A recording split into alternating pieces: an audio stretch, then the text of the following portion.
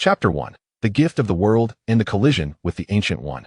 Lindu's hands gripped the steering wheel tightly as his sports car sped down the enigmatic road leading to the mystical Kamartaj.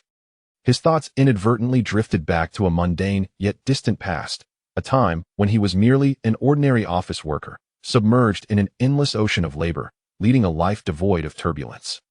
Until that fateful occasion, when he bravely stepped forward to uphold justice, abruptly halting the symphony of his existence. What he presumed to be the conclusion of his narrative turned out to be the inception of an entirely new journey. He traversed realms, leaping from the familiar world into a fantastical universe reminiscent of comic book lore. Upon his arrival, every step was taken with utmost caution, fearful that a single misstep might plunge him into an abyss of the unknown. In this realm, the supernatural and advanced technology coexisted, the collision of magic and science igniting astonishing sparks of wonder. Here, one might witness a sorcerer chanting incantations to summon lightning, only to find around the corner a hero clad in iron armor soaring through the skies. Universal crises loomed like the sword of Damocles, where even the most inconspicuous street corner could conceal a mutant endowed with world-altering powers. Fate seemed to play a jest upon him, quietly bestowing upon him a remarkable gift. In a fleeting moment, his body unlocked an unprecedented ability to fuse and absorb powers. With but a gentle touch, whether it be the renowned superheroes or mysterious artifacts harboring immense strength, he could unravel their essence, integrating these abilities into his very bloodline.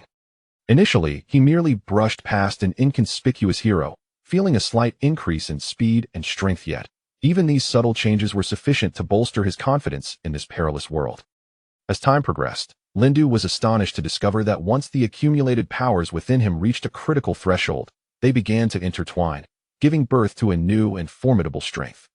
This fusion of power resembled a chemical reaction, a chain reaction triggered upon contact, unstoppable and brimming with infinite potential.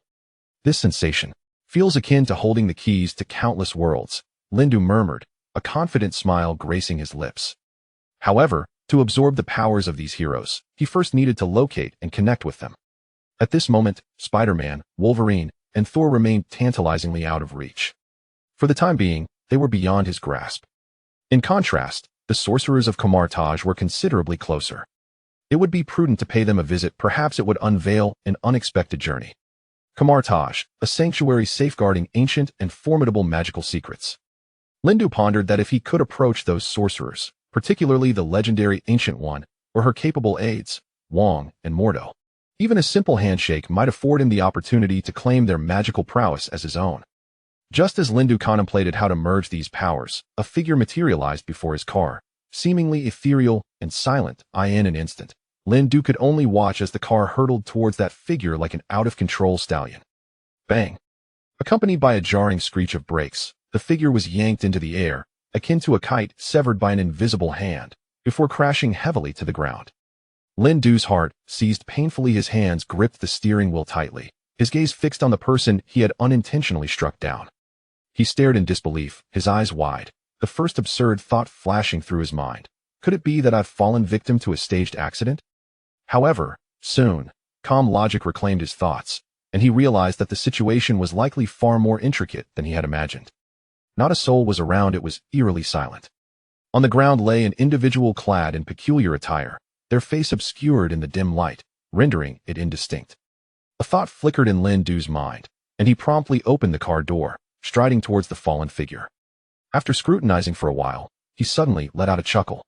Well, this is quite fortuitous. Who would have thought that this incident would deliver his target right to his feet? Hey, Mr. Gu.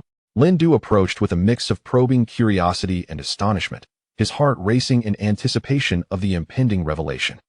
Upon closer inspection, Gu appeared disheveled, yet his eyes shone with remarkable clarity. You, who are you? Gu struggled to sit up, his voice tinged with both caution and a hint of curiosity. Seeing this, Lindu immediately extended his hand, ostensibly to assist him, while inwardly activating that enigmatic power of fusion. Relax, my name is Lindu, it seems we are quite fated. Lindu spoke with warmth and conviction, all the while discreetly channeling the incredible energy within him. This was a power he had inadvertently acquired, enabling him to engage in a unique fusion with certain individuals, allowing him to harness their abilities. Be careful. Gu suddenly grasped Lindu's arm, and in an instant, they vanished from their original location.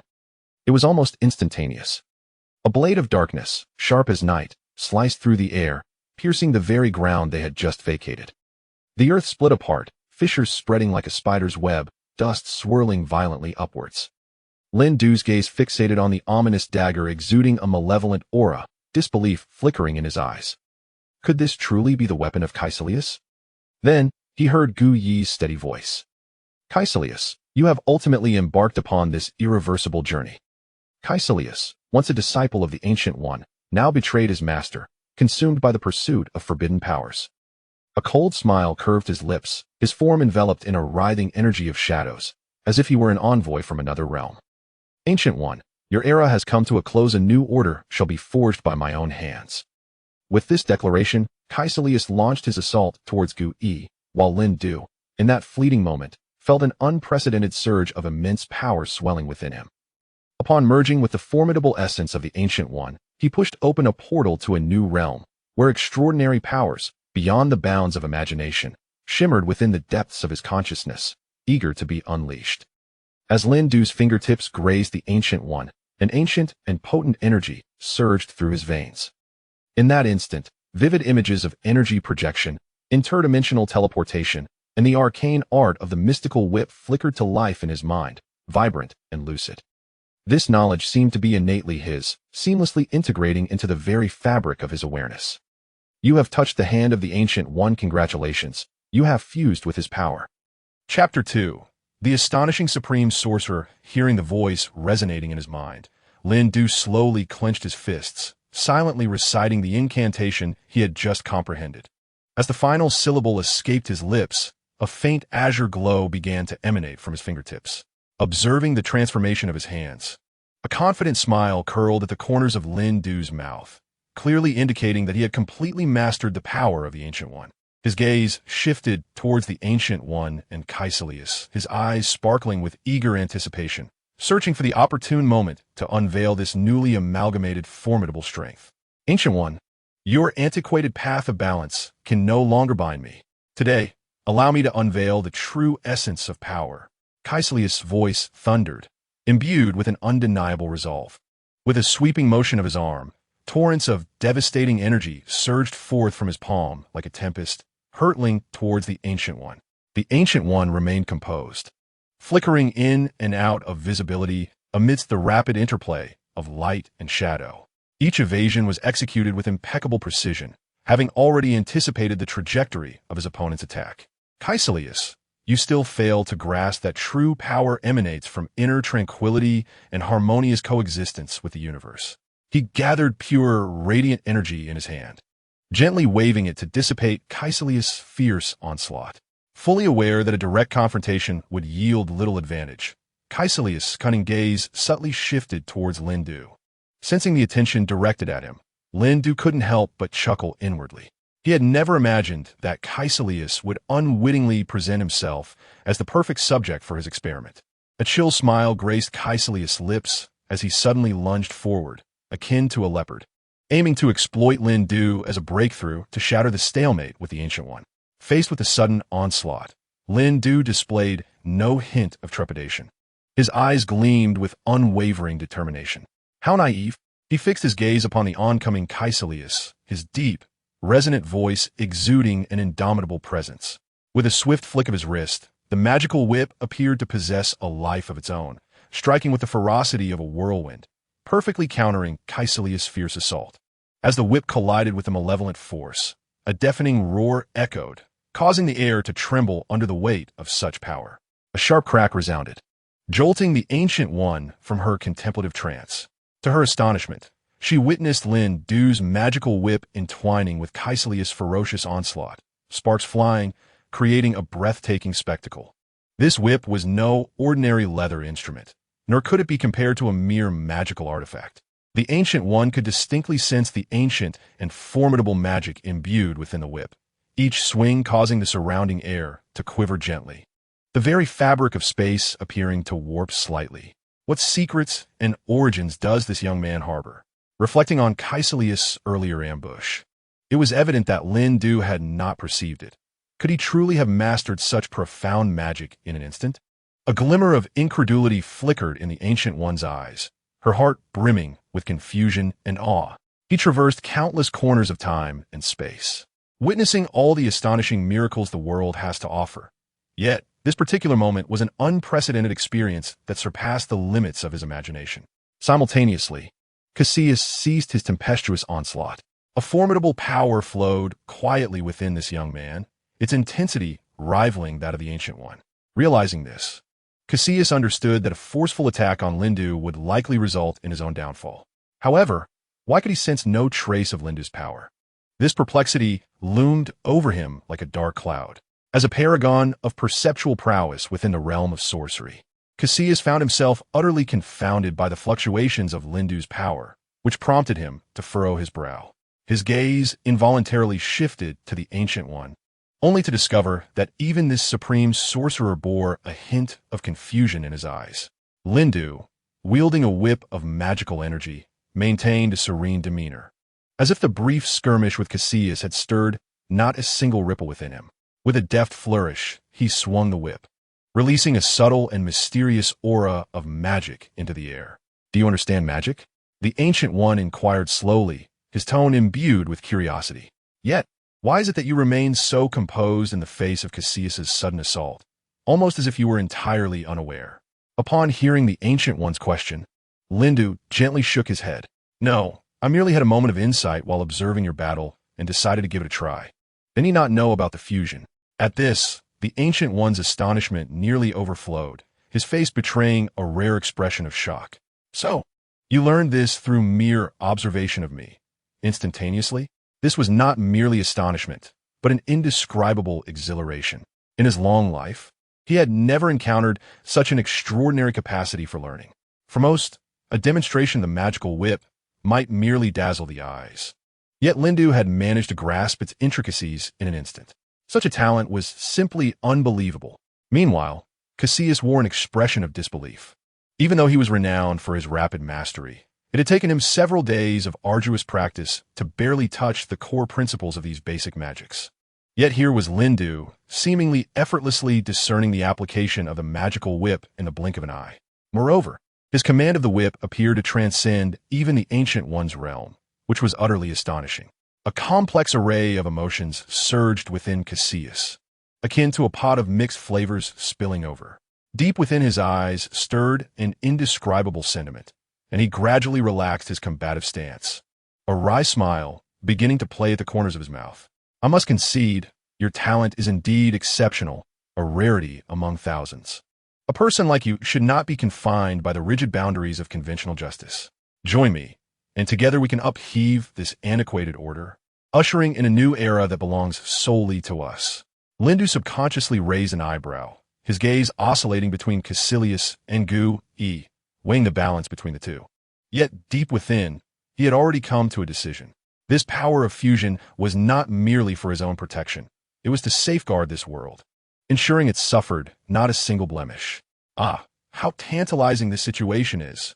Lindu feigned a contemplative demeanor, stepping slowly toward Kaecilius, appearing to be swayed, while his mind was already calculating. Chapter 3. The Fusion of the Blade of Darkness. Refusal of Kaecilius. Lindu deliberately slowed his pace, leading Kaecilius to mistakenly believe he could seize an opportunity. Then, Lindu extended a hand. "Let's be friends. My name is Lindu." Upon hearing this, Kaecilius's face lit up with joy.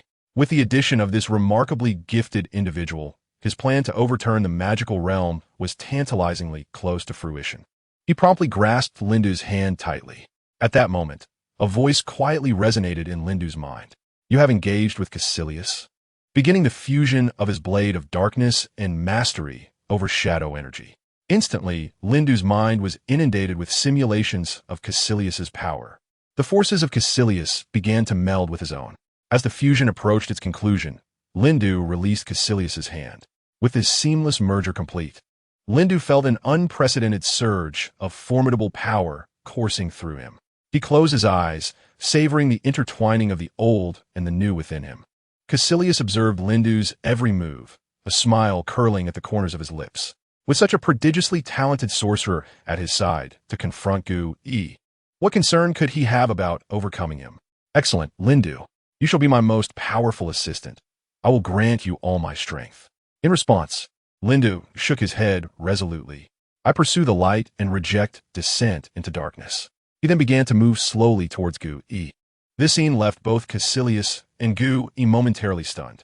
Simultaneously, a flicker of astonishment and ire flashed in Kaecilius's eyes, quickly replaced by a resigned smirk.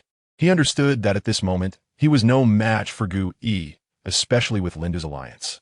Thus, he made a rational decision to retreat for the time being, biding his time for a future confrontation. "Lindu, I hope you do not regret your choice today." Regret? He has never felt remorse for his decisions.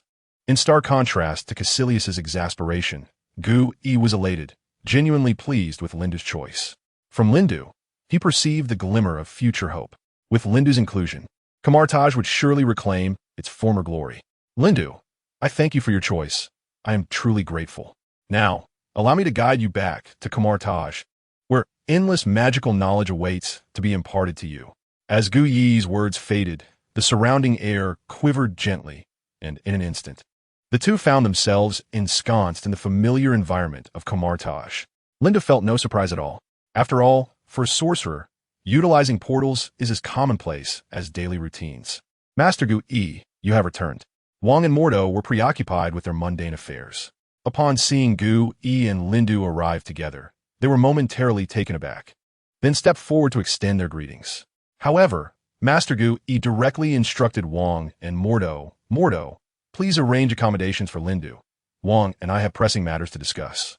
Lindu understood instinctively, surmising that Master Gu-E likely wished to privately converse about his extraordinary experience of instant mastery over magic. He refrained from speaking, deciding to settle in first. Mordo, acknowledging the command, nodded promptly, aware that Gu-Yi's orders were not to be taken lightly. He cast a warm smile at Lindu and then led him to the guest quarters prepared for visitors.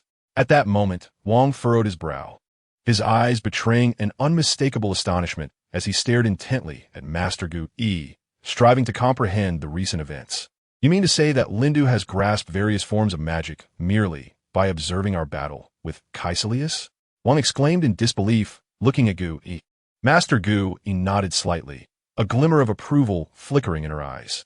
"Indeed, Wang. There exist individuals in this world whose perception and understanding of magic far surpass that of the ordinary. Lindu is evidently one of them.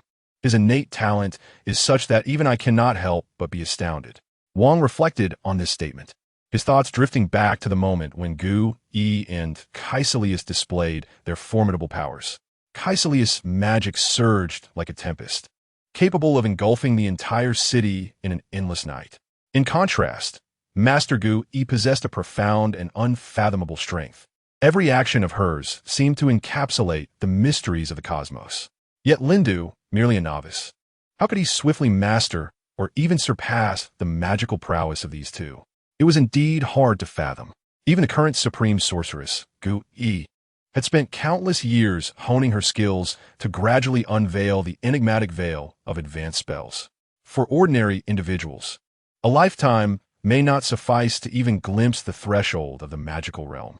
After a moment of silence, Wang turned to Gu-E, his eyes gleaming with determination as he proposed, "Master, I suggest we retain Lindu.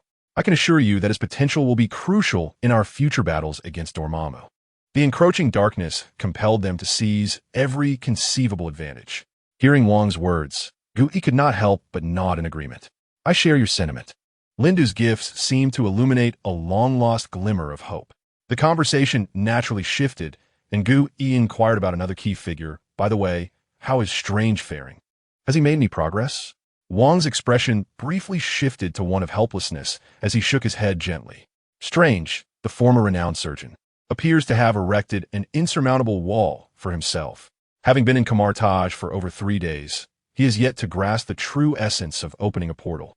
The obstacles within his heart are far more formidable than any external challenge. Upon hearing this, Ancient One's lips curled slightly, revealing a barely perceptible smile. "Very well. Tomorrow you shall bring Lindu and Strange to meet me." Sometimes, the encouragement among companions can resonate more profoundly than any sermon. Perhaps Lindu's extraordinary nature may serve as a pivotal moment for Strange to break free from his self-imposed constraints. Meanwhile, Mordo, guiding Lindu through the splendor of Camartage, could not restrain his curiosity. Lindu, why does Master Ancient One hold you in such high regard? This is the first time I have witnessed him favor someone so greatly. Lindu paused, gazing into the majestic panorama of Camartage, inhaling deeply. He slowly turned to face Mordo, determination glimmering in his eyes. I believe that is a question best directed to Master Ancient One. Where do I reside? Concurrently, Lindu pondered how to connect with Mordo to intertwine their powers. Chapter 4. Mordo's Resentment. Lindu's mastery of hypnosis observing the silent Lindu, a flicker of secret jealousy, swept through Mordo's heart. What hidden past lay between Master and Lindu? Why would the Master place such immense value on a stranger? As these thoughts surged, his hand instinctively began to gather magical energy, preparing to employ hypnosis on Lindu, seeking to unveil the secret behind Ancient One's favor. Yet, Lindu, having just assimilated the essence of Ancient One's magic, was acutely attuned to the subtle magical fluctuations surrounding him. However, he refrained from immediate action, choosing instead to discern Mordo's true intentions. Interestingly, the portrayal of the Baron in the television series closely mirrored reality.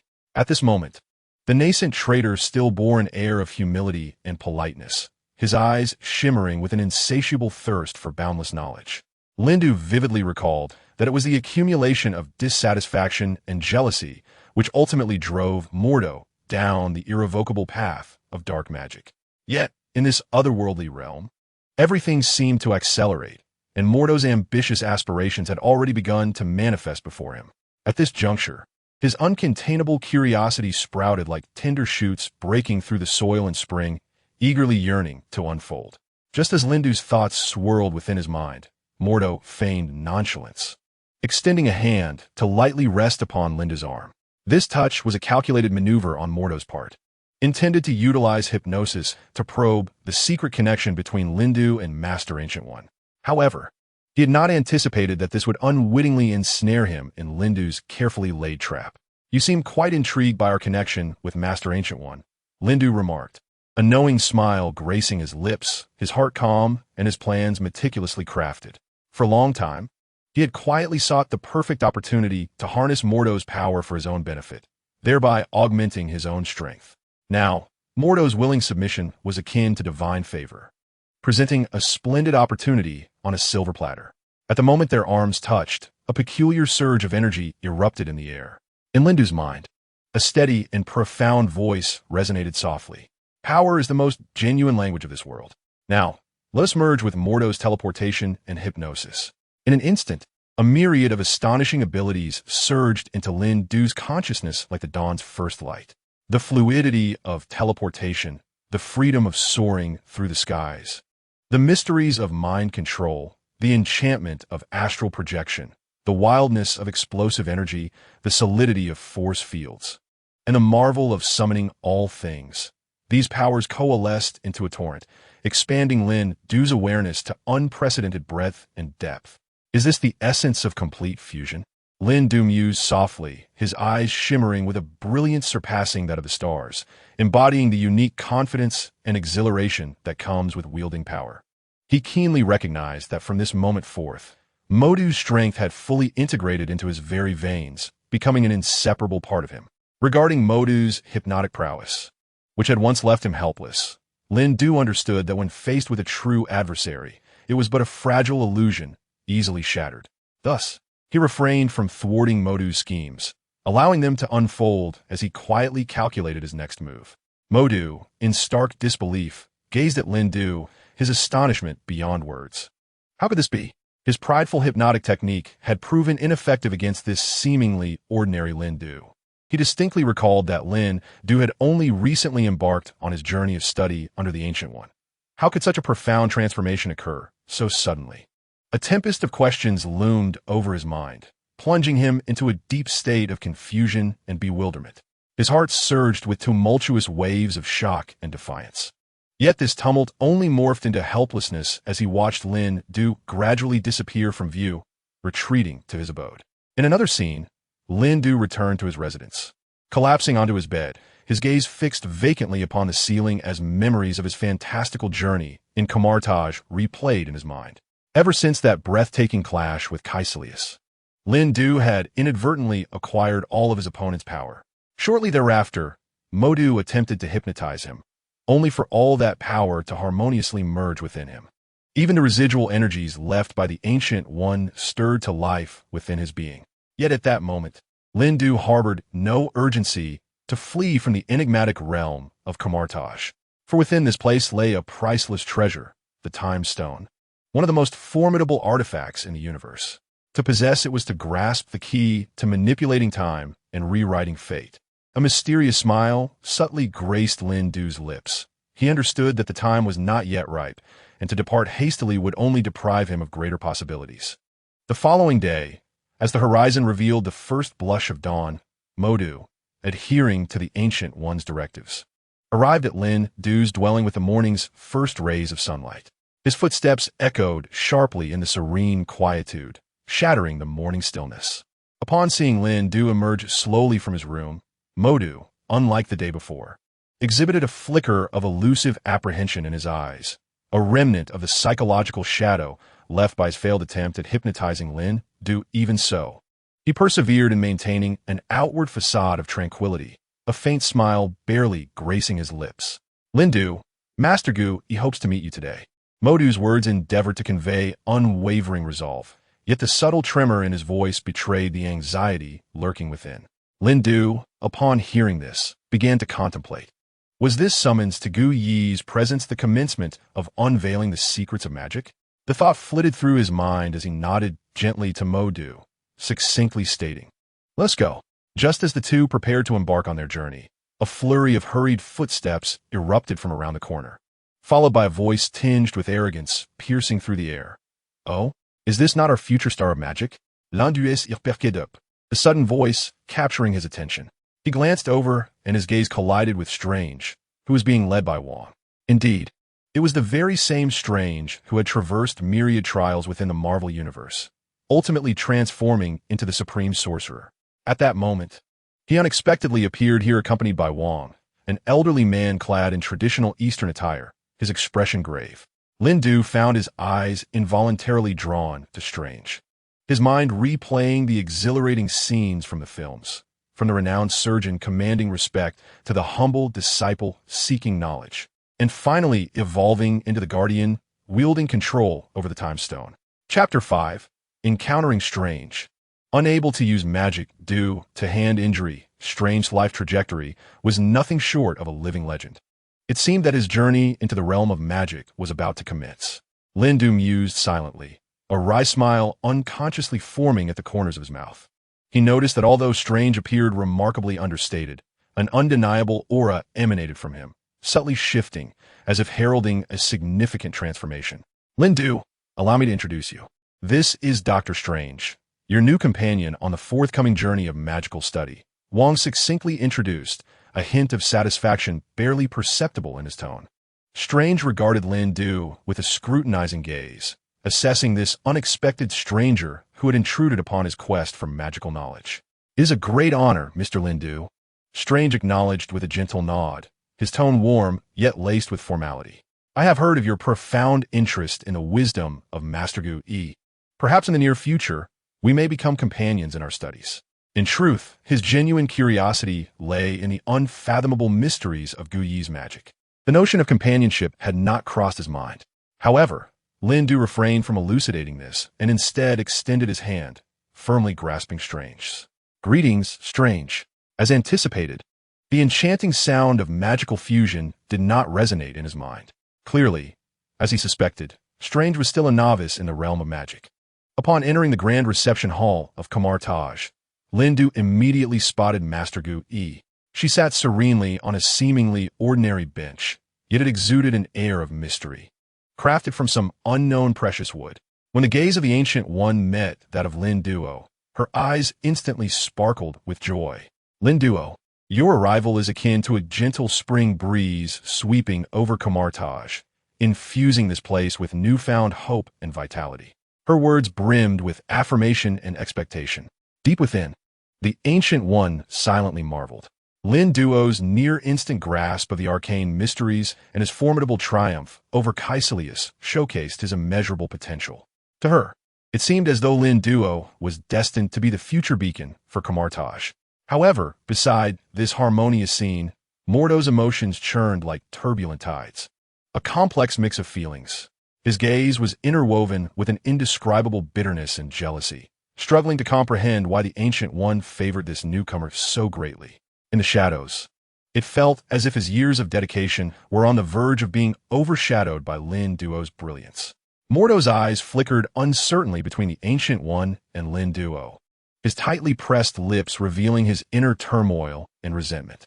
Unaware of Mordo's discontent, the Ancient One slowly straightened, turning her attention to Lin Duo and Strange as she began. Lin Duo, Strange, today I shall unveil the veil of magical mystery, revealing how it quietly germinates and flourishes upon this land. Under her guidance, the trio entered a chamber, where walls danced with countless shimmering runes, reminiscent of the brightest stars in the night sky. Here, the air seemed heavier than outside, each breath imbued with ancient and profound magic. As the Ancient One narrated, her voice echoed in the chamber, resonating with a rhythm that transcended time. Since the dawn of creation, magic has been the manifestation of the cosmos's most primal forces, birthed from the depths of the multiverse's fractures. A delicate balance between creation and destruction, light and darkness. Fearing the two might struggle to grasp this enigma, she decided to personally demonstrate the process of magical condensation at the essence of her explanation. Lin Duo, Strange, are you prepared? The Ancient One's voice was steady and powerful, piercing through the fog of their minds and striking the softest parts of their hearts. Her gaze was unwavering, radiating an undeniable resolve and confidence. Lin Duo swallowed hard, his heart pounding as though it might burst from his chest. He feigned calmness with a nod, yet inside he was a tempest, akin to a small boat amidst raging winds and waves. I am ready, Master Ancient One. Please commence your demonstration. His voice trembled slightly, revealing a hint of uncontainable excitement, a blend of tension and desire. The Ancient One slowly raised her arm, and the surrounding air instantly solidified, an unspoken pressure causing Lin Duo to feel a tightness in his chest, making even breathing laborious. She closed her eyes, softly uttering a series of ancient and profound incantations, which reverberated within the enclosed space, each syllable vibrating through the air, imbued with boundless, mysterious power. Was this the awe-inspiring power of the Supreme Sorcerer? Beside him, Strange, who had never before encountered the arcane arts, found his legs trembling, nearly unable to stand. Was this the reason his master had placed such value on Lindo? Modu's gaze was fixated on Lindo, his expression a tapestry of complex emotions. Just how extraordinary was this fellow's talent that it could earn the favor of the Ancient One? Lindo's eyes, however, were locked onto the Ancient One, as he fully attuned himself to the subtle yet astonishing changes in his surroundings, sensing that every breath of air was imbued with unfathomable secrets. As the incantations of the Ancient One grew more fervent, the runes inscribed in the chamber blazed to life, as if the very vitality of the vast cosmos converged within this confined space, radiating brilliance. Within this resplendent light, Lindo felt as though he had stepped into a wholly new realm, where everything appeared strikingly vivid and palpably real. He witnessed the Ancient One's hands tracing intricate and profound patterns in the void, each symbol seemingly a concealed secret of the universe, gradually unveiled by the sorcerer's deft touch. These patterns intertwined, coalescing into a grand magical array, unleashing a surge of formidable energy that was utterly awe-inspiring. At the heart of this magical formation, a beam of light erupted, piercing the chamber's ceiling and shattering the silence. Within this luminescence, minute particles appeared to possess a soul of their own, dancing gracefully along the light's trajectory, weaving together breathtaking vistas. These images depicted the cosmic chronicle, from the primordial chaos to the end of days and the cycle of rebirth. The splendor and decay of each moment etched with exquisite detail. Lindo was profoundly moved by this soul-stirring spectacle before him. He felt the immense power of magic, a force potent enough to reshape destiny and inspire miracles, evoking both reverence and yearning. Chapter 6. Touching the Dark Dimension, creating portals without incantations suddenly. A sphere of energy as dark as the ink of midnight coalesced in the Ancient One's palm, its dark magic bearing a depth akin to an unfathomable abyss. It was both fearsome enough to send chills down one's spine and alluring enough to tempt the heart into exploring the unknown depths. Lindo's eyes widened in astonishment, an exhilarating blend of shock and euphoria coursing through him. In this fleeting moment, he realized that the opportunity to glimpse the Ancient One's forbidden power lay before him. In that instant, an indescribable impulse seized him, compelling him to extend his right hand almost uncontrollably, his fingertips lightly brushing against the swirling dark energy. In an instant, a chilling yet strangely warm force surged into his being, as though it had found its rightful home, continuously pouring into Lindo's body.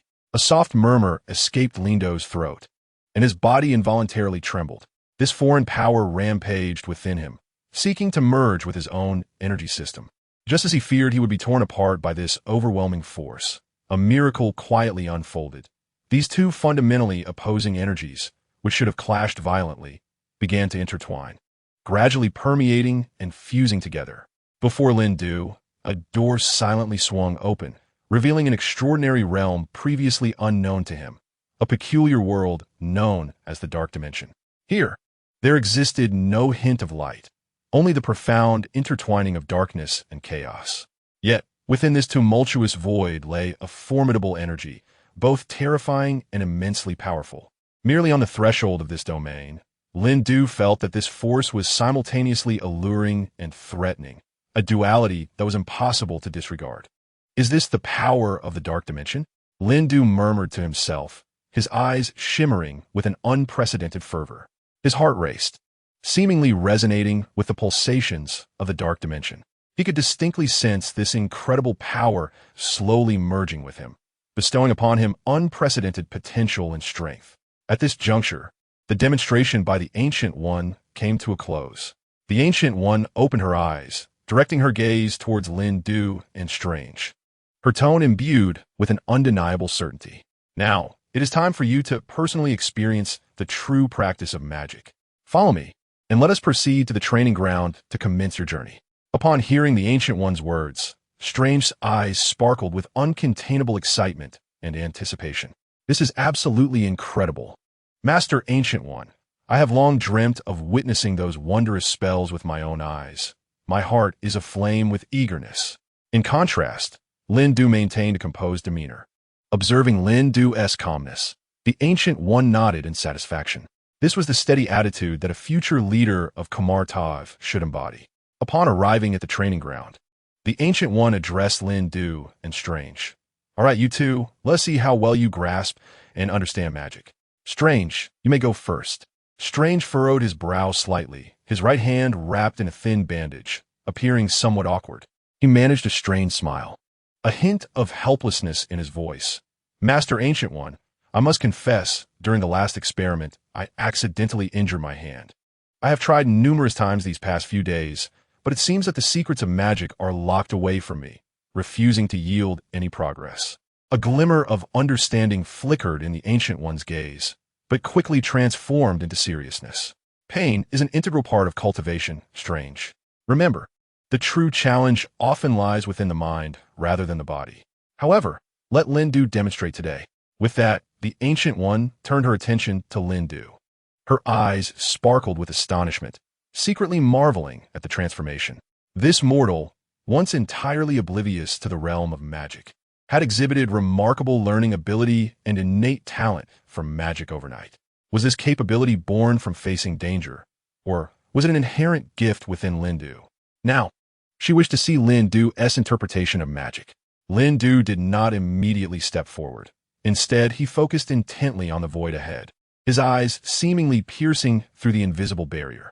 The air around him began to ripple delicately, an indescribable force gathering quietly, tautening every inch of the surrounding space. Strange stood to one side, his breath almost stilled, his gaze interwoven with envy and anticipation, his emotions too complex to articulate. At that moment, Lindu suddenly raised his right hand, an almost instinctive reaction, and gently waved it forward. The simplicity of the gesture was astonishing. Modu and Wang exchanged incredulous glances, their minds swirling with doubt. Could he possibly intend to cast a spell without any preparatory actions? How could that be? Such an unconventional act shattered their understanding of magic. Even a supreme sorcerer like the Ancient One must chant incantations before wielding magic. Yet before Modu could ponder the authenticity of Lindu's actions, a miracle unfolded. The air seemed to be cleaved by a sharp object, revealing a profound black hole that hung silently above the training ground. It resembled a mysterious gateway to another realm, exuding an enchanting, ethereal glow. The surrounding light appeared to be drawn towards this portal, gently swaying and distorting the contours of reality. How is this possible? Strange stammered, his tongue tied in shock. He had witnessed countless wonders, yet had never seen anyone so effortlessly conjure a gateway to the unknown without elaborate rituals. Look at that.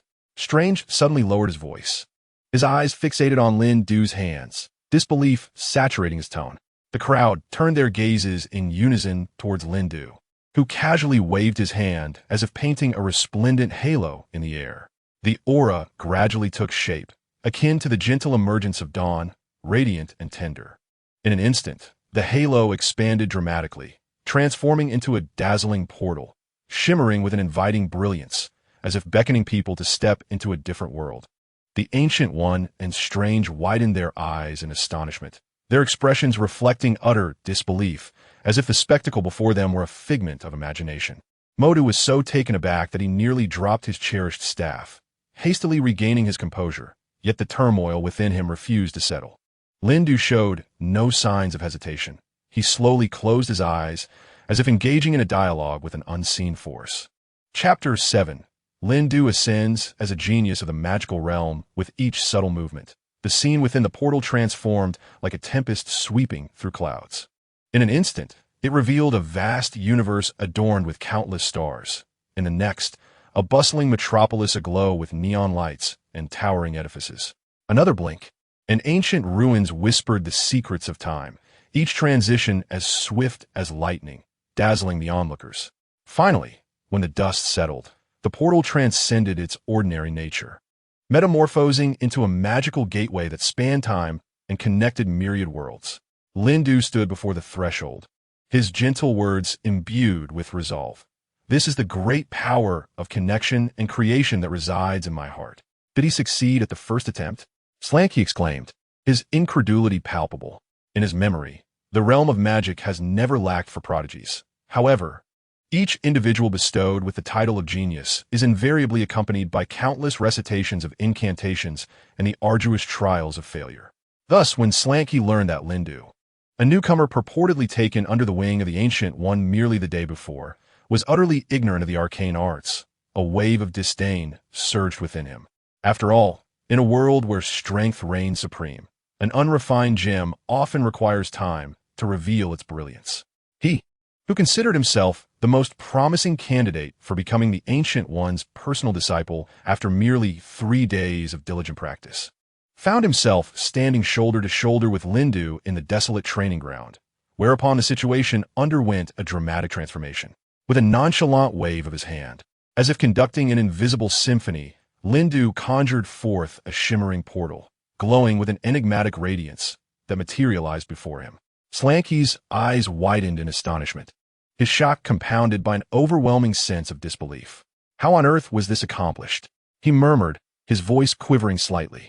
Casting a sidelong glance at Wong and Modu, he noticed their faces mirrored his own astonishment.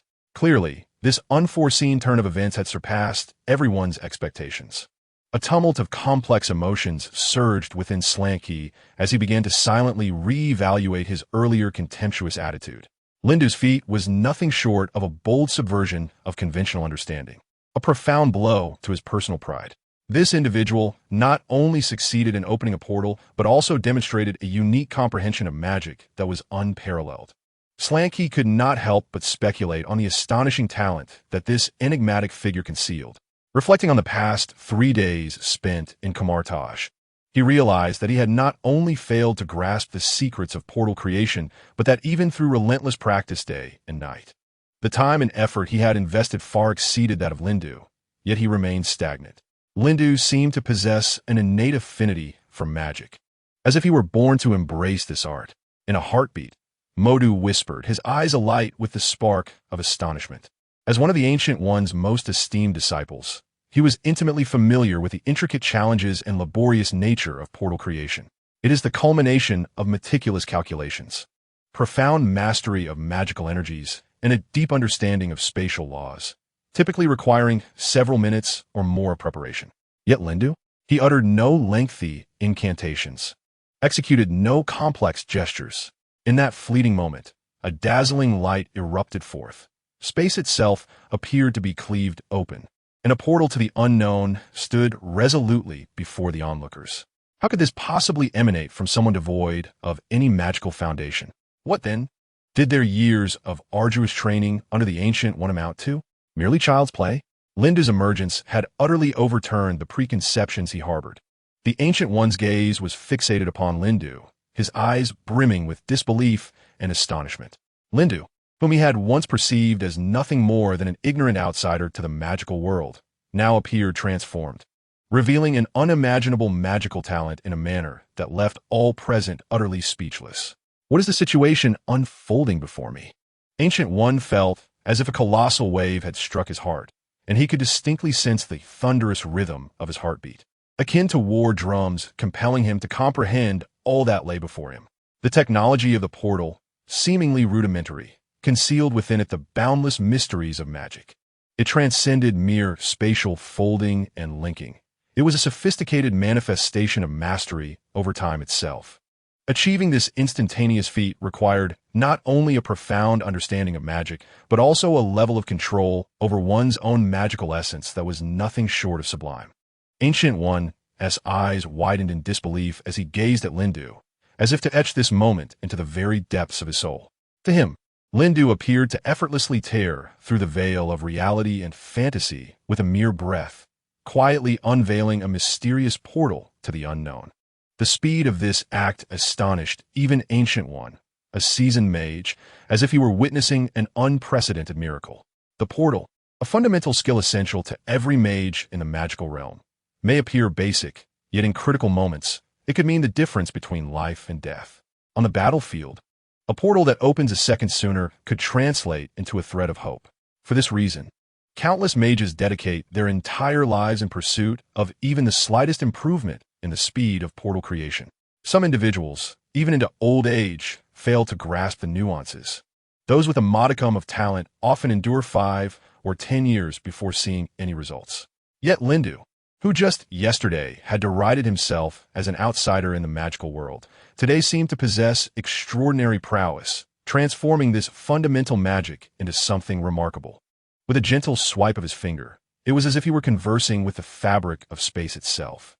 In an instant, the portal sprang open with fluidity and swiftness that would even elicit unspoken admiration from the renowned Ancient One. Suppressing his astonishment, Ancient One approached Lindu eagerly, yearning to uncover the astonishing secrets that lay within Lindu's enigmatic arsenal of magic. Lindu, how many more extraordinary techniques do you possess that are unknown to us? Ancient One's voice carried an air of urgency. Lindu, with a mysterious smile gracing his lips, was not in haste to respond. Instead, he gradually closed his eyes. As he gently raised his hands, his fingertips seemed to caress invisible strings, lightly tapping into the void. This gesture instantly captivated the attention of Ancient One and others present, compelling them to step closer to witness the miracle that was about to unfold. At that moment, a brilliant radiance erupted from Lindu's palm, akin to a tapestry being torn through space, as a fantastical portal abruptly materialized before their eyes. Chapter 8. Ancient One's Humble Acknowledgement. The existence of this portal was fleeting, completing the entire process of opening and closing in the blink of an eye. It happened with such rapidity that one could hardly discern whether it was merely an illusion, adding to its enigmatic allure. This spectacle left all present in awe, even eliciting a hint of surprise from the well-traveled Ancient One. A fleeting expression of disbelief crossed the king's face, while Mordo furrowed his brow, his gaze a blend of curiosity and wariness. It seems that your knowledge extends far beyond the mere act of opening doors. Lindu leisurely opened his eyes, meeting Ancient One's gaze with calm composure. Master Ancient One, if your curiosity is genuine, I will be delighted to demonstrate. He then proceeded to unveil his mastery of magical techniques. First, a spatial incision. where a gentle wave of his hand seemed to cleave the air, leaving a slender yet distinct fissure that silently narrated the trajectory of power in the void. Next, the might of the dark dimension blossomed around him, as the surrounding light appeared to be slowly devoured by an ineffable force. A dense shadow swiftly enveloped a corner of the training ground, exuding a chilling aura that sent shivers down spines. Finally, he showcased his expertise in hypnosis. As Lin Du's eyes deepened, shimmering with a subtle and enchanting light, an irresistible magic emanated from within him, quietly infiltrating the hearts of everyone present. Before long, the movements throughout the training ground began to decelerate, as if time itself were being drawn out by an invisible hand. One by one, all succumbed to a profound slumber. Even Ancient One, the king, and Mordo were gently embraced by this mysterious force, stepping into the realm of dreams. When Lin Du concluded his incantation and surveyed his surroundings, he found that everyone, including Ancient One, had succumbed to sleep, and he contentedly retracted that wondrous power. Shortly thereafter, Ancient One slowly lifted his heavy eyelids, as if he had just awakened from a long and profound dream, the surrounding scene gradually sharpening into focus. He unconsciously rubbed his forehead, still faintly tinged with the peculiar sensations left by the hypnosis, an unprecedented shock surging within him. Lin Du's gentle whispers echoed in his mind, replaying the vivid scenes that had just unfolded. Lin Du's tranquil and profound eyes seemed capable of peering into the deepest recesses of the human heart, while the magical prowess he exhibited transcended all boundaries of Ancient One's understanding of magic. All of this occurred without any elaborate gestures. The magic blossomed naturally before everyone. Ancient One's emotions were a tangled mess, a tumult of astonishment interwoven with an indescribable sense of loss. Initially, he brimmed with joy, eager to welcome Lin Du into his fold and impart the wisdom he had accumulated over a lifetime. Yet reality struck like cold water to the face. The knowledge and power this youth possessed had long surpassed the limits of what he could impart. Lin Du shone like the brightest star in the night sky, dazzling and captivating, yet perpetually out of reach. "What more can I teach you?" Ancient One murmured, a bitter smile tinged with self-mockery in his voice. He straightened, his gaze penetrating through the dense foliage towards the boundless horizon, a tempest of confusion swirling within his chest. As a renowned master in the realm of magic, he found it utterly unprecedented to feel so woefully inadequate. Faced with a prodigy like Lin Du, he could not find a single thread to guide or instruct him. Just as Ancient One found himself ensnared in the whirlpool of self-reflection, the voice of Lin Du resonated abruptly from a short distance. "Master Gu Yi, you have finally returned to reality." In that moment, Gu Yi suddenly realized that Mordo and the others remained ensnared in a state between dreams and wakefulness, yet to fully break the shackles of the dream realm. With the light of the mind, shatter the bonds of darkness, Gu Yi whispered softly, raising his hands gently over his chest, his fingertips dancing lightly. In an instant, the eyes of Mordo and the other two sparkled with a long-lost brilliance, as if they had been abruptly awakened from a protracted and bizarre dream. They widened their eyes, gazing around in astonishment. "What on earth is happening?" Mordo interjected, his voice trembling with incredulity. "You have fallen victim to hypnotic manipulation, but now you are free," Lin Du replied, a subtle smile gracing his lips, as everything unfolded precisely as he had anticipated. Hypnosis? Had Lin Du cast a spell of hypnosis upon them? This revelation struck Mordo and the others like a clap of thunder, sending ripples of shock through their hearts. They exchanged glances, their eyes reflecting the same astonishment and confusion. As sorcerers, they were acutely aware of the weight of hypnosis within the realm of magic. It was an exceedingly rare and challenging magical art, demanding the practitioner to reach an unparalleled mastery of spiritual power. Yet the current situation was utterly astonishing. Lin Du had silently lulled them into slumber, and the depth of his ungraspable power was indeed alarming. In unison, Mordo and the others turned their gaze toward Gu Yi, their eyes brimming with a yearning for enlightenment from a master. As for Gu Yi, his expression was even more intricate than theirs, a tapestry of complex emotions. His gaze remained fixed on Lin Du, a mix of awe and concern shimmering in his eyes. "Lin Du, your magical prowess has transcended the bounds of my expectations," Gu Yi stated in a low tone, yet imbued with undeniable conviction. You have not only mastered the mysteries of space, grasped the profundities of darkness, and discerned the subtleties of the mind, but astonishingly, you weave these three forces together seamlessly to create unprecedented miracles. This talent and achievement, to be honest, even I find myself in awe. As Gu Yi's words faded, Mordo and the others were once again rendered speechless. They had never anticipated that this young man, who had been regarded as an outsider in the magical realm just the day before, harbored such astonishing magical potential within. Strange's gaze became particularly intricate. Fixed intently on Lin Du, reflecting on their journey, they had initially stood as competitors on equal footing. Yet now Lin Du had garnered the special favor of Master Gu Yi, creating an insurmountable chasm between them. This realization flooded Strange with an unprecedented sense of urgency and ambition. He gazed deeply at Lin Du for a moment, then resolutely turned to face Master Gu Yi, declaring with unwavering determination, "Master Gu Yi, I implore you, allow me to double my efforts in learning. My goal is to surpass Lin Du and become a powerful sorcerer who can stand shoulder to shoulder with you." Master Gu Yi nodded gently, a glimmer of approval flashing in his eyes. Chapter 9.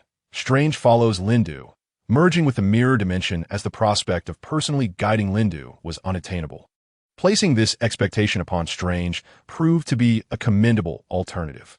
"Lin Du," spoke the Ancient One, her voice soft yet profound. "The doors of the Camartage Library shall forever be open to you.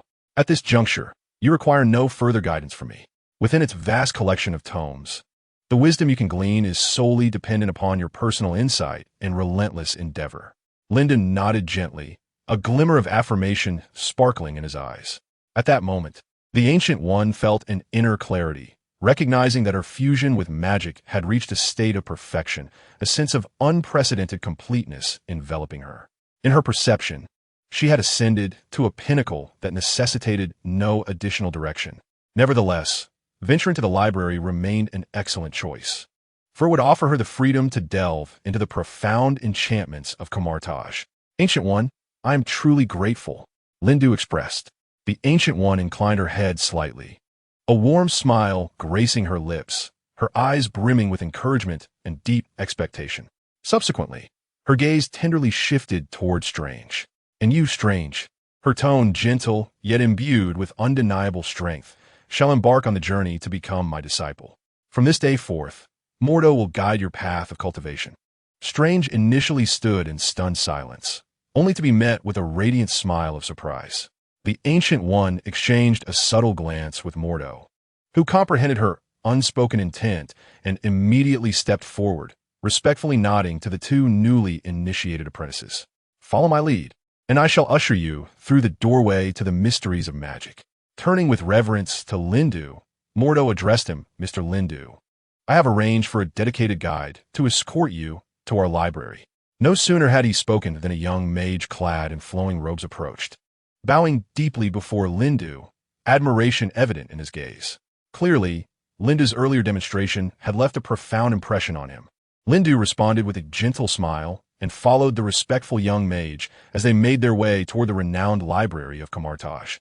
This library, a culmination of the Ancient One's lifelong dedication, housed an abundance of texts, encompassing countless invaluable magical tomes and ancient scrolls.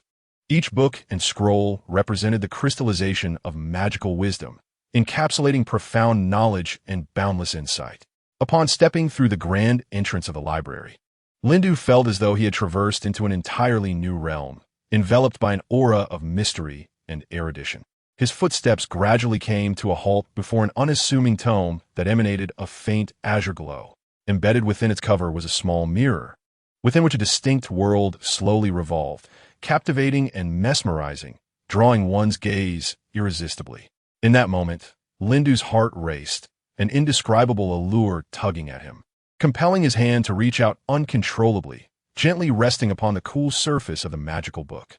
In an instant, as his fingertips gently brushed against the cover, a warm and extraordinary energy surged forth from the pages. It flowed into him like the rising tide of a spring river, overwhelming and invigorating. Lin Du found himself in a realm of clarity, where countless dazzling points of light coalesced into a radiant river of brilliance.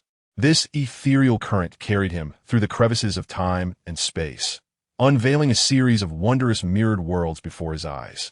Here, a vibrant garden flourished in a riot of colors, while there, thunder roared and storms raged in a realm of tempestuous might.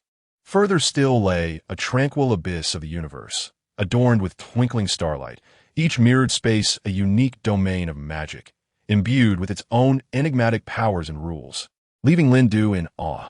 As the tumult of entwining old and new energies gradually subsided, Lindu slowly lifted his heavy eyelids, his gaze sparkling with an unprecedented brilliance.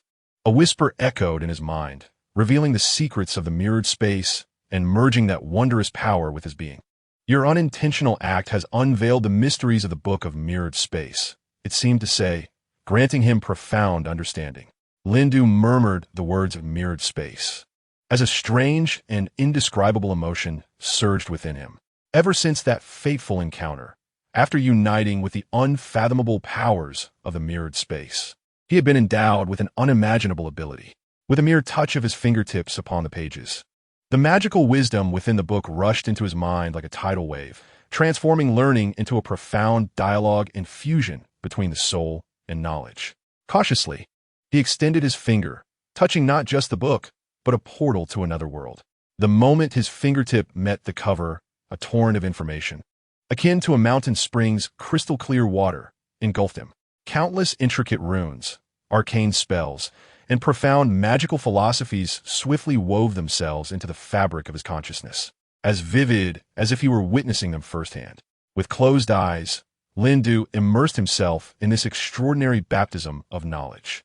This was indeed the whisper of the wind. When he finally opened his eyes, he beheld a delicate azure glow gently enveloping him, as if a gentle breeze had risen leisurely from the void. In the days that followed, Lindu became a frequent guest of the Grand Library, his presence weaving through the towering shelves of books. Each new corner he explored signified yet another magical secret added to his reservoir of wisdom, from the fundamental spells that governed the elements of nature to the boundless intricacies of spatial magic, and even the forbidden incantations that dwelled solely in ancient legends. All bowed to his will and knowledge. His power soared at a breathtaking pace, and each breakthrough immersed him in an unprecedented elation of fulfillment and self-realization. His gaze settled upon a tome radiating a gentle white light, titled The Holy Codex of Light. The cover depicted a resplendent sun, its rays seemingly intent on illuminating every shadow. In a moment of excitement, he hesitated not, extending his hands to gently touch its surface. In an instant, a warm current surged into his chest, carrying with it an inviolable, sacred power.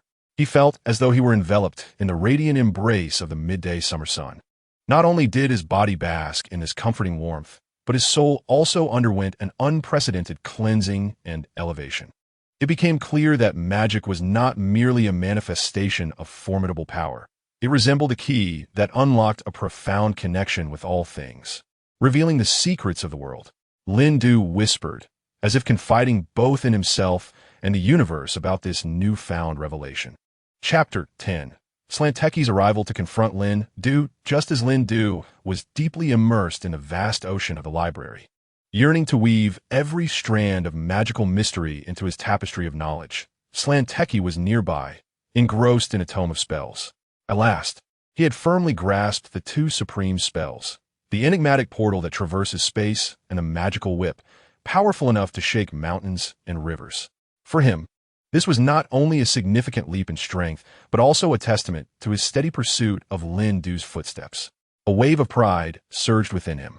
Now, having received Moda's approval to enter the library, Slanteki's joy was nearly overwhelming. He could hardly wait to stand shoulder to shoulder with Lindu, celebrating this hard-earned glory together. As he stepped through the library's grand entrance, his gaze fell directly upon Lindu. A tumult of mixed emotions surged through Slanteki's heart, simultaneously filled with genuine admiration for Lindu's unwavering focus and an insatiable curiosity for the unknown. "Hey, Lindu, so this is where you've been hiding. I just unraveled the secrets of the portal and the magical whip, and my first thought was to come find you. We must celebrate." Slanteki nearly bounced over, his words brimming with excitement, almost shattering the tranquility of this sanctuary of wisdom. Lindu looked up, a smile gracing his lips. "Hey, Slanteki, you truly are remarkable. Making such rapid progress. I've been buried in my studies, immersed in the sea of books." The sea of books? Did that mean he had not ventured into the wondrous realm of new magic? Had they quietly returned to the starting city? However, Lindu did not notice the subtle shift in Slanteki's expression. He continued to guide Slanteki toward the newly discovered realm of secrets, his pace leisurely. They slowly ventured into the library's profound interior, heading toward a small chamber sealed with layers of mysterious enchantments. Slanteki followed closely, his eyes shimmering with disbelief. "The Eye of Agamotto? What do you intend to do?" Lindu took a deep breath, his voice unwaveringly resolute. "I plan to attempt to merge its power. If successful, I might master the laws of time, allowing me to reverse the flow of time and even mend those fleeting moments that have disappeared." The door to the secret chamber slid open silently, a deep blue light seeping out. At its heart, the Eye of Agamotto hung in the air, enveloped in an ancient and mysterious energy that lingered timelessly. Lindu closed his eyes, his hands slowly interlacing, channeling the magical energy within him in an effort to establish resonance with the artifact before him. In that moment, time appeared to stand still, and the air was thick with a tense yet sacred atmosphere. Suddenly, an unprecedented surge of colossal energy erupted from the Eye of Agamotto, intertwining with Lindu's magic and gradually merging into a singular entity. The brilliance surged dramatically, filling the entire chamber with blinding light, compelling Slanky to shut his eyes tightly, shielding himself from the searing radiance. His eyes widened in astonishment as the scene before him surpassed all expectations. He could not fathom that Lindu possessed the audacity to touch the forbidden power of the time laws. Within him, awe and anxiety intertwined, for this was undoubtedly a bold endeavor without precedent. He believed they stood on equal footing, ready to advance together. Yet Lindu's audacious act was like a cold splash of water, abruptly revealing the insurmountable chasm that lay between them. As the light gradually softened, Lindu stood in the center of the chamber, eyes closed, engaged in a profound communion with an unfathomable force. In that moment, time seemed to crystallize. Slanky held his breath, fearful of missing even the slightest shift in the air. Eventually, Lindu slowly opened his heavy eyelids, revealing a deep azure light that flickered within his gaze, as if it could penetrate the layers of fog behind time and strike at the very essence of existence. "It is done." Lindu's voice resonated with a weighty authority, each word akin to a hammer, forging undeniable confidence and unwavering resolve.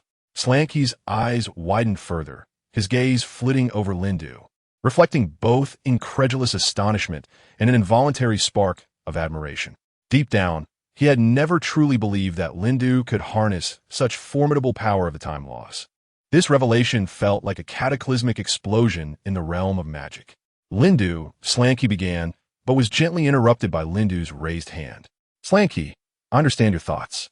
What I pursue is a power capable of upheaving the world and altering the course of destiny."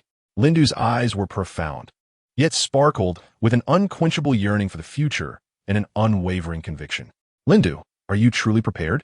Slanky's voice was gentle, imbued with concern, like a soft spring breeze caressing the heart. Lindu offered no elaborate response, but a simple, resolute nod, a gesture that bore more weight than any words. Slanky's eyes widened even further, a tumult of emotions swirling within him, intertwined with a barely perceptible thread of envy and longing. "What does this signify?" he murmured, his voice laden with confusion and awe. Lindu smiled gently, raising his hand as the surrounding pages seemed to come alive. In an instant, they flipped through several pages before settling back into silence. "This means I can return to the past, rectify regrets, and even glimpse the faint threads of the future." Slanky was profoundly shaken by this spectacle, a notion he had never dared to imagine. The power of magic could indeed reach the very fabric of time, weaving such an incredible tapestry. He gazed at Lindo, his eyes shimmering with reverence and anticipation. "What are your next plans?" he inquired, as Strange awaited Lindo's response. Suddenly, a deafening explosion erupted, as if the very heavens had torn asunder. The sound resonated from deep within the heart of the Grand Library, akin to the roar of an ancient beast. In an instant, an unparalleled force surged forth, violently shattering the grand portal that connected the sacred sites. Dust and debris cascaded like a cataclysmic tide, engulfing Strange and Lindo in a chaotic shroud. The unexpected blast caught Strange completely off guard. Instinctively, he extended his arms in a futile attempt to shield them both. Yet, against the onslaught of nature's wrath, his efforts appeared utterly insignificant. A stone, the size of a fist, struck his shoulder mercilessly, sending searing pain coursing through his body, causing him to gasp and stagger, ultimately collapsing to the ground in defeat. Chapter 11. The Lagarde Array can be used this way. Lindo's magical array instilled a sense of dread in Kaecilius. This technique was unprecedented in his experience. He had always believed that such powerful formations were beyond the reach of ordinary individuals. The Ring of Lagarde was a commonly employed array among sorcerers. But to achieve a breakthrough required exceptional potential. Faced with so many high-level mages, Lindo exhibited no semblance of defeat, leaving his subordinates in a state of confusion. Kaecilius, once a mage of Camartage, had wielded arrays that exceeded the capabilities of his peers and had sought secrets to enhance his power within the arcane library. His incursion into the library was driven by the discovery of dark magic concealed within its tomes. As he regarded Lindo as an obstacle, Kaecilius felt a surge of anger. He had not anticipated encountering someone who would stand in his way. To be thwarted by a newcomer, especially one who dared to employ the Ring of Lagarde, felt like a disgrace. Even the esteemed master, Ancient One of Camartage, would regard such a display with astonishment and caution. Now, a fledgling mage stood resolutely before him, single-handedly countering the assault of three. In that moment, Kaecilius felt as though he was confronted with a personal affront. Having evaded the mastery of Ancient One, he found himself humiliated by Lindo. The thought of his once prominent status as a prodigy fueled his burgeoning fury, transforming Lindo into a target he was determined to eliminate. Kaecilius appeared almost bewitched, enraged by Lindo's composure, which only intensified his ire. He could not abide the presence of such a novice maintaining calm in his presence, especially accompanied by his two most formidable disciples, both regarded as prodigies in the realm of sorcery, surpassing numerous sorcerers. Even among the many disciples of the Ancient One, few could rival them. Particularly, some of his subordinates possessed latent, dark magical potential. Even in the shadowy dimension, there were scarcely any capable of withstanding the prowess of these apprentices. Yet now, they found themselves thwarted by Lindo with a single move. Kaecilius could hardly believe his own eyes. However, his fury drove him to madness. As he contemplated the dark magic he so ardently desired, which lay behind Lindo, he lost all semblance of rationality. Dark magic could bestow upon him unparalleled power and the dominion of the dark dimension. He envisioned himself as a being of sovereign stature in this world. In contrast, Lindo stood as an impediment, devoid of any reason to persist before Kaecilius.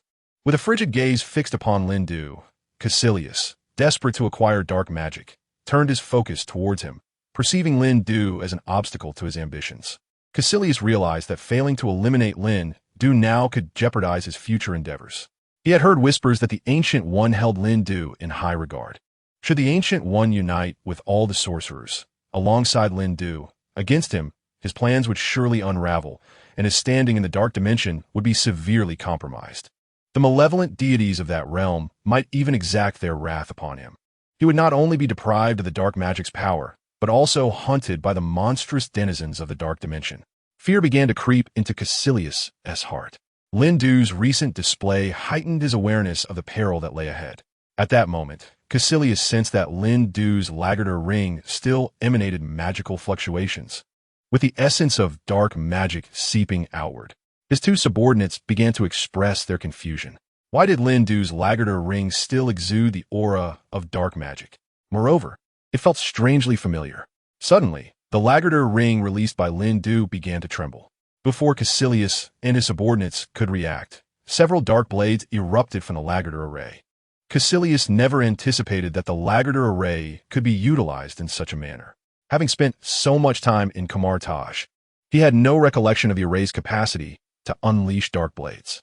Upon observing them closely, he recognized that these dark blades were the very ones unleashed during their assault on Lindo. The aura of dark magic emanating from these blades genuinely astonished Kaecilius.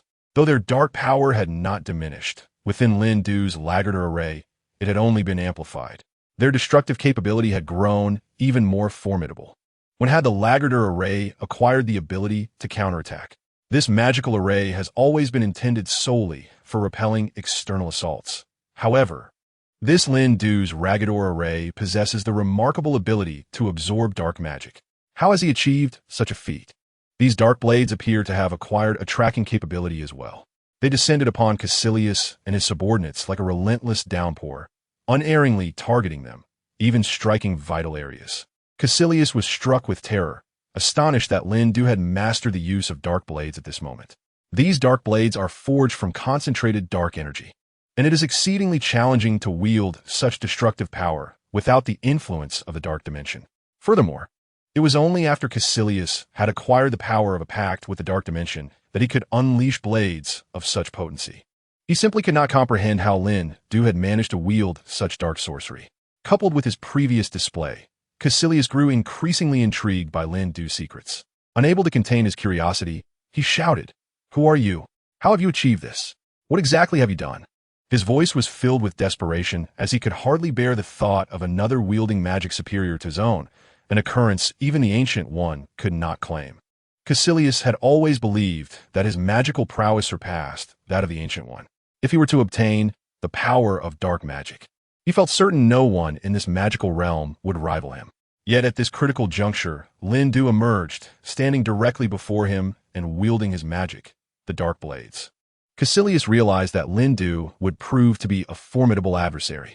He glanced at the Raggador ring in Lindu's hand, sensing the latent magical potential it harbored. At this moment, Lindu not only possessed the magic of the Ancient One and the King, but had also integrated Kaecilius's own magical abilities. After Lindu absorbed Kaecilius's dark blades, he utilized his fusion power to amalgamate the two magical energies, resulting in this extraordinary hybrid magic. Chapter 12. Returning the favor with their own craft, the Raggador ring in Lindu's hand radiated an unusual brilliance, the dark light becoming increasingly resplendent. This was the essence of dark magic. During the fusion of the dark blades, Lindu discerned 7 distinct dark auras and sought to blend them with his own dark magic, thereby creating an even more formidable dark blade. Having integrated a plethora of magical tomes from the wizard's library, many of which referenced dark magic, some even being excerpts of dark spells, Lindu profoundly fused these ancient and powerful incantations into his own repertoire, amplifying their might. Just as Kaecilius sensed his safety was in jeopardy, he discovered a detail that astonished him even further. It appeared that Lindu's Laggarder ring possessed the capability of teleportation, a feature not typically accessible to an ordinary mage. Spatial magic is the most pivotal spell for a sorcerer, enhancing agility in battle while significantly bolstering their survival rate. Even when faced with fierce melee assaults from adversaries, one could effortlessly evade capture, thus preserving their life. Moreover, Kaecilius noted Lindu's astonishingly swift casting speed, making it exceedingly difficult for him to find an opportunity to launch a formidable attack. Even when exerting his full strength in a ranged assault, Lindu would swiftly raise his defenses, preventing Kaecilius from striking at his true form. As Kaecilius gazed at the seemingly untouchable Lindu, frustration welled within him. He could scarcely believe that he had become incapable of reaching Lindu. Yet, what was even more incredulous to Kaecilius was the sensation of another force assailing him from his surroundings. He surveyed the walls and bas-reliefs around him. Atop the carvings loomed a demonic visage. It seemed as though a profoundly secretive power was incessantly eroding Kaecilius. He pondered, could it be that Lindu had acquired the ability to wield dark magic? How had he accomplished this? How had he learned such arcane arts, reserved solely for those of the dark dimension? The very essence of that dark force appeared to have submitted to him. Without hesitation, Kaecilius unleashed his own power to resist the encroaching darkness that surrounded him. However, after a while, he sensed that the dark corruption he encountered bore an uncanny resemblance to the dark energy he had recently directed toward Lindu. It exuded the same ominous aura, perhaps even being the very dark force he had just released. The realization filled Kaecilius with a profound sense of dread. What a terrifying power it was, that the darkness he had unleashed could be absorbed and subsequently unleashed upon him. The thought sent chills down his spine. Furthermore, during the recent confrontation, He had distinctly felt the encroaching dark forces growing stronger, possibly enhanced by Lindu as he wielded them. Yet, Kaecilius refused to succumb to despair. He channeled his magical prowess, causing the entire library to tremble. Just as Lindu observed Kaecilius preparing for his next move, a powerful magical storm surged through the library, sweeping every book into the air. Even the shelves and stone pedestals that housed these tomes were reduced to rubble, drifting through the air in a terrifying display. Kaecilius's demeanor transformed into one of sheer horror, as he seemed to expend all his magical energy to conjure a conflagration storm, intent on obliterating Lindu and all his supports. In that moment, Kaecilius suddenly erupted into maniacal laughter. The esteemed disciple of the Ancient One, you have reached a point of no return. Do you truly believe that the Ancient One would trust you to halt my advance? Such naivety! You, a mere novice sorcerer, dare to obstruct my path? A swarm of shadowy apparitions descends from the heavens, launching an assault on Lindu. These phantoms bear the semblance of dragons, known as the Dark Spirit Dragons. These creatures, possessing forelimbs that double as wings, represent the most rudimentary form of draconic beings, lacking the intellect of their more formidable kin. They belong to a potent species within the realm of darkness, a subject of fervent debate among scholars regarding their classification as half-dragons. Yet, these draconic specters appear incapable of breathing fire or wielding magic. They excel in aerial maneuverability, their sharp fangs and claws rendering them a perilous threat. To thwart their flight, Lindu must summon arcane might rivaling that of the Ancient One to ensnare these dragon-shaped phantoms without inflicting significant harm. Caw! With a battle cry, Kaecilius commands the phantoms, who unleash their assaults like arrows. His subordinates, too, begin to cast various spells in unison. However, to their astonishment, once the barrage concludes, it seems they have inflicted not a single scratch upon Lindu. As the smoke dissipates, Lindu stands unfazed, calmly observing Kaecilius and his minions. Soon, a torrential rain of arrows descends upon Kaecilius, compelling him to swiftly raise a protective shield. His subordinates, however, lack his fortune. The Dark Realm's dragon shadows possess a unique poison from the dark dimensions, and upon succumbing to its effects, Kaecilius' minions collapse, devoid of vitality.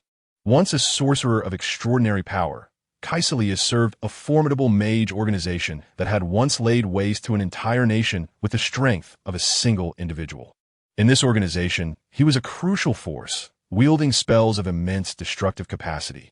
He even assisted clandestine groups in eradicating vampire communities lurking in the shadows, ultimately falling out with the Ancient One.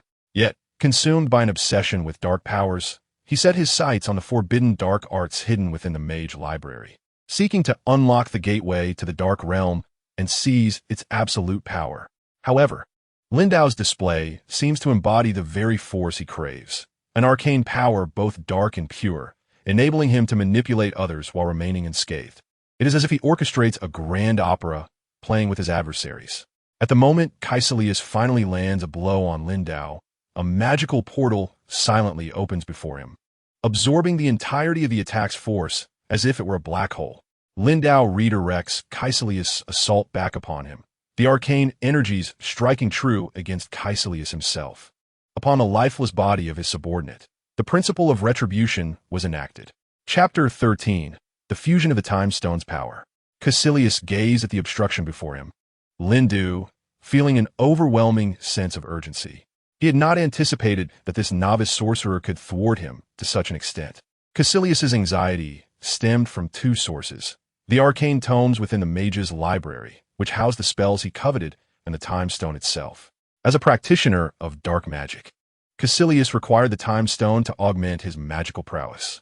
Conversely, Lindu possessed an innate resistance to magic. Even in the absence of the Time Stone's enhancement, his abilities were formidable.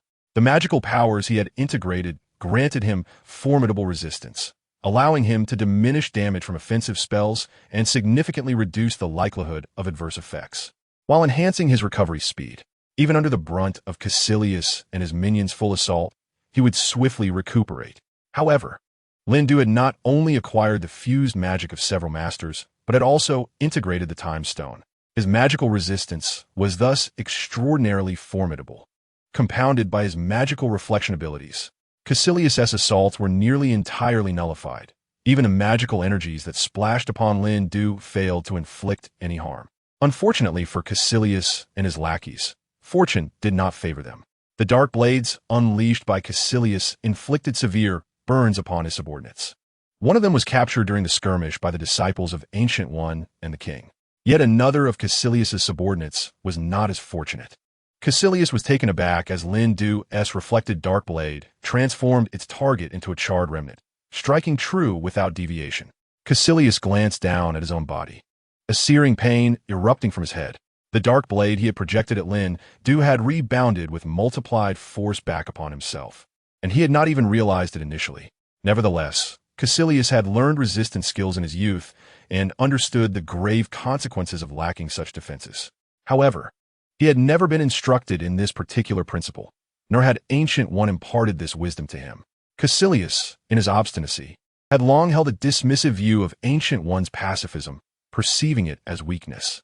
Being a prodigious talent in magic, he quickly mastered all of Ancient One's spells and, having vanquished the king with his own dark arts, felt empowered to abandon his mentor, believing himself sufficiently strong.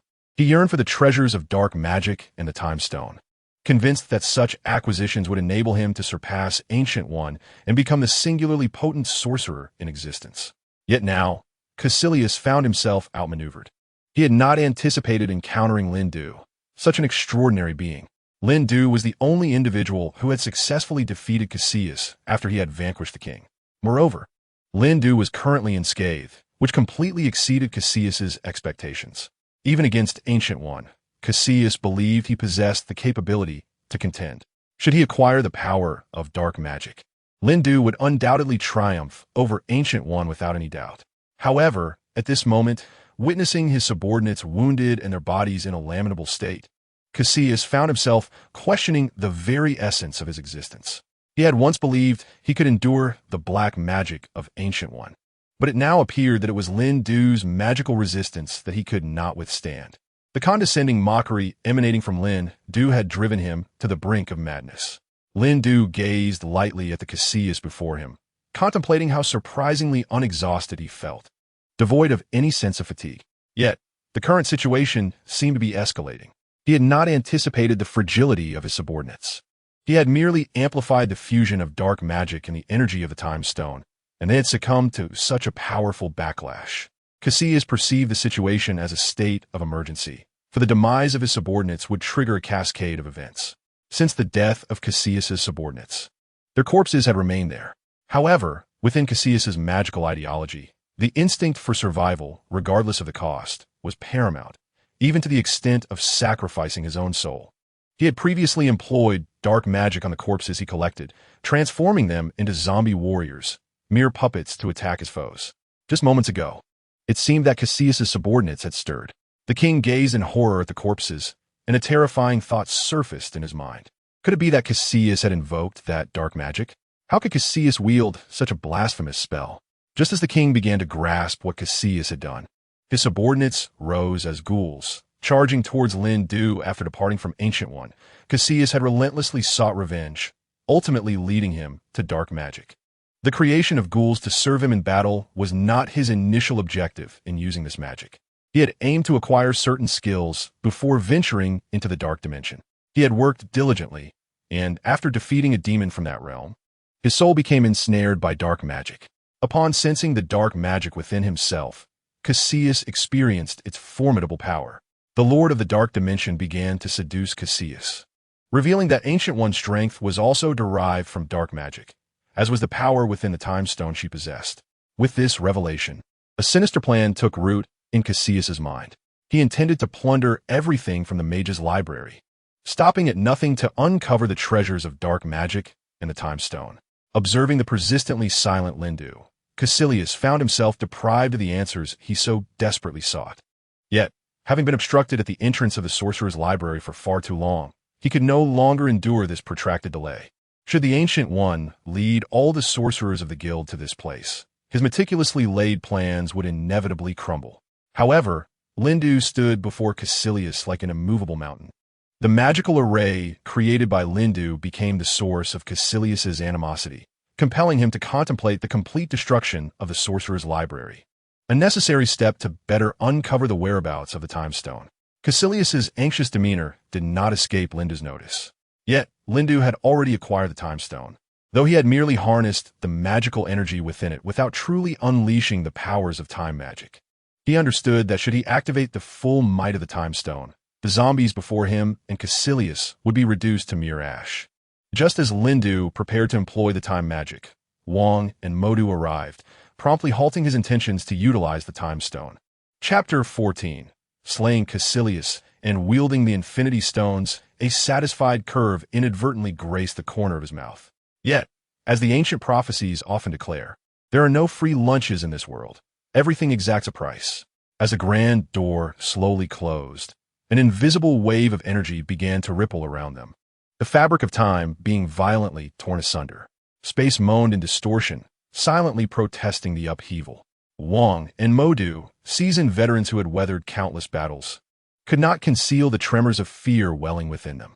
They witnessed their surroundings oscillate between rapidity and slowness, at times leaping into the future and at others flashing back to the past, as if ensnared within a vortex of time, utterly bereft of autonomy. What on earth is happening? Wong's voice trembled unmistakably. Even he, with his vast experience, found himself at a loss in the face of this sudden upheaval. Modu furrowed his brow, his hands instinctively clenching into fists, striving to marshal his formidable will against the chaos.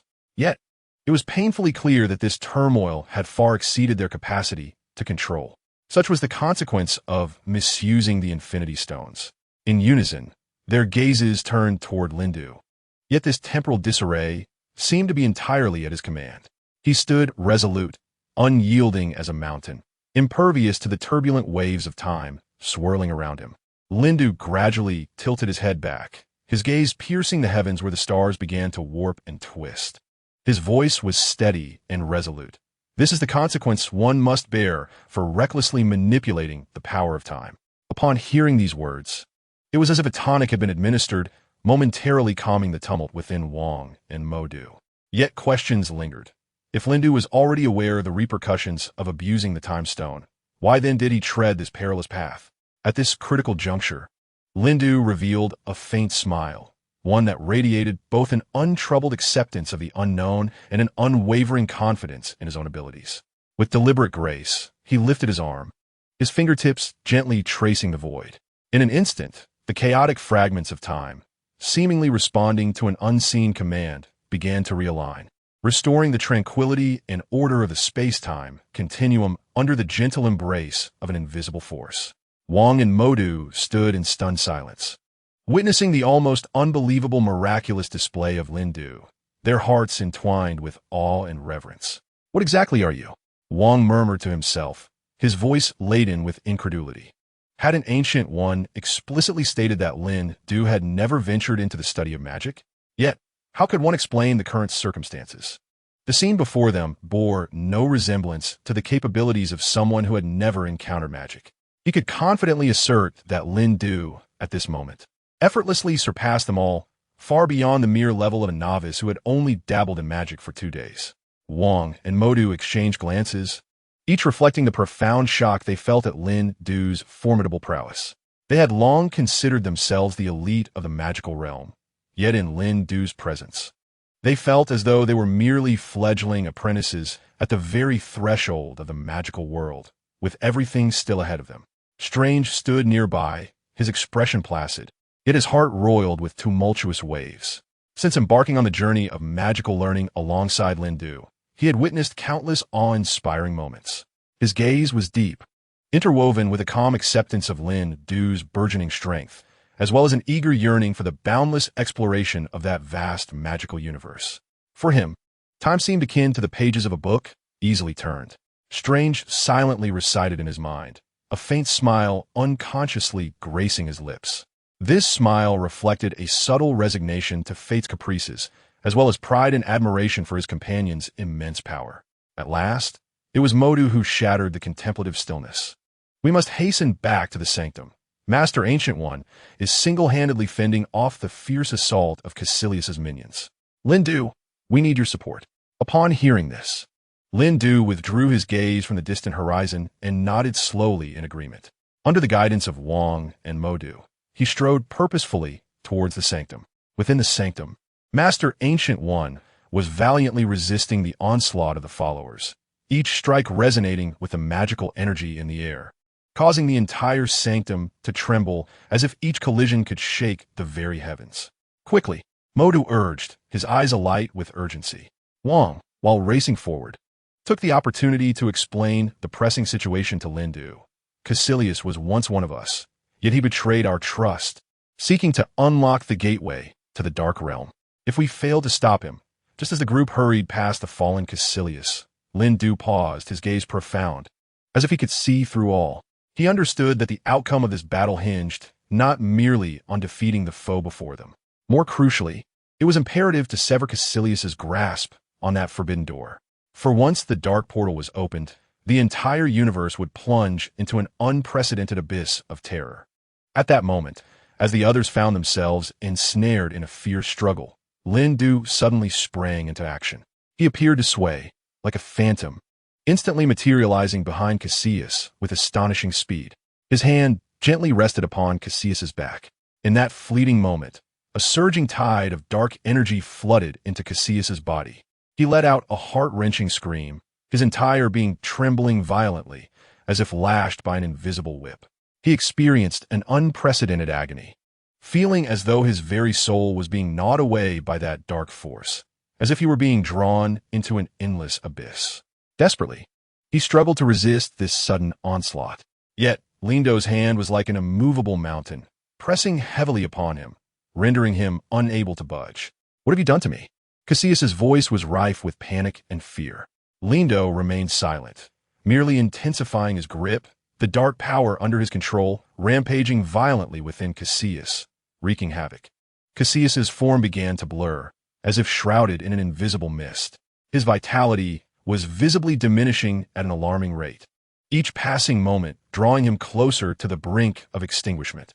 Ultimately, he erupted into a desperate scream that pierced the heart. His body dissipated like a thick plume of black smoke, gradually vanishing into the air without a trace. With Caecilius's sudden disappearance, the once following disciples fell into chaos and helplessness. Despite their desperate struggles, they could no longer muster any effective counterattack. Chapter 15. The first to defeat Dormammu. Shocking Wang, Mordo, and Snatched stood side by side. Their gazes pierced through the thick fog, finally focusing on Lin Du, whose figure radiated immense confidence. Dark energy swirled around him, making him appear as the most enigmatic dancer in the night. Each subtle breath he took provoked the boundaries between light and darkness, enacting a silent duel. How is this possible? Wang's voice brimmed with astonishment, his gaze captivated by Lin Du's hand, caressed by shadows, unable to look away. Lin Du, how could he wield dark magic? Has he truly aligned himself with the terrifying Dormammu, descending into endless darkness? Yet, it was Lin Du who had personally brought an end to Kaecilius. In this chaotic intermingling of light and dark, Lin Du became an unsolvable enigma. He could manipulate the flow of time and command the profound powers of darkness. Such extraordinary abilities evoked both awe and an insatiable curiosity. Mordo found it utterly perplexing how Lin Du had acquired such astonishing dark magical power. As everyone marveled at Lin Du's mysterious strength, he himself seemed entirely unaffected by the external turmoil. He stood there quietly, allowing the dark energy to swirl leisurely around him. His gaze was deep and resolute, sharp enough to pierce through all fog, striking at the very core of reality. He slowly opened his mouth, his voice deep yet imbued with strength. "You all believe that darkness and light are irreconcilable, a strict dichotomy of black and white. However, that is not the case. They are more akin to a pair of twins in the cosmos, interdependent in yin and yang, collectively maintaining the balance and harmony of this world. I do not belong to the darkness. I have merely learned how to master it and wield it to my advantage." Wang, Modu, and Strange exchanged glances, Lin Du's words leaving them both astonished and perplexed. In their understanding, dark energy had always been synonymous with malevolence. Yet, Lin Du's perspective undeniably unveiled to them a previously unseen curtain to a new realm. Modu's brow furrowed into a knot, his mind swirling with endless confusion. He lowered his voice, muttering to himself, "Lin Du, when exactly did you come to grasp the secrets of dark magic?" Recalling the moment Lin Du had launched his attack, the technique was unmistakably akin to that of Kaecilius. Could it be that he and the Ancient One had come here to forge an alliance with Kaecilius? Strange wore a countenance of disbelief. His gaze fixed intently on Lin Du. Both had entered the tutelage of the Ancient One together. Yet Lin Du had ascended to a position of prominence in merely 2 days, having been personally chosen as the Ancient One's disciple. Now, Lin Du had long since outpaced them, leaving them far behind, invisible in his wake. As soon as Lin Du's words fell, Modu could no longer contain himself and directly inquired, "Lin Du, when did you learn that dark magic?"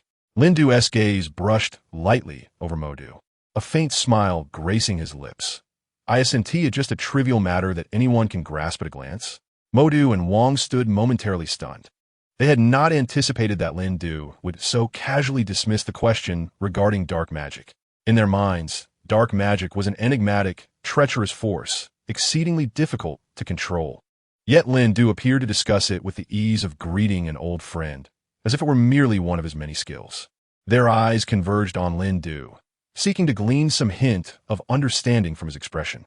All they beheld was the serene calmness and unfathomable wisdom within him. It was as if Lin Du possessed a form of telepathy, compelling them to believe every word that flowed from his lips. Ultimately, an individual as extraordinarily gifted as Lin Du must be a rarity among the vast cosmos. Wang and Modu exchanged a glance, their admiration for Lin Du deepening. They understood that such talent must be accompanied by extraordinary experiences and unrecognized efforts. In that moment, their desire to extract more knowledge and power from Lin Du intensified, so that they might become indomitable in the battles ahead to protect the world. Wang's brow knitted in confusion, as though his ears had betrayed him. "Are you certain? You can simply glance at it and grasp it? Who possesses such an ability to see through and learn instantaneously?"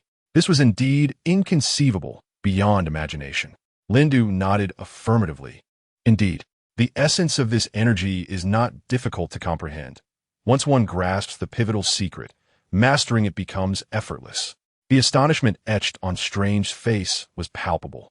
Though he had himself studied magic under the tutelage of the Ancient One, he was acutely aware of the vast chasm that lay between his abilities and that higher realm. At present, he was merely on the threshold of the arcane. Was this disparity not astonishing? Was what Lin Du exhibited truly within the capabilities of an ordinary mortal? Such thoughts provoked deep skepticism. At this critical juncture, a brilliant golden streak suddenly cut across the sky, and the Ancient One descended beside Lin Du. She regarded him with an unmistakable glimmer of astonishment in her eyes. "Lin Du, your talent is truly remarkable," she exclaimed, her voice laden with emotion. "You have effortlessly harnessed that dark power, which has completely surpassed my expectations." He had invoked Dormammu's strength as a precaution against the latter's covetous gaze upon Earth. Yet Lin Du was able to wield this power with such ease. Could it be that Lin Du was indeed destined to be our savior? The Ancient One's words plunged everyone present into profound contemplation. Lin Du's extraordinary abilities transcended mere personal talent. They appeared to be a subtle manifestation of some higher cosmic force. Just as the crowd was still reeling from the shock of Lin Du's astonishing prowess, ominous changes in the sky signaled an impending storm. The heavens parted slightly, revealing sinister omens. In the void, cracks began to appear, as if some immense force were tearing apart the veil of space, exposing an unfathomable abyss of darkness. From those fissures, a chilling wave of dark energy surged forth, instilling a sense of dread and unease in the hearts of all. Lin Du's gaze was sharp as an eagle's, fixated on the widening crevice, his brow furrowed in deep contemplation over this sudden upheaval. "This is Dormammu's rift," Strange exclaimed, his voice filled with alarm. He had been fortunate to glean fragments of knowledge about Dormammu, the sovereign of the dark dimension, under the Ancient One's guidance, who had long coveted and attempted to invade the realm of reality. The manifestation of the rift undeniably heralded the imminent threat posed by Dormammu. Wang and Mordo quickly recognized the gravity of the situation, their expressions grave as they looked to Lin Du, awaiting his next directive. The atmosphere grew tense to an extreme. Meanwhile, the Ancient One maintained an outward calm, though tumultuous thoughts roiled within her. She intended to seize this opportunity to delve deeper into the nature of this enigmatic student, who had surpassed her own cultivation in just 3 short days. Observing the varied reactions of those around him, Lindu smiled faintly. Even if it were indeed his rift, what was there to fear? A spell of dark magic could seal it with ease. The demise of Dormammu would be a tale I shall write with my own hands, he declared. With that, a more potent surge of dark energy erupted around Lindu in the blink of an eye. The entire space became enveloped by this formidable force. This energy stood in stark contrast to the dark aura seeping from the fissure, akin to a head-on collision between 2 abyssal powers. A clandestine duel unfolding within the depths of darkness. Strangely, the ever-composed Strange felt no discomfort. Involuntarily, his gaze was drawn to Lindo. Could it be that in the moment of wielding dark magic, Lindo had also shielded himself? Had he mastered the art of dark sorcery with such effortless grace? Every eye present was captivated by Lindo, and under the illumination of the dark energy, his figure exuded an air of enigma and authority. Lindo slowly raised his hands, his fingers delicately weaving as if conjuring a secret spell exclusive to the night. With each subtle movement, the surrounding dark energy responded to his silent command, beginning to swirl in an orderly manner. These profound forces coiled around him, intertwining, gradually crafting a vast tapestry of a black vortex. The vortex expanded rapidly, its might so immense that it drew the distant, menacing fissure into its gravitational embrace. Under the gentle pull of the black vortex, the fissure inched closer until the moment of their convergence. A wave of breathtaking energy erupted, threatening to shatter the tranquility of space. Yet, Lindo remained unperturbed, skillfully guiding the torrent of dark energy, gradually enveloping and consuming the fissure into nothingness. As time ticked away, the rampant dark aura within the fissure was greedily devoured by the black vortex. The once tumultuous energy that seemed poised to breach the heavens gradually settled into calm. Finally, as the fissure was utterly obliterated within the abyss of the black vortex, the surrounding space returned to a state of tranquility and peace. Witnessing this spectacle, all present were left in awe, marveling at Lindo's astonishing power. They found it hard to fathom that the dark energy, long regarded as taboo and perilous, could be wielded with such mastery. Ancient One's gaze lingered on Lindo, a flicker of subtle approval glimmering in his eyes. Lindo's prowess could not merely be encapsulated by the notion of innate talent. His existence resembled a towering mountain, compelling all who fancied themselves sorcerers to gaze in admiration at its peak, lamenting their own insignificance and impotence. Just as discussions of Lindo's might flourished among the crowd, a shadowy figure darted swiftly through the vast cosmos, none other than Kaecilius, who had recently returned defeated before Lindo. His thoughts swirled like leaves caught in a tempest, entwined with unwillingness, fear, and an overwhelming thirst for formidable power. Most incredulously, he struggled to comprehend that Lindo had achieved a leap in strength in the blink of an eye. Given Lindo's current state, Kaecilius realized that seeking revenge alone would be as futile as a firefly trying to illuminate the daylight beneath the night sky, a mere delusion. Thus, he resolved to seek out a more potent ally. Stumbling to a halt in the void, Kaecilius closed his eyes, concentrating deeply as a complex series of incantations surged from the depths of his mind. The incantation wielded the power to penetrate all things, transcending the boundaries of space, and directly conveying its essence to the terrifying entity known as Dormammu. As the absolute sovereign of the dark dimension, Dormammu's might was sufficient to send tremors throughout the universe. Yet, in the instant of summoning Dormammu, Kaecilius' body involuntarily trembled. He was acutely aware of the cruel punishments Dormammu inflicted upon servants who failed to complete their tasks. However, at this critical juncture of life and death, he had no retreat. Fear and desire churned within him as he gritted his teeth, summoning every ounce of willpower to recite the incantation flawlessly. In the void, a colossal vortex unfurled languidly, exuding a terrifying aura that swiftly enveloped a corner of the cosmos. What was happening? How could dark magic suddenly intensify so dramatically? Ancient One, closely monitoring the movements of Lindy, was taken aback upon witnessing the rampant dark magic suspended in midair. His brow furrowed as his gaze traversed the distant skies, a sense of ominous foreboding swelling within him. Could it be that someone was genuinely attempting to summon Dormammu? This thought, once it surfaced, felt like a boulder crushing his chest, rendering him breathless under its weight.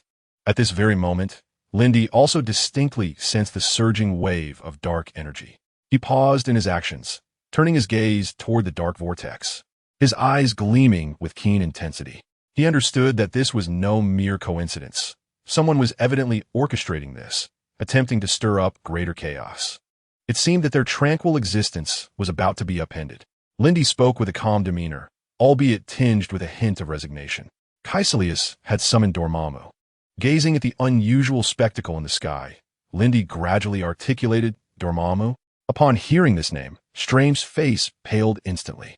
His fear of Dormammu ran deep, for he was a dark titan that even Master Ancient One had to confront with utmost vigilance. Wong and Mordo also wore expressions of disbelief. Despite their awareness of Lindy's formidable prowess, facing an opponent of Dormammu's caliber inevitably stirred unease within them. Master Ancient One took a deep breath, his voice steady and resolute. We must prepare for the worst. Once Dormammu descends, the entire universe shall be shrouded in a vast shadow. Upon hearing Ancient One's words, Lindy chuckled softly, an inexplicable excitement flickering in his eyes. If Dormammu truly was summoned here by Kaecilius, perhaps he could seize the opportunity to assimilate Dormammu's magic, which might prove advantageous for him. Leave it to me. I have a way to deal with this. Upon hearing Lindy's assurance, Ancient One and the others could not help but recall Lindy's remarkable abilities, feeling that further debate was unnecessary. Chapter 17.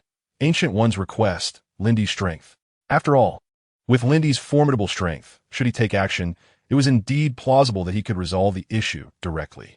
At that moment, the visage of Dormammu gradually emerged from the depths of the vortex, his eyes shimmering with an abyssal darkness capable of devouring light itself, exuding an ominous presence that consumed all in its path. With a mere glance, his gaze penetrated the exterior of Kaecilius, piercing deep into his soul. This proud sorcerer shuddered involuntarily, as his innermost secrets were laid bare beneath that penetrating stare.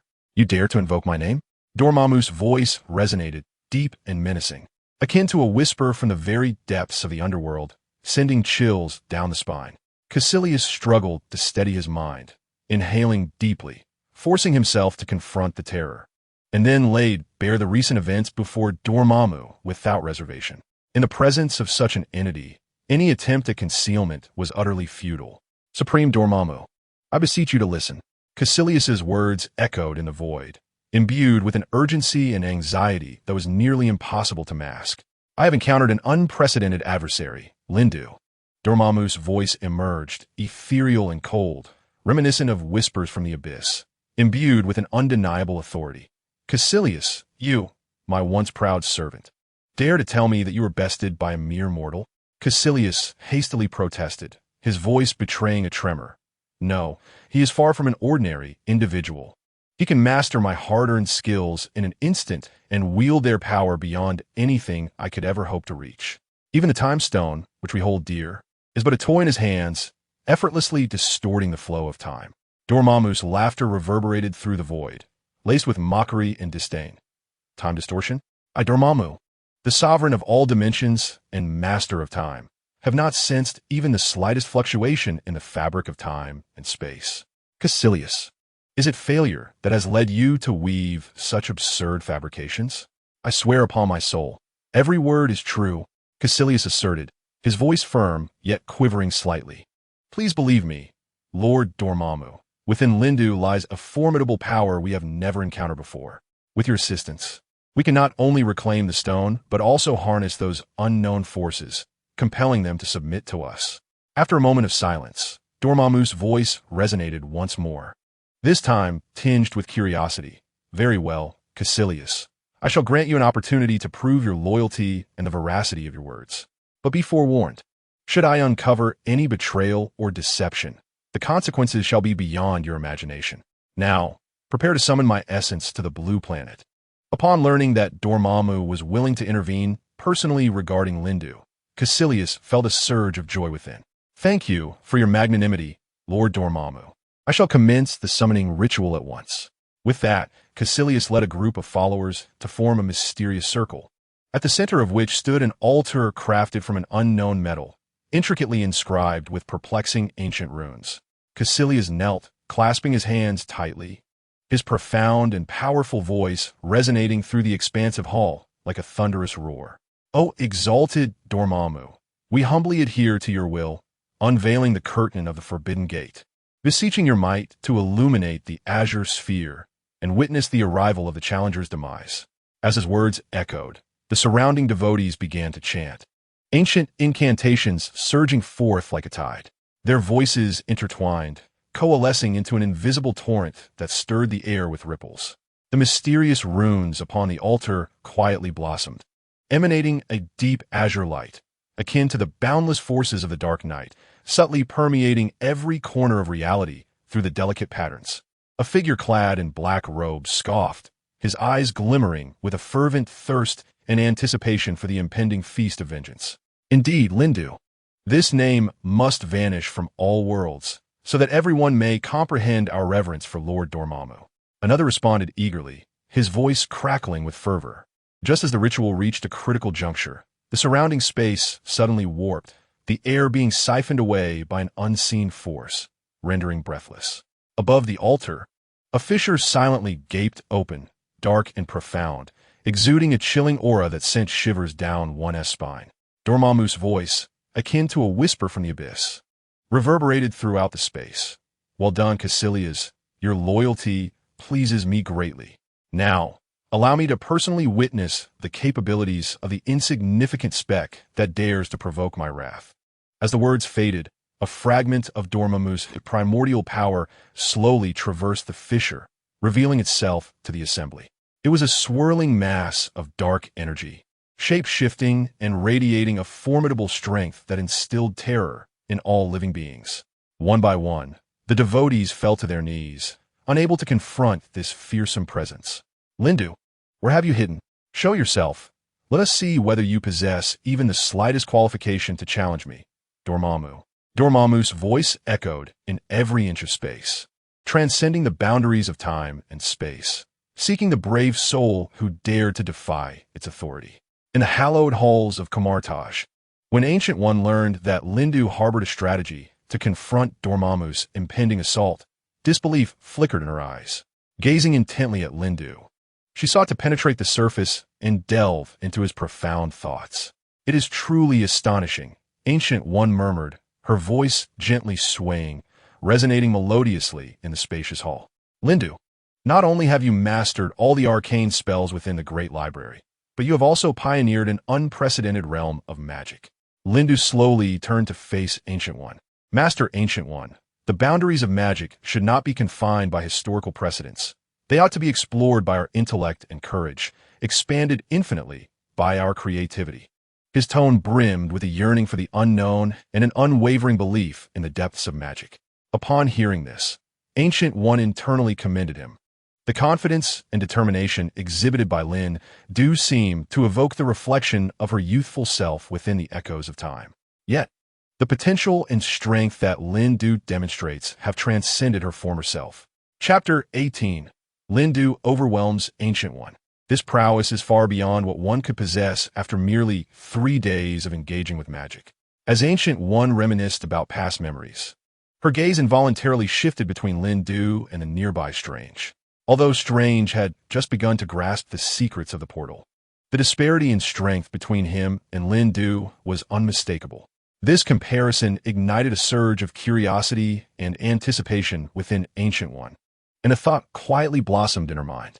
"Lindu, considering the depth of your understanding of magic, why not engage in a friendly contest?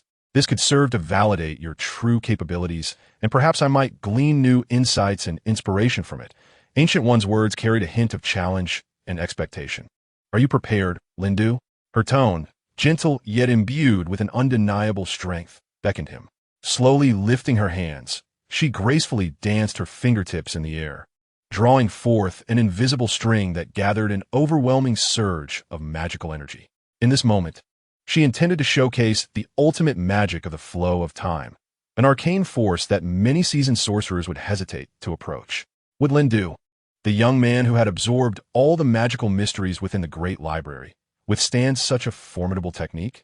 Ancient One's eyes sparkled with anticipation, eager to catch a glimpse of Lindu's true prowess through this opportunity. I have always been ready, Lindu replied, promptly closing his eyes and taking a deep breath, engaging in a silent dialogue with the vast and intangible forces surrounding him. Since arriving at Camartage, he had been continuously integrating Ancient One's unfathomable power into himself. Now, he was capable of unleashing magical energy even more formidable than that of Ancient One. However, he understood that within her, the incredible power of Dormammu still lay dormant, and this exchange was the perfect moment for their energies to intertwine. With a sudden flourish of her hands, Ancient One caused the entire sanctum to seem as if it were frozen in time, the essence of the moment suspended. Then, a force that shook the very heavens erupted from her center, causing the air to tremble. The river of time transformed into a dazzling beam of light. Surging like a wild torrent towards Lin Du watching from the sidelines, Wong, Mordo, and Strange involuntarily retreated, their faces etched with astonishment and disbelief. Strange stared wide-eyed, struggling to comprehend the astonishing power Ancient One was displaying against Lin Du. Did the Ancient One truly unveil such incredible strength from the onset? He pondered, knowing that Lin Du, like himself, was merely a novice of 3 days. As Strange voiced his thoughts, Mordo could no longer contain his feelings and spoke up. Lin Du is exceptional, he said, his lips pursed and his gaze complex. The power he possesses at this moment is already enough to stand alongside the Ancient One. Upon contemplating the infinite gems wielded by Lin Du, a tempestuous wave surged within Modu's heart. Moreover, let us not forget that Lin Du possessed the power of the Time Stone. He might indeed possess the capability to vanquish the Ancient One. As Modu's words faded, Wong refrained from dissent, while Strange widened his eyes, fearfully oscillating his gaze between the Ancient One and Lin Du. Within the Sanctum Sanctorum, time appeared to be manipulated by an invisible hand, no longer adhering to its usual cadence. The torrent of time unleashed by the Ancient One resembled a roaring river, engulfing all in its vicinity, as if on the verge of being devoured. Amidst the dazzling brilliance, space warped and swayed under the onslaught of that colossal force, seemingly on the brink of shattering. Lin Du stood steadfast at the opposite end of the radiance, his form unwavering like a mountain, his visage betraying not a hint of turmoil in the face of such might. He quietly attuned himself to the pulsations of temporal fluctuations, engaging the Ancient One in a silent duel of sorcery. Gradually, he raised both hands, his fingertips coalescing into a peculiar energy. This energy stood in stark contrast to the Ancient One's torrent of time, imbued with an enigmatic essence that defied logic. In response to the Ancient One's fierce assault, Lin Du's lips curled into a subtle smile as he flicked his fingers. Ripples of delicate waves emerged in the air, effortlessly dissipating the once surging force of time into nothingness. For me, time is merely a river that I may inscribe and peruse at will. The Ancient One raised an eyebrow, evidently taken aback by Linda's actions. Yet, without a moment's hesitation, she intensified her assault, transforming the flow of time into an unparalleled, razor-sharp blade. She sliced through every inch of the air, seeking even the slightest chink in Lin Du's defenses. Lin Du, however, moved like a specter, each evasion executed with pinpoint precision, anticipating the trajectory of every strike. Amidst this tense confrontation, he even found the capacity to offer gentle guidance, redirecting the tumultuous magical energies from their original paths. Lin Du, your prowess is indeed impressive, the Ancient One acknowledged with a hint of admiration, yet her onslaught remained relentless. However, the true battlefield was a tapestry of complexity 1,000-fold.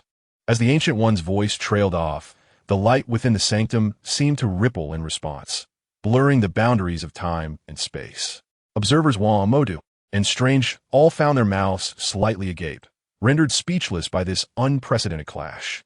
In their eyes, Lin Du had undergone a transformation, no longer the green apprentice he once was, but a formidable figure capable of dancing alongside the supreme sorceress, the Ancient One. The three stood in awe, witnessing this unprecedented confrontation, their hearts ablaze with fervor. It was truly unbelievable, hard to comprehend. Lindu was indeed holding his own against the Ancient One, although Modu had harbored suspicions. Witnessing this scene firsthand left him astounded beyond measure. This was entirely beyond the realm of reason. Judging by the current state of battle, the Ancient One should have been defeated by Lindu long ago. Before the battle, the incantation of the Ancient One and the intensity of the energy released were clearly no match for Lindu's swiftness. Lindu required no lengthy spells. With a mere flick of his wrist, he could dismantle the Ancient One's onslaught. Even more astonishing was the absence of fatigue on Lindu's face. In stark contrast, the Ancient One was drenched in sweat, his forehead glistening faintly. Exhausting every ounce of his strength, he launched a series of fierce attacks against Lindu. Yet a flicker of disbelief crossed his eyes. He had never anticipated that he would find himself at a disadvantage in this confrontation with Lindu. What was even more alarming was that Lindu had only been studying magic for 3 days.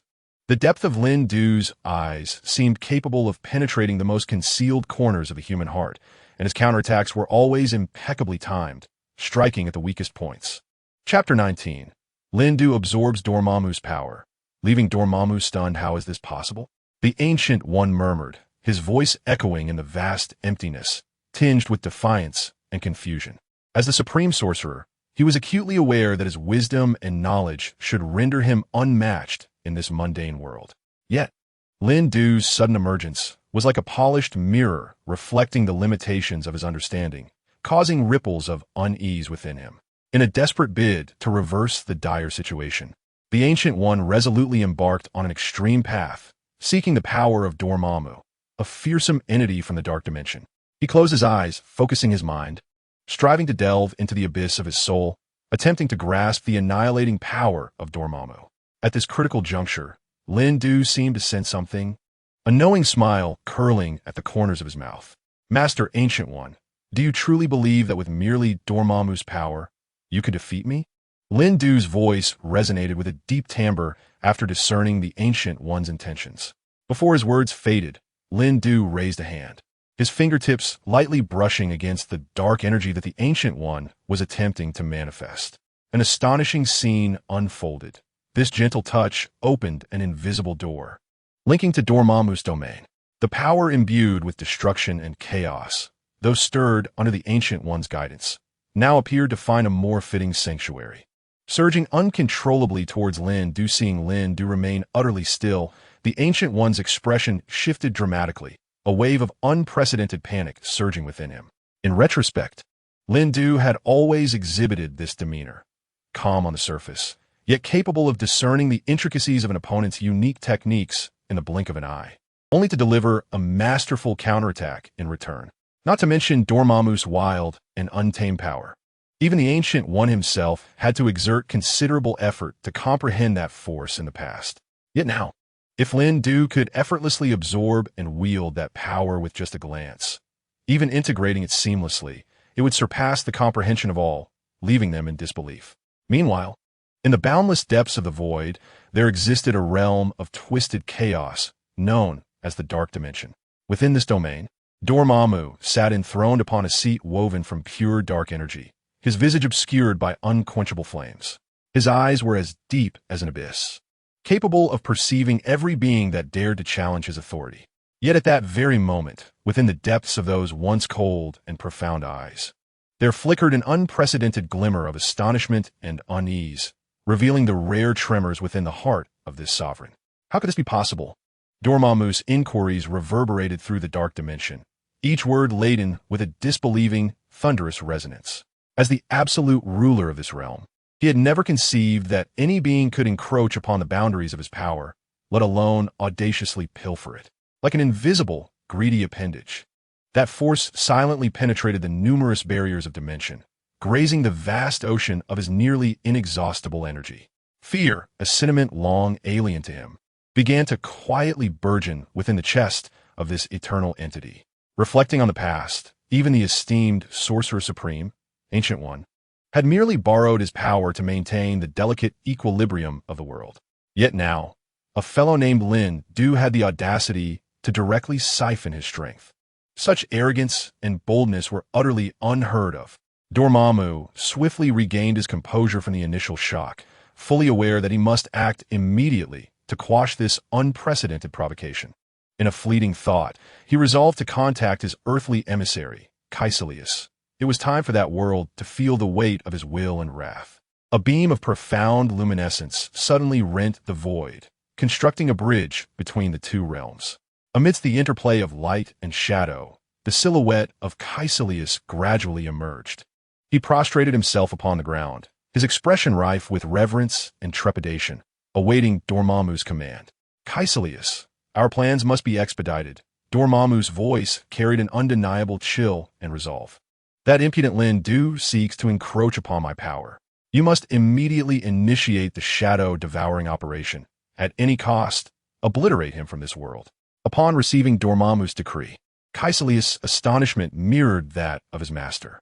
For long, he had believed Dormammu's power to be absolute, unparalleled. However, the emergence of Lindu had indeed bruised Kaecilius' pride. Nonetheless, he still held the conviction that Lindu was no match for his master. Now, Dormammu's sudden fury was evident, clearly. Lindu had committed some act that had impacted him, perhaps even posed a threat. Could it be that the master himself was not a match for Lindu? Yes, my lord, Kaecilius replied respectfully, though doubts lingered in his mind. He swiftly departed from the dark dimension, returning to the earthly realm to commence preparations for the shadow-devouring operation. This would be an unprecedented battle, and he must muster all his strength to confront Lindu. If necessary, a surprise attack was not off the table. At that moment, Lindu sensed a pulse emanating from the shadowy dimension. A smile curled at the corner of his mouth. He had long anticipated this confrontation. Come forth, and reveal to me the astonishing power you conceal. Simultaneously, within the bustling command center of SHIELD, Director Nick Fury clutched a freshly arrived intelligence report, his brow furrowed and eyes brimming with an undeniable concern. The document clearly records the temple's violent assault by an unknown force once again. Even the Kamar-Taj, the vast repository of all sorcerous wisdom and magical secrets, was not spared from the devastation wreaked by this calamity. Who could be the architect of such chaos? Nick murmured to himself, filled with confusion and unease. He endeavored to piece together the fragmented clues, hoping to unravel the enigma that tormented his mind. The temple, which has borne the sacred duty of safeguarding the balance of the world since time immemorial, sustained a wound that equates to tossing a heavy iron ball onto the scales of existence, nudging the entire world toward the brink of unknown peril. Black Widow. Director Fury's sudden call pierced through the cacophony of the command center, striking Natasha Romanoff's eardrum like a bolt from the blue. It was time to showcase her true skills and unearth the mastermind behind this chaos. Director Fury issued his command through an impeccably secure channel, praying that reality would not prove to be worse than their direst fears. Meanwhile, an inexplicable unease quietly spread within him. Chapter 20. Nick fears Dormammu. Black Widow seeks Lindy. The last time the temple was attacked, the perpetrator wielded ancient and formidable dark magic, rendering the temple a long-term repair project. The SHIELD was nearly drained of resources as they endeavored to restore it. Now, if the same force were to return, the mere thought sent shivers down Nick's spine. I await your return, Nick pondered inwardly. We must not only devise a restoration plan based on the temple's damage, but also delve deeper to unearth the shadowy figure behind this malevolence. Such covert mischief can no longer be tolerated. Meanwhile, on the other side of the world, Natasha received her orders and seamlessly melded into the night, swiftly vanishing. As she raced toward the temple, her heart brimmed with confusion and trepidation. How could the temple, seemingly forgotten even by time itself, fall victim so easily to such a sinister force? Yet, upon standing before the temple, she was momentarily taken aback. The temple still stood majestically, its ancient stone walls glimmering with a gentle silver hue under the moonlight, showing no signs of the smoke of battle. Natasha closed her umbrella, her brow furrowing in a knot as her bewilderment deepened. She hastily contacted Nick, only to receive this response. The attack did indeed occur, but an unknown power swiftly quelled it, leaving the temple unscathed. This revelation struck her like thunder, leaving her both astonished and intrigued. What kind of force could turn the tide in a perilous situation that even the Ancient One would hesitate to guarantee safety. The Black Widow's sixth sense tingled with acute awareness. Her intuition warned her that this situation was far from the calm it appeared to be, and the undercurrents were likely deep and complex, far exceeding her expectations. Could it be that the Ancient One intervened personally to stifle the flames of conflict surrounding the temple? Determined, Natasha steeled herself to uncover the mystery behind the attack on the temple. As night deepened, her every move became increasingly stealthy and cautious. She deftly utilized the vast resources of SHIELD, quietly gathering every trace of evidence regarding the temple's assault.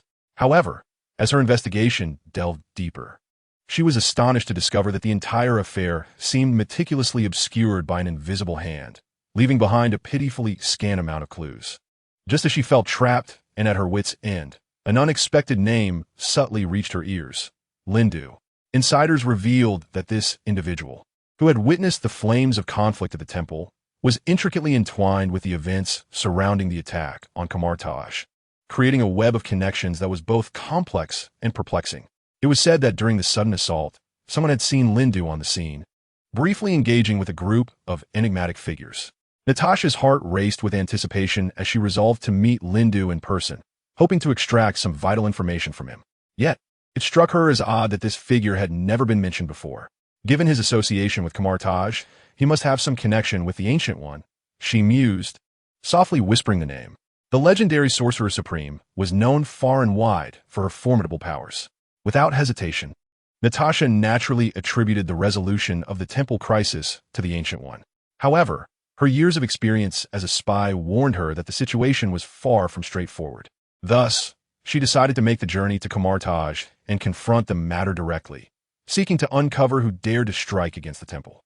Kamartai, perched on the hazy boundary between reality and illusion, enveloped Natasha the moment she stepped inside, surrounded by an unprecedented wave of strange energy. The sensation was both novel and unfathomable. Everything here defied logic. The air was thick with a subtle magical essence, causing her to catch her breath. In another corner, the Ancient One, Mordo, Wong, and the newly initiated disciple stranger gathered around a round table, their eager gazes focused intently on Lindu. Lindu, your understanding of magic has ascended to heights that elude most of us.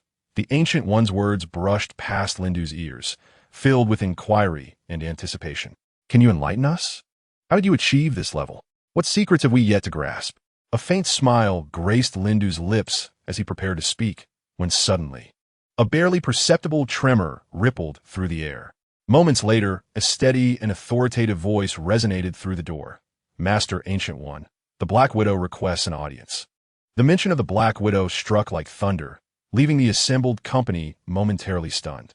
Strange raised an eyebrow, clearly taken aback by the unexpected visitor. Wong and Mordo exchanged knowing glances, their eyes flickering with skepticism. Only Lindu's gaze glimmered with intrigue, as he began to form a conjecture in his mind. He suspected this matter was likely connected to Nick Fury. Although the recent attempt on the temple had been thwarted in its infancy, it had evidently captured attention.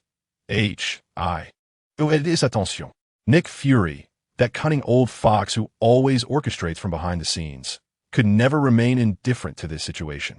Lindu resolved to set aside his suspicions and observe the unfolding events. Please let her in, spoke Master Ancient One, raising his hand slightly.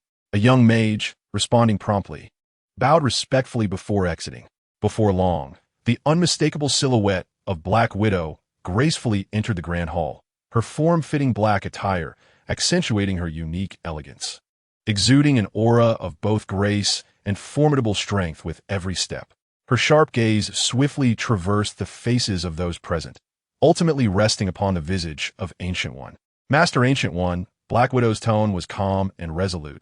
I have come because the recent spate of incidents has drawn my attention. I firmly believe that these events are intricately linked to your domain. Ancient One nodded slightly, encouraging her to continue. Meanwhile, Lindu stood quietly to the side, observing with curiosity what revelations Black Widow would bring forth. Master Ancient One, there are rumors circulating that it was you who intervened during the mysterious assault on the sanctum by that ominous force? Black Widow inquired, and a rare look of discomfort flickered across Ancient One's face. She gently shook her head. Not at all, Natasha. By the time I arrived, the danger had already passed. The true hero is this young friend. Lindu, as she spoke. Ancient One subtly turned, directing Natasha's gaze towards Lindu. That newcomer mage? Black Widow exclaimed, her eyes widening in surprise as she followed Ancient One's gaze to Lindu. He appeared strikingly handsome, with deep-set eyes that, despite his modest attire, could not conceal the extraordinary aura that surrounded him. Chapter 21. Surpassing Ancient One in 3 days, astonishing Black Widow Lindu merely smiled faintly at Ancient One's praise. His composure leaving a lasting impression. In just a few short days, he had grasped the essence of magic that even I find elusive. His potential is unfathomable, exceeding the boundaries of anyone's imagination. Upon hearing this, Natasha's eyes sparkled with incredulity. As a top agent of S.H.I., she was well aware of Ancient One's formidable power. Anyone receiving such high praise was undoubtedly extraordinary. Yet, could Lindu truly possess the capability to vanquish the fearsome entity known as Kaecilius, heralded as the next Dormammu? Was this notion not overly fanciful? She scrutinized Lindu closely, attempting to discern any hidden traces of power etched upon his youthful face. Lindu, however, remained unperturbed, allowing her inspection without any hint of evasion. Dormammu is poised to launch an assault on Earth. We must prepare for battle without delay. Lindu's sudden declaration was straightforward, yet struck like a hammer upon the hearts of Natasha and all the mages present. Lindu, what do you mean by that? How could Dormammu possibly descend upon this place? Mordo was the first to step forward, casting a skeptical glance at Lindu's proclamation.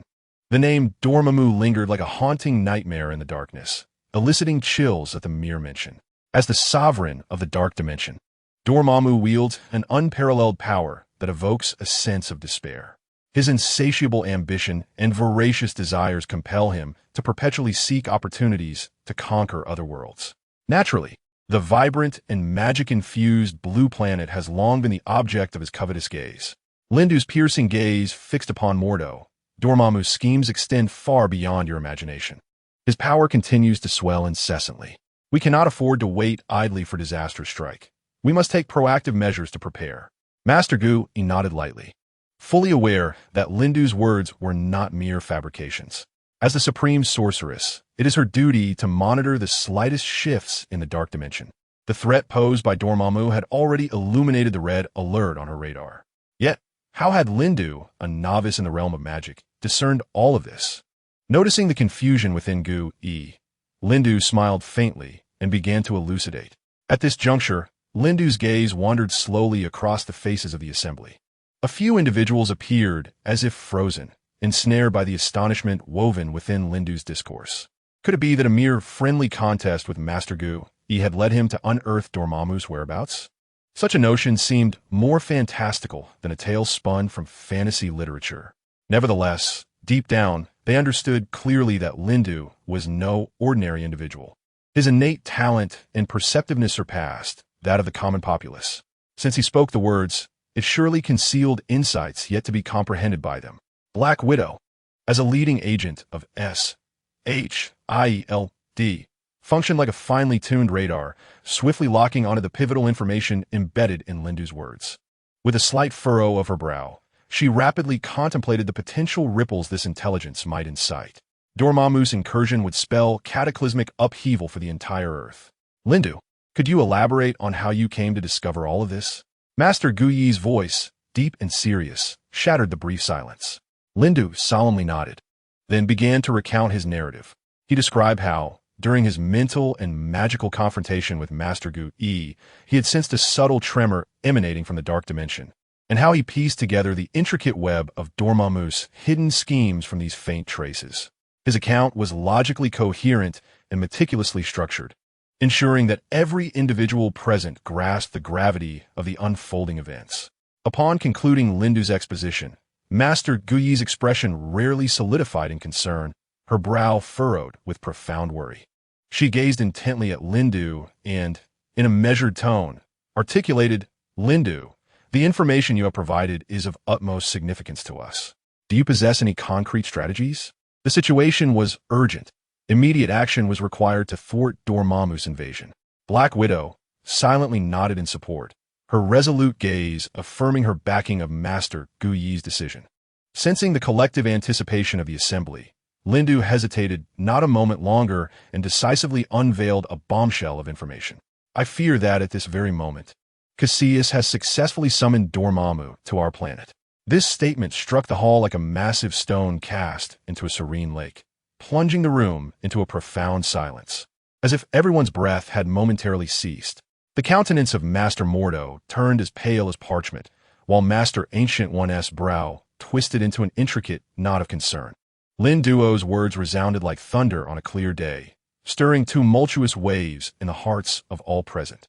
Who could have anticipated that Kaecilius would provoke such a dreadful demon as Dormammu to invade the sacred soil of Earth? How could this be possible? The tremor in Mordo's voice revealed the overwhelming shock that rendered him nearly speechless. In contrast, Master Ancient One appeared more composed. She took a deep breath, striving to calm the surging tempest within. Natasha's expression froze instantly, a heavy atmosphere enveloping her. Without a moment's hesitation, she swiftly retrieved her communicator. Connecting with Nick Fury, Director Fury, we're facing a grave crisis. Dormammu is on his way. After relaying this alarming news to Fury, the Black Widow's gaze shifted to Lin Duo, tinged with a hint of curiosity. At that moment, her interest in him soared to unprecedented heights. How could Lin Duo, with merely 3 days of magical training, possess the foresight of Dormammu's impending arrival? What secrets and abilities lay hidden beneath this revelation? Her mind was awash with questions and awe. Just then, a genuine admiration flickered in the depths of her eyes. She sensed that Lin Duo's assertions were not mere exaggerations. In that realm where magic surged, he had ascended to an entirely new pinnacle. With Lin Duo's involvement, their odds of combating Dormammu had significantly improved. Meanwhile, deep within the command center of S.H.I.E.L.D., the atmosphere was as bright as day, with the relentless clatter of keyboards filling the air. A palpable tension mounting. Director Nick Fury stood before the colossal holographic display, his brow furrowed as he murmured, Dormammu. Chapter 22.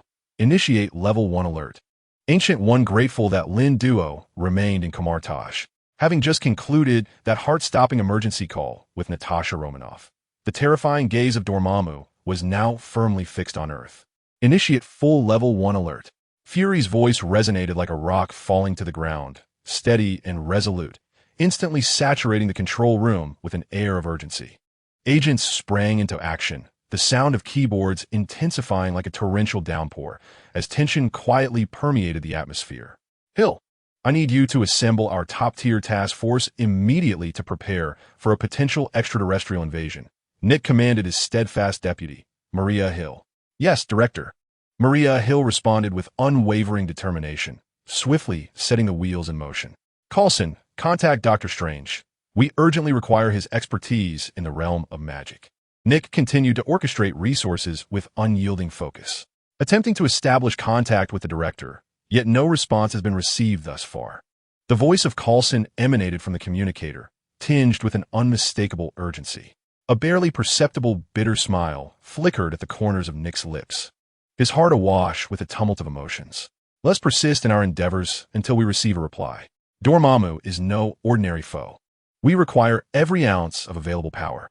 Once the Black Widow was dealt with, Lindo hurriedly returned to the Library of Power. He contemplated the necessity of mastering the arcane essences before the formidable Dormammu made his appearance. His victory over the Ancient One was not merely a clean sweep. It had catapulted him to unprecedented fame, ensuring that no one in Kamartaj would dare show him disrespect again. The Ancient One, witnessing Lindo's return to the library, felt a surge of joy. Having just been bested by Lindo, he had anticipated the young man would simply depart after declaring Dormammu's impending assault. Upon learning of Lindo's intent to stay, he promptly instructed Mordo to escort him back to the library. Thus, Lindo found himself amidst this ocean of knowledge, poring over the weathered tomes of magic, quietly strategizing his forthcoming training regimen. He had already begun to fuse several spells. However, to contend with a dark dimensional sovereign like Dormammu, he must attain complete mastery over magic to have any chance of approaching and absorbing Dormammu's formidable power. Gently, he brushed his fingers against the spines of the ancient books, their covers runes responding to his intent, suddenly leaping to life and delving deep into his consciousness. Immersed in the surging currents of magic within him, Lindo slowly closed his eyelids and took a deep, contemplative breath. Within the depths of his mind, magical symbols and formulas appeared to awaken, dancing and swirling to weave vibrant tapestries of imagery. The mysteries of dimensional transmission and portals, he mused inwardly. These two spells represented Dormammu's dominion over dimensional shifts and the Ancient One's expertise in spatial gateways. At this moment, he yearned to explore the unprecedented sparks that might emerge from the intertwining of orthodox and dark magic. Lindo concentrated, meticulously sketching each rune and incantation upon the canvas of his mind. He endeavored to harmonize these two fundamentally disparate forces, akin to forcing two parallel universes to reconcile, a daunting challenge indeed. Light and darkness, order and chaos, clashed fiercely within his thoughts, akin to irreconcilable forces continually colliding in search of that elusive state of harmony. His mind felt as though it were pierced by an endless cascade of lightning, a fusion of pain and exhilaration, as time momentarily stood still. He stood amidst the vast void, accompanied solely by the shimmering runes and the flowing formulas of magic. The audacity of personally harmonizing these two powers was a bold notion. Indeed, it is a daring endeavor, Lindo mused. Yet he felt he was on the cusp of touching that delicate point of balance. On the precipice of this fragile equilibrium, Lindo discovered the key to unlocking a new realm. All chaos and conflict gradually yielded to his will, heralding the birth of an unprecedented magical revolution at his fingertips. Dark magic and orthodox magic seamlessly intertwined in his mind, giving birth to a form of sorcery unprecedented in its nature, the dimensional portal. This novel magic not only encapsulated the immense energy of dark sorcery, but also possessed the steadiness and precision of orthodox magic, capable of traversing chasms in the blink of an eye, reaching the shadowy realms of other dimensions. Yet, this hard-won tranquility was not destined to linger. A sudden, urgent, and piercing alarm shattered the silence from the distant horizon. What was amiss? Why had the alarm sounded without cause? Could it be that Director Nick had sensed the presence of Dormammu? Lindo furrowed his brow, feeling the pulsation of magical energy around him stir restlessly in response to this unforeseen turn of events. He abruptly withdrew from the depths of the ancient magical tomes, directing his gaze beyond the pages to the outside world. The night, which ought to have been tranquil, was now distorted beyond recognition by swirling shadows. L'Anduis a tightened. Evidently, the battle concerning the safety of the universe had quietly begun.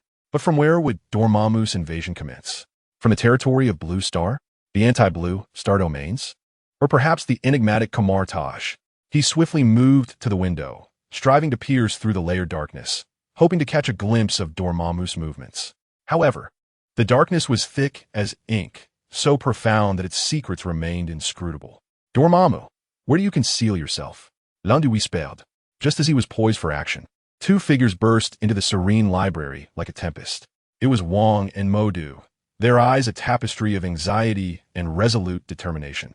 Lindo, we must depart at once. Wong's voice was urgent, gripping Lindo's arm tightly. Almost simultaneously, Modu stabilized his presence beside Lindo, seamlessly joining the escort, pulling him toward the exit. Rather than resisting, Lindo, as he was ushered away by his two friends, could not help but jest. Hey, what grand performance are you two putting on this time? Though his words carried a playful tone, they could not conceal his curiosity and excitement for the secrets soon to be unveiled. Wong's face bore the mark of urgency, beads of sweat forming on his brow, revealing his heightened tension. Lindo, the situation is critical. The sanctum is in jeopardy. We must act immediately. Modu calmly supplemented the analysis from the side. Indeed, it is the sanctum in Hong Kong that has sent an urgent plea for help, with Master Gu personally requesting your assistance. His words were succinct, his gaze filled with trust and earnest anticipation for Lindo Chapter 23. The celebration of ruins, the ritual of the devotees. Upon hearing this, Lindo raised an eyebrow slightly, then nodded steadily, his eyes gleaming with unwavering resolve. Very well, since it is Master Gu Yi's summons, I shall exert myself to the fullest. With that, He quickly adjusted his state and matched the vigorous pace of Wang and Modu as they sprinted ahead. Yet, as they raced, Lin Du's heart remained remarkably tranquil. He silently attuned to the steadfast and powerful energy emanating from Wang and Modu, a shared determination welling up within him. The myriad experiences of the past have endowed Lin Du with an intimate understanding of the capabilities of his two companions. Lao Wang's formidable prowess, every strike imbued with the essence of ancient martial arts, and Mo Du, a master of spatial magic, capable of traversing to another realm in the blink of an eye. Observing the two gripping his arms tightly, Lin Du felt no hesitation and promptly resolved to experiment within his own being, aiming to meld these two disparate forces. He inhaled deeply, an indescribable energy surging quietly within him. This was an unprecedented exploration, as diverse magics began a delicate and intricate dance under his command. Mo Du's spatial sorcery intertwined with Lao Wang's martial essence, seemingly in quest of an unprecedented synthesis. It worked. Lin Du opened his eyes and whispered. He acutely sensed that this newfound magical energy not only inherited attributes of offense and defense, but also infused a certain elusive vitality and depth. It appeared to possess the ability to perceive the essence of all things, navigating through the minute fissures of time and space, manipulating the boundaries between reality and illusion. Then, Lin Du turned his gaze towards Mo Du and Wang. At their current pace, reaching the temple would take an eternity. Open the portal and tell me the exact location, he suggested, pausing in his tracks. Wang and Mo Du exchanged a glance, clearly taken aback by Lin Du's swift resolution.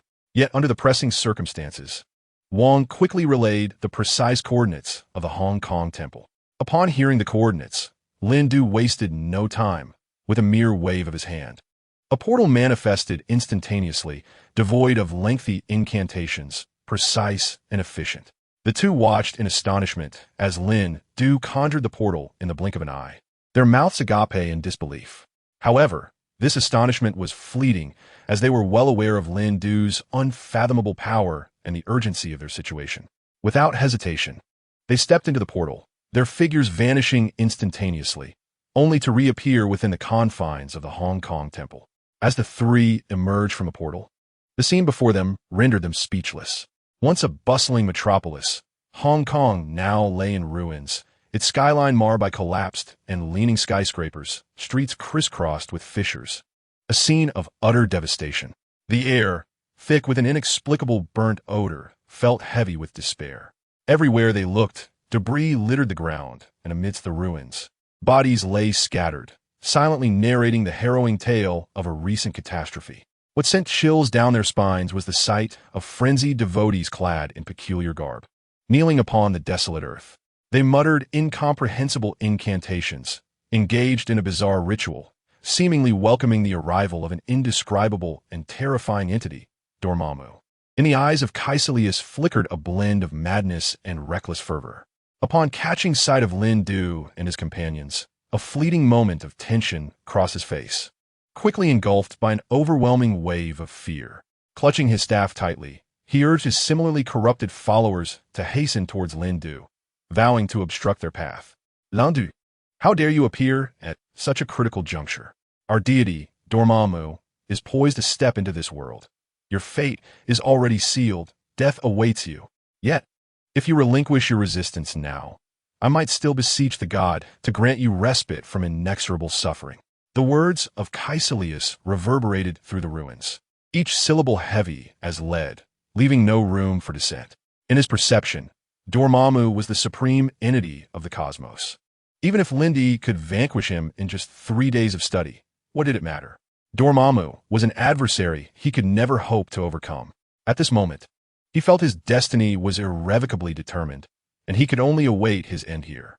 However, even in the face of Kaecilius' blatant threat, Lindy merely allowed the corners of his mouth to curve upward slightly. His gaze pierced through the layers of gloom, reaching deep into Kaecilius' soul, where flickers of sympathy intertwined with icy indifference. Lindy gently shook his head, speaking with measured calmness, each word seemingly forged through contemplation. Kaecilius, you were once a radiant star within the realm of magic. Why do you choose to tread into this boundless night? You believe Dormammu promises eternal power. yet you remain blind to the emptiness and despair that lie within the abyss. A subtle flicker of uncertainty sparked in Kaecilius' eyes, but it was quickly consumed by resolute flames. He brandished his staff as if conducting an unseen orchestra, unleashing a torrent of dark energy that surged toward Lindy and his companions. Upon witnessing this, Lindy's expression hardened, and with a flick of his wrist, an invisible barrier materialized in the air, effectively thwarting the onslaught of malevolent energy. He then turned his attention to the fervent acolytes, eager to launch an attack against him, a scornful smile curling at his lips. The humble servants of Dormammu dare to covet a challenge against me? With that, Lindy waved his arm, a tremendous force erupting from his palm, sweeping across the battlefield like a tempest. Those acolytes, who had just moments ago lunged at him like ravenous wolves, were now swept away by this irresistible power, akin to autumn leaves caught in a gust of wind. They were toppled, flung, and crashed heavily to the ground, devoid of any capacity to struggle. Upon seeing this, Kaecilius' countenance shifted drastically, his heart gripped by terror. He had never anticipated that Lindy's strength had become so formidable. Even more astonishing was the realization that Lindy had yet to employ the fabled Infinity Stone.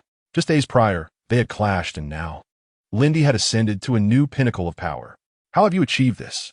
Kaecilius' voice trembled, the unfolding events surpassing his wildest imaginings, leaving him incredulous. Lindy, hearing this, allowed a chilling smile to grace his lips. His gaze fell upon the time stone in his hand, emanating a profound blue light, determination flickering in his eyes. Everything will be reset, he declared in a low voice. The time stone began to rotate slowly, releasing concentric waves of mysterious ripples. These waves spread with astonishing speed, transcending the boundaries of reality and illusion. Chapter 24. The perception of danger, the forced arrival of Dormammu in an instant. The distorted scenery around appeared to have been pressed in reverse, as if time itself had been rewound. The followers of Dormammu moved like puppets on invisible strings, their malevolent rituals being forcibly drawn back by an irresistible force.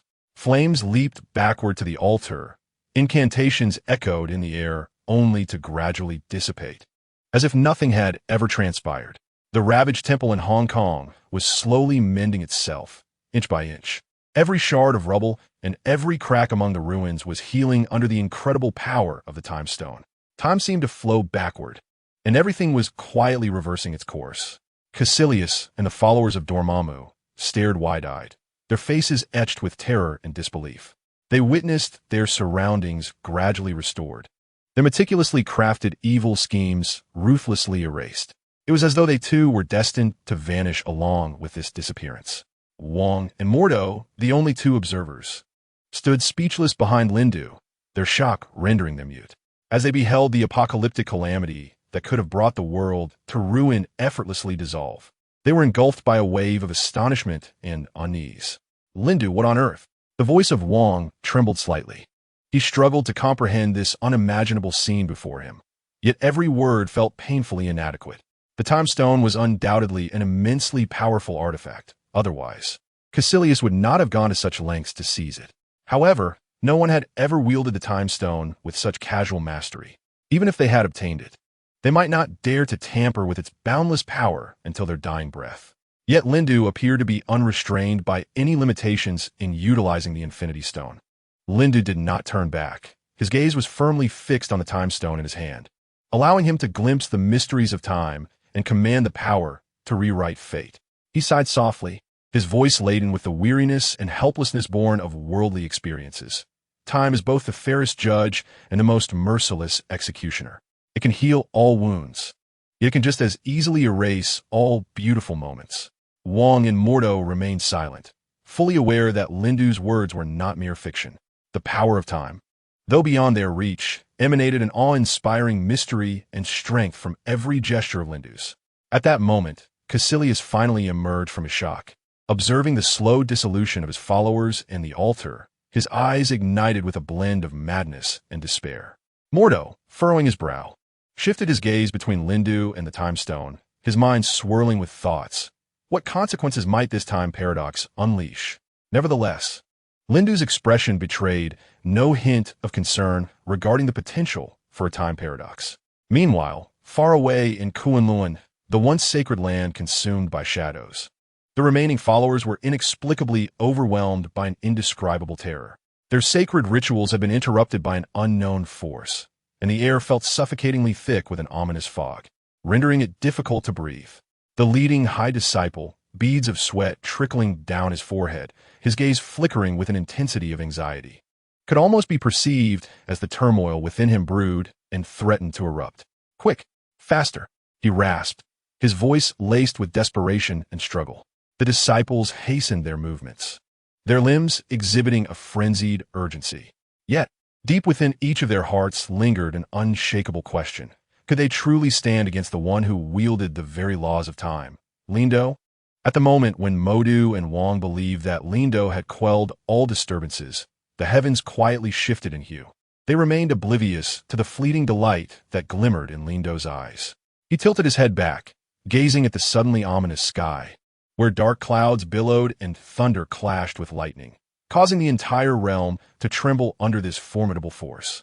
He clutched the time gem tightly, feeling an unprecedented surge of power coursing through him, igniting an indescribable exhilaration within his chest.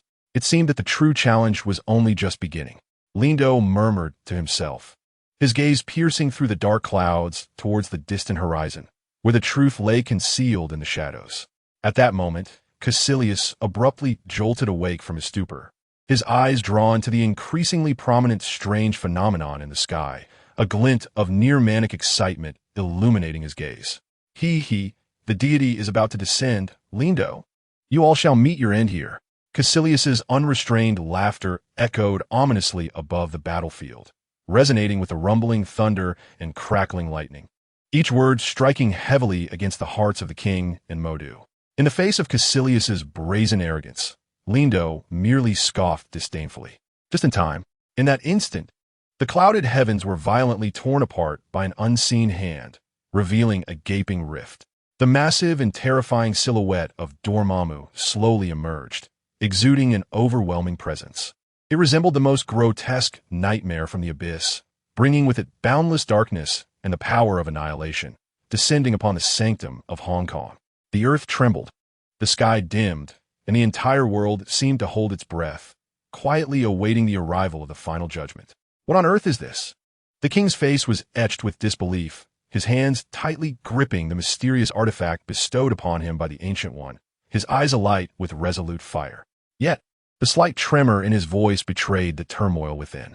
Modu stood nearby, his complexion pale as parchment, hands clasped together, rapidly reciting incantations, desperately striving to draw even the slightest fragment of power from the vast cosmos to confront this indescribable horror before them. Who could have anticipated that Kaecilius had truly summoned Dormammu? But how was this possible? Lindo had already reversed time once using the time gem. The summoning ritual had clearly been halted in time by Lindo. Why could Dormammu still manifest here? Was all of this part of Lindo's design? But what was his true intention? In stark contrast to the terror experienced by Mordo and the king, the fervent followers of Kaecilius gazed upon the arrival of Dormammu without a trace of fear, their eyes alight with zeal and devotion. To them, the manifestation of Dormammu was the long-anticipated beacon of redemption. Supreme Dormammu, you have finally descended. This world shall yield to your insatiable hunger, and we shall become part of your eternal dominion. Their cheers resonated through the desolate expanse, a jarring cacophony that mocked the very essence of despair. Chapter 25. The Arrival of Dormammu. In the interest of Lindu shall handle this. You must ensure the safety of the temple and the people, he declared with clarity and conviction. With those words, his figure transformed into a brilliant flash of lightning, soaring skyward, targeting the ominous presence of Dormammu, half hidden in the shadows. As Lindu ascended, an unprecedented surge of power surged within him.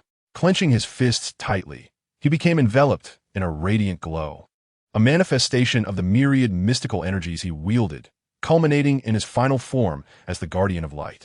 Dormammu, I have heard tales of your retreat from a mere stratagem. Such a victory is not what I seek. Lindu's voice echoed through the vast void, imbued with an undertone of challenge. His thoughts drifted back to the film where Doctor Strange had wielded the Time Stone to create an endless loop, compelling Dormammu to retreat. Yet, What Lindu yearned for was a genuine clash of might, a confrontation between pure strength and unwavering resolve. He was determined to ensure that Dormammu would find no avenue for resurgence. Dormammu, the sovereign from the dark dimension, appeared as a swirling mass of smoke, his voice chilling as if ice were piercing through the very soul. A mere mortal dares to utter my name and attempts to challenge me?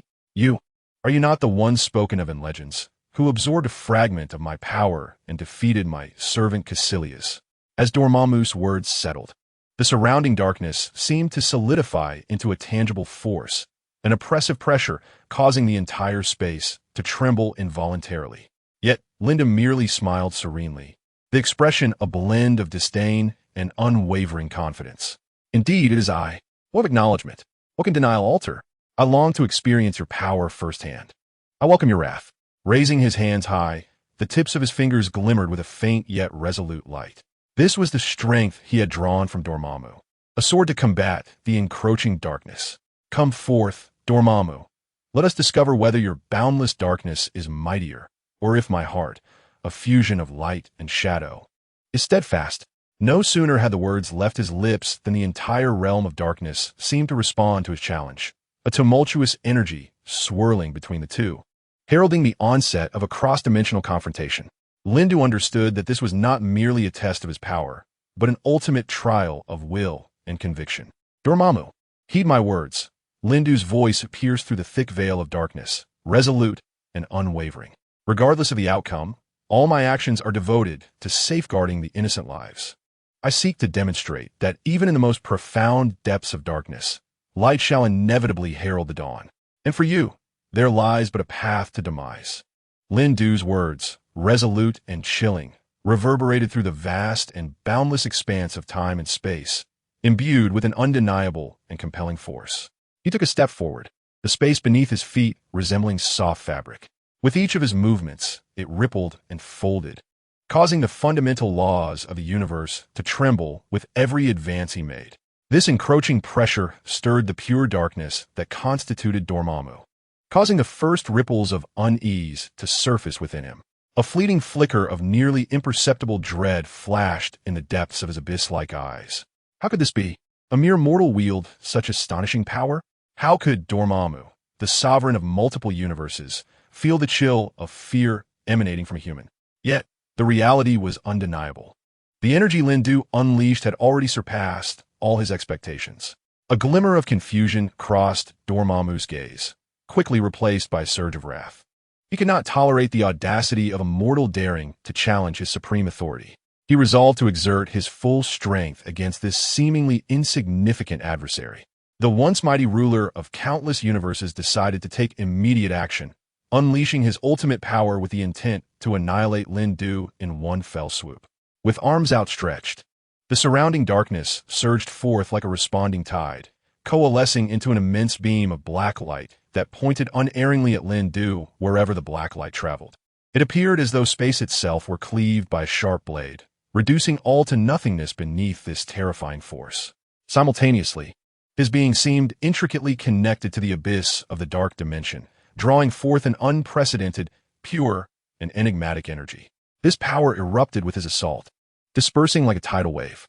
Those who had once fallen at Lindu's feet now seemed to be reborn, transforming into a grim army, vowing to fight to the death to protect their supreme sovereign. Just as Mordo and Wong launched their assault against Kaecilius, a tumultuous surge of power alerted them. They instinctively turned their gazes toward Dormammu, who was unleashing a cataclysmic attack with all his might. His distorted form loomed larger amid the infinite darkness, exuding a disquieting terror. The dark beam surged forth like a roaring dragon, carrying the overwhelming force of annihilation. Hurtling towards Lindu, witnessing Dormammu's lethal strike, Mordo and Wong involuntarily trembled. Could Lindu withstand Dormammu and restore tranquility to the Hong Kong sanctum? Mordo pondered silently. Mordo, focus. Do not forget the Dormammu followers that Lindu has vanquished. They are rising one by one. Wong's words barely escaped when the once dormant followers began to stir, as if summoned, slowly rising from the ground, rekindled from the ashes. Their gazes were as hollow as a desolate well, exuding a chilling essence, as if all emotion and reason had been utterly drained away. leaving only an unwavering allegiance to Dormammu. Two pairs of eyes, like iron pincers, fixated intently on Wong and Modu. Haha, Wong Modu. Do you truly believe you can stand against us? Or will you surrender obediently? With Lin Du absent, Kaecilius swiftly regained his bravado, commanding his followers to launch an assault against the two. Onward, eliminate them first. At Kaecilius's command, the resurrected followers swiftly assembled, akin to specters in the dark night, coalescing into a formidable force. Together, they wove a barrier composed of pure dark energy, resembling a fierce black beast, roaring as it lunged toward Wong and Modu. Meanwhile, in the air, Dormammu's power reached its zenith. His voice, transcending the mundane, reverberated through every crevice. Lin Du, you challenged the fundamental laws of the universe. He gently waved an invisible finger, as if manipulating the very lifeblood of the multiverse. In Chapter 26, Dormammu took the initiative to attack, and Lin Du was filled with intrigue. At that moment, an unimaginable force erupted suddenly, tearing through space and reversing the flow of time. A myriad of unfathomable phenomena intertwined into a colossal web, rushing toward Lin Du yet, in the face of a counterattack potent enough to make stars fall. Lin Du merely curled the corners of his mouth into a disdainful smile. He did not retreat an inch. Rather, he boldly advanced into the surging tide of dark energy, reaching out to touch the ravenous dark torrent. Dormammu, preoccupied with harnessing the powers of the dark dimension, was struck with disbelief as he witnessed Lin Du not only resisting but charging toward him. A sense of incredulity surged within him. What secrets did this mortal conceal? How could he possess such audacity? As the dark beam made contact with Lin Du's palm, it was as if the night melded into the abyss, vanishing without a trace. Not only was he not consumed by the annihilating force, but Lin Du began to absorb and assimilate Dormammu's profound dark energy. A peculiar glow emanated from his skin, blurring the boundaries between realms, weaving a dreamlike tapestry before him. The two extreme energies clashed within him, ultimately merging into an unprecedented power, igniting the spark of transformation. The heavens shifted in hue, the stars trembled, and the very edges of the dark dimension began to fissure. This was irrefutable proof of Lin Du gradually mastering Dormammu's power. He was no longer merely resisting. He was attempting to control, even surpass, one of the oldest and mightiest entities in the universe. As he savored the mystery of this fusion, Lin Du's gaze toward Dormammu was as icy as it was profound, concealing endless depths of meaning. With the deepening of the amalgamation, a flicker of eager anticipation sparkled in his eyes. He was fervently curious about how this power would ultimately evolve into extraordinary magic. As the two energies fused deeply, Lin Du's body resembled an unfathomable vortex. As he ravenously devoured every fragment of darkness surrounding him, he simultaneously radiated a dazzling brilliance. He could sense an unprecedented surge of formidable power surging within him, a might transcending the constraints of time and space, a domain he had never before encountered. Lin Du perceived a peculiar shift within his body. His thoughts became nebulous, as if he had stepped into an entirely alien realm. There, light and darkness entwined, giving birth to a wondrous and unparalleled enchantment. He beheld the gentle flow of time, the subtle creases of space, and even seemed to touch the steady pulse of the cosmos. He was on the verge of conjuring a novel magic, an immense force capable of piercing through darkness and vanquishing all shadows. This power would become his ultimate reliance in opposing Dormammu, safeguarding this world. As the energy within him slowly coalesced, his form gradually expanded within the inky void, ultimately transforming into a magnificent statue woven from light and darkness.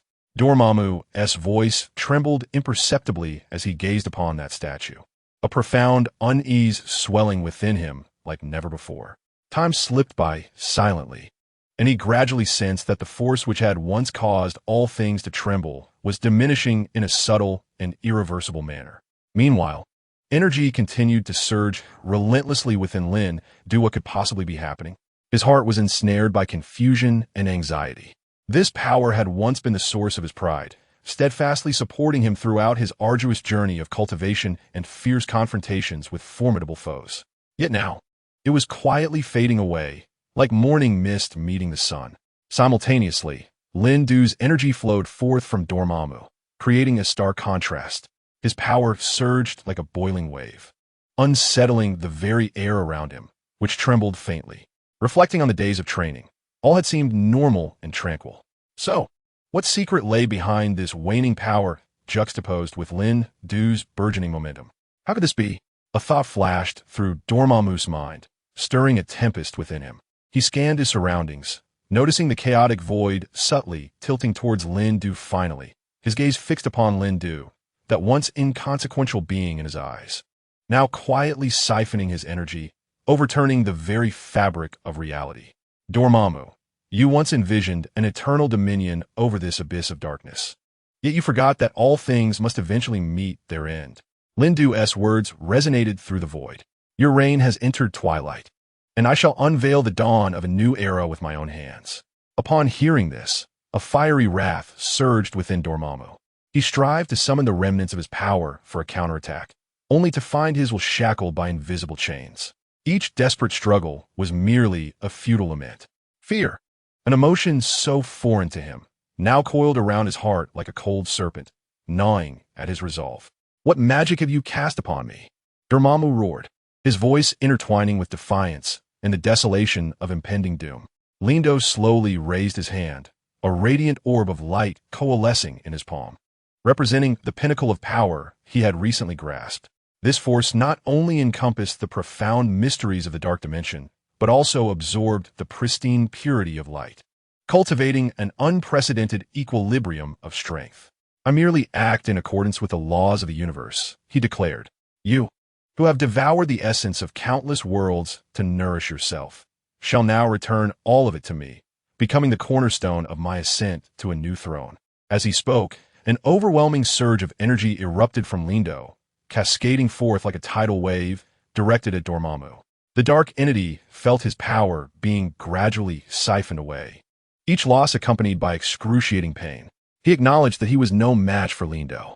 In that instant of realization, Dormammu sought to flee the battlefield. Yet, Lin Du would not allow such an escape. With a mere flick of his wrist, a chain woven of light and shadow traversed the space, ensnaring Dormammu's form tightly. Dormammu struggled fiercely, attempting to break free from what appeared to be a slender, yet remarkably resilient shackle.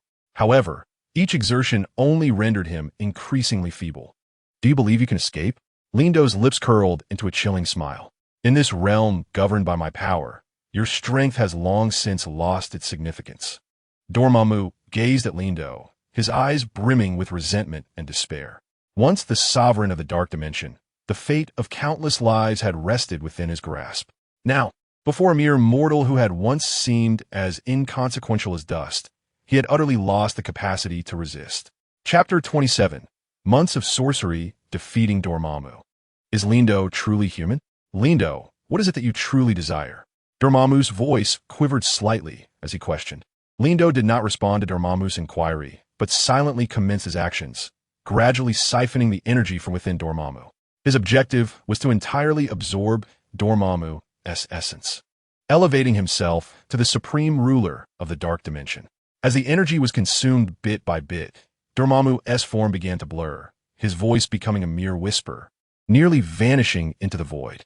In the face of this unparalleled surge of power, all of Dormammu's resistance and struggles appeared trivial, pale, and powerless. The dark dimension trembled violently, as if foreseeing the monumental change about to unfold, fear permeating every inch of space. Stars flickered in the inky dimension, resembling endless eyes silently witnessing this ultimate confrontation across the cosmos. Lin Du gradually closed his eyes, wholly immersed in the process of energy assimilation.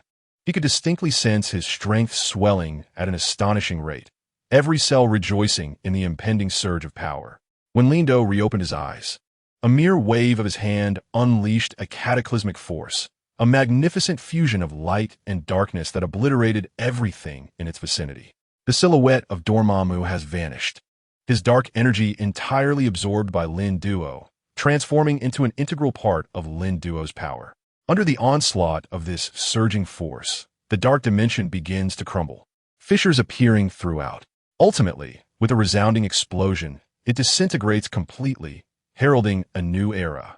Lin Duo hovers in the void, as if he himself has become an inseparable part of the vast cosmos. Beneath the pitch-black, distorted, and unfathomable rift in space, Wang and Mo Du stand shoulder to shoulder, their eyes gleaming with astonishment and disbelief. Surrounding them are the shattered fragments of space-time, torn apart by Dormammu's terrifying power. They twinkle like the most peculiar stars in the night sky, emitting an ominous glow that sends chills down the spine. Initially, the two had approached the encounter with a sense of fatalism, launching an assault against Kaecilius with a singular purpose: to safeguard the sanctity of the Hong Kong temple and seize the fleeting opportunity for Lin Duo. They awaited the arrival of the supreme sorceress, hoping to seal or expel the tyrant Dormammu, who had emerged from the dark dimension. However, the course of events deviated far from their anticipated trajectory. Lin Duo, typically gentle and unassuming yet harboring profound secrets, now unleashed a cataclysmic surge of energy. His movements were as swift as lightning, each strike meeting its mark upon Dormammu's corporeal form, forged from pure darkness. With thunderous roars, the very fabric of space trembled. Each clash reverberated through the dimensions of existence, as if the foundations of the universe were quaking under the weight of this formidable force. What tremendous power is this? Wang murmured to himself, disbelief flickering across his usually resolute countenance. Mo Du, lips pressed tightly together, was ensnared by a tumultuous blend of shock and uncertainty.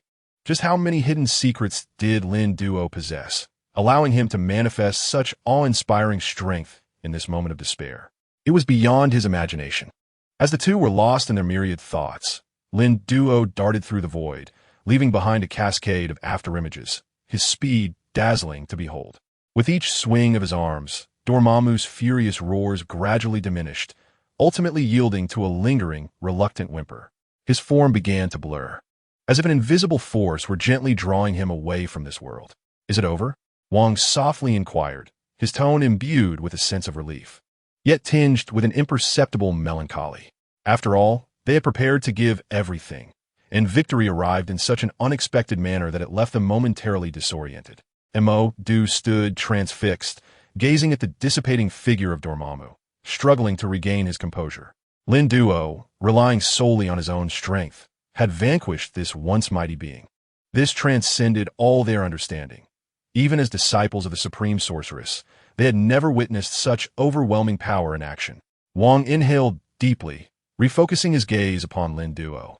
The magnitude of Lin Duo's prowess had surpassed all their expectations, reaching an unprecedented zenith. Kaecilius and a host of Dormammu's followers were poised to strike, preparing to unleash a fierce assault against Wang and Mo Du. Suddenly, they witnessed Lin Duo effortlessly reduce Dormammu to ashes, leaving them utterly astonished, their hearts quaking in fear. With such a formidable presence as Dormammu defeated by Lin Duo, one might ponder who in the world could possibly stand against him. Who indeed is Lin Duo? Confusion surged within the crowd like an overwhelming tide, while Lin Duo seemed to exist in an isolated realm, oblivious to the external shock and suspicion, as if it were all irrelevant to him. On the other hand, Kaecilius and his followers, once naively believing that with Dormammu's protection they could reign unchecked over this land, now appeared as pale as ghosts. Their inner terror surged like a dark tide in the night, mercilessly eroding their remaining courage and conviction. With a trembling voice, Kaecilius desperately sought a glimmer of hope amidst despair. "Lin Duo, what have you done? Are you aware of the colossal waves your actions may summon?" A subtle smile graced Lin Duo's lips, imbued with unwavering confidence and tranquility. "Colossal waves? I fear not the challenges, nor do I dread the tempest. On the contrary, I yearn for challenges, desiring to grow ever stronger through them, transcending all expectations." His words thundered through the air, resonating deeply within the souls of all present. At that moment, Kaecilius and his followers completely lost their will to resist. They recognized the undeniable strength before them, a giant they could not hope to oppose.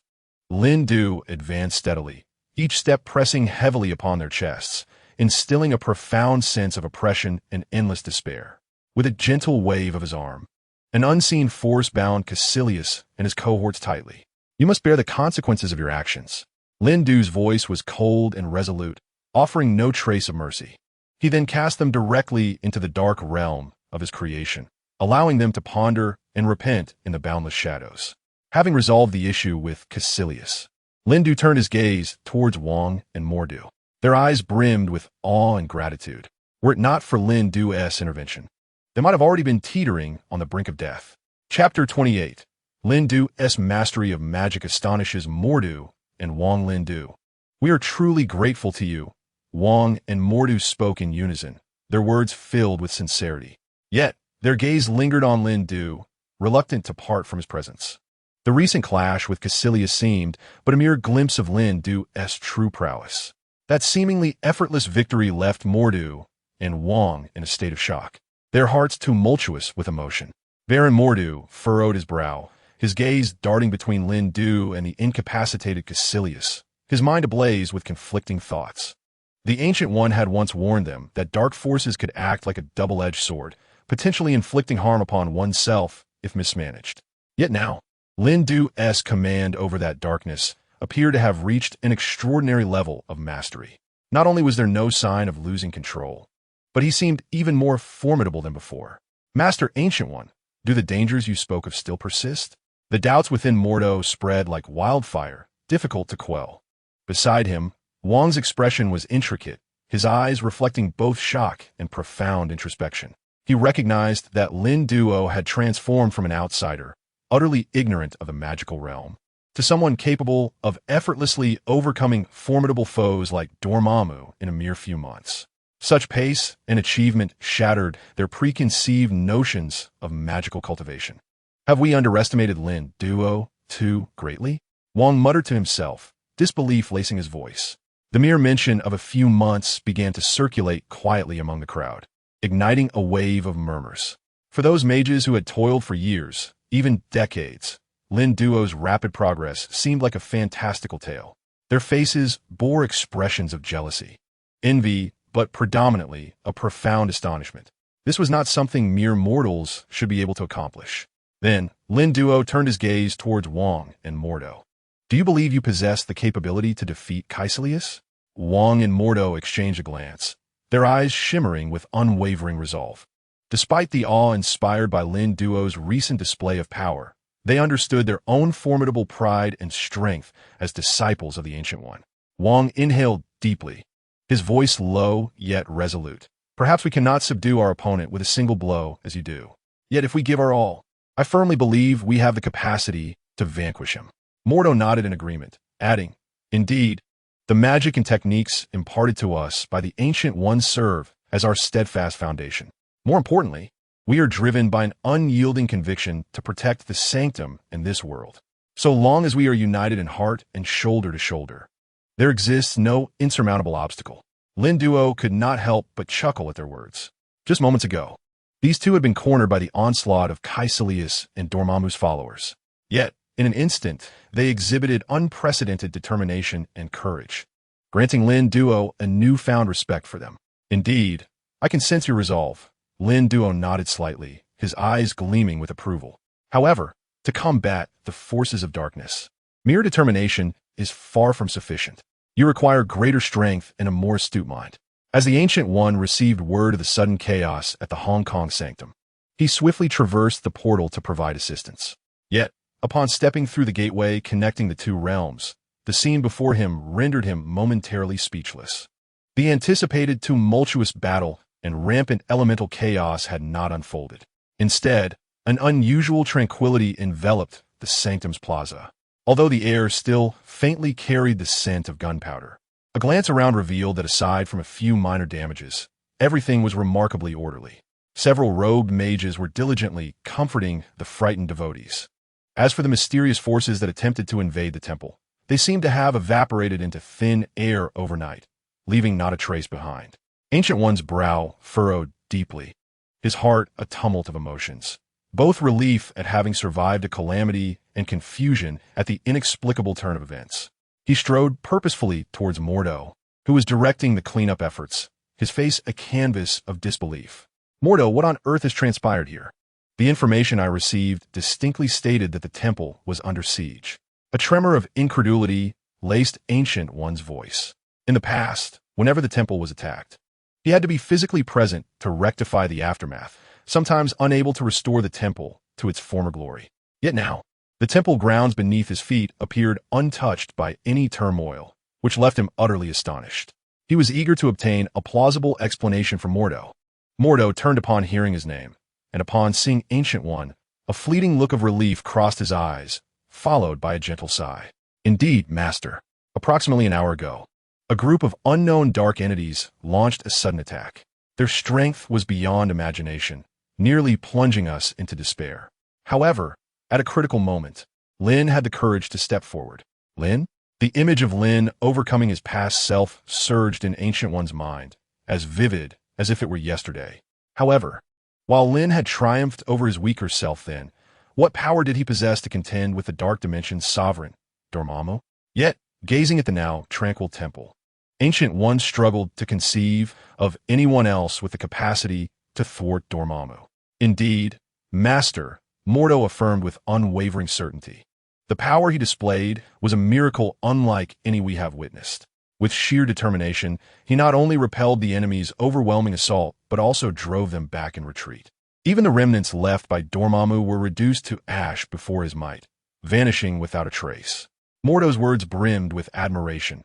Even he, a seasoned sorcerer, could not help but regard Lin with newfound respect. He could distinctly feel that Lin's demonstrated prowess had far surpassed that of his own master, Ancient One. The sorcerer listened in silence, waves of emotion surging within him, the shock indescribable. It was only at this moment that Ancient One deeply comprehended the profound and formidable nature of the dark power Lin wielded, far exceeding the limits of ordinary imagination. His heart swelled with both astonishment and joy, intermingling. He had always known of Lin's boundless potential, yet he had not anticipated the velocity of his growth.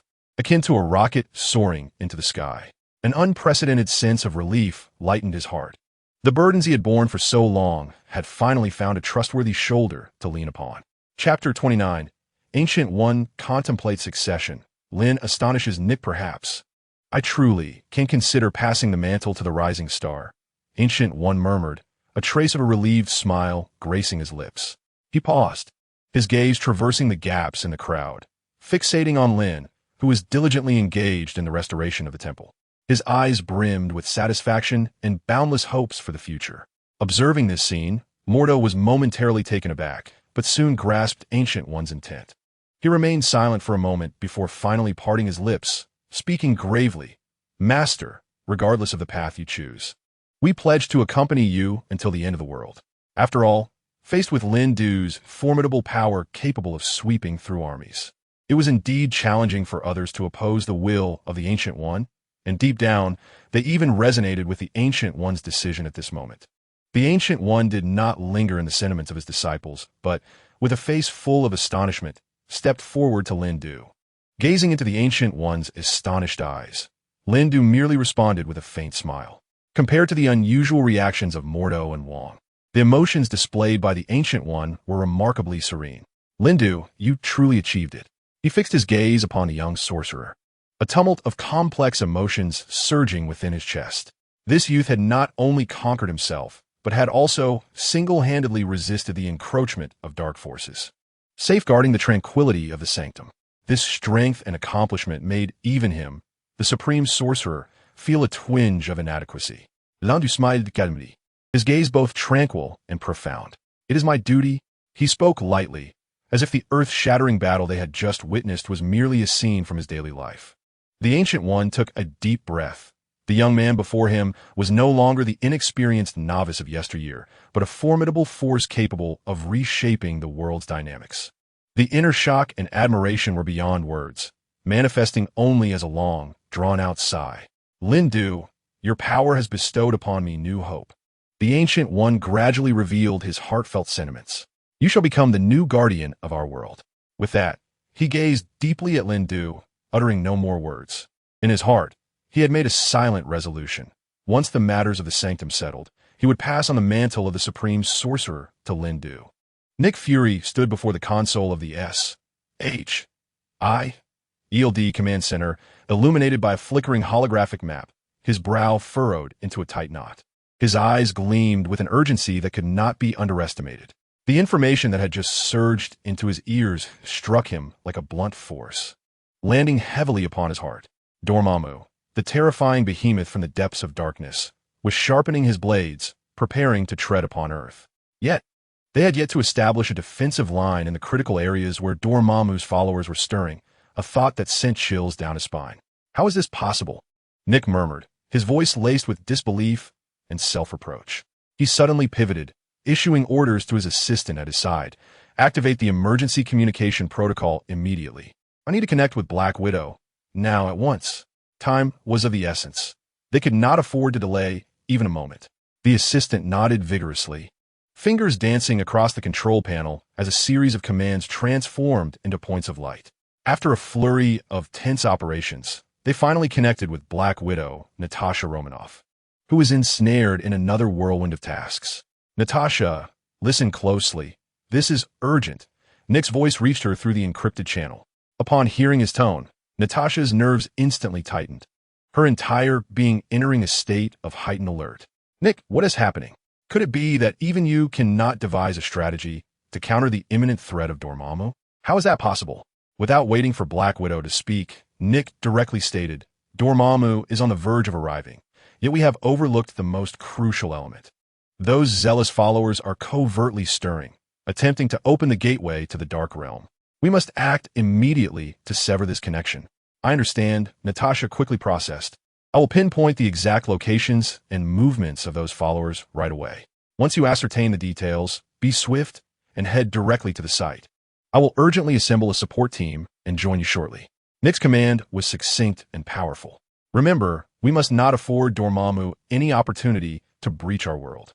Natasha's mind flashed to the hurried silhouettes of Lindy and Ancient One as they raced outward, prompting her to exclaim, the people of Camartage have likely sensed the looming threat of Dormammu. Even Ancient One has taken to the field. Nick Fury's brow furrowed further, his mind clear as crystal. The collaboration between S, H, I, E, L, D, and Camartage was paramount, yet the current situation had become increasingly complex. He had to act decisively, seizing every moment for the safety of Earth. Natasha, immediately contact Camartage and inform them of our operational plan, urging them to prepare to assist us, Nick instructed. He added, rally all operatives into emergency action mode. The Camartage team is en route, with the objective of eliminating Dormammu. With a few terse words, communication ceased. Nick pivoted sharply, his keen gaze scanning the holographic strategy map where red stars flickered, marking the known, congregating areas of Dormammu's followers. He understood with clarity that this battle would be unprecedentedly challenging. The enemy was not only a terrifying force from the Dark Dimension, but also those corrupted followers. Without a moment's hesitation, Natasha sprang into action. Her fingers danced across the control panel, swiftly dispatching directive after directive. She activated the intelligence network, leveraging her exceptional hacking skills to meticulously track the movements of Dormammu's followers. On the display, data surged forth like a torrent. Natasha's eyes navigated through the numbers and codes, locking onto every potential lead. At that moment, Nick was equally busy, rapidly gathering the remaining Avengers. He succinctly outlined the pressing situation and assigned clear tasks to each member. Tony Stark, the suave Iron Man, will provide an unyielding technological support. The Hulk, Bruce Banner, stood ready to unleash his formidable power against the impending threats. And Thor, the God of Thunder, was poised to summon lightning from the skies, amplifying their strength for the imminent battle. We have no retreat. We must forge ahead and confront the challenge head-on. Nick's words reverberated through the command center. As Black Widow, Natasha Romanoff received Nick Fury's irrefutable orders, a fleeting hint of worry crossed her otherwise composed features, barely perceptible to the untrained eye. Chapter 30. The Temple has resolved the crisis. Nick extended an invitation to Lin Duo, and in an instant, she composed herself, readied her gear, and followed closely behind Lin Duo, Wong, and Mo Duo, striding purposefully through the portal to the unknown. Their destination was the temple in Hong Kong, a place that typically exuded tranquility and sanctity, yet now seemed shrouded in an ominous haze. Upon entering the temple, Ava felt akin to a taut bowstring, her mind intensely focused. However, the chaos and destruction she had anticipated did not materialize. Instead, an inexplicable and eerie calm enveloped the space. Inside the sanctuary, the candlelight flickered gently, and a subtle fragrance of incense wafted through the air. Everything appeared so serene, as if the impending cataclysm that could shake the universe was merely a false alarm. Ava's blue eyes sparkled with confusion as she stood there, seemingly frozen in time. The unusual tranquility around her evoked a sensation of being in another realm. What was happening? Ava silently questioned herself. Rumors had spread that Dormammu was about to descend. Why then was there an all-encompassing silence? It felt as though the storm had not stirred a single ripple. Were not the fervent followers of Dormammu meant to conduct their rituals here? Or had they vanished? Ava's mind was clouded with uncertainty. Yet she understood that hesitation was a luxury she could not afford at this moment. She swiftly surveyed her surroundings, attempting to capture any subtle clues. The internal structure of the temple remained unchanged, yet Ava sensed an indescribable weight pressing upon her. It seemed as though an invisible force was lurking in the shadows. Fixated upon them, taking a deep breath, she endeavored to restore her composure. As a seasoned operative, she recognized the paramount importance of remaining calm in critical situations. Her fingers discreetly brushed against the holster at her waist, confirming her weapon was intact. Simultaneously, her gaze was fixed upon Lin Duo ahead. Ancient One and others were gathered around him, their expressions filled with disbelief. Could it be that Lin Duo had single-handedly repelled Dormammu? What extraordinary power would that require? Black Widow stared at Lin Duo in astonishment, unable to comprehend how this legendary figure, who had only trained for 3 days, could possess such formidable strength. Ava's confusion surged like rising tides, washing over her and deepening the complexity of her gaze toward Lin Duo. In this seemingly tranquil temple, she felt an unprecedented weight of pressure, as if a powerful, unseen force was surging in the shadows. She approached Lin Duo cautiously, her heart brimming with questions she longed to explore. Yet, when her eyes met Lin Duo's calm and fathomless gaze, all words caught in her throat. She understood that now was not the time for inquiries. They faced a far more daunting trial. In the midst of this delicate silence, an unusual commotion erupted outside the temple, shattering the gravity of the moment. Ava instantly became alert, her body taut as a drawn bowstring. She deftly drew her handgun from its holster, fully concentrated and prepared to confront any unforeseen circumstances that might arise. As she remained in a state of heightened vigilance, the communicator erupted with the unmistakable and thunderous roar of Nick Fury. The volume was so intense that it felt as though thunder struck her eardrums. Report the situation. What on earth is happening there? Ava was startled by this abrupt summons, as if she had been yanked from a distant dream back into the harsh reality. She quickly composed herself and responded calmly into the communicator. Nick, you need not come here. It appears that everything has settled down. Nick's voice was laced with palpable anxiety and incredulity. What? It's all over? All our preparations? No. Nick, Ava interjected, her tone revealing a hint of astonishment that even she struggled to believe. Things are not as you think. It was Lin Du who single-handedly resolved the issue with Dormammu. She paused slightly, feeling the incredibility of her next words even within herself. He employed a method that transcends our understanding. Not only did he vanquish the foe, but he also restored the ravaged streets to their former glory. More astonishingly, those lives lost in battle miraculously returned. There was a long silence on the other end of the communicator, as it was evident that Nick Fury was taken aback by this sudden revelation. This seasoned director of S.H.I.E.L.D. was, for once, exhibiting an unusual sense of uncertainty. Who was Lin Du, this enigmatic figure? How could he possess such astounding power?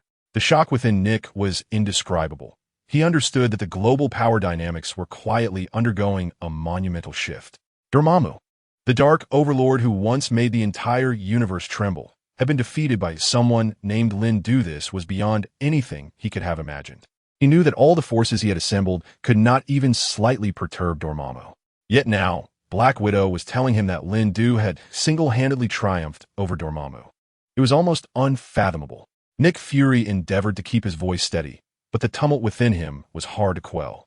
Ava, I need you to describe the situation in detail, as well as everything about Lin Du. Ava took a deep breath and began to meticulously recount her experiences within the sanctum, as well as Lin Du's astonishing display of power.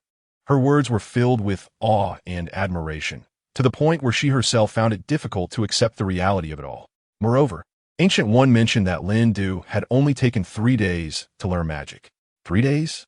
Nick's tone conveyed disbelief. This was, he paused, seemingly searching for the most fitting words to express his astonishment. After a long moment, he instructed Black Widow through the communicator. Send me the footage from the Hong Kong sanctum. I need to see it for myself. Ava nodded vigorously, her movements swift as she sprang into action. She retrieved her high-tech camera, capturing every inch of the sanctum with meticulous detail. The flickering candlelight, the ancient murals steeped in the passage of time. Moreover, there exist seemingly unremarkable objects that conceal profound mysteries and pulsate with incredible power. Each one was meticulously captured by her lens, without exception. As the video data streamed in real time, an expression of disbelief gradually surfaced in Nick Fury's eyes. He remained fixated on the screen, striving to unearth any trace of Lin Du's formidable strength within the images. Yet, aside from a series of seemingly mundane scenes, he discerned no extraordinary elements. Chapter 31. The Invitation from Black Widow, Ancient One's Terror. It was precisely this unassuming ordinariness that fortified Nick Fury's conviction. The magical prowess wielded by Lin Du was, in its depth and vastness, far beyond their comprehension. He inhaled deeply, endeavoring to quell the tumultuous awe within him. The world was undergoing an unprecedented transformation, and Lin Du, this enigmatic figure, appeared to be the pivotal axis of this upheaval. Simultaneously, Ava found herself contemplating the immense power Lin Du had exhibited. The miracle she had witnessed in the temple, the way Lin Du had effortlessly turned the tide of battle, and the astonishing scene of life being restored. All of it instilled in her a deep respect and trepidation towards him. She realized that the world was no longer as she remembered it. The emergence of Lin Du would inevitably herald a monumental era of change, the extent of which remained unpredictable. However, one thing was certain. His arrival would profoundly alter the course of history and harbored the potential to save the entire universe from peril. As Ava narrated, complemented by the vivid visuals, Nick Fury's curiosity and understanding of Lin Du deepened. He sensed that this enigmatic character could very well become a crucial piece in their future struggle against the forces of darkness. Without hesitation, Nick issued orders to mobilize all resources to thoroughly investigate Lin Du's origins and circumstances, paving the way for collaboration. Before long, a heavily encrypted video quietly appeared on Nick's computer screen. The footage depicted Lin Du standing resolutely, his silhouette radiating an undeniable air of pride and determination as he faced the dark force Dormammu, which seemed capable of devouring the world. Rather than retreating a single step, his gaze grew even more resolute. The brilliance of magic coalesced in his palms, the culmination of 3 days of rigorous training and study erupting into a dazzling display. Nick's eyes were glued to the screen, and as the video unfolded, his expression transformed from initial shock to an overwhelming disbelief. When Lin Du, in an almost miraculous fashion, utilized his newly acquired magical abilities to repel Dormammu and safeguard the sanctum in Hong Kong, it was as if countless galaxies had erupted into brilliance within Nick's eyes. Is this real? Nick murmured to himself, and then his gaze ignited with an unprecedented fervor. Black Widow, whatever means necessary. You must find a way to enlist Lin Du into SHIELD. As the video concluded, Nick's emotions remained in tumult long after.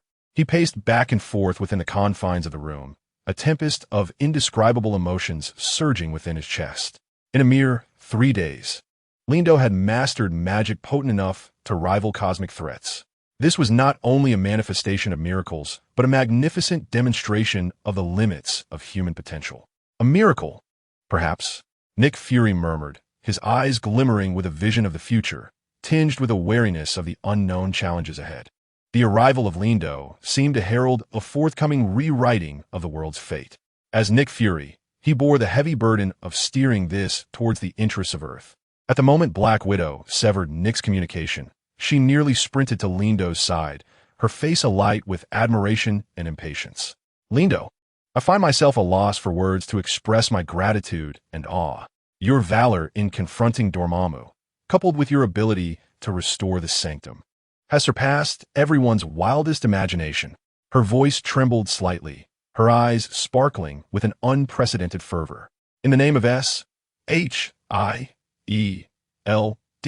or rather, representing the entire world, I earnestly invite you to join us. Your strength will serve as humanity's most formidable bulwark against unknown threats. Lindo offered a serene smile, not immediately responding to Black Widow's enthusiastic invitation. Black Widow, I am honored by your recognition, but let us discuss the matter of joining a later time.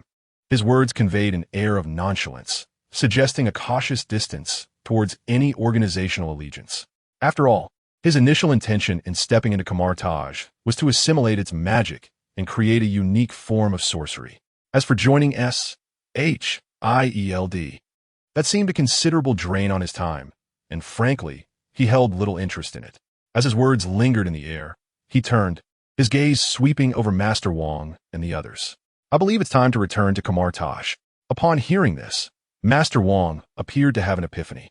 Earlier, he had been anxious upon hearing of Black Widow's invitation to Lindo to join S-H-I-L-D. He had genuinely hoped to entrust the mantle of the Sorcerer Supreme to Lindo. If Lindo were to accept S-H-I-L-D's offer, his plans would be in jeopardy.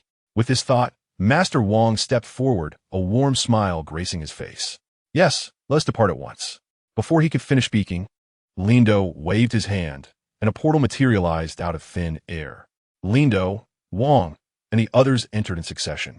Despite having witnessed Lindo's extraordinary abilities multiple times, the sight of him effortlessly opening a door without incantation still elicited awe.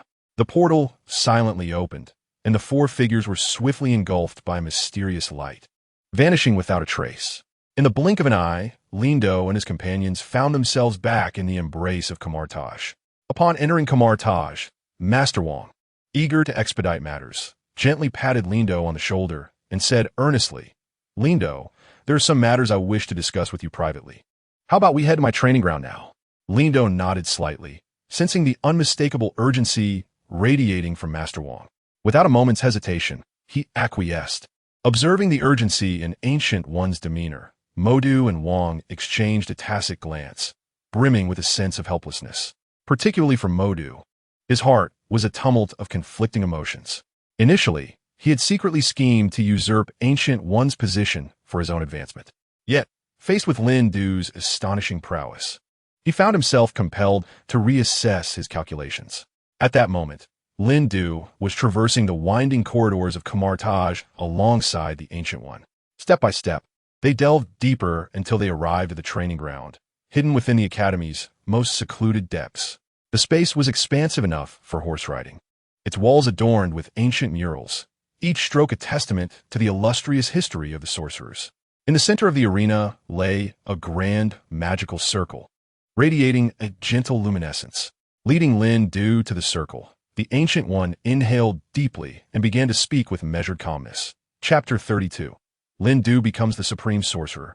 Ancient One rejoices Lin Du. The power you have exhibited has profoundly astonished me. Your innate talent and comprehension far exceed my expectations. I firmly believe you will be the beacon of hope for Camartage's future, the key to safeguarding Earth from the encroachment of dark forces. L'un du listin silonli. His expression unperturbed, yet internally, he discerned the Ancient One's intentions. Essentially, he sought Lin Du's assistance for Camartage. However, the Ancient One's tone shifted, taking on a more serious note. Though your strength is formidable, if devoid of proper guidance and control, it could also become a source of calamity. In this arena, imbued with ancient wisdom and power, I must convey something to you. This matter not only concerns Camartage's future, but is also intricately intertwined with our destinies. The Ancient One's words struck like thunder in the serene space, yet Lin Du remained remarkably composed. After a brief silence, he gently shook his head, his tone resolute and unmistakable. Ancient One, I am quite satisfied with my current state and have no desire to become the Supreme Sorcerer. Upon hearing this, the Ancient One, taken aback, swiftly turned, his gaze sharp as an eagle's, seemingly capable of piercing the most secret corners of the human heart, probing for that primal yearning for power. Such a rejection surpassed his expectations. After all, in the hearts of all sorcerers, the position of Supreme Sorcerer is the ultimate dream of a lifetime. Yet Lin Du remained indifferent to it. Nevertheless, the Ancient One was not prepared to concede defeat. He resolved to elaborate on the unparalleled glory and power that becoming the supreme sorcerer could bestow, hoping to strike a chord within Lin Du's heart and sway his resolve. Lin Du, have you ever imagined that once you ascend to the rank of supreme sorcerer, you will stand atop the pinnacle of the magical realm?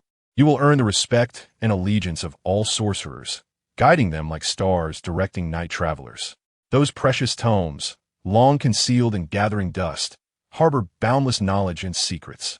Only the supreme sorcerer can unveil their mysterious veils and access sources of power beyond the imagination of mere mortals. Your wisdom and strength are poised to undergo a transcendent transformation at this very moment. You shall have the opportunity to encounter extraordinary sorcerers from all corners of the earth, to learn their unparalleled magical arts, and to fathom the most profound and essential truths of the universe. This is not merely a symbol of power, but rather a key to explore infinite possibilities. The words of the Ancient One are imbued with endless allure and anticipation, inviting Lin Du to step into the mesmerizing yet alluring depths of the magical realm. The Ancient One's voice caresses Lin Du's heart, delicately painting a splendid vision of becoming the supreme sorcerer.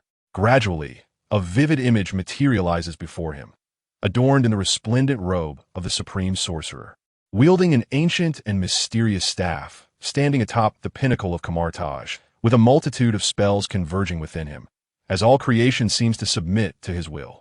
Moreover, the Ancient One continues, as the supreme sorcerer, you will become the bastion safeguarding this world from being engulfed by shadows. Every choice you make will tip the cosmic scales, maintaining the delicate balance between light and darkness. This is not merely an exalted honor, but a heavy responsibility. Yet Lin Du appears somewhat indifferent to this formidable burden. What he truly yearns for is to delve deeper into the mysteries of magic, to harmonize the spells from all corners of the world, allowing the power that springs from the depths of his soul to radiate with the most brilliant light at his fingertips. For him, the exploration of magic's endless possibilities is the most exhilarating journey. Lin Du, do you wish to shoulder this weighty responsibility and become the next supreme sorcerer, safeguarding this world from unknown threats? Observing Lin Du's stirring emotions, the Ancient One swiftly pressed on, leaving no room for retreat, reiterating the question. He was completely unprepared for the fact that Lin Du had already begun to envision the wondrous spells he would master as the supreme sorcerer. Naturally, such musings would remain unspoken to the Ancient One.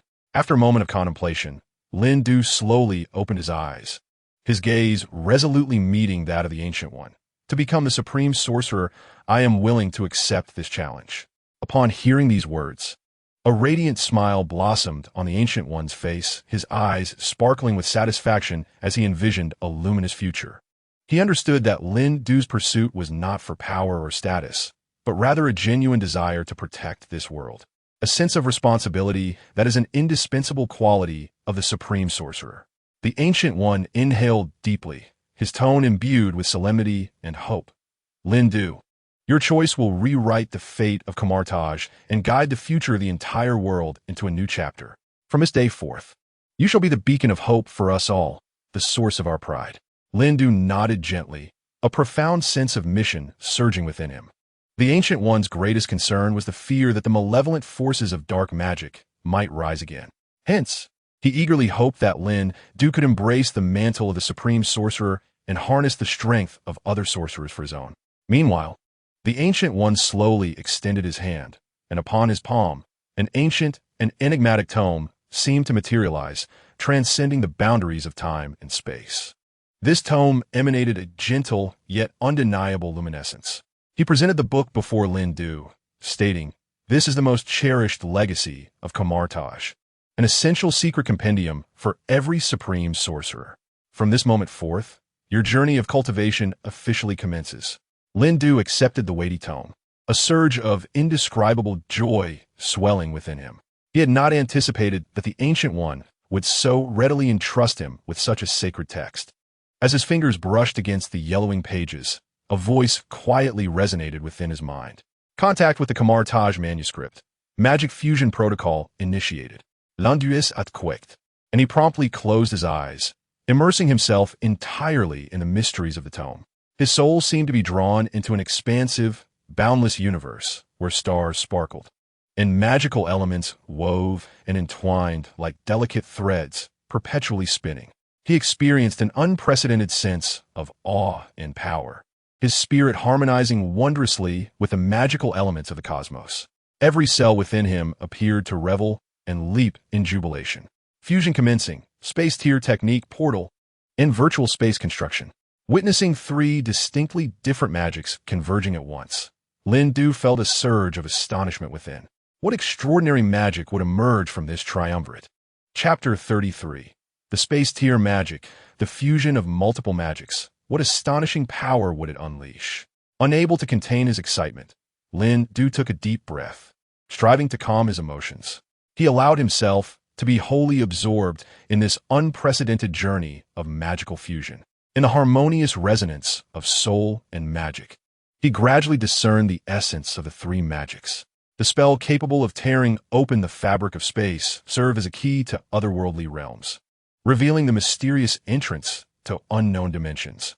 The teleportation portal became his wings, enabling him to transcend geographical confines in the blink of an eye. As for the construction of virtual space, it sketched a unique realm upon the canvas of reality, a dreamlike bubble independent of the outside world. These three magics intertwined in his mind, forming a complex tapestry as a novel and unprecedented magic array quietly began to take shape. Deep within his consciousness, the newly birthed magic cycled and refined itself, as though rehearsing for a grand performance.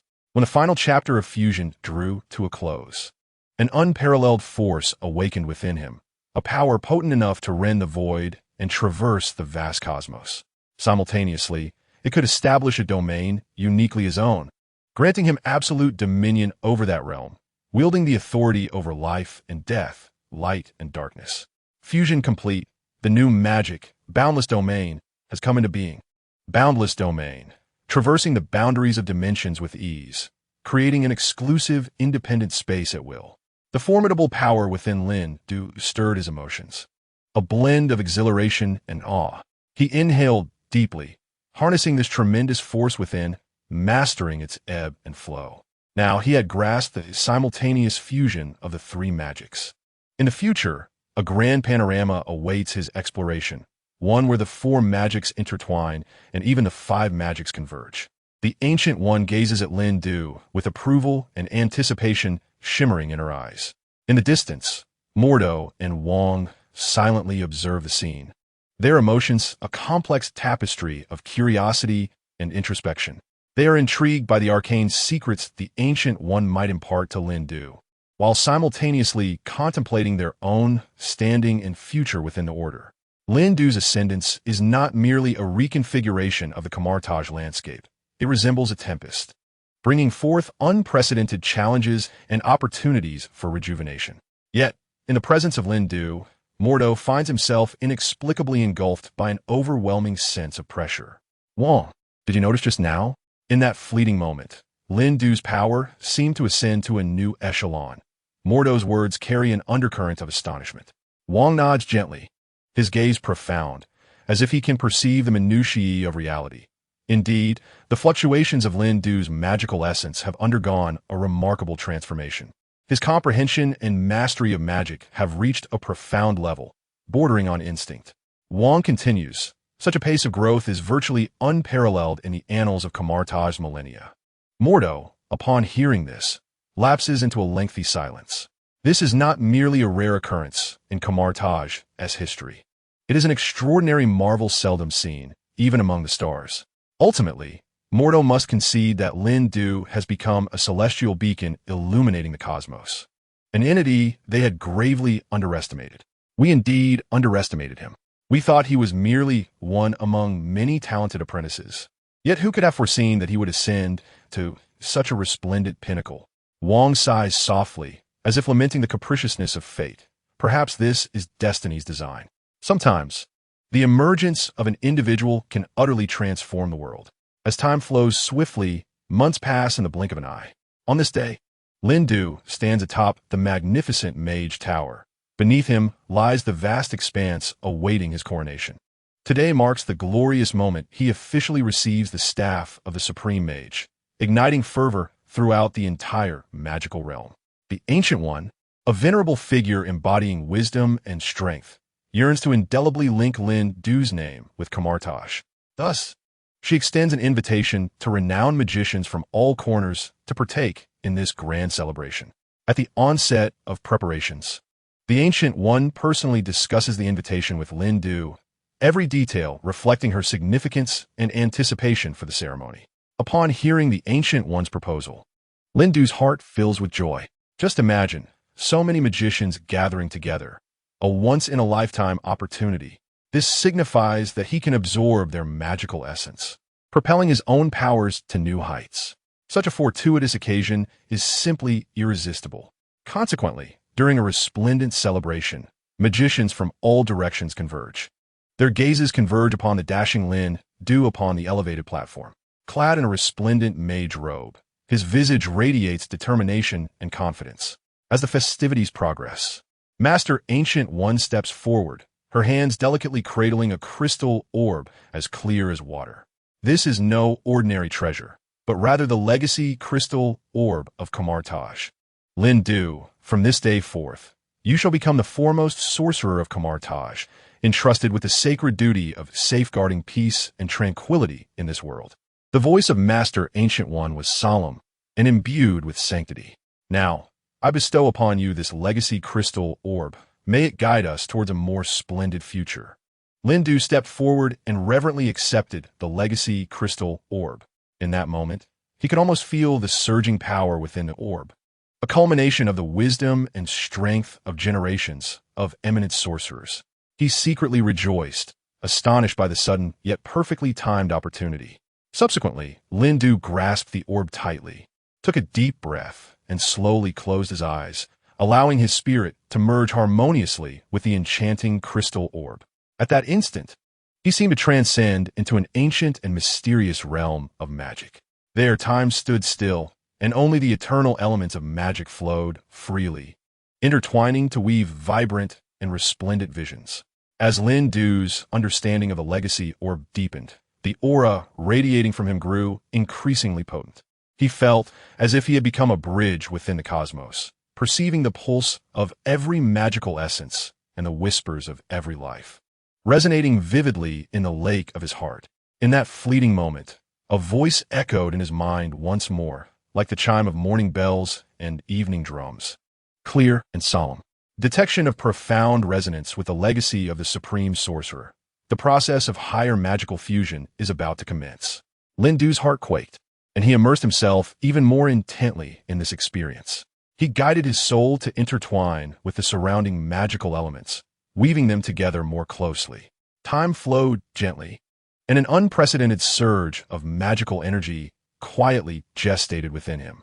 Chapter 34. Source of the Universe. The gaze of the otherworldly, this power, compared to all the magic he had previously merged with, felt more profound and immense, as if it contained the primal mysteries of the universe. He sensed himself transforming into a microcosm of the universe, with boundless power and infinite wisdom swirling at his fingertips. The river of time, the vastness of space, the blossoming of life, the tranquility of death, everything was under his dominion, and he became the arbiter of this world. Fusion complete. The new magical source of the universe is hereby born. Source of the universe. Mastery over the four foundational pillars of time, space, life, and death. Embodying the helmsman of the cosmos, endowed with limitless wisdom and power. Master Ancient One observed the radiant brilliance flickering in Lin Du's eyes, a smile of satisfaction gracing her lips as she gently nodded. She understood that Lin Du had thoroughly grasped the essence of the Supreme Sorcerer's legacy, destined to leave an indelible mark in the annals of Kamartaj, becoming one of the legendary sorcerers.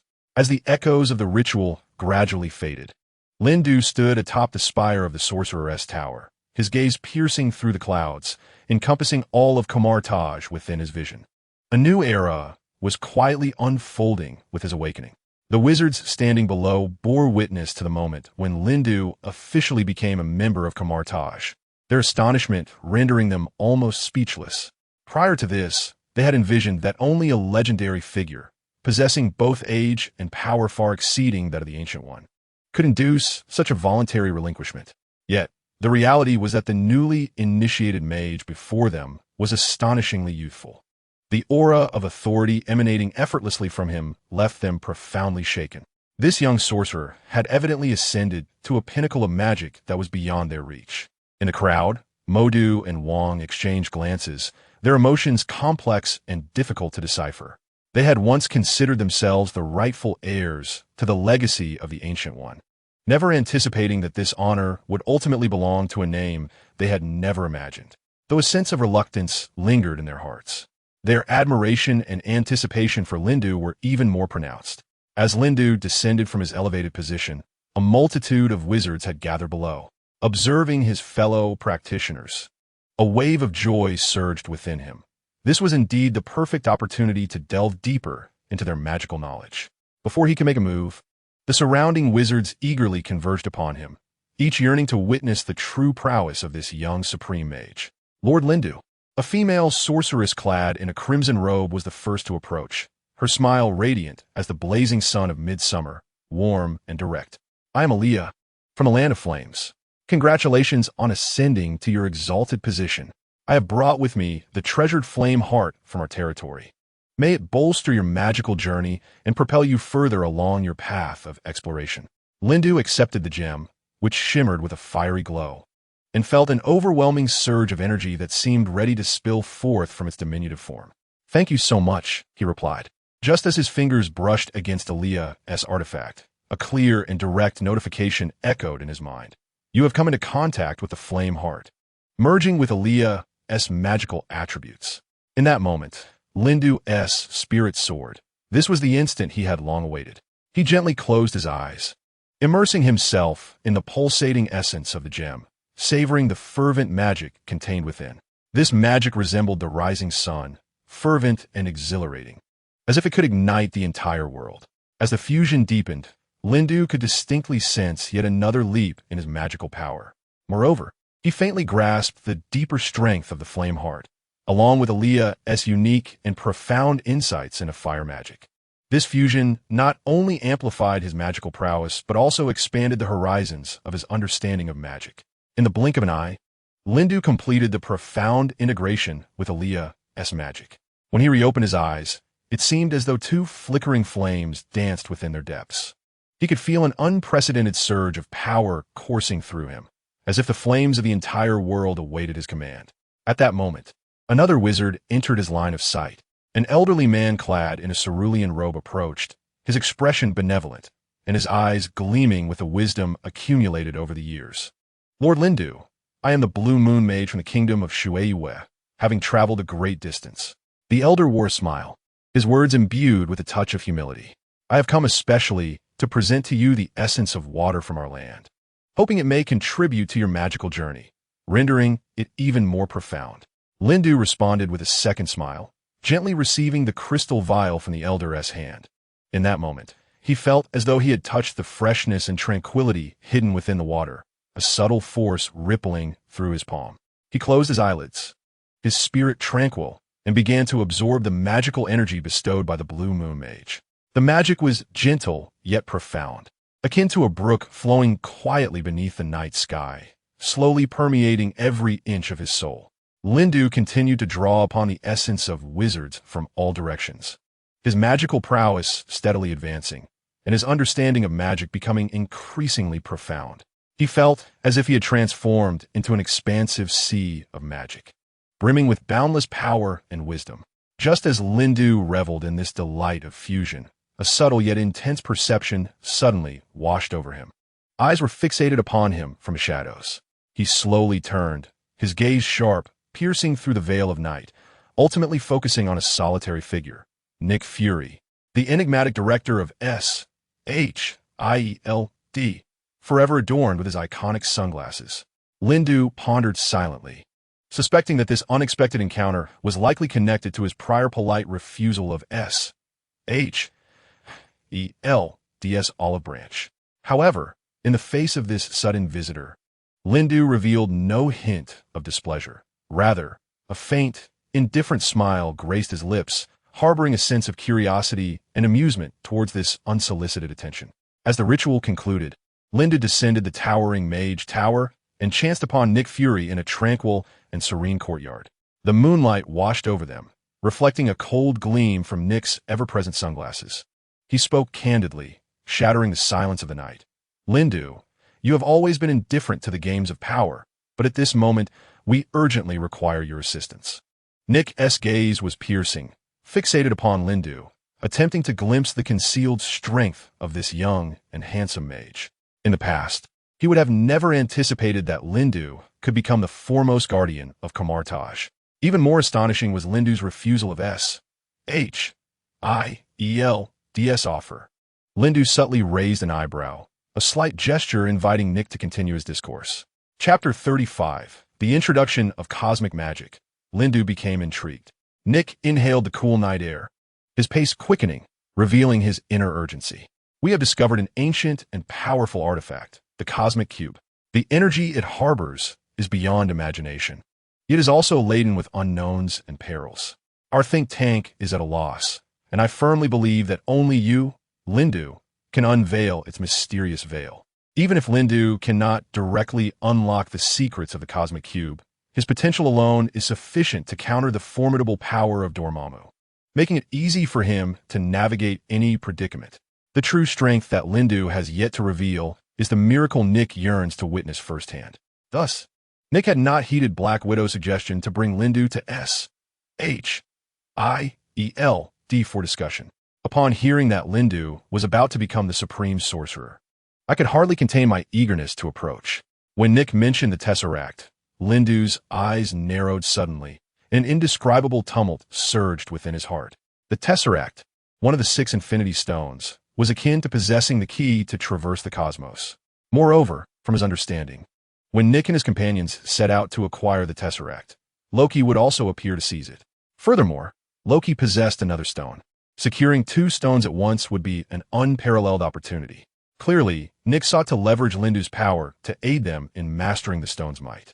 Subsequently, the stone would become the property of S.H.I.E.L.D. However, how could he allow such a prize to slip away? Yet, as Nick observed Lindu, he detected no immediate response and feared that Lindu might decline his request. However, should Lindu refuse to assist them in addressing the Tesseract, the universe would face catastrophic repercussions. Lindu's eyes sparkled with intensity as his thoughts raced.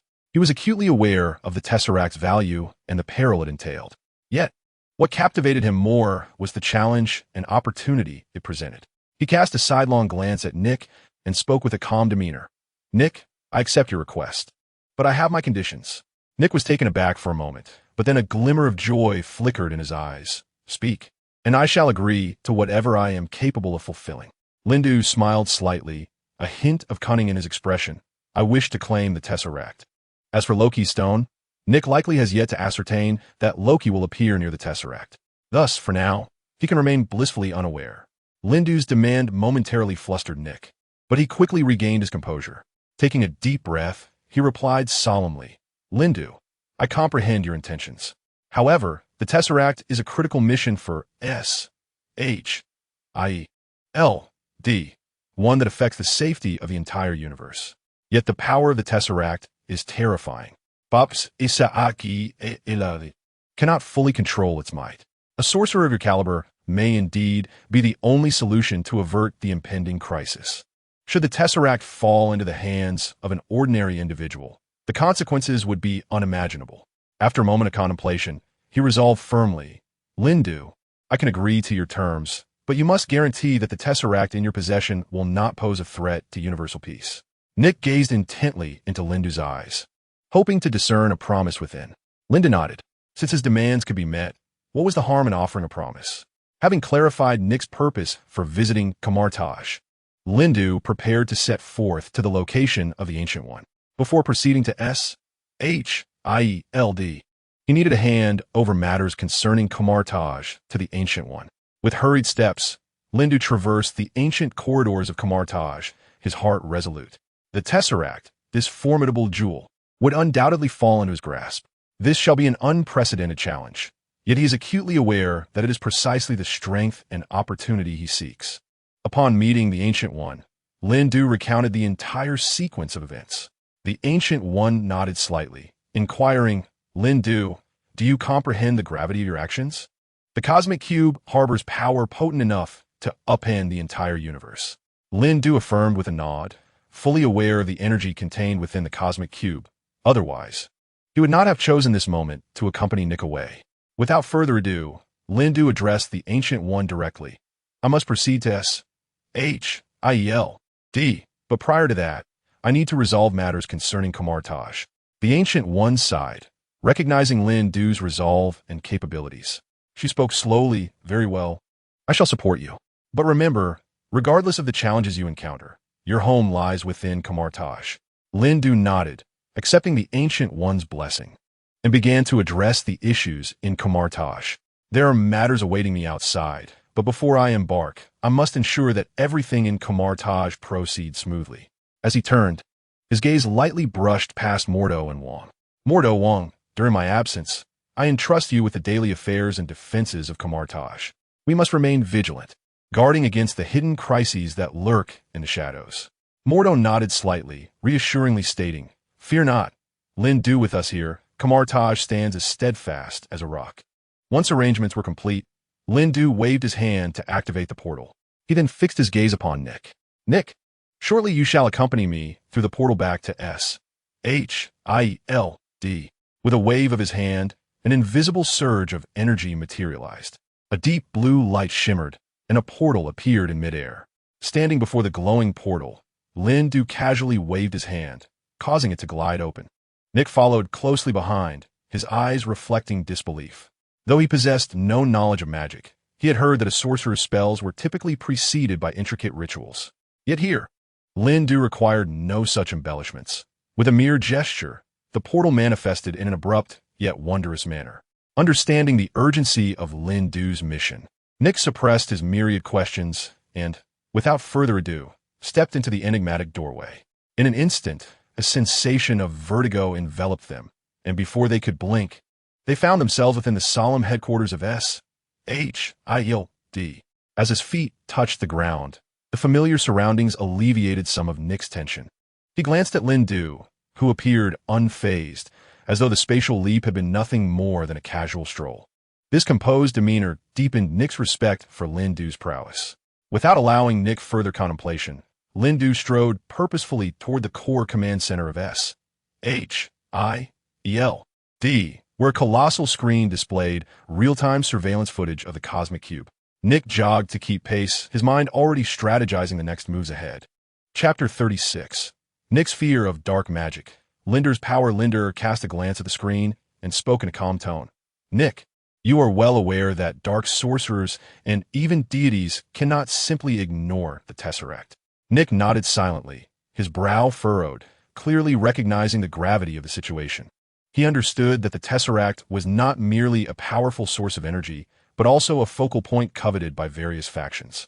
Should it fall into the hands of a dark sorcerer or a deity, the consequences would be unfathomable. Linder's words served as an ominous precursor, particularly regarding Loki, the god of mischief, whose cunning and treachery were unparalleled. They had to tread cautiously and proceed with utmost care. Let us enter, in my opinion.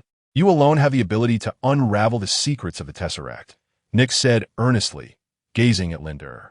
Before the gods and mutants became aware of the Tesseract, they needed to handle this precarious situation deftly. Without a moment's hesitation, Linder signaled to Nick to take the lead. Nick guided him through a series of laboratories filled with advanced technology and transparent partitions, ultimately stopping before an exceedingly concealed metallic door. The guard at the door recognized Nick at once and, without further ado, swiftly conducted a dual verification of password and fingerprint, unlocking the secret entrance. The door slid open silently, revealing a spacious room illuminated by an aura of enlightenment. At the center of the room stood a transparent energy shield, within which a cube, radiating a soft blue light, floated serenely, the legendary Tesseract. The moment Linder's gaze met the cube, a tremendous wave of energy surged forth, striking him at his core. Indeed, this is the Tesseract, Nick whispered reverently from the side. It holds the key to unlocking the mysteries of space. Linder remained silent, slowly approaching the transparent shield. His fingertips trembled slightly as he reached out with a heart brimming with anticipation. Upon contact with the shield, a powerful feedback of energy jolted through him. Yet, he quickly steadied his resolve, firmly pressing his hand against the shield. With his eyes lowered, he immersed himself wholly in that indescribable force of power. The Tesseract symbolized the ultimate strength of space. Merging with it would grant him insight into and mastery over unprecedented spatial magic. Just as this thought flickered through Linder's mind, a calm and clear notification resonated in his consciousness. Contacting the Tesseract, beginning to comprehend spatial power. Linder's awareness was drawn into a torrent of energy, as if he were floating amidst the vast galaxy. Surrounding him were resplendent stars, and space felt palpably real at his fingertips. He endeavored to awaken the magical energy within him, allowing it to converse with the spatial power contained within the Tesseract. As time ticked away, Linder gradually sensed the construction of a subtle and enigmatic bridge between himself and the Tesseract. The surge of power enveloped him, imparting an unprecedented sense of strength. Vivid images flashed rapidly through his mind, transcending boundless dimensions and time, as the secrets of space began to unveil themselves before him. Lindu was wholly immersed in the journey of exploring the powers of space, as if time itself had come to a standstill around him. His spirit soared within the boundless cosmos, experiencing the wonders and formidable forces of space. Integration complete. Based on cosmic magic, you have unlocked new abilities: space tier, space creation, and space suspension. Within your self-created realm, the flow of time can be controlled by you or even brought to a complete halt. Gradually, Lindu withdrew from that profound revelation, his eyes sparkling with awe and joy. He realized he had mastered an entirely new power, capable of tearing, creating, and even pausing space, elevating his understanding of magic to an unprecedented level. "I see it," Lindu exclaimed, his voice imbued with incredulous astonishment. "This cube is not merely a weapon. It is a key that unlocks the mysterious doors to endless parallel worlds and unknown realms." Nick gazed intently at Lindu, his eyes glimmering with intense curiosity. "Have you truly grasped its deeper powers?" "Not only have I grasped them, but I have also acquired several unprecedented spatial techniques." Lindu replied. No sooner had the words left his lips than he vanished from sight, reappearing at the opposite end of the room in an instant, only to blink back to Nick's side. Nick's mouth fell agape, his shock mingled with genuine admiration for Lindu's remarkable skill. Unable to contain his curiosity, he pressed on. "Lindu, how did you manage to uncover these secrets within the vastness of the universe? Please tell me." Lindu, unhurried and composed, strolled towards Nick. He gently raised his hand, his fingers tracing the void as if sketching a picture in the air. With his movements, a subtle rift in space quietly emerged before them. The ground trembled as if some colossal entity were attempting to break free from the depths below. A faint smile played upon Lindu's lips as he calmly proclaimed, "You shall soon witness it for yourself." No sooner had he spoken than the narrow fissure suddenly expanded, transforming into a mysterious passageway leading to the unknown. Nick stood wide-eyed, the earth beneath him slowly cracking open to reveal a dark, profound chasm, causing him to question whether he was in a dream. What extraordinary magic is this? Lindu suddenly seized Nick's arm and, without hesitation, stepped boldly into the deep rift. "Follow me," he commanded succinctly, his voice imbued with undeniable conviction. As they crossed the rift, the two were instantaneously engulfed by a realm unlike any other. The sight before them left Nick speechless. Molten lava flowed gently beneath their feet, while spheres of peculiar light floated in the sky. The air around them was thick with an ancient and mysterious energy. Nick's astonishment was palpable. "Lindu, what is happening? How did you accomplish this?" Lindu's lips curled into a subtle smile, a serene expression gracing his face. "All of this is the power I have just discerned from the cosmic cube." His words struck Nick like a bolt from the blue, rendering him incredulous as he stared at Lindu in disbelief. He undoubtedly recognized Lindu's extraordinary prowess, yet he had not anticipated such a level of strength.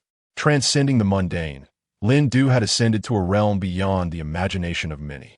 "The cosmic cube," Nick murmured softly, his mind racing to unravel the mysteries lurking beneath the surface. Lindu nodded gently, his eyes half closed. Indeed, this power emanates from the very essence of the universe. Only by attuning oneself to it can one wield it effortlessly. Chapter 37. Beyond the realm of magic. Nick's admiration, this transcended the boundaries of magic. It was a direct manifestation of the fundamental forces of the cosmos. Nick fell silent, his respect and admiration for Lindu swelling within him. Unable to suppress his inner turmoil, he positioned himself in a corner of the observation room. Through the thick, blast-resistant glass, he gazed at the cosmic cube, which emanated a profound blue luminescence. This seemingly unremarkable cube concealed boundless energy and undisclosed secrets within its core. However, for nearly a month, they had exerted every ounce of manpower and resources, yet remained stagnant without substantial breakthroughs. In their quest to explore the cosmic cube, the research team toiled relentlessly, driven by the desire to unveil its enigmatic veil. The laboratory's blackboard was densely covered with formulas and traces of reasoning. Yet their endeavors seemed to yield only minor inventions of weaponry, with no other significant discoveries to show for it. On several occasions, experiments had nearly resulted in catastrophe, threatening to obliterate the entire facility. The enigma before them confounded even the most brilliant scientists. Yet Lindu, everyone knew he could solve the puzzle of the cosmic cube, and his mere presence made the agents of snatched realize that their recent efforts had been akin to a blind man lighting a lamp in vain. He had managed to harness that power in less than a minute. Nick jolted from his reverie, staring incredulously at Lindu. To be precise, it had taken 49 seconds. A subtle smile graced Lindu's lips. Nick understood all too well that this confidence was not unfounded. It was firmly rooted in substantial strength. How did you accomplish this? Nick pressed on eagerly, desperate to know, even if the answer might evoke a twinge of envy within him. Lindu merely shrugged nonchalantly. Such inquiries had long since become routine for him. The cosmic cube, at its core, is merely a manifestation of a certain type of energy. Moreover, mastering this energy is simply a matter of manipulation. His words, light and airy, struck Nick with the force of a thunderclap, exploding in his mind. He had never imagined that such unfathomable power could be comprehended and controlled in such a straightforward manner. Taking a deep breath, Nick endeavored to calm his racing heart. He understood that Lindu's notion of manipulating was far from a mere physical touch. It signified a profound resonance and understanding with the energy deep within the cosmic cube. Nick furrowed his brow. Everything Lindu articulated seemed effortlessly simple. Yet this process, even for the most exceptional among mortals or the most brilliant of scientists, remains an unattainable pursuit. For Lindu, however, it appears to be an instinct woven into his very being, as natural as the act of inhaling air. What precisely is your true capability? Nick resolved to shift his line of inquiry. Lindu erupted into hearty laughter, arms crossed, exuding an air of calm nonchalance. Humanity often delights in labeling those endowed with extraordinary abilities, does it not? Regrettably, my talents extend far beyond a singular capability. If I must define myself, I would prefer to call myself a coordinator of the cosmos. Yet this merely scratches the surface. Speaking of which, are you intrigued to witness the additional spatial abilities I have unlocked following the amalgamation with the cosmic cube? Lindu gazed at Nick, a playful glint in his eyes, rendering Nick far less the commanding director of snatched and more akin to a curious child enamored with the wonders of the world. Initially taken aback, Nick gradually nodded, his eyes shimmering with a blend of curiosity and anticipation. He was acutely aware that Lindu was merely revealing the tip of an immense iceberg of formidable power, with deeper, unfathomable forces yet to be unveiled. A smile graced Lindu's lips as he raised his hand once more, his fingertips tracing a delicate arc in the air. This time, he did not create a fissure. Rather, with a gentle touch, the surrounding space seemed to tremble slightly at his contact. In an instant, the scenery around them began to distort and transform, as though they had traversed a portal between dimensions. Nick was suddenly engulfed by a wave of intense dizziness, yet he gritted his teeth and endured, fixated upon the astonishing spectacle before him. They seemed to have stepped into a kaleidoscopic dreamscape, surrounded by boundless stars and resplendent nebulae, a beauty that was utterly breathtaking. Nick could feel a tremendous energy surging from all directions. It felt as if this force were both overwhelming him and beckoning him towards something. At that moment, Lindu gently clasped Nick's hand, and a warm current surged through Nick's entire being, dispelling the dizziness into nothingness. He felt as though he had melded with the universe itself, perceiving its every pulse and breath with crystalline clarity. This, Lindu softly intoned, is the true cosmic expanse. It is vast and boundless, teeming with the unknown and the miraculous. Nick remained speechless, the awe within him too profound for words to encapsulate. Meanwhile, on another front, just as Lindu had anticipated, the renown of the cosmic cube drew countless individuals yearning to harness its power. Upon learning that SHIELD's secret research facility harbored the cosmic cube, the doctor approached the building, a masterful fusion of modern technology and Cold War aesthetics, brimming with barely contained excitement. Surrounding him were a cadre of scientists and technicians in whom he had unwavering faith. Time was of the essence. The doctor lowered his voice, whispering to his companions, SHIELD may detect us at any moment. With a determined shove, he pushed open the heavy metal door, stepping deep into the recesses of the base. Along the corridor, eerie blue lights flickered intermittently, and the walls were adorned with a labyrinth of intricate apparatuses and densely packed data charts. Every footstep echoed ominously in the desolate corridor, instilling an inexplicable chill. "Doctor, why is it so eerily silent here?" a young assistant inquired anxiously, his voice piercing the stillness with an unsettling abruptness. "Do not overthink it. Our objective is the cosmic cube," the doctor replied with a steely tone, quickening his pace. "Take your positions and proceed according to plan."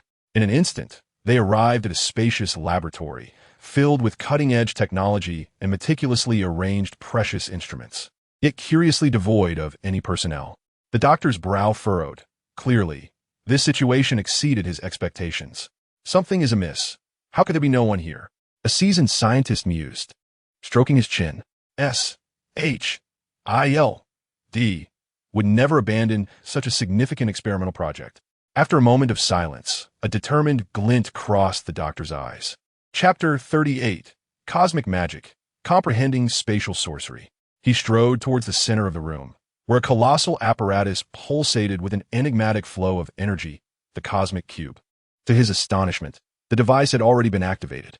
Could it be that someone has gotten there before us? A wave of foreboding washed over him. He hastened to the control panel, his gaze fixed on the flickering instruments, striving to discern any irregularities amidst the chaotic data. On the screen, the numbers surged like untamed stallions, each fluctuation revealing the cosmic cube's untamable energy. "We must act swiftly. Time waits for no one. Who knows when the individual who activated the cosmic cube will return?" The doctor's voice carried an undeniable resolve as he issued commands to his surrounding companions. His fingers danced nimbly over the buttons, illuminating the instrument panel with a cascade of green lights. The entire room trembled, a low hum resembling an ancient incantation gradually enveloping them. "Prepare to activate the cosmic cube." The doctor's words rang with unwavering determination, a decree that brooked no dissent. The team sprang into action, each member fulfilling their role, fingers flying over the intricate buttons and knobs with a mix of urgency and precision.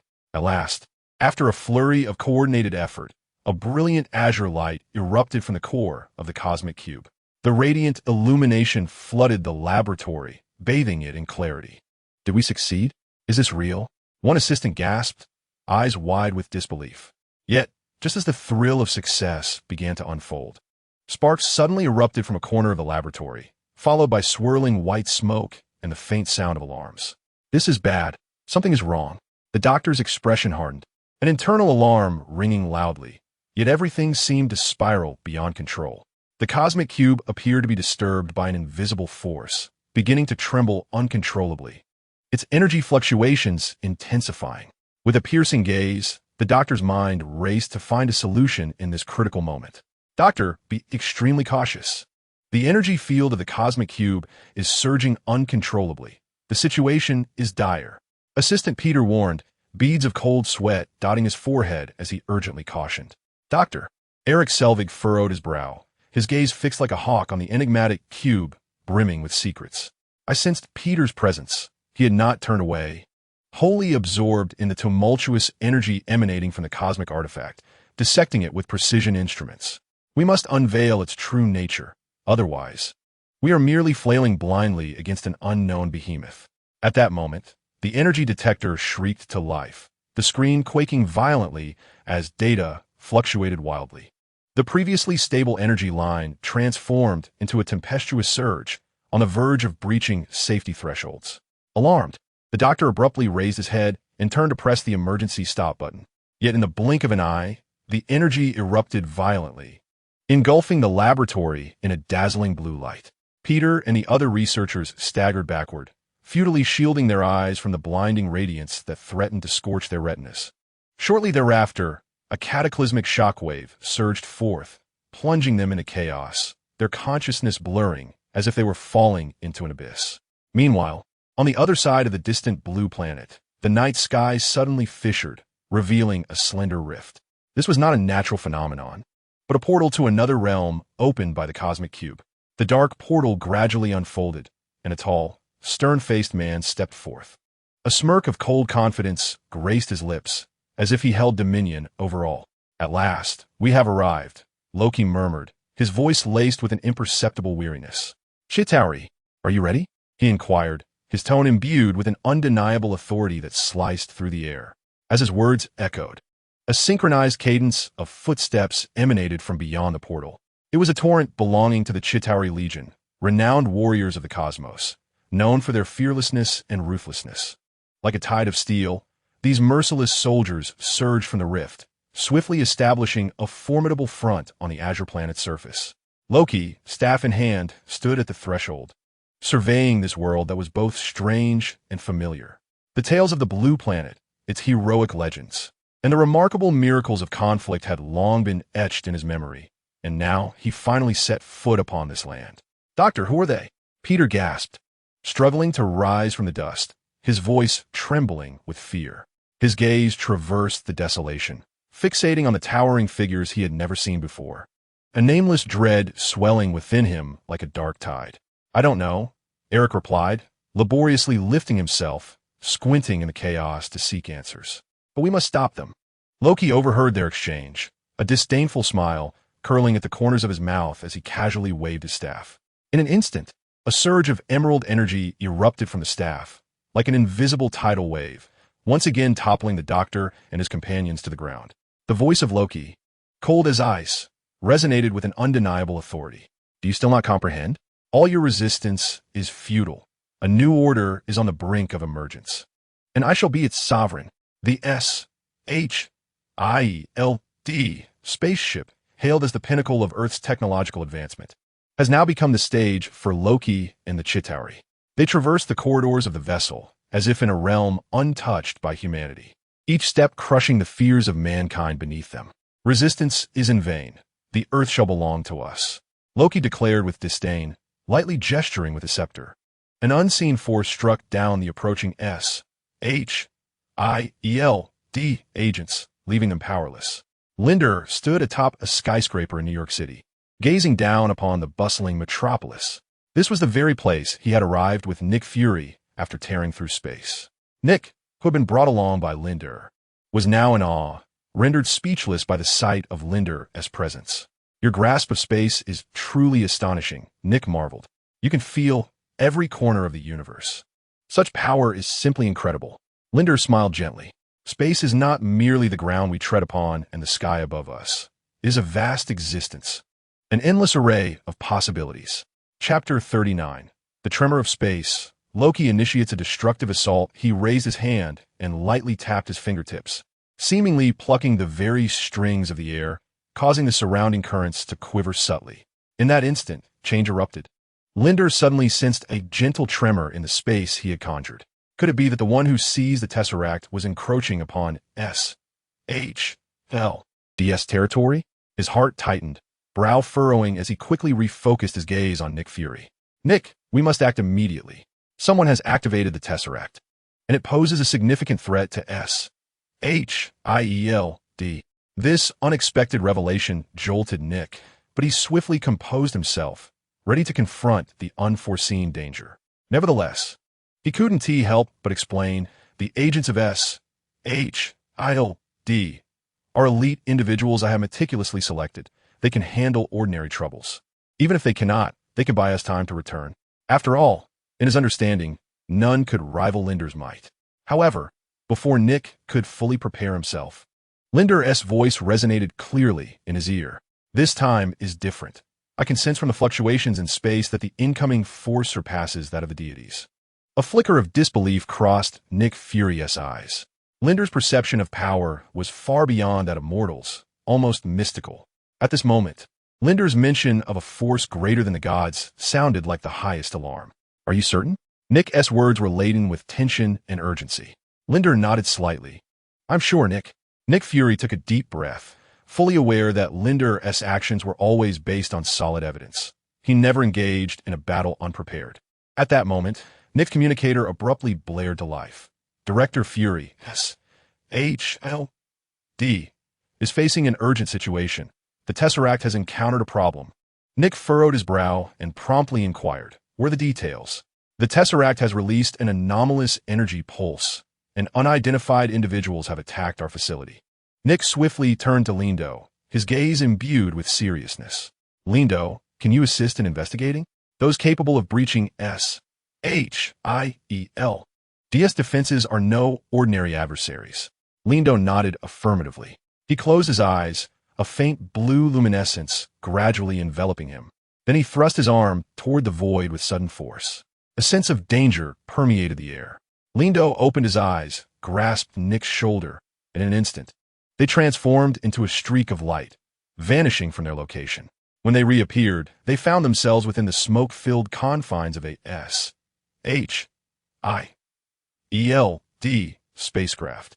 Amidst the billowing black smoke, shattered debris and fallen agents, bloodied and lifeless, painted a grim tableau reminiscent of an apocalypse. Lindo's gaze turned icy as he sensed a powerful and malevolent energy surging from a nearby source. Clearly, Loki had become aware of the Tesseract's existence, and S.H.I.E.L.D. had inadvertently unleashed it. Lindo abruptly pivoted, directing his gaze toward the origin of this malevolent force. As expected, it was Loki, the deity of Asgard. Lindo softly uttered the name, his voice deep and resolute. Loki. Upon hearing this, Nick clenched his teeth, grinding out the name with palpable fury. His weapon was primed, ready for action at a moment's notice. Not far away, Loki wielded his scepter, laughing boisterously as he swept through the surrounding S.H.I.L.D. agents like a tempest scattering leaves. Each strike carried the force of thunder, leaving his opponents unable to mount any defense. Director Fury, you finally make your appearance, Loki taunted, his eyes sparkling with mischief, reveling in this performance orchestrated by himself. Lindo, standing beside Nick, was of no concern to him. Loki, what is your true intention? Nick demanded, raising his voice while subtly signaling the agents behind him to prepare for an encirclement. A smirk of disdain curled at the corners of Loki's mouth. You mortals are always so presumptuous. The Tesseract is a power belonging to the gods, not something you mere insects can wield. Lindo stood silently beside Nick, acutely aware of the spatial distortion emanating from Loki's scepter. The energy resonated astonishingly similar to the fluctuations released by the Tesseract, yet it was wilder and more destructive. Lindo, we cannot allow him to succeed, Nick said in a lowered voice. Lindo smiled calmly. Rest assured, I shall not permit this malevolent force to wreak havoc any longer. His gaze fixated on the Mind Stone, a pulsating gem embedded in Loki's scepter. One of the most exalted treasures in the universe. Its power was said to shake the very foundations of all minds. A knowing smile graced Lindo's lips as myriad memories of the Marvel Universe raced through his mind. In that universe, the Mind Stone repeatedly served as the pivotal key to the Avengers' miraculous survival in dire circumstances. It possesses the extraordinary ability to manipulate hearts and serves as a mysterious gateway to boundless wisdom and formidable power. Now, witnessing Loki effortlessly wield this force, transforming the loyal Hawkeye into his own puppet, Lindo's insatiable curiosity and yearning for the unknown ignited within him like a wildfire, impossible to contain. Such a coveted power, Indeed, Loki, Lindu whispered, his voice soft yet rippling through the air like a stone cast into a still pond. He advanced steadily, each step causing the surrounding air to tremble subtly. Loki, the deity notorious for his cunning, tilted his head slightly, a flicker of surprise and vigilance crossing his emerald gaze. With a slight wave of his scepter, an almost imperceptible wave of mental resonance rippled through the atmosphere. "Nick, do you think the controlled Hawkeye might turn against you?" Lindu's words, as chilling as a winter's gale, sent a shiver racing down Nick Fury's spine. He turned sharply, only to behold his once most dependable ally, Hawkeye, now with vacant eyes, resembling a marionette stripped of autonomy, advancing toward him step by step, a scene that sent a chill through his very core. Nick's heart jolted. He realized with clarity that the Hawkeye before him was no longer the comrade he had fought alongside. Instead, he was a merciless pawn in Loki's hand, the blade now aimed at Nick himself. He raised his weapon with fervor, fully armored to confront the tempest that loomed. Yet, the weighty anxiety in his heart loomed like dark clouds, refusing to dissipate. At that moment, Lindu, without the slightest hesitation, resolved to fight alongside Nick. His figure flashed like lightning, instantly positioning himself before Hawkeye, his right hand sweeping effortlessly. The space around them rippled like the surface of water, enveloping Hawkeye entirely. Hawkeye's body froze mid-air for a heartbeat, then, as if launched by a powerful bow, was sent soaring into the heavens. Chapter 40, Surrender the Cube. "And I grant you divinity," Loki witnessed this spectacle, his handsome visage flashing with astonishment. He had not anticipated that Lindu would so easily unravel the shackles of his mental control. Gripping his scepter tightly, his gaze sharpened like that of a hawk, vowing to pierce through Lindu's every secret. You insignificant mortals always foolishly aspire to grasp power beyond your own limitations." Loki's cold laughter was laced with undeniable arrogance, his words dripping with disdain for humanity. Under his watchful gaze, the elite warriors of snatched fell one by one. Those once proud high-tech armaments appeared pitifully feeble before this deity. Yet, Loki's attention ultimately fixated on Lindu. This mortal had managed to break the bonds he had woven with the Time Stone, stirring a thrill within Loki. As the scepter traced an arc of enigma in his grasp, attempting once more to invade Lindu's will. Lindu, however, seemed to meld with the air itself, a faint smile curving his lips. With a gentle thrust of his palm, the space appeared to respond to his guidance, warping and distorting, causing Loki's attack to silently dissipate into the void. "Loki, in Asgard, you may be the supreme deity, but here, you are but a fleeting visitor." Loki's expression subtly shifted as he sensed an undeniable authority emanating from Lindu, an aura that transcended the mundane. This individual was no ordinary foe, possessing extraordinary abilities beyond the commonplace. In that instant, the usually calm director Nick Fury's eyes flickered with unyielding resolve. Should the Tesseract fall into Loki's hands, the consequences would be unimaginable, unleashing catastrophic waves that would engulf the entire world. Seizing the opportunity, while everyone else's attention was diverted towards Loki, he deftly navigated the chaotic battlefield and securely grasped the Tesseract within his palm. Without hesitation, he swiftly retrieved a nearby box and placed the Tesseract within it. "Director Fury, you are courting danger." Loki's voice suddenly resonated, laced with surprise and anger, his gaze piercing like an arrow aimed at Nick's retreating figure. Nick did not look back, tightening his grip on the box that concealed the Tesseract. "Loki, someone must take a stand. At this moment, I shall impede your advance." A smirk of disdain curled at the corners of Loki's mouth as he advanced towards Nick, each step seemingly sending ripples through the air. "Courageous, yet insignificant human. Do you truly believe that you alone can prevent the Tesseract from falling into my grasp? I need not seize it. My mission is to ensure it does not become your plaything." Surrounded by an overwhelming sense of urgency, Nick strode purposefully down the dim corridor of the SHIELD underground laboratory. The warning lights flickered erratically, and the piercing alarms echoed ominously, reminding him of the harsh reality and pressing nature of the situation. In an instant, he halted abruptly, his body agilely pivoting to face Lindu, who was closely trailing behind. With a subtle gesture, Nick sent the box directly into Lindy's outstretched hands. "Lindu, please take this box and evacuate immediately," Nick implored, his tone imbued with undeniable urgency. "Leave Loki to me." As Lindy's fingers brushed against the box containing the Tesseract, the exhilarating energy pulsed through, as if it could penetrate the box and strike at the very soul. The current predicament was graver than anticipated, for standing before them was Loki, the god of mischief from Asgard. A single misstep could lead to irrevocable consequences. Yet, Nick had not requested him to fight alongside. "Are you certain?" Lindy's voice carried a note of disbelief. Nick nodded firmly, a glimmer of determination in his eyes. "I have consulted the sorcerers of Kamar-Taj. They possess the arcane secrets to open portals. As the supreme sorcerer, you wield the power to traverse space and time. If you can safely transport the Tesseract away, we may yet have a chance to alter the course of this conflict." Lindy held the box, containing the universe's mysteries, his fingertips gliding over its edges, a soft blue glow pulsating beneath its smooth surface. He lifted his gaze towards Nick, an inexplicable emotion surging within him. Why did Nick place such profound trust in him? This trust weighed heavier upon him than the Rubik's Cube in his hands, leaving him perplexed. Nick's gaze remained unwavering. "Lindu, if there is anyone in this world capable of mastering it, I firmly believe that person is you." His words resonated deeply within the confines of the S.H.I.E.L.D. spacecraft chamber. Lindu nodded gently, clutching the enigmatic box tightly to his chest. A faint tremor emanated from within, a warm current gradually warming his palm. However, in that fleeting moment, from the depths of darkness, a piercing gaze akin to a sharp arrow pierced through the night. Loki's cloak fluttered in the wind, a smirk of playful cunning gracing his lips.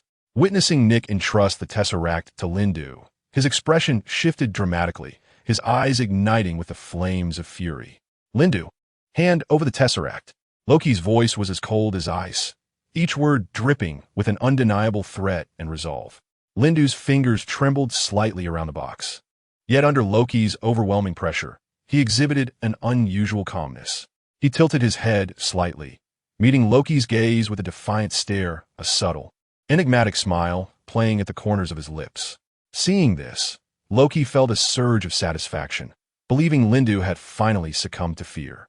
A sinister smile curled upon his lips. "Give it to me, Lindu, and I can elevate you to a divine status." "Divine status?" Lindu echoed softly, savoring the depth of those words.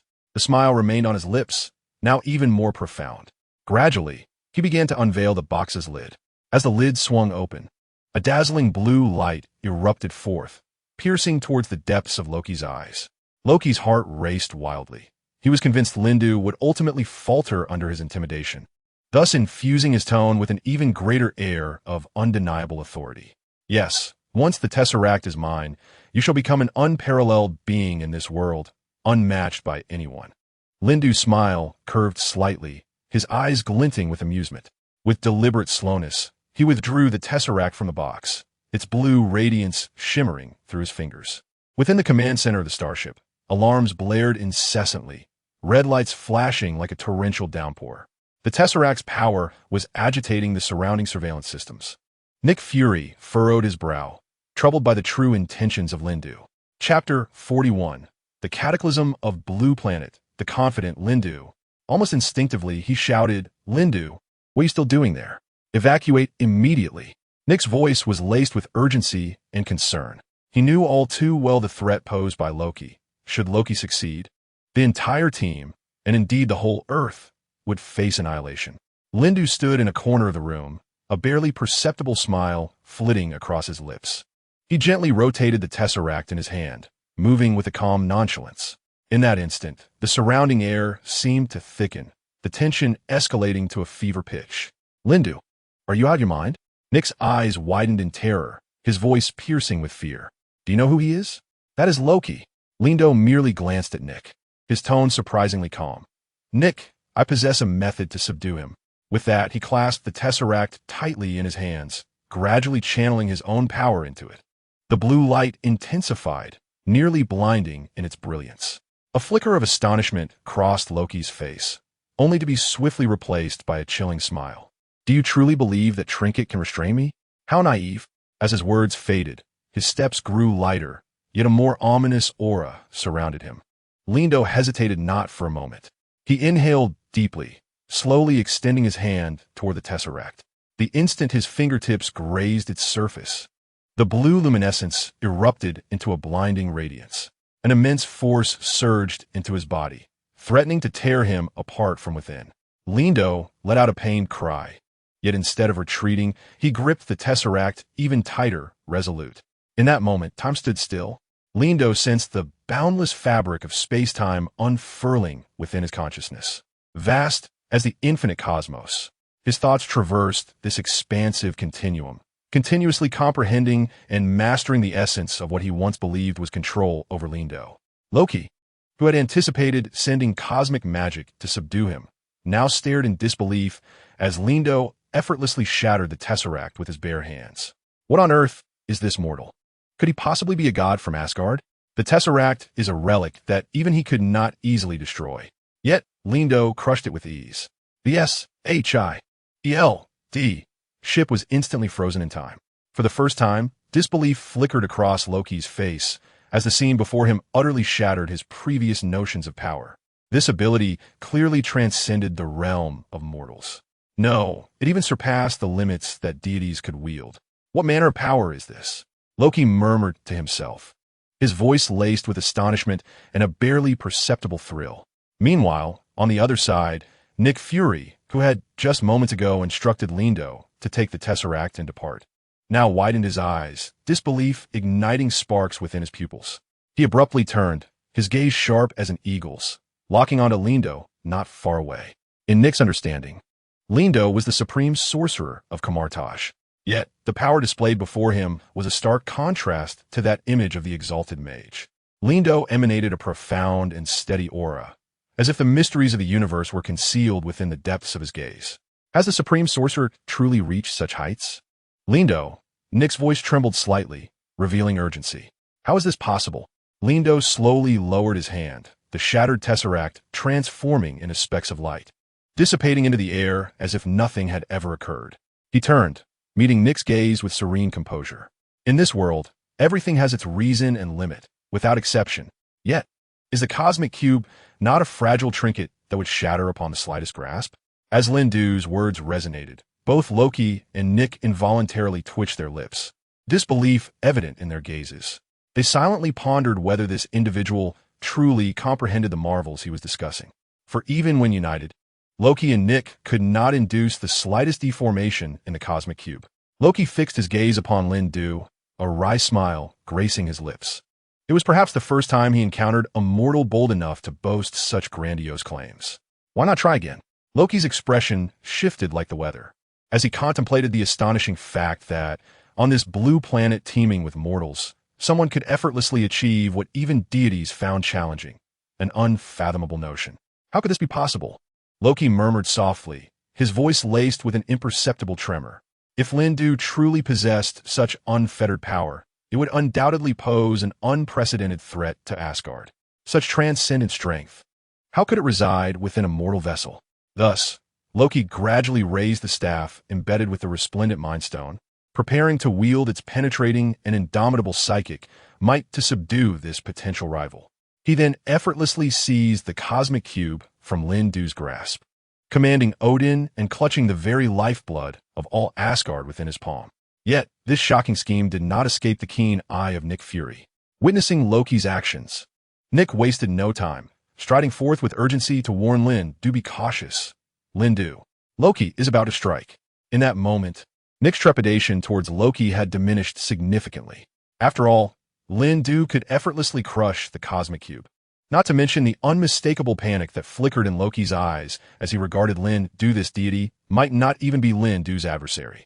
However, the variable of Loki possessing the Mind Stone kept Nick from fully relaxing. In the face of Loki's impending action and Nick's urgent warning, Lindu did not retreat. Instead, a playful smile graced his lips, his eyes reflecting a blend of confidence and tranquility. Psychic manipulation? To me, it is merely a child's game. With these words, he gently waved his hands, as if invisible ripples spread through the air, forming an indistinguishable barrier. The profound blue light emanating from Loki's staff was entirely repelled by this enigmatic shield. Loki paused, taken aback. He had not anticipated that his staff would meet resistance from such a peculiar defense. In the blink of an eye, Lindu's figure flickered like a specter, and in an instant, he stood before Loki, effortlessly snatching the staff from the astonished deity's grasp. Even more astonishing was when Lindu gently flicked his finger, causing the potent Mind Stone to separate from the staff, landing steadily in the palm of his hand. Chapter 42. The Coveted Mind Stone. Lindu had acquired the Mind Stone, rumored to possess the ability to manipulate thoughts, its authenticity shrouded in mystery. Loki, witnessing this scene, felt his previously amused demeanor freeze, a flicker of surprise and alertness flashing in his eyes. He had never anticipated that in this remote corner of the universe, someone would dare to challenge him, especially for that which even the gods coveted, the Mind Stone, now slipping through his fingers. The shock within Loki swiftly transformed into fury. His face, typically adorned with a mocking smile, contorted into a grotesque mask of rage, the flames of wrath nearly bursting from his eyes. With a fierce swing of his arm, the surrounding air seemed to warp and twist under the weight of his fury. A swarm of dark energy surged forth like tendrils, rushing towards Lindu, however. Lindu had long been prepared for Loki's tempestuous assault. The Mind Stone in his grasp emitted a gentle glow, a soothing power flowing forth from the gem. Effortlessly, it repelled the dark tendrils, keeping them at bay. His eyes, akin to a profound night sky, pierced through Loki's concealed fears and disarray. Loki, do you truly believe that with such power, you can dominate all existence? Lindu spoke in a calm tone, laced with disdain and mockery. Hearing this, Loki's expression hardened, and he fervently swung his staff, striving to breach Lindu's defenses. Umph! A mere mortal dares to entertain designs upon the treasures of the gods? Loki scoffed, his staff radiating a blinding light, as if to warn Lindu against treading where he should not. Yet, Lindu's gaze remained unfixed upon Loki. At the moment his fingertips brushed the Mind Stone, a resonant whisper echoed within his mind. You have touched the Mind Stone, fusion process initiated. It is said that the Mind Stone enables its wielder to delve into the thoughts of others, allowing countless dreams, thoughts, and wills to converge within oneself. It enhances the spirit, expands the boundaries of the mind, and, in resonance with other stones, can penetrate the very depths of the universe's consciousness. Even the slightest contact can reshape another's mind according to the wielder's desires. This gem harbors an unfathomable ocean of energy awaiting awakening. At this moment, Lindu's curiosity ignited like a wildfire, burning fervently. What extraordinary techniques could emerge from the foundation of the Mind Stone? He slowly closed his eyelids, immersing himself completely in the subtle sensations of merging with the Mind Stone and his own bloodline. A warm current surged from his core, gently unfurling throughout his limbs and bones. Unbeknownst to him, a portal to another realm burst open within him. His consciousness began to ripple, both hazy and strikingly lucid, as the emotional fluctuations of those around him could not escape his keen perception. Time seemed to freeze in that instant. Lindu's mind transformed into a cosmos of its own, filled with joy, anger, sorrow, fear, and elation. A multitude of emotions surged like tides, weaving vivid images. Amidst the chaos, an unprecedented power quietly awakened, the secret of manipulating the hearts of men. The essence of the Mind Stone transcends at this moment, merging into the supreme laws of the mind. The law of the mind enabled him to effortlessly wield the will of several individuals, dominating their thoughts. It could even distort the psyche of his enemies, compelling them towards self-destruction, unleashing a backlash upon themselves. When Lindu opened his eyes once more, an extraordinary and resplendent light pulsated within his pupils, resembling two luminous beacons gazing into the very souls of others. He seemed to possess a divine ability to perceive the innermost thoughts and emotions of those around him, all within his grasp. This was a completely new power, potent yet shrouded in an aura of mystery. Loki, witnessing Lindu's sudden transformation, felt an involuntary tightening in his chest, an unprecedented sense of oppression washing over him. The Lindu before him no longer resembled the mortal he once knew. Instead, he had metamorphosed into a transcendent being capable of upheaving fortunes and manipulating hearts. Upon recognizing the situation, Loki's countenance shifted dramatically. an internal alarm ringing out. Lindu's comprehension was alarmingly swift. Without uttering a word, Loki transformed into a fleeting green light, intent on hastily escaping this, now perilous location. Meanwhile, Nick Fury, lying on the ground, fixed his gaze intently on Loki, who was preparing to flee upon realizing that the Mind Stone had fallen into Lindu's possession. Lindu! Nick bellowed with all his might, hoping fervently that Lindu would intervene to halt Loki's escape. His gaze remained locked on Lindu, his face betraying an unmistakable urgency. At that moment, Clint Barton, standing beside him, darkened in expression as a flash of azure light flickered in his eyes. In an instant, he swiftly drew his bow, but his target was none other than Nick Fury. With the swiftness of a meteor, an arrow shot forth, and Nick had no time to evade. It struck him squarely in the shoulder, blood gushing forth along the shaft. Nick's body jolted violently, yet he maintained a facade of calm, though his brow furrowed even deeper. Ah, Nick Fury, how intriguing, Loki mused as he unexpectedly returned, a playful smirk curling at the corners of his mouth. It seems you remain blissfully unaware of my true power. Loki, Nick Fury gritted through the pain. You shall not succeed, he declared resolutely. What has come over Lindu? Why does he remain unresponsive? Confusion and urgency filled Nick Fury's eyes as he turned to Lindu, hoping for action, yet Lindu appeared lost in his own thoughts, indifferent to the external calls for help. Seeing this, a glint of triumph crossed Loki's gaze. He approached Nick Fury, looking down upon him with a mocking smile.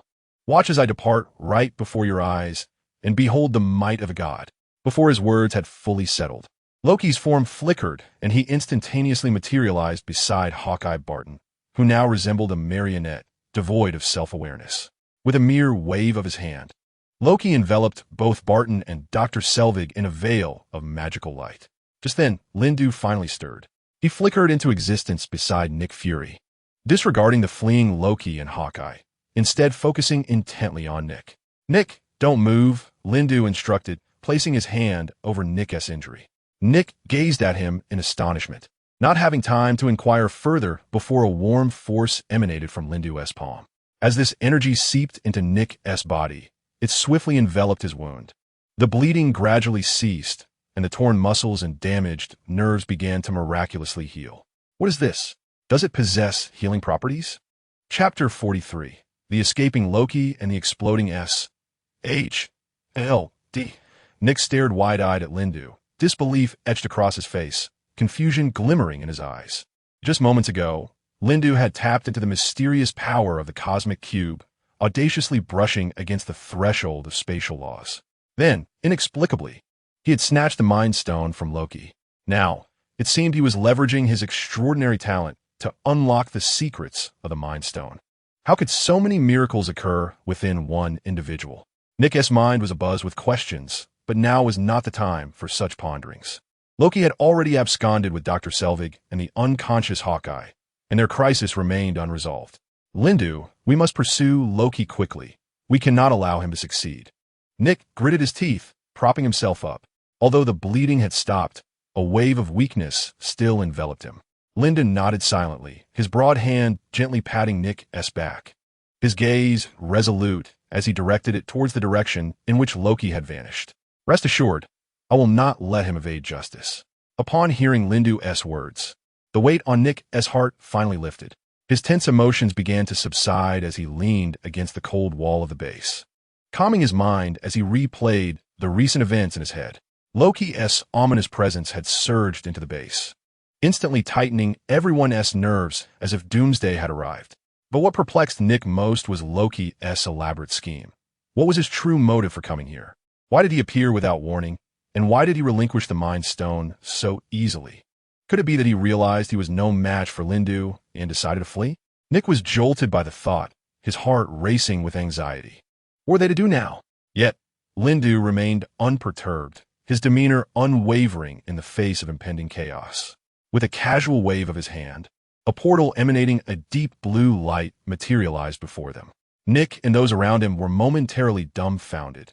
Such swift and precise magical manipulation was unheard of. Wasn't magic supposed to involve the recitation of incantations? Due to this cumbersome requirement, sorcerers were often mocked by mutants. In the heat of battle, They barely had time to complete their spells. Yet, Lindu seemed capable of conjuring magic without uttering a word, manifesting the portal in just a matter of seconds. Curiosity ignited among the group, their eyes widening in astonishment as they all turned to gaze at Lindu. "Did you even utter the incantation?" The agents of S.H.I.E.L.D. were left astounded, their jaws nearly dropping to the floor. Lindu, however, had no time for elaborate explanations. He seized Nick by the collar and, without a word, hurled him into the portal. Once Lindu had dealt with Nick, he turned to the still-dazed agents and shouted, "Hurry! This place is about to collapse." Upon hearing Lindu's urgent call, the team snapped back to reality, scrambling to dive through the portal. In the blink of an eye, they found themselves standing in an open expanse, mere steps away from the S.H.I.E.L.D. headquarters. Nick stumbled out of the portal, surveying his surroundings. He realized he and his companions were now in an unfamiliar, yet evidently safe environment. Gasping for breath and regaining his composure, he glanced at Lindu, who strolled out of the portal with an air of nonchalance. His heart was a tumult of confusion and gratitude. "Thank you, Lindu," Nick began to speak slowly. Yet, before he could finish his sentence, the serene atmosphere was abruptly shattered by a deafening explosion. The S.H.I.E.L.D. base seemed to be torn apart by an invisible hand, concrete and steel scattering like raindrops. In an instant, a significant portion of the base lay in ruins. The fierce winds whipped up dust, obscuring the sunlight, and a gaping crater emerged where the once impenetrable core of the base stood. What on earth was happening? Nick Fury's eyes widened in shock, akin to saucers. Before he could voice his gratitude, his gaze shifted urgently towards the source of the explosion. The devastation before him elicited an involuntary gasp. His fists clenched tightly, knuckles cracking ominously, sending chills down his spine. Lindu stood beside him, his expression calm and composed, as if everything had been anticipated. "Loki has utilized the Mind Stone to open a temporal rift, seeking to harness its power to incite greater chaos," he explained matter-of-factly. This, indeed, was the genesis of S.H.I.E.L.D.'s impending catastrophe. Lindu's words weighed heavily on Nick's heart. The brutality and intricacy of this conflict far exceeded their expectations. What unfathomable schemes and powers lurked behind Loki? As Lindu had stated, Loki's arrival was never aimed at peaceful cohabitation. His sole objective was to annihilate this blue planet. Just as Nick was engulfed in his tumultuous thoughts, a panicked voice from a subordinate interrupted his contemplation. "Director, our base," the agent stuttered, fear etched across his face. "It's completely destroyed." At that moment, the surrounding mutants were seized by terror, the explosive noise sending their hearts racing as if their very souls were attempting to flee their bodies. In unison, they turned towards the S.H.I.E.L.D. headquarters, their eyes filled with confusion and speculation, wondering what harrowing spectacle had just unfolded. "Has S.H.I.E.L.D. been attacked?" a young mutant exclaimed, his eyes wide, lips trembling, revealing an unmistakable fear. Could it be that something more terrifying than us has arrived? Is something momentous about to occur on Earth? "Calm down," a seasoned mutant gently patted his back. Despite their gaze being firmly fixed upon the chaos, they struggled to suppress the rising panic within.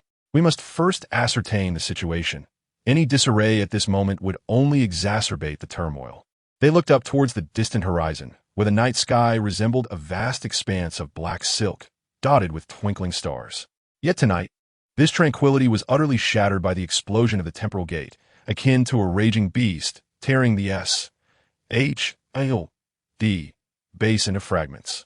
Flames soared high, shockwaves swept the surroundings, and the once indomitable concrete structures crumbled like decayed wood, easily shattered. Nearby mutants bore witness to this horrifying spectacle, their faces etched with terror. On the other side, Nick Fury stood amidst the severely damaged command platform, his face marred with dust and burn marks. In his solitary, I resided an unwavering resolve, tinged with a subtle hint of helplessness. Time was of the essence. "Director," a young agent rushed in, breathless and marked by panic. "We have lost contact with most agents, and many remain trapped beneath the base." "Steady," Nick interjected decisively, interrupting before the agent could finish. Initiate the rescue procedures immediately and evacuate the trapped individuals with utmost urgency. No sooner had he spoken than he clenched the communicator in his hand, his fingers dancing swiftly over the device, sending a flurry of commands in an instant. As he meticulously coordinated the rescue efforts, another pressing matter detonated in his mind. Thor. We must locate Thor, he continued, for only he could help us avert this catastrophe. The agent acknowledged the command and departed, while Nick took a deep breath and turned to Lindy. Lindy, Nick began, his tone deliberately lowered. Is there a way to track Loki? Until Loki was found, they would not find peace. Lindy did not respond immediately. Instead, he nodded slightly, a contemplative expression gracing his features. Moments later, he lifted his gaze, his eyes shimmering with a sharp brilliance. Loki's movements were elusive, yet his intentions remained clear, to exploit the chaos for his own scheming purposes.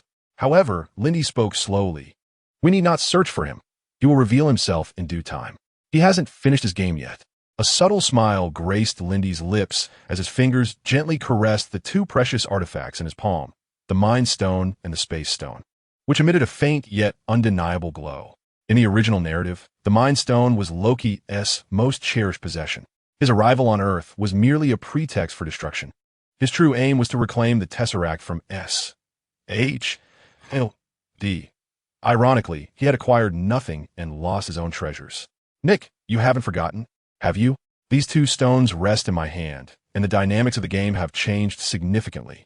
Lindy tilted his head back, his gaze piercing through the heavens, as if he could see Loki lurking in the shadows. At this moment, Loki was likely racking his brains, pondering how to reclaim his precious artifacts from me. We have ample time. Let us watch the unfolding drama from a distance and savor the spectacle. Nick furrowed his brow, somewhat bewildered by Lin Du's composure. However, he quickly discerned a subtle depth in Lin Du's gaze. You mean, Nick began, only to be interrupted by Lin Du, whose tone bore a hint of playful intrigue. Indeed, Loki prides himself on his unparalleled cunning, oblivious to the fact that he has already walked into our trap. We shall bide our time for those two stones. Loki will inevitably reveal himself.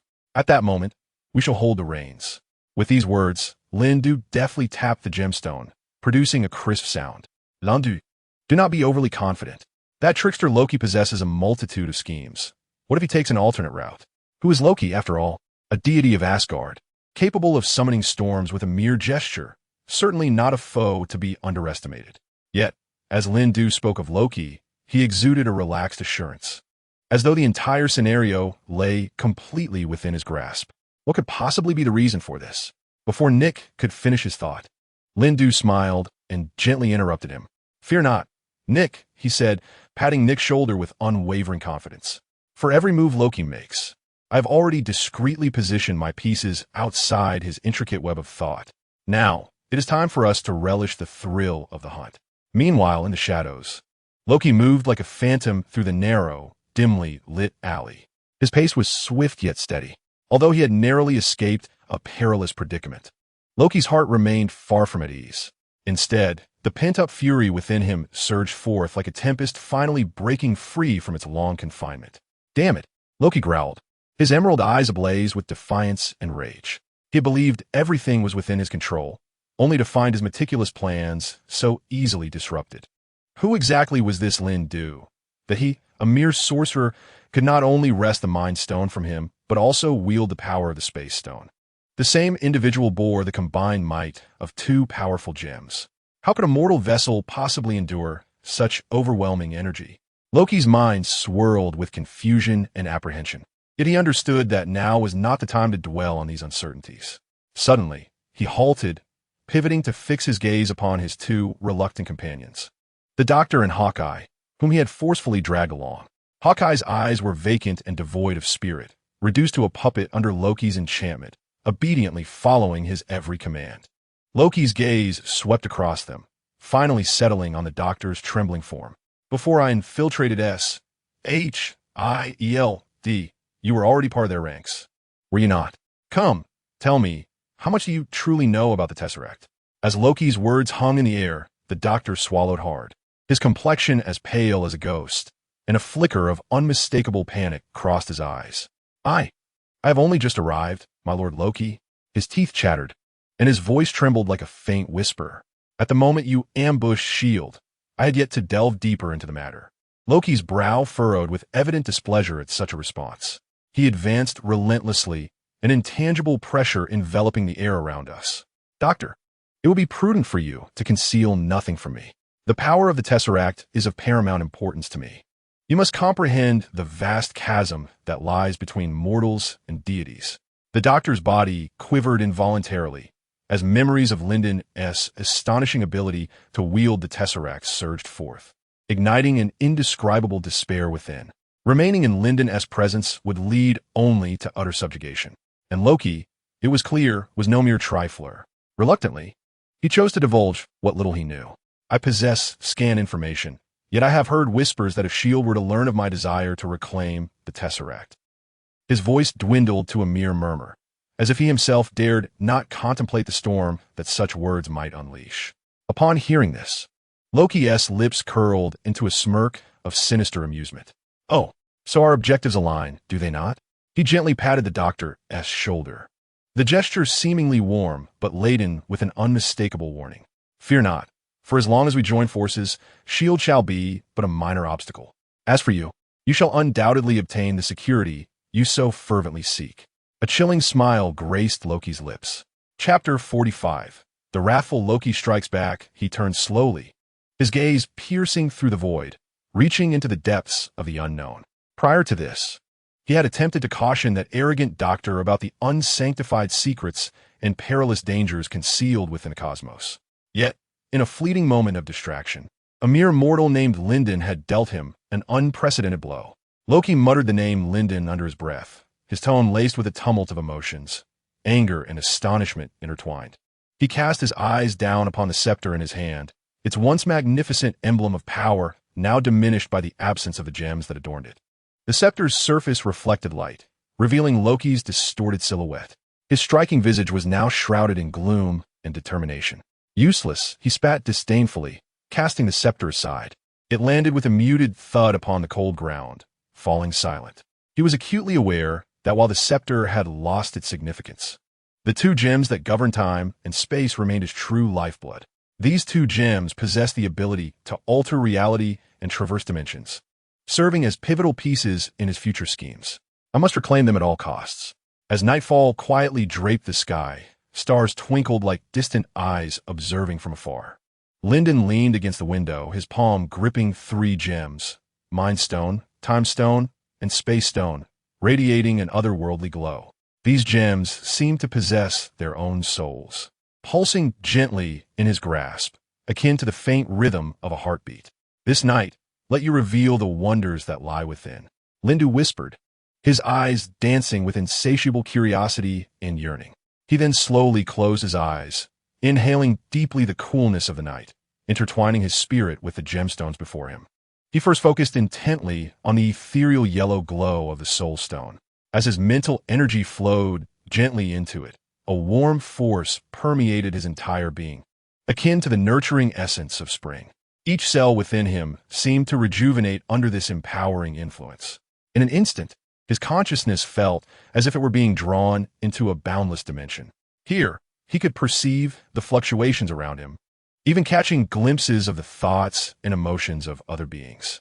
This unimaginable sense of dominion bestowed upon him an unprecedented strength and awe. It was not merely telepathy, but a mysterious power capable of swaying and commanding the will of others. Lindu opened his eyes, murmuring in a tone that mingled astonishment with introspection. A desire to test this newfound power blossomed within him, an inadvertent thought flitting through his mind. It surged like an electric current into the mind of the small cat curled up beside the table. The kitten lazily lifted its head, and in the next moment, as if receiving a silent command, it gracefully leaped onto the table, landing with poise. Its gentle gaze reflected unwavering trust and dependence on Lindu. It was truly astonishing. A faint smile graced Lindu's lips, his heart swelling with tumultuous emotions. He recalled how two distinctly different energies had harmoniously blended under his guidance. Now, with the powers of the Time Stone and the Space Stone in his grasp, could they unite with the Soul Stone to give birth to an unprecedented magical feat? Taking a deep breath, he closed his eyes once more, immersing himself in concentration, attempting to infuse the might of time and space into the radiance of the Soul Stone. This was an unprecedented exploration. Never before had any sage spoken of a method to simultaneously wield these three supreme energies. His spirit once again soared through the vast ocean of void. Unlike before, he now sensed not a singular, pure pulse of energy, but three distinct energies intertwining, coalescing into a vast, swirling vortex, both magnificent and fraught with unknown challenges. He found himself in the eye of a chaotic storm, the surrounding scenery blurred. Only the shimmering energies of the gemstones remained vividly clear in his heart, akin to the brightest stars in the night sky. Lin Du commanded these energies as a dancer seeks balance upon a tightrope, his focus unwavering, each step filled with trepidation. The fire of his spirit continued to burn, consuming every ounce of his inner strength. Yet his eyes shone with an unyielding resolve, a steadfast brilliance. Success would mean the mastery of a power beyond imagination, a force potent enough to shake reality, transcend the shackles of time and space, and even guide the fate of the universe. As his mental prowess reached its zenith, the powers of the Soul Stone and Time Stone merged, heralding the birth of an innovative technique. The whispers echoing in his mind drew a smile to Lin Du's lips. It seemed the fusion of this new technique had quietly commenced. However, the interplay between the manipulation of the mind and the mastery of time gives rise to what astonishing skills. The curiosity within Lin Du burgeoned like wild grass. In an instant, time seemed to freeze, ensnaring Lin Du's thoughts in an abyss. The energies of the mind gem and the time gem began to intertwine slowly, weaving an intricate tapestry of the unknown. He felt himself adrift in an infinite river of time, its currents surging, carrying him through both the past and the future. He endeavored to concentrate his consciousness, seeking a fragment of tranquility and control amid the tumultuous forces. As his awareness deepened, Lin Du gradually sensed his ability to navigate this torrent with ease. He could glimpse the dusty memories of the past, while also previewing the hazy outlines of the future. At that pivotal moment, an entirely new force surged into his perception, that of the space gem's overwhelming energy. It descended like a sudden storm, sweeping through the once calm river of time. It raised colossal waves, plunging everything back into chaos and uncertainty. Lin Du felt his consciousness being swept away by a giant wave, tumbling and leaping in the void, as if space itself were performing an erratic dance. The two distinctly different energies clashed violently within him, yet gradually began to merge, pushing his mental fortitude to the brink of collapse. That sensation was akin to a string pulled to its utmost tension, ready to snap at any moment. Just as Lin Du believed he was on the verge of a mental breakdown, a warm current quietly surged from the depths of his being, tenderly enveloping his consciousness. Like a ray of sunlight on a winter's day, it was both warm and resolute. This was the fire of will arising from the depths of his soul, an insatiable desire for power and relentless pursuit, a roar of his indomitable spirit. This formidable willpower seemed to act as a harmonizing agent, allowing the previously conflicting energies to gradually find equilibrium, making the process of fusion peaceful and smooth. Suddenly, Lin Du felt as though he had become the sovereign of the universe, the weaver of time and space. The dust of the past, the fleeting moments of the present, and the mists of the future danced lightly at his fingertips. The very fabric of space twisted and morphed at the behest of his thoughts. Ultimately, the two energies fully merged, giving birth to an unprecedented new energy. Chapter 46. Commencing fusion, Lin Du masters time and space. This new energy blossomed deep within his consciousness, manifesting as a radiant halo that illuminated the surrounding void, akin to the brightest star in the night sky. Lin Du slowly opened his eyes, a surge of potent energy coursing through him, as if the entire world lay within his grasp. He gently raised his hand as his fingertips stirred. The air flowed in tandem with his movements, coalescing into a barely visible yet palpable vortex of power. A new magical skill, the mastery of time and space, was thus born in his hands. This amalgamated ability transcended mere temporal manipulation. It possessed a mysterious power to touch the soul, allowing others to become ensnared in emotional cycles at specific moments or causing certain memories to echo persistently. A myriad of possibilities unfolded in Lindu's mind. In the pivotal moments of battle, instilling fear within the hearts of adversaries grants won the advantage for victory. This realization dawned upon him as he recognized that he stood on the threshold of a new beginning. Before him lay an expansive and uncharted realm, beckoning him to explore and conquer. The interplay between time and spirit was profoundly fascinating.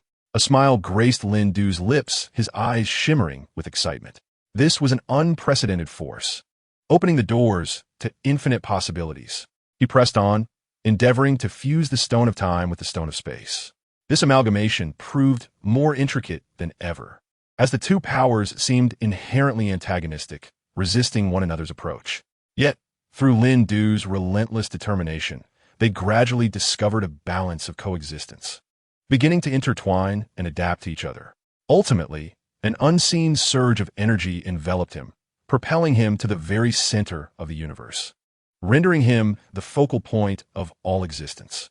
What is this? Lindu sensed the surrounding environment warp suddenly, as if he had stepped into an entirely alien dimension. In this realm, the passage of time and the structure of space became mere playthings at his fingertips, where a single thought could rewrite the laws of reality. To test this newfound ability, he gently waved his arm, causing time within the room to freeze, silence enveloping the space, even the air seemingly halting its flow. With another flick of his hand, a rift tore through the air, resembling a gateway to the unknown. He boldly stepped across the fissure, revealing a domain sculpted by his will. Here, there were no rules, no boundaries. He could manipulate the environment at will, creating life and even the most fantastical treasures of imagination. In this space, he felt akin to a deity of creation. Lindu clenched his fists, the power within him surging like a tidal wave, with the mysteries of the universe firmly within his grasp. With a wave of his hand, the enigmatic, independent space vanished, allowing time around him to exhale and resume its natural flow. He returned to his perch by the window, the three gemstones in his grasp glimmering under the sunlight, as if concealing endless secrets. Meanwhile, in the shadowy heart of a laboratory, Loki stood with an air of aloofness. His eyes, akin to wolves in the night, sparkled with malevolent intent. The silence was punctuated only by the faint hum of machinery and the delicate crackle of electricity, creating an atmosphere of extreme oppression. His gaze, sharp as a blade, pierced through to the two figures kneeling at his feet, Hawkeye Clinton and Dr. Selvig. He contemplated the imminent full-scale assault on S.H.I.E.L.D., vowing to reclaim the treasures that rightfully belonged to him. "Let us begin, Clinton." Loki's voice was as frigid as ice. "I wish to know everything about S.H.I.E.L.D., from its internal structure to its deepest secrets. Leave no detail overlooked." Clinton nodded slightly, his expression vacant, resembling a precise recording device, as he began to recount the details. The S.H.I.E.L.D. headquarters lay concealed within a heavily guarded skyscraper in the heart of New York City, with the highest floors serving as the control room, the very heart of their operations. Equipped with the most advanced defense system in the world, it stands nearly impervious. As for the subterranean level, it serves as their arsenal, housing thousands of high-tech weapons, each capable of altering the tide of battle. Loki was wholly engrossed. Each word resonated in his mind like a meticulously crafted masterpiece, leaving an indelible impression. Quite impressive, he murmured to himself, savoring the thought. With such detailed intelligence in hand, dealing with Nick would be a mere trifle. Yet at that moment, Dr. Selvig's grave tone interrupted his reverie. "Loki, despite your possession of this knowledge, a significant obstacle looms ahead. The supreme sorcerer named Lindo." Lindo? The supreme sorcerer? What is this? Even if he has never set foot on this blue planet, I have heard of the supreme sorcerer's name belonging to Agamotto. But even if he is the supreme sorcerer, what of it? The outcome is already predetermined, with no escape in sight. Loki's expression darkened abruptly, his teeth grinding audibly. That detestable Lindo, were it not for my inability to deal with him, I would have swiftly eliminated him. The doctor continued, "Lindo, the guardian of Kamar Taj, is rumored to have defeated Dormammu, preserving the sanctity of the Hong Kong temple. Moreover, he wields a time stone." Nick had previously attempted to recruit Lindo for S.H.I.E.L.D., but was rebuffed. His arrival this time is to assist S.H.I.E.L.D. in managing the chaos instigated by the cosmic cube. Upon hearing the doctor's exposition, a glimmer of greed flickered in Loki's eyes as he pondered, 3 stones. Such power is a coveted dream. Hawkeye interjected, his voice tinged with a mechanical quality. Not to mention, Lindo is the leader among numerous sorcerers. His presence acts as an unassailable fortress, rendering enemies nearly powerless. Loki's gaze sharpened instantly, a cold smirk gracing his lips. Even so, I possess ample means to counter him, though the scepter is no longer my possession. Let us not forget that the art of manipulating hearts is second nature to me. Just then, a flurry of hurried footsteps echoed outside the laboratory. A throng of individuals deeply influenced by Loki surged in, their eyes ablaze with fervor and loyalty. Loki cast a glance at them and issued his command in an icy tone. Attack the temple in New York, cause the defenses there to crumble. Without a moment's hesitation, they nodded in obedience and swiftly departed. Loki watched their retreating figures, a sinister smile curling at the corners of his mouth. Chapter 47. Planning the seizure of the cosmic cube. Lindo, even the most formidable possess a vulnerable side. I shall appear at the most unexpected moment and seize your stones one by one. At that point, the entire universe shall bow at my feet. He turned to Clinton and Selvig, his voice laced with an undeniable chill. Continue to serve me. Our preparations are far from complete. The two promptly bowed in deference, diving once more into the intricate details of Loki's grand design. At this moment, Loki's heart echoed with a singular voice, conquest. Perhaps only by utterly vanquishing Lind could his innermost ambitions achieve fruition. After issuing commands to Hawkeye and the Doctor, an icy chill enveloped Loki's heart. This incursion into S.H.I.L.D. to seize the Tesseract was but a cog in Thanos' grand design. Yet now, he found himself empty-handed. The Tesseract vanished, and even the Mind Stone bestowed by Thanos was lost. He understood that, in the near future, he would have to confront the wrath of that Dark Lord. Drawing a deep breath, he activated the device to contact Thanos. A flicker of blue light flashed, and a towering figure gradually materialized before him. Those crimson eyes bore into him, exuding an imperiousness and cold indifference that brooked no defiance.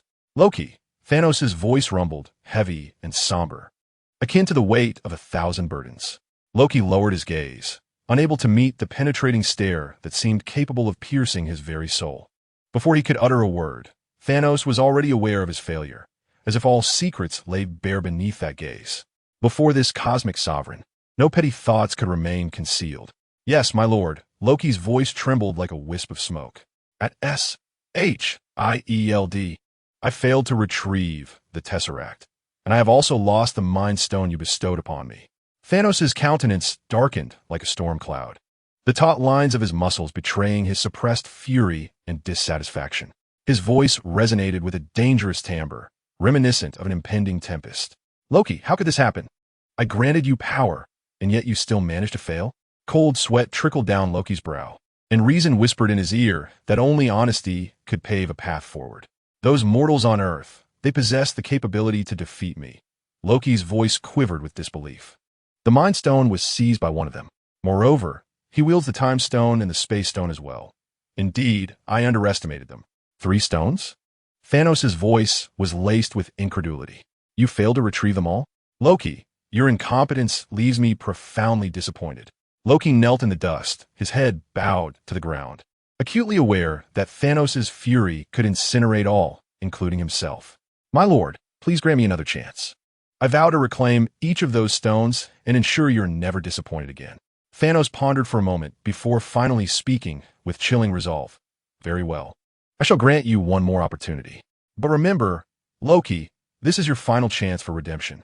Should you falter again, your fate will be more dismal than despair itself. A tightness gripped Loki's heart as he recognized the gravity of Thanos' words, which could not be underestimated. Thus, he inhaled deeply, determination flickering in his eyes. Yes, my lord. I swear not to disappoint you. As Thanos' figure slowly faded, the surrounding azure glow dissipated as well. Loki rose from the dust, his eyes ablaze with fervor and unwavering resolve. At this moment, he found himself with no retreat. He must stake everything to reclaim all the stones, for only thus could he carve out a glimmer of hope for himself. Yet Thanos did not entrust the monumental task of wielding the three stones solely to Loki. After concluding his conversation with Loki, a glint of peril flickered in his eyes. How dare a mere mortal attempt to seize the power of the three stones? His words dripped with scorn, tinged with burgeoning ire. It appeared that a personal visit to the blue planet was warranted, to confront these audacious humans who dared to challenge his dominion. Thanos' warship cleaved through the silence of the cosmos, traversing the starry expanse at an incomprehensible velocity, heading straight for the azure orb known as Earth. His heart burned with a fierce intensity, a blend of fury and resolve. The audacity of that insignificant mortal to snatch treasures from his grasp was not only an unprecedented affront, but also an unutterable humiliation. How could anyone dare covet the stone's might? Utterly oblivious to their own insignificance, he resolved to ensure that every being on Earth would remember this lesson. Thanos' warship resembled a floating fortress of steel, exuding an air of cold severity, with every corner imbued with an ominous presence. The warriors aboard could feel their master's pent-up wrath and dissatisfaction. The atmosphere taut with tension. This time, they were to undertake a mission more perilous and ruthless than any campaign before. With a thunderous roar, the ship's engines ignited, slicing through stardust like a rampaging beast barreling towards Earth. At the ship's core, Thanos sat upon a towering throne, embodying the essence of a sovereign who ruled all. Initiate the attack protocol, he commanded, his voice deep and resonant, an undeniable authority reverberating through every fiber of space. In obedience, the ship's weapon systems activated sequentially. A surge of energy enveloped the vessel, coalescing into dazzling rings of light, as if heralding the arrival of a cosmic tempest. In New York, the night was profound, pierced only by the faint glow of streetlights cutting through the darkness. The winds around the sanctum were razor-sharp, biting, and frigid. The bustling noise of the metropolis seemed to have been forcibly muted by an unseen force. At that moment, within Kamartaj, alarm bells rang. All personnel on high alert. The enemy is numerous, and our defensive formations have been breached. The situation is dire. A young sorcerer stumbled into the sanctum, his face etched with panic and sweat. He gasped as he reported to Wong and Mordo. The sanctum in New York is under attack. Inside the grand library of Kamartaj, Wong was perusing an ancient, weighty tome of magic, while Mordo meditated nearby. Upon hearing this news, both men were momentarily taken aback, springing to their feet in unison. What? The enemy is numerous? Wong's brow furrowed, an ominous premonition stirring within him. Could it be that Dormammu had returned? But how could that be? They had witnessed firsthand as Doctor Strange repelled Dormammu. Before Mordo could articulate his thoughts further, the anxious young sorcerer urged them for a response. Yes, and their strength is exceptionally formidable. Our defensive array was dismantled in an instant, he added anxiously. A grave look flashed in Mordo's eyes. He understood that this was not merely a threat to the New York sanctum, but a challenge to the entirety of Earth. He swiftly approached the window, gazing into the distance, as if he could pierce through layers of night sky to foresee the impending storm. Chapter 48, Loki's Scheme. Mordo seeks aid from Lindy. We must act immediately, Mordo declared, turning to Wong. We need to rally all our forces, including the other sorcerers on Earth. Wong nodded in understanding, fully aware of the gravity of the situation. He swiftly grasped his wand and waved it toward the sky, a brilliant light illuminating the entire library. Send a message out. Summon all sorcerers and prepare to confront the enemy. This would be a grueling battle, but they had to exert every ounce of strength for the sake of Earth and all living beings. Unfortunately, Lindy was not present at that moment. Meanwhile, in the skies above New York, Thanos' warship drew ever closer, casting a shadow over the entire city, as if a harbinger of doom were descending. Once all arrangements were dispatched, Mordo began to ponder. A flicker of hesitation crossed his eyes. Dormammu had been dealt with, and Kaecilius was imprisoned. Yet, with Lindy absent, what would they do if it truly was Dormammu? Wong took a deep breath, regaining his composure. Let's not jump to conclusions. In any case, we must relay the message to Lindy and hope he arrives in time. Before he could finish, Wong abruptly raised his hand, forming a seal. A golden rune shimmered in the air before vanishing into the void. It was a special spell for conveying messages, capable of notifying the supreme sorcerer Lindy at the swiftest speed. The young sorcerer continued, "The enemy's power is overwhelmingly strong. We have already lost several of our own." Mordo clenched his fist, fire igniting in his eyes with determination. "Whoever dares to invade our territory must pay the price." Wong nodded in agreement. "Let us organize our forces and head to the sanctum." Simultaneously, the battle outside the sanctum had reached a fever pitch. A multitude of dark creatures surged from all directions, seemingly endless. Doctor Strange arrived in haste, conjuring dazzling magical shields with a flourish of his hands. Yet they struggled to withstand the ferocious onslaught of the enemy. The defensive spell array of a New York sanctum began to show cracks under immense pressure. "Doctor, we can barely hold on," a sorcerer screamed in despair, hurling his weapon at the foe, only to be consumed by the dark entities. "Hold on." Doctor Strange gritted his teeth, veins bulging on his forehead. He quickly recited incantations, summoning more magical assistance. However, the enemy always seemed to find a weakness, closing in relentlessly. Although he and Lindy had entered Kamartaj simultaneously, his strength paled in comparison to Lindy's. Now, facing the opposing Lindy, he felt an unprecedented weight of pressure. He silently invoked Lindy's name, hoping for his timely arrival to turn the tide of battle. Yet at that moment, Lindy was far from Earth, assisting S.H.L.D. in harnessing the power of the Tesseract. This power was said to have the potential to alter the fate of the entire universe. But Strange was uncertain whether Lindy could fully control such force. He could only await Lindu's arrival while enhancing his own strength to confront the challenges that lay ahead. In the depths of night, the streets of New York were ablaze with light. Within a concealed underground chamber, Lindu was intently adjusting a magical array, a system he had devised to monitor protective measures across the globe. Suddenly, his communicator emitted a frantic alarm. Frowning, Lindu waved his hand to activate the display screen, revealing a deeply concerned face, Modu, a guardian of the sanctuary. "Lindu, the sanctuary is under attack. The situation is dire." Modu's voice conveyed urgency and helplessness. Lindu instantly comprehended that this must be the handiwork of Loki. This cunning deity had been seeking an opportunity for revenge, and the sanctuary, as Earth's primary bastion, was naturally his preferred target. "It is indeed Loki," Linda murmured, his gaze sharpening. At that moment, Nick Fury and Black Widow entered the underground chamber and overheard Linda's words. Their faces instantly turned pale. "Are you saying Loki is attacking the sanctuary? The same Loki you previously defeated?" Nick asked incredulously. "Indeed," Linda nodded. "It appears he has learned nothing from his past defeat and has become even more brazen."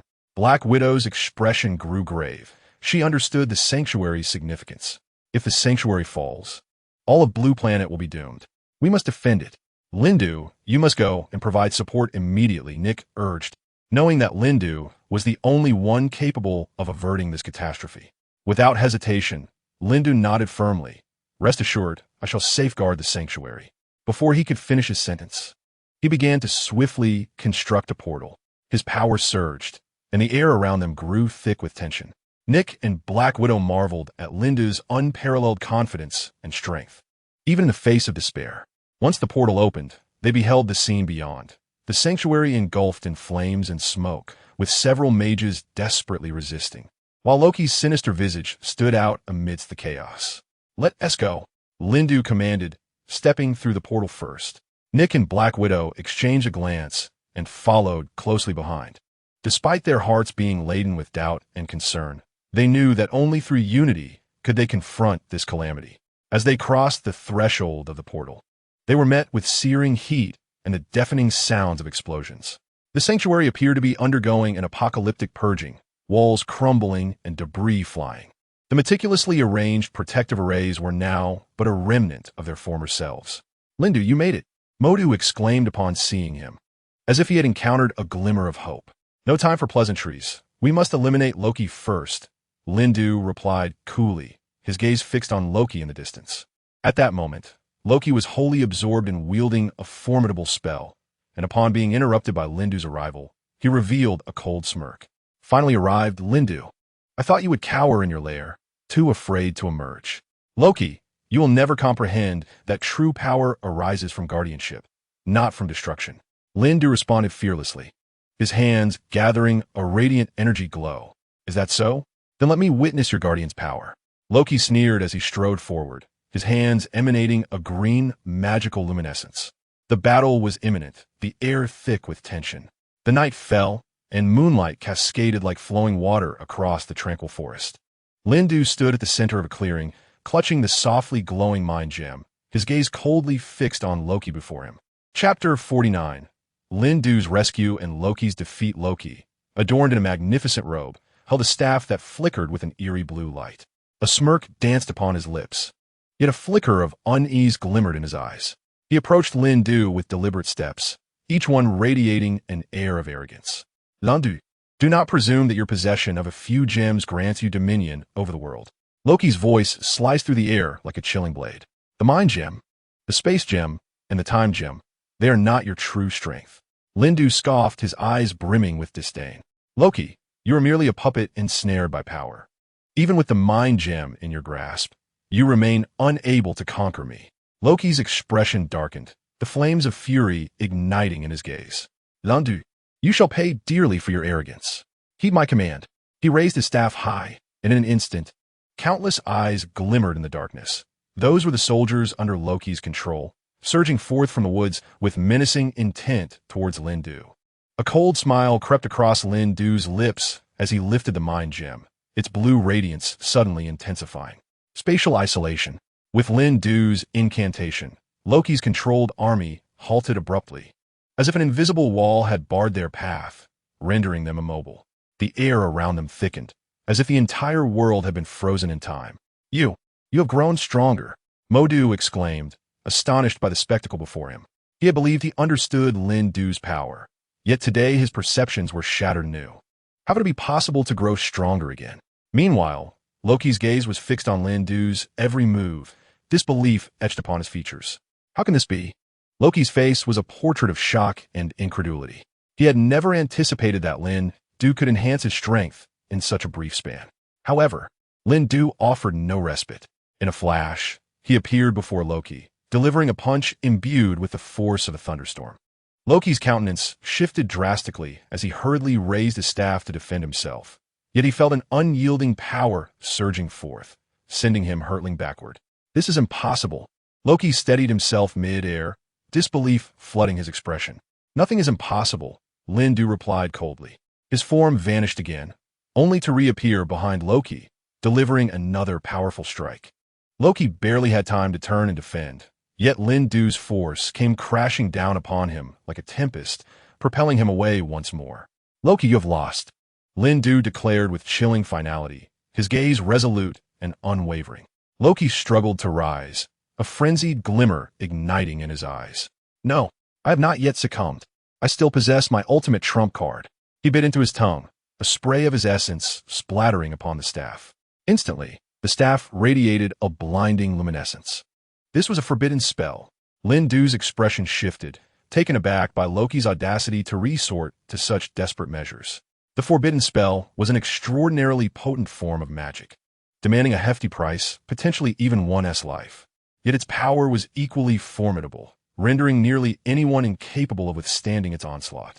Lindu inhaled deeply, aware that he must summon every ounce of his strength to counter Loki's forbidden incantation. He closed his eyes, immersing himself entirely into the fray. Mindstorm, Lindu turned, unleashing a torrent of formidable mental energy that surged forth from within, manifesting as an invisible tempest directed at Loki. Loki's countenance paled. He had not anticipated Lindu wielding such a powerful mental assault.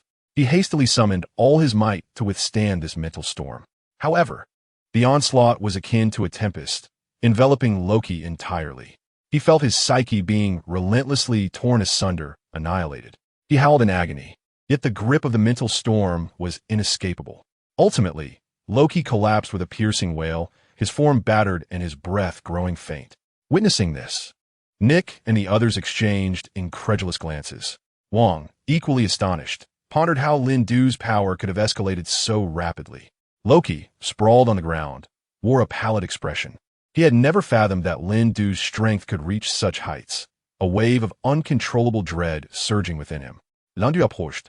His tone as frigid as the winter wind. What you rely upon is merely an illusory strength. I possess a far more resolute conviction and determination than you. Now, with 3 gems in my possession, what leverage do you have left to contest me? Gritting his teeth, Loki managed to force a wry smile. Do not celebrate prematurely. Lindu, I shall not concede easily. Today's defeat does not signify an eternal loss. Lindu narrowed his eyes, a glimmer of sharpness flashing within. Very well, I shall await your return. Yet, despite his words, Loki lay on the ground, eyes wide with terror, unable to fathom that a mere mortal could vanquish him. Regardless of the circumstances, Loki lacked the strength to rise again. He lay there, gasping for breath, his gaze filled with resentment and despair, fervently yearning for Thanos to appear and reclaim the soul stone that rightfully belonged to him. With eyes brimming with hopelessness and defiance, Loki struggled to articulate. His voice hoarse and feeble. Did you truly win? Though I have been defeated, you are still merely immortal. He knew he must earn Lindu's acknowledgement to have any chance of survival. Thus, the most prudent course of action now is to submit to Lindu. Standing before him, Lindu's gaze was tranquil yet profound, asserting, "Indeed, Loki, I have triumphed." A bitter smile flickered across Loki's face, a glimmer of regret surfacing in his eyes. I had believed I was the master of all, only to find myself ultimately vanquished by you. Lindu gently shook his head, replying, "You are mistaken, Loki. You have never truly controlled anything. You have merely pursued the illusion of power and strength." After a moment of silence, Loki slowly closed his eyes, conceding, "Perhaps you are right.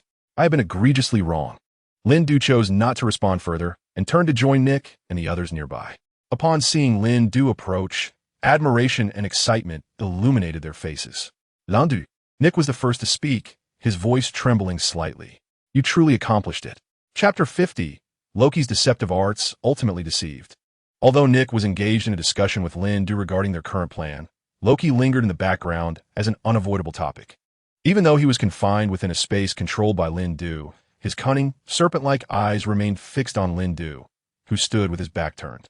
Clad in a flowing black robe adorned with intricate, detailed runes, Lindu exuded an air of solemnity and mystery. "You foolish mortals will one day kneel before me," Loki mused darkly, a cold smirk curling at the corners of his mouth. He began to chant an ancient incantation, the essence of dark magic rising subtly around him, preparing to unleash his deceptive arts. Previously, he had flattered Lindu, convinced that a direct confrontation would not favor him. Yet, how could Lindu, with his back turned, evade his assault? If he could ensnare Lindu, Blue Star would remain under his control, and Thanos would have no cause to blame him. While Lindu conversed with Nick in hushed tones, calmly deliberating their next steps, he, as the Supreme Mage, had already harmonized the powers of multiple sorcerers. He was accustomed to perceiving everything around him. The faintest ripple of magic from Loki immediately heightened his alertness. "Loki, what treachery are you plotting?"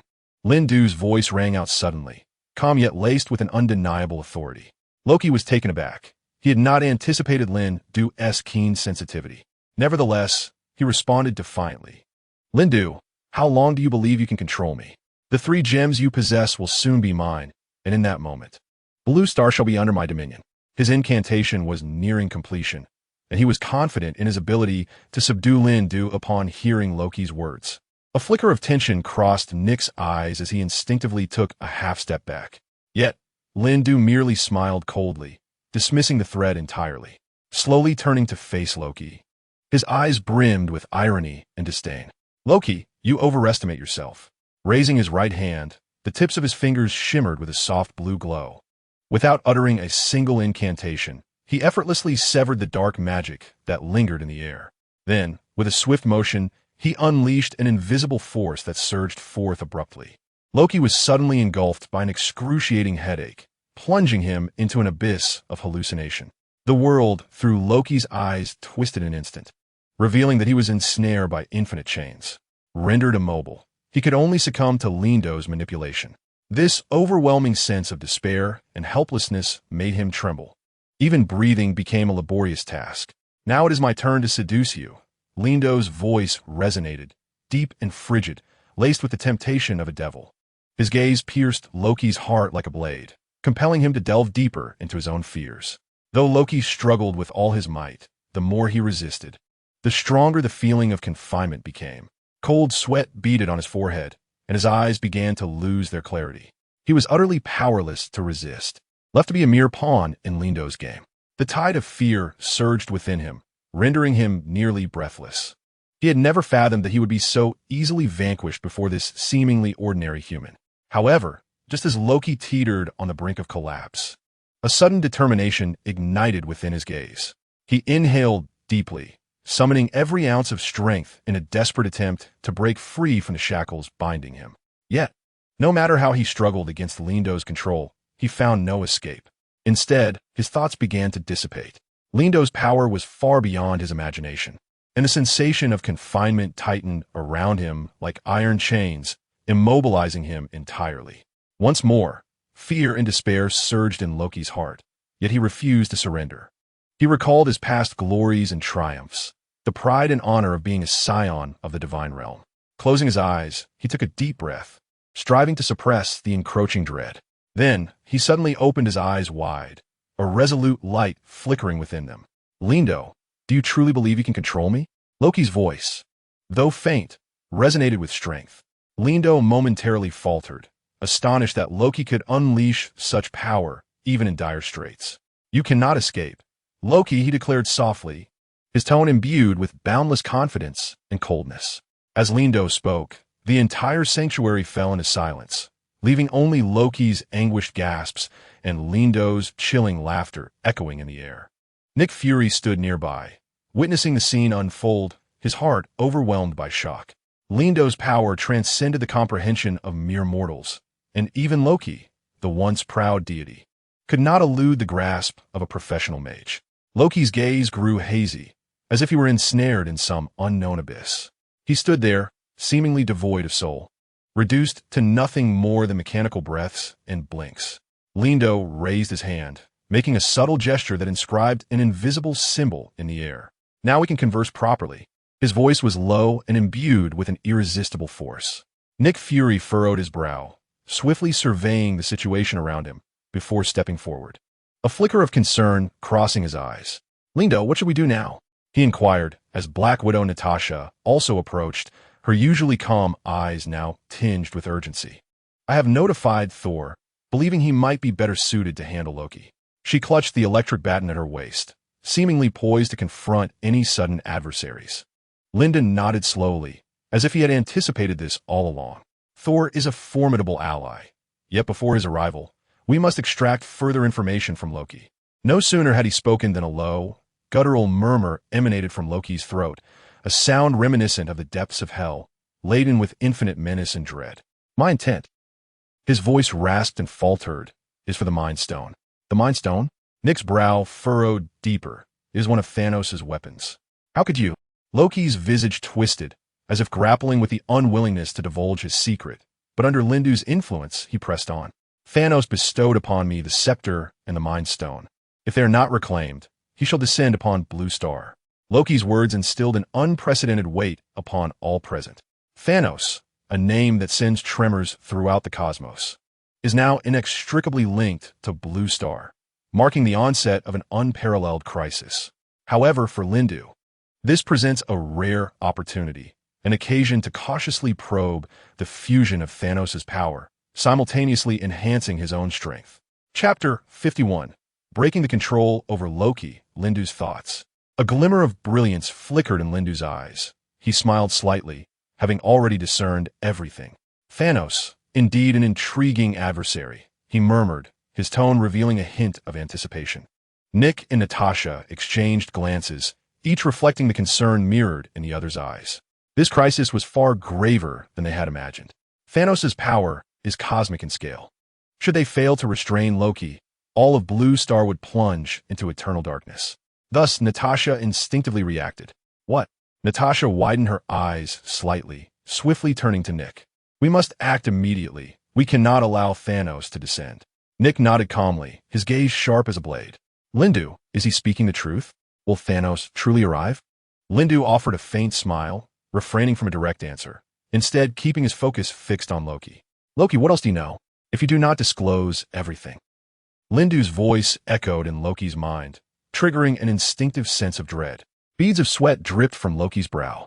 His gaze remained dazed, as if recalling some deeply buried, horrific memories. Thanos has already begun to act. He may be on his way now. Upon hearing this, Nick felt a profound sense of crisis wash over him. He swiftly contemplated, ultimately reaching a decisive resolution. We must immediately contact the other Avengers and prepare for battle.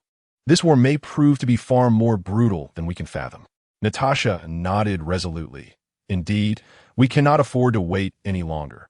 Every second is of utmost significance. With Nick and Natasha's commands issued, the entire Avengers Alliance swiftly entered a state of heightened alert.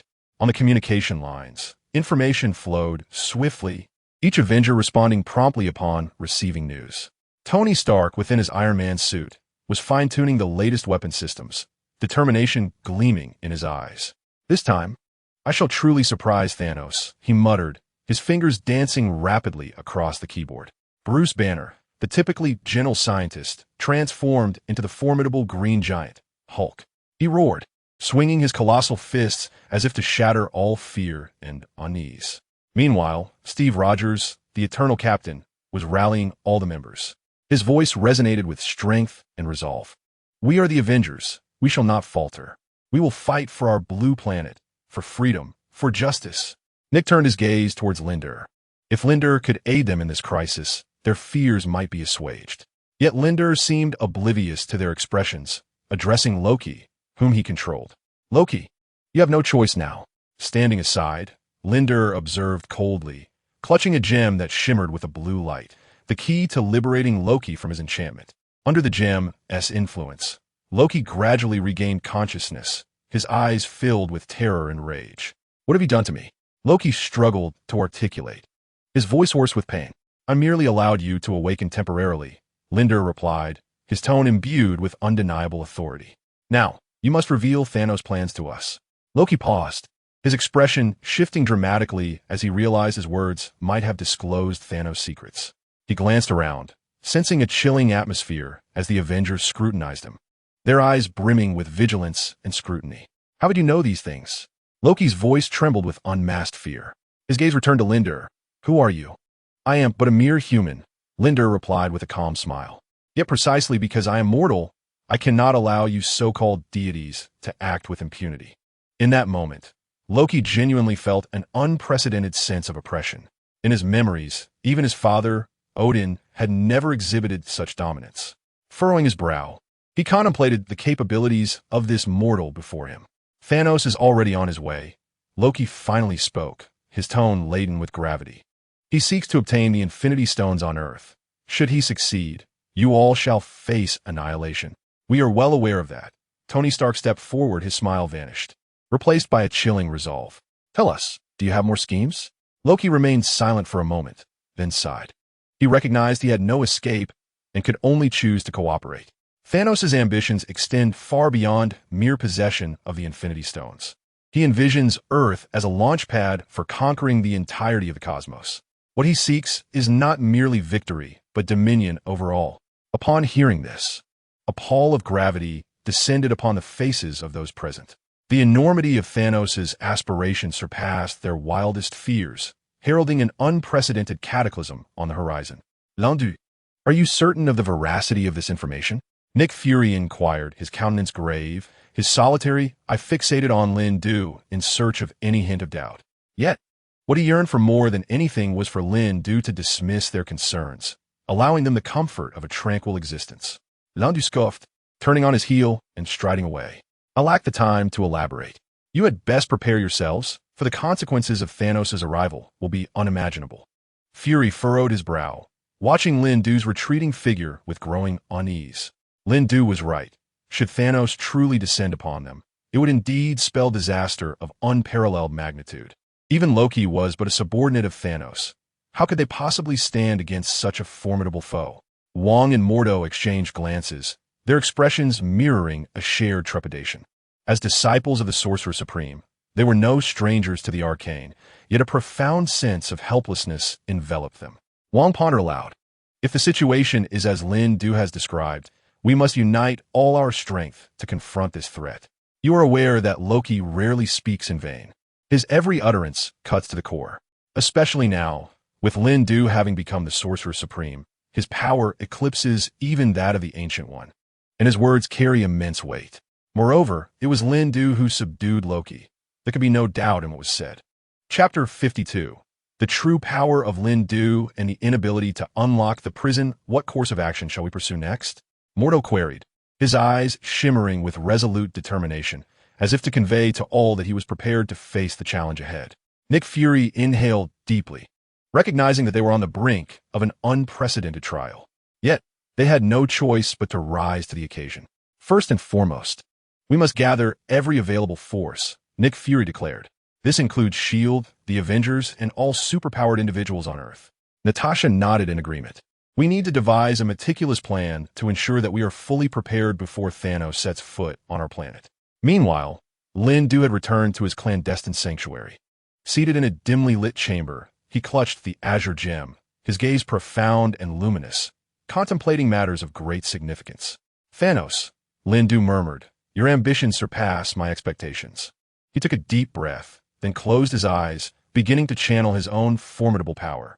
Eagerly, he awaited Thanos' arrival, longing to amalgamate their strengths.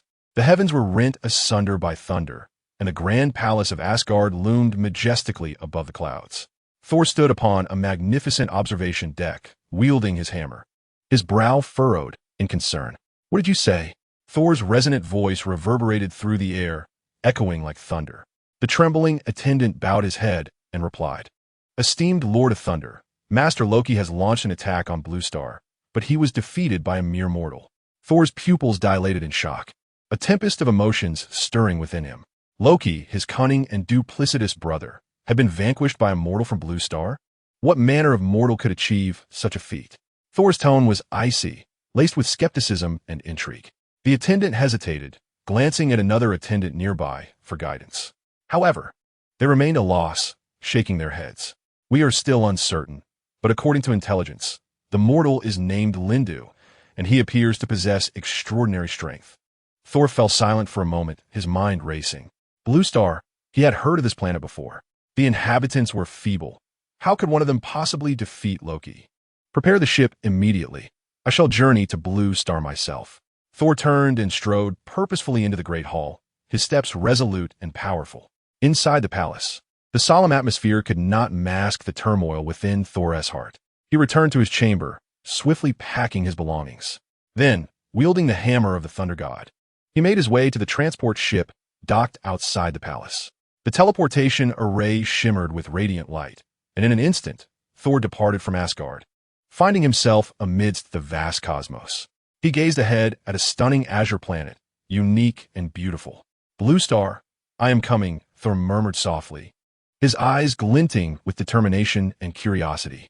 Meanwhile, Loki sat in the corner of his cell, his gaze stern, yet betraying a flicker of complex emotion. In the silence of that space, he replayed the events that had just transpired, the images flashing through his mind like a film on repeat. He had assumed that with his mind control abilities, Lindu would be an easily manipulable target. He envisioned directly controlling Lindu, bending him to his will. However, the unfolding events had far exceeded his expectations. Why did this happen? Loki questioned himself softly, his voice resonating starkly in the empty cell. He clenched his fists tightly, his knuckles turning white. He recalled the moment when his psychic energy had not only failed to affect Lindu, but had been countered by a formidable force. Lindu's calm and piercing eyes seemed to see through him, rendering him utterly exposed. That power was something Loki had never experienced, strong and profound, as if it emanated from another realm.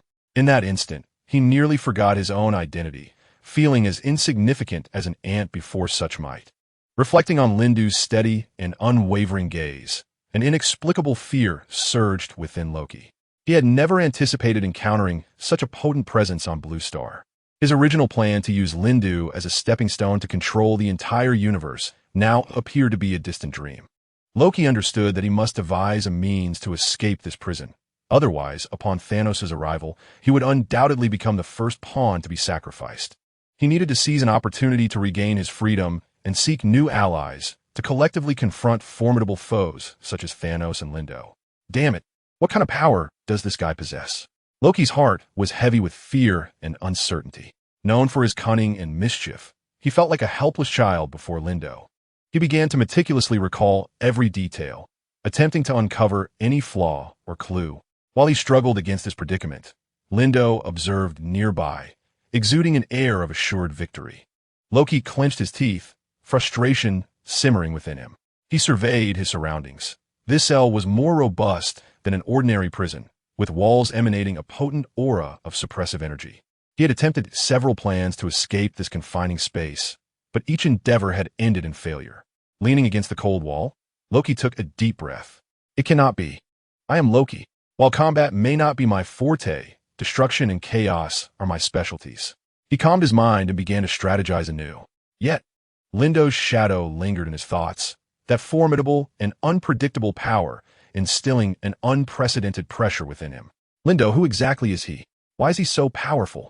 Loki found himself lost in contemplation once more. Despite his lofty pride, he could no longer ignore the reality of his situation. Meanwhile, on the distant blue planet, Lindo was deeply engrossed in meditation within a secret base. The space around him seemed to be enveloped by a mysterious force, isolating him from the external clamor.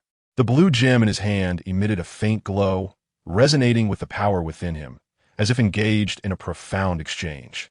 Suddenly, Lindo's eyes snapped open, glinting with a sharp light, as if he could perceive all. He inhaled deeply and slowly exhaled, releasing a certain energy from within.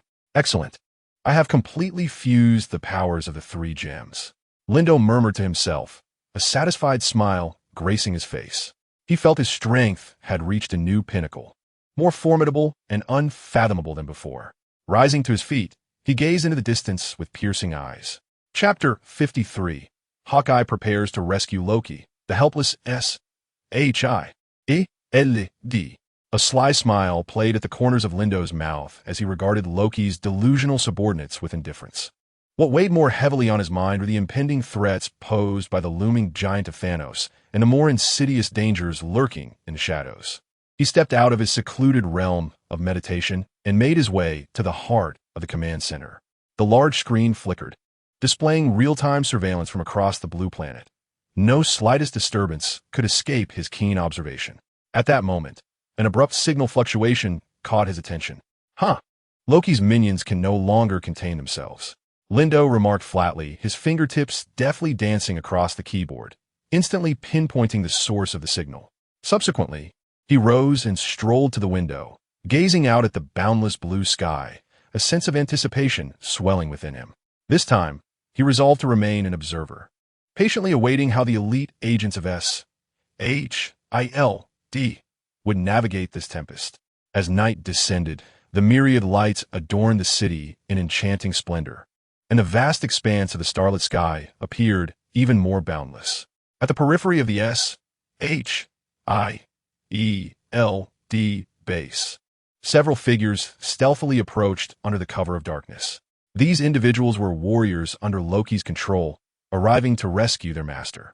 Where exactly was Lord Loki imprisoned?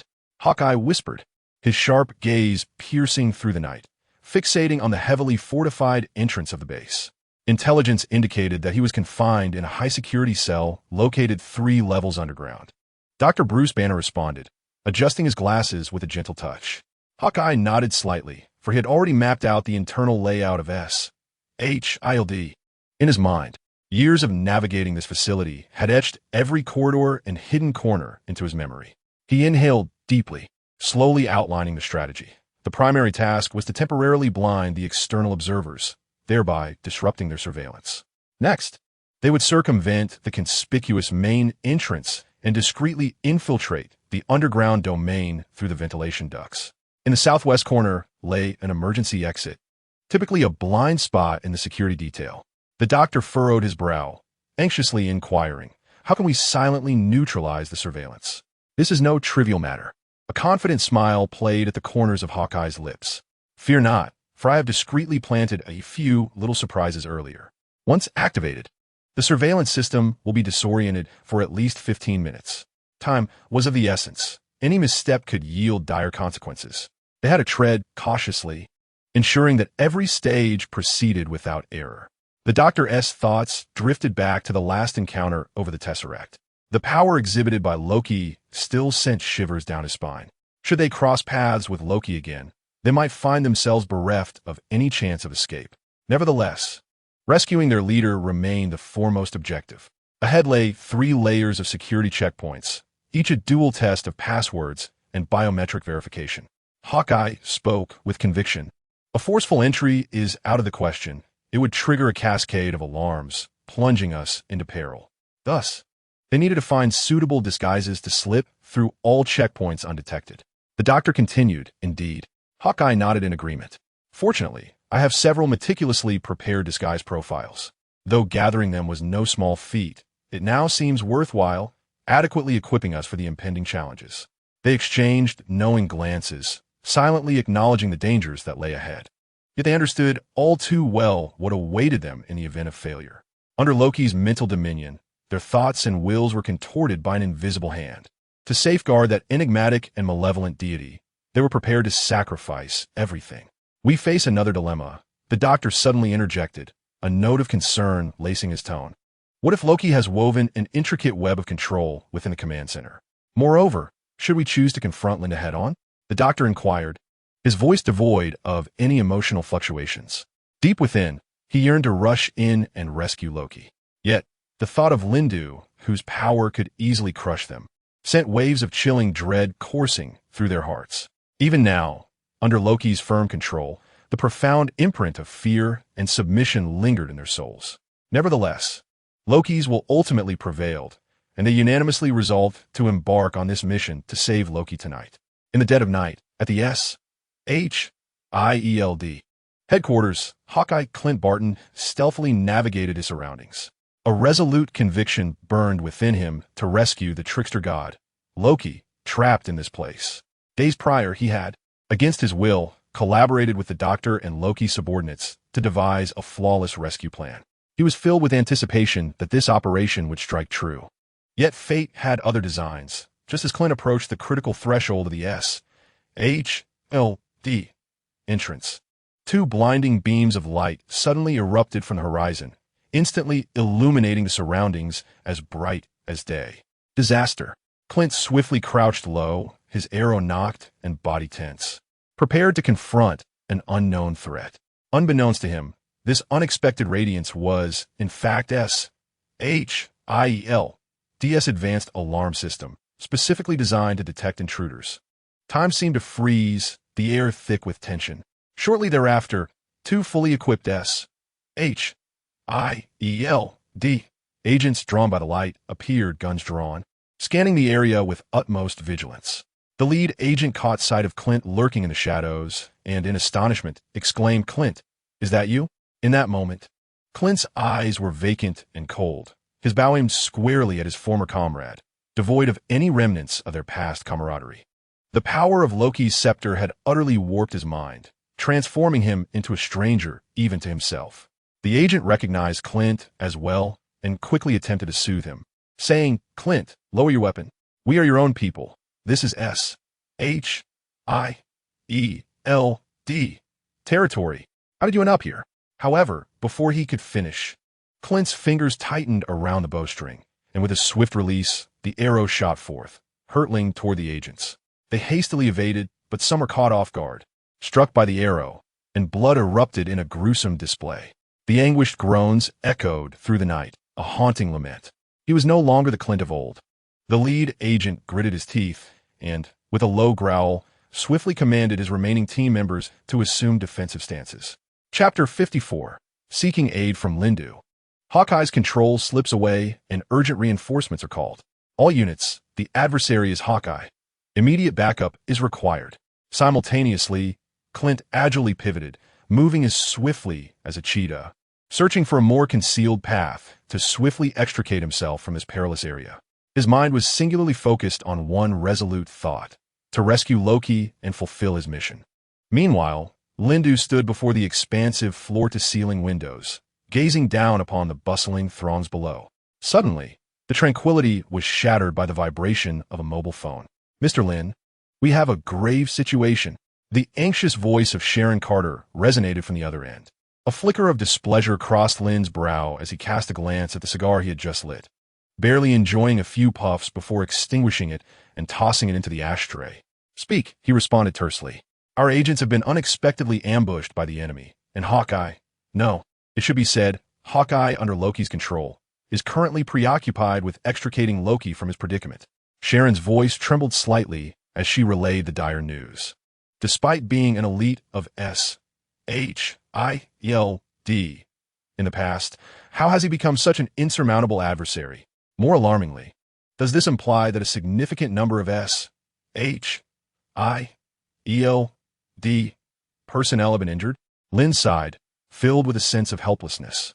Nick Fury and his team are truly disappointing, he murmured, his voice barely audible to himself. How could they fall prey to such a degree? Is the situation dire? Lynn inquired. Utterly dreadful. There are numerous casualties. Sharon's voice quivered, holding back the worst of the news.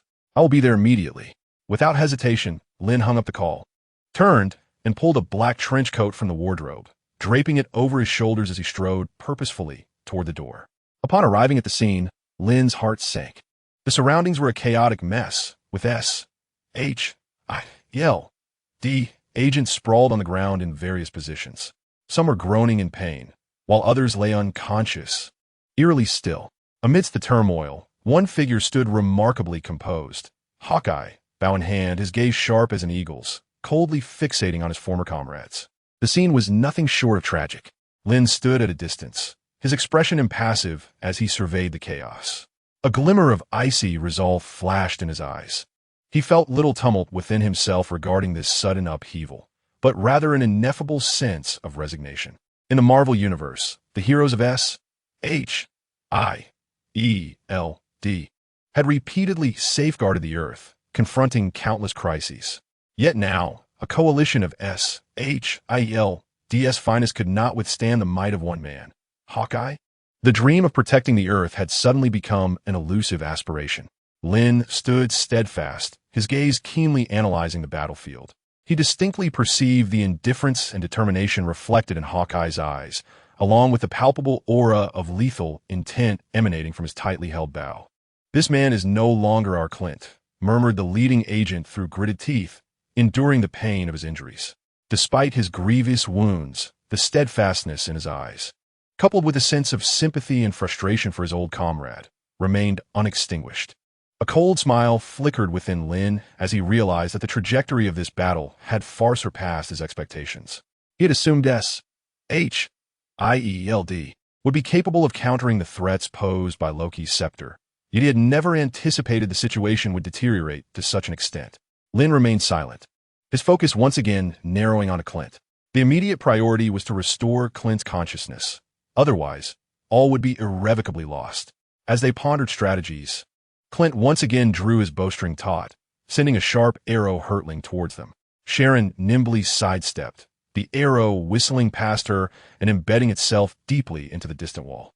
Yet, Lyndon remained utterly still, the arrow grazing perilously close to his ear. "Lyndon, you two have arrived?" Nick approached Lyndon, his face flushed with embarrassment. This scene was merely an escalation of internal discord within snatched. Lyndon nodded slightly, then shifted his gaze to the nearby Hawkeye. "It appeared that with such forces, they could not impede your advance." Upon noticing Lyndon's presence, a smirk of derision crept onto Hawkeye's lips. "Ah, Lyndon, your reputation as a savior is indeed well-deserved. Do you truly believe this matter can be resolved so simply? You shall soon discover whether it concludes or not." Lyndon replied in a calm, icy tone. With that, he strode forward with conviction, unflinching. Hawkeye swiftly readied his bow and arrow, unwavering in his intent to strike Lyndon. However, just as the arrow was about to reach him, time seemed to freeze, everything suspended in stillness. How could this be? Hawkeye's eyes widened in disbelief. Lyndon merely waved his finger, and with a soft crack, an invisible cage woven from the fabric of time and space materialized, ensnaring Hawkeye utterly, rendering him immobile. Lyndon advanced steadily, while Hawkeye, trapped within the temporal prison, could only helplessly watch as Lyndon drew closer.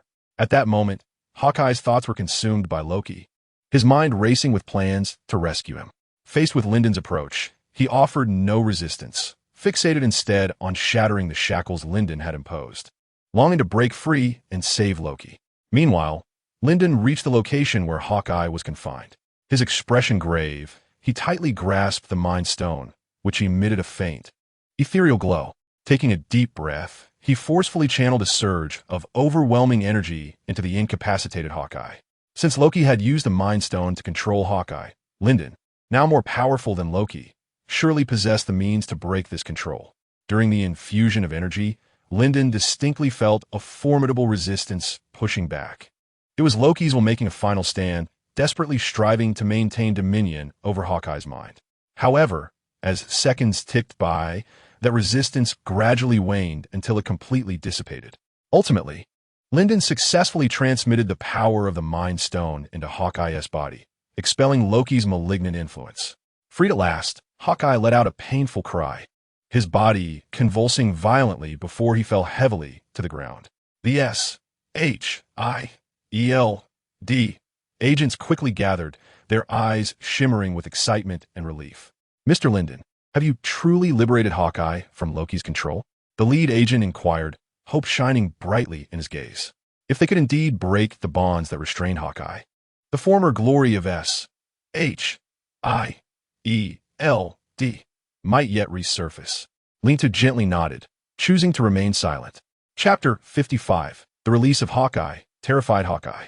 His gaze fell upon the struggling Hawkeye on the ground, who was engaged in a final tug-of-war with the dark forces lurking deep within, suffering immensely. Nearby, Sharon and Nick Fury felt a great weight lift from their hearts upon witnessing this scene. This battle appeared to be nearing its resolution, and Loki's control over Hawkeye would soon become a thing of the past. Indeed, before long, Hawkeye's struggles gradually ceased. His eyelids slowly fluttered open, the chaos in his eyes dissipating, returning to clarity. He beheld Lean-To and the surrounding agents. Confusion etched upon his features. Had they not summoned him to solve the conundrum of the Tesseract? Why was he lying on the ground? Hawkeye endeavored to rise, seeking to understand how he had arrived in this predicament. With a clatter, he took a few steps forward, only to collide with the temporary cage that Lean-To had set up. Observing Hawkeye's attempt to stand, Lean-To offered no further words, merely nodding gently, indicating that there was no need for questions. Hawkeye's gaze swept across the crowd, ultimately resting on Lean-To. He bowed deeply, his heart brimming with gratitude. "Clint, you're awake. This is wonderful," Sharon exclaimed, her face blossoming into a long-awaited smile. "How did I end up here?" Hawkeye's expression was one of confusion. "You were under Loki's control via the Mind Stone, but now it is all over," Lean-To explained calmly. Upon hearing this, Hawkeye looked at Lean-To in astonishment, incredulous that he had been manipulated by Loki. How could this be possible? What was happening? Hawkeye understood that Lean-To had no reason to deceive him. Perhaps this cage was also Lean-To's doing. He surveyed the surroundings and was startled to discover his fallen teammates nearby, their faces etched with pain and fatigue. "Clint, you have finally returned." Black Widow Natasha stepped forward. "What on earth happened here? How did I end up in such a place?" Hawkeye's voice was laced with confusion and trepidation. Natasha sighed softly and spoke gently. "Loki controlled you with a scepter, but fortunately, Lean-To rescued you." "Lean-To?" "Yes. It was Lean-To who used the Mind Stone to break the control over you." Hawkeye fell silent for a moment before speaking in a low voice. "Lean-To, thank you, but I feel an overwhelming sense of guilt and remorse for my actions." Lean-To gently patted Hawkeye's back, soothingly assuring him, "This is not your fault. You are merely a pawn in someone else's game. What is most crucial now is to restore S.H.I.E.L.D. swiftly. We face even graver challenges ahead." Meanwhile, Nick Fury approached slowly, a serious and remorseful expression upon his face. He lowered his gaze, avoiding direct eye contact with Lean-To.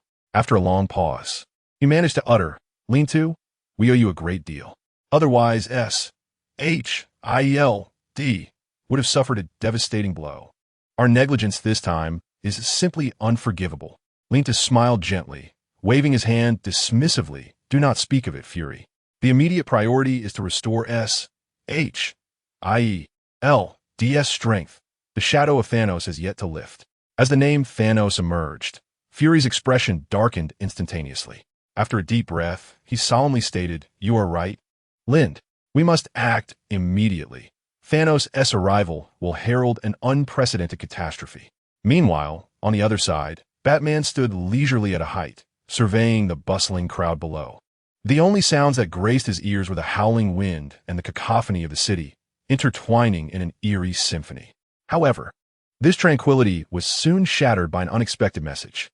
"Bruce, you need to see this." Alfred's voice resonated clearly through the earpiece.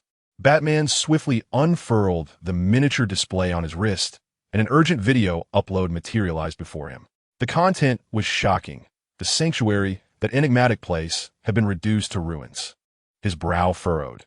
Despite his limited knowledge of the site, he understood that any location tainted by such profound and potent energy could not be dismissed lightly. What secrets did the sanctuary conceal? Each frame bore a clear date, etched vividly in his mind.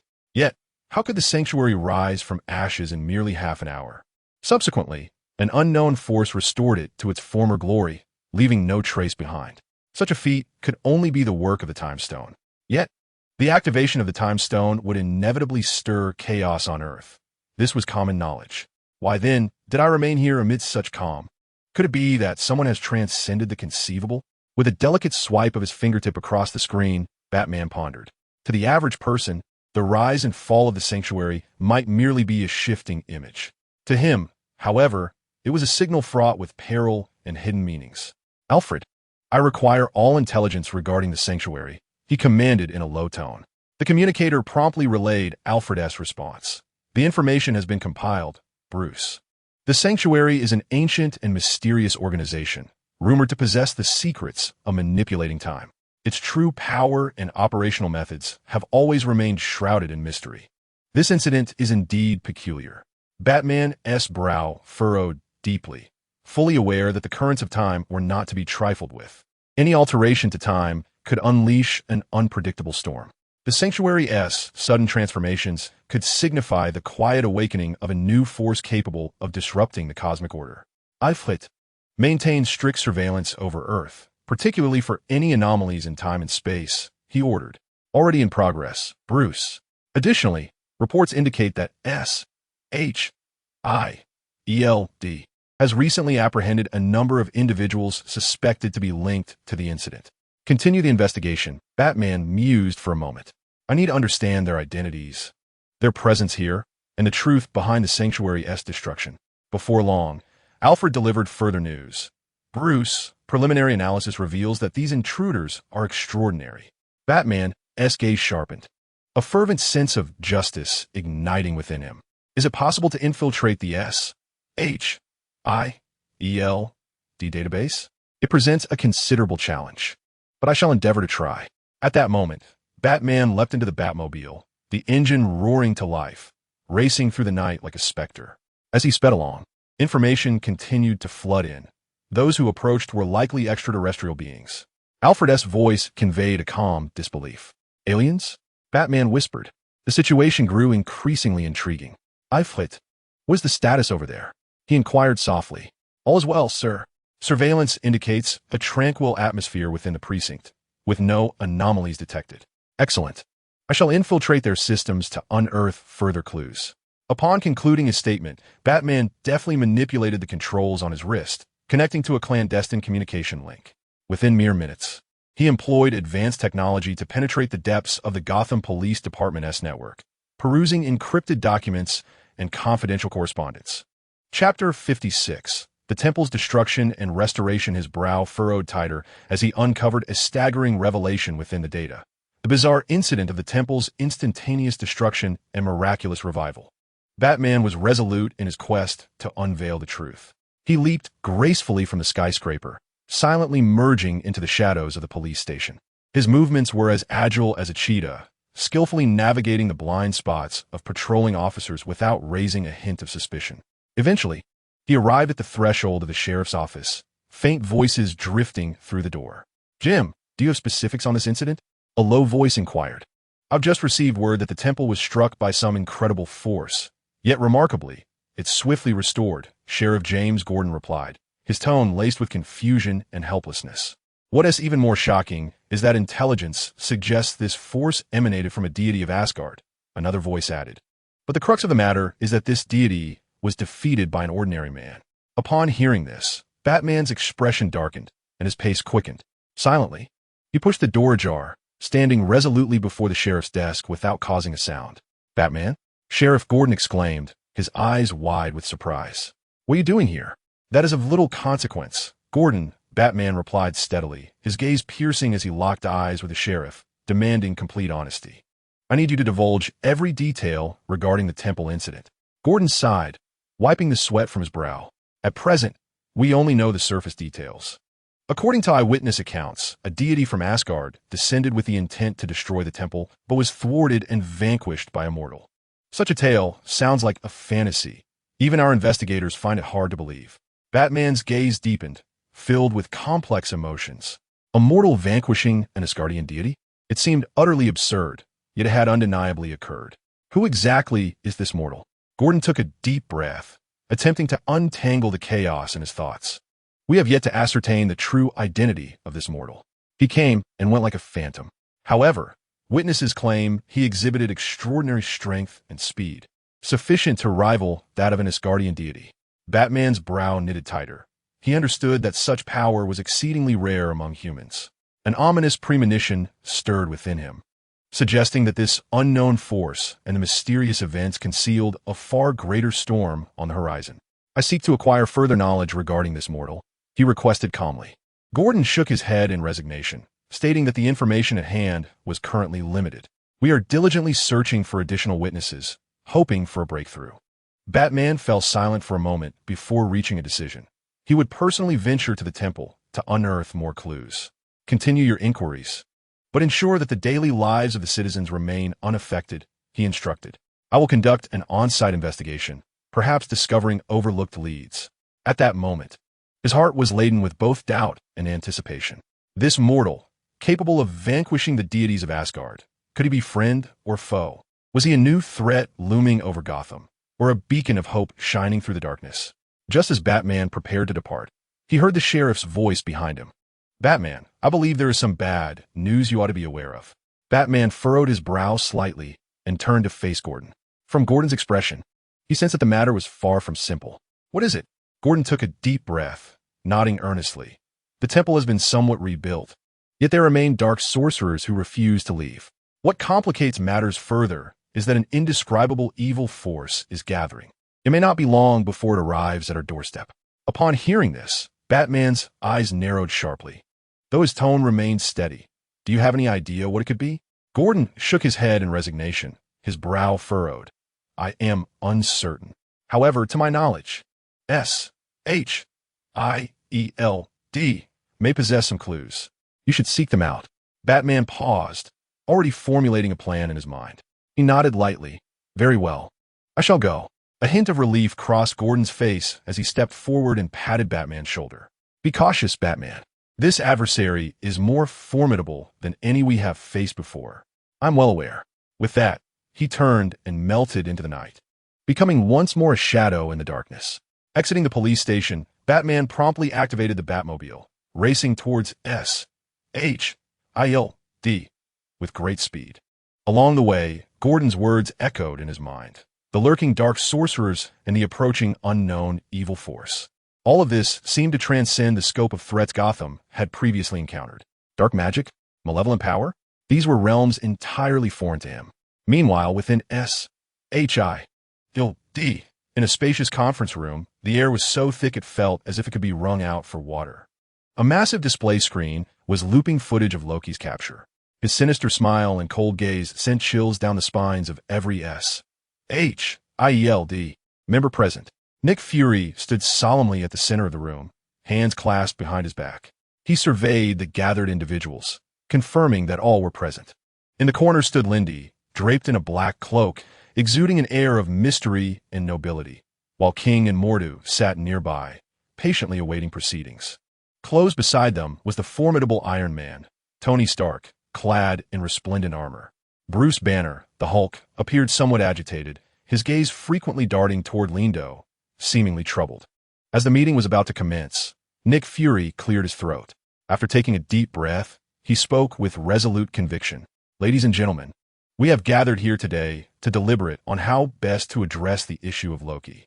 Tony Stark, growing impatient, tapped his fingers on the table, the metallic sound echoing through the room. Nick, honestly, this guy has caused us too much trouble. I believe the most prudent course of action would be to toss him into the deepest dungeon, never to see the light of day again. Tony, you cannot be serious.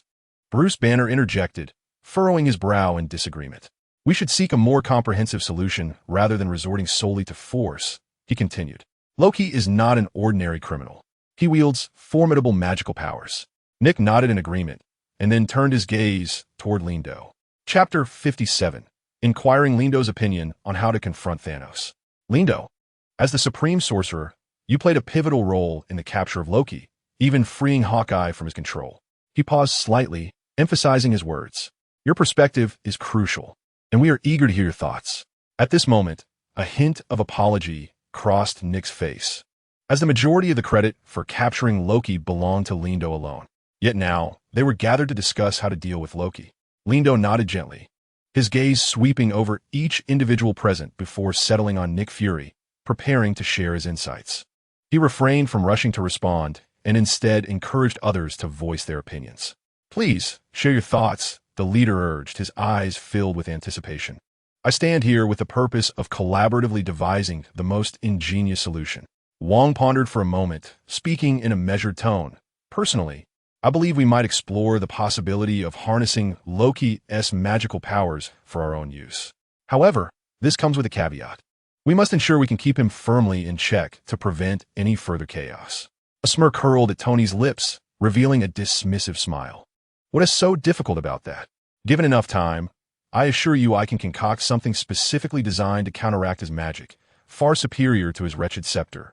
Mordu, upon hearing this, quickly raised his hand to halt the conversation, his expression serious. That notion is misguided. Loki's magic is deeply rooted in the realms of the divine. It is not so easily subdued. Should we attempt to outsmart him, we may only complicate matters further. Nick surveyed the devastation Loki had wrought upon Earth, a myriad of emotions churning within him, before finally speaking. Does anyone else have a different perspective? At this juncture, a scruffy older agent took the initiative to speak, his voice imbued with undeniable weight. The damage he has inflicted upon Earth is far too significant to overlook. We cannot simply let this matter slide. Beside him, a young agent, his brow furrowed in concern, shook his head slowly, clearly dissenting. It is not that simple. After all, Loki is the second prince of Asgard. If we act unilaterally, we risk inciting a far greater storm. The old agent abruptly slammed his hand on the table, his voice rising sharply. Loki's invasion of Blue Star has resulted in staggering casualties and losses. He must be held accountable for all of this. The atmosphere in the conference room thickened as the opposing viewpoints clashed like two razor-sharp swords. Some detectives whispered among themselves, their brows furrowed, appearing bewildered and troubled, uncertain of the path forward. At this critical moment, Lin Du's voice suddenly broke through the murmurs, cutting off all whispers. Enough, let us cease this discussion. His declaration silenced the room, and all eyes converged on Lin Du. Each person present was filled with anticipation, hoping he would offer a brilliant strategy to resolve the impasse. This was not a time for disputes. Lin Du surveyed his surroundings.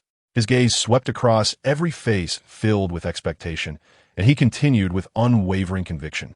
We must broaden our perspective and consider the overall strategy, rather than getting bogged down by singular conflicts at hand.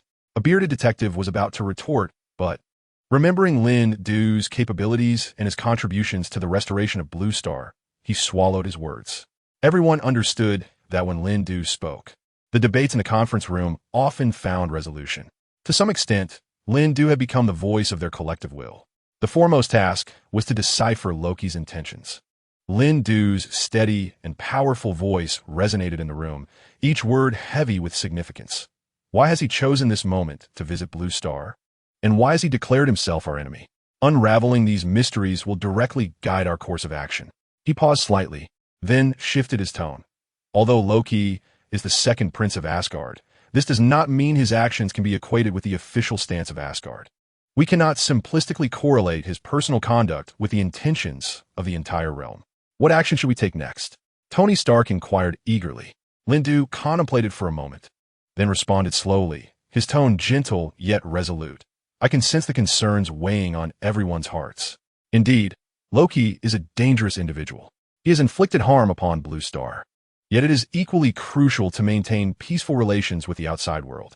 As these words left his lips, the conference room fell into a profound silence.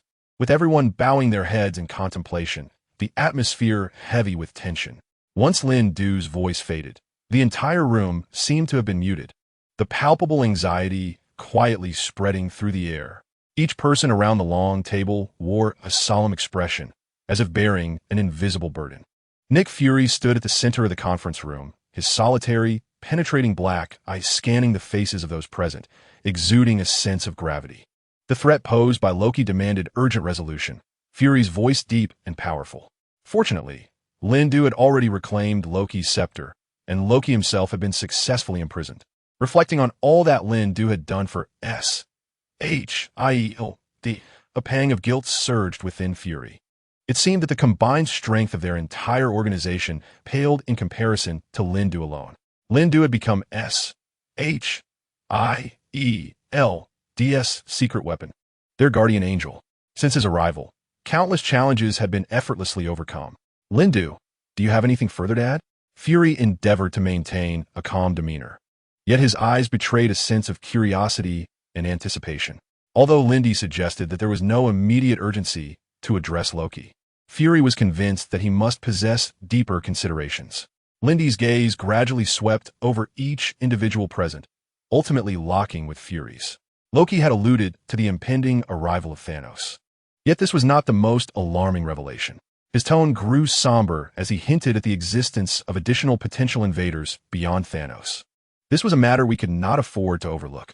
However, deep within Lindy's thoughts, he found himself drifting back to the days before he arrived in this Marvel universe. At that time, he could hardly fathom the existence of threats such as Thanos, who had already harnessed the unimaginable power of the stones. Yet in Lindy's view, this individual would never wrest even a single stone from him. But who were those enigmatic figures trailing behind Thanos? How formidable were they, truly? A cloud of uncertainty loomed in Lindy's mind, though his exterior remained composed and unflappable. The conference room was so silent that one could hear a pin drop, the atmosphere seemingly suspended in time. Natasha furrowed her brow, instinctively crossing her arms. Beyond Thanos, are there other invaders? Are you suggesting that we must contend with not only one cosmic overlord, but also numerous unknown adversaries? Chapter 58. Lindy awaited Thanos' arrival. Tony Stark, the Iron Man, widened his eyes, a playful smirk curling at the corners of his mouth. This plot thickens. It's like an upgrade in tasks with no change in rewards. Lindy offered a faint smile and continued. Though Loki's words were vague, I suspect those enemies may already be lurking in the shadows, sharpening their knives, ready to strike at any moment. Tony shrugged. So what do? Should we convene a roundtable discussion for the Avengers? Barton interjected. Tony, can we be serious for once? What we need is a concrete plan, not your usual banter. Amidst the cacophony of voices, a spark of insight illuminated Lindy's mind as he reflected on his myriad experiences within a Marvel realm. Furrowing his brow, he murmured, logically, in a world like Blue Star, there shouldn't be other forces capable of posing a threat to us. Could it be? What could it be? Fury's gaze intensified, his expression growing increasingly tense. Lindy took a deep breath and articulated with careful precision. Could it be that these newcomers do not originate from our universe? The moment those words escaped his lips, the conference room fell into a profound silence. Each pair of eyes widened in disbelief, as if they could scarcely trust their own ears. The notion of traversing the cosmos in adventures remained a distant and enigmatic dream to the inhabitants of Blue Star. Tony Stark was the first to shatter the stillness. His brow furrowed and his face etched with incredulity. Are you suggesting that we might encounter enemies from other worlds? Lindy nodded gently, affirming, this is merely my hypothesis. Yet Loki's words indeed carry such implications. Natasha's expression grew grim. If that is the case, we must act immediately. We need to bolster our defenses while seeking any potential allies for collaboration. Fury inhaled deeply, instinctively approaching Lin Du, and spoke. Lin Du, you are our only hope to resolve this matter. His tone carried a weight of gravity, for this situation ought to have fallen within the purview of S.H.I.E.L.D., yet it now rested on Lin Du's shoulders. Nick Fury stood beside Lin Du, his brow furrowed in concern. On the screen before them, Thanos' image flickered, Yet his gaze remained steadfastly fixed on Lindu, yearning for a promise of safeguarding Earth's security. In the conference room, a palpable tension enveloped the air as various discussions intertwined, creating a disquieting symphony. The collective anxiety over the impending monumental crisis gripped everyone's hearts. "We need a plan," one agent urged fervently. "Thanos' power far exceeds our imagination. We are no match for him." Upon hearing this, Fury momentarily shifted his focus from Lindu. "We must unite and confront this threat together." At that moment, a light chuckle emanated from behind Fury. Sensing Lindu's movement, Fury swiftly turned. His eyes filled with anticipation as he looked at Lindu. "Lindu, do you already have a strategy to confront Thanos?" Lindu gently nodded, his gaze sharp as a blade, sweeping across the faces of everyone present. "Rather than bickering here, we should seize the opportunity to confront Thanos head-on." His words struck like a hammer, plunging the room into an immediate silence, a jolt of realization coursing through them.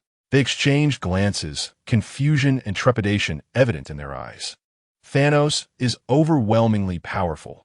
How can you speak of this as if it were a mere stroll?" One agent could no longer contain himself, skepticism lacing his voice. Lindu shrugged nonchalantly. "There are no insurmountable foes. As long as our hearts and efforts align, Thanos is not unassailable." Nick's brow remained furrowed. He had faith in Lindu's abilities, yet the prospect of facing a being of Thanos' caliber left him uneasy. "Do you have any concrete plans?" After a moment of contemplation, Lindu nodded slowly. "First and foremost, we must consolidate all available forces. This is not solely a S-H-I-L-D matter. It is a battle for the survival of Earth. We must rally every ally we can and form an unprecedented coalition." Lindu's words plunged the room into deep reflection. They understood the logic behind his statements, yet the challenge of uniting disparate factions into a cohesive force loomed large. How could they possibly topple Thanos, the reigning tyrant? With just S-H-I-E-L-D's resources, could they truly bring down such a formidable giant? In that moment, apprehension swept through the ranks of S-H-I-E-L-D. Thanos' destructive capabilities could obliterate the entire universe. Did they truly stand a chance? The atmosphere in the conference room was taut, akin to the calm before a storm, each face etched with solemnity. At the end of the long table, Nick Fury held a stack of documents, his brow knitted in concentration, his eyes reflecting anxiety and urgency. In this moment, he could not identify a single lead that could possibly counter Thanos. "Ladies and gentlemen, the latest intelligence indicates that Thanos is approaching Earth." Fury's words resonated with a calm, yet potent gravity, but the underlying helplessness and trepidation were palpable to all present. The conference room fell into an eerie silence. The air seemingly suspended in time. Eyes exchanged expressions of shock, as if moments had crystallized. Natasha Romanoff reclined against her chair, arms crossed, her gaze profound, revealing a barely perceptible hint of worry. Could it be that we were truly powerless against such a threat? Her voice betrayed an anxiety that was hard to conceal. Tony Stark promptly interjected, his tone appearing casual, yet each word was imbued with an earnest gravity. "We are not confronting a mere adversary, but a being capable of wielding dominion over the cosmos. Let's not forget, he possesses all 6 Infinity Stones." In a corner of the room, Steve Rogers furrowed his brow, pondering deeply. "Therefore, we must unite all our strength, whether it be the Avengers, the Sorcerers of Kamar-Taj, or other potential allies." Beside him, Stephen Strange nodded in agreement. "Indeed, I shall inform the Sorcerers of Kamar-Taj to prepare for battle. However, this confrontation will be more arduous than any we have faced before." Just as fear of Thanos' impending approach gripped the room, Lindu's lips curled into a barely perceptible smirk. His fingers lightly tapped the table, his eyes glimmering with anticipation and excitement. "Do not despair so quickly," Lindu remarked nonchalantly. "While Thanos is formidable, his arrival presents an exceptional opportunity for me to enhance my own power." Fury's gaze abruptly shifted to Lindu, filled with confusion and skepticism, and others cast him varying looks of intrigue. "It is of no great consequence. I merely find this to be a rather intriguing challenge." Lindu's smirk unwavering. "We are not without recourse. We simply have yet to discover the right approach." This confidence momentarily left the assembled individuals speechless. Yet, Perhaps a flicker of hope had quietly taken root within their hearts. Could it be that Lindo indeed possesses a unique method to confront Thanos? Lindo's gaze swept over Wong, Mordo, and each member of S.H.I.E.L.D., their abilities having been thoroughly assimilated in his mind. The next step is to identify a pathway to maximize these powers. When Thanos arrives, it will be time to attempt the fusion of their strengths, allowing him to witness the true meaning of a point of no return. Seated in a chair, Lindo gazed down at the city through the glass. His mind replayed vivid images that were indelibly etched in his memory. Thanos, with a mere snap of his fingers, could erase half of all life in the universe. He murmured, turbulent thoughts swirling within. The title of this family planning director strikingly mirrored the universe-shaking might of Thanos. His musings drifted back to the far reaches of the cosmos, where planets once lay under Thanos' iron grip. The sight of life reduced to ash with a single sound remained vivid. Now, the shadow of Thanos looms over Earth. He possesses the power to thwart Thanos' arrival. But how can this power be wielded effectively to safeguard the fragile lives of Earth's inhabitants and spare the innocent from needless sacrifice? This dilemma reverberated like an endless melody in Lindu's mind, his fingers unconsciously tapping out a rhythm on the tabletop. Taking a deep breath, he tightly closed his eyes, striving to calm the tempest within his heart. At this critical juncture, even the slightest hesitation or fear could prove fatal. He must devise a flawless strategy, one that not only thwarts Thanos' imperial ambitions, but also ensures the safety of the inhabitants of Blue Planet. As he opened his eyes anew, Lindu realized that mere tactics were insufficient. He needed to become the leader capable of uniting the masses to stand against a formidable foe. This heavy burden he had resolutely decided to bear. Thus, he rose with determination, stepping firmly into the center of the conference room, drawing the gaze of all present. The Time Stone, the Mind Stone, and the Space Stone, these three Infinity Stones were now under his command. They were not merely sources of power. They were treasures that Thanos yearned for, willing to expend all his strength to seize.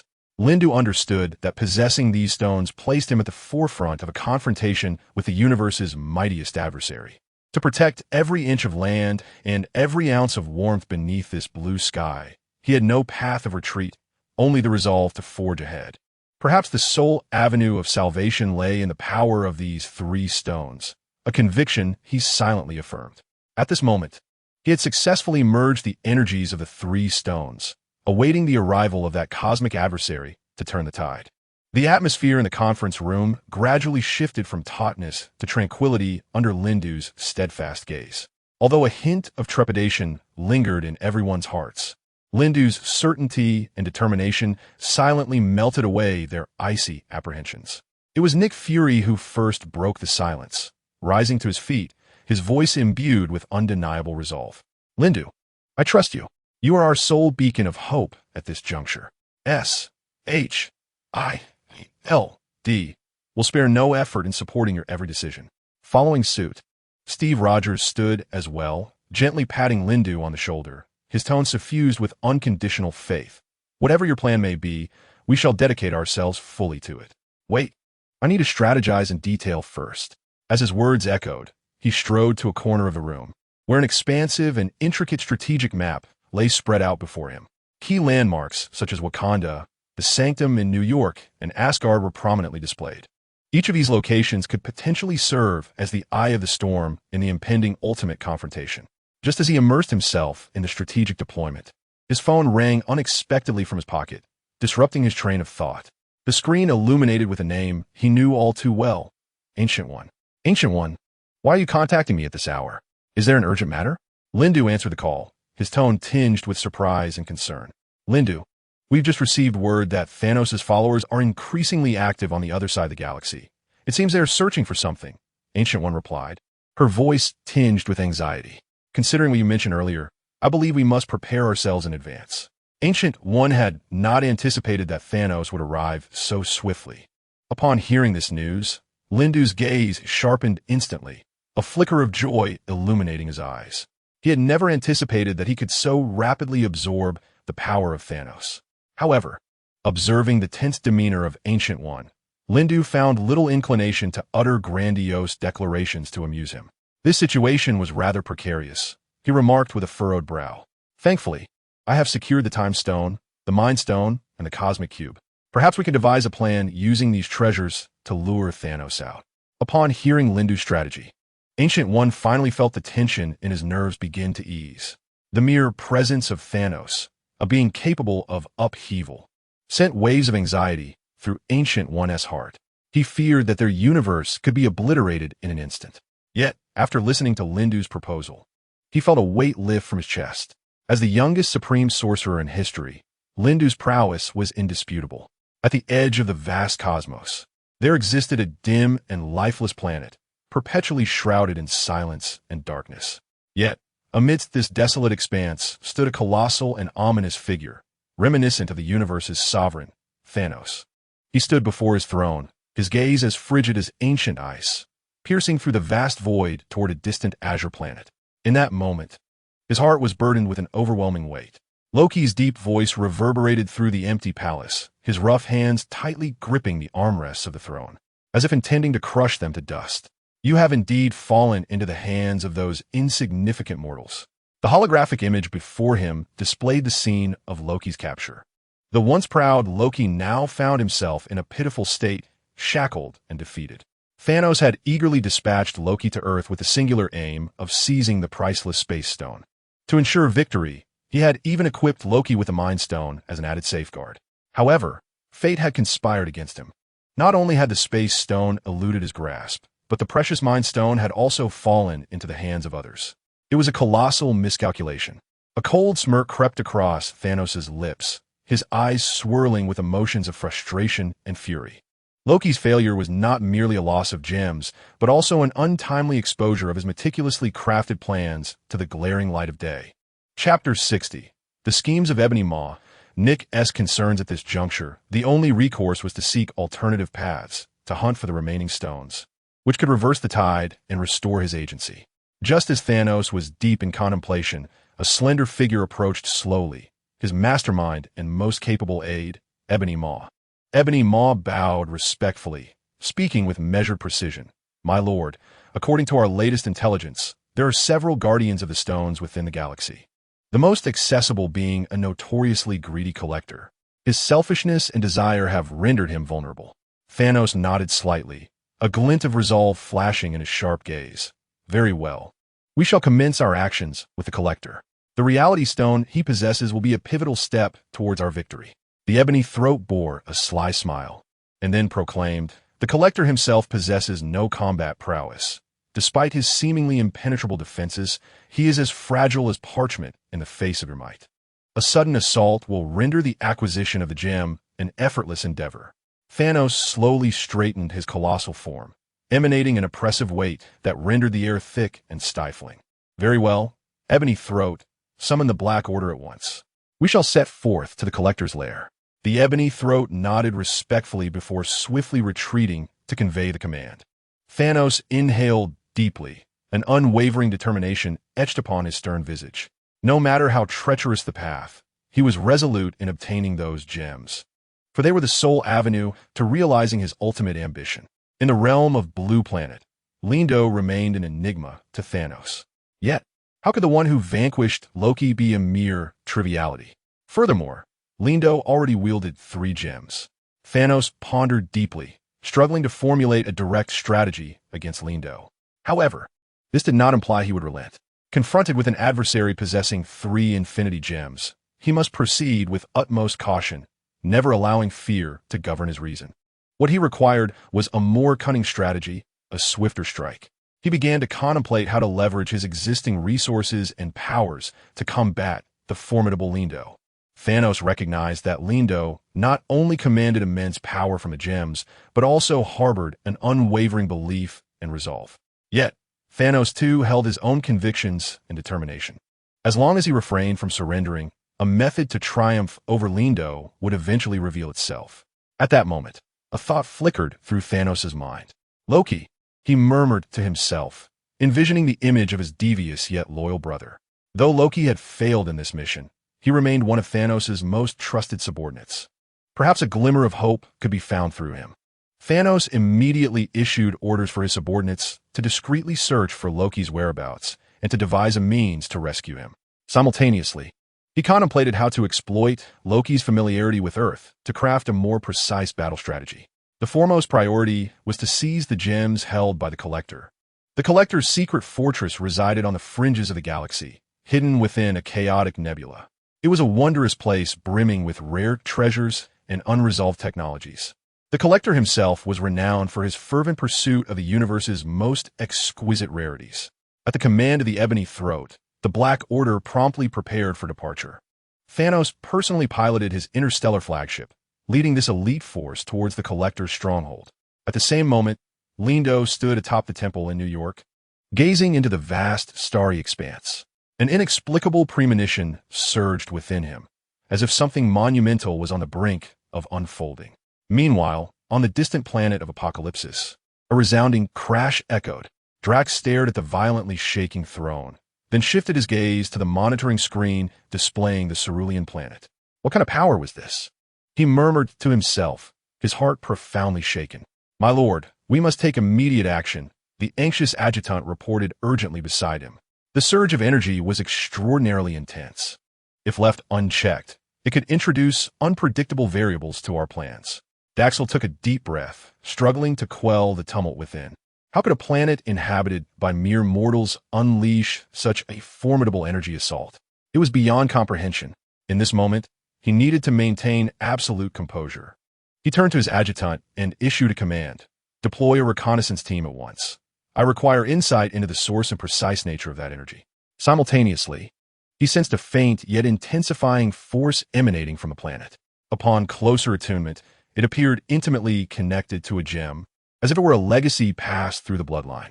At last, he found the words to express his thoughts, his voice brimming with suppressed excitement and yearning.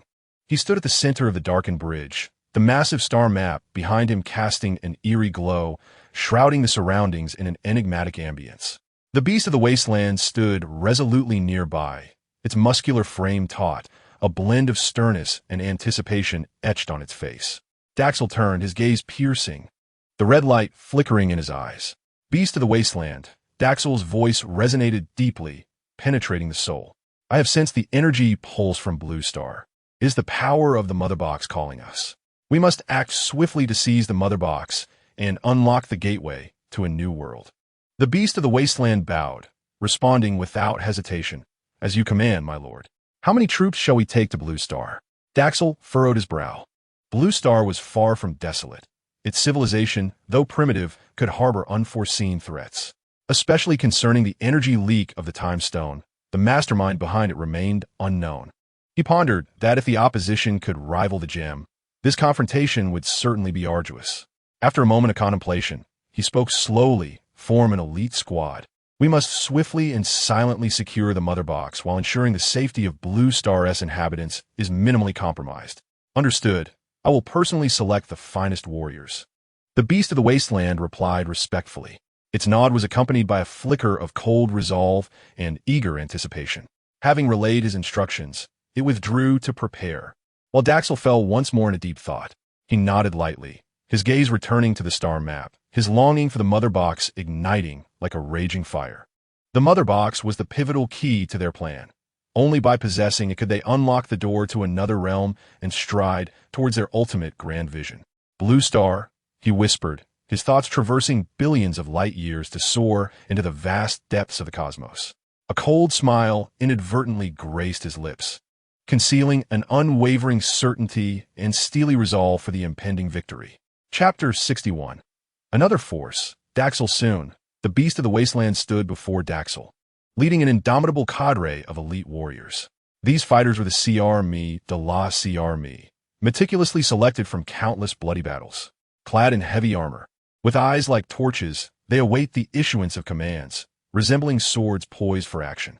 "Master, we stand ready, awaiting but your decree." The voice of the wasteland wolf is steady and solemn, exuding an undeniable strength.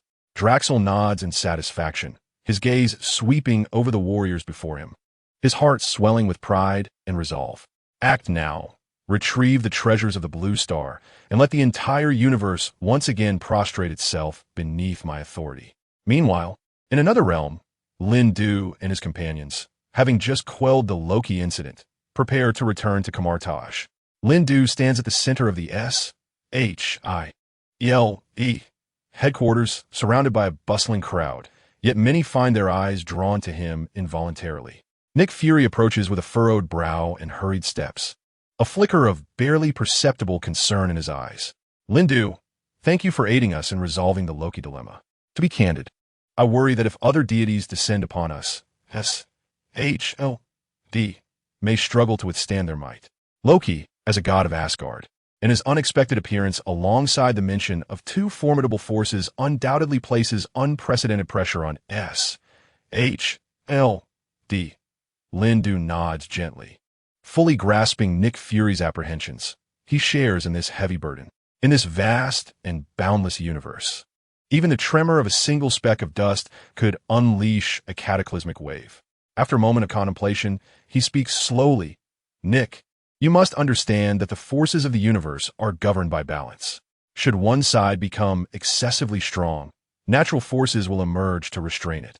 Our mission at SHIELD is to remain ever vigilant, continually honing ourselves and strengthening our capabilities. He pauses, his gaze deepening as if penetrating the mists of time and space. Moreover, should we encounter a peril beyond our solitary means, remember to summon me. Upon receiving your signal, I shall hasten to your side and fight alongside you. As he finishes speaking, with a wave of his hand, a shimmering portal of silver light materializes, slicing through the void. Beyond the door lies the distant and enigmatic Kamartaj. Nick gazes at this gateway to the secret realm, his eyes reflecting a mixture of reverence and confusion. Lindu's strength is unfathomable. This young sorcerer supreme consistently brings both surprise and tranquility. Yet, Nick is acutely aware that once the scales of cosmic power tip, the path ahead will be fraught with uncertainty and peril. Nick Fury stands still, his emotions surging. Though the Loki affair has reached a temporary conclusion, he senses that a far more tumultuous storm brews in the shadows. Lindu, thank you, he expresses sincerely. Lindu replies with a light smile. It was but a small effort, hardly worthy of mention. With that, he steps forward into the radiant portal. Let us proceed. Lindu instructs Wong and Mordu. The two, already accustomed to Lindu's ability to wield magic without incantations, exchange a knowing glance and follow suit, stepping into the extraordinary door. After a brief moment of mild dizziness, the three find themselves in the tranquil courtyard of Kamartaj. The Ancient One and Strange stand in the garden, awaiting the arrival of the others. The expression on Ancient One's face was as tranquil as water, yet her eyes subtly betrayed a hint of worry. Upon catching sight of Lindu, she stepped forward with a sense of urgency. Lindu, what is the current situation with S.H.I.E.L.D. and the Sanctum? She inquired directly, then mentioned a name that stirred anxiety. The news brought by Mordu states that Thanos is approaching. Is that true? Lindu nodded slightly, his demeanor grave as he responded. For the time being, S.H.I.E.L.D. remains stable, but Nick Fury's concerns are not unfounded. He paused, his tone growing more serious. Thanos is indeed closing in on us, and his ambition and power far exceed any adversary we have encountered before. Upon hearing this, Ancient One inhaled deeply, her brow furrowed with gravity. The threat posed by Thanos indeed surpasses our expectations. His strength is nearly unmatched, and more disconcerting is his aim, which targets the entirety of the universe. Her words were laden with profound apprehension. At this juncture, Sturge interjected, his voice tinged with urgency. Lindu, do you have any plans? We cannot stand idly by while Thanos wreaks havoc on everything we hold dear. Before Lindu could respond, Ancient One interposed, Lindu, there are matters I wish to discuss with you privately. Lindu nodded in agreement, then turned to Wong and Mordu, instructing, you two should rest for now. As soon as the words left his lips, he departed with Ancient One, leaving Wong and Mordu exchanging glances filled with unspoken concern. The pair entered Ancient One's study, a space imbued with ancient wisdom and an aura of mystery. Surrounding them were towering tomes and peculiar artifacts, and the air was thick with a serene yet sacred atmosphere. With a subtle wave of her sleeve, Ancient One closed the door silently, isolating them from the clamor of the outside world. Turning to face Lindu, her eyes glimmered with complex emotions. Lindu, as the Sorcerer Supreme, your power and responsibility far exceed the imagination of ordinary beings. L'un du noded silonli. Fully aware of the implications of her words, rest assured, I will handle this matter. The protective barrier of Kamartaj will be activated tomorrow. Ancient One nodded in agreement. Her gaze deepened by the flickering candlelight. The Kamartaj barrier is our crucial line of defense for safeguarding the world, yet in such dire circumstances. We require additional strength to confront the impending storm. With a soft sigh, her eyes seemed to transcend the confines of the study, gazing into the vast cosmos. Thanos' intentions were glaringly evident. He sought to gather the Infinity Stones to fulfill his ultimate goal. Lindu was acutely aware of this, requiring no further elaboration. After Lindu and Ancient One departed, Wong and Modu exchanged a knowing glance, both harboring an ineffable sense of dread. Modu spoke slowly, his voice carrying an ominous premonition. Do you sense that a storm is about to break? Ancient One had personally come to greet at the portal. In the presence of Loki, Thanos, and those enigmatic forces was information that seemed beyond their current understanding. Wong fell silent for a moment, ultimately shaking his head with an undeniable firmness in his tone. With Lindu and Master Gu Yi present, every peril could be transformed into safety. Chapter 62. Wong's Concern. Lindu establishes the barrier. Du hesitated, his words lingering on the tip of his tongue, but he ultimately swallowed them back. Lindu's power was akin to an unpredictable tempest, each display leaving an indelible impression. Perhaps, with him around, one could truly relinquish all burdens. No longer troubled by the uncertainties ahead, he understood that, in such moments, any feelings of resistance seemed superfluous and futile.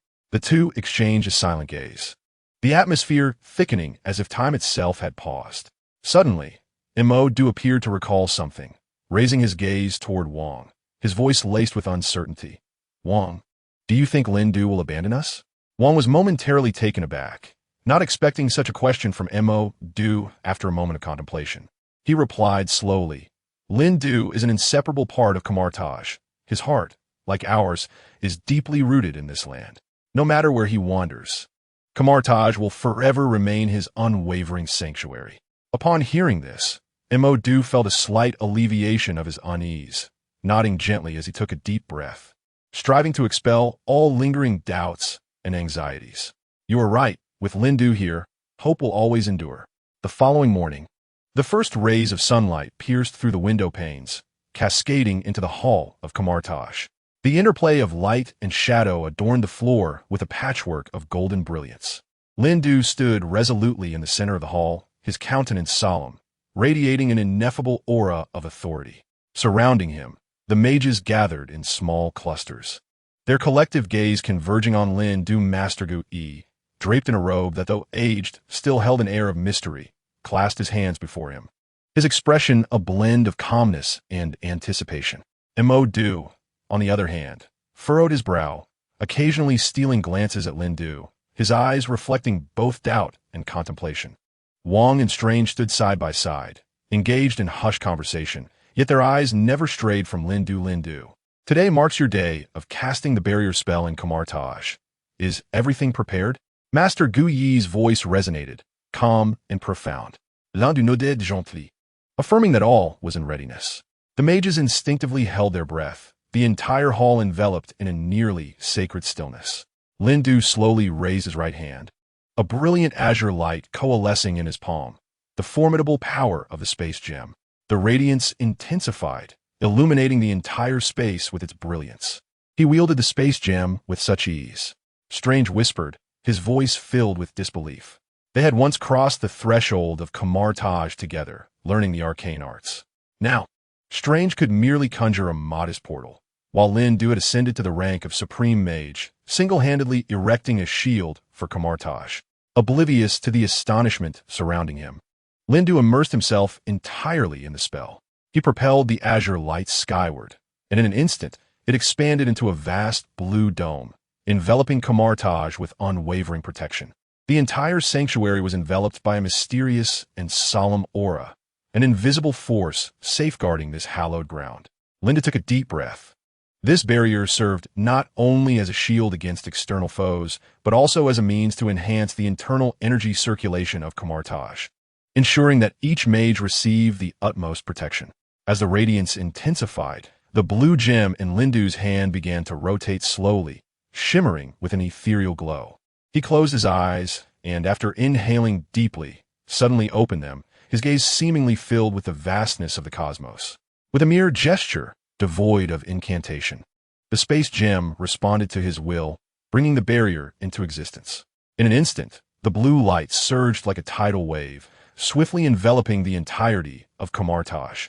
Gradually, the brilliance faded, and the onlookers were astonished to find the world before them transformed beyond recognition. Kamartaj had vanished, replaced by a void, as if they were suspended in an infinite rift of time and space. "My heavens!" Wang exclaimed, unable to contain his astonishment, his voice laden with disbelief. "This is utterly incredible." Modu stood dumbfounded, speechless for a long while, compelled to acknowledge that Lindu's power far exceeded his expectations. Sturgi was similarly paralyzed in place, his eyes brimming with admiration and reverence for Lindu. The companions who had journeyed together now seemed to be separated by an insurmountable chasm. Master Gu furrowed her brow, gazing intently at the air before her. She sensed a peculiar disturbance in this space. Where exactly was this barrier? Gu pondered, yet her curiosity was soon replaced by an undercurrent of excitement. If Lindu could create a barrier that eluded her observation, it would undoubtedly trouble Thanos to some extent. But where was this barrier located? She extended her right hand, gently tracing a circle, and golden light shimmered in the air. This was one of her most adept probing spells, enabling her to perceive all that was hidden in the surroundings. However, the barrier before her seemed to have vanished entirely. No matter how hard she tried, she could not trace its origin.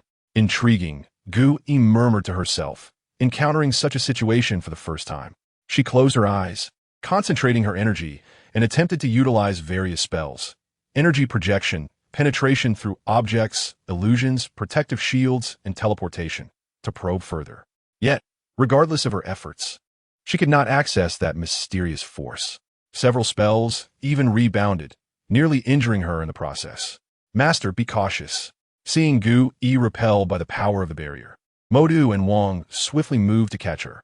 Gu regained her composure, a flicker of surprise and admiration crossing her eyes.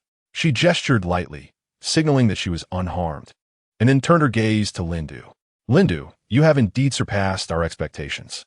This barrier is not only formidable, but exceptionally elusive. Even I find it challenging to discern its full scope." Lindu smiled faintly. "Master Gu, this is a new type of barrier I devised while studying spatial magic.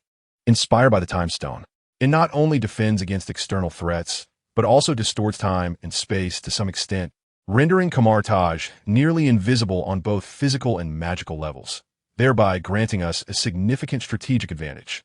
Upon hearing Lindu's explanation, Gu let out a sigh. Indeed, it should be so. However, he must locate the position of the barrier. Perhaps I should adopt a more direct approach. Gu took a deep breath, clasped her hands together, and instantaneously executed a spell of remote summoning. A soft blue light coalesced in her palms, transforming into a beam that soared into the heavens. Moments later, a faint energy fluctuation emerged within the light beam, and Gu promptly locked on her target. "Found it," she murmured. Next, she resolved to attempt an attack on this barrier to assess its defensive capabilities. Gu was not a reckless individual, but she understood that only through practical engagement could one truly grasp the strength of an adversary. With her hands slightly raised, a colossal energy sphere rapidly materialized before her. Chapter 63. The distortion of air astonishes Gu. The energy sphere gradually became searing hot, warping the surrounding air. With a gentle utterance from Gu, the energy sphere shot forth towards the invisible barrier. However, just as the sphere was about to make contact, a blinding light erupted forth. The barrier not only successfully repelled the attack, but also reflected a formidable counterforce that surged directly towards Gu. Swiftly, she waved her hand, and a golden protective shield materialized, barely absorbing the retaliatory energy. A rare expression of astonishment graced Gu's face, but she quickly reined in her emotions, regaining her composure. Lindu was indeed an unfathomable individual. She had just realized that despite unleashing her full power, the counterforce exceeded her own by more than double. Had it not been for Lindu assisting her in mitigating the impact, she might have found herself sprawled on the ground. Lindu, the strength of your barrier is beyond my expectations, Gu Yi, the sorceress, remarked in awe. Such defensive capability could buy us precious time and space, even when facing formidable foes like Thanos. In response to Gu Yi's commendation, Lindu merely chuckled lightly, showing no sign of taking her words to heart. He then added, "This is merely the first layer of defense." First layer of defense? Gu Yi's eyes widened in disbelief. Is there a second barrier? The first layer of the protective barrier had already rendered her incapable of launching an attack from within. If there existed a second barrier, what magnitude of impact might it generate? Could Thanos even descend upon Blue Star? Lindu smiled gently, nodding as he began to elucidate. Indeed, Master Gu Yi, as you have surmised, I have not merely stopped at this singular barrier. Surrounding Kamartaj, I have meticulously arranged multiple layers of protection, each possessing its unique attributes, intricately woven together to form an impenetrable safety net. He strode towards the others with a calm demeanor, each step exuding an aura of composure, as if the entire universe lay within his grasp. The first layer, as you have observed, is a fusion of time and space distortion, rendering Kamartaj nearly invisible on a physical plane while withstanding the majority of external assaults. Yet, this is merely the beginning. Next, I shall reinforce the capabilities of the first layer, which can also be understood as adding another layer atop the first, which I refer to as the elemental barrier. It harnesses the four primordial elements of nature, earth, water, fire, and wind, to construct a dynamic defense system. Any attempt to penetrate the first layer of the barrier will first confront the ceaseless cycle and retaliation of these four elements. They automatically adjust according to the nature of the attack, forming the most effective defensive strategies. The element of fire incinerates all encroaching heat and energy, while the element of water extinguishes flames, cools heat, and diverts attacks with its fluidity. The element of wind slices through with tempestuous speed, weakening assaults while sowing chaos and uncertainty. The element of earth stands as the most steadfast line of defense, capable not only of withstanding physical impacts, but also of channeling energy underground, dissipating it into the void. Moreover, Lindu reveals that the heart of Loki amplifies this fortification. In the midst of defense, a phantasmal space woven from mental energy emerges. Any foe attempting to infiltrate with psychic force will find themselves ensnared in an endless labyrinth of illusions and self-doubt, unable to escape. Only those possessing extraordinary will and purity of spirit can navigate this maze without succumbing to defeat. The Ancient One listened with rapt attention, her eyes shimmering with unprecedented brilliance. She understood the profound implications of such an arrangement. Lindu, your wisdom and creativity have transcended our understanding, she remarked. This defense system can ensure the safety of Kamartaj and even the entire Earth, even against the dark legions of Thanos. Sturg and Wong exchanged astonished glances, utterly taken aback. They had never conceived that a barrier could be so intricate and formidable, encapsulating the wisdom of the cosmos itself. Indeed, Lindu replied nonchalantly, Thanos is no ordinary foe. He deserves a grand surprise. Mordo interjected, unable to contain himself. We exerted immense effort to unravel the first barrier and felt utterly drained. Now you tell us there is a second reinforced barrier? Precisely. Lindu paid no heed to their trepidation and confusion. With swift hand gestures, he began to chant incantations.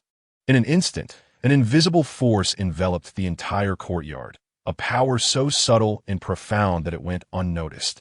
The Ancient One and Mordo held their breath, watching Lindu wield his magic. Astonishingly, they felt no trace of magical fluctuation, yet a palpable sense of overwhelming pressure surrounded Kamartaj. Lindu gently waved his hand, signaling everyone to remain calm, and explained, this is the activation of the second layer of protection, the elemental barrier. Unlike the first layer, which is overt and obvious, this one seamlessly integrates with everything around us, becoming our most robust support. This barrier not only enhances physical defense, but, more importantly, possesses the ability to learn and evolve. Each successful thwarting of an attack renders it more resilient and increasingly difficult to breach. Sturg's eyes widened in disbelief as he asked, self-learning? Does this mean our defense will become impervious over time? Lindu nodded with a smile. Theoretically, yes, but in the cosmos, there is no absolute defense. However, this at least affords us ample time to prepare and address any potential threats. At this moment, Wang interjected, Lindu, your insights are nothing short of genius. Such an arrangement of barriers would likely challenge even the divine to breach. Hearing Lindu describe the first layer of the barrier as obvious, Gu couldn't help but twitch the corner of her mouth. Just moments ago, she had exerted her utmost effort to discern the barrier's position. Yet now Lindu claimed it was quite evident. Was her supreme sorcery lacking?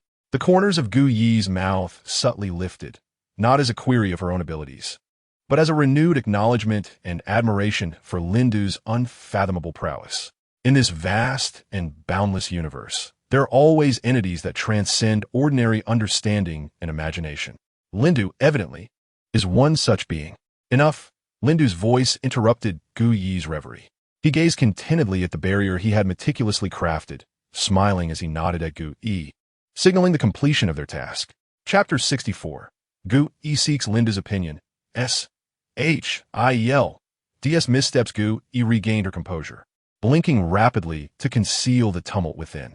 She walked slowly to Lindu's side, gazing upward at the barrier, still feeling its oppressive force and power emanating. Lindu, you are truly astonishing, she remarked softly, her tone tinged with respect and admiration. Kamar Taj can now rest easy. Lindu smiled slightly. I merely fulfilled my duty. Gu Yi took a deep breath, turned, and gestured for the other wizards present to approach. Now that the barrier is complete, we must immediately commence personnel mobilization. Upon hearing this, the gathered sorcerers clustered together, their expressions a mix of anticipation and tension. They were about to embark on a new plan under the leadership of this newly appointed supreme sorcerer. However, to everyone's astonishment, Gu Yi suddenly bowed deeply to Lindu and formally declared, since Lindu has assumed the role of supreme sorcerer of Kamar Taj, his strength surpasses mine. We shall now obey Lindu's commands for personnel deployment. A wave of astonishment swept through the crowd, each face a canvas of shock and confusion. Yet, they quickly realized that this decision was not hasty. It was founded on Gu Yi's profound trust in Lindu's capabilities. Gu Yi, you are too kind, Lindu responded, somewhat taken aback, but showing no sign of retreat or fear. He naturally accepted this weighty responsibility. However, I believe it is more fitting for you to handle the current arrangements. I shall merely listen. Gu Yi nodded slightly, her smile one of satisfaction. Very well. I shall not be modest. She then began to outline the detailed personnel arrangements. Her voice was resonant and authoritative, with instructions clear and concise, leaving no ambiguity about the necessary actions. Dr. Strange, Gu Yi first called upon a strikingly handsome and exceptionally poised sorcerer. You are tasked with guarding the New York sanctum. Your wisdom and courage will ensure its safety. Understood. Dr. Strange responded with reverent respect, a steadfast light glimmering in his eyes. My king, you shall guard the sanctum of Hong Kong. Your experience and strength are not to be underestimated. Very well. Master Gu Yi, a towering sorcerer, immediately accepted the charge. As for the London sanctum, Mordo, you will oversee its protection. I have faith in your capabilities. A mage with a stern visage nodded steadily, declaring, I shall not disappoint you. Gu Yi continued, additionally, we must inscribe teleportation circles within S-H-A-L-D to ensure rapid support for the defenses of each sanctum in the event of an emergency. The assembly nodded in understanding and agreement. Under Gu Yi's guidance, the atmosphere within Kamar Taj radiated order and vibrant energy. Finally, Gu Yi turned to Lindu and inquired, Lindu, do you find this arrangement feasible? Lindu's gaze remained calm as he nodded without hesitation. I believe these plans are most prudent. I have no objections. A satisfied smile graced Gu Yi's face. Then it is settled. Everyone prepared according to their assignments. With a command, the sorcerers swiftly dispersed, immersing themselves in urgent yet orderly preparations. Lindu slowly opened his eyes. He took a deep breath, his thoughts gradually crystallizing as he reflected upon the situation he faced. According to the original narrative, Thanos would not descend upon Earth for quite some time. Yet reality starkly diverged from the established plot. Loki, the malevolent deity of Asgard, had arrived on Blue Planet ahead of schedule. Not only had he failed to acquire the Tesseract, but he had also secured the Time Stone. Lindu cast his gaze downwards toward the time stone adorning his wrist, its crystalline green light refracting through the gem's surface. It possessed boundless power, capable of manipulating time and potentially triggering a cascade of unforeseen events. Not only had he harnessed the energy of the time stone, but he had also fused the powers of both the space stone and the time stone.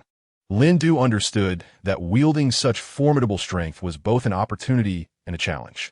He must tread carefully to prevent this power from falling into the wrong hands, which could spell catastrophic consequences for the universe. Loki, he silently murmured the name, a complex emotion flickering in his eyes. Once merely a prince blinded by power and vengeance, he now found the time stone in his possession, undeniably complicating and endangering the circumstances. Realizing that to avert the potential chain reaction initiated by Loki, he must act preemptively. Lindu closed his eyes, inhaling deeply as he endeavored to achieve a more perfect fusion of the two gems' powers. The intertwining of time and space unfolded in his mind, revealing a tapestry of intricate scenarios, each choice leading to a divergent future. Lindu focused intently, striving to serve as the bridge for these two forces, guiding them toward outcomes most favorable for the peace of the universe. Loki, you have truly delivered an unexpected surprise, he murmured to himself. Just then, the doorbell rang abruptly, shattering his contemplative reverie. He rose to his feet and approached the door, peering through the peephole to find Tony Stark standing outside, clad in his iconic Iron Man armor. A knowing smile graced his face. "Lind, what brings you here?" Lind asked as he opened the door. Tony strode in, his gaze sweeping over the array of instruments and manuscripts within the room, clearly intrigued. "Lind, I've got some significant news. Have you heard?" Lind furrowed his brow. "What news?" Loki's arrival was not anticipated, was it? Tony raised an eyebrow, a deeper smile forming on his lips. It turned out the announcement of Thanos' impending arrival had been made public. But was S.H.I.E.L.D. foolish? Did they not realize the panic their abrupt revelation of Thanos' presence would incite? Upon hearing this, Lind's expression sharpened as he contemplated the implications. He had indeed not foreseen that Loki's premature arrival would attract such immediate external attention, particularly given S.H.I.E.L.D.'s hasty decision to disclose Thanos' information. The motivations behind this action, whether a careless oversight or a more intricate scheme, merited further investigation. "Tony, what do you think about this?" Lind gestured for Tony to enter the room. The two stood side by side at the window, gazing toward the distant skyline. Tony shrugged, a hint of resignation in his tone. "You know how S.H.I.E.L.D. likes to operate in the shadows, but this time I believe they may have genuinely miscalculated. Although Loki is under your control, the specter of Thanos looms large, and public panic is unavoidable." Lind nodded in agreement. "Indeed, we must act swiftly. As for Thanos, his arrival is still some time away. Ancient One has already made the necessary arrangements." Chapter 65, S.H.I.E.L.D. Meeting. You dare to question Lind? Meanwhile, in the operations conference room of S.H.I.E.L.D., a palpable tension hung in the air. The large screen displayed a clear presentation of intelligence regarding Thanos, each face in the room marked by gravity. Captain Steve Rogers furrowed his brow, fixating on the screen, his fingers lightly tapping the table. They had realized the impending crisis facing Earth the moment Lind departed. Yet, in the face of Thanos' imminent arrival, they were ill-prepared for the challenges ahead. After careful consideration, Nick resolved to initiate preparations. "Before we depart, we must ensure we are adequately prepared," Steve added. "We need to devise a detailed action plan to guarantee that every step is executed flawlessly." "Absolutely, we must give it our all," Tony asserted as he stood and approached the large screen, his fingers gliding across its surface to highlight several key areas. "These are potential battle zones. We need to establish our defensive and offensive strategies in advance. Additionally, we must account for logistical support and personnel allocation," Bruce interjected. "We must ensure that everyone can perform at their best when it matters most." Natasha nodded in agreement, moving to the window to gaze into the sky. "We also need to communicate urgently with our allies to ensure they can provide timely support. If only Lind were here." Lindu not only possesses the capability to assist them in vanquishing Thanos, but also to safeguard the citizens of Blue Star from any harm. Realizing that the discussion had diverged from its original focus, Nick prepared to interject. Ladies and gentlemen, our discourse should revolve around whether Thanos will indeed make an appearance. Nick Fury's voice interrupted their exchange. If he truly intends to come, should we not take preemptive action? Tony Stark leaned back in his chair, arms crossed over his chest. His tone tinged with impatience and sarcasm. Oh, preemptive action? The issue is we do not even know where he is. The Hulk, Bruce Banner, nodded slightly in agreement, stating, Indeed, even if we were to strike, we must ascertain the enemy's precise location. Thanos' movements have always been unpredictable. We possess not a single clue. Moreover, Iron Man added, his voice laced with trepidation, Thanos is referred to as the director of the Population Control Office. Do you understand what that signifies? He is the one who has annihilated half of the life in the universe with his own hands. If he arrives on Blue Star, can we withstand it? At that moment, Black Widow interjected directly, we cannot remain idle. We must prepare for the worst while doing everything in our power to uncover his whereabouts. Natasha's assertion was met with nods of agreement from Steve. We need to formulate a series of contingency plans, encompassing both defensive and offensive preparations. Nick Fury pondered for a moment before slowly articulating, the intelligence we currently possess is far too scant.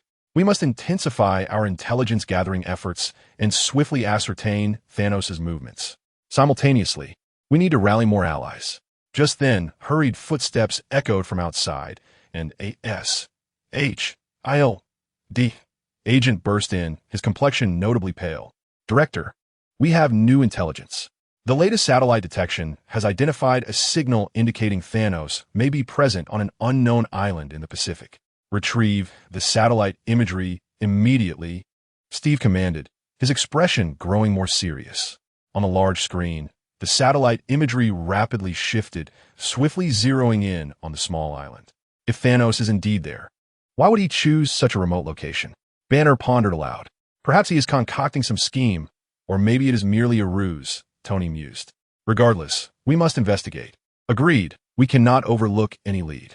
Various monitoring screens flickered with real-time data, momentarily uniting the entire world within that room. We cannot venture into the Pacific. It is a trap. Suddenly, the Hulk, Bruce Banner, stood resolutely at the conference table, asserting his stance. His towering frame and profound green eyes made his presence impossible to ignore. His tightly clenched fists seemed capable of shattering the table. Nick Fury furrowed his brow. His solitary eye fixed on Banner. Why do you say that? Banner took a deep breath, striving to quell his inner turmoil. We must consider Thanos' cunning and guile. His choice of such a concealed island as a stronghold is likely intentional, aimed at luring us into a snare. If we act recklessly, we may very well fall into his meticulously crafted trap. A trap? Steve furrowed his brow, casting a sweeping glance around the conference room. Yet, how can we avert the impending threat if we remain inactive? Moreover, I discern that Lindu possesses knowledge that likely extends beyond what he has already shared. The mere mention of Lindu instantly redirected the attention of the assembly, as they were eager to learn what he had divulged. What have you discovered from Lindu? Banner nodded affirmatively, confirming that it was indeed he who had informed him. Behind Loki lurked not only Thanos, but also a more enigmatic force orchestrating their maneuvers from the shadows. At this moment, Black Widow, Natasha Romanoff, interjected, stating, we were previously unaware of the existence of this force. Does this imply a significant lapse in our intelligence operations? Banner inhaled deeply, responding slowly. Lindu did not elucidate the origin of this force or his sources. Nonetheless, judging by his previous demeanor, it is evident that he knows far more than we do. A profound silence enveloped the room, as the thoughts of everyone present were stirred by Banner's words. The earlier battle with Loki and the crisis at the Sanctum, every detail served as a reminder of how Lindu's intelligence had salvaged them on multiple occasions. Tony Stark broke the silence with a slight smirk. Nick, should we truly place our complete trust in an informant of dubious origin? Even Lindu must have his limits. Tony's skepticism plunged Fury into contemplation. He turned his gaze towards Hawkeye, who had the most interactions with Lindu Barton. What is your perspective? Hawkeye remained silent for a moment, then remarked, Lindu's actions have indeed extricated us from peril on several occasions. Yet this situation is distinct. We are confronting Thanos, an adversary more formidable than any we have previously encountered. If Lindu genuinely possesses more intelligence, we ought to heed his counsel. Fury nodded in agreement. ultimately resolving that no potential threat could be overlooked. We shall temporarily set aside our Pacific plans and delve deeper into investigating the mysterious force Lindu mentioned. Chapter 66. Confronting the Collector. Securing the Infinity Stones in a remote corner of the galaxy, Thanos had led his fleet to the Collector's hidden sanctuary. The Collector is one of the most enigmatic figures in the universe, with a collection so vast that it is beyond enumeration, replete with some of the rarest and most potent treasures known to exist. At this moment, within his grand palace, illuminated brilliantly, a myriad of extraordinary artifacts shimmered alluringly. Suddenly, a violet portal erupted in the center of the palace, accompanied by a deafening roar, as the imposing figure of Thanos stepped forth. Is this the realm of the Power Stone and the Reality Stone? Thanos surveyed his surroundings, unhesitatingly pinpointing the location of the Collector. He strode forward with great haste, his footsteps echoing throughout the expansive palace. The Collector, sensing the commotion, froze momentarily. He swiftly rose from his throne, a blend of disbelief and terror flashing across his eyes. He had never anticipated such an unwelcome guest, the most feared tyrant in the cosmos. How would you possibly find this place? The Collector trembled as he inquired, desperately seeking an escape through his words. Despite his abundant resources and power, he felt an unprecedented sense of oppression in the presence of Thanos. Thanos smirked coldly. You should be aware of my intentions. The Collector paused, reflecting on Thanos' past. Had he come here solely for the stones? Are you here for the Infinity Stones? His voice quivered even more intensely. Once these stones fell into Thanos' grasp, the balance of the entire universe would be irrevocably shattered. Countless lives would be plunged into endless darkness and despair. He endeavored to use his remaining reason and authority to avert this catastrophe. Thanos, do you not comprehend that the power of these stones surpasses your control? They can bring destruction as well as hope, but they are not yours to possess alone. A flicker of disdain crossed Thanos' gaze as he slowly raised his right hand adorned with the Infinity Gauntlet. The stones embedded within it had vanished without a trace.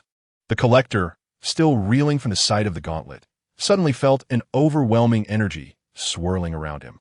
Thanos' massive palm clenched into a fist and swung forward with force. An intense vibration erupted through the air. The Collector's guards fell to the ground, their attempts at retaliation utterly futile against Thanos. Leaning against the wall, the Collector's face turned pale as he stammered, "No, please, not like this. I am willing to surrender the stones. Just spare me." Thanos raised an eyebrow, sneering. It is far too late for such words. With that declaration, he swiftly advanced, seizing the Collector by the throat and effortlessly lifting him. The Collector struggled in agony, yet he appeared utterly powerless against Thanos' iron grip. Where the Power Stone and the Reality Stone? He gasped, gesturing with his eyes toward a distant, enormous crystal cabinet. Thanos nonchalantly tossed the Collector aside, as one would discard a useless toy, and strode toward the cabinet. With a gentle flick of his arm, the cabinet door shattered into pieces. Two stones, glowing with an otherworldly radiance, lay quietly within. A glimmer of triumph flickered in Thanos' eyes as he grasped the stones in his palm, feeling the boundless power radiating from them. At last, they are in my possession, he murmured, before turning his gaze to the quivering Collector on the ground. No, please, the Collector begged, yet Thanos' expression remained devoid of compassion. Your worth has diminished, he stated coldly, extending his hand. In an instant, the Collector's body disintegrated into dust, vanishing from existence. At that moment, Thanos embedded the Power Stone and the Reality Stone into his Infinity Gauntlet. An immense torrent of energy surged through him, standing in the center of the palace. He slowly raised his hand and flicked his fingers. A resounding crack echoed, followed by an eerie silence that enveloped the universe, soon succeeded by the instantaneous extinction of countless lives. Within a fleeting moment, Thanos wielded the power of the two stones. Once again, he enacted his mad ideal of large-scale annihilation, resulting in the disappearance of half of the universe's life. With a mere snap of his fingers, he signified the end of countless beings. Very well, we shall now prepare to journey to Asgard, tightly grasping the power gem newly acquired. Thanos felt the immense energy surging within his palm, as the entire cosmos lay within his dominion. His next destination was Asgard, where yet another gem awaited his acquisition. However, just as he was about to embark, a dark rift suddenly materialized before him. The fabric of space twisted, and from it emerged a mysterious envoy, clad in pitch-black armor. The envoy's red eyes glimmered with malevolence. He appeared somewhat fearful, yet endeavored to maintain his composure, bowing before Thanos. "Master Thanos, I beseech you to lend me your ear." The envoy's voice trembled, yet resonated with determination. Thanos narrowed his eyes, his gaze sharp as a blade. He had never possessed the patience to heed the counsel of others, particularly not that of a messenger from an opposing faction. The power gem in his hand emitted a faint glow, and the surrounding space warped under the weight of his wrath. "Your fate is already sealed. No words can alter it," Thanos declared coldly, advancing slowly and saturating the air with an oppressive aura of menace. The envoy immediately fell to his knees, forehead pressed against the cold stone, pleading in anguish. "Spare me, Master Thanos. Lord Darksayer sent me to convey a desire for collaboration. We are aware of your quest for all the Infinity Gems, and we possess a plan that can assist you in achieving this goal." Thanos halted, his brow furrowing slightly. He had never anticipated that Darksayer would dispatch an envoy to approach him, let alone propose cooperation. Although he rarely placed trust in others, the envoy's demeanor and the implications of his words piqued his interest. "Continue," Thanos commanded coldly, a glimmer of curiosity flickering in his eyes. The envoy slowly lifted his gaze, inhaled deeply, and resumed speaking. "We have come to understand that the mortal Lindr, who controls Loki, possesses formidable strength, excelling both in combat and strategy. We believe that relying solely on your power may not guarantee an easy victory. Therefore, Darksayer wishes to join forces with you to conquer the universe together." Thanos scoffed, seemingly skeptical of the authenticity of these claims. He rotated the power gem in his hand, casually inquiring, "What you propose to do?" Chapter 67. Requesting collaboration with Odin's head, the envoy swiftly replied, "We plan to simultaneously seize the anti-life equation and the Infinity Gems. We shall assist you in obtaining the Mind Gem and the Space Gem, ensuring your power becomes unrivaled." A glimmer of intrigue flashed in Thanos' eyes. This was indeed a tempting proposition. If he could expedite the collection of all the gems and fulfill his ultimate plan, it was certainly worth consideration. Yet, he remained vigilant, darkly questioning, "How can you prove your sincerity?" The envoy swallowed hard, retrieving a parcel from behind him and cautiously unwrapping it. In an instant, a golden head tumbled to the ground, the severed cranium of Odin, the sovereign of Asgard. This scene rendered the air within the palace utterly still, even momentarily startling Thanos. The visage of Odin, majestic and weathered, remained intact atop the golden head, yet at that moment, it served as a chilling testament to the sincerity of Darkseid's forces. "This is our pledge of cooperation," intoned the envoy, his voice deep and resolute. Odin, the supreme deity of Asgard, had now fallen into our grasp. We wish to convey that our ambitions align. We both yearn to dominate the entirety of the universe. Upon witnessing this evidence, Thanos' expression softened ever so slightly. He nodded slightly, momentarily suppressing the murderous intent that simmered within him. As he gazed at Odin's head, a tumult of emotions surged within him. Although he was not of Asgardian lineage, he felt a twinge of regret for the demise of this old adversary.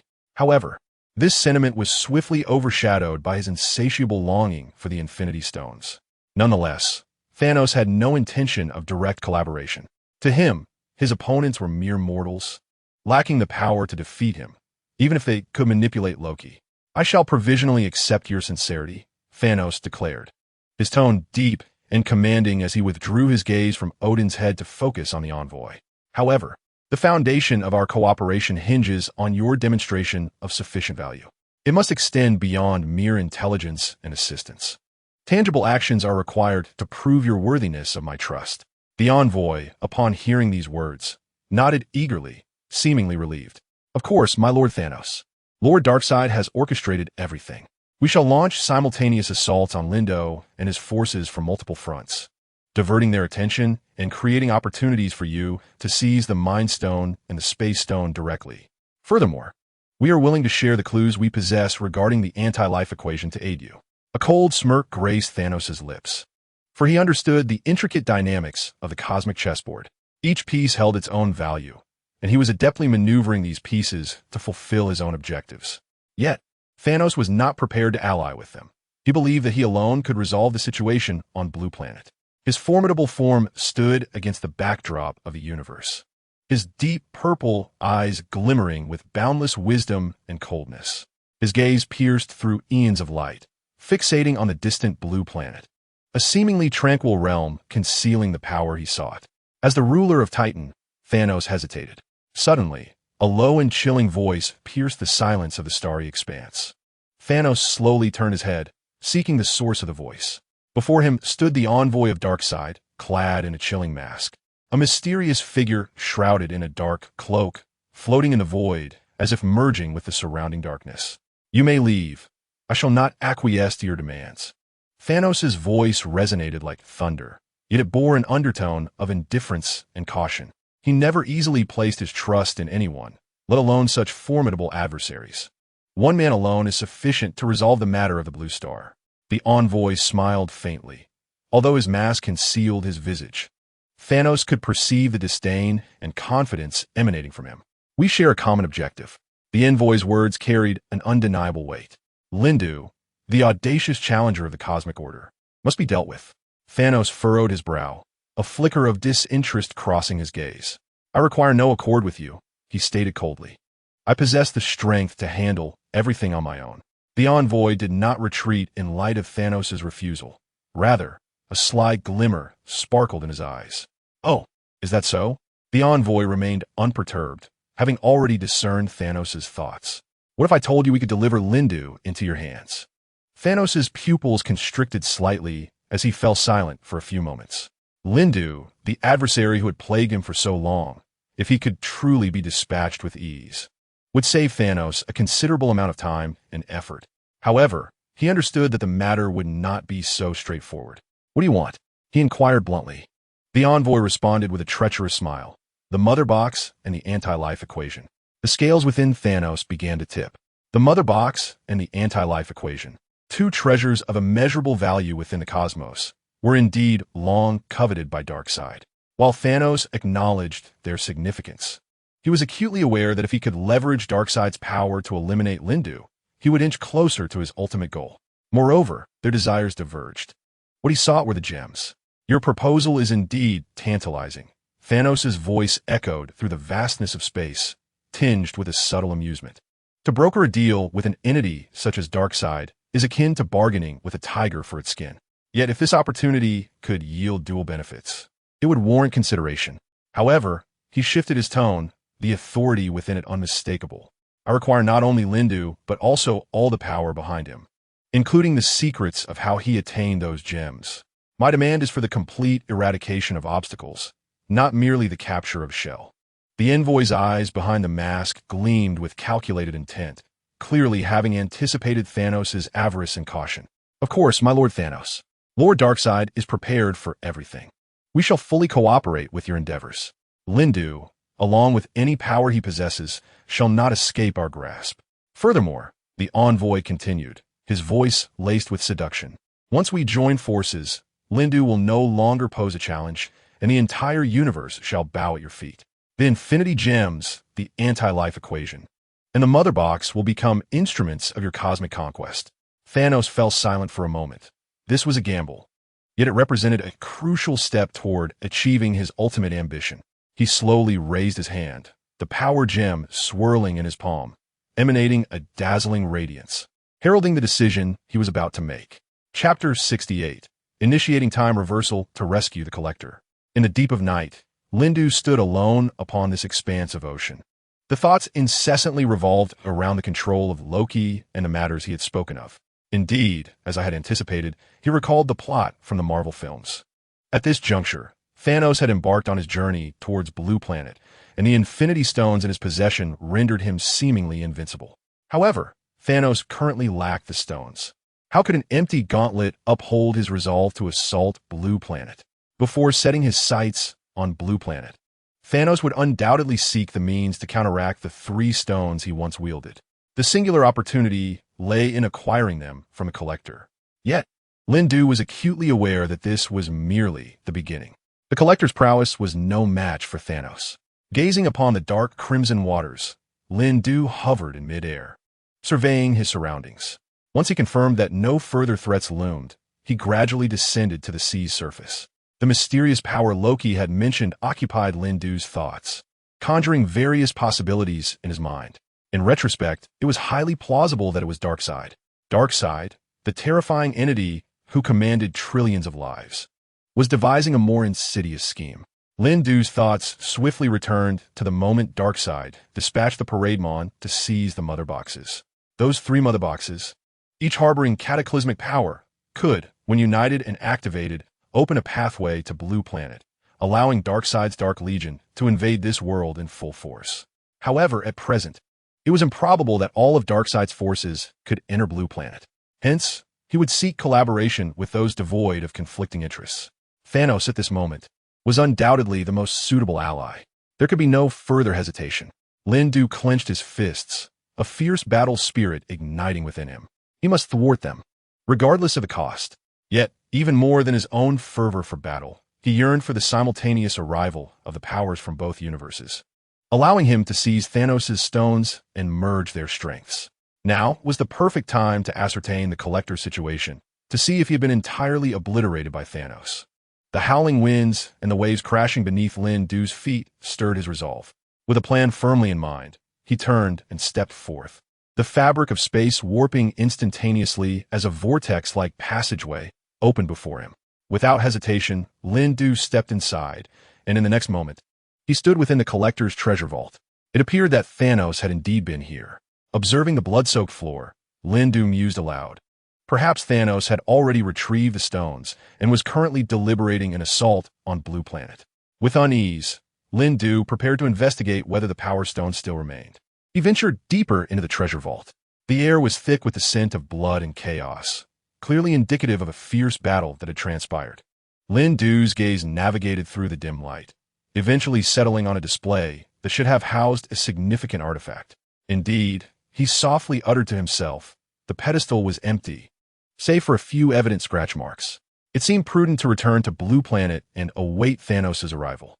Just as he was preparing to depart in search of further clues, a faint rustling sound emanated from the depths of the treasure hall. Lindu immediately became alert, his body tense, poised like a cheetah ready to respond to any sudden developments. He then silently approached the source of the sound, only to discover a hidden door ajar, emanating a faint glow. Who was inside? Lindu inquired in a low voice as he gently pushed the door open.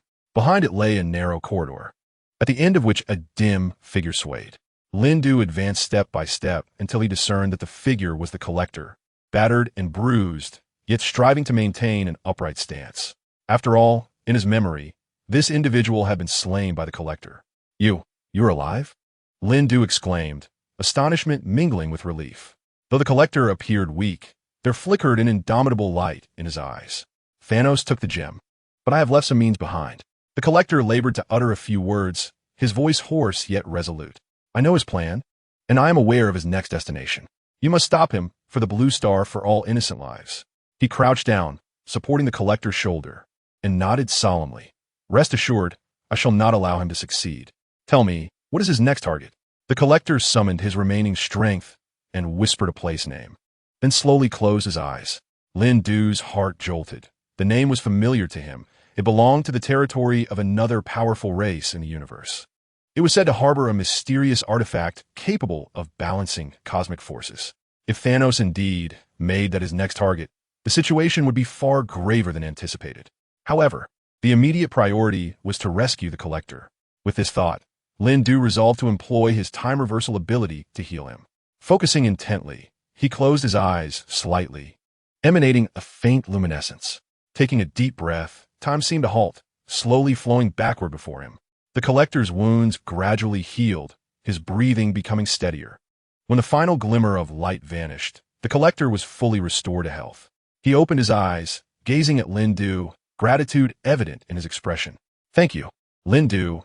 The Collector's voice trembled with emotion. "I never imagined I would survive." "No need for thanks. First and foremost, I must express my gratitude for imparting such crucial information," Lindu replied with a smile. However, the Collector suddenly seemed to recall something and added, "With just this information, we are still insufficient to defeat Thanos." Upon hearing the Collector's words, Lindu merely smiled calmly. What method is required? Thanos will inevitably assimilate power. As for what they speak of, it is entirely inconsequential. The Collector appeared to have an epiphany, staring at Lindu in horror. The very person before him had just used time reversal to heal himself. Yet, did not the power of time reversal risk causing a cosmic rupture? Why did it have no effect on Lindu? His fearful gaze flitted over Lindu, as if attempting to unravel the mystery within. Subsequently, in a state of disbelief, he uttered, "You possess the time stone? How is that possible?" The Collector trembled as he spoke, his eyes filled with incredulity. Time reversal, a power wielded by only a select few in the universe, was so effortlessly demonstrated by Lindu remarkably. This manipulation of time posed no threat to the cosmos. What extraordinary prowess is this? Chapter 69. Merging the Collector's power to provide aid, Lindu offered a subtle smile, refraining from a direct response, and gently patted the Collector's shoulder. Everyone harbors their own secrets, do they not? For now, our focus must be on thwarting Thanos. The Collector inhaled deeply, striving to calm the tumult within, recognizing that this was not the moment for further inquiries. He nodded in agreement and continued, "Though I am unaware of your specific plans, I am willing to assist in any way I can. I possess knowledge of certain secrets regarding that formidable race, which may prove beneficial to you." Upon hearing this, Lindu's eyes glimmered with intrigue. In the vast expanse of the cosmos, information often outweighs mere strength. Suddenly, Lindu sensed a tremor emanating from Atlantis.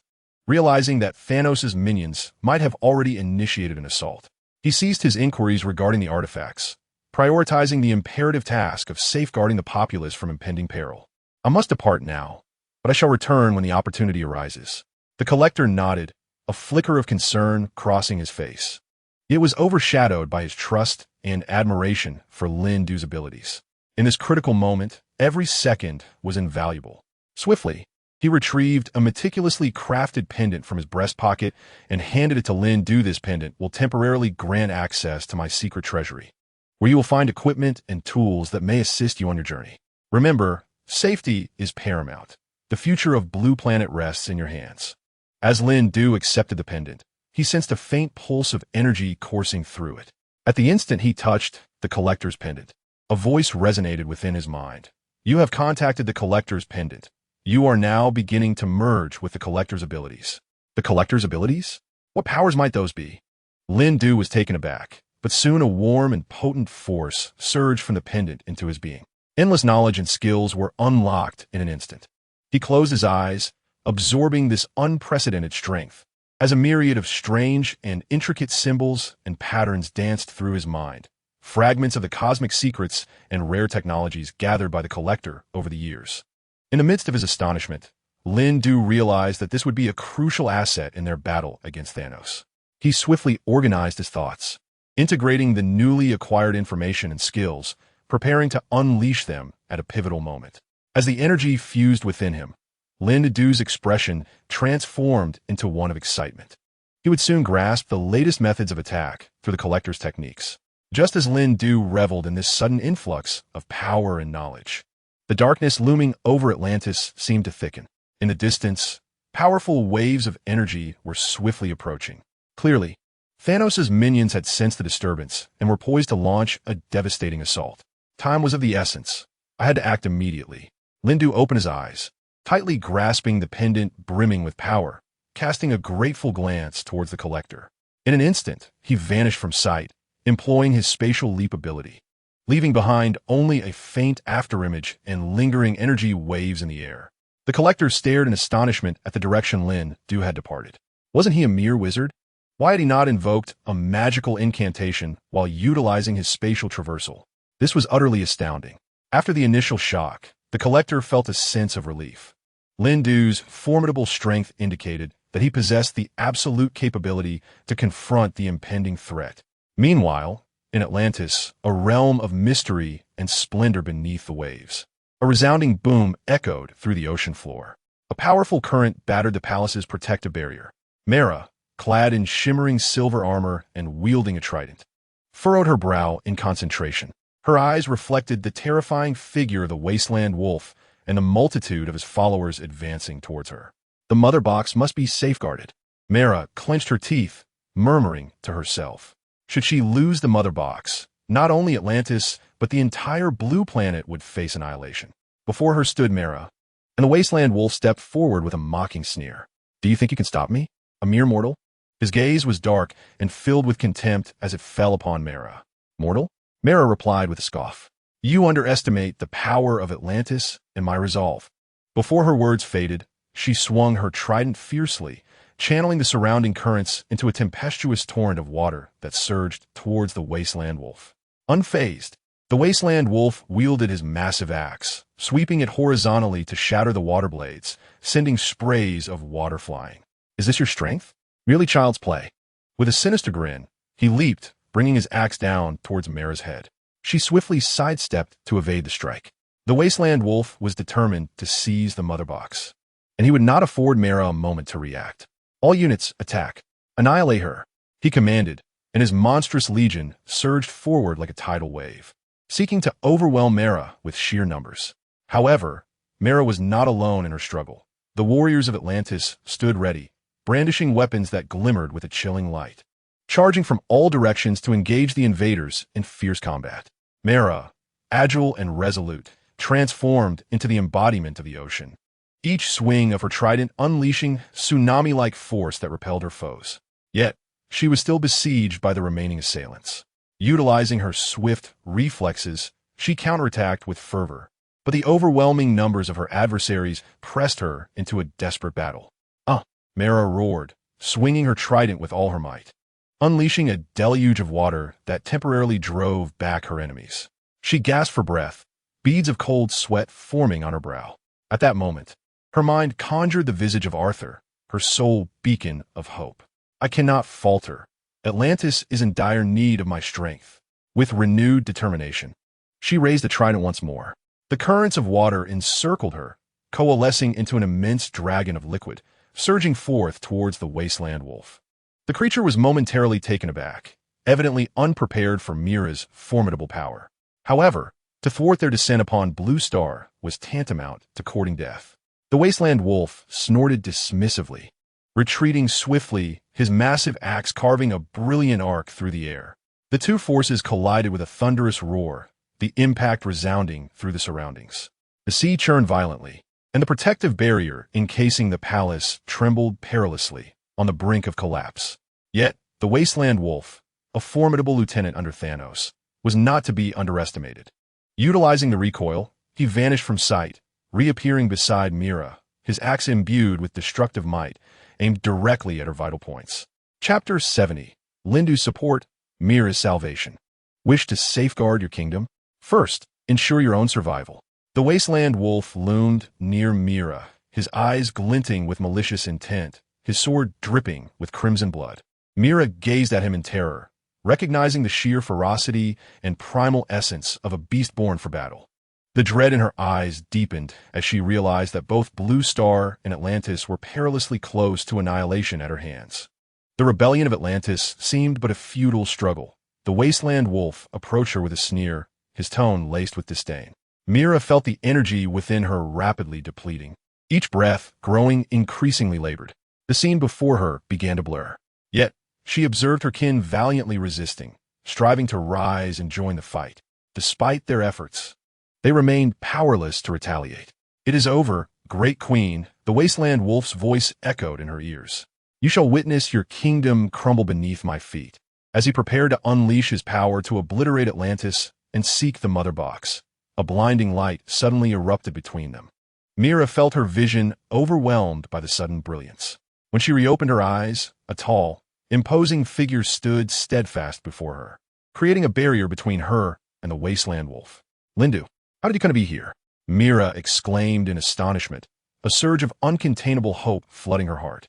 Lindu, of whom she had heard tales of imprisoning Loki, had single-handedly restored the temple, now standing as the youngest supreme age. Lindu stood resolutely, his gaze piercing and calm. His presence not only astonished Mera, but also caused the wasteland wolf's pupils to constrict in alarm. You, the wasteland wolf, fixated on Lindu, attempting to articulate a response, only to find his voice lacking its former authority. He could distinctly sense the formidable aura emanating from Lindu. It was a force that caused him to tremble as well. "I shall not allow you to harm her," Lindu remarked coolly. He then slowly raised his hand, and the surrounding waters seemed to respond in kind, forming an invisible barrier that encased him and Mela. "Who do you think you are, daring to obstruct our retrieval of the mother box? You are asking for death." The voice of the wasteland wolf quaked with fury. He had never encountered such a youthful adversary, radiating such an oppressive power. The waters around him came to life under Lindu's control, each droplet infused with formidable energy. This incited an unprecedented apprehension towards the human before him. The wasteland wolf tentatively launched a punch, the force coalescing within his fist potent enough to shatter any foe.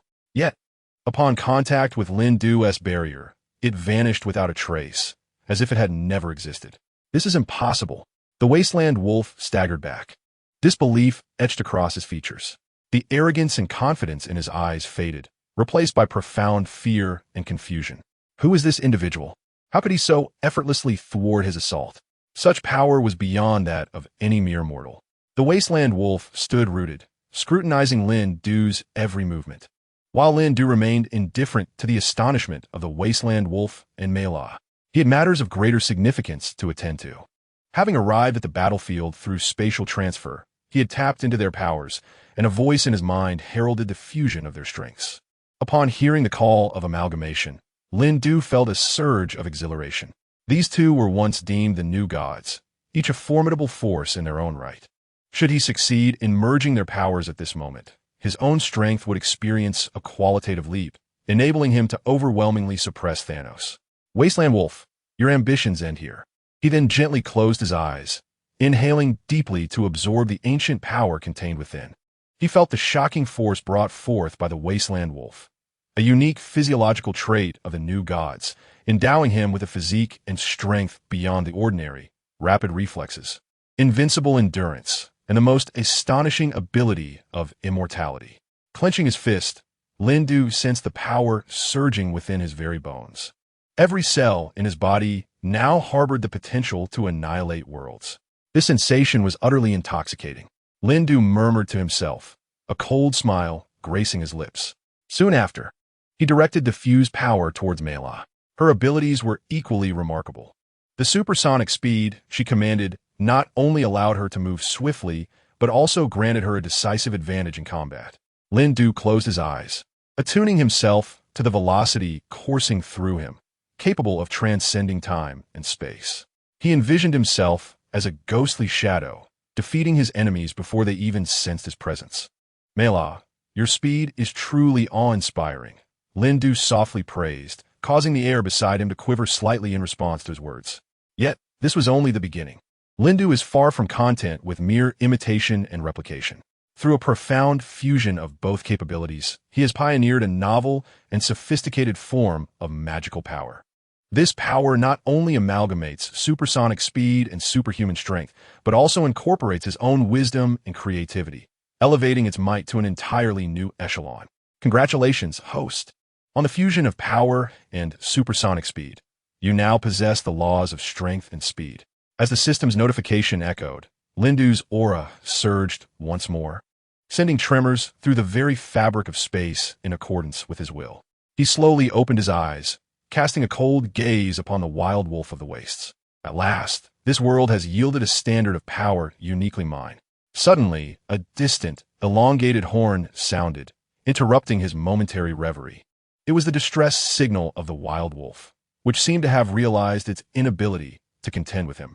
Thus, it had resorted to calling for assistance, hoping its planet would offer support. Yet, what was it contemplating? Would it not be more advantageous to summon its lord? In such a case, Lindu could directly merge with the power of its sovereign. A glimmer of amusement flickered in Lindu's eyes. For him, the wild wolf's actions were merely the desperate struggles of a cornered beast. However, Lindu was in no rush to conclude this skirmish. He sought to seize this opportunity to further validate the potency of his newly acquired power, as well as the efficacy of the magical system infused with the essence of ancient deities. What mere signal could possibly summon any formidable reinforcements? A faint smile graced Lindu's lips, his voice soft yet imbued with undeniable authority. He slowly raised his hand, his fingertips flicking lightly, unleashing a subtle yet boundless magical wave that swiftly disrupted the transmission of the distress signal. Chapter 71. Fusion of the Wild Wolf's Power. The terrified wild wolf Lindu felt the tumultuous force within him, his gaze fixed upon the wild wolf challenging him for Blue Star. He was eager to experiment with the newly merged divine power. He could already sense that this force was both brutal and immensely potent, capable of tearing apart the very heavens and earth before him. Not far away, the wild wolf, towering nearly 3 meters, glared at him with ferocity. Yet, contrary to its expectations, Lindu, instead of exhibiting fear, wore a smile. The reaction left the wild wolf astonished. How could a mere mortal, faced with a new deity, not feel trepidation? However, as it observed Lindu's gaze continually roving over it, the wild wolf found itself unable to elevate its power to mount a decisive assault. A profound sense of frustration enveloped the creature. It had never anticipated that as a member of the new gods, it would be cornered by an ostensibly ordinary human on Blue Star. The surrounding waters, under Lindu's command, came to life. Each subtle ripple exuded a formidable threat, compelling the wild wolf to reassess its opponent with heightened caution. Who exactly are you? The wild wolf pondered, a mixture of resentment and confusion swirling within. Before him stood Lindu, a figure of extraordinary prowess. He sensed that the power Lindu exhibited bore an uncanny resemblance to that of Mela. Yet the threat it posed was infinitely greater. The force he felt emanating from Lindu transcended any limits he had previously comprehended. Kill him. Do not let him leave this place alive. Recognizing the peril Lindu represented, the wasteland wolf bellowed in terror, commanding his iron guards to launch an assault. As the sound of clanking mechanical armor and heavy footsteps filled the air, countless shadows converged upon Lindu from all directions. Observing the wasteland wolf's frantic attempts for action, Lindu could not help but smirk. Before the iron guards could close the distance, he leapt forward, his speed akin to lightning, instantly closing in on the wasteland wolf. How can you be so fast? The wasteland wolf's eyes widened in disbelief, a raspy roar escaping his throat. Instinctively, he recoiled, yet his body felt as if it were nailed to the ground, unable to move. How could this mere mortal possess such swiftness? He even detected a divine aura emanating from Lindu. What was happening? Overwhelmed by fear, the wasteland wolf found himself speaking recklessly. Darkseid will punish you, you foolish mortal. His voice trembled in a futile attempt to mask his underlying terror. Lindu's smile deepened as he regarded the wasteland wolf like a cornered beast, desperate and trapped. Punish me? I am eager to witness how he intends to do so. Before his words could fade, Lindu unleashed a powerful punch. The wind from his strike howled, carrying the might of the principles of power and the swiftness of speed. In the air, it traced a brilliant arc, aimed directly at the wasteland wolf's face. The wasteland wolf's pupils constricted as he summoned every ounce of new god power for defense. Yet, those energies appeared feeble and impotent against Lindu's innovative magical system, which fused ancient divine essence with his own intellect. Boom! A deafening crash resounded as the wasteland wolf was propelled backward by the force, his massive form tracing a long parabola through the air before crashing into the distant sea, sending forth towering waves. The water churned violently from the impact, and the surrounding space twisted in response. Lindu remained rooted in place, watching the fallen figure with a cold smile. Wasteland wolf, your so-called divine power is but a trifle in my eyes. Each word Lindu spoke struck the wasteland wolf's heart like a hammer. I, Lindu, shall challenge the authority of the gods with my mortal form. The Iron Guards, witnessing this spectacle, halted in their tracks, their faces drained of color. They had never encountered such a formidable presence. Even their leader, the wasteland wolf, was rendered feeble before this man. However, Lindu did not afford the Iron Guards a moment's respite. He moved like a specter across the battlefield, each strike precise and lethal, as the once mighty Iron Guards fell one after another before him. No, this is impossible. The wasteland wolf struggled to rise from the water's depths. He gazed at Lindu with a visage replete with disbelief, an unprecedented dread and despair surging within him. He now found himself incapable of reversing his fate. Lindu's current prowess eclipsed even that of the formidable leader, Darkseid. Yet, the pride and unwillingness inherent in his new divinity prevented him from succumbing without a struggle. What do you truly desire? The voice of the wasteland wolf trembled, flickering with a glimmer of survival. Lindu remained unmoved by the wasteland wolf's display. In his eyes, it was only through the direct annihilation of such a being that the safety of Blue Star could be assured. Thus, he summoned the forces within him, preparing to unleash the wasteland wolf's own techniques to strike him down. No one shall ever encroach upon Blue Star, not even your so-called gods. Lindu's voice resonated across the vast expanse of the sea. He slowly raised his hands, gathering a resplendent radiance within his palms.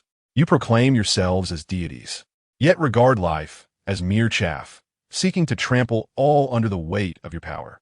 But here, above Blue Star, strength is not the sole decree. Justice and guardianship are the eternal melodies. The wasteland wolf, witnessing this, felt a flicker of despair and defiance. Yet, he understood that he could not escape his doom this day. Nevertheless, he still wished to make one final stand, the remnants of his divine power surging within him, attempting a last-ditch counterstrike. However, Lindu had already discerned the impending outcome. With a soft chuckle, the brilliance in his palms erupted violently, transforming into a radiant beam that soared into the heavens. The power of the gods.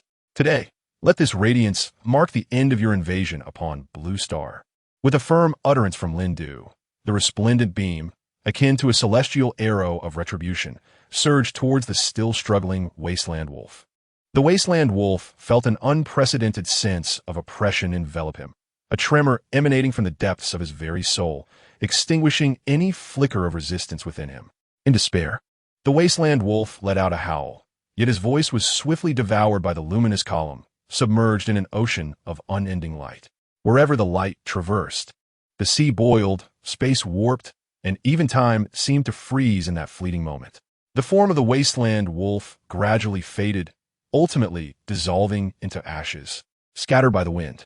The iron guards, too, succumbed to the impact of this force, disintegrating and returning to dust. The battle had concluded. Mira stood at a distance, astonished by the scene unfolding before her. Her breath quickened, disbelief clouding her senses. Chapter 72. The Kingdom of Styatis awaits you. Lindu declines. As a princess of Atlantis, she had never witnessed a mortal capable of so swiftly vanquishing the ferocious wasteland wolf. Not to mention that Lindu had employed the very techniques of the wasteland wolf himself. This was nothing short of miraculous. Even as Lindu struck the wasteland wolf, she discerned similarities to her own fighting style within his assault. Yet, the lethality of his techniques was astoundingly profound. What manner of person was he? Could such an attack truly be executed by an ordinary mortal?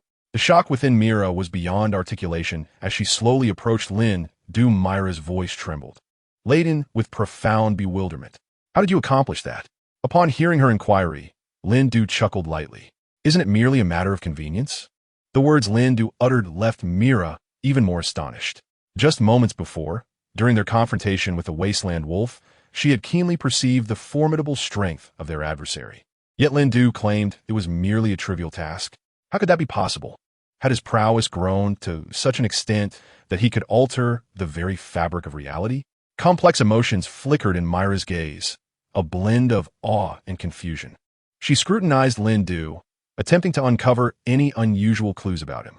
However, Lindu's countenance remained as serene as a still lake, as if the harrowing battle they had just endured was nothing more than a trifling affair to him. Are you truly just a mortal? Myra's voice carried a barely perceptible quiver. She found it hard to reconcile the reality before her. In her understanding, anyone capable of effortlessly vanquishing the wasteland wolf could not possibly be an ordinary human. After all, she herself possessed divine powers. Yet she was utterly defenseless against the wasteland wolf. Upon hearing Myra's words, Lindu chuckled softly and approached her, locking his gaze with hers. I must take my leave. For the time being, Atlantis is devoid of any danger. Mira was momentarily taken aback, but quickly regained her composure. This battle was not merely a victory. It had salvaged the entirety of Atlantis. She could not allow this hero to depart so easily. Wait, she exclaimed, hastily retrieving an object that shimmered with a mysterious light from her waist. Upon witnessing Myra's action, Lindu instantly recognized that it was the mother box, the very artifact the wasteland wolf and his ilk sought to obtain. However, He felt a tinge of confusion at Myra's willingness to entrust the mother box to him. "Is this the mother box?" Lindu inquired, raising an eyebrow as his gaze fell upon the enigmatic object in her hand. Although he harbored suspicions, this was the first time he beheld the legendary artifact with his own eyes. Mira nodded, her expression resolute. "Indeed, the mother box possesses immense power, but it may also attract greater calamities. Entrusting it to you is far safer than leaving it in Atlantis. You not only saved us, but also demonstrated strength and wisdom that surpasses that of the gods." Lindu pondered for a moment upon hearing her words. The significance of the mother box and the potential consequences it could unleash were well known. Yet, as Mira articulated, they indeed lacked the capability to safeguard the mother box. Furthermore, he was exceedingly intrigued by its properties.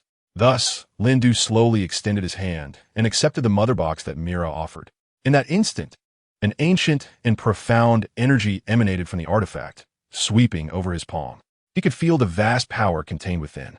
"I will take responsibility for the mother box, ensuring it does not fall into the wrong hands," Lin Du stated solemnly as he received the artifact. Upon hearing Lin Du's willingness to accept the mother box, Mira felt a surge of joy within her. She then watched Lin Du anxiously. His formidable strength meant that if he chose to remain in Atlantis, they would no longer face any mortal peril. However, mere words were insufficient to retain Lin Du. "Should you choose to stay, we could crown you as the king of Atlantis, a title you truly deserve." Upon hearing this, Lindu chuckled softly. "A king? That is not my destiny. I have far greater endeavors ahead." Lindu's refusal did not surprise Mela. Nonetheless, she was reluctant to let him depart so easily. "May I accompany you?" Lindu paused momentarily before nodding. "Very well, let us journey together. However, you must be prepared to confront the uncertainties of the future." A smile graced Mela's face as she eagerly nodded in agreement. The two stood side by side, bearing the mother box, as they departed from the kingdom. Meanwhile, deep within the Amazon, the air was thick with the scent of scorched earth, while the ground lay strewn with shattered branches and charred foliage. What has transpired here? Master Gu emerged from the teleportation space, surveying the chaotic ruins with a complex gaze. Her cloak fluttered gently, and the staff in her hand emitted a faint glow. Nick Fury and the others followed closely behind, stunned by the scene before them. The devastation resembled an apocalyptic vision, sending shivers down their spines. "It seems we have arrived too late," Nick Fury said solemnly. He clenched his fists, never anticipating that despite their prior preparations, they would still fall victim to the invasion by Thanos and his cohorts, resulting in such profound destruction. Gu shook her head gently. "This cannot be the work of Thanos. If it were, the inhabitants here would have suffered countless casualties, rather than merely a destroyed city. Who could it be?" Tony Stark's voice emerged from the crowd. He scanned the surroundings, seeking any potential clues within the wreckage. Yet all he beheld was endless ruin and despair. This power, Master Gu closed her eyes, attuning herself to the residual magical fluctuations in the vicinity. It was neither dark nor light. It bore a primal, uncontrollable wildness. Could it be the wasteland wolf? Dr. Hulk proposed, recalling a brief confrontation with the creature in prior battles, fully aware of its terrifying strength. "No, I am familiar with the aura of the wasteland wolf," Gu replied, shaking her head. "This power is more ancient, as if awakened from old legends. We must swiftly uncover the truth and halt it," Steve declared, determination filling his gaze as he addressed the group. No matter who is responsible, such calamities must not be allowed to recur. "I concur," Tony nodded, activating the communication system of his suit. JARVIS. Initiate the global monitoring network and search for any signs of anomalous energy activity.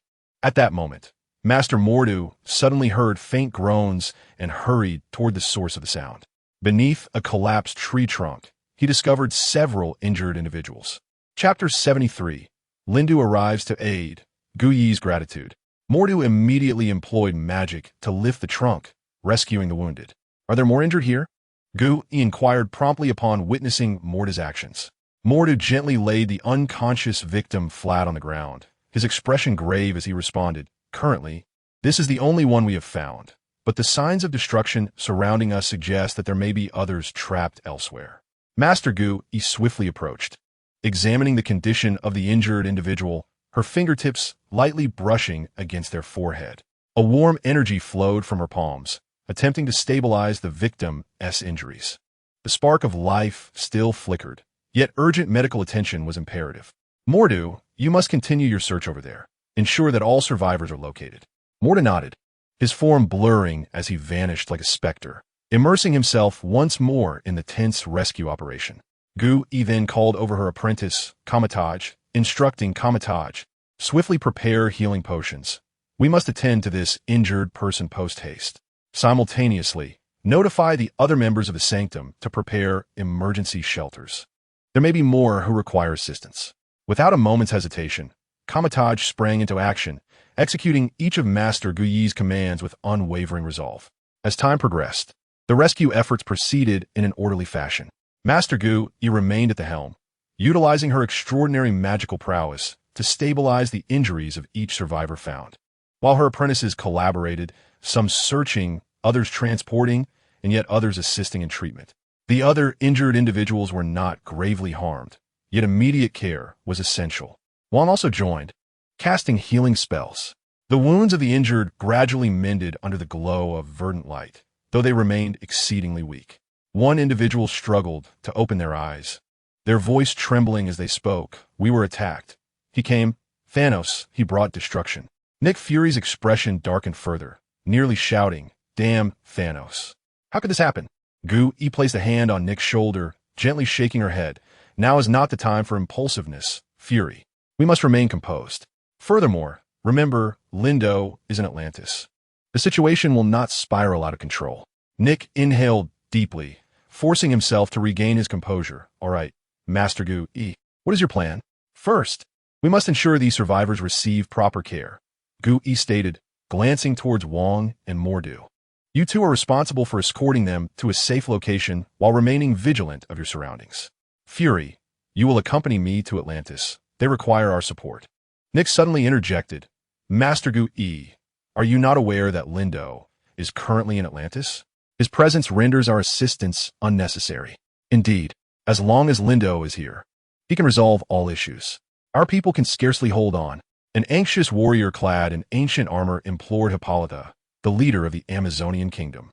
Her brow furrowed, her eyes filled with unease and concern. Their numbers are overwhelming, and their strength is formidable, another female warrior added. We require external assistance. Otherwise, it will be exceedingly difficult to defend our homeland. Meanwhile, Master Gu-Yi surveyed the unfolding situation, with Nick Fury standing beside him, arms crossed over his chest. His brow furrowed in concern. The situation is dire, Gu-Yi murmured. The Amazon warriors have found themselves in peril. After a moment of contemplation, Nick's eyes suddenly lit up with inspiration. If Lindu were here, he would surely resolve this dilemma with ease. At that moment, a brilliant aura materialized, and a portal gradually opened. Within the radiance, Lindu's figure began to emerge. Accompanying him were the enchanting Mira, whose beauty was mesmerizing, and two mother boxes shimmering with mysterious light. The Amazons widened their eyes in disbelief as they beheld the trio stepping forth from the portal, convinced they were dreaming. Yet the familiar energy fluctuations confirmed the reality of the moment. Lindu. Nick was the first to react, striding forward with gratitude. Thank you for your timely arrival. Lindu offered a slight smile and nodded. I understand the situation. We must act immediately. Mira stood beside Lindu, her gaze sharp as an eagle, scanning everyone around. Who are our adversaries? She inquired. Cold-blooded invaders, possessing both formidable strength and numbers. A warrior answered eagerly. These two mother boxes will aid us, Lindu explained. They can enhance our collective combat capabilities and generate a powerful protective barrier. Time was of the essence, and Gu-Yi addressed Lindu. We must act swiftly to minimize unnecessary sacrifices. Let us not delay further, Lindu declared decisively. First, we need to establish a defensive line to isolate the enemy, and then utilize the power of the mother boxes to counterattack. His words resonated with unwavering confidence. Understood, Hippolyta affirmed with a resolute nod, turning to issue commands. Everyone, execute Linda's plan. In an instant, the entire camp came alive as warriors swiftly assembled, beginning to fortify their defenses. Meanwhile, Lindu and Mira carefully placed the mother boxes at the center of their position, activating their enigmatic energy. Let us witness a miracle, Nick whispered, a flicker of hope igniting within him as events unfolded. Gu even turned to Lindu, astonished. Lindu, you brought the mother boxes? A glimmer of surprise and admiration flashed in the sorceress's eyes. The power of the mother boxes was an exceedingly rare and potent artifact in the universe, capable of influencing the very fabric of reality and space. She nodded slightly, acknowledging Lindu's strength and foresight once more. Indeed, Master Gui, realizing the gravity of this crisis, I understood that I could not reverse the tide of events alone. Thus, I procured the mother boxes in hopes of tipping the scales in our favor during the battle. Lindu stated calmly.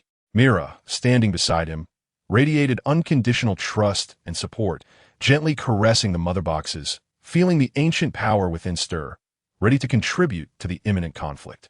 As the mother box activated, a brilliant light erupted from its core, swiftly enveloping the entire camp.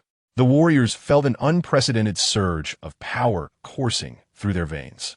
Mira gazed at Gu-E with admiration. Chapter 74. Return to Amazon. The war had already commenced. Meanwhile, Lindu stood amidst the ruins, securely stowing away the mother box in his possession. The surrounding dust had yet to settle, and the air was thick with a sense of urgency. Once the crisis was averted, Nick turned his attention to Lindu, jogging towards him while calling out, Lindu, how did you end up here? Has the crisis in Atlantis been resolved? Lindu nodded gently and placed a reassuring hand on Mira's shoulder, signaling her to relax. Yes, the situation in Atlantis has been handled. Mira and I have come to offer our support. By the way, I have defeated the Wasteland Wolf. Upon hearing this news, Nick visibly sighed in relief, his expression shifting from tension to astonishment, as if a weight had been lifted from his heart. That's wonderful. You are indeed our greatest hope. However, upon hearing Lindu mention the Wasteland Wolf, he inquired in shock, what do you mean? Was Atlantis also under attack? Not merely an attack. Nick, it was a full-scale invasion. Recalling the harrowing battle, Lindu remained unfazed. The Wasteland Wolf led an army composed of dark creatures, intent on conquering Atlantis. Their might was not to be underestimated. When he emerged from the dimensional rift, Mira had already been defeated by the Wasteland Wolf. Had he not arrived in Atlantis in time, the mother box would have been taken away long ago. Upon hearing this, Nick furrowed his brow, fully aware of the Wasteland Wolf's notorious reputation as a conqueror within the cosmos, always accompanied by destruction and calamity. How did you manage to defeat him? Lindu smiled faintly, revealing, I used the Wasteland Wolf's own techniques against him. Nick's eyes gleamed with disbelief, quickly replaced by profound admiration for Lindu. Only Lindu could retaliate with the enemy's own methods. As Mira overheard their conversation, she interjected to Nick, Lindu is our savior. We had hoped he would ascend to the throne as our king, but he declined. The crowd gasped in astonishment, unable to fathom why Lindu would refuse such a tremendous offer. Nick turned his gaze to Lindu, his eyes filled with respect and confusion. In such an ancient and powerful realm as Atlantis, what did it mean to become king? Endless wealth, supreme power, and the respect and obedience of an entire race. Yet, Lindu, with an extraordinary composure, had rejected it all. Such an act was beyond the capability of an ordinary individual. Lindu, you truly declined the throne of Atlantis? Nick's voice trembled slightly as he sought answers in Lindu's expression, only to find unwavering resolve and tranquility. Lindu nodded gently, affirming, indeed, my aspirations lie elsewhere. I wish to unite the strength of all. Upon hearing the words, Mela's eyes glistened with unshed tears as she cast her gaze upon Lindu. Lindu is our savior. Regardless of his willingness to embrace the mantle of kingship, our nation heeds only his command. Nick regarded Lindu, his heart swirling with a tumult of emotions, deep respect for this hero, yet confusion and admiration for his choices. Taking a deep breath to steady the storm within, he spoke. Lindu, your decision fills me with profound respect. In this era, it is exceedingly rare for one to remain untainted by the allure of power and wealth, steadfast in their convictions. However, Nick's tone shifted, an expectant glimmer igniting in his eyes. Since you have resolved the crisis of Atlantis and wield such formidable power, I believe you can effectuate greater change elsewhere. Earth is besieged by unprecedented challenges, be they extraterrestrial threats or internal strife. It requires heroes like you to guide us. Lindu nodded in acknowledgement. Nick, I comprehend your sentiments. I am here to assist you. His gaze then turned to Gu Yi. Do you possess any clues? Is there a means to trace the origins of these foes? Gu Yi shook her head. Currently, there is no concrete evidence. However, the nature and timing of their assaults differ from those we previously encountered. This could signify a new, unknown menace. At this revelation, a cold glimmer flickered in Lin Du's eyes. The enemy is far more intricate and unpredictable than they had anticipated, yet he harbored no fear of any challenge. Turning to Mela, who resolutely nodded in affirmation of her unwavering support, he declared, regardless of who our adversaries may be, we shall not falter. Our paramount mission now is to uncover the whereabouts of these enemies and thwart their destructive endeavors. Nick clenched his fists, his eyes ablaze with determination. I will arrange for further intelligence gathering while strengthening our defenses. We shall leave no stone unturned for even the faintest lead. Landunoded, acutely aware that this battle would be exceedingly arduous, yet his heart brimmed with resolve and indomitable courage. This struggle was not solely for Atlantis or for Mela, but for all those ensnared in peril. At that moment, a sudden sound of hurried footsteps echoed from afar, and a scout rushed in, breathless and trembling. Report. We have detected suspicious activities in the northern forest. Lin Du's attention sharpened instantly, and both Mela and Nick wore expressions of concern. Gu Yi's eyes sparkled with an unusual light, as if sensing something. The northern forest, Lin Du murmured, raising his head. Let us there at once. We must ascertain the situation with haste. The scout nodded, swiftly guiding them towards the northern woods. Simultaneously, in another universe, within the dark palace of Apocalypse, a chilling atmosphere enveloped every corner. In the heart of the palace, upon a colossal stone throne, the malevolent deity Darkseid surveyed his kneeling minions. Every moment weighed heavily, causing them to tremble in fear. A warrior, quaking with trepidation, stepped forward, his voice quavering as he reported, My lord, the wasteland wolf is dead. The flames of rage ignited in Darkseid's eyes, an invisible pressure enveloping the room. What did you say? His voice resonated like a chilling echo from the depths of hell, freezing the very air of the planet. The warrior gulped, hastening his words. The wasteland wolf went to retrieve the mother box, but was ambushed and killed by the enemy. Darkseid abruptly rose, clenching his fists until the stone armrests crumbled to dust. Incompetent fools, he bellowed, causing the palace to tremble under the weight of his fury. You couldn't even secure the mother box. Chapter 75. The enraged Darkseid must slay Lin Du. His subordinates bowed their heads, striving to appear smaller, hoping to evade Darkseid's wrath. Yet, his fury erupted like a volcano, his gaze sharp as a blade, scanning the surroundings. Where is the mother box? The wasteland wolf may be dead, but the mother box must not be lost. It has always been Darkseid's utmost priority. My lord, we have yet to locate the mother box. Another brave commander dared to respond, his voice tinged with a barely perceptible tremor. Darkseid's gaze grew colder still, as if it could penetrate the very souls of those before him. Incompetent, a bunch of worthless wretches. He roared, a powerful energy swirling around him, threatening to erupt and consume the entire palace. The mother box is the key to my conquest of the universe, and now you tell me it is lost? What use are you to me? The air within the palace seemed to solidify, every being holding their breath, fearing that they might be the next to fall victim to his wrath. Darkseid took a deep breath, striving to quell the tempest of his rage. Anger would not resolve the issue. Only action could rectify the situation. Immediately dispatch all available forces, no matter the distance, to retrieve the mother box, he commanded. At that moment, a slightly bolder subordinate mustered the courage to speak. My lord, the mother box has been taken by those who defeated the wasteland wolf. Who? Darkseid's voice was low, yet tinged with an unmistakable intent to kill. It is Lin Du, the youngest supreme sorcerer. The subordinate's voice grew increasingly feeble, each word sounding like a verdict. Darkseid fell silent for a moment, his fury morphing into a complex emotion. He slowly returned to his stone throne, as if deep in thought. Lin Du, the name was becoming increasingly foreign to him, yet the actions of this mortal compelled him to tread carefully. Lin Du, Darkseid murmured, a series of speculations and questions swirling in his mind. Who exactly is this youngest supreme sorcerer? How could a mere mortal defeat deities and disrupt his plans? It seemed that Thanos' subordinates had been imprisoned by Lin Du. Could it be that mortal power now rivaled that of the gods? How could this be possible? Darkseid's gaze was as profound as a black hole, seemingly poised to consume all questions and uncertainties. He rose slowly, his form unmoving. Yet the oppressive aura surrounding him rendered the air within the palace increasingly heavy.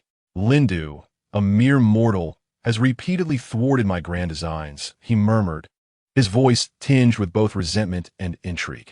In this universe, true powerhouses do not shy away from challenges. Instead, they regard each adversary as a stepping stone to growth.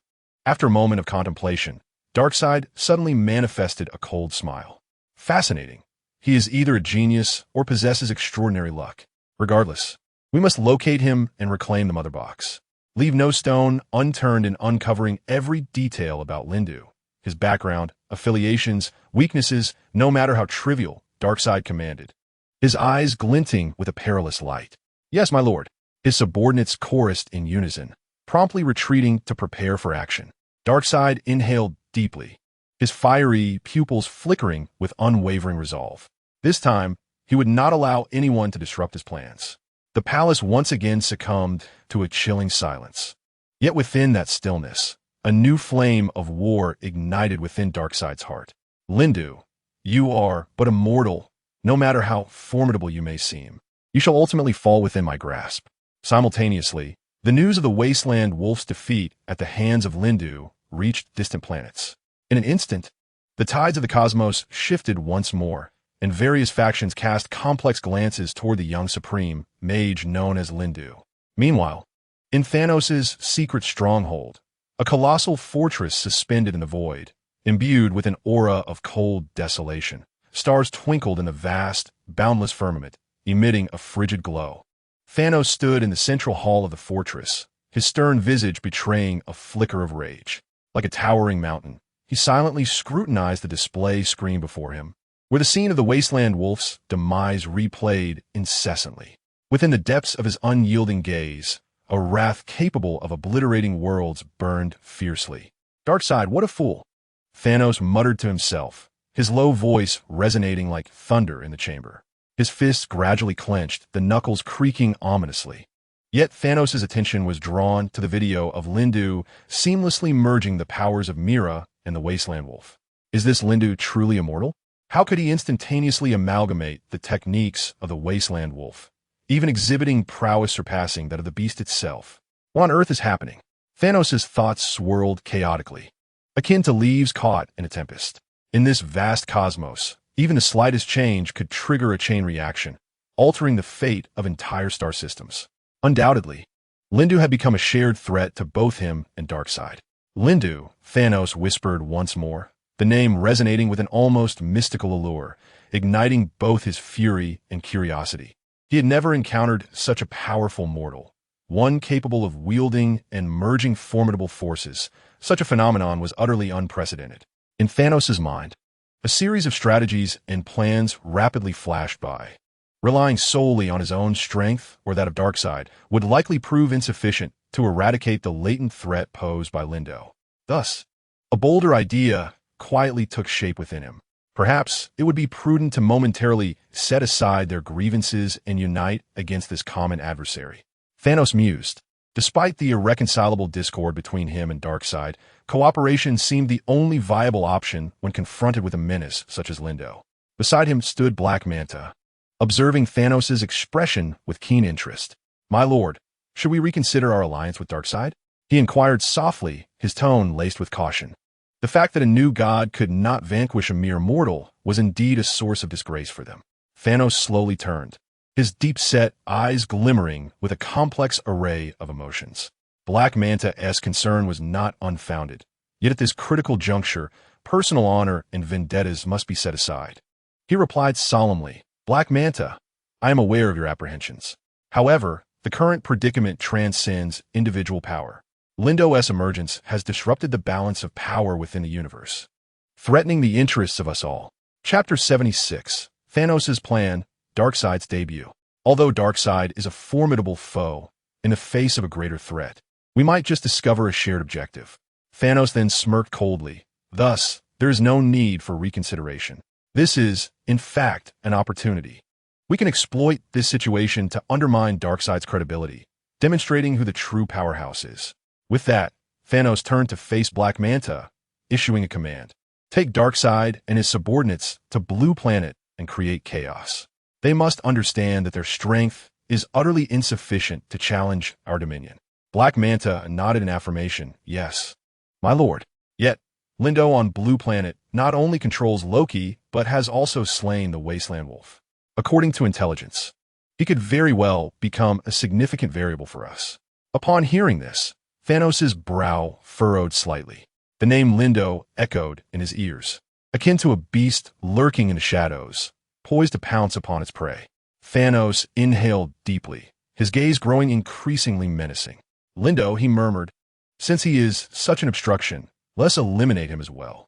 Those heroes on Blue Planet believe they can defend their home, but in the face of my power, they are merely fugitives. No matter how formidable Lindo may be, he is still but a mortal, and mortals cannot escape the fate of death. Black Manta respectfully lowered his head, responding, understood. I will make all the necessary arrangements.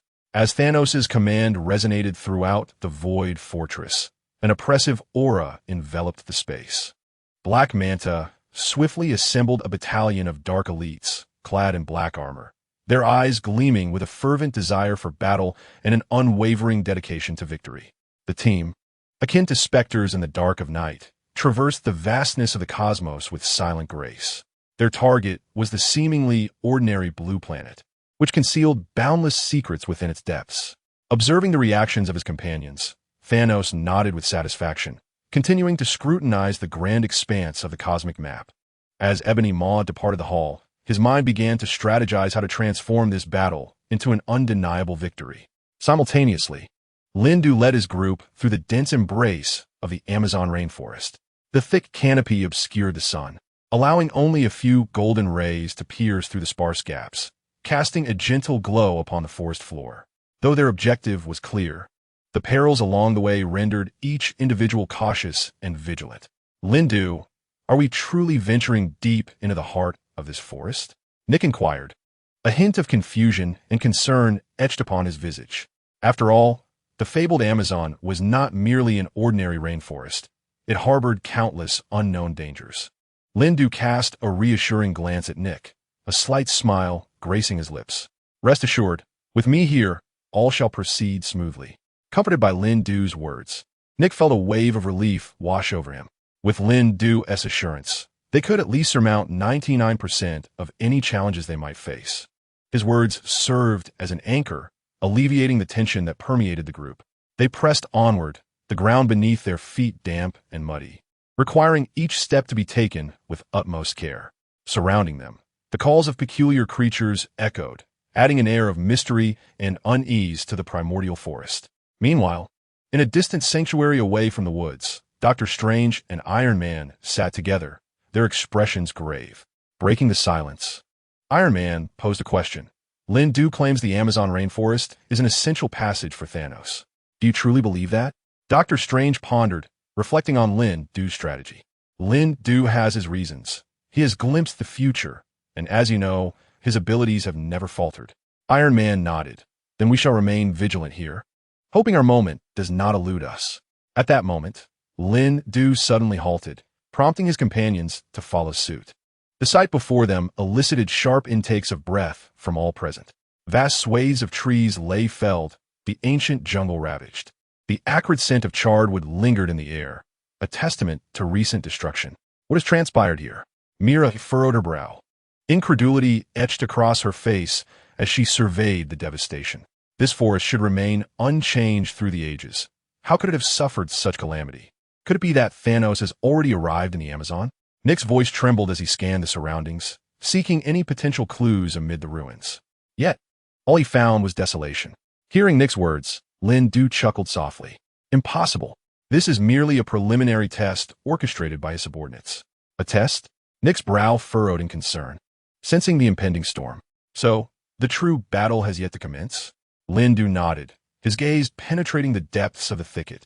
Indeed, Thanos will not easily reveal his whereabouts. He is testing our reaction speed and the defensive capabilities of this land. However, our advantage lies in our understanding of his motives and his vulnerabilities. What shall be our next move? Natasha, the The Black Widow inquired, her gaze sharp and poised for any unforeseen circumstances. Do not rush.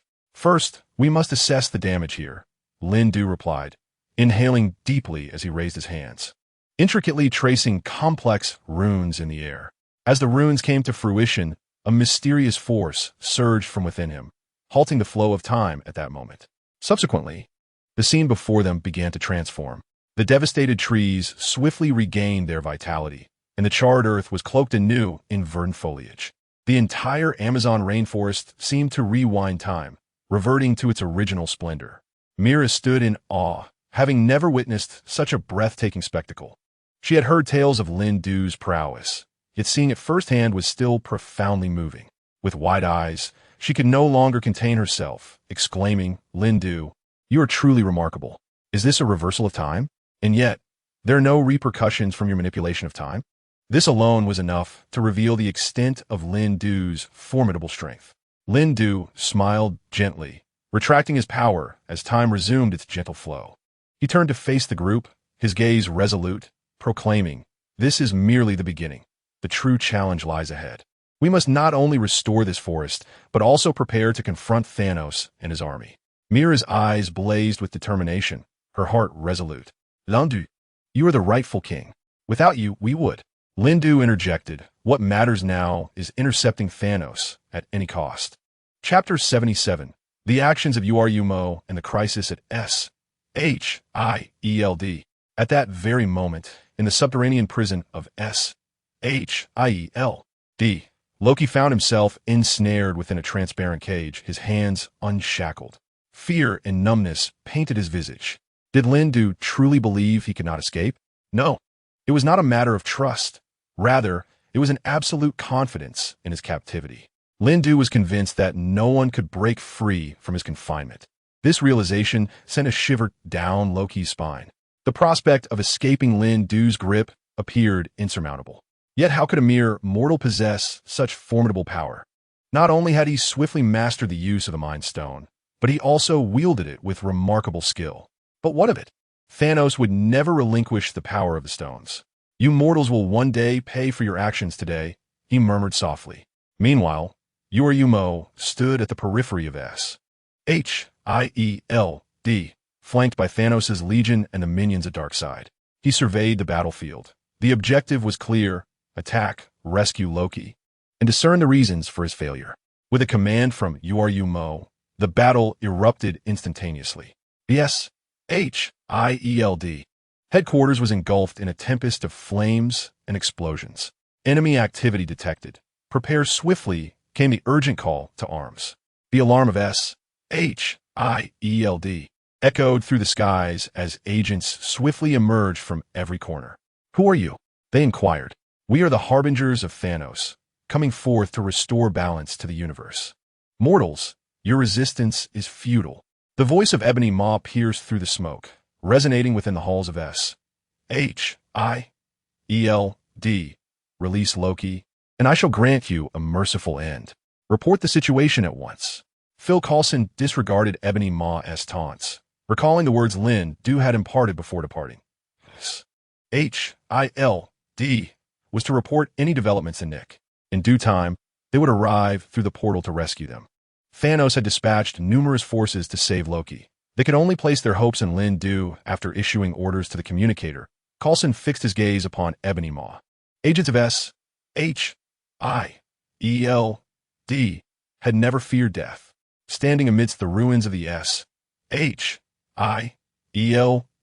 headquarters, surrounded by raging flames and cascading debris, he clenched his fists, staring intently at the self-proclaimed harbinger of Thanos. Your notion of cosmic balance is merely built upon the suffering and sacrifice of countless lives. Coulson's voice carried an undeniable strength. We shall vow to protect this planet's peace and freedom at all costs. Ebony Maw scoffed, a flicker of disdain crossing his eyes. The resistance of mortals was always so laughable, yet ultimately futile. With a casual wave of his hand, more soldiers from the Dark Order surged forth from shadows, encircling the agents of S-H-I-E-L-D. Kill them. Commence the slaughter of S-H-I-E-L-D and rescue Loki. Ebony Maw commanded. The Dark Order charged towards the headquarters, while Coulson and his team immediately prepared to counterattack. Meanwhile, the communicator clicked rapidly as the operator typed furiously, ready to contact Nick. Director Nick, we are under attack. It's Ebony Maw. He has arrived, accompanied by Thanos' Legion and Darkseid's subordinates. Their goal is to rescue Loki. Understood, remain calm. We are establishing an emergency teleportation point via the quantum channel. Reinforcements will arrive shortly. Nick Fury's voice transmitted through the communicator. Once the call ended, Nick approached Lindu. Lindu's H.I.E.L.D. is in crisis. Just as you anticipated, their target is Loki. The hunt has begun within our headquarters. Nodding in acknowledgement, Lindu recognized that Ebony Maw had taken the lead in attacking H.I.E.L.D. In the films, Doctor Strange had been the one to confront Ebony Maw, but Lindu's arrival had hastened the timeline. At present, Doctor Strange was merely a novice sorcerer who had just learned to create portals. As for Ebony Maw, it was left to Lindu to contend with him. However, Ebony Maw wielded telekinesis, capable of defeating Doctor Strange due to the brevity of the time between his attacks. Lindu pondered whether Ebony Maw's telekinesis could be intertwined with spatial manipulation. An excited glimmer shone in Lindu's eyes as he turned to Nick Fury, a faint smile playing upon his lips. Nick, inform everyone to delay as much as possible. I will swiftly resolve the situation with Ebony Maw and ensure that Loki does not fall into enemy hands. Subsequently, he cast his gaze upon the individuals behind Nick. Thanos has merely initiated a probing attack. The crisis with the Amazons remains untouched, so you shall stay here. Upon hearing Lindu's directive, the group expressed no objections, nodding in agreement to remain. Lindu, rest assured, if we are unable to manage the Amazon issue, we will contact you promptly, Ancient One said, stepping closer to Lindu. Lindu nodded in acknowledgement, then turned to Mira. Mira, accompany me. With that, Lindu waved his hand, opening a portal. The two stepped through, and in a flash of light, they traversed the space, arriving in a void above S.H.I.E.L.D. Looking down at the chaotic battlefield, they saw Ebony Maw commanding the Dark Legion in a fierce assault against S.H.I.E.L.D. agents.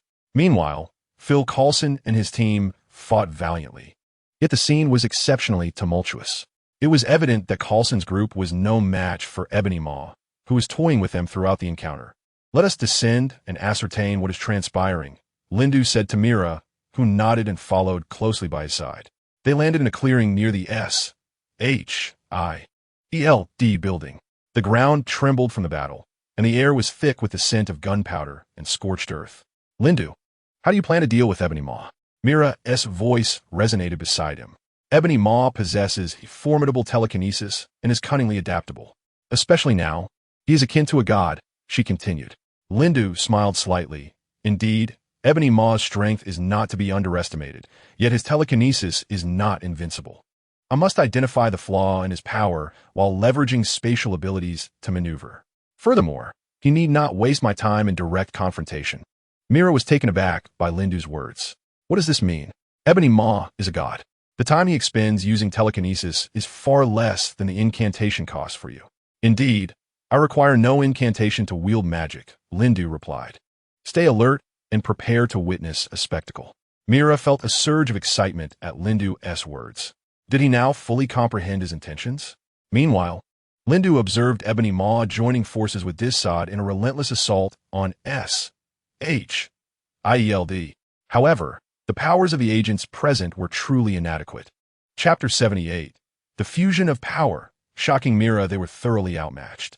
Lindu contemplated this internally, maintaining an exterior of calm and composure. He gently raised his right hand, fingers slightly spread, summoning an invisible force. Mira, witnessing this, felt a flicker of curiosity and anticipation in her eyes. She closely followed Lindu, prepared to witness the forthcoming miracle. When Lindu had previously vanquished the Wasteland Wolf, she had yet to see how he accomplished that feat now. She had the opportunity to witness firsthand how he would achieve it again. Remember, Mela, true power lies not merely in how much one possesses, but in how one wields it, Lindu murmured to Mela, his gaze riveted upon the formidable figure of Ebony Maw at the center of the battlefield. The psychic force of Ebony Maw surged like a tempest, relentlessly battering the defenses of S.H.L.D. With a soft chuckle, Lin Du felt the magical energy within him begin to stir. Rather than charging directly at Ebony Maw, he gradually closed his eyes, engaging in a communion with the surrounding space. Mei La held her breath in anticipation as the air around Lin Du began to warp, forming minute fissures in the fabric of reality. In that fleeting moment, time seemed to stand still. Spatial mirror. Lin Du called out sharply, suddenly opening his eyes. Instantly, the battlefield was enveloped in a soft radiance, revealing multiple clones of Ebony Maw, each indistinguishable from the original, all launching simultaneous assaults. However, the true Ebony Maw found his psychic abilities weighed down with an inexplicable heaviness, ensnared by an invisible force. "What?" he exclaimed in shock, having never encountered such an uncanny mode of attack. Though his psychic prowess was formidable, it suddenly felt inadequate. Each clone drained his strength, while the genuine threat remained elusive. "Your telekinesis is indeed potent, but within this space I command, you shall find no refuge," Lin Du's voice echoed in Ebony Maw's ears. Before he could comprehend the situation, Lin Du gestured, and a colossal force seemed to materialize from the ground, staunchly halting their offensive. Ebony Maw, trapped within this spatial confinement, furrowed his brow. Though he could not sense Lin Du's aura, his instincts warned him that this individual was anything but ordinary. Meanwhile, Desad exchanged a knowing glance, heightening their vigilance. Ebony Maw's voice was cold and piercing. "No matter who you are, leave at once, or we shall not hold back." L'un du Immortality, his voice reverberating across the battlefield like a thunderclap. "Did you not come to capture the one who imprisoned Loki? Allow me to inform you, it is I who holds Loki captive." As he spoke, he raised his hand slightly, a dazzling green light flickering from his palm. "Moreover, I possess the time stone coveted by Thanos, as well as the mother box that Darkseid desires." Ebony Maw's expression shifted abruptly, his demeanor growing increasingly grim. This was the very treasure Thanos had sought for so long. Their mission to rescue Loki was also intertwined with the pursuit of the stone's whereabouts. He had not anticipated Lin Du's brazen appearance before them. Yet, Ebony Maw hesitated to act recklessly, having just been subdued by a mysterious force that rivaled Thanos' own intimidation. If they were to rashly seize the time stone, could they fulfill their mission? Do you think these trinkets will deter us?" Ebony Maw scoffed, masking the tumult within with an air of arrogance. "The will of Lord Thanos is insurmountable. Anyone who stands in his way shall be turned to dust." "Oh, is that so?" A playful smile curled at the corners of Lin Du's mouth. "I shall see if your so-called invincibility can withstand the wrath of this space." With that, Lin Du slowly spread his arms, and the spatial fissures around him became increasingly pronounced. The entire void responded to his summons. Mei La watched in rapt attention, never having witnessed such a grand display of magic. Her admiration for Lin Du deepened further. "Spatial cage," Lin Du exclaimed, and in an instant, those spatial fissures wove together into a complex net, ensnaring both Dormammu Ho and Desad tightly. Their figures struggled within the distorted space. Yet they could not escape this intangible prison. What kind of magic is this? Dormammu Ho realized with terror that his telekinetic abilities were significantly diminished within this spatial cage, and he was further oppressed by an invisible force. Remarkably, Lin Du had cast this spell without uttering any incantations. How could a mere human possibly attack without using spells? The shock Dormammu Ho felt was beyond expression as he witnessed Lin Du's display of power, which transcended the realm of human capability. In this space, controlled by Lin Du, it seemed that the rules were dictated solely by him. Even divine entities would be compelled to bow in submission. "This is not mere magic," Lin Du spoke slowly. "It is my understanding of the laws of space, my mastery over the cosmic order. You sent Loki here to contend for the space gem, did you not?" Mei La gazed at Lin Du's confident demeanor, a surge of indescribable excitement welling within her. Dormammu Ho, upon hearing Lin Du's words, was left stunned. Lin Du possessed not only the time gem, but also the mind gem, and he had even fused their powers? Seeing Dormammu Ho in shock, Lin Du had no intention of letting them go. Now is the time to merge their powers. "I offer you a challenge. If you can escape the S.H.L.D. within a minute, I shall spare your lives." Upon hearing Lin Du's words, Dormammu Ho felt the restraints on him vanish. Although he did not understand Lin Du's motives, he nonetheless unleashed his telekinesis, hurling everything around the S-H-I-E-L-D like a tempest toward Lin Du, yet Lin Du merely stood there, eyes closed, as if he were an observer detached from the chaos. What does this man mean? Is he closing his eyes to allow them to escape? Yet before Wu Mu Ho could ponder further, as the objects under his telekinetic control approached Lin Du, they collided with an invisible barrier. Instantly, they crumbled to dust, scattering to the ground. Wu Mu Ho's pupils constricted. He could sense that Lin Du had not expended any energy. He had effortlessly neutralized his attack merely through his presence. This realm of power was almost beyond belief. It seems that you mere fish will not complete your task today, Lin Du stated calmly, his words imbued with an undeniable authority. Disa de Knolchtis feast. His eyes filled with fierce intensity. Wu Mu Ho, let's attack together. Chapter 79. Defeating the Ebony Throat, summoning your master as you wish, the Ebony Throat retorted coldly. The two swiftly reached a tacit understanding and unleashed their full power in an assault against Lin Du. However, Lin Du remained unfazed, slightly raising his hand to release an even more formidable energy wave that completely suppressed their onslaught. Simultaneously, a cold smile crept upon his lips. Since you are so obstinate, I shall indulge you in this game. Before his words faded, he vanished from his original position, reappearing between the Ebony Throat and Desad in the blink of an eye. His movements were as swift as lightning, and with a clean strike, he delivered a punch that sent the Ebony Throat hurtling backward as if struck by a hefty hammer. He had always favored close combat against mages, which was precisely why all mages loathed engaging in such encounters. Yet, before him stood Lin Du, undeniably a mage, who faced melee combat not with trepidation but with unwavering resolve.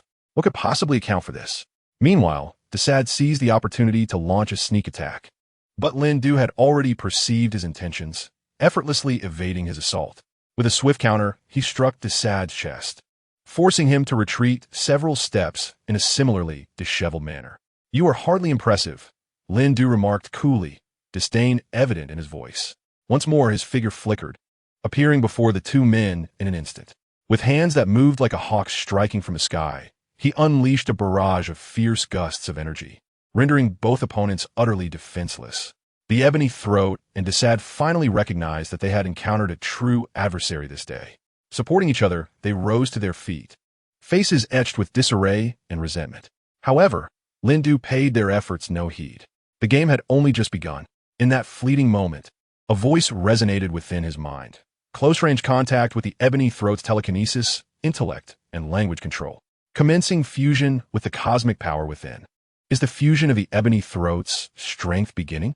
A glimmer of joy flickered in Lin Du's eyes as he issued the command within his heart. An unprecedented wave of energy surged forth from his being, a perfect amalgamation of cosmic force and the Ebony Throat's unique abilities.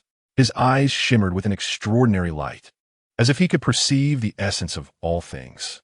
With a mere thought, the air around him trembled, and the space became malleable under his will. Fusion complete, transformed into a new magic, cosmic telekinetic space. As the name suggests, the cosmic telekinetic space embodies both the expanse of the universe and the telekinetic prowess of the Ebony Throat. This power encompasses the purest energy in existence, intricately woven with the extraordinary mental manipulation capabilities of the Ebony Throat, propelling his mastery over spatial control to unprecedented heights. This power is truly intoxicating, Lin Du murmured to himself, sensing an unparalleled connection with the cosmos. He gently raised his hand, fingertips brushing against the void, feeling the threads of time and space. You are but inconsequential pieces on the cosmic chessboard. Lin Du's words pierced through the defenses of the Ebony Throat and Desad like shards of ice. He slowly extended his arms, as if to embrace the entirety of the universe. The nascent cosmic force enveloped him, forming a resplendent halo around his being. By his side, Mei Le's eyes shimmered with a complex brilliance. She was both awed by Lin Du's formidable power and tinged with unease about the impending unknown. In that moment, Lin Du appeared to her as an unmatched entity, beyond the reach of any adversary. Now, let me see if you can escape this prison woven from the fabric of cosmic energy. A cold smile graced Lin Du's lips. However, the two observers, still believing in their combat potential, remained undeterred. Wu Muho stealthily moved behind Lin Du, thinking to himself, how could the mightiest sorcerer possibly pose a threat? Surely every magician has their limits, a threshold beyond which they cannot triumph. Lin Du, Wu Muho uttered in a low voice, can you feel my power? How could a mere mortal ever exhibit extraordinary strength? He was poised to prove that mortals could never vanquish the divine. Lin Du, upon hearing this, smiled faintly. He had long sensed Wu Muho's approach through his unique perception, but showed no sign of alarm. This encounter was destined to usher in a new opportunity for him. Wu Muho raised his hand, blue light dancing at his fingertips, swirling in the air like a living entity. In the next instant, the light emitted a powerful wave, and Lin Du felt an invisible force encircle him. Is this your power? Lin Du furrowed his brow, yet his heart brimmed with curiosity and excitement. It was only through close proximity to such a level of power that one could truly comprehend and master it. The air between them felt as if it had solidified. Laden with tension, Wu Muho clearly sensed Lin Du's extraordinary potential and felt a flicker of trepidation. He fixed an icy gaze upon Lin Du, secretly plotting to rid himself of this latent threat. You have no idea what you are facing, Earthling. Wu Muho's tone was laced with mockery, but underneath lay an element of probing. Noticing Lin Du's increasingly composed demeanor, Wu Muho's internal alarms blared. He understood that once Lin Du fully harnessed this power, it would spell disaster for him. Thus, he resolved to retreat without delay. However, just as Wu Muho attempted to teleport away using spatial powers, Lin Du abruptly opened his eyes. A brilliant light erupted from his hands. The radiance pierced through the barriers of space like countless fine needles, binding Wu Muho in place. Escape? Lin Du scoffed, his gaze imbued with unwavering confidence. Before me, you shall not flee. Wu Muho felt an unprecedented sense of oppression and struggled desperately, but all was in vain. Lin Du seamlessly merged Wu Muho's power with the spatial force, creating a new and immensely potent energy that firmly ensnared him. Tell your master. Lin Du advanced step by step towards Wu Muho, speaking softly, that without Thanos, you shall find no victory here, not even a fraction. A flicker of terror and despair flashed in the eyes of the ebony throat, yet he found himself powerless to resist. Lin Du's piercing gaze was like a razor, piercing his heart and stripping away his courage to fight back.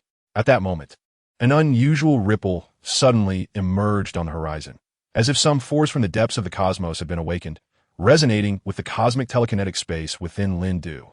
He slightly lifted his head, only to behold a purple light, foreign to this world, slicing through the sky. Drawing near, it was Thanos' spaceship. It seemed that Thanos was indeed on his way. Chapter 80, Annihilating the Ebony Throat, Restoring S.H.I.E.L.D. However, Thanos could not possibly arrive on Blue Star so swiftly. He would certainly come only when assured of victory. With the Ebony Throat now under his control, the Apocalypse Star warriors behind him were advancing ominously. The Ebony Throat's somber visage was etched with confidence and arrogance, believing that everything within reach was merely spoils of war. Even if Lin Du had him under control, what could it accomplish? It would still not prevent the Titan Star from entering. Lin Du, our fate is already sealed. You cannot thwart us. The Ebony Throat, now restrained by Lin Du, looked on with a pained expression at Lin Du's movements.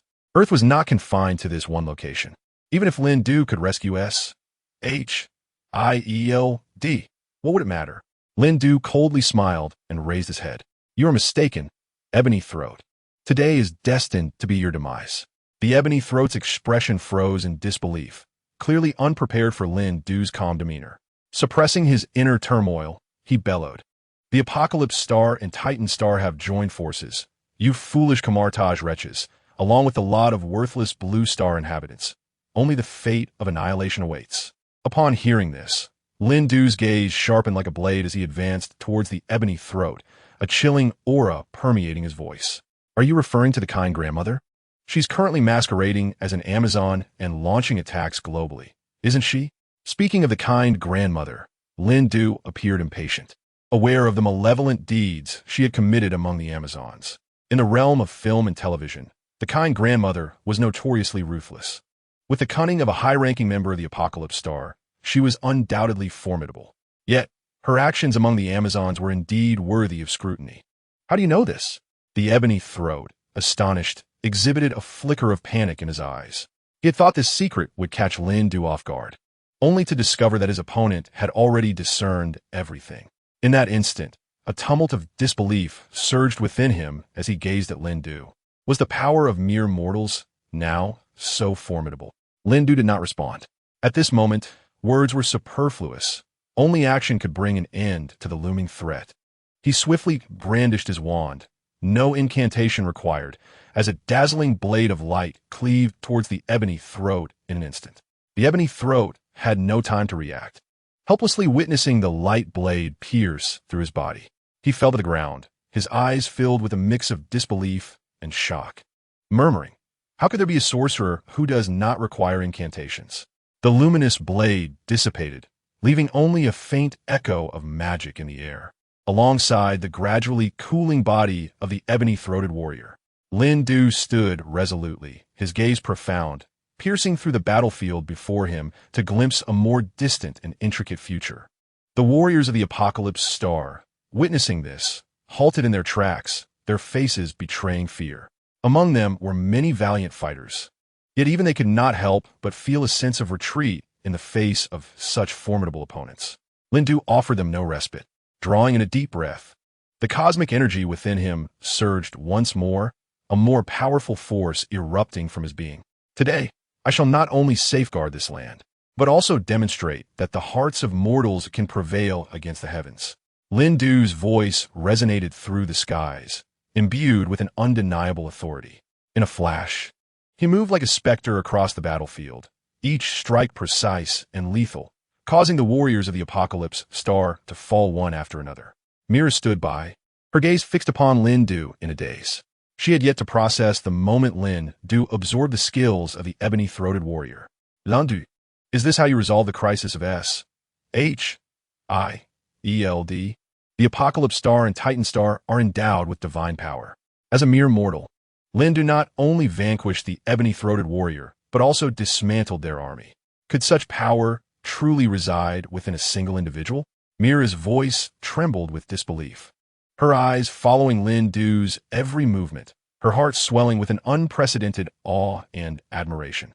This man before her had transcended her understanding of mortals. His strength, his wisdom, and the unwavering resolve to protect his homeland filled her with both respect and assurance. The battle raged on, yet the tide had quietly turned. Under Lindu's leadership, the previously disadvantaged Earth-allied forces began to gain the upper hand. No wonder Ancient One and the others consented to allow Lindu to confront the crisis at snatched. This was not a matter of offloading trouble on a Lindu. Rather, for him, handling this situation was merely a practice match. As Lindu single-handedly reversed the course of battle, the warriors of the Apocalypse Star began to scatter in flight, their morale utterly shattered. The air was thick with an atmosphere of fear and despair, starkly contrasting with their earlier arrogance. Mira stood to the side, gazing at Lindu's upright figure, her heart brimming with an indescribable excitement and pride. "Lindu, how did you accomplish this?" Mira's voice quivered slightly as she sought answers from him. Yet she felt any words would fall painfully short. Just then, she heard mention of the kindly grandmother. Mira looked at Lindu in terror. "Did you say the kindly grandmother is attacking the Amazon? Do we need to go lend our support?" Although the kindly grandmother may not possess great strength, her wisdom could indeed turn the tide in the Amazon. Upon hearing Mira mention the kindly grandmother again, a smile flickered in Lindu's eyes. Uncertain of what extraordinary collision might arise from the fusion of the benevolent grandmother's prowess, he now found himself filled with a sense of anticipation.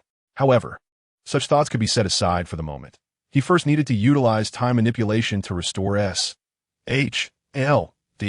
With a gentle flourish of his wand, the surrounding space was instantaneously warped by an invisible force. Time, at that instant, ceased to be an absolute concept. In a flash of brilliance, the entire snatched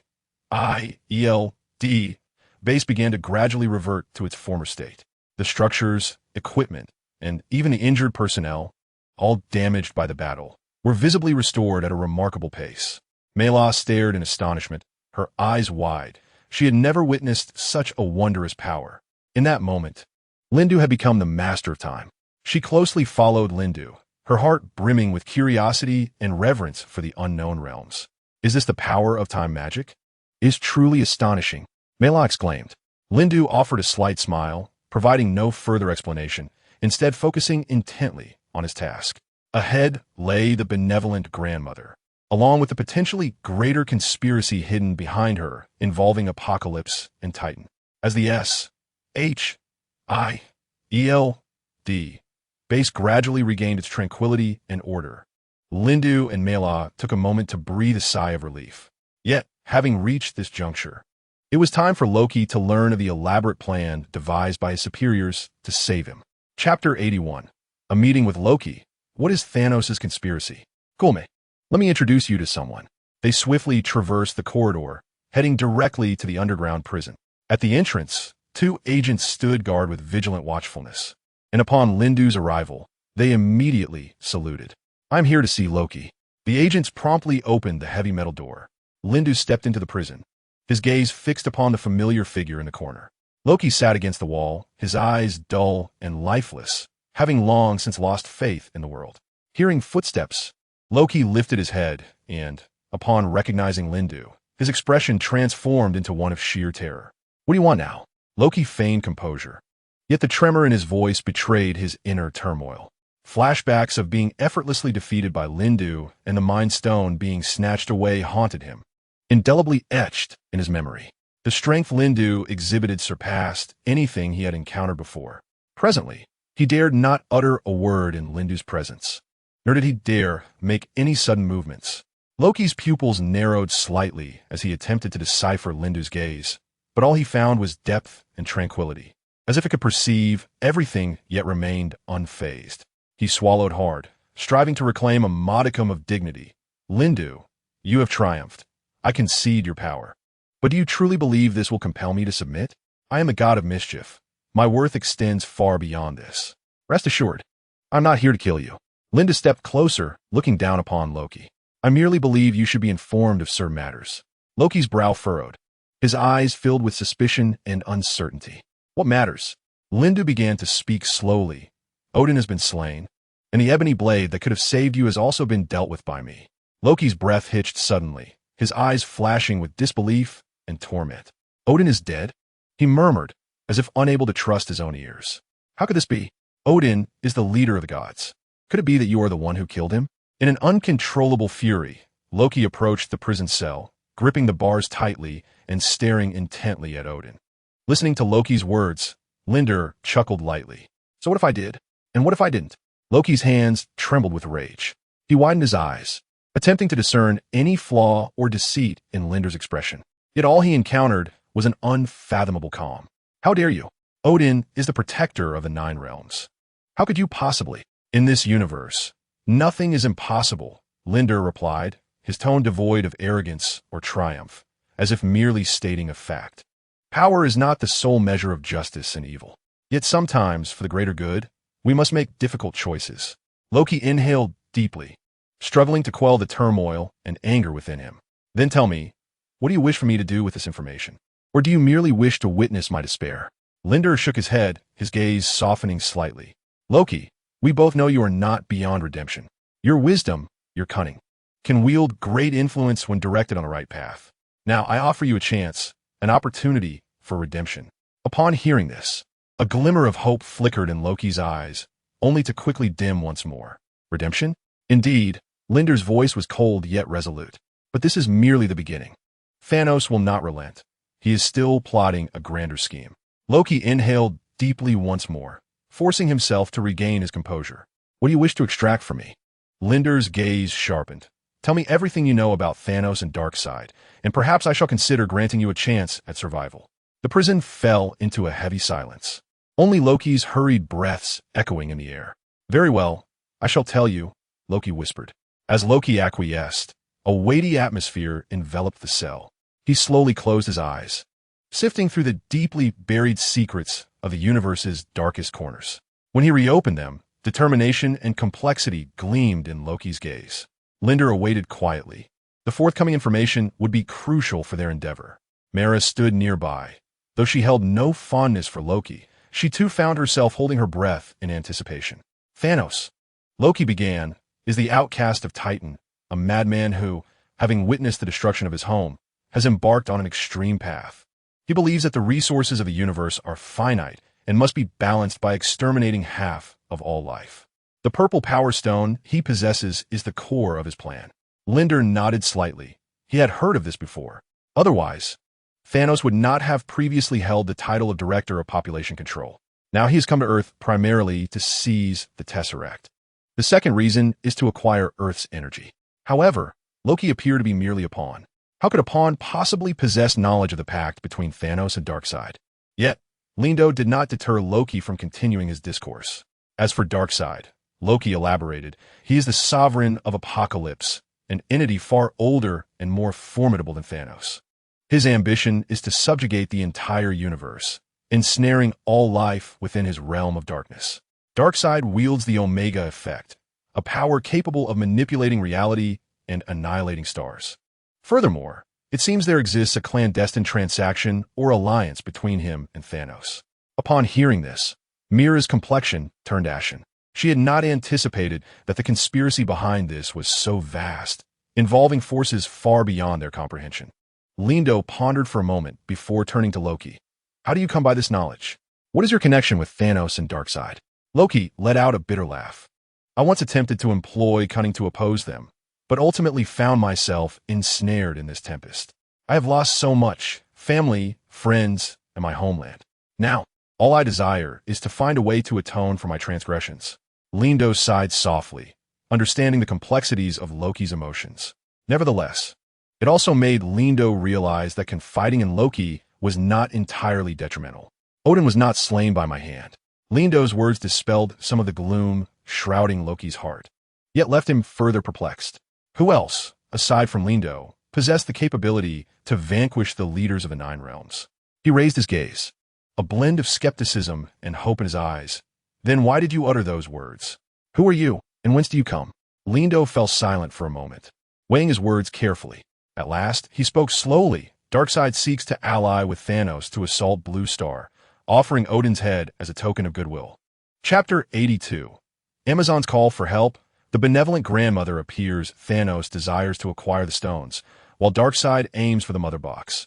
Unfortunately, both artifacts are in my possession. Loki's eyes widened in astonishment. He was not particularly troubled by Odin's demise, yet he felt a profound sense of trepidation and confusion towards Lindo. He had never heard of anyone capable of wielding both the cosmic cube and the mother box, let alone escaping unscathed from the machinations of Darkseid and Thanos. The Lindo before him was far more inscrutable than he had ever imagined. Who are you, truly? Loki's voice trembled slightly. He realized he might be conversing with an entity capable of reshaping the cosmic order. Lindo smiled faintly, preparing to respond to Loki, when suddenly the communicator chimed. Lindo furrowed his brow, diverting his gaze from Loki as he retrieved his phone from his pocket. The caller ID revealed a number he knew all too well. At this critical juncture, their communication likely indicated that Thanos and his cohorts had begun to disperse. Recalling the terror etched on Ebony Maw's face at the moment of his demise, he turned to Loki and said, I apologize, Loki, but it seems we must temporarily pause our discussion. With that, he answered the call. He turned around, giving Mira a glance that urged her to continue monitoring Loki, before stepping into a corner of the cell. Lindo, is that you? An anxious voice crackled through the phone. Tony Stark. We are in the Amazon. Someone is masquerading as Amazon warriors and attacking us. Even warriors from Blue Planet have been controlled and begun assaulting our own people. Disguise control? The explanation immediately reminded Lindo of the benevolent grandmother. Tony, stay calm. This sounds like a conspiracy orchestrated by Thanos or Darkseid has once again reached our world. Lindo attempted to soothe the anxiety on the other end. Tell me, what is your current situation? Do you have specific information regarding the enemies or their locations? The situation is dire. They seem to possess a technology that manipulates the human heart. Several Amazon warriors and our own allies have been affected and are turning against us. We are organizing a counterattack, but the enemy is numerous and their strength is growing. We need your help, Lindo, along with your special abilities. Lindo nodded gently, quickly devising a strategy in his mind. Tony, hold your ground. I will hurry over.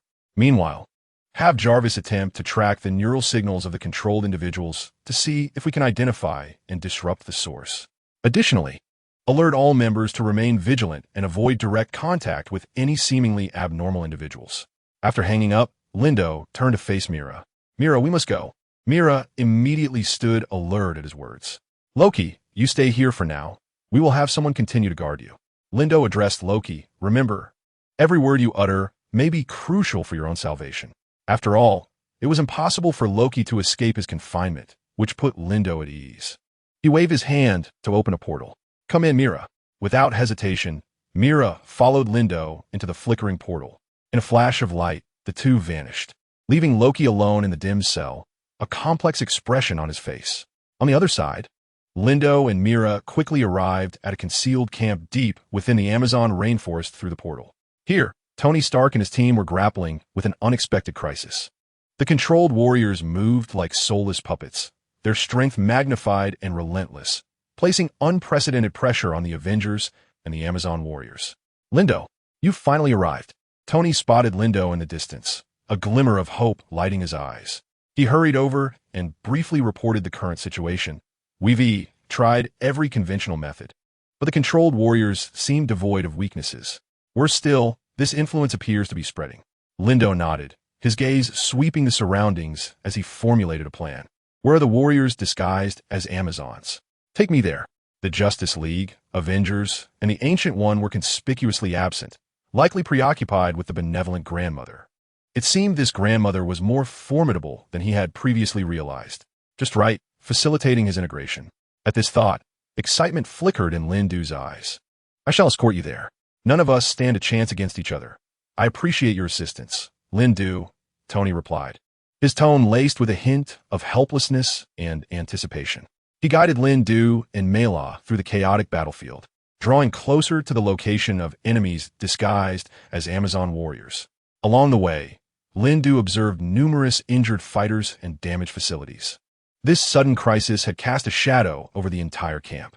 It appeared they had employed some high-tech device to control these warriors, yet the specifics remained elusive. As they walked, Tony explained, his brow furrowed, clearly grappling with the current predicament. Soon, the trio arrived at a relatively concealed corner, where several unusually behaving Amazon warriors with vacant stares had gathered. Their movements were mechanical, their strength formidable. As they engaged in fierce combat with genuine Amazon warriors and members of the Avengers, Lindo paused, meticulously observing these controlled fighters. He sensed a faint energy fluctuation emanating from them, resonating with certain dark forces in the cosmos. You two proceed to locate the source. I shall have a word with the so-called benevolent grandmother, Lindo commanded Tony and Mela, his tone imbued with an undeniable firmness. To entirely resolve this crisis, it was imperative to identify and obliterate the source of that controlling power.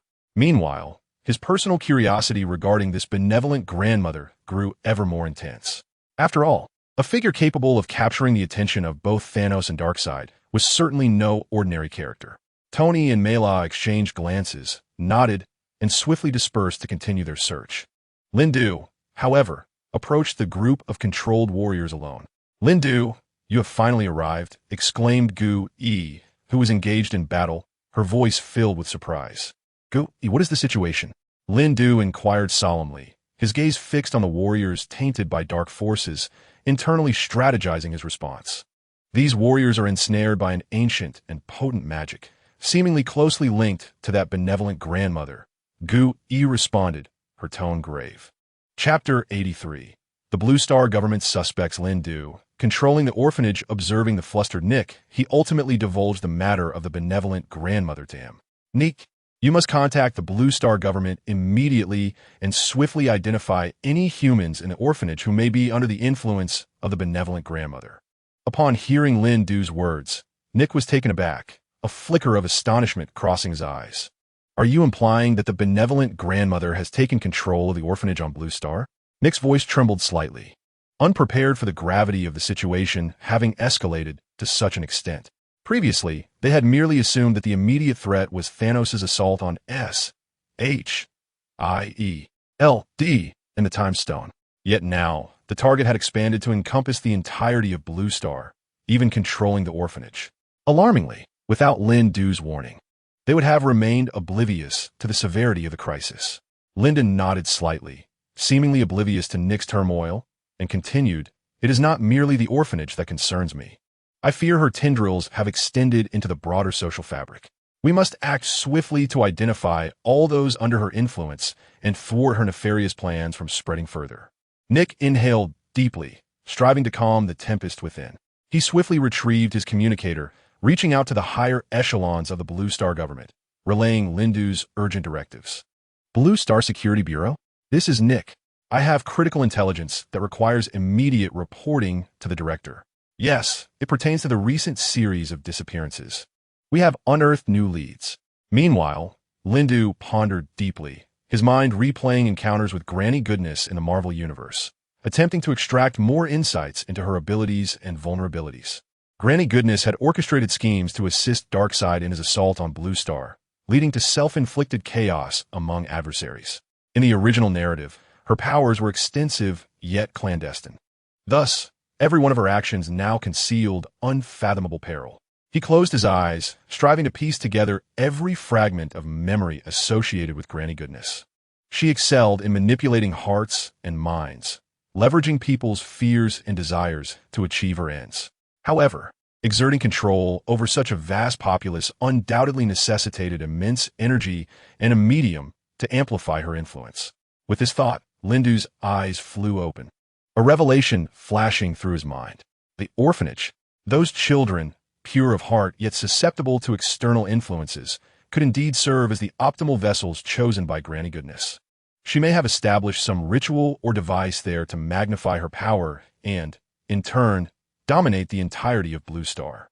"Nick, we require more detailed intelligence." Lindu turned to Nick, who awaited a response with palpable urgency, particularly regarding any unusual activities within the orphanage or newly emerged facilities and personnel changes. Upon hearing this, Nick hastened his communication with the Blue Star government, simultaneously dispatching agents to conduct covert investigations across various orphanages. Standing by, Ancient One refrained from influencing Lindu's decisions, instead engaging in a counteroffensive against the foes attacking the Amazon warriors. "Lindu, save us. We are no match for them." The voice of Queen Hippolyta echoed in desperate plea. At the sound of the queen's voice, Lindu's thoughts snapped back to the present. The Amazon warriors were currently besieged by dark forces. Their adversaries, clad in black armor, with eyes glimmering with an uncanny light, were clearly no mere mortals. He swiftly turned, nodding to the Ancient One to maintain the defensive line, then darted forward like a bolt of lightning toward the battlefield of the Amazon warriors. "Queen Hippolyta, hold on. I am here to lend you my strength."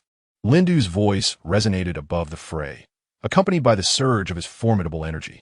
The queen and her allies immediately felt the alleviation of their burden, while Lindu gazed intently through the ranks of the so-called Dark Warriors.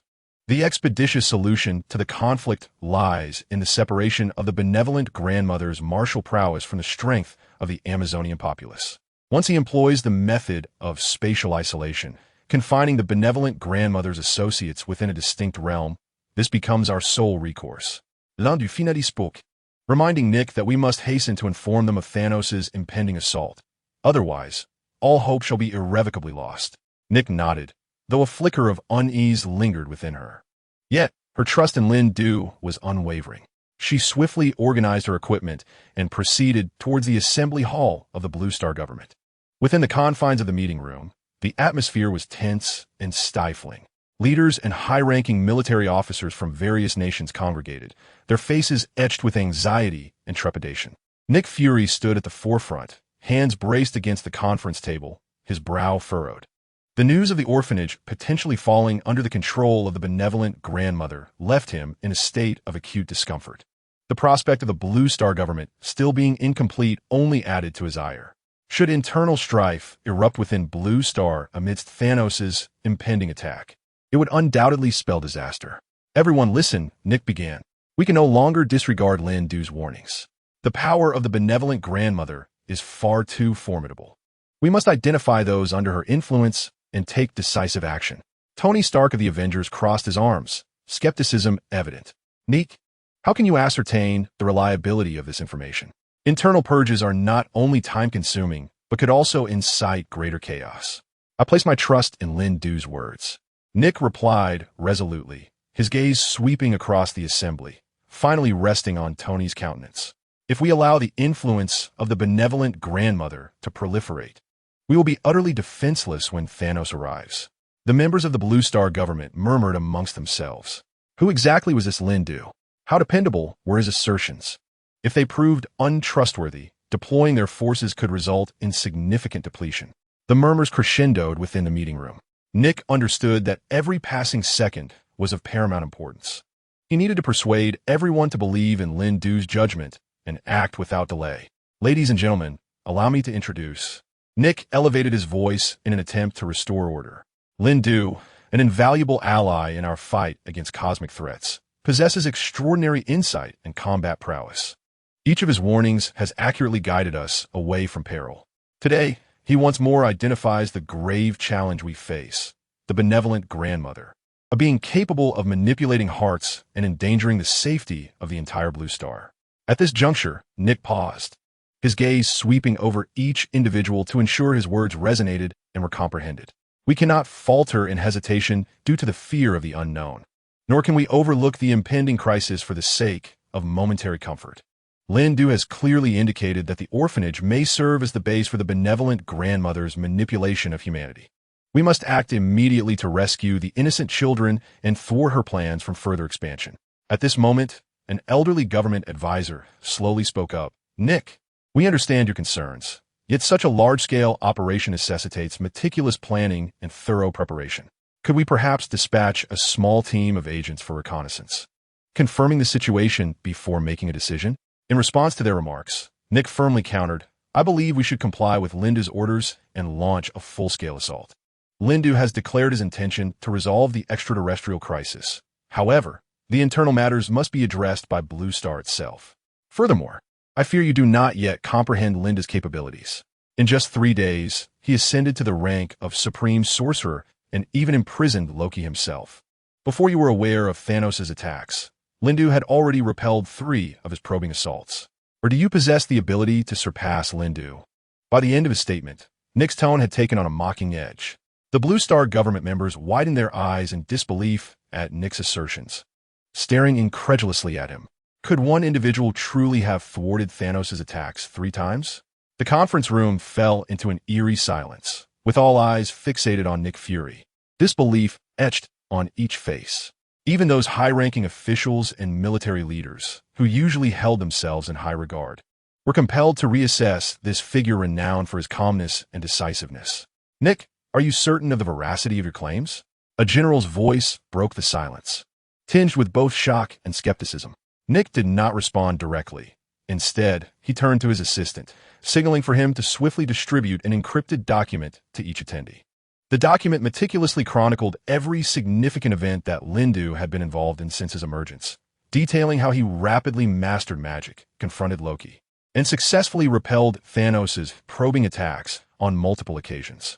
Each passage was accompanied by comprehensive evidence and eyewitness testimonies, irrefutably establishing Lindu's extraordinary prowess and judgment. This is the truth. Esteemed colleagues, Nick stated solemnly, Lindu is not only our sword against cosmic threats, but also the guardian of internal security for Blue Star. Since he has identified the issues surrounding the orphanage, we must unconditionally trust him and take immediate action.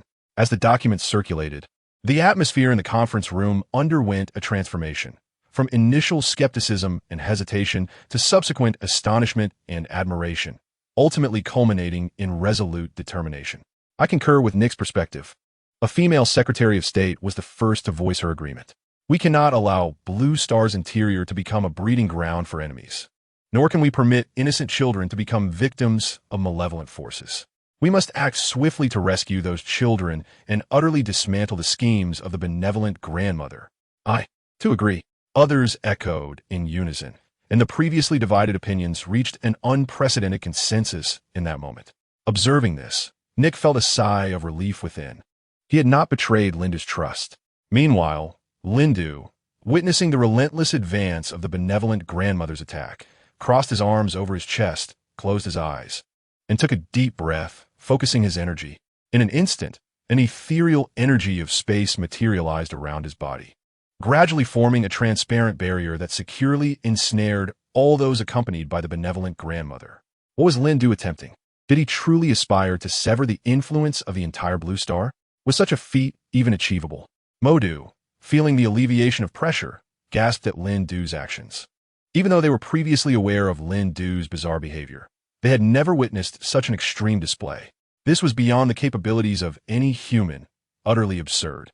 Lindu's movements did not falter. His eyes slightly widened, his pupils shimmering with profound light.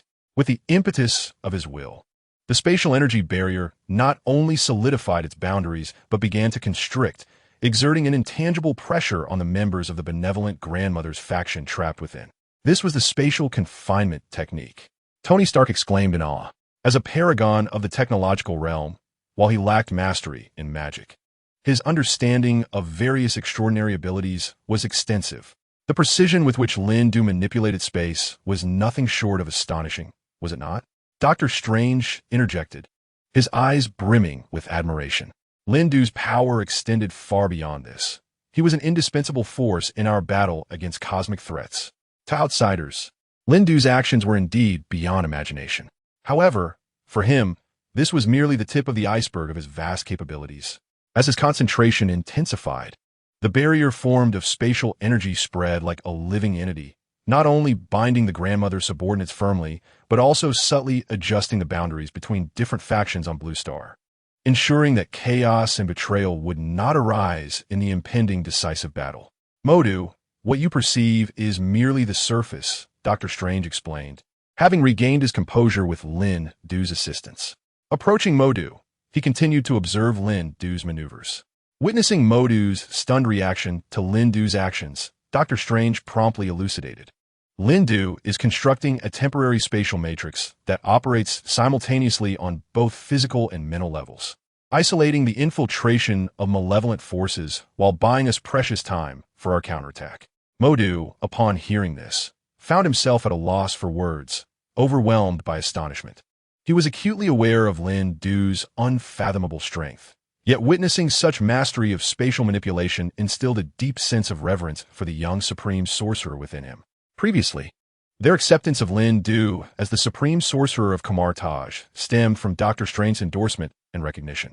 However, Lindu's every action now served as direct testament to his capability to utterly dominate them. Lindu, how many secrets remain hidden from us? Lindu smiled slightly, choosing not to respond directly, but redirecting his focus to the enemies encircled by the spatial barrier. Now is not the time for discourse. They must swiftly resolve the immediate crisis and prepare for the forthcoming final battle. Subsequently, Lindu enhanced the power of space itself, enveloping the entirety of Blue Star within it. The force of space surged like a tide, tightly encasing Blue Star and forming an impenetrable shield. All external threats, whether the malevolent forces of a benign grandmother or potential cosmic crises, are effectively isolated by this formidable barrier. Chapter 85. How could mortals possibly triumph over deities? The dark forces that sought to assault Amazon are now confined within this spatial prison. In a state of panic, they thrash against the invisible walls, yet find no means of escape. What is transpiring?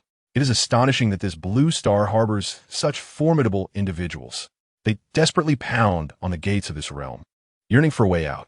However, no matter their efforts, they are powerless against the sudden emergence of this spatial confinement. In the distance, an elderly man with silver hair witnesses this unfolding chaos, his brow furrowing in contemplation. It appears we have underestimated this Blue Star. Casting a glance around, he realizes that he too is ensnared by an unseen force, utterly immobilized. Though his hands tremble slightly, it is fueled by indignation rather than fear. He steadies his breath, preparing to seek an opportunity for counterattack. What does it matter if the Blue Star possesses such strength? Ultimately, they remain mere mortals. To confront deities as mortals is nothing short of courting disaster. Warriors of the Blue Star, it is time to repay your ever-supportive master. The benign grandmother observes the warriors, trapped and motionless within the confines of space, and suddenly lets out a derisive laugh. Since they're unwilling to initiate an attack, I wonder how you, students, will respond in the face of the Amazonian warriors? Orphans of the Blue Star, the moment to act has arrived. The grandmother's voice reverberates within the enclosed space. Hearing commotion from afar, Lin Du fixes his gaze on the source. Gu Yi, sensing Lin Du's tension, inquires in astonishment. What is happening? Is there an unexpected development? With Lin Du now fully in control of the opposing warriors, is this not a sign that the war is drawing to a close? Lin Du tilts his head slightly. It does not directly address Gu Yi's question. Instead, he instructs Modu enhance the monitoring of the spatial matrix, particularly for any anomalous signals that may arise among the imprisoned enemies. This presents a splendid training opportunity. We cannot afford to relax at this moment. Modu promptly acknowledges, swiftly adjusting his perception to synchronize with the spatial matrix constructed by Lin Du, attempting to capture any subtle fluctuations. Gu Yi too realizes that the situation may be more complex than anticipated. She closes her eyes, focusing her mind, and fortifies the stability of the space using the ancient spells of Camartage. What is the benign grandmother scheming? Tony furrows his brow, utilizing his smart glasses to analyze the energy flow within the space. It seems she is attempting to awaken some latent power or activate a certain device. Lin Du nods, already formulating a plan in his mind. He takes a deep breath, once more forming seals with his hands, as the power of space converges at his fingertips, creating intricate patterns. These patterns swiftly extend throughout the entire spatial matrix, weaving a vast web of information that captures every minute change within the realm. She intends to use those orphans as pawns, Lin Du states gravely. She believes that the blue star beings value familial bonds and responsibilities, which may distract them, potentially making them susceptible to being manipulated against us. We cannot allow her to succeed. The voice of the Secretary of State was resolute and powerful.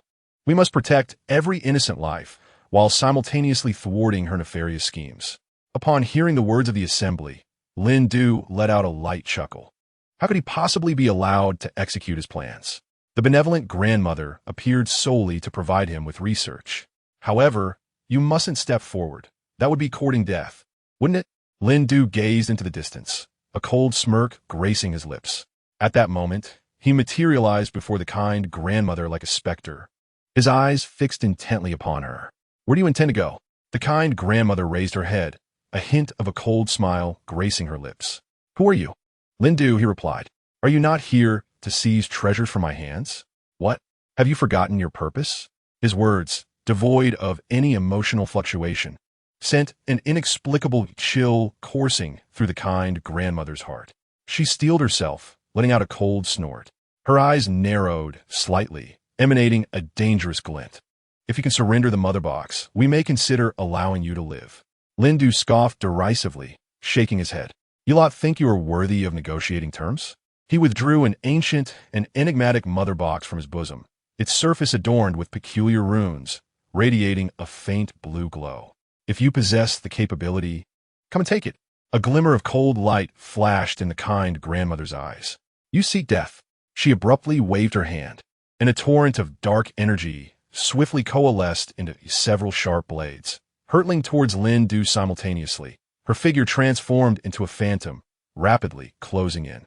Lin Du stood immobile, a confident smile playing upon his lips. With a gentle wave of his left hand, countless silver barriers suddenly emerged in the air, shattering the dark energy upon impact.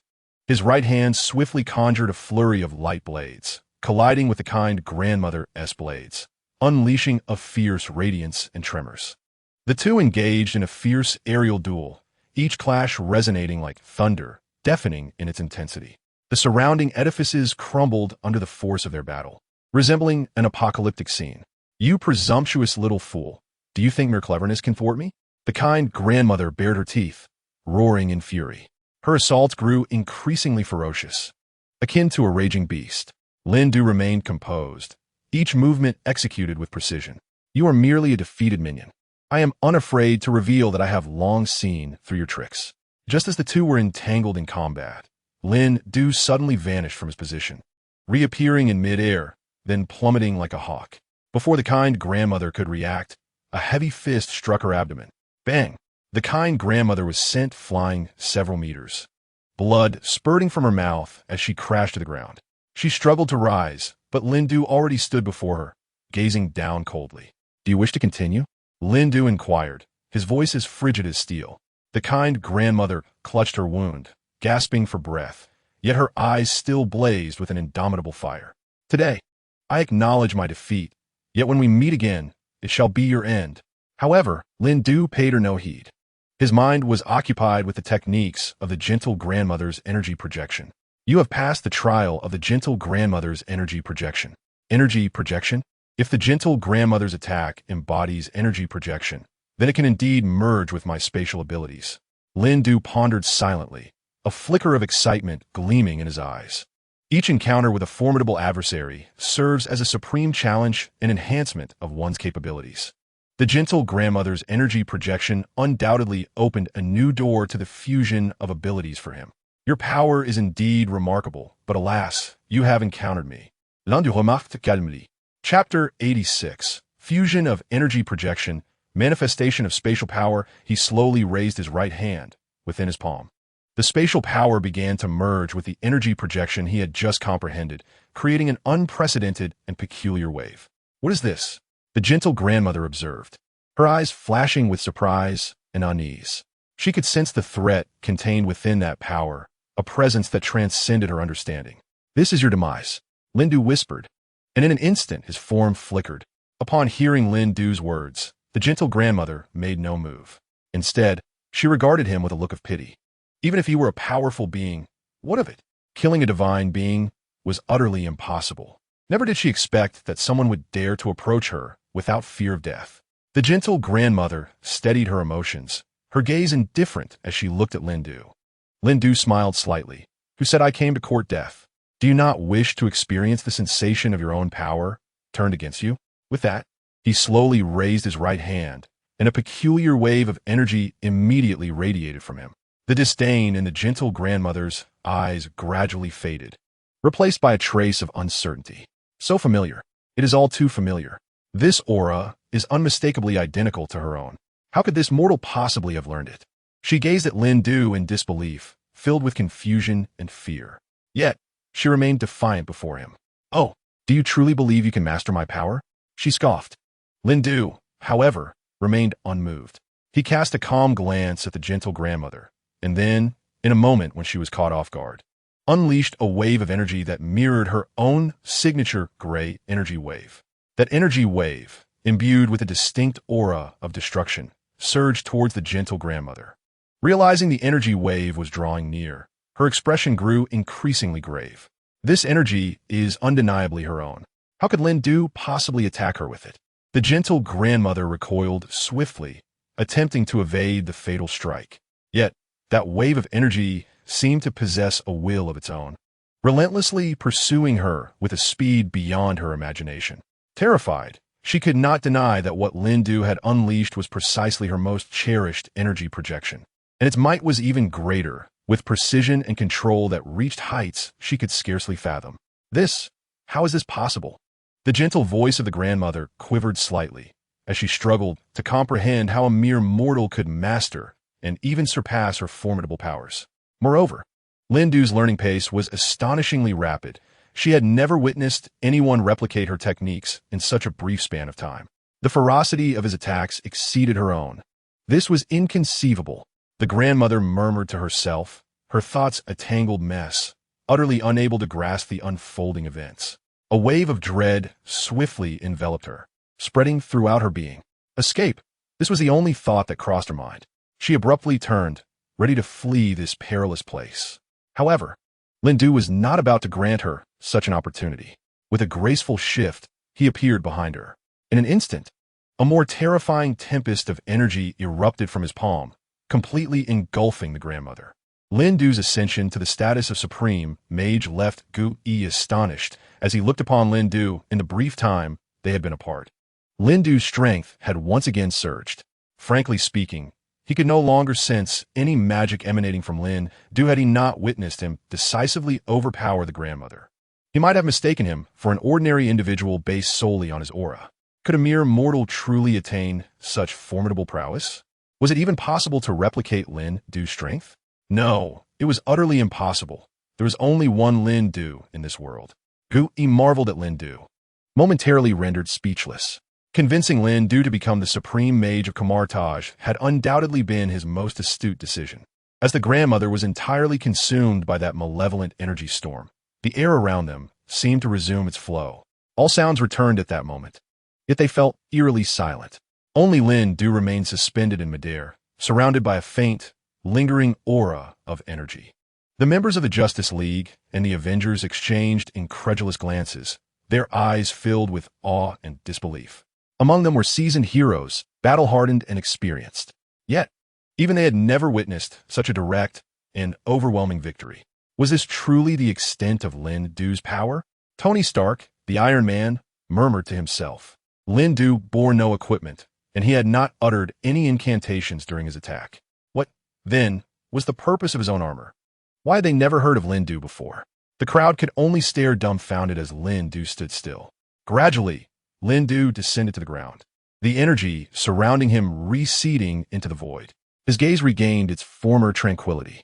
The harrowing battle he had just endured was merely a slight trial on his path of cultivation. He then surveyed his surroundings. Were they truly so startled? Why did they remain frozen in place, devoid of action? Had they not noticed that the grandmother's assault had not ceased? In fact, it had already begun to radiate in all directions. Ultimately, it was Captain America who regained his composure. Taking a deep breath, he made his way to Lin Du, facing the one who had rescued them from peril. Captain America broke the silence directly. What should we do? Even though he made every effort to conceal his thoughts, Lin Du still sensed a tremor in his voice. Was he astonished by his own strength? Lin Du chuckled softly, dismissing it from his mind. Continue to protect this world, just as you have always done. His gaze swept over the crowd that had turned their attention to him. Lin Du continued. Moreover, the crisis is far from resolved. The government is certainly no match for the orphanage and its inhabitants. Just moments ago, Lin Du had witnessed through the controlled space the government seizing the orphanage upon receiving the message he had sent them to prepare. They had begun to dominate the entire facility, ruthlessly slaughtering the orphans under the benevolent grandmother's influence. Lin Du's words extinguished the fervent atmosphere like a bucket of cold water.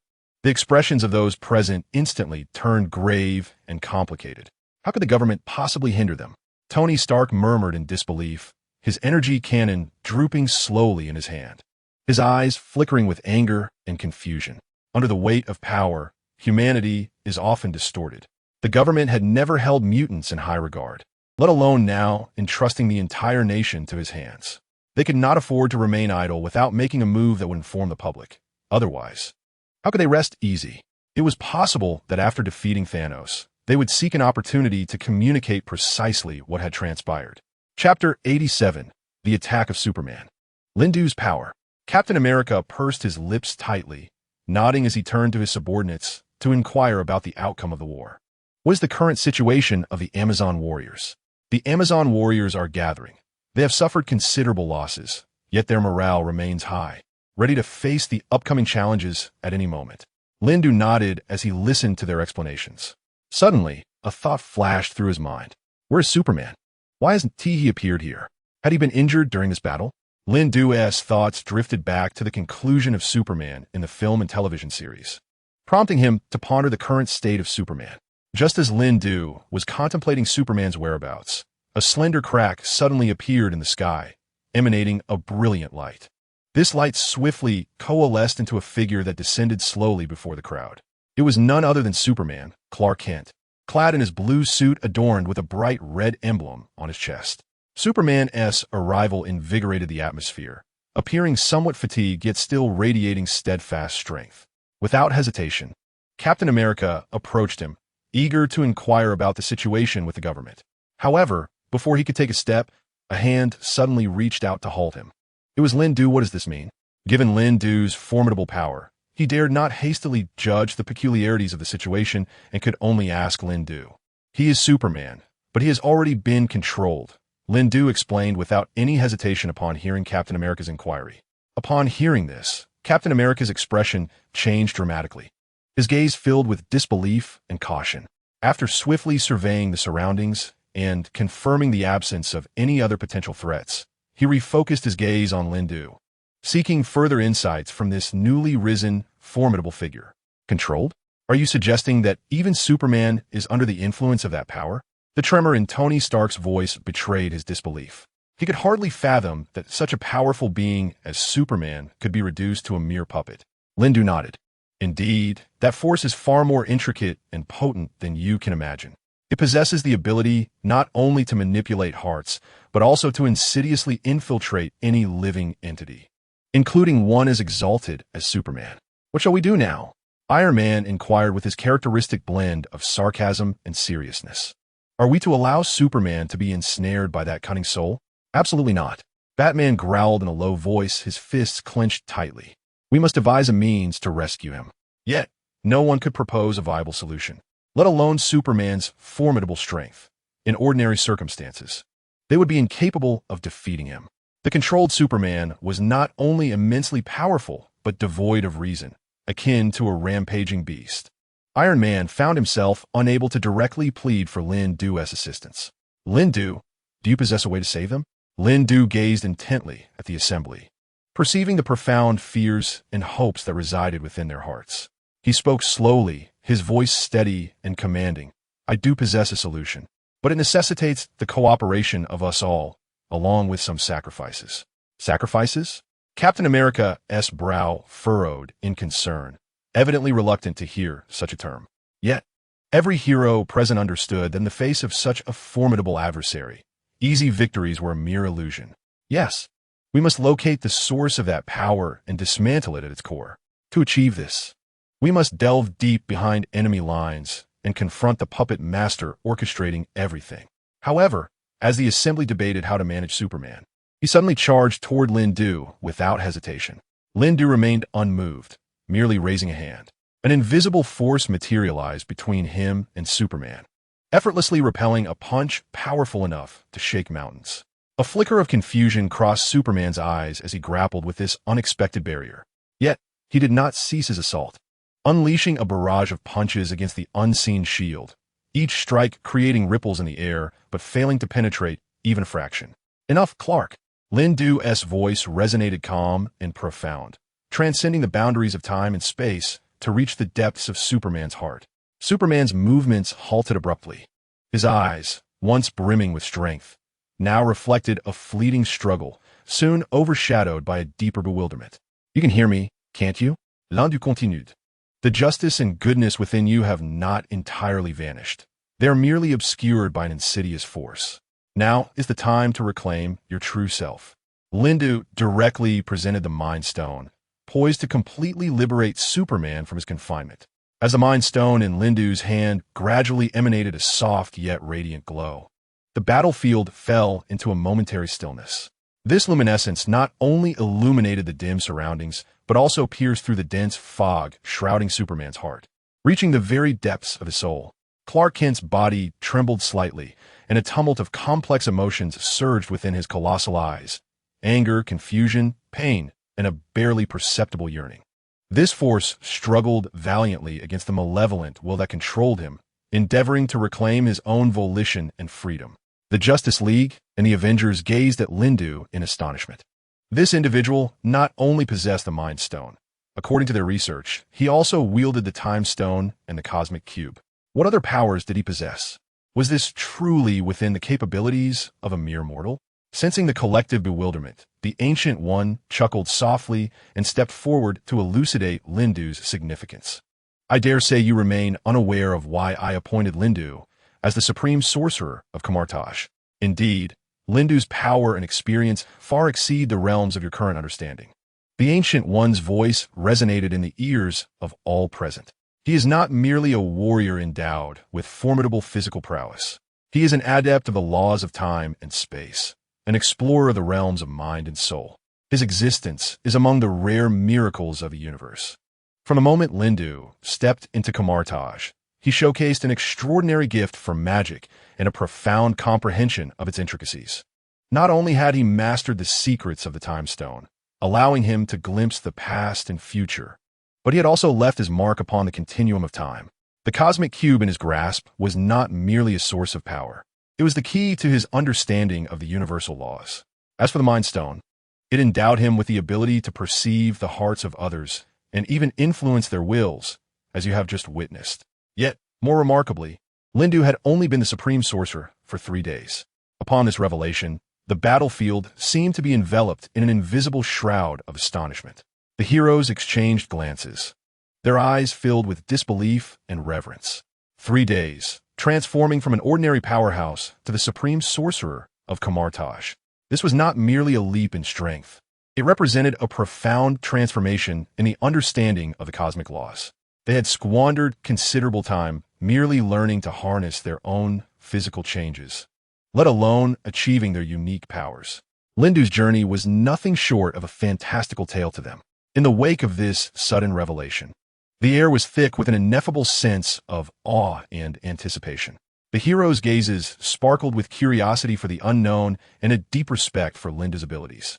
The conflict before them was perhaps no longer a mere clash of might, but rather a contest of wisdom, courage, and the laws of the universe. Suddenly, Captain America noticed Superman launching another attack. "Lindu, be careful," he shouted anxiously.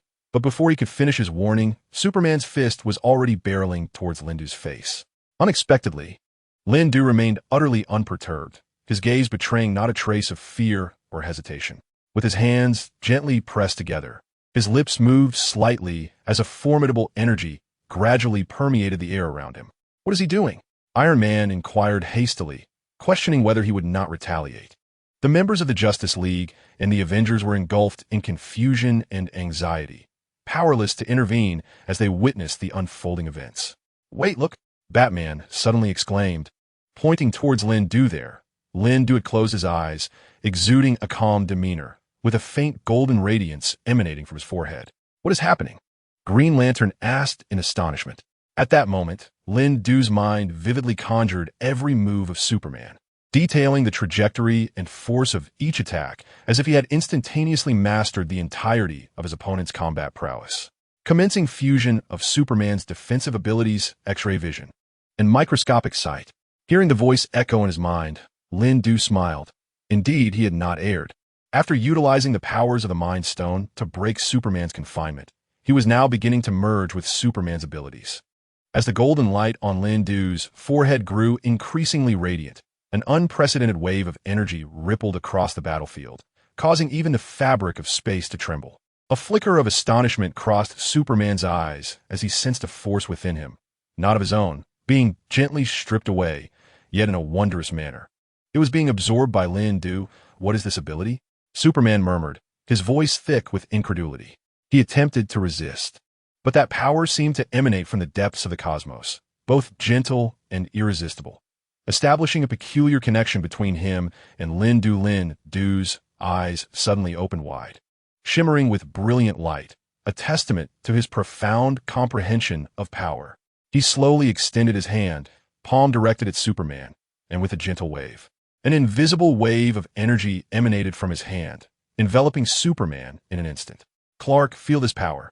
It belongs not only to me, but to every soul yearning for peace and justice." Lindu resolved to utilize the Mind Stone and the fused X-ray vision to examine Superman's physical state. As his words fell, the intangible wave of energy swept over Superman's body like a warm spring breeze, permeating every inch of his skin, every cell.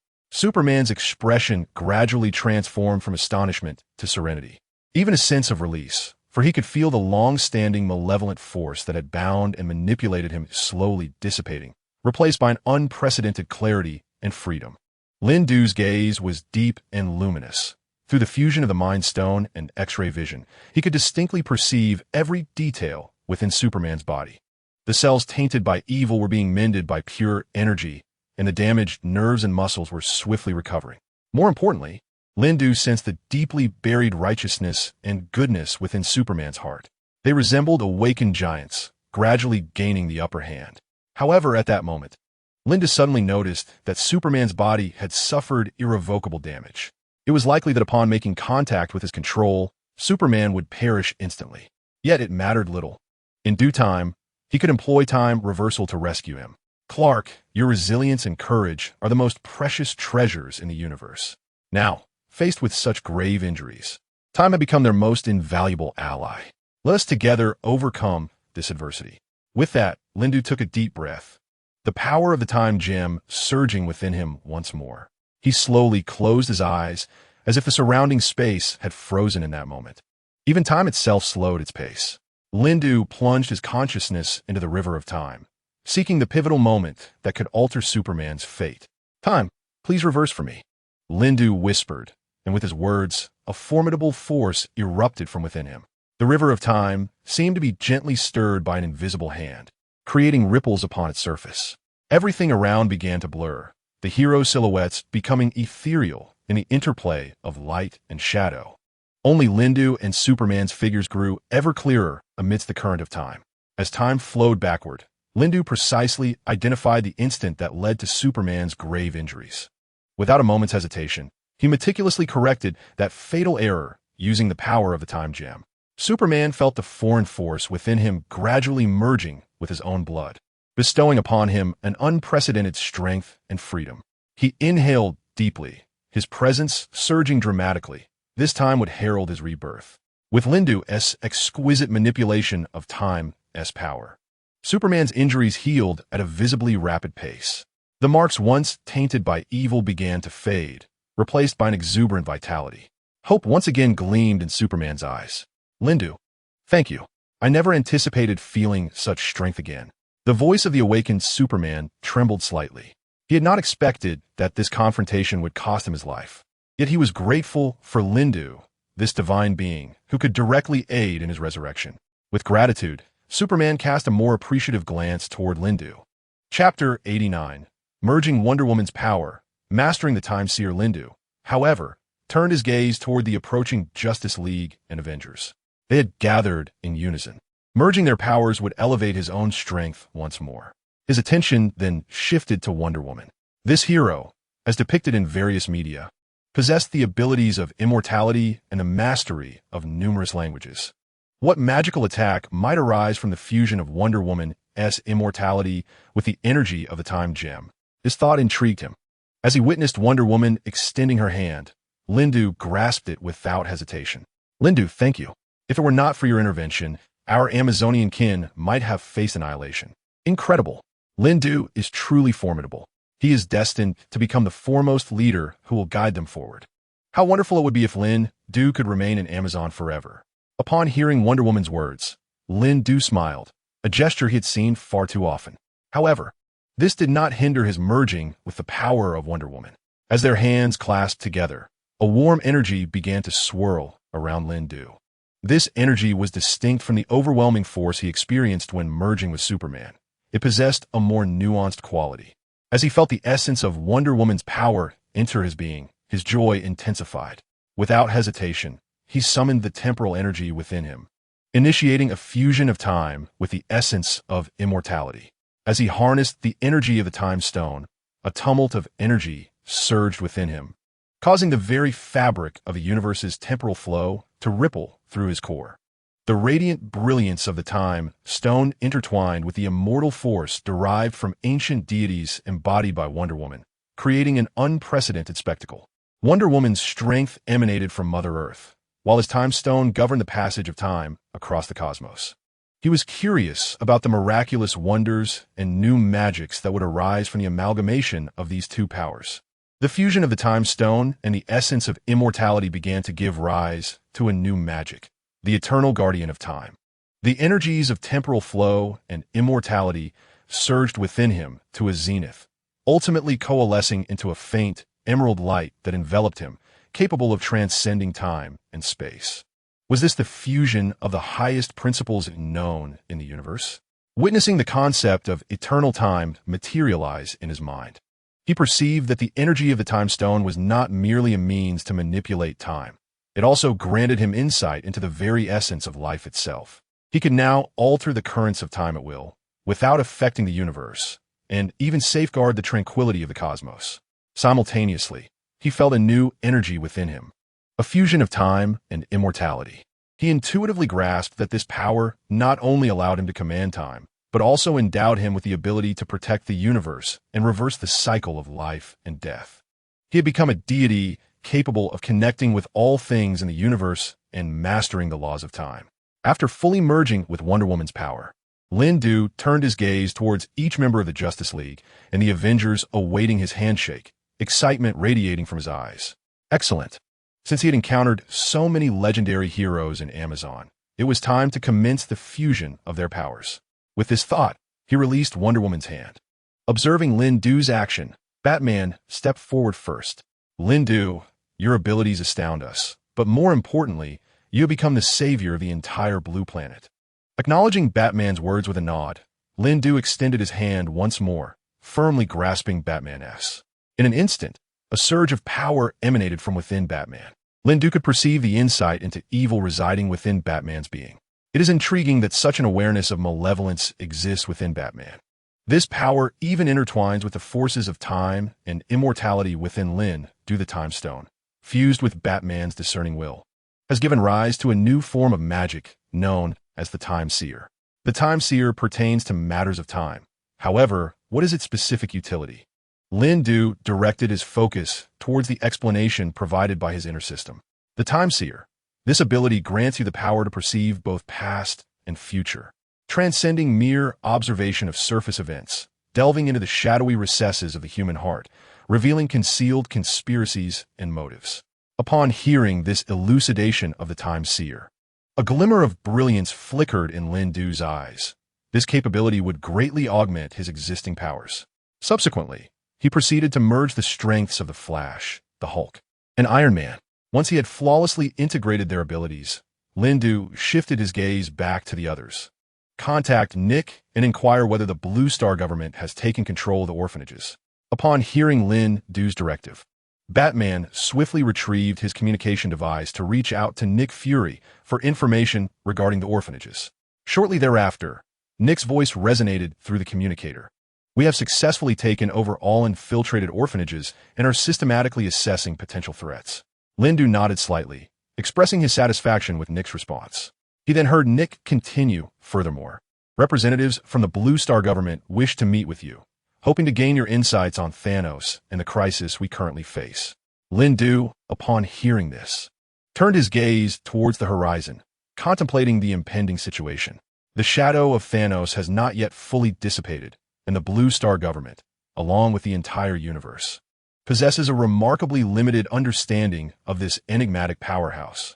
The Blue Star government should realize that while their strength may temporarily stabilize the situation when Thanos arrives, the Blue Star government, and indeed the entire planet, will face annihilation.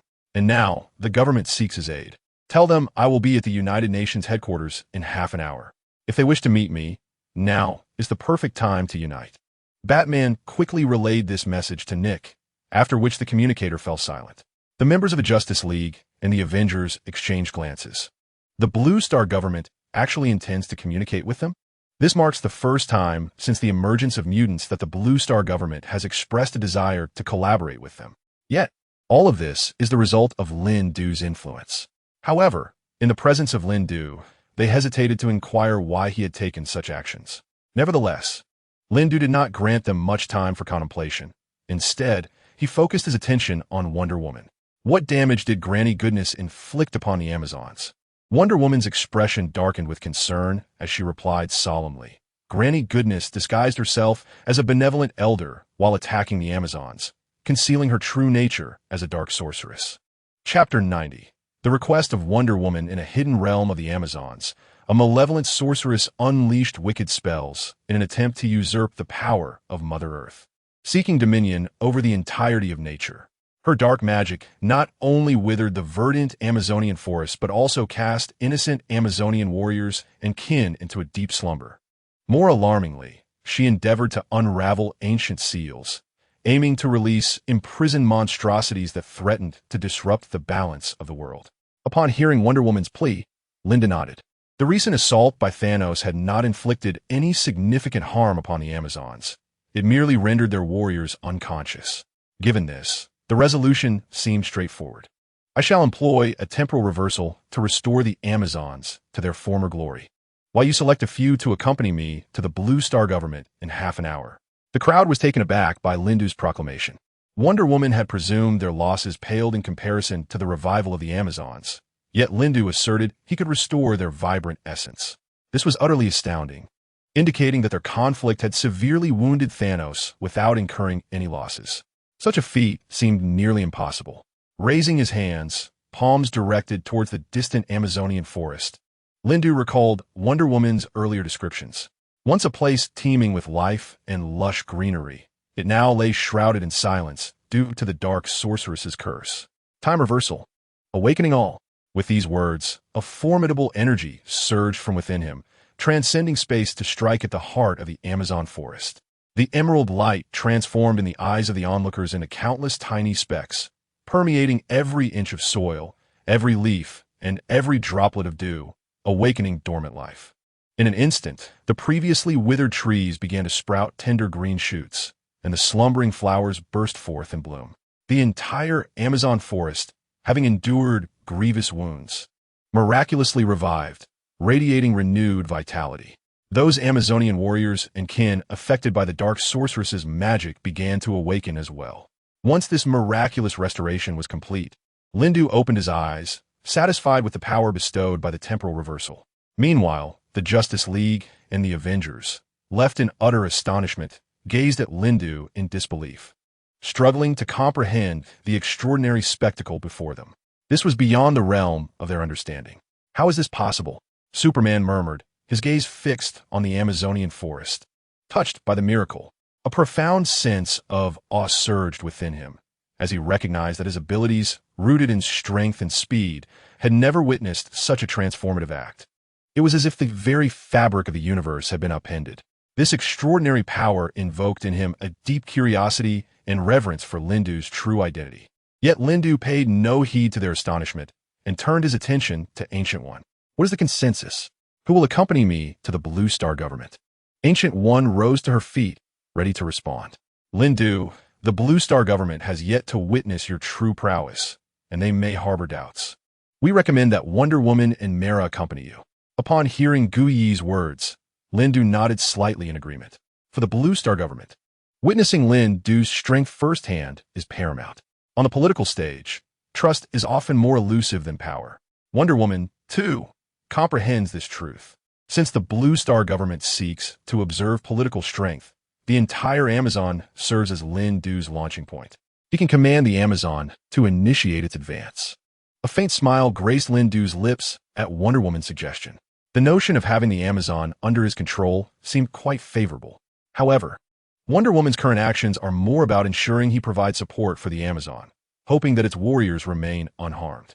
Thus, Lindu readily accepted Wonder Woman's allegiance, addressing her concerns and aspirations. In this perilous moment, the Amazon stands as an undeniable force, its stability and strength crucial not only to Blue Star, but to the entire universe. Wonder Woman, your suggestion holds great merit. I shall undoubtedly safeguard the glory and peace of the Amazon. Lindu surveyed the assembled members of the Justice League and the Avengers before continuing. Should you regret this decision, the Amazon can swiftly return to your command. I possess the means to address the Blue Star government. At these words, a flicker of gratitude sparkled in Wonder Woman's eyes. Lindu's capabilities now far exceeded her imagination. If he were to accept the Amazon, it could pose a significant crisis for him. Yet this was also her personal desire, to see Lindu protect the warriors of the Amazon diligently. His current stance and commitment to the Amazon undoubtedly provided her with a sense of reassurance. Wonder Woman recognized that her decision was sound. The future of the Amazon, with a guardian like you, is our privilege. I earnestly hope you will acquiesce to my request. Indeed, she was now beseeching Lindu for assistance. Time is of the essence. Given Wonder Woman's sincerity, what could be achieved by accepting the Amazon? Very well, I consent.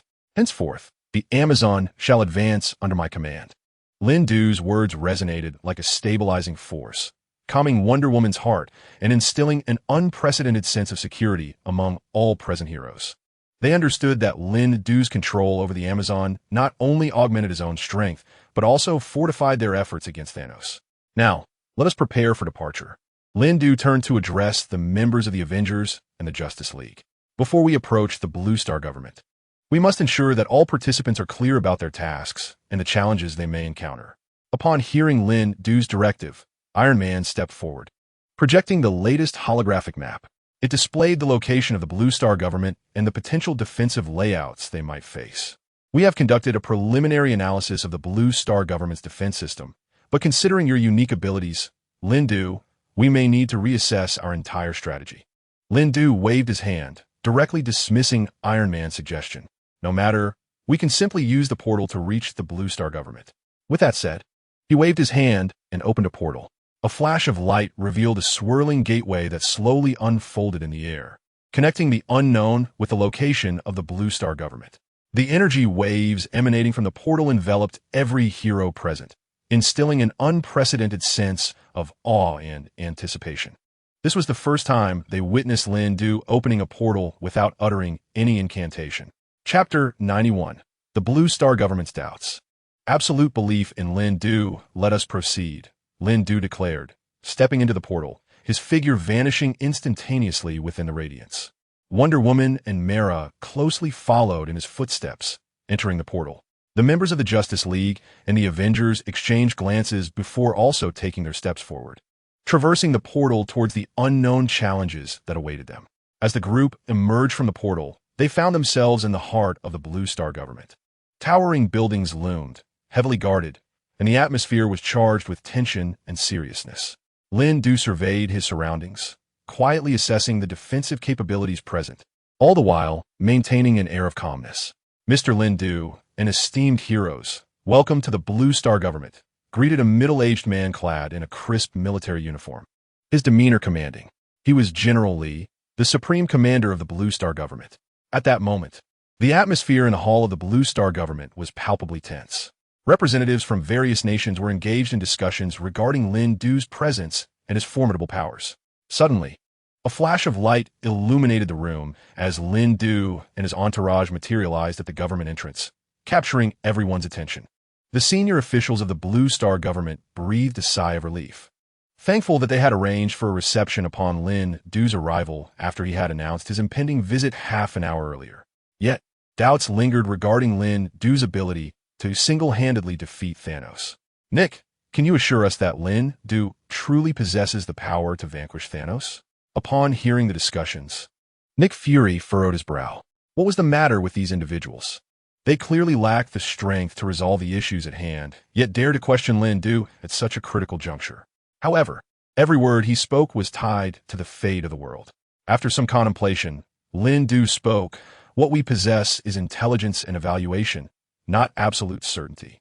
Yet, the capabilities Lindu has demonstrated on multiple occasions extend far beyond our understanding or measure. It is an undeniable fact that he can confront cosmic-level threats single-handedly. Now, you must choose to trust him, for that is your only path forward.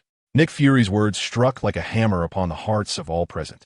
The murmurs in the hall gradually subsided, replaced by an unprecedented gravity and determination. Faced with the impending cosmic catastrophe, any suspicion or division among them would prove to be a fatal weakness. As Lindu entered, he happened to overhear their suspicions. With a cold snort, he pushed the door open. "Greetings, I am Lindu, the one you seek. How do you intend to address the threat posed by Thanos?" His words resonated throughout the conference room, plunging the Blue Star government into a profound silence. If they had possessed a solution, they would not have sought Lindu's or the mutant's assistance at this critical juncture. "Mr. Lin, your arrival undoubtedly serves as our most formidable support," General Lee stepped forward, attempting to alleviate the awkward atmosphere. "As Director Nick has stated, we are acutely aware of your extraordinary capabilities. We also understand that in the face of this cosmic crisis, unity and collaboration are our only paths to survival." Unity? Lindu's lips curled into a subtle smile as his gaze swept over everyone present. "I am delighted to hear that word. But unity is not merely a slogan. It requires action, trust, and the willingness of each individual to shoulder their responsibilities." His words straightened the backs of those who had previously harbored doubts and hesitations. Regarding Thanos, Lindu continued, "His threat extends far beyond mere personal power. It lies in his destructive plans and boundless ambition. We must halt him at the root, rather than merely responding to each of his assaults. Do you have any specific plans?" An eager representative from Europe inquired. Lindu nodded slightly, turning to Nick Fury. "I need you to provide all intelligence regarding Thanos, including his operational plans, weaknesses, and potential allies." Lindu could easily resolve the situation with Thanos. Yet he knew it was vital for the government officials to comprehend the arduous nature of confronting such a colossal threat. Nick immediately grasped Lin Du's strategy. Thanos targeted Blue Star, and Lin Du was their sole salvation. Nick Fury's words resonated powerfully, creating ripples throughout the conference room. At this pivotal moment, it was essential for everyone to recognize Lin Du's significance and the grave challenges they collectively faced. Mr. Lin, we have assembled the world's foremost intelligence analysts and technical experts. They are working tirelessly to gather every piece of information regarding Thanos from various channels, Nick Fury stated, addressing those present. We understand that time is of the essence. Every moment is crucial. Rest assured, we will exert every effort to provide you with all necessary support. Lin Du nodded slightly, satisfied with Nick's response. Confronting such a monumental cosmic threat alone was impossible. Only through unified efforts could they prevail. However, these matters were merely for them to ponder. For Lin Du, the resolution was effortlessly attainable. So, what thoughts do you have, government officials? Upon hearing Lin Du's words, the Blue Star government fell into deep contemplation. Subsequently, General Lee inhaled deeply and spoke in a serious tone. Mr. Lin, we have activated the highest level of emergency response mechanisms. We are not only reinforcing Blue Star security defenses, but also urgently mobilizing global resources in preparation for the impending battle. Simultaneously, we are endeavoring to establish communication with extraterrestrial civilizations in search of potential assistance. He paused, his gaze resolute. We comprehend that the strength of humanity alone may prove insufficient to contend with a cosmic overlord such as Thanos. Yet, as you have articulated, unity and trust are our most invaluable weapons. We are prepared to invest everything to fight alongside you. Upon hearing this, Lin Du's lips curved into a smile of approval. It is indeed commendable that the Blue Planet government could reach such a decision with remarkable swiftness. However, it is still inadequate to decisively overcome Thanos. The members of the Blue Planet government must adhere strictly to my counsel. Very well, yet there is one stipulation. You must comply entirely with my directives. Lin Du's voice resonated throughout the conference room, compelling every individual present to straighten their spines instinctively. The people of the Blue Planet, upon hearing this, exhibited a fleeting hesitation in their eyes, quickly replaced by determination. In the face of such an immense crisis, personal opinions and positions become trivial. Only by standing united and following the guidance of those truly capable of leading them to victory can they find a way forward. Rest assured, Mr. Lin Du, General Lee said solemnly, from this moment forth, all actions of the Blue Planet government will align with your will. Chapter 92. The Superman begins to revolt. Lin Du initiates his plan upon hearing the words of the Blue Planet government. Lin Du nodded with satisfaction. Before he could discuss pertinent matters with them, he was suddenly interrupted by an urgent call from the communicator. Lin Du, we have an emergency. New intelligence indicates that Thanos' fleet is accelerating towards the Blue Planet, with arrival time significantly advanced. The urgency in Iron Man's voice was palpable. Lin Du swiftly turned, surveying each individual in the conference room. It appears that our time is considerably shorter than anticipated. Now, I require you to execute my forthcoming orders immediately. During the time I engage Thanos, you must ensure your own safety. No sooner had he issued his commands than Iron Man's voice echoed again. Moreover, Superman has suddenly revolted, and we are unable to subdue him. Lin Du, we hope you can return swiftly to assist us in resolving this crisis. Superman has revolted? Could this be the doing of Darkseid? Has he directly manipulated Superman due to Granny Goodness's machinations? However, he had already removed the control from Superman. At this moment, only Darkseid could exert control over him. As this realization dawned on him, a smile crept across Lin Du's face. It seems that the fusion of Darkseid's power is nearing completion. After confirming the necessary actions to follow, Lin Du immediately surmised Darkseid's intent. He seeks to control Superman to incite chaos on the Blue Planet, simultaneously complicating the existing situation. With this understanding, Lin Du shifted his gaze to the assembly. Ladies and gentlemen, I shall personally handle the Superman revolt, but before that, we must ensure the fortification of the Blue Planet's defensive line. He turned to Nick Fury, his tone unwavering. Nick, initiate all defensive measures immediately, including but not limited to the spatial jump disruptor, to ensure that Thanos' fleet cannot approach Blue Star with ease. Concurrently, dispatch all available aircraft for aerial patrol. Any anomalies must be reported without delay. Nick Fury nodded swiftly, promptly relaying the orders through his communicator, causing the atmosphere in the conference room to grow tense once more. As for Superman, Lyndon pondered for a moment. There was no means to halt Superman's actions. Thus I shall personally intervene to resolve the crisis instigated by Darkseid. With that, Lyndon's figure flickered before the eyes of the onlookers. In the blink of an eye, he vanished, leaving behind a trail of afterimages. As Lyndon traversed the atmosphere at high speed, his mind was already calculating. Though Superman was formidable under Darkseid's manipulation, his power was sufficient to shake the very foundations of Blue Star. To eliminate this crisis, it was imperative to sever the link between Darkseid and Superman at its root.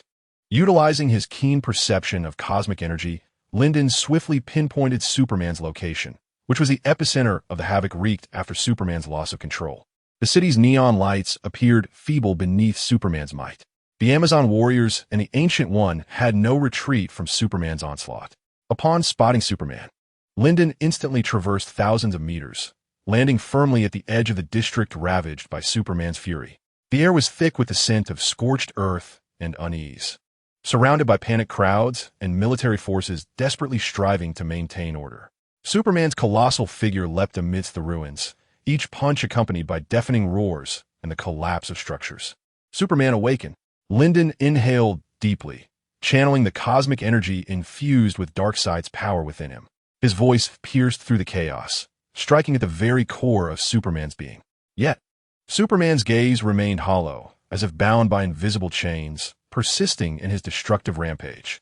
Observing this, Lyndon surged forward like a streak of light towards Superman, his hands gathering a brilliant energy sphere poised to deliver a decisive blow.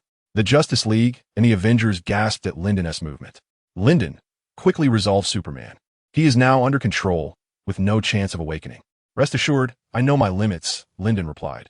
As his words fell, the energy sphere began to swirl with increasing ferocity in his palm, harboring a power capable of rending space itself, and launched directly at Superman's position.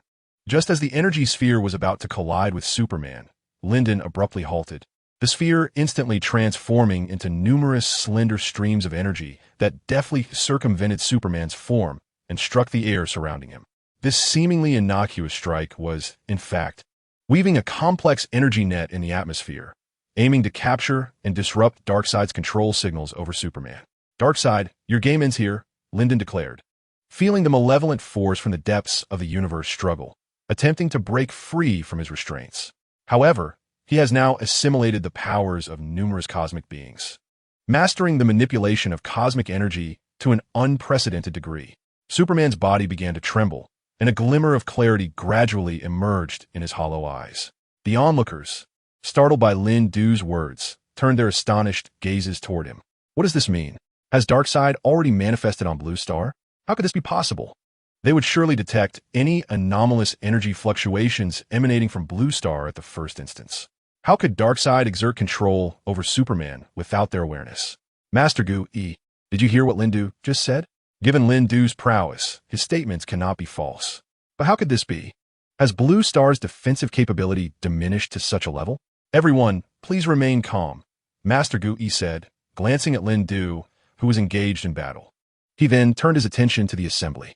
From what I gather, Lin-Du is not suggesting that Darkseid has personally descended upon Blue Star. Rather, he is employing some arcane cosmic magic to exert control over Superman from a great distance. This control may be insidious, evading our conventional detection methods. At this point, Master Gu felt a profound unease. After all, Lin-Du's strength was formidable. His words might be a misinterpretation of Lin-Du's intent. Meanwhile, Lin-Du denied Superman any chance to retaliate, preparing to use spatial mimicry to seize control of Superman. Superman, it would be wise for you to rest for a moment. No sooner had he spoken than Lin-Du's figure shimmered once more. This time, an invisible hand distorted the space around him, forming a vast spatial cage that enveloped Superman, who was poised to launch another attack. Superman's immense form struggled within the confines of the cage. However, each impact only reinforced its stability. Confusion and struggle finally flickered in his vacant gaze. Lin-Du, what have you done? Cried the members of the Justice League from a distance, their anxiety palpable. Chapter 93.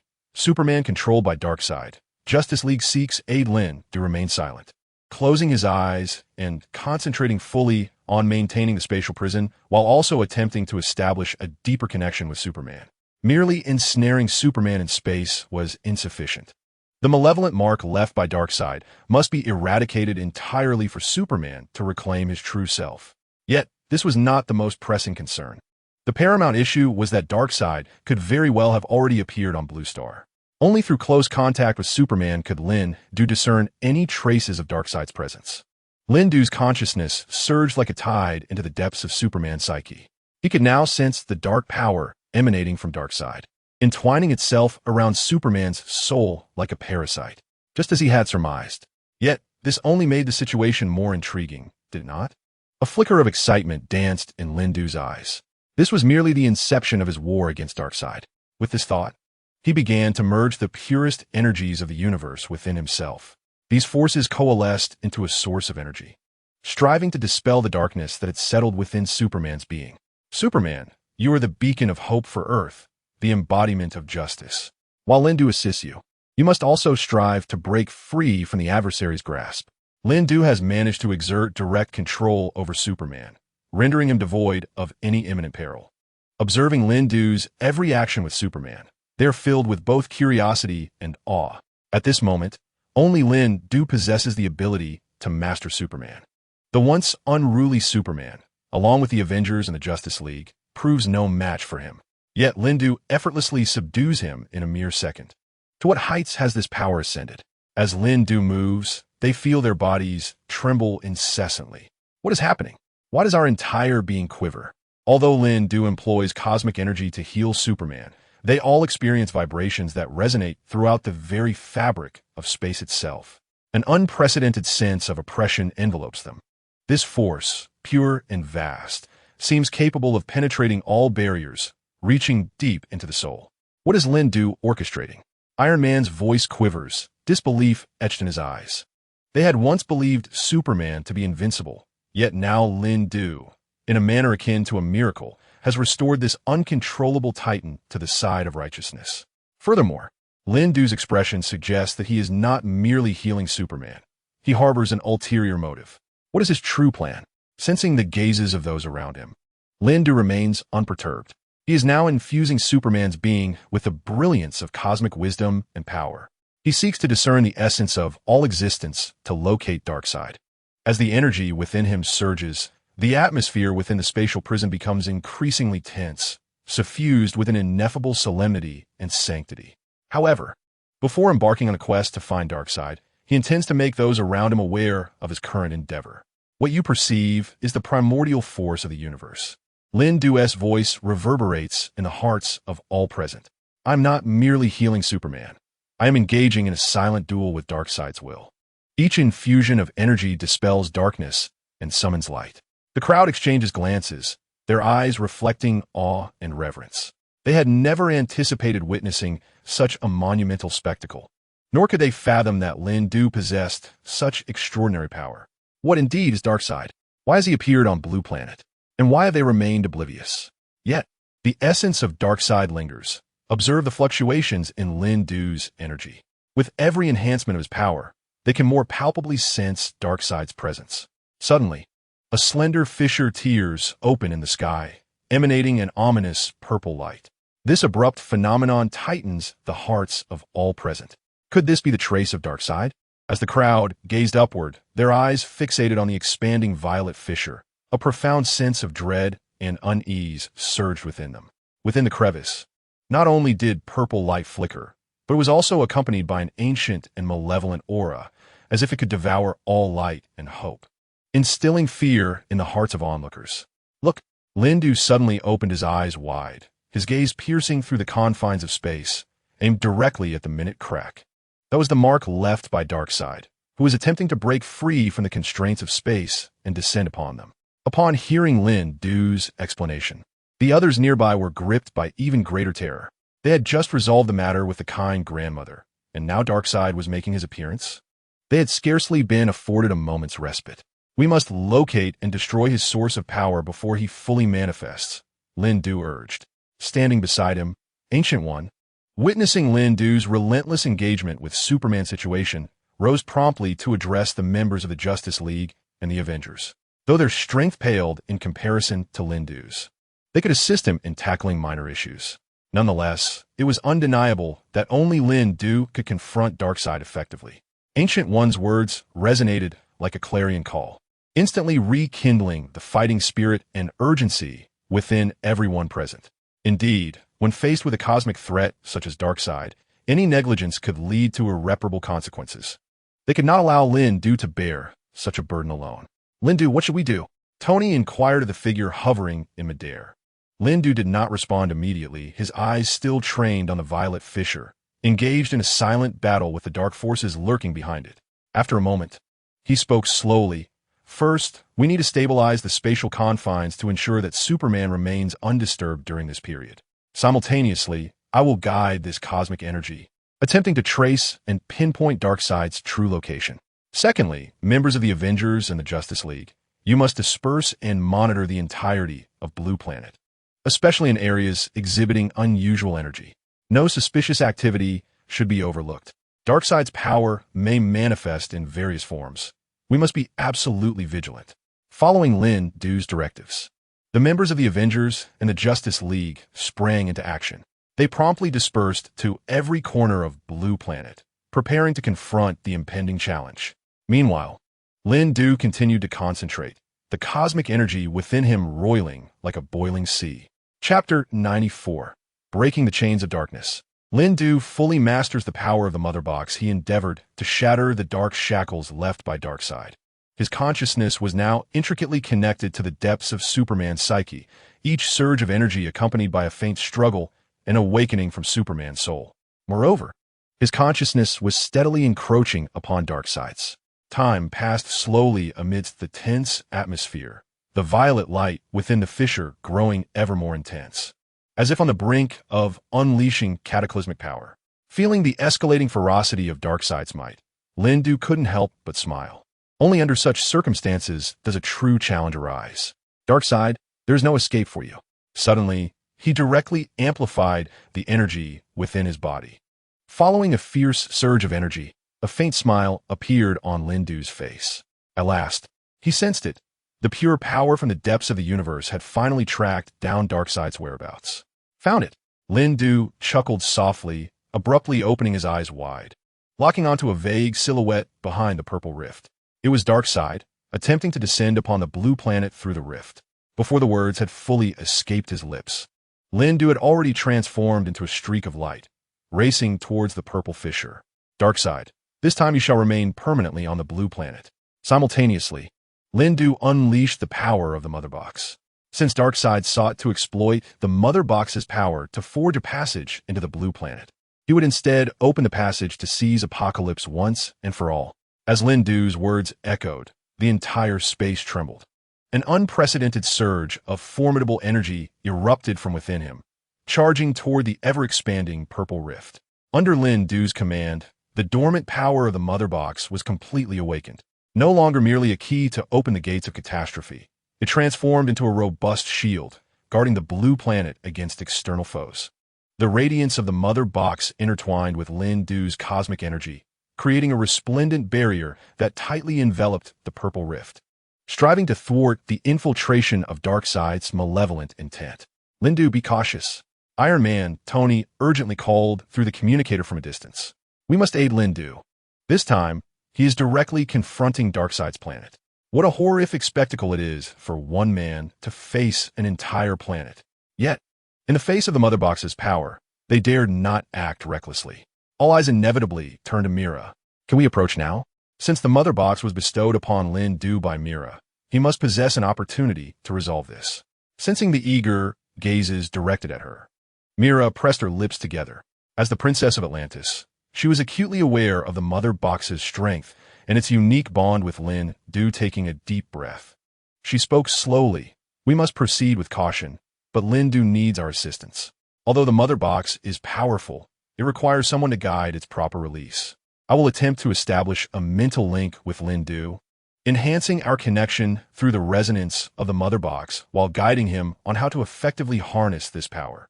As Mira spoke, she began to form intricate hand seals, Streams of blue light gathered at her fingertips, symbolizing the power of the ocean and her unique abilities as the daughter of the Ocean King. Everyone, remain vigilant. Should an opportunity arise, we must wholeheartedly support Lin, Do Master Gu. He joined his hands in prayer, closing his eyes and focus, preparing for any eventuality. However, just as Mira believed she could completely master the utilization of the mother box after gifting it to Lin Du, an overwhelming force suddenly surged toward her. Mira stared in horror at the direction of Lin Du's such immense power. This sudden surge of energy swept in like a tempest, causing Myra's expression to shift dramatically and sending a wave of unease through all present.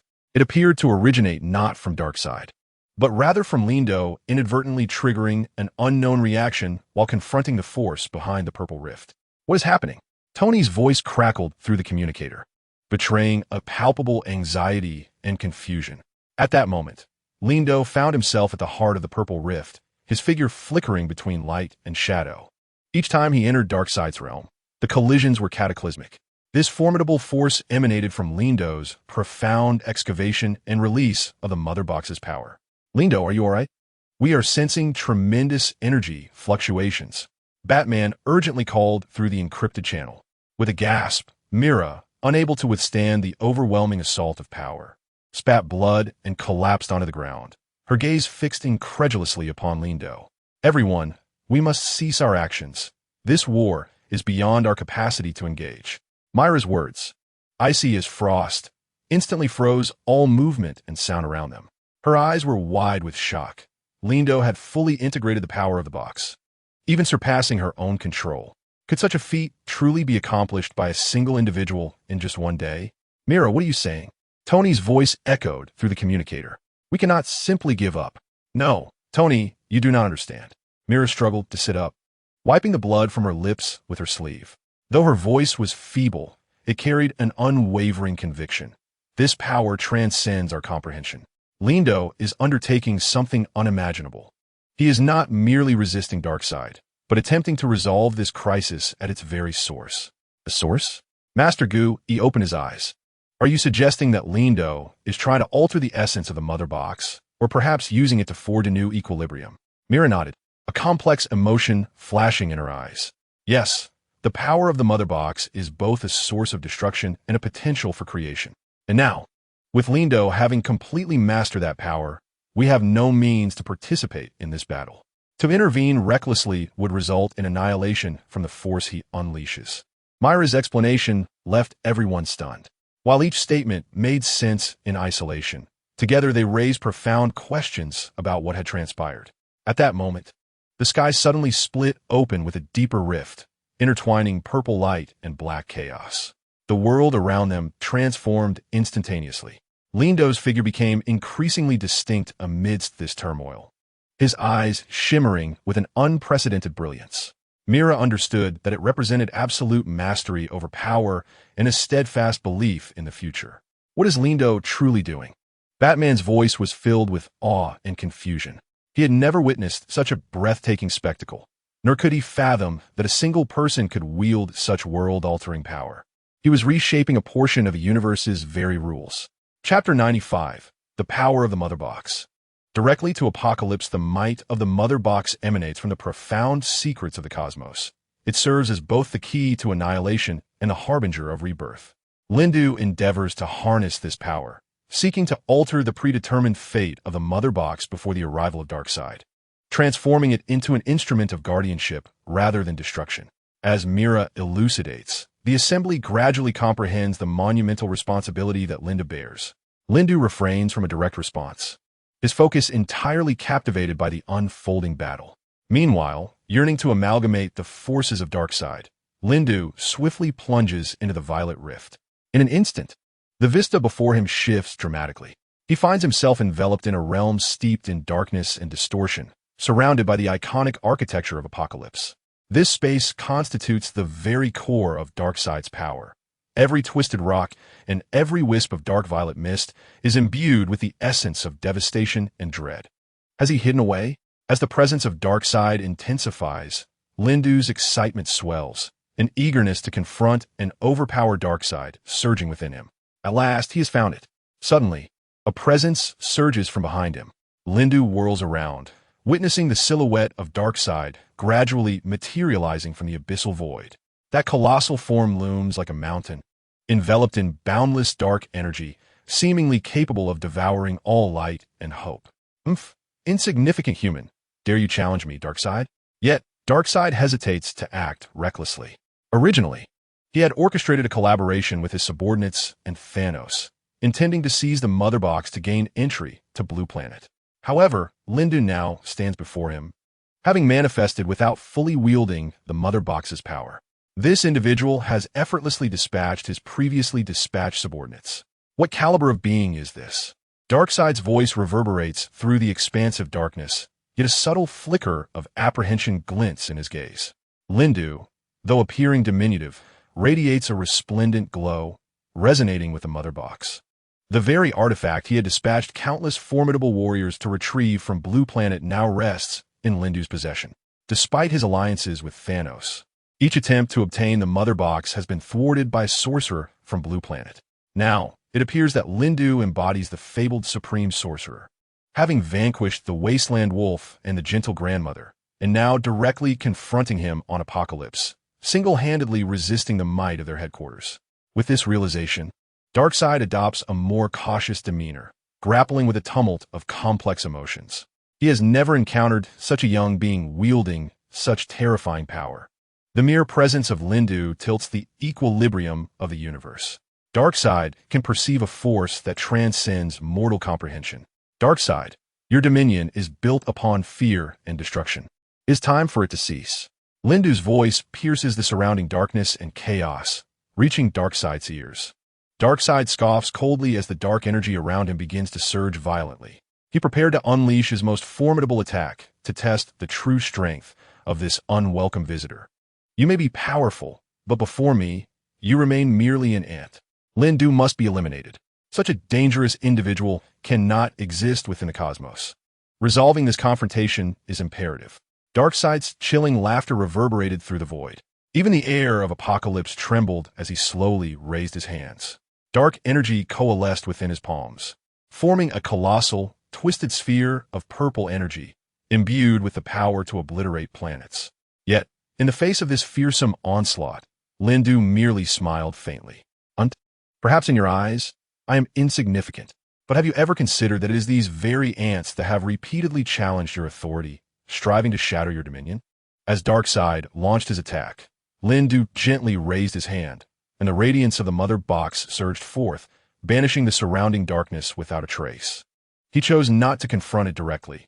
Instead, he harnessed the power of the Mother Box to construct a complex network of energy, redirecting the chaos and destructive force of Apocalypse, even beginning to mend the fractured spaces and temporal rifts caused by war. Darkseid's expression shifted dramatically as he sensed the bond between himself and this land weakening. The dark energies he once commanded appeared to slip from his grasp. Neutralized by Lindu one after another, he roared in fury, attempting to break free from this constraint. But each strike fell as futile as a stone cast into the sea, stirring not a single ripple. Impossible. This cannot be. Darkseid's voice was laced with rage. How could he be defeated by a mere human? It was a disgrace. Lindu regarded the once mighty overlord, who had caused the cosmos to tremble, with a calm demeanor. Devoid of fear, perhaps even exhilarated.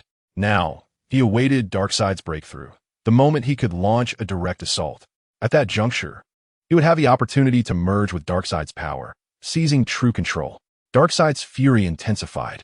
His eyes glowed with a destructive red light, veins bulging on his forehead, clearly having lost his composure. Do you think this will lead to victory? Darkseid bellowed. Even the Mother Box cannot fully contend with my might. Lindu remained composed, a subtle smile gracing his lips as he conjured a complex energy barrier in midair, completely repelling Darkseid's assault. Your power is indeed formidable, but your arrogance is your Achilles heel. Lindu's tone was serene, yet resonant. There are entities in the universe far stronger than you, and your presumptuous attitude will ultimately bring about your downfall. Darkseid, seething with rage, was enveloped in a dense shroud of dark energy as he charged forward, seeking to crush Lindu with brute force. Simultaneously, the warriors of Apocalypse rallied to their master's call, surging toward Lindu's futile struggle. Lin Du murmured, his gaze sharp as a blade. The mother box in his grasp emanated a renewed glow, absorbing and transforming more dark energy while simultaneously channeling the natural energies of Apocalypse to mount a counterattack. The battle swiftly escalated into a fervent clash, with the assaults from both sides intertwining, erupting into a deafening cacophony. The surface of Apocalypse fractured incessantly, the very fabric of space contorting as if it were on the brink of plunging into infinite void. In that critical moment, Lin Du relinquished his hold over the mother box, preparing to offer Darkseid a chance to challenge him. As Darkseid made his move, Lin Du would harness his power to commence the fusion of their strengths. Chapter 96. Mastering Apocalypse. Astounding Darkseid at the instant Lin Du released his control over the mother box. The air on Apocalypse seemed to freeze, and all sounds ceased abruptly.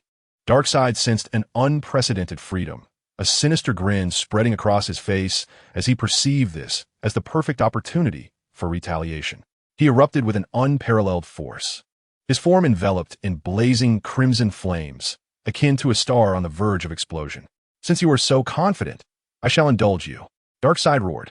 Soaring upwards toward Lin Du did not falter. Instead, he met Darkseid head-on. Their collision reverberated like two celestial bodies colliding, generating immense waves of energy. The surrounding space trembled violently under the weight of their confrontation. As the ferocious energy clashed, the duel between Darkseid and Lin Du intensified, their attacks quickening, each encounter unleashing boundless destructive power. "Lin Du, do you truly believe your trivial methods can challenge a deity?" Darkseid spat through gritted teeth, his fists raining down like a tempest upon Lin Du with agility akin to lightning. Lin Du evaded while countering. "A deity?" He scoffed. "Your so-called divine power is utterly inconsequential." Just as the battle reached its zenith, Lin Du suddenly pressed the energy blade against Darkseid's chest, discreetly activating the fusion mechanism. In an instant, Darkseid felt an irresistible force emanating from Lin Du's being. "No!" Darkseid's eyes widened in horror, yet his power began to be absorbed at an alarming rate. Simultaneously, the Apocalyptian warriors surrounding them fell into disarray, their faces reflecting terror as they witnessed their master's strength being siphoned away. "Stay calm. Continue the assault." Darkseid managed to issue a final command. Meanwhile, Lin Du's mind was flooded with notifications. Initiating fusion of Darkseid's anti-life equation. Fusion process accelerating. Anti-life equation deeply integrating with host capabilities. In that moment, Lin Du's eyes transformed into a profound cosmos, shimmering with unprecedented brilliance. He could feel Darkseid's vast and intricate anti-life power merging with his very essence in a manner unfathomable to him. Was this the power of a deity? Lin Du marveled inwardly, yet he remained unclouded by the overwhelming force. Conversely, he became acutely aware that this force represented both an opportunity and a challenge. Only by truly mastering it could he navigate the ever-shifting tides of the cosmos. As the fusion deepened, the energy enveloping Lin Du began to undergo a qualitative transformation. The initially gentle blue light morphed into a profound shade of purple, emblematic of Darkseid's dark energy. Yet, at this moment, it harmoniously blended with Lin Du's own power, forging an unprecedented new strength. The warriors on Apocalypse were struck with terror. They had never witnessed such a bizarre and formidable fluctuation of energy. In that instant, time and space themselves appeared to warp beyond comprehension. "No, this cannot be." Darkseid's voice reverberated in Lin Du's mind, laden with despair and resentment. He realized that the power he had once taken pride in was being devoured by a being he had previously regarded as insignificant. This sense of powerlessness ignited within him both fury and fear. Nevertheless, Lin Du pressed on. Every moment was of paramount importance. He had to completely assimilate Darkseid's power before it dissipated entirely, transforming it for his own use. Fusion complete, the anti-life equation has been perfectly combined with the host's abilities. As this notification resounded, Lin Du felt an unprecedented surge of immense power coursing through his being. He slowly opened his eyes, his gaze piercing, now capable of perceiving the essence of all things. He had fully integrated Darkseid's strength. The next step was to fuse the powers of the space gem, the time gem, and the mind gem within his own physical prowess. Without granting them room for explanation, Lin Du commenced immediately. beginning fusion of the space gem, time gem, and anti-life force. Upon hearing the voice echo in his mind, Lin Du was elated. It seemed he could indeed initiate the fusion of the three powers directly. However, what new magic would emerge from this amalgamation? As Lin Du contemplated, a deeper, more intricate wave of energy began to stir within him. The azure brilliance of the space gem, the verdant flow of the time gem, and the profound purple energy of the recently fused anti-life equation intertwined. It resembled the most resplendent fireworks of the universe, yet remained serene enough to be perceived solely by Lin Du. Fusion process initiated, interweaving space, time, and anti-life forces.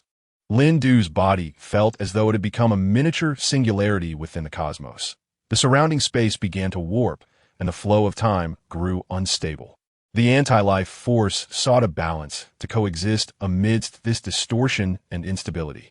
His consciousness was immersed in an expansive cosmic panorama, witnessing the collision, fusion, and sublimation of three universal powers. Space and time are the fundamental framework of the universe. Anti-life represents the ultimate manifestation of will and existence. What miracle shall arise from their union? A fleeting thought crossed Lin Du's mind. Immediately after, an unprecedented force erupted from within him. This power transcended mere physical or mental dimensions. It is a profound understanding and application of the universal laws, an exploration of the boundaries between existence and non-existence, and the ultimate dialogue between life and death.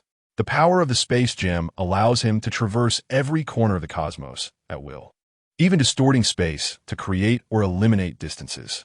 The time gem grants him the ability to manipulate the flow of time, even reversing the future. As for the anti-life equation, it transforms his will into the most formidable force in the universe, capable of influencing and even altering the essence of life. When these three powers harmoniously converge, Lin Du finds himself standing at the pinnacle of cosmic law. He is no longer constrained by any physical rules, nor limited by the fragility and brevity of life. He has directly become a miracle of the universe, an entity capable of creation and destruction, existence and non-existence. With a soft murmur resonating within him, the air around Lin Du once again solidifies, not due to the tension of battle, but rather a sense of ineffable solemnity and sanctity. He slowly extends his hand, and a complex pattern, woven from the forces of space, time, and anti-life, gradually materializes in his palm. This emblem signifies the dreamweaver of the universe, as well as the manifestation of his newfound power. From now on, I shall be both the guardian and the weaver of the cosmos. Chapter 97. The Cosmic Dreamweaver. Mastery over Darkseid. The air above Apocalypse reverberates. He gazes at those Apocalypse warriors who once dared to challenge him, a flicker of pity and resolve crossing his eyes. Yet before that, I must cleanse this land of its filth, allowing peace and order to once again reign. As Lin Du's words resonate, an irresistible force surges from within him, instantly enveloping the entirety of Apocalypse. The once arrogant warriors appear diminutive and powerless in the face of this force. They kneel to the ground, their eyes filled with fear and reverence for the unknown. Darkseid stares incredulously at Lin Du, unable to fathom that a mere mortal could unleash such a formidable assault. It is utterly astonishing. As he witnesses the Apocalypse warriors collapsing, their breaths extinguished in an instant, astonishment washes over him. Darkseid is overwhelmed by an unprecedented shock and unwillingness. He is acutely aware that the anti-life equation he created is the most potent tool of will control in the universe. Yet, he never anticipated that a mortal could so thoroughly integrate and transcend it. He gazes at Lin Du, whose eyes, once capable of instilling tremors in countless planets, now reflect a tumult of emotions, fear of the unknown, anger at the deprivation of power, and a deep-seated apprehension of Lin Du's potential. Who are you? Darkseid's voice is deep and hoarse, echoing as if from an abyss, imbued with an undeniable authority. Upon hearing Darkseid's words, Lin Du chuckles lightly. Did you not just declare that I am but an ant in this world? As he speaks, Lin Du raises his hand decisively. There is no need to linger with Darkseid. As for Apocalypse, it may very well serve as a point for the expansion of his influence. Darkseid clenched his fists, feeling an invisible pressure bearing down upon him. Even with the might of the cosmic Dreamweaver at your disposal, do not presume to defeat me so easily. He growled through gritted teeth. Yet, Dormammu smiled finally, his gaze exuding an unwavering confidence. Give it a try. Your resistance will only serve to amplify your suffering. No sooner had he spoken than the intricate patterns in Lin Du's hand began to shimmer with an incandescent brilliance, as if the entirety of the universe had coalesced in that instant within his grasp. The light, sharp as a blade, pierced towards Darkseid, forcing him back several steps. With a low growl, Darkseid unleashed a surge of potent energy, striving to withstand this formidable onslaught. However, his strength paled in comparison to Lin Du's newfound power. Fissures began to appear in his armor, and pain etched itself across his face. You will never comprehend the true essence of this power, Lin Du remarked, gazing at the retreating Darkseid with an air of serene detachment. The Cosmic Dreamweaver is not merely a symbol of strength. It embodies a responsibility, a mission to restore order. Nonsense, Darkseid bellowed. Only power can rule all. Yet, no matter how fiercely he struggled, he could not alter the course of events. Lin Du gestured once more, this attack more precise, striking directly at Darkseid's chest. The tremendous impact rendered him unable to maintain his footing, and he fell, blood spilling forth. The reign of the Dark Lord ends today, Lin Du declared coldly, advancing step by step toward Darkseid. The latter's visage contorted as he struggled to lift his head. I will not be defeated by you. You have already lost. Accept it, Lin Du replied, his voice calm, yet imbued with a power that could instill fear. Just then, a squad of apocalyptian warriors surged forward, seemingly intent on rescuing their leader. However, before Lin Du's overwhelming might, they appeared utterly helpless, with but a single gesture. They crumpled like a tide, never to rise again. Darkseid closed his eyes, aware that he could no longer resist. Lin Du looked down upon him, a flicker of complex emotion crossing his gaze, perhaps a sign of fate's design. Darkseid gasped out his final words. Do you truly believe you can maintain this peace? Lin Du inhaled deeply, turning to leave. I will do my utmost. After taking a few steps, he paused, contemplating for a moment before turning back to the now completely subdued Darkseid. Rest assured, I shall be far more suited to lead Apocalypse than you ever were. Indeed, he had no intention of departing just yet. Next, he would utilize the power of the Mind Gem to utterly erase the thoughts of Darkseid from the minds of the Apocalyptian populace. L'un du approche Darkseid slowly, his eyes shimmering with resolute determination. He gently raised his hand, palm directed toward Darkseid, the core pulsating with the essence of the anti-life equation. As his focus intensified, a warm and gentle power began to emanate from his palm. As the dark and twisted will within Darkseid began to intertwine and resist, it was time to restore balance. Lin Du whispered, his voice imbued with undeniable power. He wielded the abilities of the Cosmic Dreamweaver, not merely to oppose, but to guide and transform. His intent was to transmute the destructive force residing within Darkseid into a nourishing essence for Apocalypse, fostering a harmonious coexistence of life. As time progressed, the agony etched on Darkseid's face gradually ebbed, replaced by an ineffable tranquility. He opened his eyes, and instead of the previous madness and resentment, there lay a profound gratitude and respect for Lin Du. He realized that the power and control he had long sought paled in comparison to Lin Du's demonstration of inclusiveness and understanding. I can feel it, Darkseid's voice emerged. Weak yet clear, a sense of unprecedented serenity and liberation. Thank you for liberating me from the endless darkness. Lin Du smiled gently and nodded. Every heart harbors both light and shadow. The crux lies in the choices we make. You chose to relinquish, a testament to your courage and wisdom. Subsequently, Lin Du began to harness the power of the Mind Gem, extending his consciousness across the entirety of Apocalypse. He tenderly touched the souls of every being, using the forces of love and hope to cleanse their hearts of fear, hatred, and prejudice. The sky above Apocalypse gradually transformed into clarity, and life began to flourish once more. Lin Du then lowered his gaze towards Darkseid. From this day forth, I shall be the sovereign of Apocalypse. Darkseid lay quietly on the ground, looking up at Lin Du, his eyes devoid of hostility, now filled with acceptance and trust. The future of Apocalypse would no longer be shrouded in fear and violence, but would embrace a new dawn of hope and peace. You shall guide them towards a brighter future. Chapter 98. The Power of Authority Darkseid's struggle. Upon hearing Darkseid's words, Lindu did not depart immediately. Instead, he regarded his counterpart and spoke. Where lies the authority? Authority? Darkseid thought, plotting to seize the power for himself. No, he must devise a way to deceive Lindu. Only then could he defeat him directly through authority and reclaim control over Apocalypse. Darkseid calculated silently, maintaining a facade of indifference while striving to make his voice sound exceedingly weary. Authority is not a tangible entity. It symbolizes the faith and strength within the hearts of the people of Apocalypse. It resides deep within the souls of each citizen, a collective pursuit of peace, order, and hope. Lindu furrowed his brow upon hearing this. Even at this juncture, Darkseid continued to weave a web of deception. What was his intent?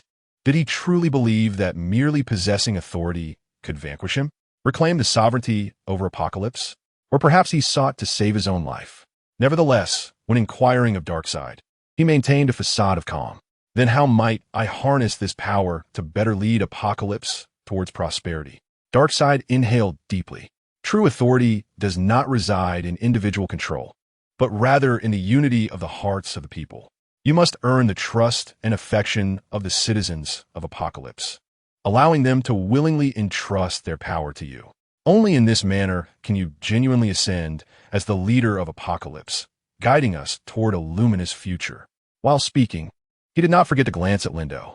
Observing Lindo's contemplative state, a spark of joy ignited within him, as it appeared that this mortal had wholly heeded his counsel. Next, he needed to convey that the power he sought to command required his assistance, at the very least to ensure his life was not in peril. Darkseid silently calculated that he must cleverly steer Lindo, instilling the belief that only he could assist him in earning the genuine trust of the people of Apocalypse. After a moment's reflection, Darkseid spoke. Lindo, you have demonstrated your strength, yet strength alone is insufficient. To become a true leader, you require not only power but also wisdom and compassion. Since you have already shown great benevolence, now is the time to release yourself. However, Lindo was not blind to Darkseid's intentions, yet escaping from his grasp seemed utterly impossible. Contemplating this, Lindo began to unleash cosmic energy, which flowed like gentle rays of light, gradually permeating Darkseid's being. He did not seek to obliterate Darkseid's will directly, but instead, in a more subtle manner, guided him toward an inner awakening. The power you pursue is merely an endless cycle. Lindo's voice resonated like an ancient echo, softly ringing in Darkseid's ears. True strength emanates from a respect for life and the guardianship of peace. Suddenly, Darkseid felt an unprecedented tranquility. Under Lindo's guidance, his spirit gradually became clear, even beginning to recognize that his long-standing obsessions and pursuit of power were but shackles of the mind. The doubts he had harbored against Lindo began to fade into oblivion. I understand. Darkseid's voice brimmed with enlightenment. I am willing to relinquish my past obsessions and join you in safeguarding the peace of Apocalypse. Lindo smiled gently and nodded. Excellent. Your choice shall usher in a new hope for Apocalypse. Subsequently, Lindo began to wield the powers of the cosmic Dreamweaver, connecting Darkseid's spirit with the collective will of Apocalypse. He guided Darkseid, allowing him to experience the inner worlds of every citizen, purifying their souls in the light of peace and love. The skies of Apocalypse grew brighter, and life upon the earth began to awaken, enveloped in a gentle glow. Lindo and Darkseid stood at the heart of the planet, their powers united in a shared guardianship over this land once shrouded in darkness. Witnessing Darkseid ensnared in the dreamscape he had woven, Lindo chuckled softly. Previously, he could see the flickers of unyielding discontent and fury burning deep within Darkseid's eyes. Before being entirely consumed, all that remained were echoes of his defiant roars. Lindu, who exactly are you? His deep, roaring voice reverberated through the void as he encountered an unprecedented, formidable foe. Darkseid, what is the essence of the power you wield? Ignoring Darkseid, Lindu inquired after having confirmed his gradual control over him. His voice seemed to penetrate the fabric of time, striking directly at the depths of Darkseid's soul. Just as Lindu had anticipated, Darkseid found himself ensnared in an inescapable bind. His gaze shifted from fury to confusion, ultimately surrendering. He parted his lips, his voice deep yet clear. Power is the key to controlling all existence within a universe. It symbolizes not merely strength, but dominion over fate. All beings, celestial or otherwise, must bow before it. Lin Du's eyes sharpened, meticulously digesting Darkseid's words, the fervor for power surging within his chest. Thus, does this imply that if I completely master this power, I can transcend all? Lin Du posed the question. Indeed, Darkseid affirmed without hesitation, a flicker of fear gradually surfacing in his expression. Lin Du smiled faintly, a chilling resolve evident in his grin. In that case, your existence is rendered meaningless. With that, Lin Du extended his right hand, conjuring a terrifying force from the depths of the universe. It was a purer energy than any material substance. Darkseid realized he could not withstand this power. His body began to tremble and disintegrate beneath its weight. Lin Du, you cannot do this. Darkseid suddenly regained clarity, but it was too late. Before he could muster any resistance, his form was completely consumed by that force. Darkseid could only watch in terror as Lin Du advanced. He had not anticipated that Lin Du would truly commence an attack. Had he indeed found what he was seeking? Lin Du retracted his hand, coldly observing the ashes that remained on the ground. Darkseid had not been entirely obliterated, yet he could no longer pose a threat. Just as Lin Du turned to leave, a faint yet vengeful voice echoed through the air. Lin Du, do you truly believe you have won? Lin Du halted, his expression unchanged as he replied. You are already dead. What more is there to say? Chapter 99. The thread of Darkseid begins to be severed. Darkseid's voice grew increasingly frigid. I am a god. No one can truly kill me. Yet you have managed to do so, indicating that you too possess the potential to become a god. You're correct. Lin Du nodded slightly. I am now closer to that realm than you. Darkseid let out one final deep laugh, laced with lingering fear. Very well, Lin Du, but remember, this is merely the beginning. The true challenge lies ahead. As these words concluded, silence enveloped the entire space. Lin Du stood alone in the dark cosmos, his gaze shimmering with infinite brilliance. This is only the beginning, he murmured to himself. Then Lin Du gazed intently in the direction where Darkseid had vanished, unable to suppress a cold chuckle. Did he truly believe he could escape at this moment? Perhaps he was oblivious to the true nature of the power that transcended the gods, capable of crushing them outright, even slaying them without hesitation. Slowly raising his hand toward the direction Darkseid had departed, a glimmer of coldness flickered in his eyes. Let him witness how a god vanishes from the cosmos. In Lin Du's palm, cosmic energy coalesced into a brilliant beam of light, aimed directly at the path Darkseid had taken. This luminous ray harbored boundless might, capable of tearing through the fabric of time and space, obliterating all impediments. At that moment, Lin Du could still hear Darkseid's voice reverberating through the void, tinged with a hint of defiance and resentment. Do you think this will end everything? Lin Du, you're gravely mistaken. Lin Du offered no reply, his gaze resolute and unwavering. Only through the complete annihilation of Darkseid's could the peace of Apocalypse be assured. He would not allow this former foe a sliver of opportunity to threaten this land once more. Those who believed they could escape would ultimately perish here. The beam traced a graceful arc through the void, akin to a sword slicing through time, piercing directly toward Darkseid's heart. Under the impact of the beam, Darkseid's form began to distort, his power gradually dissipating beneath Lin Du's onslaught. Lin Du, you madman. Darkseid's voice was laced with fury and despair. You shall pay dearly for your actions. Lin Du remained unresponsive. Only by utterly extinguishing Darkseid's threat could the inhabitants of Apocalypse truly live in tranquility. Finally, the beam made contact with Darkseid, engulfing him entirely in an instant. Silence enveloped the cosmos, as if everything had come to a standstill in that moment. Lin Du retracted his hand, surveying the once darkened planet beneath him. Now, the entirety of Apocalypse belonged to him. It seemed necessary to establish contact with the elite of Apocalypse, to make them aware of who their true master was. Although Darkseid had vanished, the reconstruction of order on Apocalypse required careful deliberation. He resolved to summon all the elite of Apocalypse, ensuring they understood that a new era had dawned. Standing at the pinnacle of the planet, he looked down upon a land that had endured so much strife. His voice resonated like a mighty bell, echoing across the entire planet. People of Apocalypse, I, Lin Du, shall lead you toward a brand new future. The inhabitants of the planet raised their heads in confusion, gazing at Lindu, only to find nothing before them. All they heard was an ethereal voice. Who is this person? What has become of our former lord? Darkseid was no more, his reign at an end. Just as the crowd was engulfed in uncertainty, Lindu's voice reverberated within the hearts of every citizen of Apocalypse. The residents were astounded. Their former lord, the one who had once instilled fear in their hearts, Darkseid, had been vanquished, defeated by a person they had never encountered before.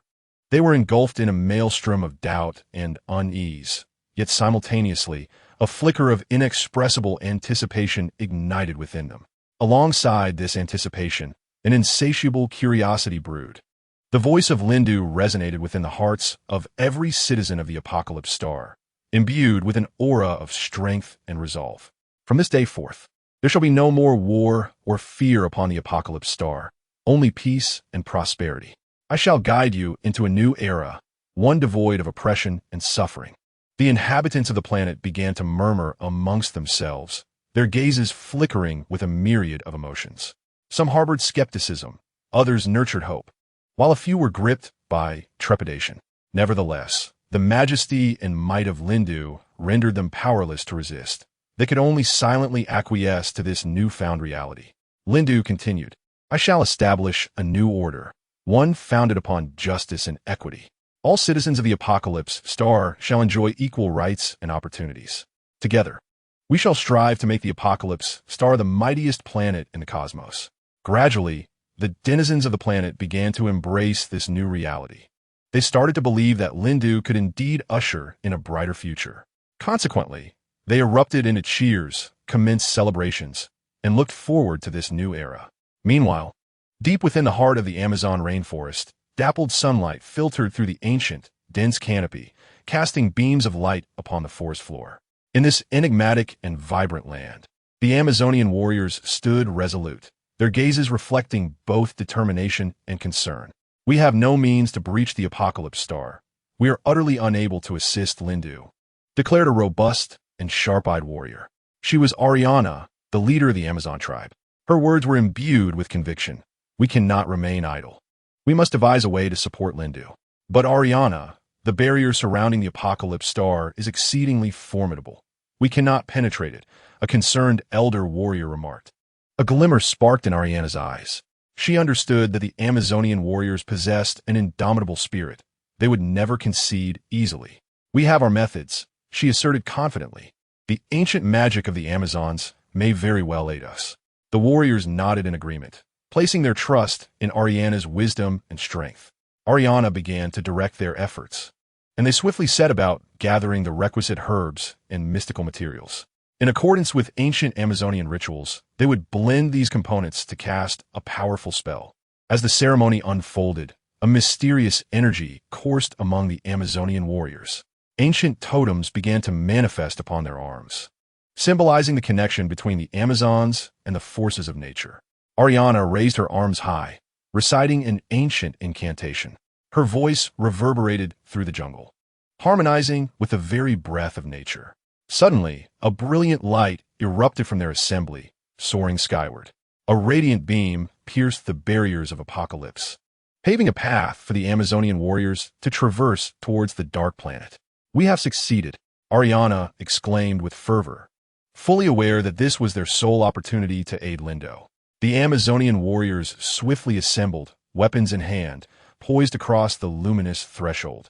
Leading them, Ariana's silhouette gradually faded into the brilliance, leaving only the echo of their battle hymn resonating through the jungle. Upon their arrival at Apocalypse, Lindu stood atop the planet's highest peak, heralding the dawn of a new era to his people. The appearance of the Amazonian warriors astonished the inhabitants, who had never witnessed such valor. Turning, Lindu caught sight of the warriors, a flicker of surprise crossing his features. How did you come to be here? He inquired, astonished. He had intended to establish his own dominion on Apocalypse. Ariana offered a slight smile. We Amazons have never abandoned our allies. Upon learning that you faced Darkseid alone, we resolved to do all in our power to support you. Lindu nodded in acknowledgement, renowned for their bravery and loyalty. He had not anticipated their swift breach of Apocalypse defenses. Your arrival is precisely what I needed. The reconstruction of Apocalypse requires your strength and wisdom.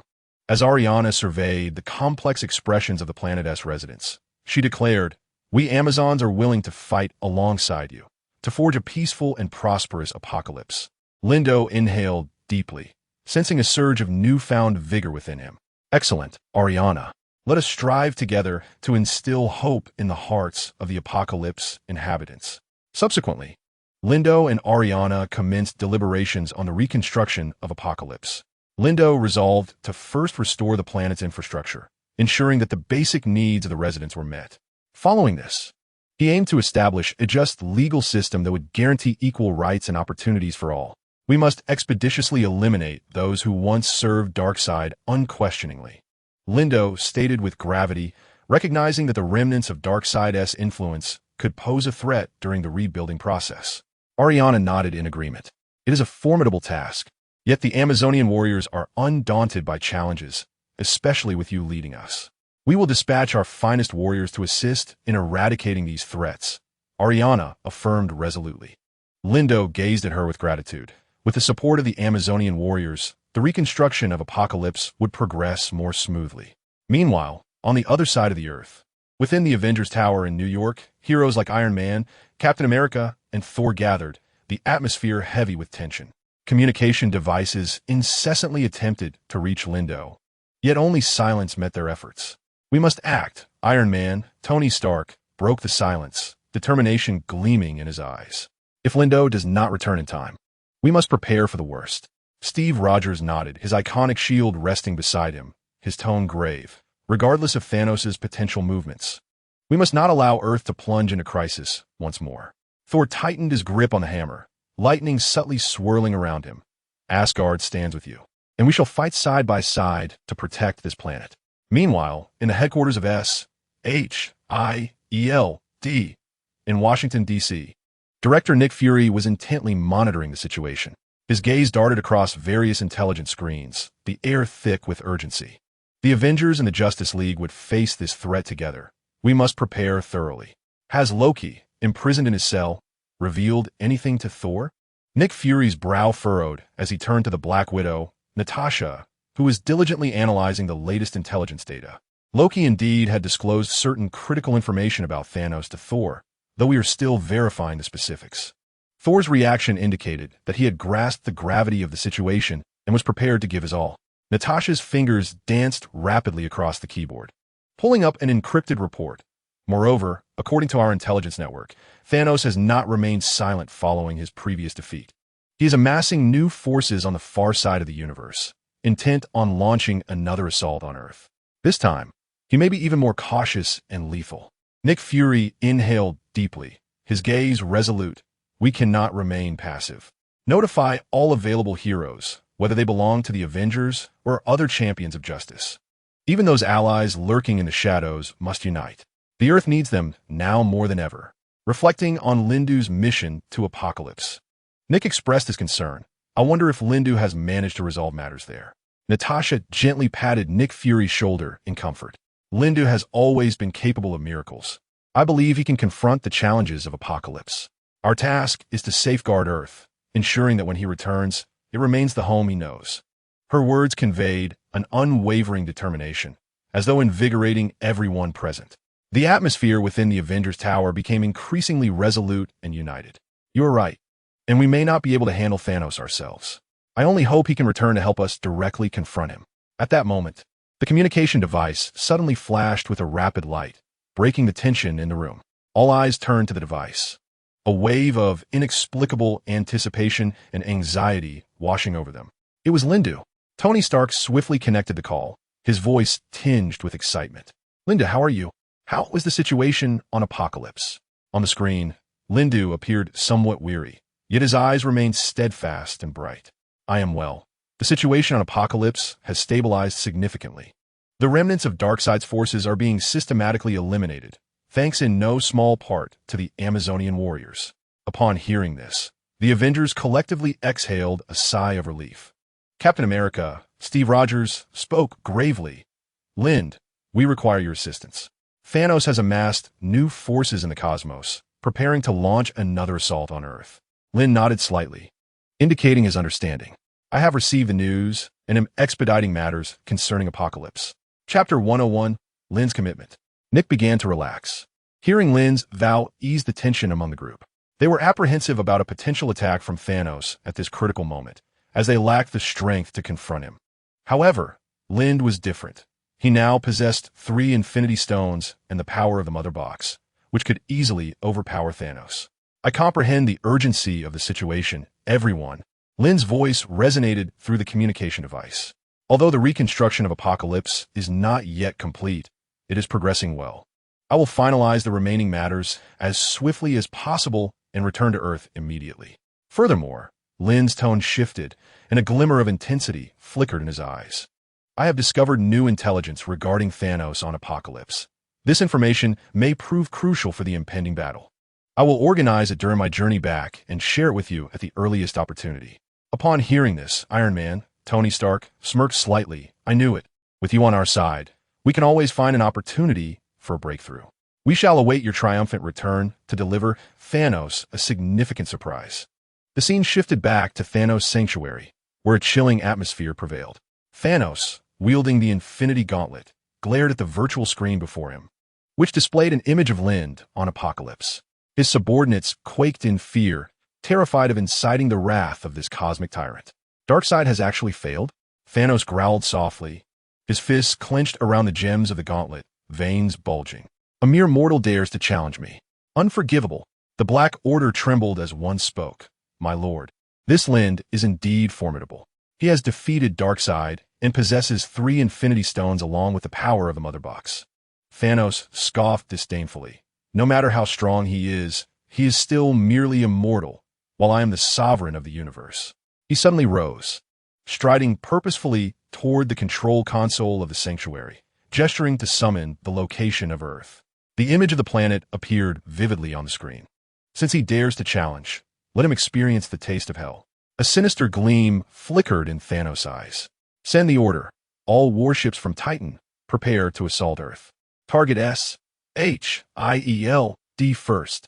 Ebony Maw promptly responded, Yes, my lord. I will make the arrangements at once. Within mere minutes, Titan entered a state of war readiness. Warships departed the base, heading toward Earth. Thanos stood on the dais, observing it all with a cold smile.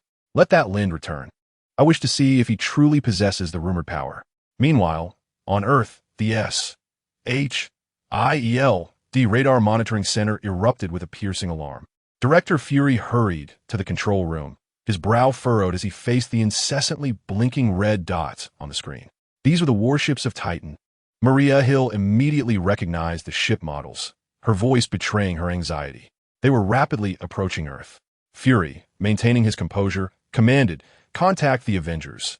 They must act without delay. Activate the global defense system and place all agents on high alert. Not far away, the Avengers received the urgent signal and gathered in the operations briefing room. Their expressions solemn. Tony Stark spoke first. It seems Thanos has finally made his move. We must devise a battle plan at once. Captain America, Steve Rogers, nodded resolutely.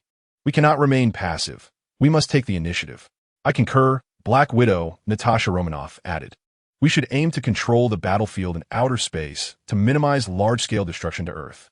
Hawkeye, Clint Barton, nodded in agreement. Indeed, we must protect the civilians.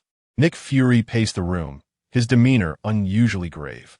He halted, took a deep breath, and declared, Ladies and gentlemen, the situation is dire.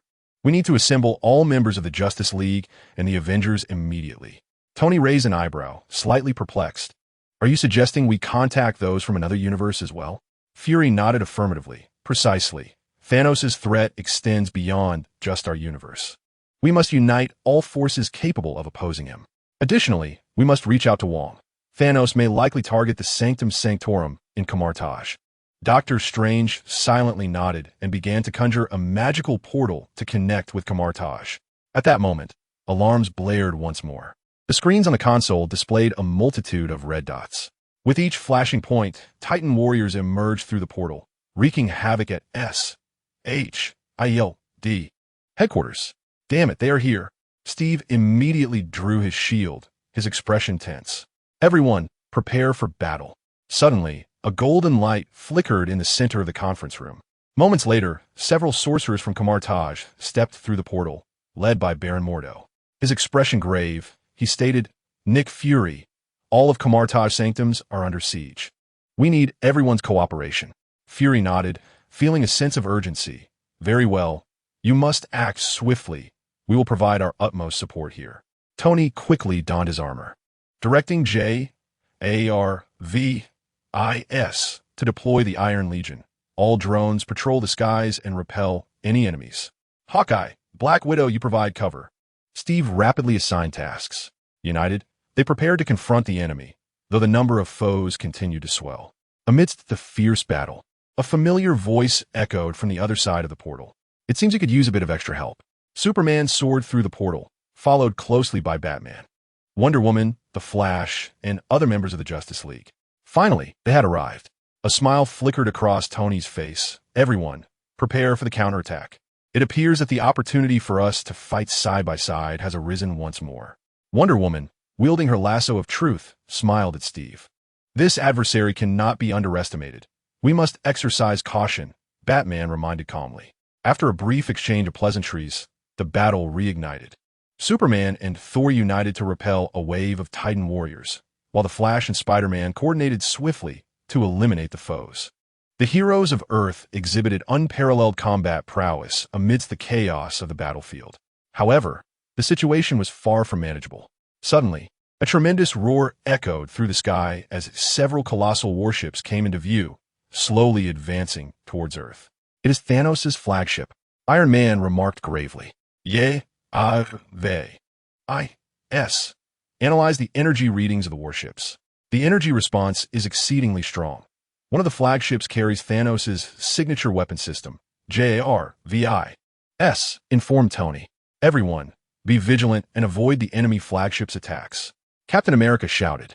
Simultaneously, Nick Fury was swiftly mobilizing SHIELD's resources to ensure that Earth's defense systems were operating optimally. Realizing the enemy was concentrating its firepower to breach Earth's atmosphere, he suddenly grasped a crucial point. "Everyone listen. We cannot allow the enemy flagship to enter the atmosphere. Otherwise, the entire Earth will be in peril. We must resolve this in space.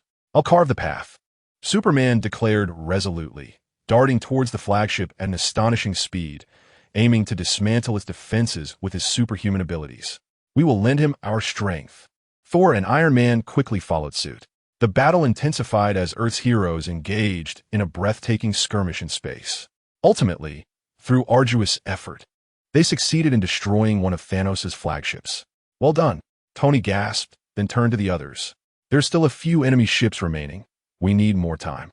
In this critical moment, a brilliant light suddenly flashed from afar. The group looked up to see Dr. Strange, leading the principal sorcerers of Camartage, stepping through a portal to join the fray. "We arrived just in time, didn't we?" Dr. Strange remarked nonchalantly, swiftly forming hand signs to unleash formidable magical energy. "Master Wong, you're always so timely." Strange exhaled in relief, his gaze filled with respect. "Do not let your guard down. We still have many foes to contend with," Wong cautioned earnestly. "Understood. Everyone press on." Captain America raised his shield, issuing the command. The battle was on the verge of reaching its climax, as they continued to advance bravely, every second fraught with tension and urgency. Yet, amid this life-and-death battlefield, the heroes' resolute gazes and indomitable will become their greatest weapons. "Tony, how long do you think we can hold out?" Spider-Man, Peter Parker, could not help but inquire. "As long as we do not give up, nothing can defeat us," Tony answered firmly, his tone imbued with strength and hope. "You're right. We will not waver." Peter nodded confidently. "Listen closely, everyone. Even in the face of Thanos, we shall not take a step back." Steve passionately rallied the group. "Let's confront this challenge together." Wonder Woman gripped her lasso of truth with unwavering determination in her eyes. "For the Earth," Batman murmured. "For justice," echoed the Flash. However, at that moment, Ancient One suddenly sensed that multiple sanctums, including the one in Hong Kong, were under fierce assault, and her expression instantly turned grave. "Nick, I must depart for a while. The sanctum is currently besieged, and I must address this issue," Ancient One stated solemnly. Hearing this, Nick Fury felt a surge of urgency, but understood he could not insist on her staying. Understood, Master Ancient One. We will do our utmost to hold off the enemy. Ancient One nodded, swiftly carving a portal in the void, leading the sorcerers of Kamartaj to vanish from sight. Just then, Thanos' colossal form materialized before the S.H.I.E.L.D. headquarters, enveloped in an oppressive aura. Nick Fury, peering through the surveillance screen, felt his heart sink upon seeing Thanos. Everyone, immediately enter a state of full combat readiness. Nick commanded loudly, then proceeded to the command center. Surrender Loki, or you shall pay the price. Thanos' voice boomed like thunder, resonating throughout the entire base. Nick's expression hardened. He understood that only unwavering resolve could stand against this formidable foe. We will not hand over Loki to you. The Earth does not yield to any threat. Thanos sneered, then prepared to meet your annihilation. As his words faded, a massive energy sphere rapidly coalesced, hurtling straight toward the S.H.I.E.L.D. base. Despite the defense systems operating at full capacity, they struggled to withstand Thanos' onslaught. Everyone, evacuate swiftly. Engage in dispersed combat immediately. Nick commanded firmly, weapon in hand, personally leading his team in a counterattack. Amidst the cacophony of explosions and flames, Steve Rogers, Tony Stark, and the other Avengers swiftly joined the fray. Thanos, do not presume to take anything from us. Steve raised his shield, positioning himself at the forefront. We shall demonstrate to you what the will of the Earth truly entails. Tony's armor gleamed with brilliance, his gauntlets aimed directly at Thanos. Thanos merely snorted disdainfully, his steps resolute and heavy, each stride causing the ground to tremble. He swung his fists, repelling the advancing soldiers one by one. It seems you still do not comprehend. Power is the only truth. Thanos' cold voice echoed across the battlefield. Power is not everything. Unity is. The thunderous might of Thor surged forth, colliding fiercely with Thanos' strength. Meanwhile, Hawkeye Clint provided cover with his precise archery. Be cautious, everyone. His offensive capabilities are formidable. Peter, watch his trajectory and do not take unnecessary risks. Tony directed the young Spider-Man, urging him to proceed with caution. Understood, Tony. I will be careful. Peter deftly dodged, searching for an opportunity to counterattack. Yet, Thanos' power was overwhelmingly immense, and after only a few exchanges, the elite agents of S.H.I.E.L.D. were grievously wounded, plunging the entire base into chaos. We shall not yield. Steve resolutely held the front line, using his own body to shield against Thanos' relentless assault. Steve, retreat. Tony shouted anxiously. Do not fret, I am unharmed. Press the attack. Steve gritted his teeth, his shield clashing once more against Thanos' fist. Your defiance will only amplify your suffering, Thanos declared, raising an energy sphere to deliver a potentially fatal blow to S.H.I.E.L.D. At that critical moment, a powerful roar of engines echoed through the sky. A Quinjet rapidly descended, and Black Widow Natasha and Falcon Sam leapt from the hatch. We have arrived. Natasha landed with precision, swiftly joining the fray. Steve, do you require assistance? Falcon soared to his side, his machine gun unleashing a barrage of bullets. Indeed, Sam, thank you. Steve flashed a determined smile, continuing his struggle against Thanos. Thanos' might was unparalleled, and members of S.H.I.L. the Justice League, and the Avengers were being struck down one by one. At this rate, we cannot hope to stop him. Chapter 103. Lindu's arrival to confront Thanos. Tony's forehead glistened with sweat, the heat from battle soaking his helmet. Natasha, do your utmost to move the injured to a safe zone. Steve gritted his teeth, resolute. We cannot allow more lives to be sacrificed. Understood. Natasha deftly navigated the battlefield, escorting her wounded comrades away from peril. Thanos regarded the tenacious humans before him with a cold smirk. Your efforts are utterly futile. With that, he raised his hands once more, gathering energy into a colossal sphere. Tony, we must find a way to disrupt his attack. Thor thundered, attempting to shatter Thanos' energy sphere with his enchanted hammer. Yet the lightning could not budge it. Bring it on. Despite the warning signals flashing on Tony's holographic display, he pressed on, charging towards Thanos. However, at that pivotal moment, a blinding beam of light erupted from the sky, and a massive portal materialized before them. From within the portal emerged a familiar figure, Lindu. As the shimmering glow of the Time Stone adorned Lindu, Thanos' expression shifted to one of fury. "Damn it! How dare you possess the Time Stone?" "Thanos, we meet again," Lindu stated calmly, the Time Stone emanating a soft green light. "You believe that possessing the Time Stone will enable you to defeat me?" Thanos roared in anger, his eyes nearly sparking with fury. "Let's see if that holds true." Lindu advanced steadily towards Thanos, his gaze unwavering in the face of danger. Such audacity! Thanos swung a fist, a tremendous force aimed at Lindu. Yet in the next instant, time appeared to freeze. Thanos' fist halted mere inches from Lindu. "What?" Thanos exclaimed in astonishment. "You can truly manipulate time. This is merely the beginning." Lindu smiled faintly, raising the Time Stone high above him. The air around them seemed to be torn asunder, a powerful wave of energy radiating outward. Tony, Steve, and the others immediately felt their strength restored, their spirits reignited as they rejoined the fray. "Everyone together!" Steve shouted, urging them all to concentrate their firepower and launch a fierce assault against Thanos. "Arrogant fool!" Thanos roared, exerting every ounce of his might to break free from the constraints of time, plunging once more into a fierce battle with Lindu. Do you believe a mere gem can alter the tide of battle? Each of Thanos' strikes bore catastrophic force. Although Lindu had the aid of the Time Stone, he remained vigilant, declaring, "Our united power shall surely triumph over you." Thanos had been awaiting this moment for far too long. It remained uncertain what form Thanos' energy could be fused into. Commencing the fusion of Thanos' power, as Lindu sensed Thanos' strength swirling around him, a voice resonated within his mind. The fusion appeared to have commenced.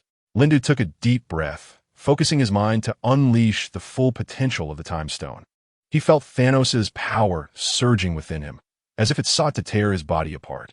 Yet, Lindu did not falter. He understood this was a singular opportunity. "Lindu, be cautious," Steve shouted anxiously, witnessing Lindu's body trembling under the onslaught of Thanos' might. "I am fine. Continue the battle." Lindu gritted his teeth, determination gleaming in his eyes. Under his command, the power of the Time Stone began to intertwine with Thanos' might. Strange rings of light materialized around Lindu, their radiance intensifying as if to illuminate the entire battlefield. Thanos sensed Lindu's burgeoning strength, his expression darkening further. The battle must be concluded swiftly, otherwise the situation would turn against him. "Do you think this will be enough to defeat me?" Thanos bellowed, his body swelling as his power surged. Lindu remained silent, fully engrossed in wielding the Time Stone. Suddenly, he felt a tremendous force emanating from the gem, merging with Thanos' power within him more intimately. "Is this your strength?" Lindu murmured to himself, his gaze alight with unprecedented brilliance. Thanos, taken aback by Lindu's transformation, realized that Lindu was harnessing the power of the Time Stone to convert his own strength for his purposes. "No, this cannot be," Thanos roared, attempting to break free from Lindu's grasp, but it was already too late. A dazzling light erupted around Lindu as the powers of the Time Stone and Thanos fused flawlessly. Lindu felt his strength escalating, as if the energy of the entire universe surged within him. "Now let's bring this to an end." Lindu raised his hands high, the brilliance of the Time Stone enveloping the entirety of the battlefield in an instant. Thanos' body trembled in the light, his power beginning to wane. Lindu sensed a formidable energy pouring forth from Thanos, merging seamlessly with his own. "No, no!" Thanos howled in despair, his form gradually becoming translucent before ultimately vanishing within the radiance. Lindu slowly lowered his hands, and the radiance of the Time Stone gradually faded. He surveyed his surroundings, where members of S, H, I, E, L, D displayed expressions of astonishment and admiration. "We have triumphed," Lindu remarked softly, his gaze shimmering with unwavering resolve. Yet, upon hearing his voice, the crowd remained hesitant. After all, it was Thanos. How could Lindu possibly vanquish him with just a few strikes, let alone slay him outright? However, Lindu's victory was no mere happenstance. He had long been researching the power of the Time Stone in secrecy, seeking ways to defeat Thanos. In the battle against him, he artfully harnessed the properties of the Time Stone, transforming Thanos' strength into his own, thus achieving victory. "Lindu, you truly did it." Steve approached, his eyes brimming with respect. Indeed, we did, Lindu replied with a smile, confidence gleaming in his eyes. But is Thanos truly eradicated? Natasha inquired, her expression laden with doubt. Lindu nodded, affirming, his power has been absorbed by me. He shall never return. The crowd exhaled in relief, yet simultaneously felt a profound awe for Lindu's abilities. He was no longer the ordinary hero, but had transcended to possess extraordinary power. Now, without a doubt, Lindu had become their most formidable protector. Lindu, we are fortunate to have you on this planet. Chapter 104, Mastering the Apocalypse Star. Convening to address the crisis, Lindu stepped into the center of the battlefield, gazing up at the sky. After a moment of silence, he turned to face the crowd, a subtle smile gracing his lips, as if embodying the poise and confidence of victory. Everyone, I have one more matter to share with you. Lindu's voice remained calm, yet each word struck the hearts of the audience like a hammer. Steve furrowed his brow, questioning, what else is there? I now possess not only the future of Blue Star, but Lindu paused, sweeping his gaze over his teammates. The entire Apocalypse Star is under my control. This declaration struck the group like a bolt from the blue, leaving them speechless, exchanging incredulous glances, unable to believe their ears. Lindu, are you serious? Natasha asked, half convinced, her tone tinged with unmistakable shock. Absolutely, Lindu affirmed without hesitation. I have successfully mastered the Apocalypse Star. Its owner is now me. How is that even possible? Tony's eyes widened, struggling to grasp this reality. He had always been a leading figure in technology, yet his pride in his advanced intelligence seemed trivial in the face of Lindu's immense power. How did you accomplish this? Dr. Banner inquired, his scientific rationality compelling him to probe further. Lindu smiled gently. It isn't overly complicated. I merely utilized the power of the Time Stone, combined with some unique technologies from the Apocalypse Star. Steve marveled. Lindu, you're nothing short of a miracle. Perhaps, Lindu replied with a faint smile. However, we now possess greater power and resources to better safeguard this planet. Wanda clenched her fists beside him, her excitement palpable as she inquired, can we utilize the resources of Apocalypse to combat any threat? Lindu nodded affirmatively, stating, indeed, we shall employ every available resource to ensure the safety of Earth. Peter Parker scratched his head, slightly incredulous, and remarked, this is astonishing, Lindu. You seem almost godlike now. Lindu humbly replied, I merely did what was expected of me. With great power comes great responsibility. Cyclops stepped forward, his eyes filled with admiration. Lindu, we are willing to follow you, for the sake of Earth and justice. Thank you for your support, Lindu solemnly acknowledged. However, we still have much work ahead of us. Although Thanos has been vanquished, threats in the universe have not entirely dissipated. Steve nodded in agreement. Indeed, we must remain ever vigilant. Natasha suddenly recalled a pressing question. Lindu, what about the mutants on Apocalypse? Are they also your allies? They have now become part of us, Lindu responded. We shall stand together against external threats. Tony laughed heartily. It seems we not only gained a powerful ally, but also an invincible army. Precisely, Lindu asserted gravely. But we must remember, regardless of our strength, our ultimate goal remains the protection of Earth and its inhabitants. Dr. Banner nodded in agreement, affirming, yes, we must cherish the peace we currently enjoy. Just as the group fervently discussed their future plans, Lindu interjected, all right, everyone, what we need now is rest and recuperation. We shall convene here at 8 o'clock tomorrow morning to deliberate on our specific action plan. Steve clapped him on the shoulder. You did well, Lindu. Tony jested. Don't get too complacent. You never know when we old-timers might surpass you. Lindu chuckled heartily. I look forward to that day. Well then, let's return to rest, Steve announced. As everyone prepared to disperse, Natasha suddenly spoke up. Lindu, wait a moment. Lindu turned around. What is it? Natasha approached him, whispering, have you considered that such immense power might attract more enemies? Lindu paused thoughtfully before responding. That is precisely our responsibility. As long as we stand on the side of justice, there will always be those who will fight alongside us. Natasha nodded. I hope you are right. As fine raindrops began to fall from the sky, Lindu gazed into the distance and softly declared, regardless, we shall remain steadfast here. Natasha smiled gently. We all are. You are not alone. Lindu nodded with a smile, watching her depart. Natasha's thoughts were remarkably transparent, Even if he did not fully comprehend her intentions, he could nonetheless sense her yearning for heroism. However, Lindo refrained from probing further, instead contemplating the matters at hand. Loki remained imprisoned in the dungeon. On the following morning, as sunlight streamed through the curtains into the room, Lindo was prepared to head to the conference room. Upon opening the door, he found Dr. Banner, Tony, Steve, and Natasha already present. "Good morning, everyone," Lindo greeted with a smile. "Good morning," the group responded in unison. Just then, Thor entered the conference room, his presence instilling a sense of authority throughout the space. Observing this, Lindo rose and nodded to Thor before announcing, "Today, we have an important matter to discuss concerning Loki." Thor furrowed his brow. "What is his current state?" Lindo explained, "Loki is currently held in a secure location, posing no threat to us. However, I must convey a more critical piece of information. His previous actions were orchestrated at the behest of Thanos. With Thanos now vanquished, we have reason to believe that Loki's threat has significantly diminished." As these words were uttered, the atmosphere in the room grew tense. Tony could not help but frown. "So, you mean to say the situation has become more complex?" Lindo nodded. "Indeed, and that is why I wish to discuss this matter with Thor. When addressing Loki, I seek to respect the opinions of Asgard." Thor sighed. "Odin is aware of all this. He has decided to entrust this matter to us. He understands Loki has committed grave transgressions, but wishes to afford him a chance for redemption." Natasha interjected, "What do you intend to do?" Thor turned to Lindo. "What is your plan? Have you grasped the root of Loki's issues?" Lindo pondered for a moment before responding, "At present, we must ensure that Loki has no further opportunity to threaten Earth. Before that, I wish to understand more about Loki and why he chose this path." Thor solemnly nodded. "I concur. I too wish to know if there is hope for Loki's redemption." Subsequently, Lindo gestured for everyone to continue deliberating on how to proceed. After much discussion, they resolved to first take Thor to meet Loki.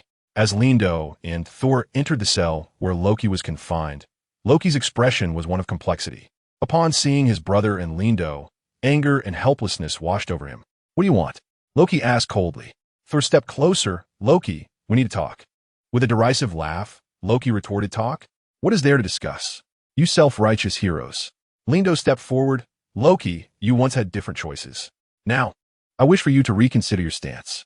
Loki scoffed softly. "Reconsider? You are utterly naive." Thor sighed lightly. "Loki, you know why we are here, not for punishment, but in hopes that you may truly recognize your mistakes." At that moment, Lindo suddenly sensed a power emanating from Thor. He realized it was the power of the god of thunder. He extended his hand, and Thor did likewise.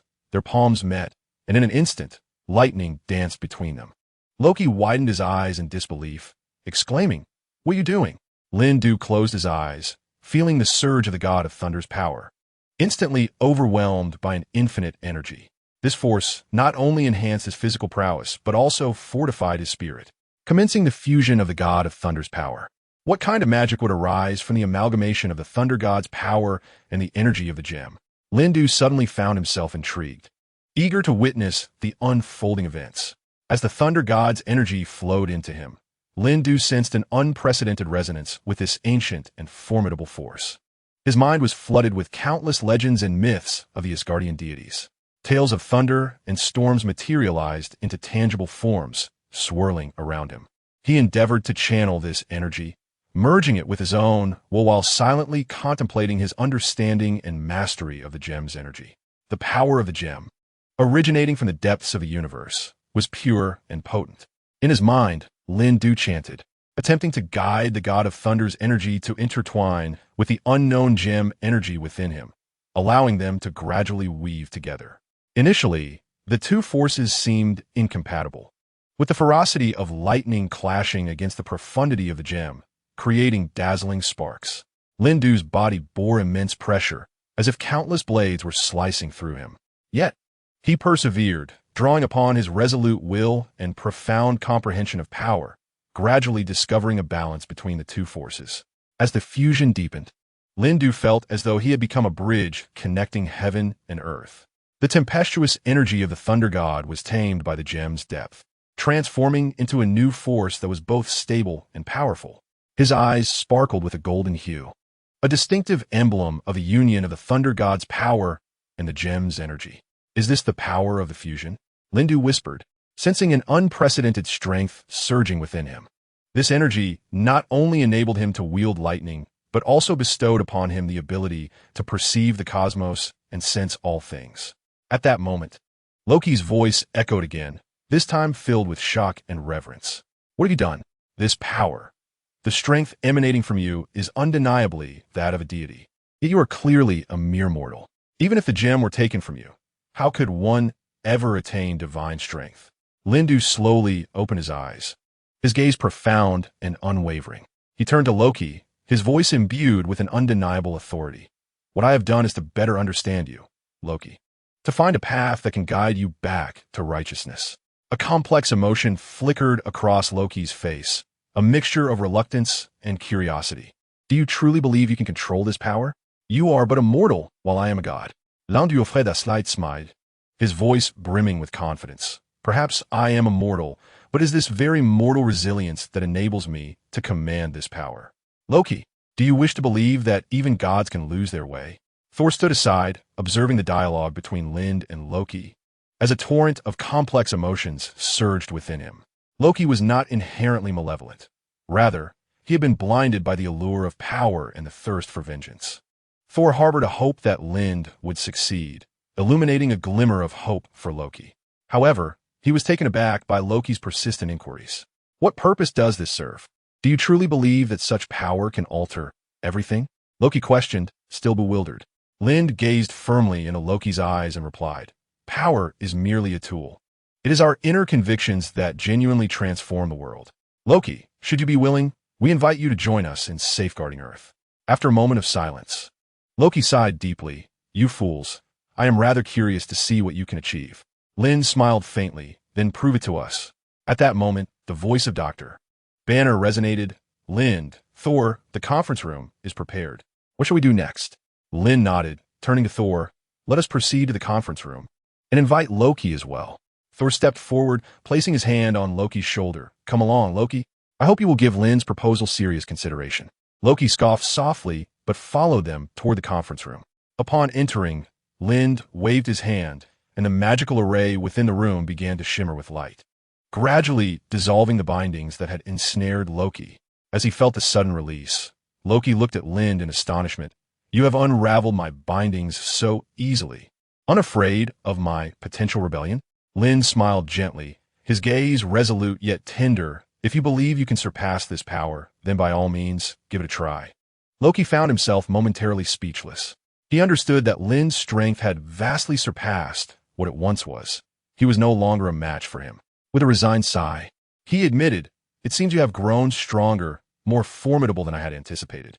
Dr. Banner surveyed the room, ensuring everyone was present, then cleared his throat. Let us commence. The first order of business is the collaboration between Loki and Lind. Chapter 106. The lifting of restraints. Loki's dread. Lind nodded. Loki, I recognize your skepticism toward mortal power. Yet therein lies our advantage. We possess boundless creativity and tenacious will, qualities that deities often lack. Loki scoffed, such eloquence, but with action. What do you intend to do to earn my trust? We require your assistance to fend off the impending threat, Thor interjected. Certain deities from the celestial realm have begun to take notice of Earth. Their intentions remain unclear, but they are certainly not benevolent. Loki fell silent, his fists clenched, clearly embroiled in a fierce internal struggle. Ultimately, he relaxed his grip and murmured, very well, I shall join you. But do not expect my submission to come easily. Lind's expression brightened with satisfaction. As long as you are willing to try, that is sufficient. Next, we must devise a detailed plan. Dr. Banner produced a map, laying it upon the table. Based on the intelligence we have gathered, these deities are poised to exert their influence at several key locations. We require precise calculations and meticulous arrangements to ensure absolute success.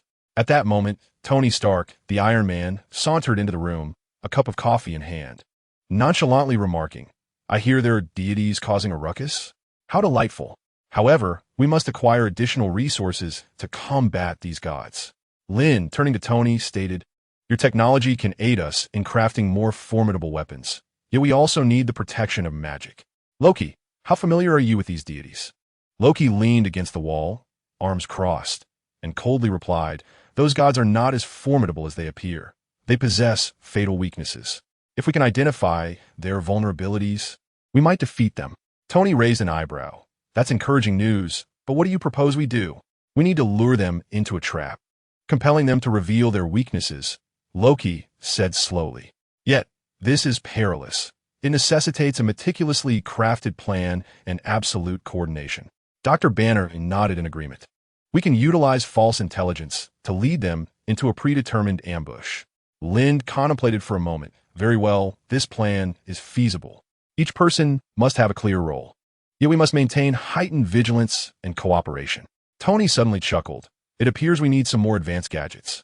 My lab just happens to have a few new toys that might prove useful. Loki scoffed at him. You think your metal contraptions can contend with gods? Tony shrugged. You might want to wait and see, Loki. The power of technology can sometimes be more terrifying than magic. Thor clapped Loki on the shoulder. All right, brother. We are a team now. Let us not undermine one another. Working together gives us a chance to prevail. Loki remained silent for a moment before finally nodding. Very well. Let us see what your mortal strength can truly accomplish. Dr. Banner wiped the sweat from his brow. In that case, let us begin assigning tasks. Everyone must give their utmost. Lind walked to the center of the conference table, scanning the room. Our success not only concerns the future of Earth, but the safety of every individual. Therefore, I urge everyone to take this seriously. At that moment, hurried footsteps echoed from outside the room as Natasha Romanoff, the Black Widow, rushed in, her expression grave. We have just received the latest intelligence. Those deities have commenced their actions, and the situation is escalating. Lind looked at the group. It seems we have little time left to prepare. We must act immediately. Everyone, proceed according to the plan.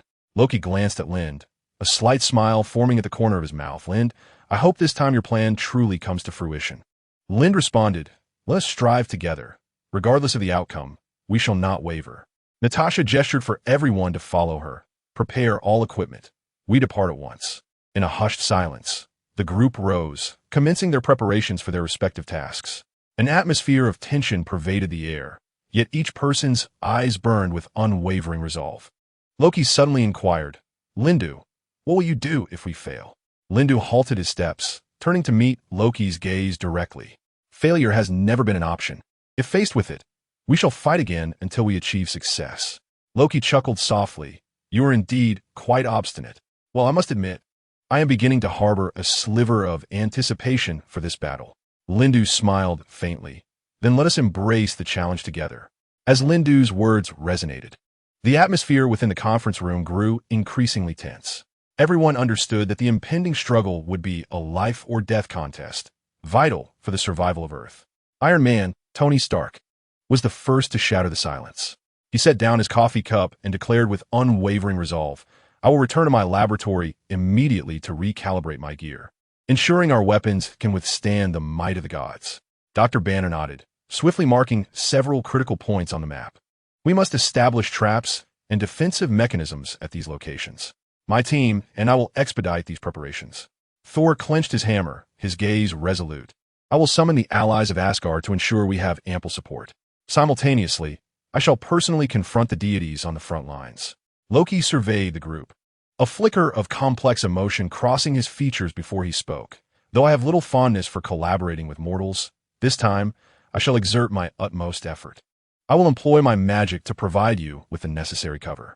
Lyndon nodded in satisfaction, then turned to Natasha. Black Widow, we require your skills to coordinate our efforts and ensure seamless communication. Natasha acknowledged with a nod. I will ensure that each team receives timely intelligence. Moreover, I shall personally partake in the battle, addressing any unforeseen circumstances that may arise. As the plan unfolded, each individual in the conference room began to immerse themselves in their respective tasks. This would be an unprecedented challenge, yet for the sake of Earth and humanity's future, they had no choice but to give their all. Standing at the center of the room, Lindu scanned the faces of his comrades. He inhaled deeply before resolutely proclaiming, each of us has our own mission, but our objective remains unified. Let's stand together and confront this crisis. Chapter 107, Facing Odin with No Shame.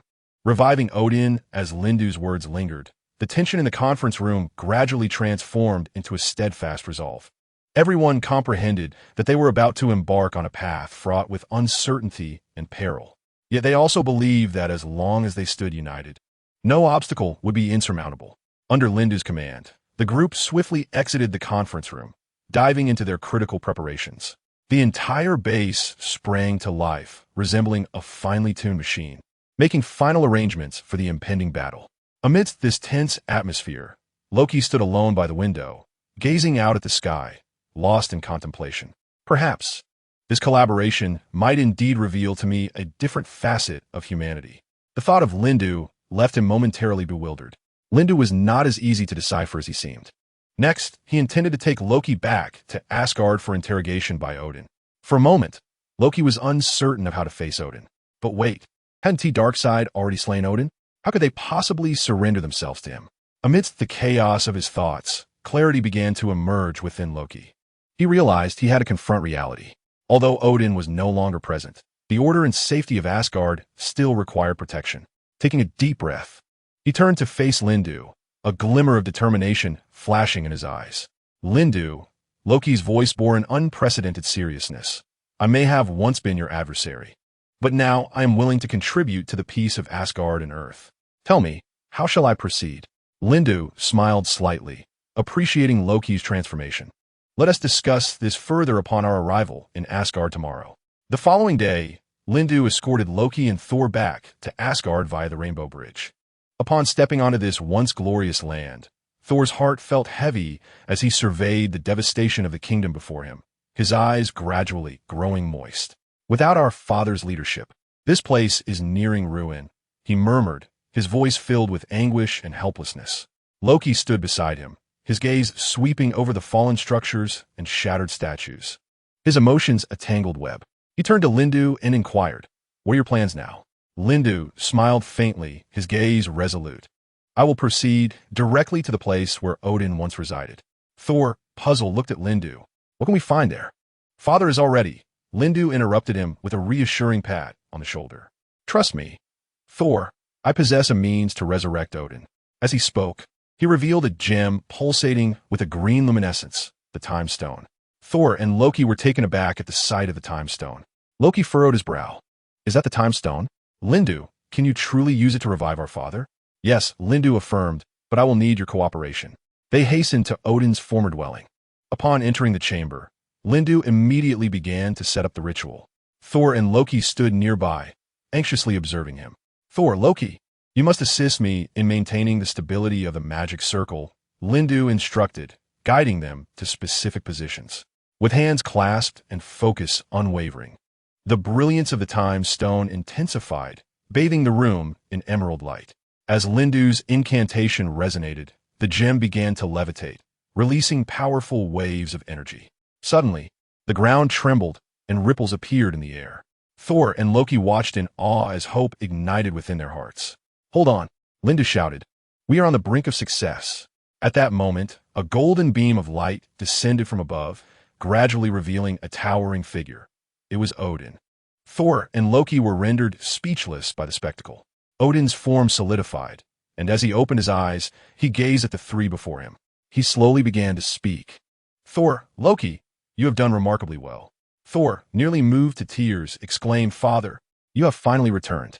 Loki regarded Odin with a complex expression, his heart a tumult of emotions, yet ultimately bowed deeply in respect. Odin nodded, a hint of a reassuring smile gracing his features. At that moment, Lindu retracted the time gem and exhaled a sigh of relief. Asgard still holds hope. We must unite and confront the challenges that lie ahead. Odin surveyed the surroundings, sensing the tension in the air. His gaze suddenly turned icy as he recalled the name Darkseid, one he had not heard in a long time. His ambitions extend beyond a single planet. They encompass the entire universe. Lindu affirmed, "Indeed, we must not only protect Asgard but also safeguard the cosmos." Thor clenched his fists, his resolve unwavering. "Father, Lindu, what shall we do next?" Odin pondered for a moment, his eyes ablaze with determination. "First, we need to restore order and strength to Asgard. Only then can we muster enough power to repel the enemy's onslaught." Linda nodded in agreement. "Yes, and we can seek assistance from other friendly forces within the galaxy. The threat is not isolated. Its expansion affects the entire universe." Just then, hurried footsteps echoed from outside the room as a soldier rushed in to report, "Your Majesty, enemy forces have appeared at the border." Odin replied calmly, "Issue a decree. All troops must stand ready for battle." Lindu turned to Thor and Loki. "Now is the time to test our mettle. Let us unite to withstand the enemy's assault." Thor gripped Mjolnir tightly, his eyes ablaze with fervor. "I will fight to the last for Asgard." Loki wore a sly smile. "It seems the time has come to showcase my intellect and magic." Linda nodded in satisfaction. "Then let us be off." Odin watched their departing figures, his eyes filled with conviction and trust. Though the path ahead was fraught with peril, they believed that as long as they stood united, the dawn of hope would arrive. Upon exiting the room, Thor suddenly turned to Lindu and asked, "Lindu, do you truly believe we can triumph over the enemy?" Immediately regretting his words, Thor recalled how Lindu had not only vanquished Darkseid, but had also dealt with Thanos. Now, he had directly used magic to resurrect their father. Yet, it seemed their father had said nothing about Loki's allegiance to Thanos. What could this possibly mean? Lindu placed a reassuring hand on Thor's shoulder, his gaze resolute and brimming with confidence. "Thor, I have always believed that with unity and a clear objective, we can overcome any adversary." Chapter 108. Thor doubts himself. Lindu assures him he is the god of thunder. Loki smirks slightly, teasing, "Brother, when did you become so self-doubting? You are the god of thunder of Asgard. Surely, you do not fear the enemy?" Thor offered a wry smile. "It's not fear. It's concern. Concern that our internal conflicts may undermine our strength." Linda nodded, understandingly responding, "Your worries are not unfounded. However, let us bear in mind that we are confronting a threat that encompasses the entire universe. The challenges we face now are merely a fragment of the whole. As long as we unite our efforts, there is nothing insurmountable."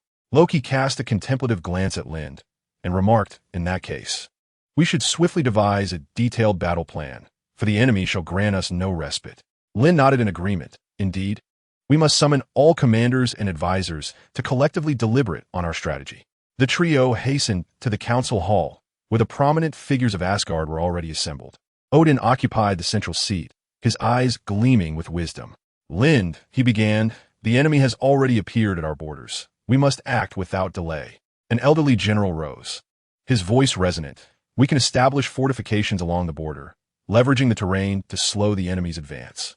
Another commander interjected with a differing viewpoint. "However, this may expose our defensive weaknesses. Instead, we should take the initiative and disrupt their plans before they can consolidate." Thor turned to Odin, awaiting his counsel. After a moment of contemplation, Odin replied, "Both strategies possess their merits, yet we must not act hastily. We require more detailed intelligence to guide our decision." Lin nodded in agreement, acknowledging Odin's wisdom. "Loki, could you employ your magic or other means to procure some intelligence regarding the enemy forces?" A flicker of confidence danced in Loki's eyes as he responded, "Certainly. My magic can bring us closer to the enemy's encampment, and I can even sow chaos among them, causing them to turn upon one another." Odin nodded slightly. "Excellent, Loki. You shall be responsible for this task. Return swiftly with valuable information." As the meeting adjourned, everyone dispersed to commence their respective preparations. Lind and Thor strolled through the corridor when Thor quietly voiced his concern. "Lind, I remain apprehensive about Loki. He always has his own schemes." Lind patted Thor's back reassuringly. "I understand your worries regarding Loki, but we must place our trust in him for now. Only through unity can we vanquish our foes." Soon, the clarion of battle sounded, and the armies of Asgard stood ready for war. Loki was the first to set forth, infiltrating the enemy camp for reconnaissance. Using his illusions, he concealed his presence and stealthily made his way into the enemy's command tent. Within the grand tent, Loki observed two armored commanders embroiled in a heated debate. "We must launch an immediate assault on Asgard. They're at their most vulnerable now," one general declared emphatically. The other commander shook his head. "No, we must await reinforcements. We cannot take such risks." A cold smirk crossed Loki's face. It appeared that discord simmered within the enemy ranks as well. He conjured subtle disturbances, successfully capturing the attention of the two commanders, and seized the opportunity to overhear further plans. Upon returning to Asgard, Loki swiftly reported his findings to the assembly. "The good news is that there exists considerable dissent within the enemy's ranks. This may present us with an opportunity for a counterattack," Loki stated. Odin nodded for him to continue. and Loki elaborated, they are still awaiting reinforcements, which means we have a brief window to prepare our retaliation. After Lindu finished listening, his brows relaxed. Excellent, Thor. We must immediately devise a counterattack plan to thoroughly disrupt the enemy's deployment. Thor tightened his grip on Mjolnir, his eyes ablaze with determination. Then let us deliver them a surprise strike. Odin pondered for a moment before stating, we need to divide into several assault teams, attacking the enemy from different directions to create a pincer movement. Lindu nodded in agreement. A splendid idea. I shall lead one team, and Thor will lead another. Loki, your magic can cloak our movements and create further chaos. A sly smile crept on Loki's face. Of course, that's precisely my forte. Eventually, the Asgardian army commenced their action as planned. Through the combined efforts of Lindu, Thor, and Loki, they successfully ambushed the enemy's command center, significantly demoralizing the adversary. As the battle escalated to a fever pitch, Lindu found himself facing a formidable foe, suddenly feeling an unprecedented surge of power within him. Thor noticed this as well. Lindu, what is happening to you? Lindu took a deep breath. I am uncertain, but I sense an extraordinary power awakening. Loki raised an eyebrow. Perhaps this is fate's design.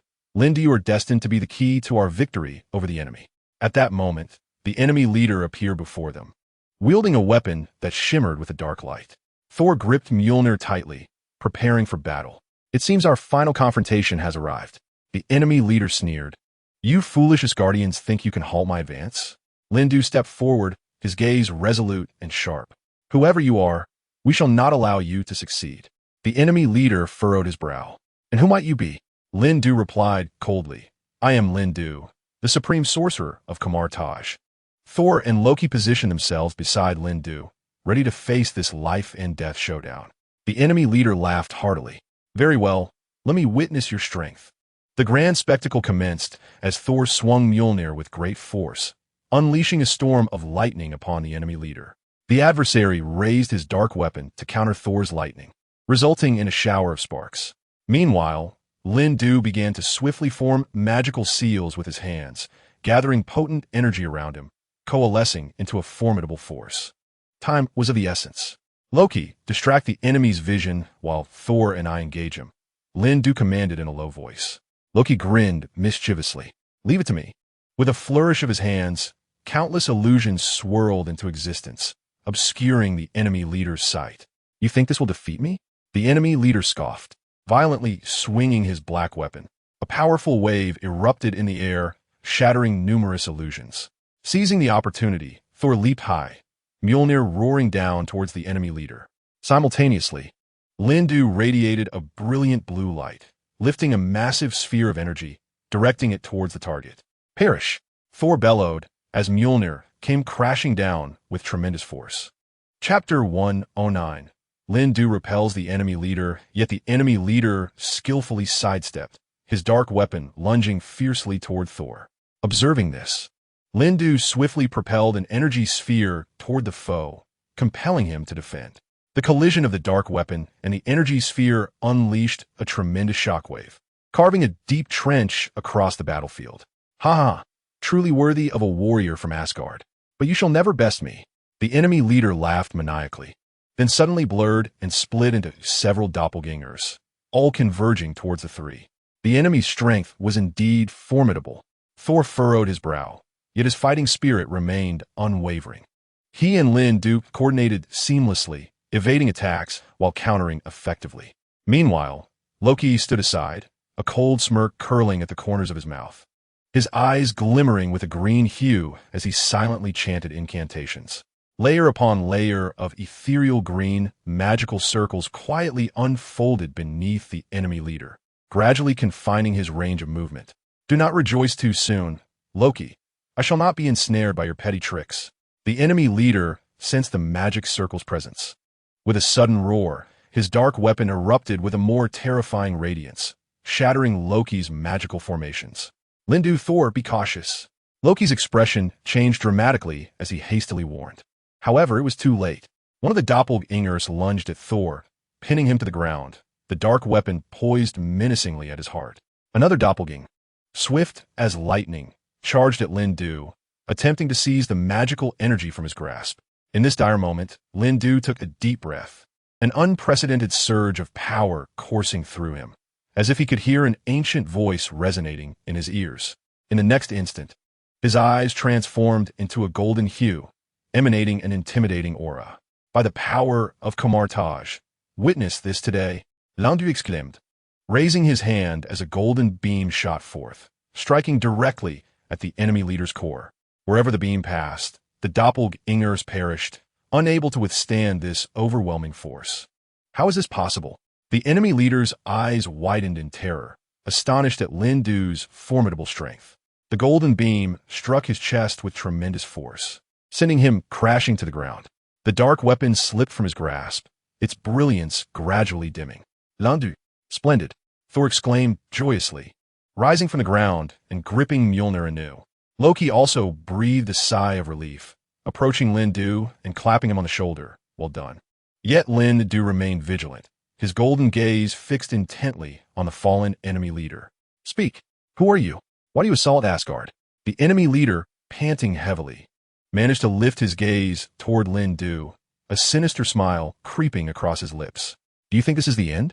The true calamity is yet to come. Before he could finish, a fierce gust of wind arose, and the enemy leader's form instantaneously transformed into countless tendrils of black smoke, vanishing into the air. The dark weapon in his possession also dissipated without a trace. Damn it, he has escaped. Loki, filled with indignation, kicked a stone on the ground with great force. It matters not. We have severely wounded him, and for the time being, he will not dare to trespass again. Lindu inhaled deeply, the golden light in his eyes gradually fading. However, we must act swiftly to uncover his origins and intentions. Thor nodded in agreement, stating, indeed, this enemy poses a greater threat than any we have faced before. We cannot afford to be complacent. What shall we do next?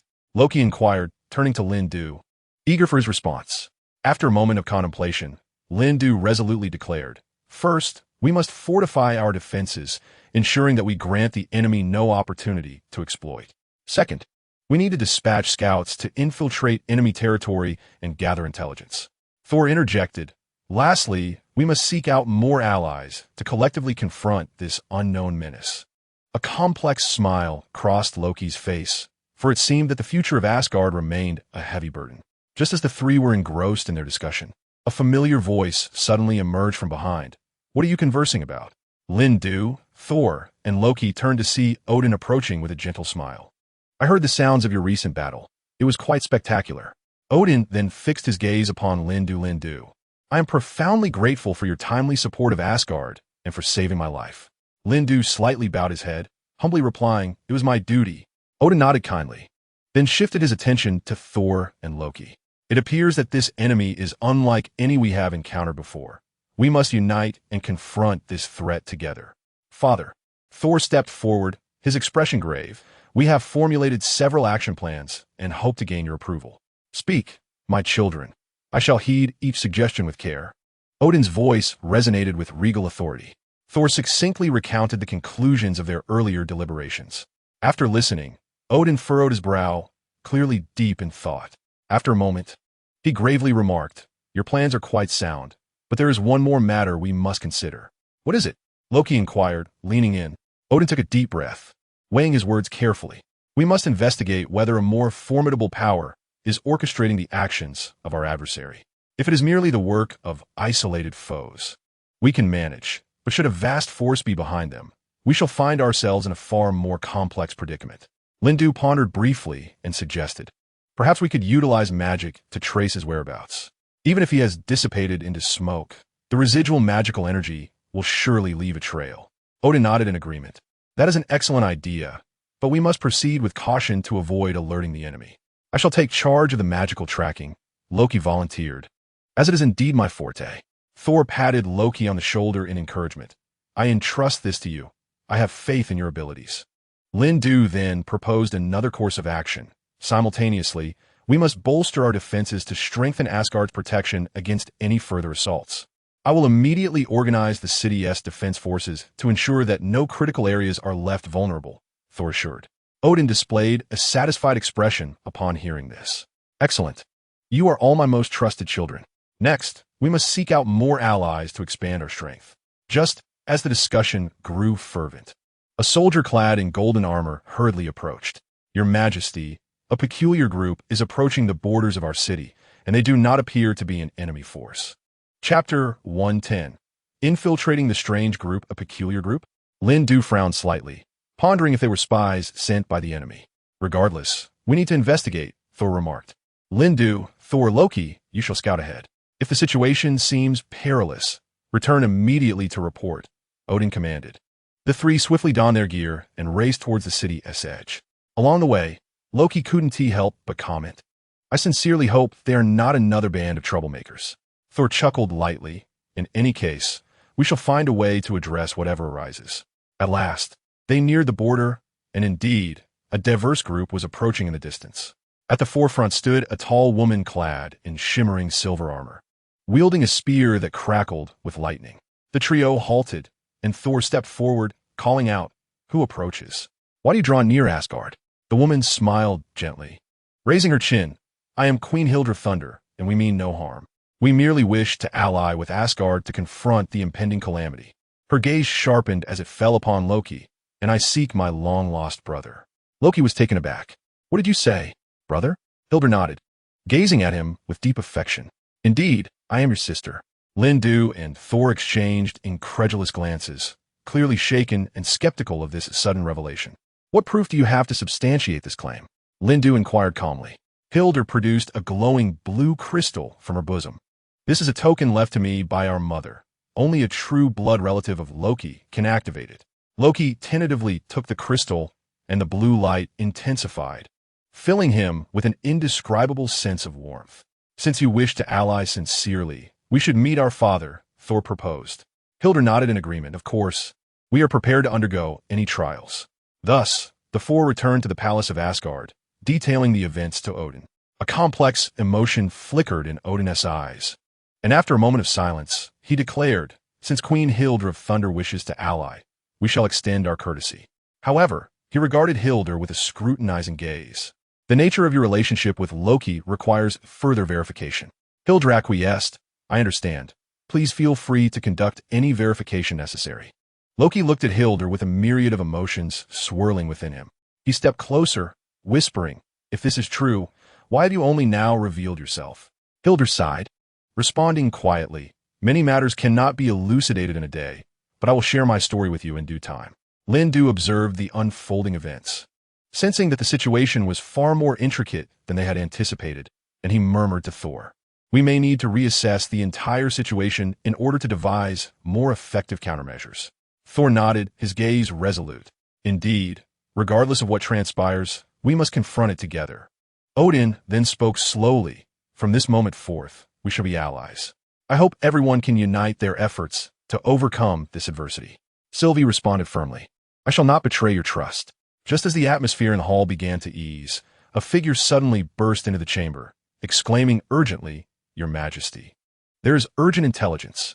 Linder turned and inquired, "What intelligence?" The messenger, breathless, reported, "Your Majesty, a mysterious army has appeared in the border region, claiming to be allies from a distant galaxy, yet their actions are peculiar and seem to harbor ulterior motives." Odin's brow furrowed as he scanned each person present. "It appears the situation is more complex than we had anticipated.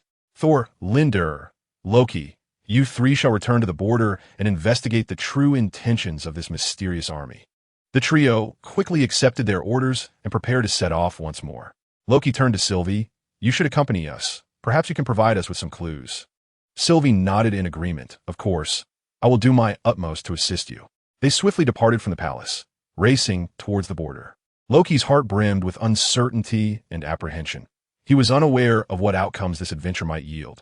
Regardless of the challenges that lay ahead, he would fight alongside his brothers. Upon reaching the border, they discovered the enigmatic army already encamped not far away, their camp shimmering with an unusual light.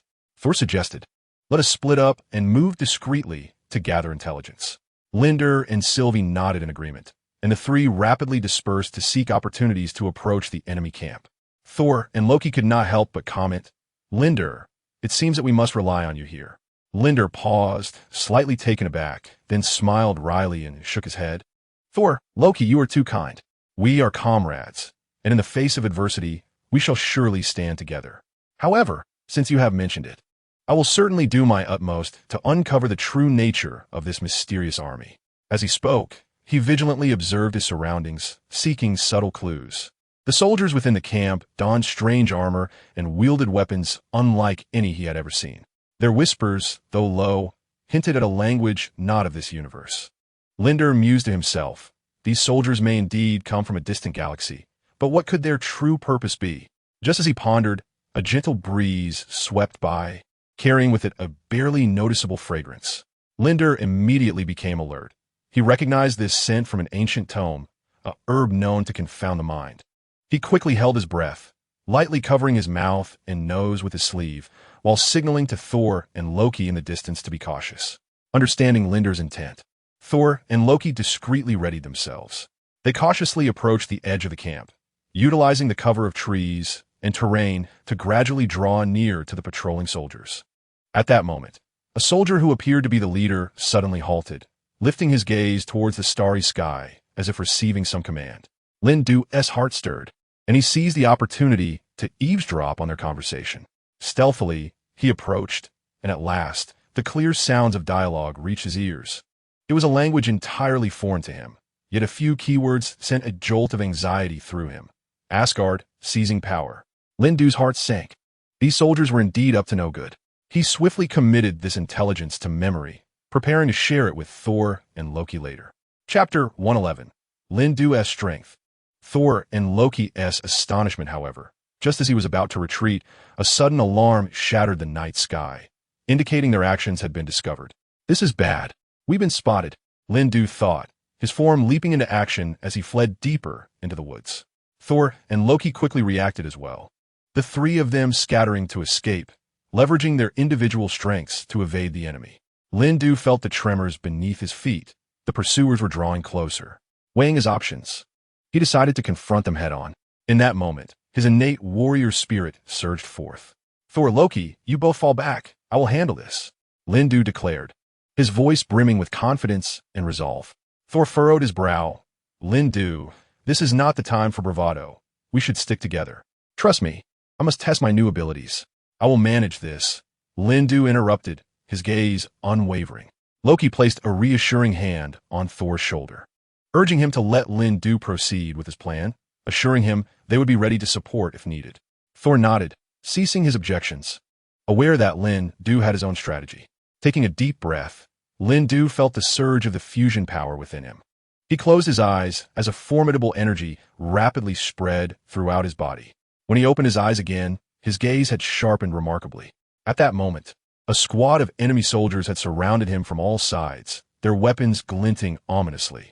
The leading soldier clearly recognized Lindu, a cold smirk crossing his face. Capture him. This human dares to provoke us, the leader uttered in that strange language.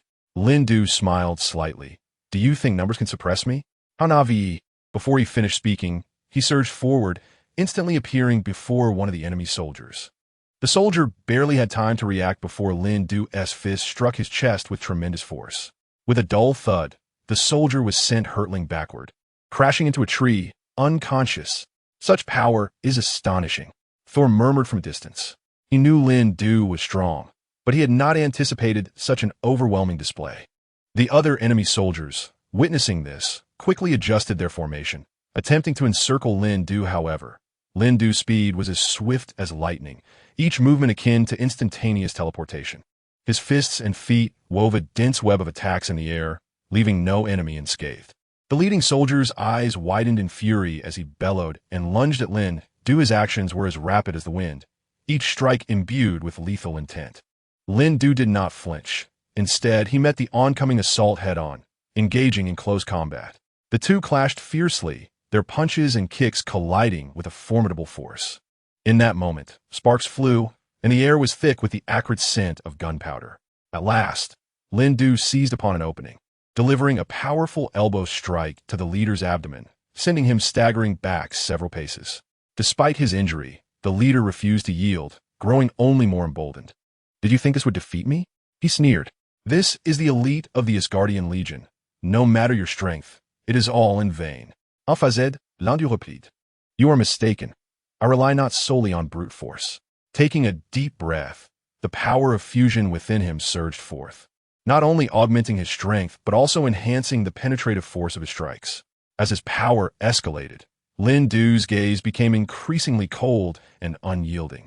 Each of his attacks bore an irreversible might, rendering the enemy's counterattacks feeble in his presence. At that moment, a peculiar wave of energy erupted from within him. He sensed a new force awakening, one that not only amplified his offensive capabilities, but also bestowed upon him an extraordinary perception. He could distinctly perceive every movement and intention of the surrounding foes. Now, I understand, Lin Du murmured softly, grasping the essence of this newfound power. It was a force capable of reading the enemy's mind and anticipating their attacks. The leader's expression shifted, clearly sensing the change within Lin Du. What kind of power is this? He inquired. Lin Du merely chuckled coldly, offering no reply.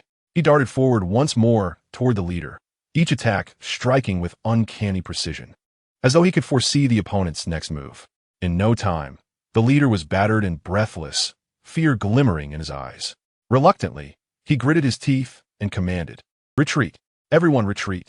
Upon hearing this, the enemy soldiers turned and fled, yet Lin Du did not pursue them. They were merely the vanguard. The true threat lay behind. Thor and Loki soon arrived, with Thor clapping Lin Du on the shoulder and exclaiming, "Well done, brother." Loki added with a teasing tone, "It seems your power has indeed grown considerably." Lin Du smiled. "This is merely the beginning. We face even greater challenges ahead." Just as they prepared to depart, a deep voice echoed from behind them. "Do you think this is the end?"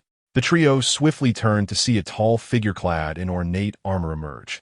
A cold smile etched upon his face. His presence was far more formidable than that of the previous foes. "I am the Prince of Asgard. Your nightmare has only just begun." Thor and Loki were poised to assist Lindur in their battle against their adversaries. However, before they could utter a word, Lindur's voice resonated. "Leave this to me. You two step back." The figure that emerged was one intent on challenging him. If a challenge was what they sought, they could approach him directly. It was the perfect moment for the fusion of powers to undergo another ascent. Previously, he had seamlessly merged the Time Stone, Space Stone, and Mind Stone, culminating in the creation of the latest magical incantation. Now, he was determined to fully amalgamate his own power. Lindur was brimming with combat spirit, and the energy of fusion surged vigorously within him. Taking a deep breath, he felt the strength pulsating through every cell in his being. "So, you wish to challenge me? Come forth," Lindur retorted with a cold smile, responding to the provocation of the Prince of Asgard. The prince's gaze was icy as he swung his sword, summoning a chilling aura that permeated the air. Although his assault had yet to arrive, the overwhelming pressure he exuded had already rendered the surrounding atmosphere dense. Lindur did not falter. His muscles tensed, and with a swift push from his toes, his figure vanished from sight. The clash between the two had ignited, striking like lightning in the night.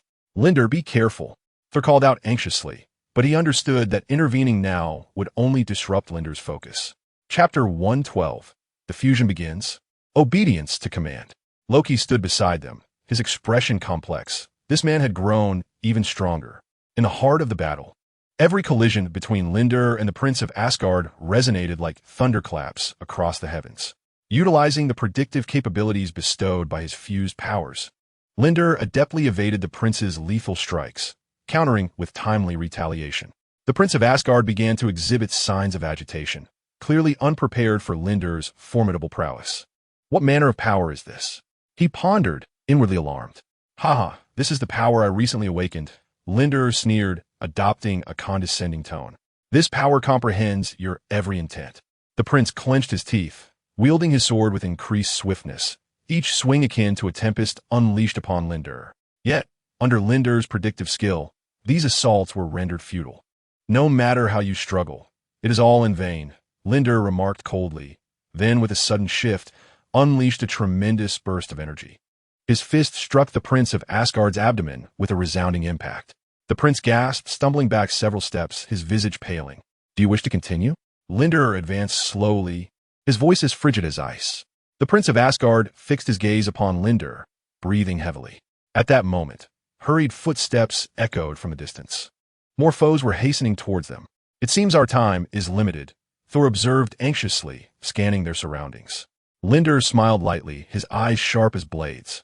Do not worry. They will not stir any significant waves. Just as Linder prepared to deliver the final blow to the Prince of Asgard, a gentle yet authoritative voice suddenly resonated through the air. Stop! Lindu and Prince Asgard ceased their movements simultaneously, their gazes fixed upon the source of the sound. A beam of light descended from the heavens, revealing an elderly figure clad in a silver-white robe. It was Odin, Thor exclaimed, awe evident in his eyes. Odin approached the two, surveying the injured Prince Asgard before turning his penetrating gaze towards Lindu. Young man, your power is indeed remarkable. Yet, this is not the sole means to resolve our conflicts. Lindu furrowed his brow, instinctively remaining wary of this sudden presence of strength. Your Majesty Odin, the grievances between us are irreconcilable, Prince Asgard replied through gritted teeth.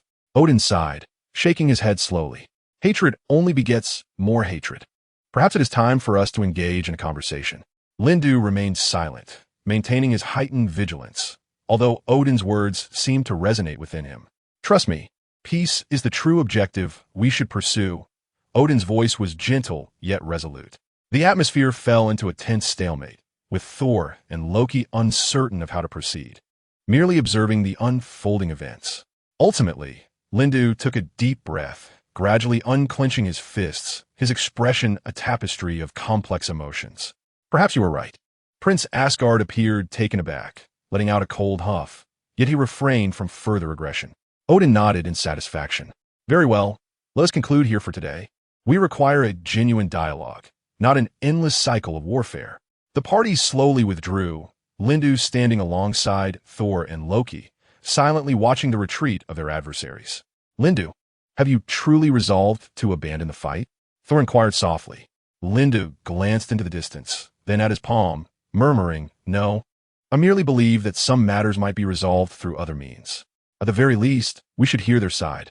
Loki patted Lindu on the shoulder, grinning regardless. I shall always stand by your side. At that moment, Odin turned back to them, announcing, In 3 days, we shall convene in the Valley of Peace. I hope you will attend. Linda nodded, affirming, Very well, we shall be there. Odin smiled and, accompanied by Prince Asgard, vanished in a burst of light. Thor's expression finally relaxed as he clapped Lindu on the shoulder. Brother, you truly excelled this time. Loki teased, but do not let it go to your head. The real challenge lies ahead. Lindu replied with a faint smile, I am aware. The path ahead will not be easy. The three walked side by side towards their encampment, their hearts brimming with anticipation and trepidation for the future. Do you think the talks in 3 days will proceed smoothly? Loki suddenly inquired. Who knows? Lindu shrugged.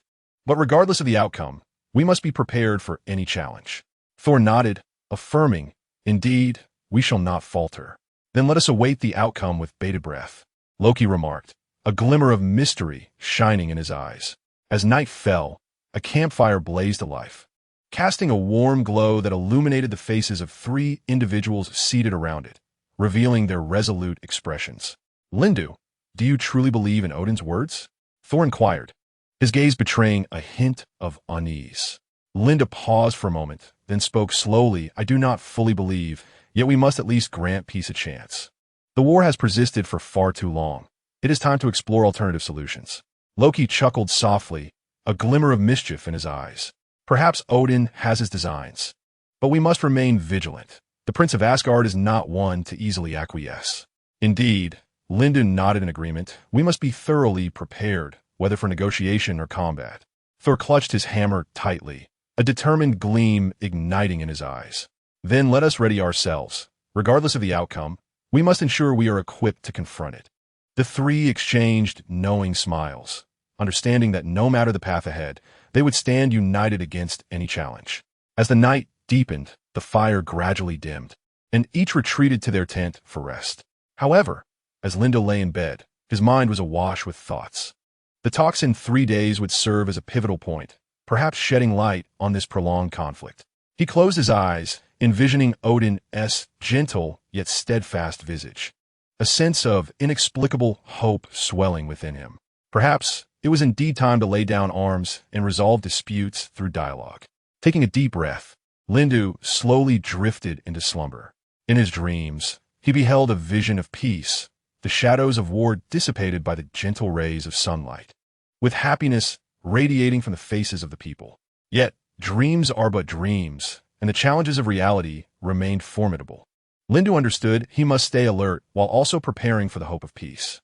As long as they stood united, there were no obstacles they could not surmount. With the dawn's first light gracing the camp, Lindu awoke from his slumber. He swiftly donned his gear and emerged from the tent, ready to embark on the day's endeavors. Lindu, what are our plans for today?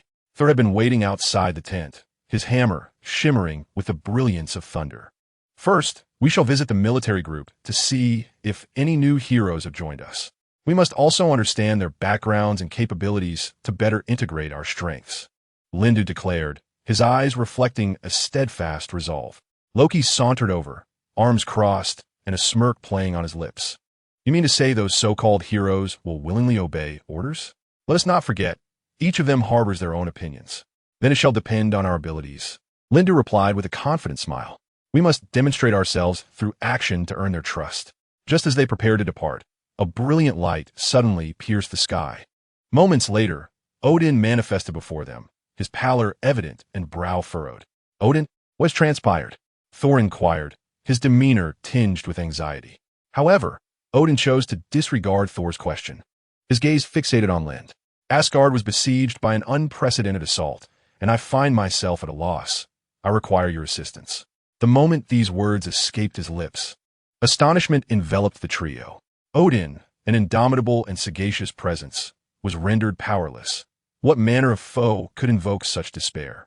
Odin, please elaborate on the situation, Lind implored, furrowing his brow. Taking a deep breath, Odin elucidated, a mysterious force has abruptly struck Asgard, one that does not emanate from any known dominion of the Nine Realms. It is so formidable that even I cannot withstand it. The defenses of Asgard have been compelled to retreat to the palace's inner sanctum. Thor clenched his hammer, rage igniting within him. Who dares assault Asgard? Odin refrained from an immediate reply, instead murmuring, I beseech your aid, particularly you, Lind. I believe you possess the power to help us repel this malevolent force. Should you consent, I would willingly relinquish the throne of Asgard to you. This proposal evidently surpassed Lind's expectations. He paused for a moment, then resolutely replied, Odin, there is no need for you to forsake the throne. We shall assist Asgard in overcoming this crisis, but I hope that, thereafter, we can strive together towards a goal of peace. Thank you, Odin nodded, a hint of relief gracing his features. Time is of the essence. Let us depart at once. Thor and Loki nodded in agreement, and the four swiftly transported themselves toward Asgard. Upon their arrival, the sight that greeted them was chilling. Towering edifices lay in ruins, and the streets were shrouded in smoke. Soldiers valiantly resisted, yet they were evidently outmatched. Lind, Thor, Loki, and Odin plunged into battle. Lind unsheathed his sword with lightning speed, dispatching the advancing foes one by one. Thor wielded Mjolnir, summoning thunder that cleaved the sky, striking directly at the enemy's core. Loki, employing his illusions, sowed chaos, incessantly harrying the enemy forces, preventing them from concentrating. Meanwhile, Odin stood atop the highest vantage point, amplifying their strength with his magic. As the conflict intensified, the enemy seemed to sense the arrival of reinforcements and began to retreat partially. Yet soon, a more formidable figure emerged, exuding an imposing aura. Cloaked in black, this enigmatic individual bore a cold and merciless gaze, wielding a long sword that glimmered with a dark crimson light. He was the leader, Odin whispered to Lind. Lind nodded, signaling Thor and Loki to engage this mysterious figure while he sought an opportunity for a decisive strike. Without hesitation, Thor and Loki advanced. Thor's hammer clashed with the foe's sword, unleashing a dazzling brilliance, while Loki utilized his illusions to continuously disrupt the leader's line of sight. Concurrently, Lind stealthily maneuvered behind the enemy, aiming for a fatal strike. Just as he prepared to deliver the final blow, the mysterious figure abruptly turned, a cold smirk gracing his lips. You insignificant insects truly believe you can defeat me? The enigmatic figure scoffed, brandishing a long sword, unleashing a powerful gust that drove back both Thor and Loki. Seizing the fleeting opportunity, Linder charged forward without hesitation, engaging the mysterious figure in an intense close-quarters combat. The clash of blades reverberated, the air thick with the scent of impending death. Thor, regaining his composure, rejoined the fray, flanking the enemy alongside Lindur. Meanwhile, Loki employed his illusions, rendering the foe's perception a tumultuous blur, escalating the battle's complexity. The conflict intensified, each collision a testament to strength and finesse. Ultimately, Lindur exploited a momentary lapse, thrusting his sword into the heart of his adversary. The mysterious figure let out a blood-curdling scream, his form gradually dissipating into nothingness. The soldiers of Asgard erupted in jubilant cheers, while the remaining foes fled in disarray. The battle had finally reached its conclusion. Lindur, panting, raised his gaze towards Odin. Asgard was momentarily safe, yet the shadowy puppeteer behind this chaos must be swiftly identified. Odin nodded, expressing his gratitude. Lindur, you are the hero of Asgard. We have many matters to address, but your assistance fills me with hope.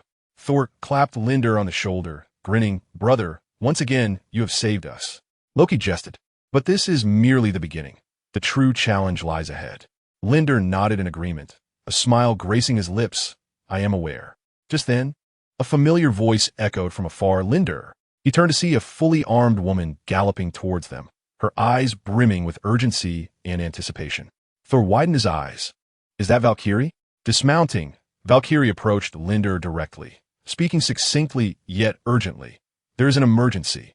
I require your assistance. Lindur nodded, glancing at Thor and Loki, resolutely stating, Very well, we shall go together. Valkyrie exhaled a sigh of relief, hope flickering in her eyes. Thank you. Follow me. She led them briskly towards the castle's council chamber, the air thick with tension. Inside, several prominent figures of Asgard awaited anxiously. As soon as Lindur, Thor, and Loki entered, they were immediately surrounded. What transpired? Thor inquired first, his brow furrowed in concern. Valkyrie took a deep breath, replying, We have just received news of a large-scale attack in Jotunheim within the Nine Realms. We suspect it is yet another scheme from hostile forces. Chapter 114. The council chamber, Lindur's authority. Lindur's gaze sharpened. Is our intelligence reliable? An elder statesman nodded affirmatively. Indeed. Our scouts witnessed the assault by the frost giants firsthand. Yet, what troubles us further is that they appear to have a new leader, a mysterious figure wielding formidable magic. Loki murmured thoughtfully, The frost giants, my homeland. A complex glimmer passed through his eyes. Thor placed a reassuring hand on Loki's shoulder. Brother, this is not your fault. We must stop them. Lindur turned to Odin, stating, We require a plan, swift action to avert further harm. Odin nodded, his tone resolute as he declared, We shall immediately assemble an elite force to journey to Jotunheim to investigate and rescue those in peril. The Valkyrie added, I have been preparing the troops, and we are ready to depart at any moment. Excellent, Lindur replied. We shall also partake in this mission. Soon after, a cadre of elite soldiers readied themselves for the expedition, with Lindur, Thor, Loki, and the Valkyrie standing resolutely at the forefront. Clad once more in their battle armor, they radiated unwavering determination. Just before their departure, the Valkyrie quietly spoke to Lindur. Let us hope we succeed this time and safeguard everyone. Lindur smiled in response. We shall indeed. The company traversed the treacherous path leading to Jotunheim, the biting wind howling and snow blanketing the world. As they approached the borders of Jotunheim, a terrifying roar echoed from afar. Alert! Lindur shouted. A battalion of vigilant frost giants emerged abruptly from the snow, brandishing massive ice hammers as they charged towards the soldiers of Asgard. In an instant, battle erupted, swords clashing against ice hammers, igniting a flurry of sparks. Thor raised his mighty hammer, lightning crackling around him as he bellowed, swinging it to send several frost giants flying. Loki conjured illusions, ensnaring the enemies in confusion while deftly wielding his dagger for precise strikes. The Valkyrie galloped through the fray, her spear piercing with calm and lethal precision towards every foe. Meanwhile, Lindur glided through the battlefield like a specter, each strike claiming the life of a frost giant. Just as they began to gain the upper hand, a towering figure manifested at the center of the battlefield. You foolish wretches, did you truly believe you could easily vanquish us? The figure mocked, an icy staff radiating an intense chill in his grasp. That must be the new leader. The Valkyrie gasped. Lindur and Thor exchanged determined glances, swiftly approaching the enemy. poised for attack. Come, let me witness your strength, the enigmatic figure sneered, then waved his staff, conjuring a colossal ice wall that thwarted Lindu and Thor's assault. Frost giants. Subdue them. With his command, more frost giants surged forth. Lindu adeptly evaded the onslaught of ice hammers. Yet he understood that this new leader's power far surpassed any adversary they had previously encountered. They needed to discover his weakness. Thor, undeterred, leaped over the ice wall and charged directly at the mysterious figure, his hammer crackling with thunder as he aimed a ferocious strike. Do you think such a move will defeat me? The figure scoffed, and with another flourish of his staff, a powerful gust of icy wind repelled Thor. In that moment, Loki used his illusions to obscure the frost giant's vision, finally maneuvering to the side of the mysterious figure, his dagger gleaming with lethal intent, ready to deliver a fatal blow. However, just as Loki struck, the enigmatic figure pivoted abruptly, landing a powerful blow to his chest. Ah! Loki cried out in agony, hurtling backward to crash into the snow. Loki! Thor roared, his eyes ablaze with fury. Seeing this, Linduo quickly rushed to Loki's side and helped him up. Are you all right? Loki weakly smiled. I'm not dead yet. Valkyrie rode in, positioning herself before them, coldly glaring at the mysterious figure. You're finished. Ha! I look forward to seeing what you can do. The mysterious figure laughed arrogantly. Just then, dark clouds suddenly gathered in the distant sky, accompanied by flashes of lightning. Linduo sensed an unusual power and looked up to see a figure enveloped in golden light descending, their majesty overwhelming the entire battlefield. Who is it? The smile of the mysterious figure froze. I am an existence you cannot contend with, the person shrouded in gold said coldly. Linduo's heart leaped with joy. Reinforcements had arrived. Thor gazed at the golden light in the sky, a flicker of determination in his eyes. Brothers and sisters, this time, we must achieve victory. Yes, we must triumph. Linduo gripped his sword tightly, his gaze resolute. The Valkyrie's spear glinted ominously as she shouted, Everyone, charge with me. The tide of battle shifted once more. With every Asgardian warrior ignited with fighting spirit, engaging in a desperate struggle against the frost giants. You are doomed, the mysterious figure roared, wielding an ice staff to unleash an even more powerful chill. Yet this time, he no longer felt invincible and began to sense the pressure. At that moment, the figure cloaked in golden light had landed on the battlefield, their power seemingly limitless. With a mere wave of their hand, the onslaught of the frost giants was instantly halted. This is impossible, the enemy gasped in horror. It seems your doom has arrived, Linduo smiled. His sword pointed directly at the foe. The golden figure slowly approached the enemy, the cold emanating from the ice staff dissipating before them like dust. Seizing the opportunity, Linduo and Thor launched their final strike. Their sword and hammer fell simultaneously, striking precisely at the enemy's vital point.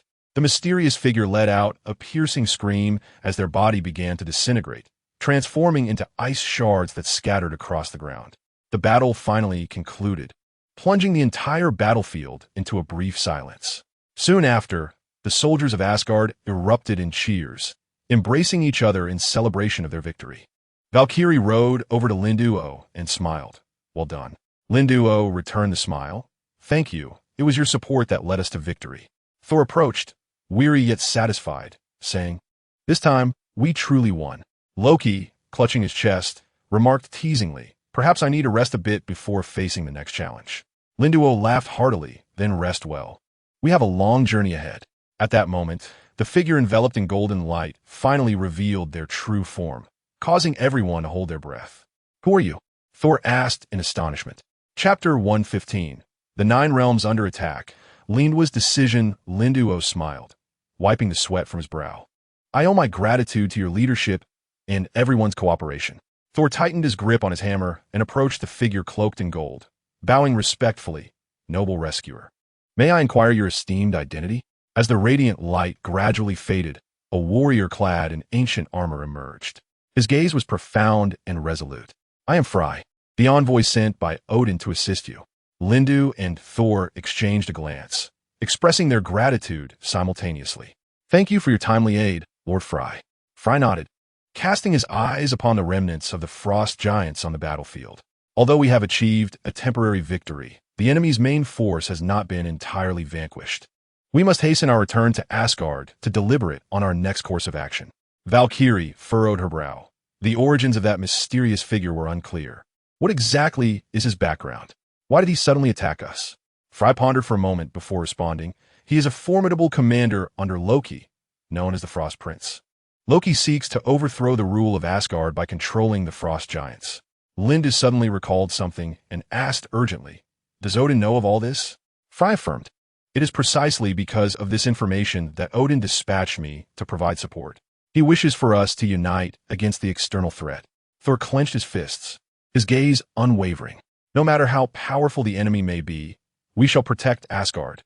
Everyone echoed their support, resolutely deciding to return to Asgard at once. On their way back, Lindu led the group, and Valkyrie could not help but whisper, "Lindu, what are your plans?" Lindu pondered for a moment before replying, "I believe we need to rally more allies to contend with Loki's forces. Furthermore, we must fortify our defenses to prevent another assault." Valkyrie nodded in agreement. "Indeed, we must also locate Loki's base and take the initiative." As they conversed, suddenly, thunder resonated in the distant sky. Thor looked up to see a bolt of lightning streaking across the heavens, seemingly heralding a new crisis. "It seems Loki will not easily relent," Thor said somberly. Fry rode alongside them, reminding everyone, "Remain vigilant. We cannot afford to be complacent." At last, after a long and arduous journey, they returned to Asgard. At the city gates, they were met with a warm welcome, with Odin himself greeting their return. Odin surveyed the assembly with a booming voice. "You have all labored greatly. Asgard stands proud because of your valor." Lindu, Thor, and the others saluted in respect before providing a detailed report of the battle. After listening, Odin's expression remained grave. "It appears our enemies are more cunning than anticipated. Loki's ambitions extend beyond merely controlling the Frost Giants. He may also ally with other forces." Fry stepped forward, proposing, "Your Majesty, we must devise a more comprehensive strategy and seek the support of allies from other realms." Odin nodded, acknowledging Frey's wisdom. "Indeed, we must convene an urgent meeting to discuss specific tactical arrangements." Thus, all significant figures gathered in the Great Hall, engaging in fervent discussions. Afterward, Lindu and Valkyrie stood in the square outside the palace, observing the bustling soldiers and residents. Valkyrie softly inquired, "Can we safeguard Asgard?" Lindu grasped her hand firmly and declared, "Indeed, as long as we stand united, no force can shatter us." At that moment, Thor approached with a smile and said, "I have heard of your presence here. I wish to share some splendid news." Valkyrie, filled with curiosity, inquired, "What news?" Thor, with a mysterious smile, replied, "We have found a formidable ally willing to join our struggle." Both Lindu and Valkyrie exhibited expressions of astonishment. "Who is it?" Thor laughed heartily, turning to point in the distance. "Look, is that not him?" Following Thor's gesture, Lindu and Valkyrie beheld a towering warrior striding towards them, clad in dark armor, his countenance exuding an aura of authority. "This is Heracles, the hero of Greek mythology," Thor introduced proudly. Heracles approached with resolute steps, smiling slightly. "I am delighted to have the opportunity to fight alongside you." Valkyrie, her eyes alight with surprise, welcomed him. "We are indeed fortunate to have you, Heracles. Your presence is undoubtedly a tremendous boon for us." Heracles nodded. "I too look forward to this battle. It is an honor to stand alongside the All-Father Odin." Just then, Odin emerged from the great hall, his expression brightening upon seeing Heracles. "Heracles, your renown has spread across realms. Thank you for choosing to join our ranks." Heracles responded with a smile, "Your Majesty Odin, it is my privilege to contribute to Asgard," as all were enveloped in the hope brought forth by this newfound strength. A deafening thunderclap echoed across the sky once more. The assembly looked up to witness dark clouds gathering, flashes of lightning illuminating the sky, as a colossal floating fortress gradually materialized. "What is that?" Valkyrie queried, her voice laced with uncertainty. "It is Loki's new scheme," Thor grimaced. "It appears he is poised to launch an assault." Odin decisively commanded, "All troops, stand ready. We must not allow Loki's machinations to succeed." The impending battle in Asgard was imminent. Soldiers swiftly assembled, seizing their weapons, preparing to confront the forthcoming conflict. Heracles unsheathed his massive axe, positioning himself at the forefront of the ranks, ready to engage the adversary. A tense atmosphere enveloped all of Asgard. However, At that moment, an unexpected voice shattered the silence. How extravagant it is for so many to await but one. The voice was deep and tinged with mockery. The crowd turned towards the sound, witnessing a man clad in black robes descending slowly from the floating fortress. Loki. He was accompanied by a horde of fearsome frost giants, their gaze cold and unyielding as they surveyed the gathered crowd. Loki, Thor bellowed, directing his hammer at him. This time, I shall not allow you to escape. With a derisive smile, Loki retorted, Come now, brother, let us see whose strength prevails. In an instant, the battle erupted. Thor charged fiercely at Loki. The two engaged in a fierce clash, lightning and magic intertwining amidst a shower of sparks. Meanwhile, Heracles faced the onslaught of the frost giants. He wielded a colossal axe, each swing unleashing a cataclysmic force. Chapter 116. Confronting Loki, the arrival of Zeus. Meanwhile, Lindu and the Valkyries valiantly resisted the onslaught of the frost giants alongside their fellow soldiers. The Valkyries nimbly darted among the foes, their spears striking with the swiftness of lightning, each attack precise and lethal. Lindu, harnessing his formidable magic, provided support and protection for his comrades. The battle raged with unprecedented ferocity, both sides suffering grievous losses. At that moment, Loki unleashed a powerful spell. The sky darkened ominously, as if the apocalypse were upon them. A colossal frost dragon roared as it swooped down from above, crashing violently against the walls of Asgard. It is the frost dragon, Frey exclaimed. Odin stood atop the walls, raising his staff, a golden light flickering forth. His voice resonated powerfully. People of Asgard, protect our homeland at all costs. Heracles glanced at the tumultuous clash between Thor and Loki, decisively turning to Odin. Allow me to confront this frost dragon. Odin nodded. Exercise caution. Heracles soared into the air, charging at the frost dragon, his massive axe glinting with a chilling light, engaging in a titanic battle. The frost dragon unleashed a furious, icy breath, while Heracles countered with superhuman strength and speed, both forces evenly matched. Simultaneously, the confrontation between Thor and Loki reached a fever pitch.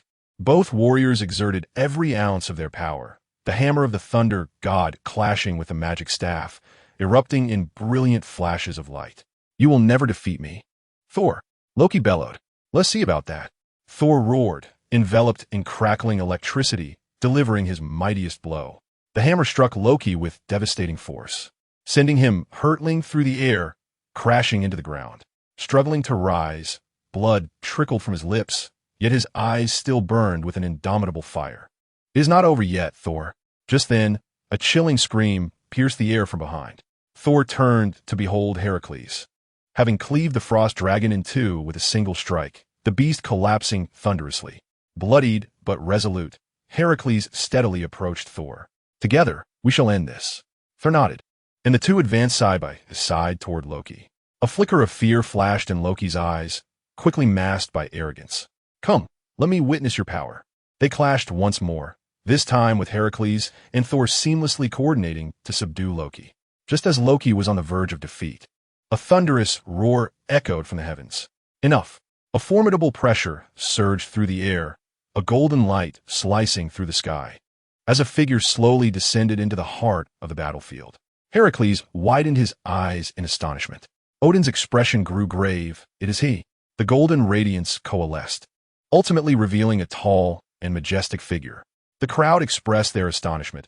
It was none other than Zeus, the father of the gods.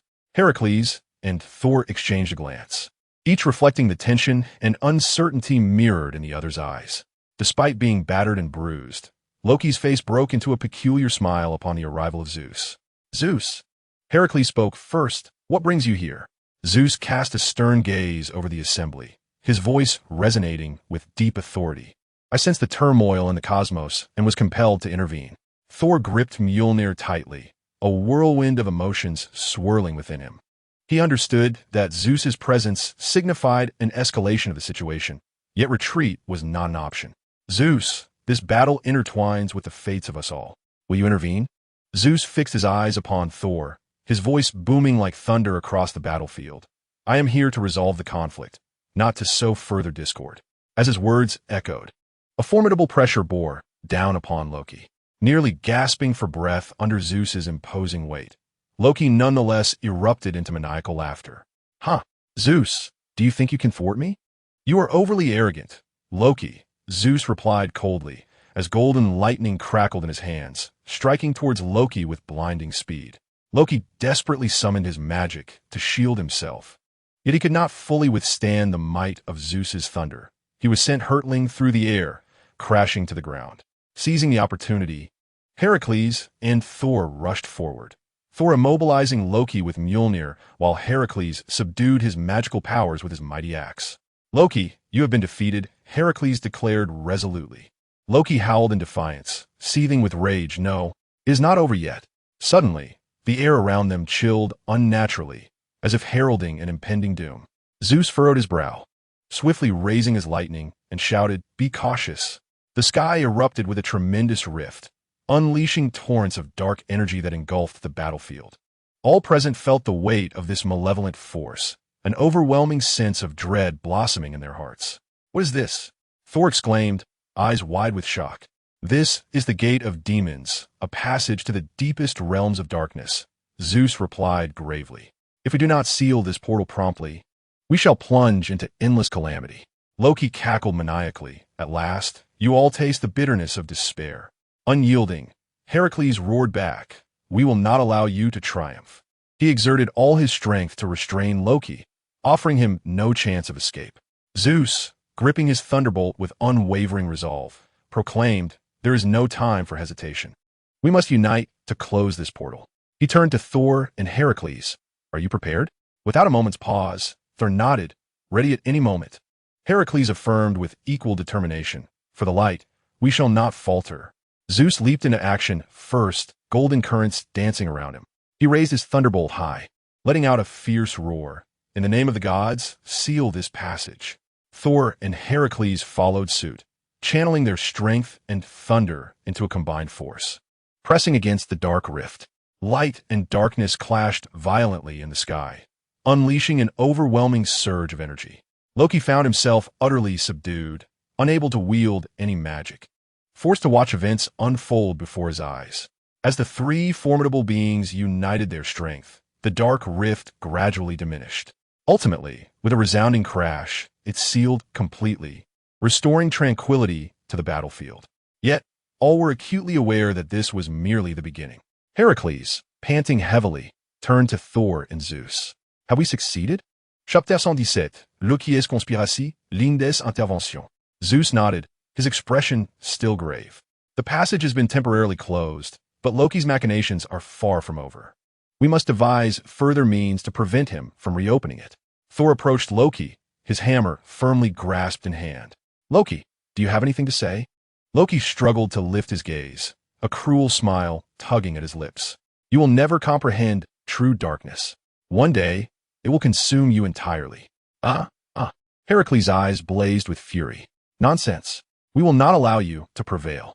Zeus coldly fixed his stare upon Loki. "Imprison him until we find a more effective solution." Heracles nodded in understanding. Thor looked to Heracles. "What shall we do next?" After a moment's contemplation, Heracles replied with conviction. "We need to seek more allies and establish more formidable barriers. This battle is merely a prelude. We must be thoroughly prepared." Zeus strode over to the two, speaking with authority. "There is much work to be done, but as long as we stand united, we shall triumph over the darkness." Thor and Heracles exchanged determined glances, fists clenched, proclaiming in unison, "For the light, for the future." Zeus nodded. "Then let us commence." As Loki was escorted away, he continued to smirk defiantly. "You remain ever so naive." He deliberately slowed his pace, turning back to Thor. "Brother, do you truly believe this will suffice to halt everything?" Thor halted, gazing down at Loki. "Loki, we will find the answers, and you shall pay for your actions." Loki raised an eyebrow, intrigued. "I look forward to it." Just as Heracles was about to move forward, he suddenly sensed a powerful surge of energy. Turning, he beheld Lind with a stern countenance, clutching the space gem, its azure radiance shimmering. "Lind, what are you doing?" Zeus inquired, his brow furrowed, his tone deepening. Lind slowly raised his head, determination glimmering in his eyes. "I do not intend to grant Loki another chance at life." Thor immediately grasped the implication, fixing a sharp gaze upon Lind. You mean to kill him? Lind did not respond. Instead, he channeled the gem's power into the surrounding space. In an instant, Loki was enveloped by a blue glow, his entire being drawn into an isolated dimension. This realm was entirely severed from the outside world, impenetrable even to divine forces. Loki's expression shifted to one of shock, his face contorted with defiance and rage. Lind, what do you intend to do? Lind approached, his gaze icy as he regarded Loki. You have wrought too much chaos and inflicted harm upon too many. Now, I shall put an end to it all. As Heracles was about to intervene, he was halted by Zeus. Zeus cast a deep gaze upon Lindu, seemingly weighing some profound consideration. Loki felt a chill run down his spine. He attempted to struggle, only to find himself utterly ensnared. You cannot do this. I have many plans. Lindu scoffed, then produced another gem, the Mind Stone. This gem radiated a golden light, as if it possessed the power to penetrate all truths. The Mind Stone. Loki's complexion turned ashen as he looked at Lindu in despair. Are you going to use it to control me? Indeed, that is precisely my intention. Without hesitation, Lindu infused the Mind Stone's power into Loki's being. A formidable mental shock rendered Loki's eyes vacant and devoid of spirit. He writhed in agony, but soon relinquished his resistance. In your life, Lindu commanded coldly. Loki's gaze became vacant, his hand rising involuntarily to pierce his own heart. Yet, at the last moment, a flicker of clarity crossed his eyes. No, I cannot. Zeus could no longer contain himself and stepped forward. Lindu, cease. Such actions will not resolve the issue.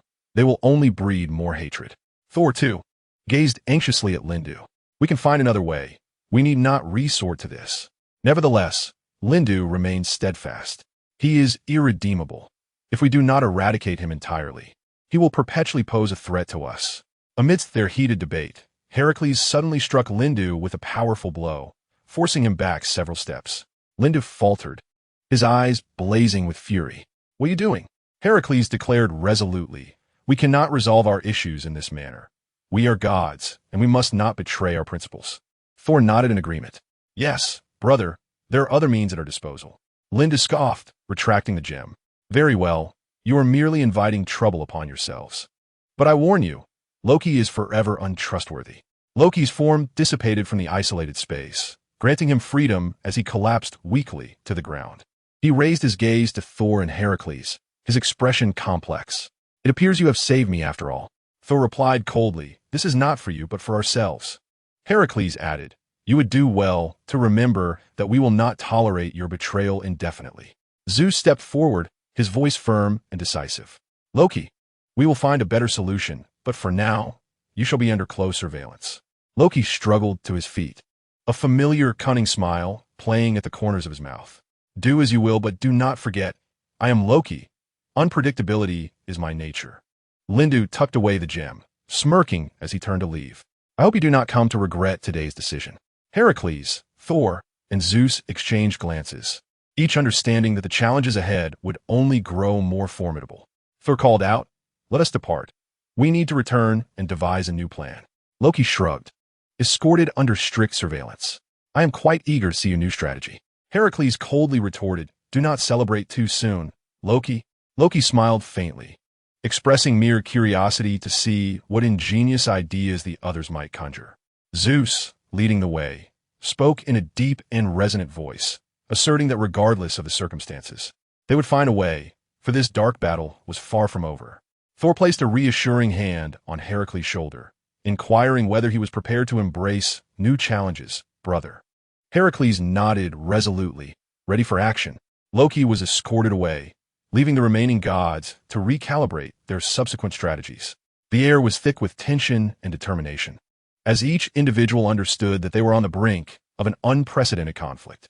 Thor cast one last glance at the murky sky, murmuring, for the light, for the future, we must prevail. Chapter 118.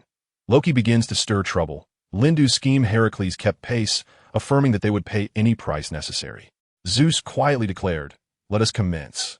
Just as the group prepared to embark once more, Loki abruptly halted, turning to Thor and questioning, brother, do you truly believe there will be a resolution to all this? Thor paused for a moment before replying, we shall find the answer, eventually. Loki revealed a complex smile, expressing his eagerness to witness their conclusions. The group continued onward, while a tempest brewed ominously in the distance. Lindu clenched the gem in his hand, casting a cold glance at the gods behind him. He felt a wave of disdain for their indecision, their softness, and their arrogance. "Take your time," Lindu remarked with a smirk before vanishing in an instant. Returning to the realm of the apocalyptic star, the moment he set foot on its soil, he sensed an unusual energy fluctuation permeating the surroundings. Frowning, he commanded the intelligent detectors beside him to conduct a comprehensive scan. "Report," Lindu instructed in a hushed tone. The detectors emitted a low hum before delivering a mechanical response. "Master, an anomalous energy fluctuation has been detected emanating from the anti-blue star."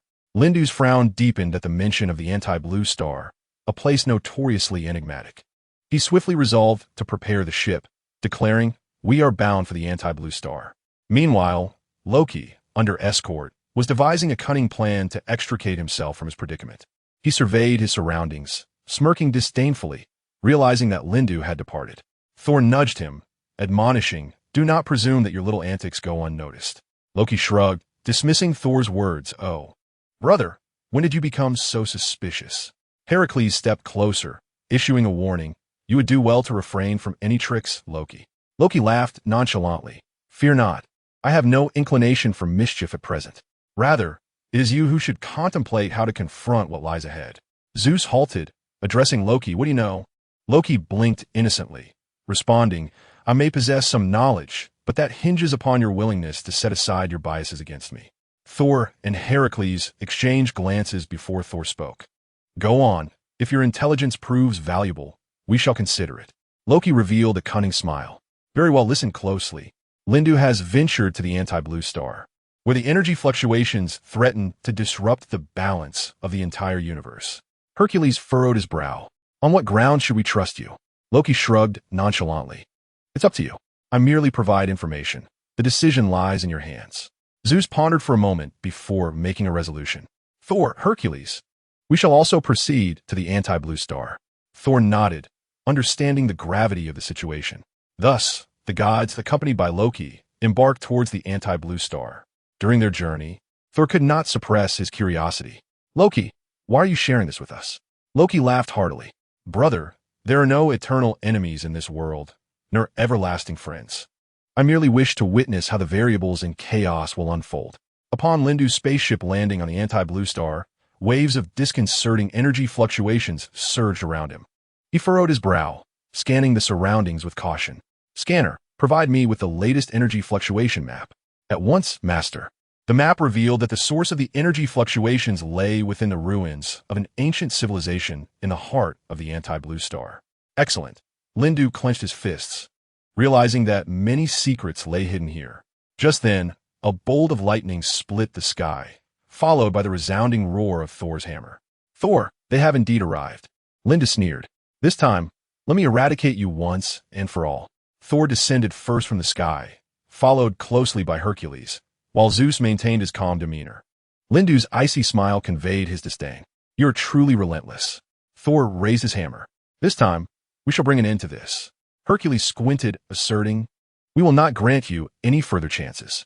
Lindu scoffed. "Chances? You have never had any." As the impending battle loomed, Loki suddenly shouted, "Wait." All eyes turned to him as he slowly stepped between the two factions, wearing a surprisingly complex expression. "I have a proposal," Loki began. "Why not confront this unknown energy together? Fighting alone will only plunge each of us into disaster." Lindu scoffed again. "What scheme are you plotting, Loki?" Loki spread his hands innocently. "No scheme, just a simple reality. If we do not cooperate, we shall all perish beneath this formidable energy." Thor remained silent for a moment before nodding in agreement. "He has a point." Hercules, displeased, retorted, "Do you truly trust him?" Thor stared resolutely at Loki. "At least for this moment, I choose to believe." Zeus coldly added, "Regardless, we must confront the crisis at hand." Lindu snorted. "Then let us temporarily cooperate and see what you are capable of." Loki smiled slightly. "A perfect decision. So, who shall commence?" With Loki's words hanging in the air, a tense and delicate atmosphere enveloped them. The gods and Lindu understood that despite their endless disputes and hostilities, they were bound by a common fate. Yet, confronted with an unknown threat, They must cast aside their prejudices and unite to face it together. Thor took a deep breath and stepped forward, declaring, "I shall take the lead." He raised Mjolnir, the hammer of the thunder god, which crackled with brilliant arcs of electricity. The power of Mjolnir resonated with the energy fluctuations of the anti-blue planet, as if responding to Thor's summons. Hercules followed closely, his eyes gleaming with unwavering determination. He gripped his weapon tightly, prepared to confront any imminent danger.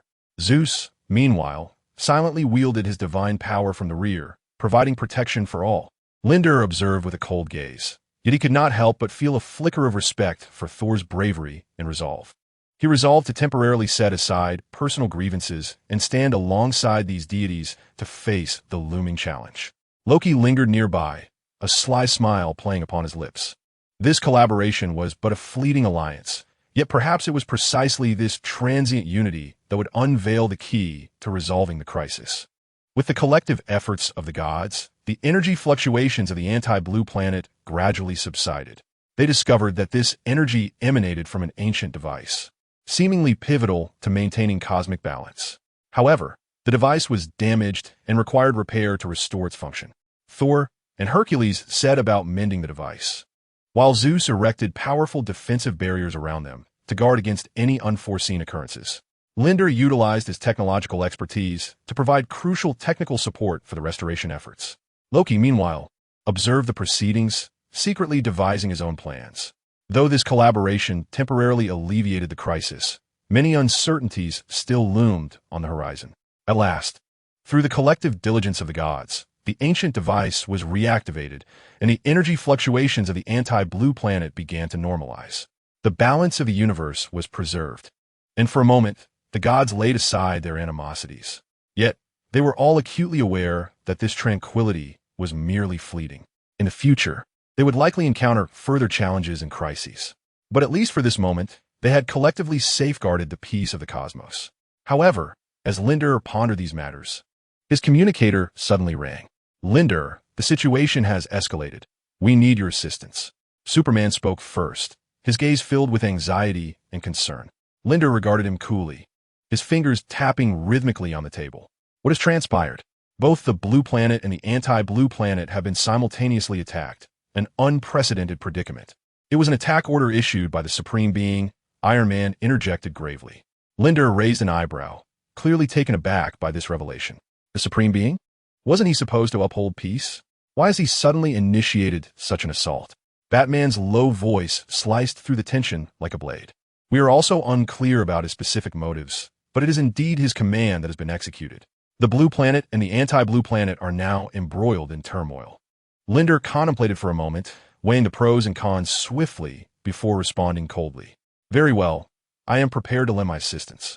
But this collaboration must be led by me, and you must adhere to my directives." "No objections," Wonder Woman responded decisively, without a moment's hesitation.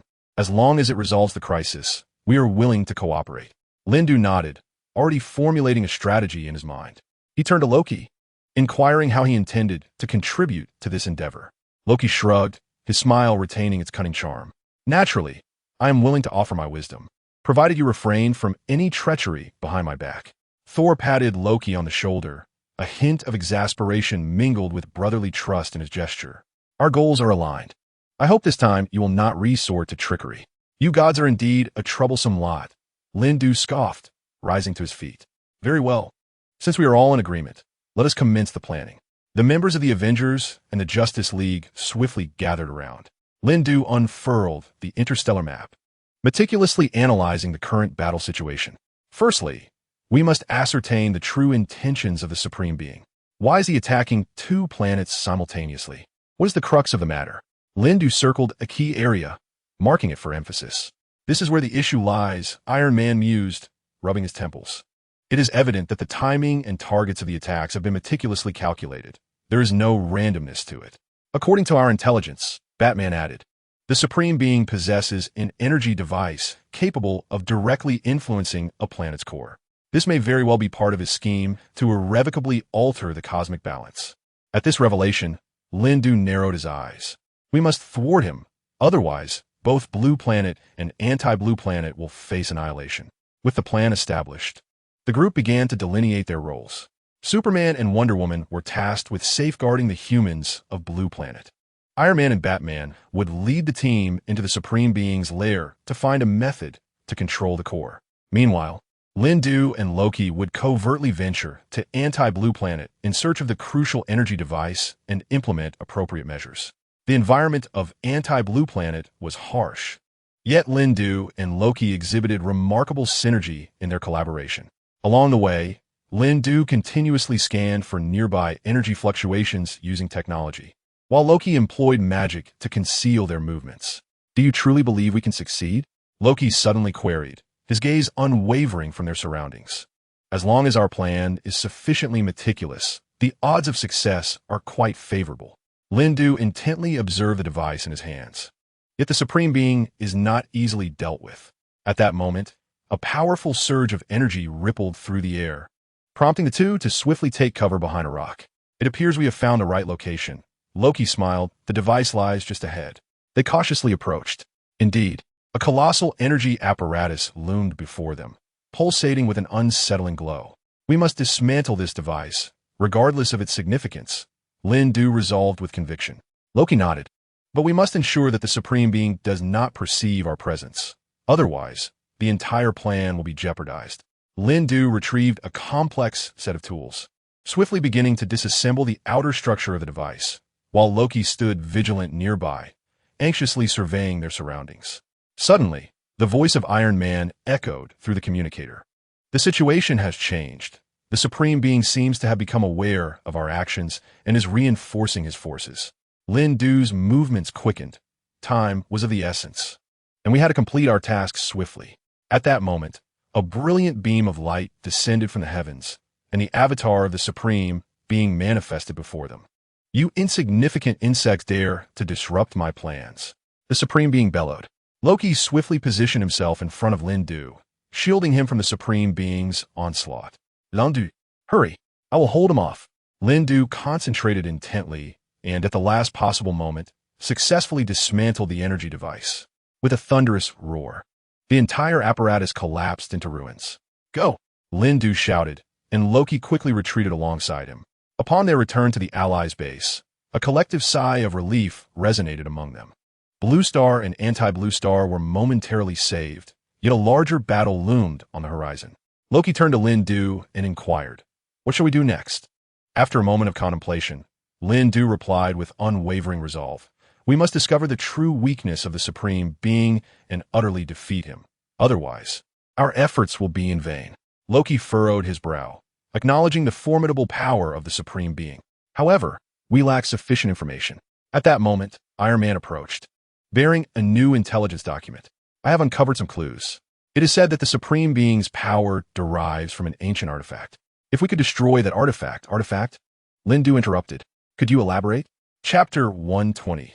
The Supreme Being's abilities, acquiring the artifact. This artifact possesses the ability to absorb surrounding energy, granting the Supreme Being endless energy support, Iron Man elucidated. Loki nodded thoughtfully. "Then we must locate this artifact and devise a means to destroy it." Lindu surveyed his team, determination etched on each face. "We shall split into two groups. One team will gather more information, while the other will divert the Supreme Being's attention." Everyone concurred with the plan and promptly set it into motion. Lindu and Loki led a portion of the team toward the Supreme Being's domain, while Iron Man and another group returned to the Intelligence Center to continue their search for more information regarding the artifact. As they journeyed toward the Supreme Being's territory, Loki and Lindu exchanged thoughts. "Where do you think this artifact might be hidden?" Loki inquired. "If I were the Supreme Being, I would conceal it in a location that is both the most secretive and the easiest to defend," Lindu replied. "That makes sense," Loki agreed. "But we must tread carefully. While the Supreme Being's power may not be fearsome, he undoubtedly possesses other hidden tactics." Suddenly, a commotion erupted ahead, and several soldiers of the Supreme Being appeared in their line of sight. "It seems we must act preemptively," Lindu remarked with a cold smirk. Loki smiled faintly, eager for the confrontation. They swiftly entered combat mode, each utilizing their weapons in seamless coordination to swiftly eliminate the group of soldiers. However, this also meant their whereabouts had been compromised. "We must hasten our pace." Lindu cast a glance at Loki, his eyes betraying a sense of urgency. Loki nodded in agreement, signaling that they should not squander any more time. They pressed on and finally arrived at the outskirts of the Supreme Lord's domain. This colossal and magnificent structure emanated an aura of intimidation, as if proclaiming the formidable and inviolable nature of its master. Shall we infiltrate stealthily or charge in? Loki inquired in a hushed tone. Infiltrate, l'un du repli de Immortality. We must not alert the guards. They discreetly circumvented the main entrance and slipped through a poorly monitored alleyway. After navigating several turns, they finally located the entry point to the interior. Proceed with caution from here, Lindu whispered, gesturing for Loki to follow. They entered the building with utmost care, striving to evade the patrolling soldiers. However, just as they approached the core area, a figure suddenly materialized before them, blocking their path. Think you can sneak in? It won't be that easy, remarked the Supreme Lord's formidable aide, the Dark Messenger. Loki instantly heightened his vigilance. It seemed they could not escape a confrontation. The Dark Messenger sneered. Do you truly believe you could defeat me so easily? Such foolishness. The air crackled with tension as the two parties clashed in a fierce standoff. Lindu and Loki simultaneously launched their attacks, engaging the Dark Messenger in an intense battle. Though formidable, the Dark Messenger found himself somewhat challenged by their seamless cooperation. Loki, keep him occupied. I'll search for the artifact, Lindu shouted amidst the fray. Rest assured, I won't allow him to interfere with you, Loki replied affirmatively. Seizing the opportunity, Lindu deftly evaded, continuing deeper into the interior. He understood the urgency of their mission. If he did not locate the artifact quickly, all their efforts would be in vain. At that moment, Iron Man's voice crackled through the earpiece. Lindu, good news. We pinpointed the artifact's location, right at the heart of the dungeon. Copy that, we're on our way. Lindu responded swiftly. However, it appeared that the Supreme Lord had also discerned their intentions, as a resounding voice echoed throughout the building. Do you believe this will thwart me? A delusion. Undeterred, Lindu pressed onward towards the dungeon. He needed to find that artifact post-haste. Only by destroying it could he dismantle the Supreme Lord's power entirely. Suddenly, a massive metallic door loomed ahead. This must be the entrance to the dungeon. Lindu took a deep breath and summoned all his strength to push the door open. Before him, he beheld an artifact pulsating with an otherworldly glow, suspended in the center of the dungeon. I found it, Lindu exclaimed, elated, as he swiftly retrieved the tools needed for the destruction device. Hurry and dismantle it, Iron Man urged through the earpiece. Lindu focused intently on disassembling the artifact's protective mechanisms, but just as he was nearing completion, a blinding light surged toward him. The Supreme Lord himself had appeared to thwart his efforts. Do you think this will stop me? The Supreme Lord said coldly. Lindu est attracé. He understood that this was a matter of life and death. No matter the cost, he could not falter. In this critical moment, Loki burst in from the rear, his wand aimed directly at the Supreme One. You shall not harm my friends. The Supreme One spun around sharply, a flicker of disdain in his eyes.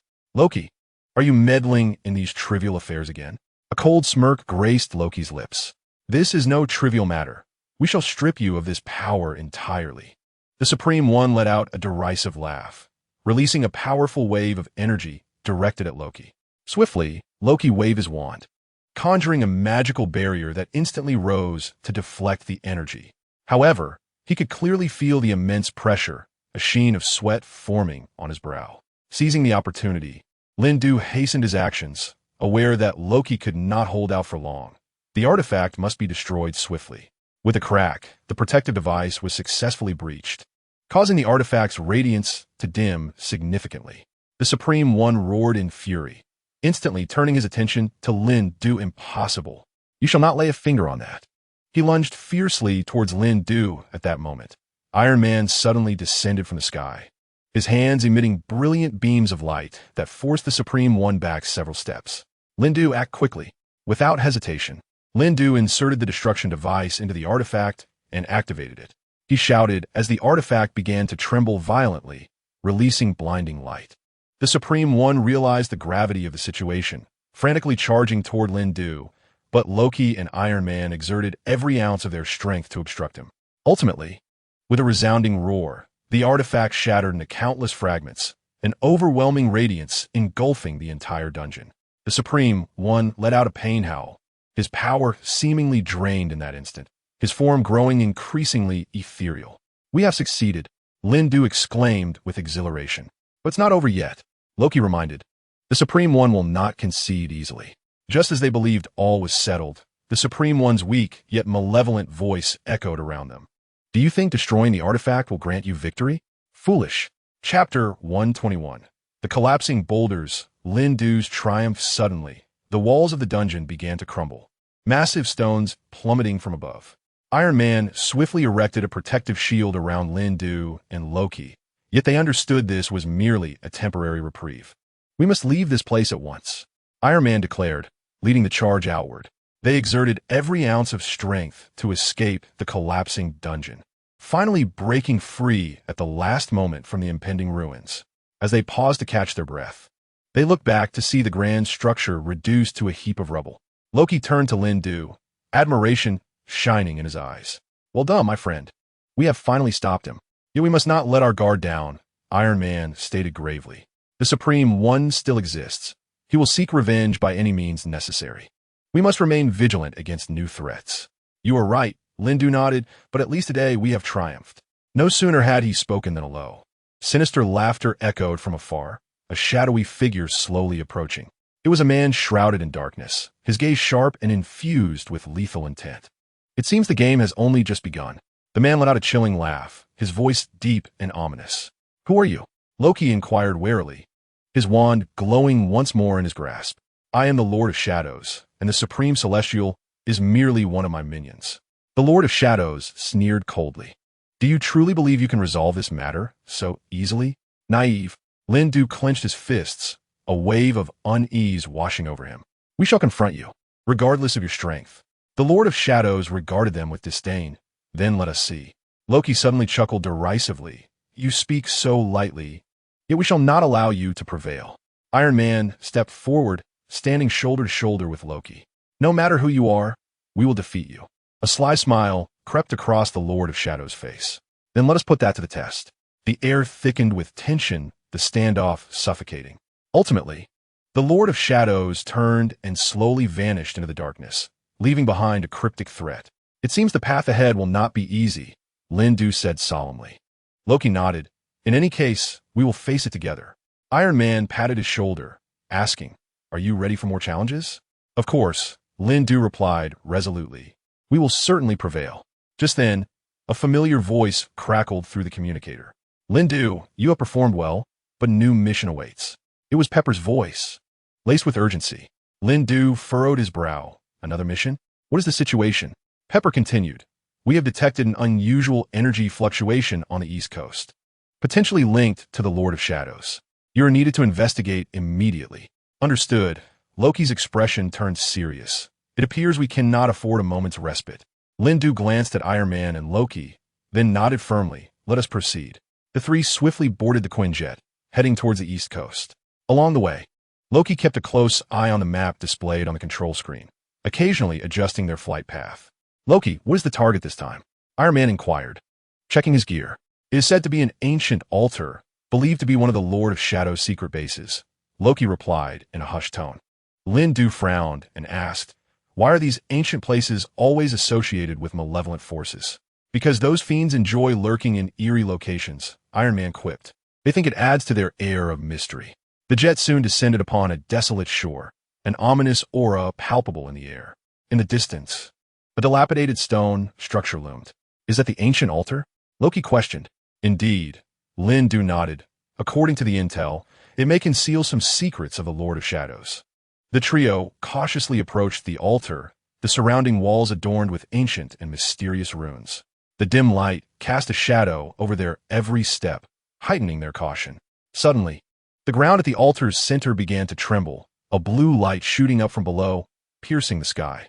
Following that, a figure slowly materialized. Welcome, you have finally arrived. The voice of the Dark Lord was hoarse and deep. We do not welcome you, Loki replied coldly, his wand shimmering with light. The Dark Lord let out a low, sinister laugh. You have no idea what you are facing. Iron Man raised his pulse cannon. Let us see. My weapon shows no mercy. Suddenly, countless shadow creatures surged around the altar, lunging menacingly towards the trio.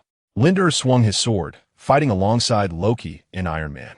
Each of their strikes resonated with the might of thunder, Yet the shadow creatures seemed endless, showing no signs of retreat.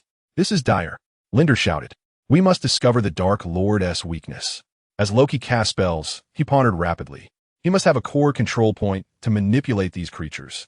If we identify that point, we can defeat him. Iron Man surveyed the area, his gaze fixed on a massive crystal at the center of the altar. "That crystal looks suspicious." Loki nodded. "That must be it. Shatter it." Linder dashed towards the crystal, but the Dark Lord instantly blocked his path. "You shall not pass. Get out of my way," Linder bellowed, swinging his sword fiercely at the Dark Lord. In their intense clash, amidst flashes of blades, Linder finally seized an opportunity and plunged his sword into the crystal. In an instant, the crystal shattered, and the surrounding shadow creatures vanished without a trace. "How dare you?" The Dark Lord's face contorted in pain as his form began to dissipate. "It seems you are not invincible," Iron Man remarked coldly. "This is merely the beginning," the Dark Lord weakly declared. "You shall see me again." With his final words, the Dark Lord's figure completely vanished into thin air. "We succeeded," Loki gasped. "But this is far from over." Linder nodded. "Indeed, we must remain vigilant." At that moment, Iron Man's communicator chimed again, revealing Pepper Potts' voice. "You did well, but we just received new intelligence regarding the Supreme One." Loki pressed the communicator button. "All right, what trouble awaits us now?" "You must head to Wakanda immediately," an urgent voice instructed. "There may be crucial leads there." "Wakanda?" Loki frowned. "That place is heavily guarded. How do we get in?" "Don't worry, I have a plan."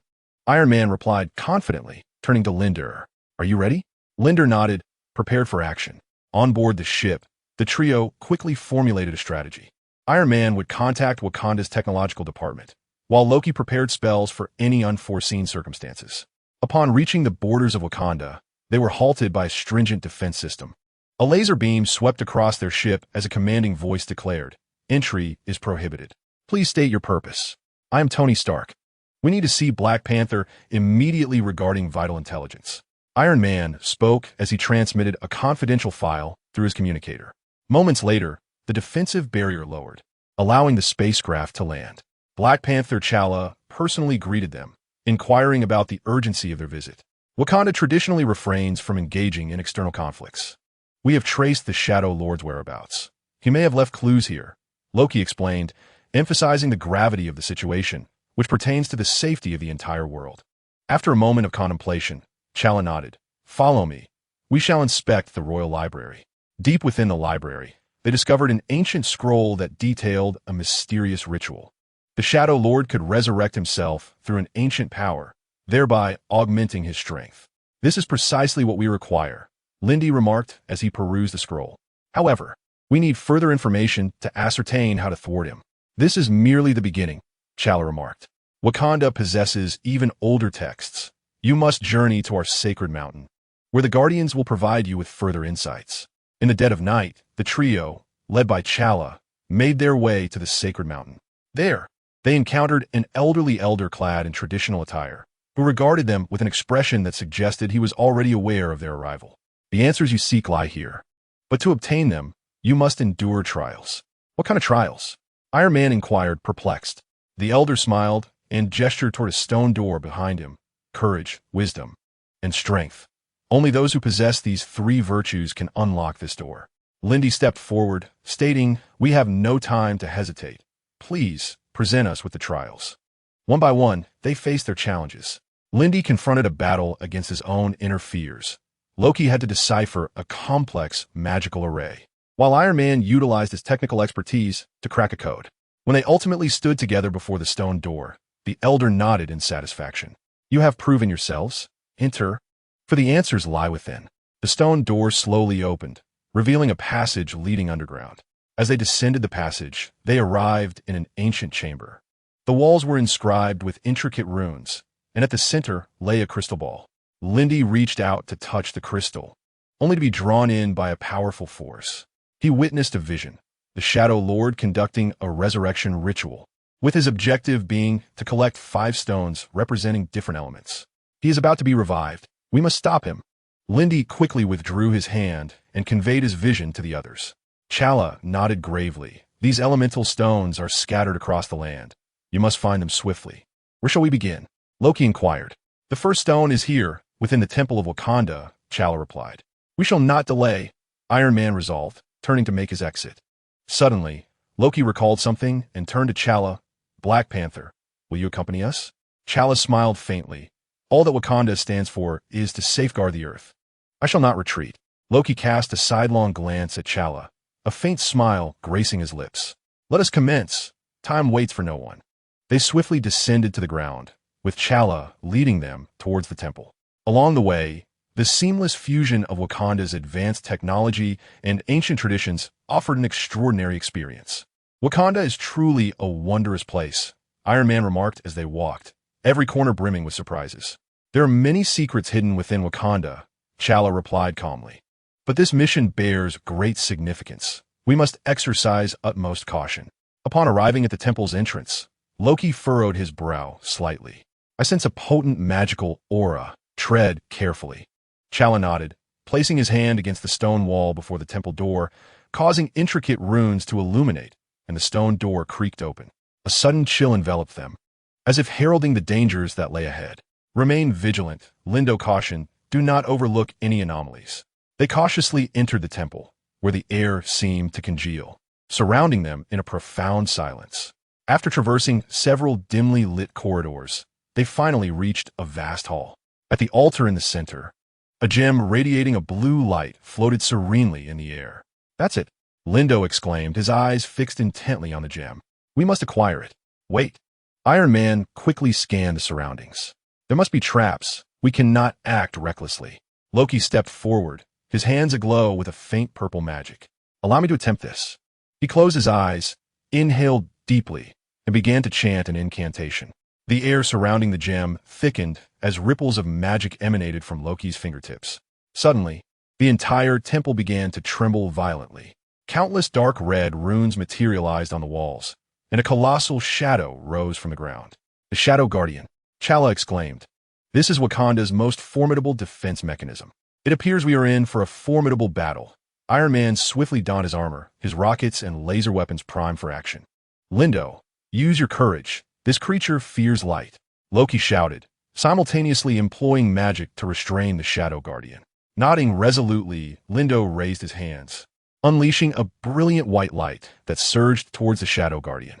The creature howled in pain, its form visibly diminishing, yet it retaliated fiercely. Keep attacking. Pull nothing back. Chala leapt swiftly behind the Shadow Guardian, driving his vibranium claws deep into its body. The Guardian emitted a piercing scream, its strength waning.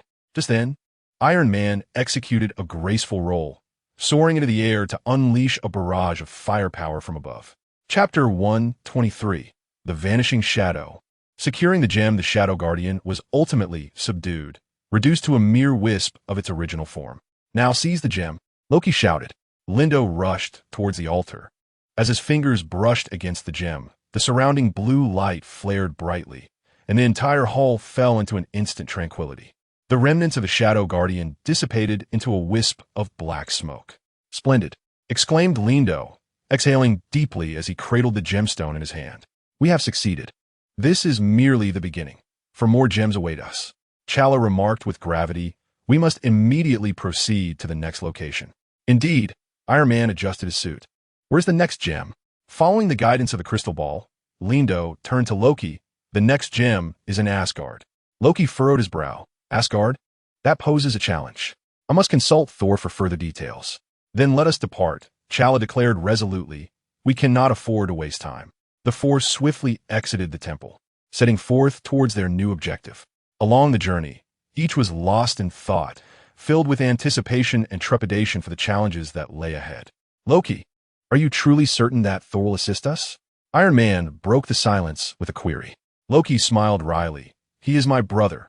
Our relationship may be complicated, but he will not stand idly by in the face of great dilemmas. That is reassuring. Lindo nodded. With Thor's aid, our venture to Asgard will be considerably smoother. I hope so. Chala squinted towards the horizon. We must give our utmost effort and cannot afford any missteps. Loki smiled mysteriously, a glimmer of resolve in his eyes. Fear not. This mission is destined to be remarkable and will not disappoint you. Then let us await the outcome. Iron Man clapped Loki on the shoulder, grinning. Let us put an end to the resurrection of the Shadow Lord. Certainly, Loki nodded, but first, we require strength and unity. Chala smiled slightly. Together, we shall surely prevail. Indeed, Lindo affirmed with conviction. This is our mission and our duty. The four walked side by side, their strides firm, rapidly advancing towards Asgard. What do you think Thor's response will be? Lindo suddenly inquired. Loki's lips curled in a subtle smile, a fleeting spark in his eyes. Thor possesses his principles and integrity. He will listen to our explanation. I know him well. Iron Man nodded, though still harboring a hint of doubt. Let us hope so. We must race against time and cannot afford any further mishaps. They pressed on at full speed, traversing several mountains and treacherous gorges, finally arriving at an expansive plain. Suddenly, a bolt of lightning split the sky, thunder roaring as a formidable force approached from afar. It is Thor. Chala's eyes lit up. It seems he is already aware of our arrival. As the lightning drew near, a majestic and towering figure emerged in the sky, golden hair billowing, wielding Mjolnir. Indeed, it was Thor. Loki. Thor's voice resonated like thunder. What mischief are you up to now? Loki smiled slightly, gesturing for the others to take a step back, then advanced, arms outstretched in a gesture of peace. Brother, please allow me to explain. We truly need your assistance this time. Clarify your intentions. Thor remained vigilant, his gaze sharp. And who are these new companions? Iron Man, Chala, and Lindo? Yes, we have come together to confront a common enemy. Loki asserted resolutely. The Lord of Shadows is on the verge of resurgence. We must locate all the gems, or the entire universe shall succumb to darkness. Upon hearing this, Thor's expression finally softened as he turned to Chala and the others. This matter is grave. I have heard whispers of the Lord of Shadows. Can you truly confirm all of this? Chala stepped forward earnestly, saying, Thunder God, this is no mere fabrication. We have acquired several gems, each serving as proof of the Lord of Shadows' existence. So the next gem is indeed in Asgard? Thor inquired, his gaze shifting to Loki. Yes, brother. The location indicated by the crystal ball is Asgard, Loki replied. Thor pondered for a moment before lowering his guard. Very well, I shall place my trust in you. Follow me. I will lead you to the hiding place of the gem. Under Thor's guidance, the five swiftly entered the heart of Asgard, a realm resplendent in golden splendor and shrouded in mystery. An ancient and potent force permeated the air, quickening the heartbeat of all present. The gem should be near the Well of Eternity, Thor stated. He swiftly guided them through several corridors, arriving at a vast and exquisite pool. This is it, Thor murmured. The gem should be resting at the bottom. Let us proceed. Iron Man immediately activated the scanning function of his armor. We must locate it swiftly. Suddenly, a fierce wind swept through, stirring countless leaves and dust. A shadow flickered into view. The Dark Witch, the emissary of the Lord of Shadows. It seems you have indeed found the correct location, she said with an elegant smile, her arms crossed over her chest. But do you think you can simply take the gem? She's here. Lindu exclaimed, everyone be cautious. Loki coldly scoffed. Dark Witch, you shall not hinder us. The Dark Witch smiled nonchalantly. Then let us see you try. She waved her wand, sending a beam of dark light directly towards them. Thor raised his mighty hammer, summoning lightning to intercept the attack. You have chosen the wrong adversary. A fierce battle ensued, with Chala, Lindu, and Iron Man showcasing their prowess in a desperate struggle against the Dark Witch. Meanwhile, Loki seized the chaos to plunge into the Well of Eternity, searching for the gem. Hold on, Iron Man shouted. Loki is looking for the gem. Time is of the essence. Chala nervously glanced at Loki. Hurry. Just then, Loki suddenly leaped from the water, clutching a radiant gem in his hand. I found it. Quickly subdue her. Thor's eyes sharpened as he swung his hammer, unleashing a blinding bolt of lightning toward the Dark Witch. Struck by the lightning, the Dark Witch let out a pained scream before vanishing into thin air. The four of them gasped for breath, gazing at Loki, who held the gem, their faces breaking into rare smiles of relief. Where do we go next? Landueskid. Loki, gem in hand, looked at the others, a glint of cunning in his eyes. Next, we must seek the following gem. It lies within the ruins of the City of Flight. Chapter 124. Journey to the Ruins, Inciting Trouble. The City of Flight? Chala furrowed his brow. The place had long since become a wasteland, and who knew what dangers awaited us? Indeed, there are rumors that guardians still dwell there. Lindo expressed his concerns as well, cautioning that a reckless intrusion could invite unnecessary troubles. Fear not. We shall confront every challenge, Iron Man assured, patting Lindo's shoulder with calm composure. And we have Loki, the omniscient trickster, by our side. Thank you for the compliment, Iron Man, Loki chuckled, but this time, I assure you I am not deceiving you. The guardians of the floating city do indeed exist. Yet if we exercise caution, we should be able to evade them. Thor nodded, having settled on a course of action. There is no time to waste. We shall depart immediately. The four of them swiftly reached the ruins of the floating city, aided by Iron Man's flight apparatus. The place was desolate and dilapidated, yet one could still faintly perceive the splendor of a bygone era. The location we seek is the central temple. Loki indicated a towering structure in the distance, where the gem should be hidden. Just as they began to advance, an unusual surge of energy suddenly enveloped them. Chala reacted swiftly, pushing Lindo aside. Be careful. The ground split open, and a massive mechanical beast erupted from below, emitting a deafening roar. It seems the Guardians have already detected our presence. Iron Man immediately entered combat mode, firing multiple energy blasts. Everyone, coordinate your efforts. The mechanical beast moved with astonishing speed, evading most of Iron Man's energy blasts, which merely grazed its metallic hide. Damn it, this creature is formidable. Iron Man cursed, quickly recalibrating his strategy. Thor, prepare for a counterattack. Thor swung his enchanted hammer with all his might, clashing against the beast as it lunged towards them. Lightning met metal with a piercing sound, causing the mechanical beast to stagger back, though it was evidently not gravely injured. This creature's defenses are too robust, Thor remarked, furrowing his brow. We require a more potent strike. Leave it to me, Loki sneered, conjuring an illusion spell that manifested dozens of phantasmal versions of himself, swirling around the mechanical beast. Confounded, the beast hesitated, unsure which target to pursue. Seizing the opportunity, Chala utilized his superhuman agility and strength to leap onto the creature's back, tearing through its protective layer with his claws. Now's our chance, Loki shouted urgently. Iron Man, launch a missile. Without hesitation, Iron Man aimed at the breach Chala had created and fired a precise micromissile. An explosive sound erupted as the mechanical beast was utterly obliterated. Well done, Thor praised. Let's continue onward. After a harrowing battle, they finally arrived at the central temple. The entrance was adorned with various ancient runes, yet under Loki's guidance, they effortlessly deciphered the obstacles. Inside the temple, the light was dim and the air thick with dust. The four cautiously treaded along the exquisitely carved stone corridor, vigilant for any potential traps. There lies a door, Lindo whispered. The gem should be within. Exercise caution. We must not let our guard down, Chala advised. They slowly pushed open the heavy stone door, revealing a vast stone chamber before their eyes. In the center, a crimson gem hovered, encircled by a shimmering energy shield. This was the heart of flame. A glimmer of greed flashed in Loki's eyes. If we could acquire it, we would unlock boundless power. But what of the energy shield? Iron Man inquired.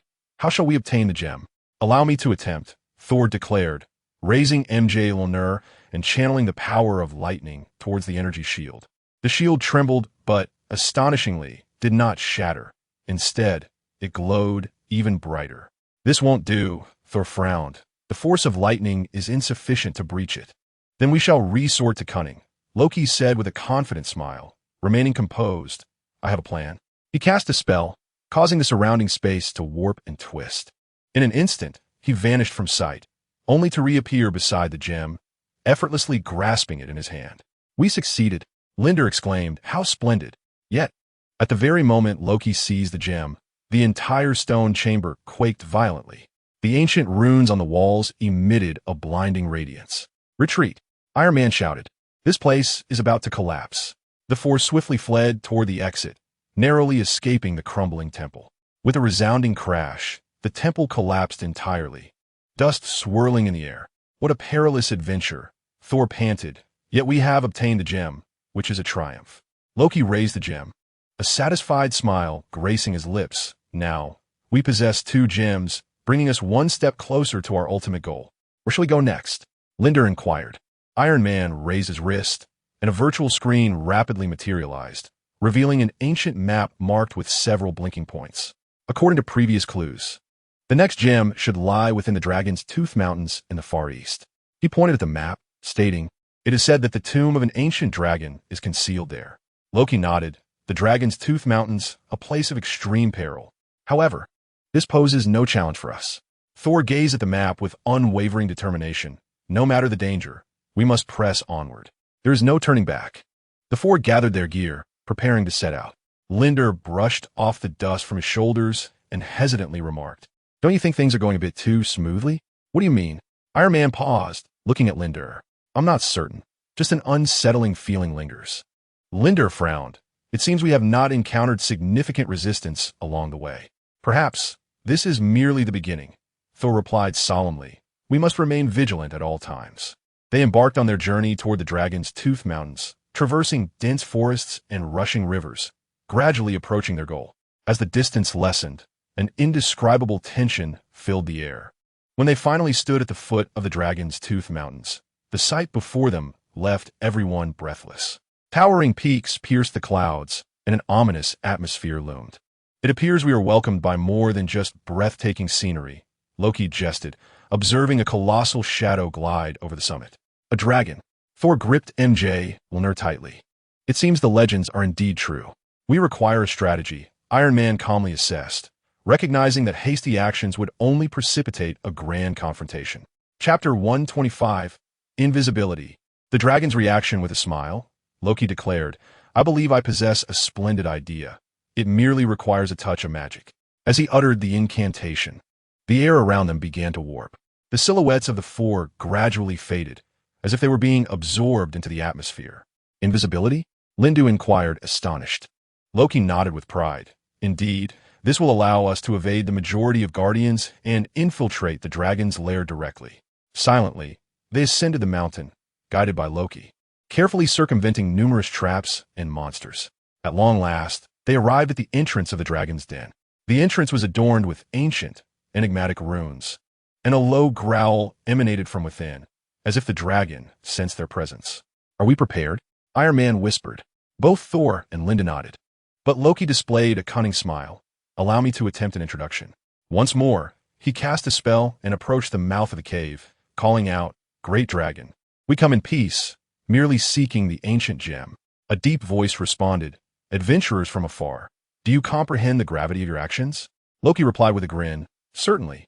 We respect your power and only wish to seek guidance from the gem." The dragon fell silent for a moment, then slowly emerged from the shadows of its lair, its golden eyes shimmering with wisdom. "I admire your courage," the dragon spoke, "but the gem is not easily obtained. You must endure my trials." Iron Man stepped forward. "What trials?" The dragon's gaze swept over each individual, ultimately resting upon Loki. "A dual test of wisdom and courage. Leader, you shall decide." Taking a deep breath, Loki nodded. "We accept your challenge." Let Loki accept the challenge? What does that entail?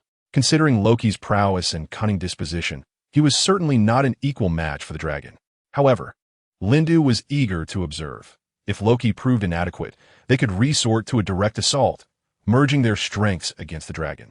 The dragon's golden eyes narrowed slightly, as if hinting that the impending trial would be formidable.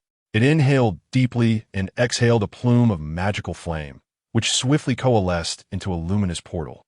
"By entering this portal, you shall be transported to my arena of trials," the dragon intoned leisurely, "where only wisdom and courage will allow you to prevail. Otherwise, you shall remain forever."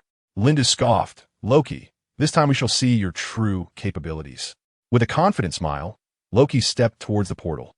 Thor followed closely, gripping Mjolnir tightly. Lindu and Iron Man exchanged a glance, nodding in agreement before they too ventured inside. The realm beyond the portal was starkly different from the outside world. Surrounding them was a shadowy forest, shrouded in dense mist that evoked a sense of oppression. "This place is truly bizarre," Iron Man jested. "Loki, do you possess any brilliant ideas?" Loki surveyed his surroundings, a slight frown creasing his brow. "We must separate to seek out clues. This forest undoubtedly conceals puzzles set by a dragon." Thor grasped Loki's shoulder firmly, insisting, "We should remain together. Splitting up is perilous." After a moment of contemplation, Loki nodded in agreement. "Very well, let us proceed together, but we must remain ever vigilant." They advanced slowly through the forest, each step taken with utmost caution. Suddenly, A stone tablet emerged from the mist ahead, inscribed with ancient runes. Loki approached to examine the runes closely. They were in an archaic language, which, when translated, conveyed the message, pierce the fog, shatter the illusion. Lindu raised an eyebrow, observing, it seems we must unravel some form of illusion. Loki gently touched the tablet, and in an instant, a brilliant light flashed, revealing a winding path before them. The trees flanking the path appeared to hum softly, imbued with an enigmatic magic. Everyone, be cautious. This should be the entrance to the illusion, Loki warned. As they traversed the path, the surroundings grew increasingly blurred and surreal. Suddenly, they heard footsteps approaching from behind. Who goes there? Thor called out loudly. Emerging from a mist was a diminutive figure cloaked in a tattered robe. He bowed his head, his voice gravelly. Adventurers, why have you come to this place? Loki, on high alert, inquired, who are you? Do you know how to break this illusion? The old man lifted his gaze, revealing a cunning smile. To unravel the illusion requires wisdom. I can offer you a hint, but first, you must answer my question. Iron Man stepped forward, saying, what is your question? The old man dragged his fingernail across the tree trunk, producing a shrill sound. My question is, what is true courage? Loki narrowed his eyes, responding, courage is not the absence of fear, but the choice to confront adversity despite knowing the challenges ahead. The old man nodded in satisfaction before gradually dissolving into the mist, while the path ahead grew clearer. It seems we answered correctly, Lindu sighed with relief. Yet we remain uncertain of the trials to come. They continued onward, suddenly entering a vast circular clearing. At the center floated several colossal stone tablets, still adorned with runes. Loki stepped forward, scrutinizing them closely. These runes appeared to form a code that needed deciphering. Thor gazed at the tablets and suggested, surely, we must arrange them in a specific order? Loki nodded, beginning to analyze the arrangement in his mind. The configuration of the runes was peculiar, yet it resembled a sequence of numerical codes. Iron Man furrowed his brow. Do you have any inspiration? Loki suddenly smiled, waving his wand, causing the runes on the tablets to illuminate. I believe I understand. These runes represent the legacy of an ancient dragon. He swiftly arranged the runes, and indeed, the tablets emitted a brilliant light, revealing a new passageway. Well done, Loki, Lindu exclaimed, patting him on the back. They proceeded along the newly revealed path, ultimately arriving at a pristine lake. At the center of the lake floated a crystalline gem, radiating a mysterious glow. That is the gem we seek, Iron Man exclaimed with excitement. At that moment, a colossal water monster suddenly emerged from the lake, its roar reverberating through the air. It seemed that the challenge would not be easily overcome. Thor maintained his composure, gripping Mjolnir tightly, ready for battle. Loki gazed at the creature, a sly smile playing on his lips, but fear not, I have a plan. They swiftly devised a strategy to confront the ultimate challenge. Loki, what do you intend to do this time? Iron Man inquired. Chapter 126. Using Mjolnir to divert attention with a cunning smile, Loki replied, simply follow my lead. His eyes sparkled with confidence as he allocated tasks to his comrades. Thor, use Mjolnir to capture the creature's attention, Loki instructed. Iron Man, utilize your flight capabilities to disrupt it from above. Lindu, your role is to protect us, ensuring the monster's attacks do not reach our brothers. And what about you? Thor frowned, what will you do? Loki's smile deepened. I shall conjure an illusion to draw its focus, allowing me to seize the gem. The battle commenced with Thor striking first, Mjolnir radiating a blue electric glow as it soared toward the beast. The monster roared in fury, lunging towards Thor, but was forced back by the hammer's might. Excellent, keep it up, Loki shouted, waving his wand. Suddenly, multiple illusions of Loki appeared on the lake's surface, launching attacks on the creature, overwhelming its senses. Iron Man soared overhead, firing energy blasts that struck the monster's head and body, inciting both its rage and confusion. Lindu, watch your flank, Iron Man cautioned, spotting the creature's tail sweeping toward Lindu's position. Lindu deftly dodged, swiftly releasing arrows imbued with magical light, which pierced the monster's scales, causing it great distress.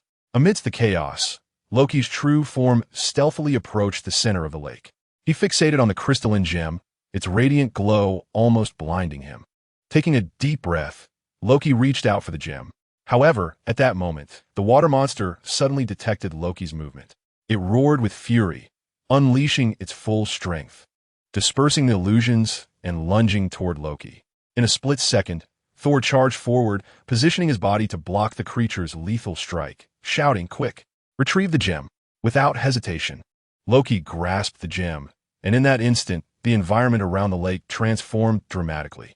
The monster's assault abruptly ceased, as if bound by an immense sealing force, and it was compelled to retreat back into the depths of the lake. They watched as the creature gradually vanished beneath the surface, tranquility returning to the surroundings. Holding the gem triumphantly, Loki erupted in laughter. "We did it. We finally obtained it." Iron Man landed beside him, grinning. "Indeed, you have exceeded all expectations."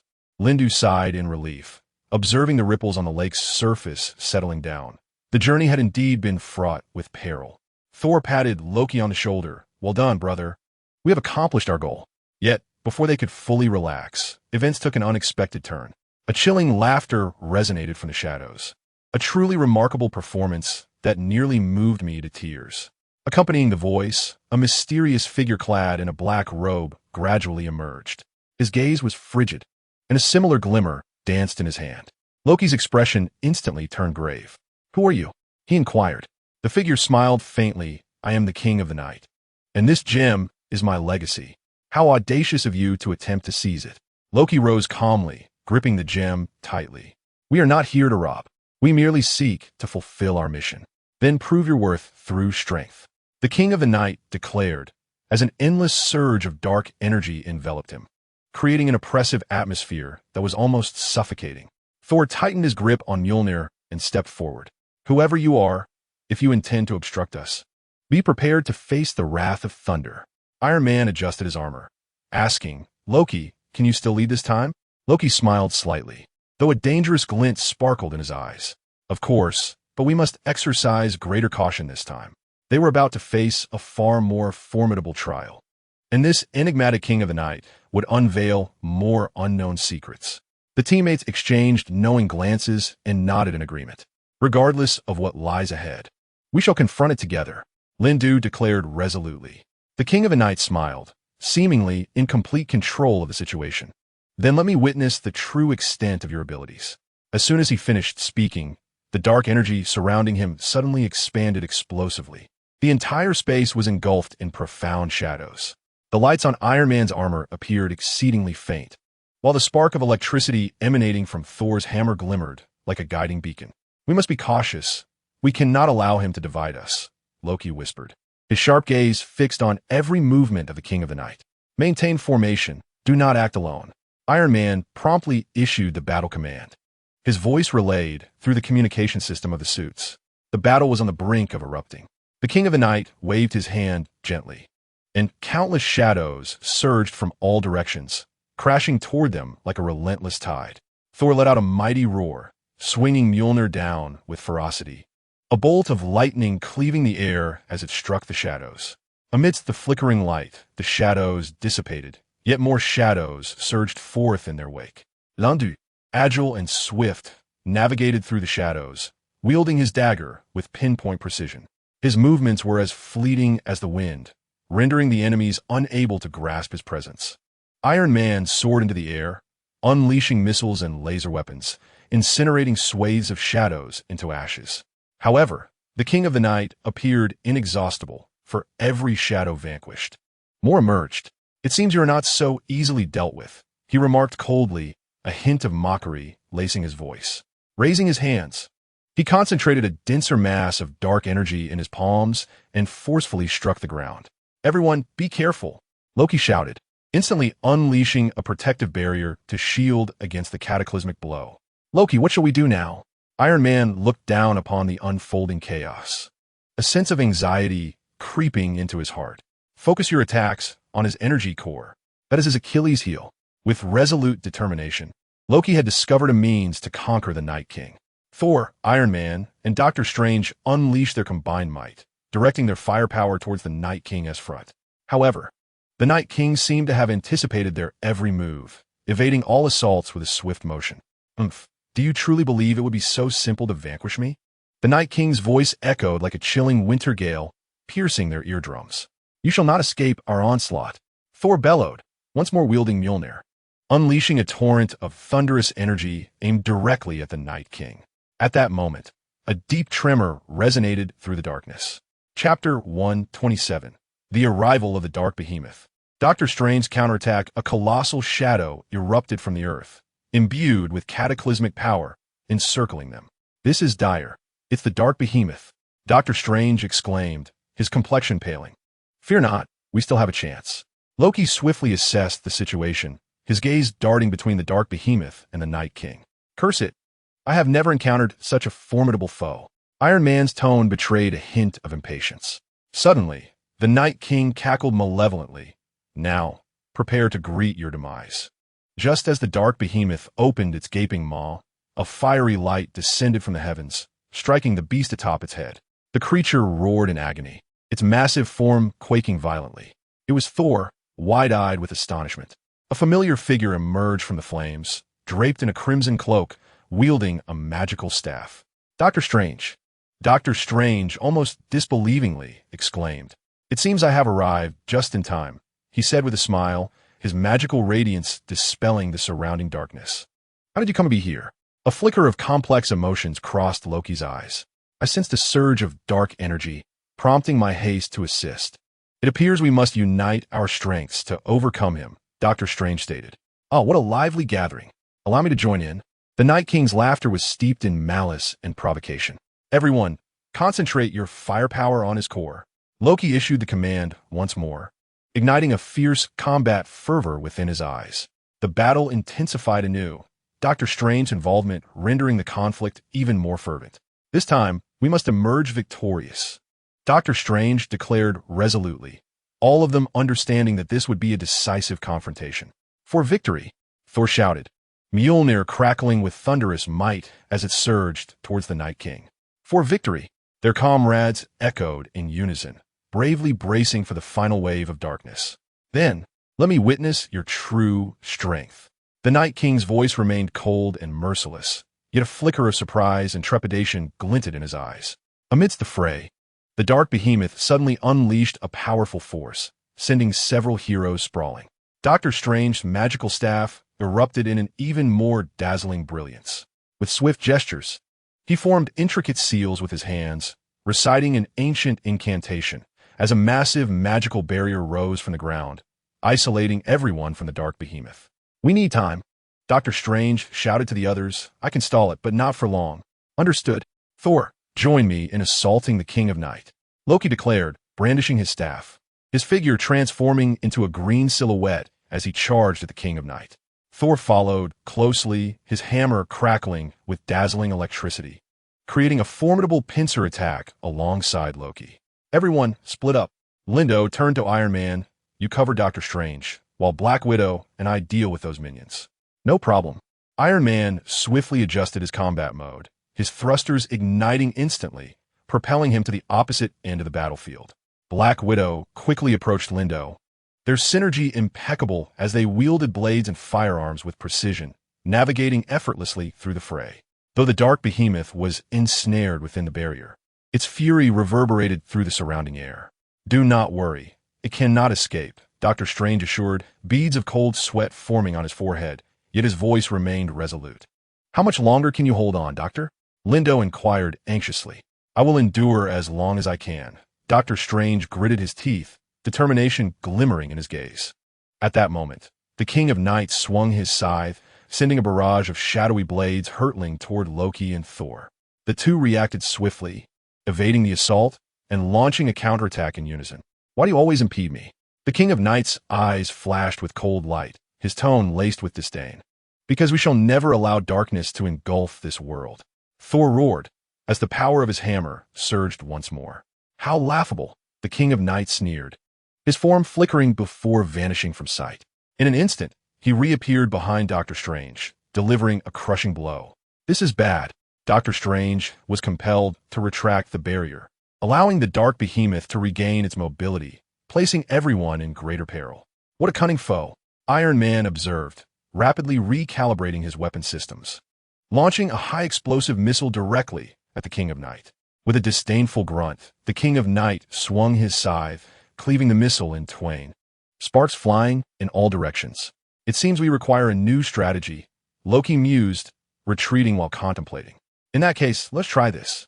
Lindo suddenly produced a gleaming gem from his waist, the very source of hope they had long sought. All units, heed my command. Protect Lindo with all your might. He holds our final card, Doctor Strange proclaimed. Understood. The teammates responded, undaunted, for they knew victory was within reach. Do you truly believe that this will defeat me? Utterly ridiculous. The King of Night's voice was frigid, yet it betrayed an unsettling hint of panic. Lindo raised the source of hope high, whispering an incantation. As the gem began to emanate a brilliant light, illuminating the entire battlefield. What is this? The King of Night finally displayed a look of terror, sensing the threat emanating from a gem. This is the power of hope. Lindo's voice resonated with unwavering determination. Its significance would forever elude you. As the radiant glow of the gem spread, the movements of darkness gradually slowed, as if its power was being siphoned away. Indeed, let us unite and vanquish him in one fell swoop. Thor proclaimed, his mighty hammer wielded with the boundless force of thunder once more. Very well. Prepare for the final showdown. Loki replied, his staff radiating a dazzling brilliance. This time we must succeed.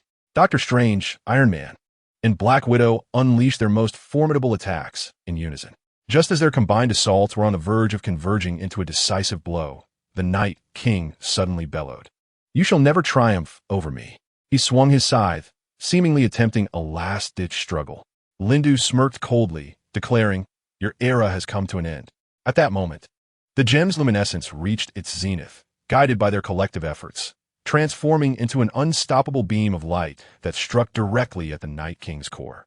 In the final moment of battle, the sky erupted as if time itself stood still.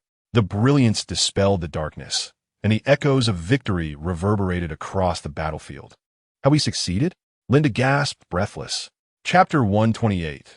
The Weary Doctor Strange, the Fallen Iron Man, it appears so. Doctor Strange nodded with a smile, though utterly exhausted. A glimmer of solace shone in his eyes. Hey, I'm not down yet. Iron Man emerged from a plume of smoke, his voice ringing out. Congratulations, heroes, Loki said, sheathing his staff, his gaze softening as it swept over each comrade. Just then, a feeble yet chilling voice reverberated through the battlefield. Do not be hasty. This is merely the beginning. Lindu and the others exchanged glances, uncertainty and unease reflected in their eyes. Doctor Strange promptly raised his magical shield, vigilantly scanning their surroundings. What is happening? Wasn't the Night King defeated? Iron Man furrowed his brow. Though his armor was damaged, the power core still functioned. Black Widow wiped the sweat from her brow, gripping her dagger tightly. That voice did not belong to the Night King. Indeed, it is another entity, Loki calmly deduced, a glint of cunning flashing in his eyes. It seems we are not yet out of danger. Suddenly, from the shadowy recesses, a cloaked figure emerged slowly, his face obscured by darkness, yet those cold eyes pierced into the hearts of all like blades. Welcome to true despair, the figure intoned, his voice a chilling serpent slithering along the spine. Who are you? Lindu demanded, the source of hope in his grasp still flickering with light. I am the Night King's brother, the Lord of Despair, Nor. He slowly unveiled his cloak, his jawline sharp, devoid of any compassion. Impossible. We have never heard of your existence, Thor exclaimed, furiously swinging his hammer, its thunderous sound mirroring his wrath. Nor sneered, ignorance is always so repugnant. The Night King was merely my puppet. Do you truly believe that defeating him would restore your hope? Enough. Words are futile. Doctor Strange swiftly formed his incantation, a powerful magical binding hurtling towards Nor. Yet, Nor merely raised his arm lightly, and the magical beam was shattered by an invisible force. The power does not belong to you. Its sole master is I. Nor's voice resonated with a chilling confidence. Not necessarily. Iron Man lifted his pulse cannon, aiming directly at Nor, unleashing a blinding beam of light. However, before the beam could approach Nor, it was engulfed by a wave of darkness. You cannot contend with me, Nor stated coldly. Lindo glanced at his weary comrades, a surge of concern swelling within him.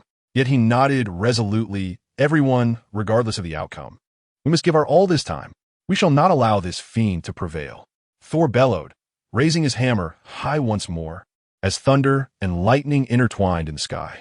Simultaneously, Loki's scepter shimmered with ancient power. Indeed, brother, let us unite. Iron Man, Black Widow, and Doctor Strange adjusted their stances, bracing for the impending battle. Nor smirked disdainfully, raising both hands as darkness enveloped the battlefield once more. Your struggles are futile. Suddenly, Nor's form was surrounded by dozens of colossal monsters composed of darkness, roaring as they lunged towards the heroes. Charge! Lindo surged forward with the Stone of Hope, his incantation reverberating as the gem's light seemed to seek a path through the darkness. Thor and Loki fought side by side, their combined attacks not only more ferocious, but also harmoniously coordinated. Iron Man executed intricate aerial maneuvers, suppressing the creature's onslaught with overwhelming firepower. Watch out, Black Widow! Doctor Strange swiftly darted to her side, conjuring a magical shield to block an attacking monster. Thank you, Doctor. Black Widow replied coolly, deftly dodging the creature's strike and delivering a swift dagger thrust into its throat. Yet, despite the hero's fierce onslaught, Nor remained unperturbed. A hint of amusement danced in his eyes as he observed their desperate struggle, akin to a tedious game. Do you truly believe this will vanquish me? Years of mastering dark magic have rendered me completely immune to such trifles. Suddenly, the Stone of Hope blazed again, dispelling some of the darkness. He gazed at Nor, his eyes filled with determination and fury. I shall not allow anyone to destroy this world. I will never compromise in my lifetime. Nor, sensing Lindo's indomitable spirit, narrowed his eyes slightly, intrigued by his resolve, yet would soon be crushed by reality. Abruptly, Nor's figure distorted. He extended a hand, and a black hole-like entity materialized in the void, dragging Lindo and the others into an endless abyss of darkness. Lindo, what shall we do? Black Widow's voice echoed in the darkness. Remain calm. We must devise a way to uncover his weakness. However, this power is utterly incomprehensible, Iron Man lamented, his armor's internal systems continuously warning him of dwindling energy. The Stone of Hope, is it truly futile? Thor's eyes widened, his gaze resolute. Lindo took a deep breath. No, we still possess hope. Believe me, as long as we stand united, nothing is impossible. Nor's laughter echoed in the darkness. Hope, before me. Even hope would transform into despair. At that moment, Doctor Strange suddenly conceived an idea and whispered to the others, follow my lead. We have one final chance. What chance? Loki inquired calmly, a glimmer of cunning in his eyes. Trust me and act together. Doctor Strange's voice was resolute, inspiring an inexplicable sense of trust. Lindo nodded. All right. We will heed your guidance. Cherish this final moment. Foolish heroes. Nor sneered as the forces of darkness drew ever closer. Prepare. Doctor Strange murmured, and everyone braced themselves. Now, he shouted suddenly, as all their powers coalesced into a singular force, surging wildly towards the Stone of Hope.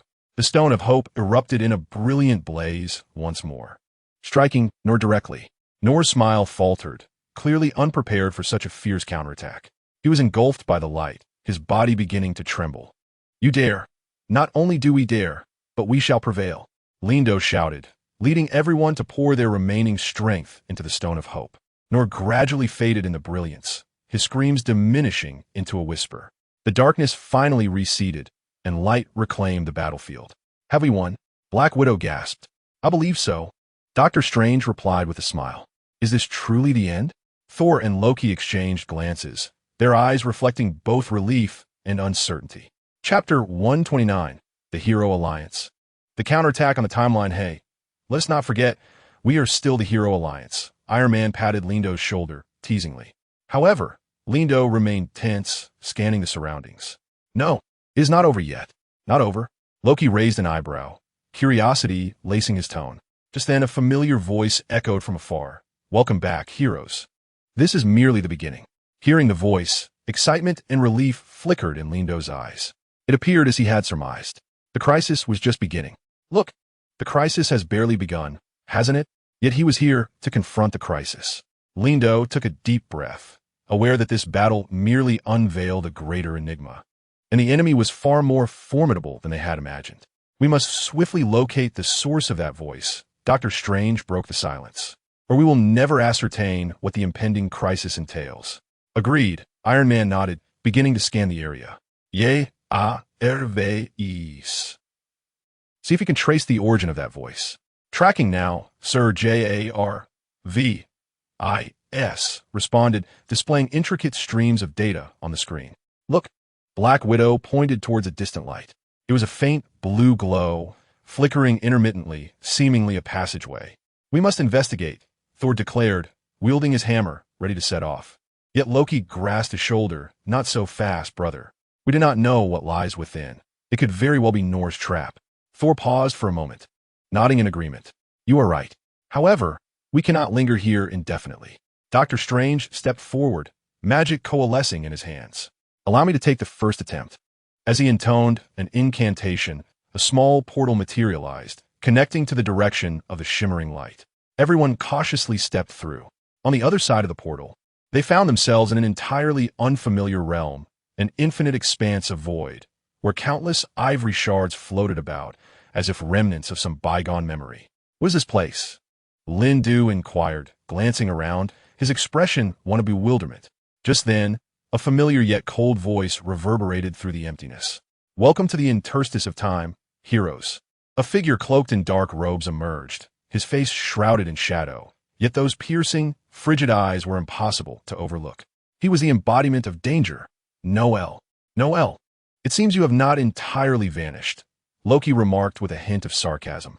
I have never truly disappeared, Noel replied with a sardonic smile, his voice deep and laced with mockery. This is my final domain. Your stone of hope may only temporarily weaken me, but it cannot truly obliterate my existence. What trickery is this? Thor demanded, his hammer crackling with thunderous energy. Do you believe that defeating me signifies an end? Noel's tone suddenly grew stern. Foolish heroes, how naive you are. Darkness will never cease its encroachment, and with each victory you claim, the subsequent challenges will become increasingly formidable. Doctor Strange furrowed his brow. What precisely do you mean? Noel chuckled coldly. Suddenly, multitudes of swirling vortices appeared behind him, each seemingly harboring boundless dark power. Each vortex represents a different timeline, and within them, the foes and challenges you face will multiply exponentially. You cannot contend with so many threats simultaneously. That is my design. We shall vanquish them one by one, Iron Man declared resolutely. Then let us see you try, Noel replied with a cunning smile, before transforming into a cloud of black smoke, vanishing before their eyes. What now? Black Widow asked anxiously, her gaze fixed on the swirling vortices. It appears we must act separately, Doctor Strange sighed. Everyone, choose a vortex and ensure that any dark forces are eradicated. But be cautious.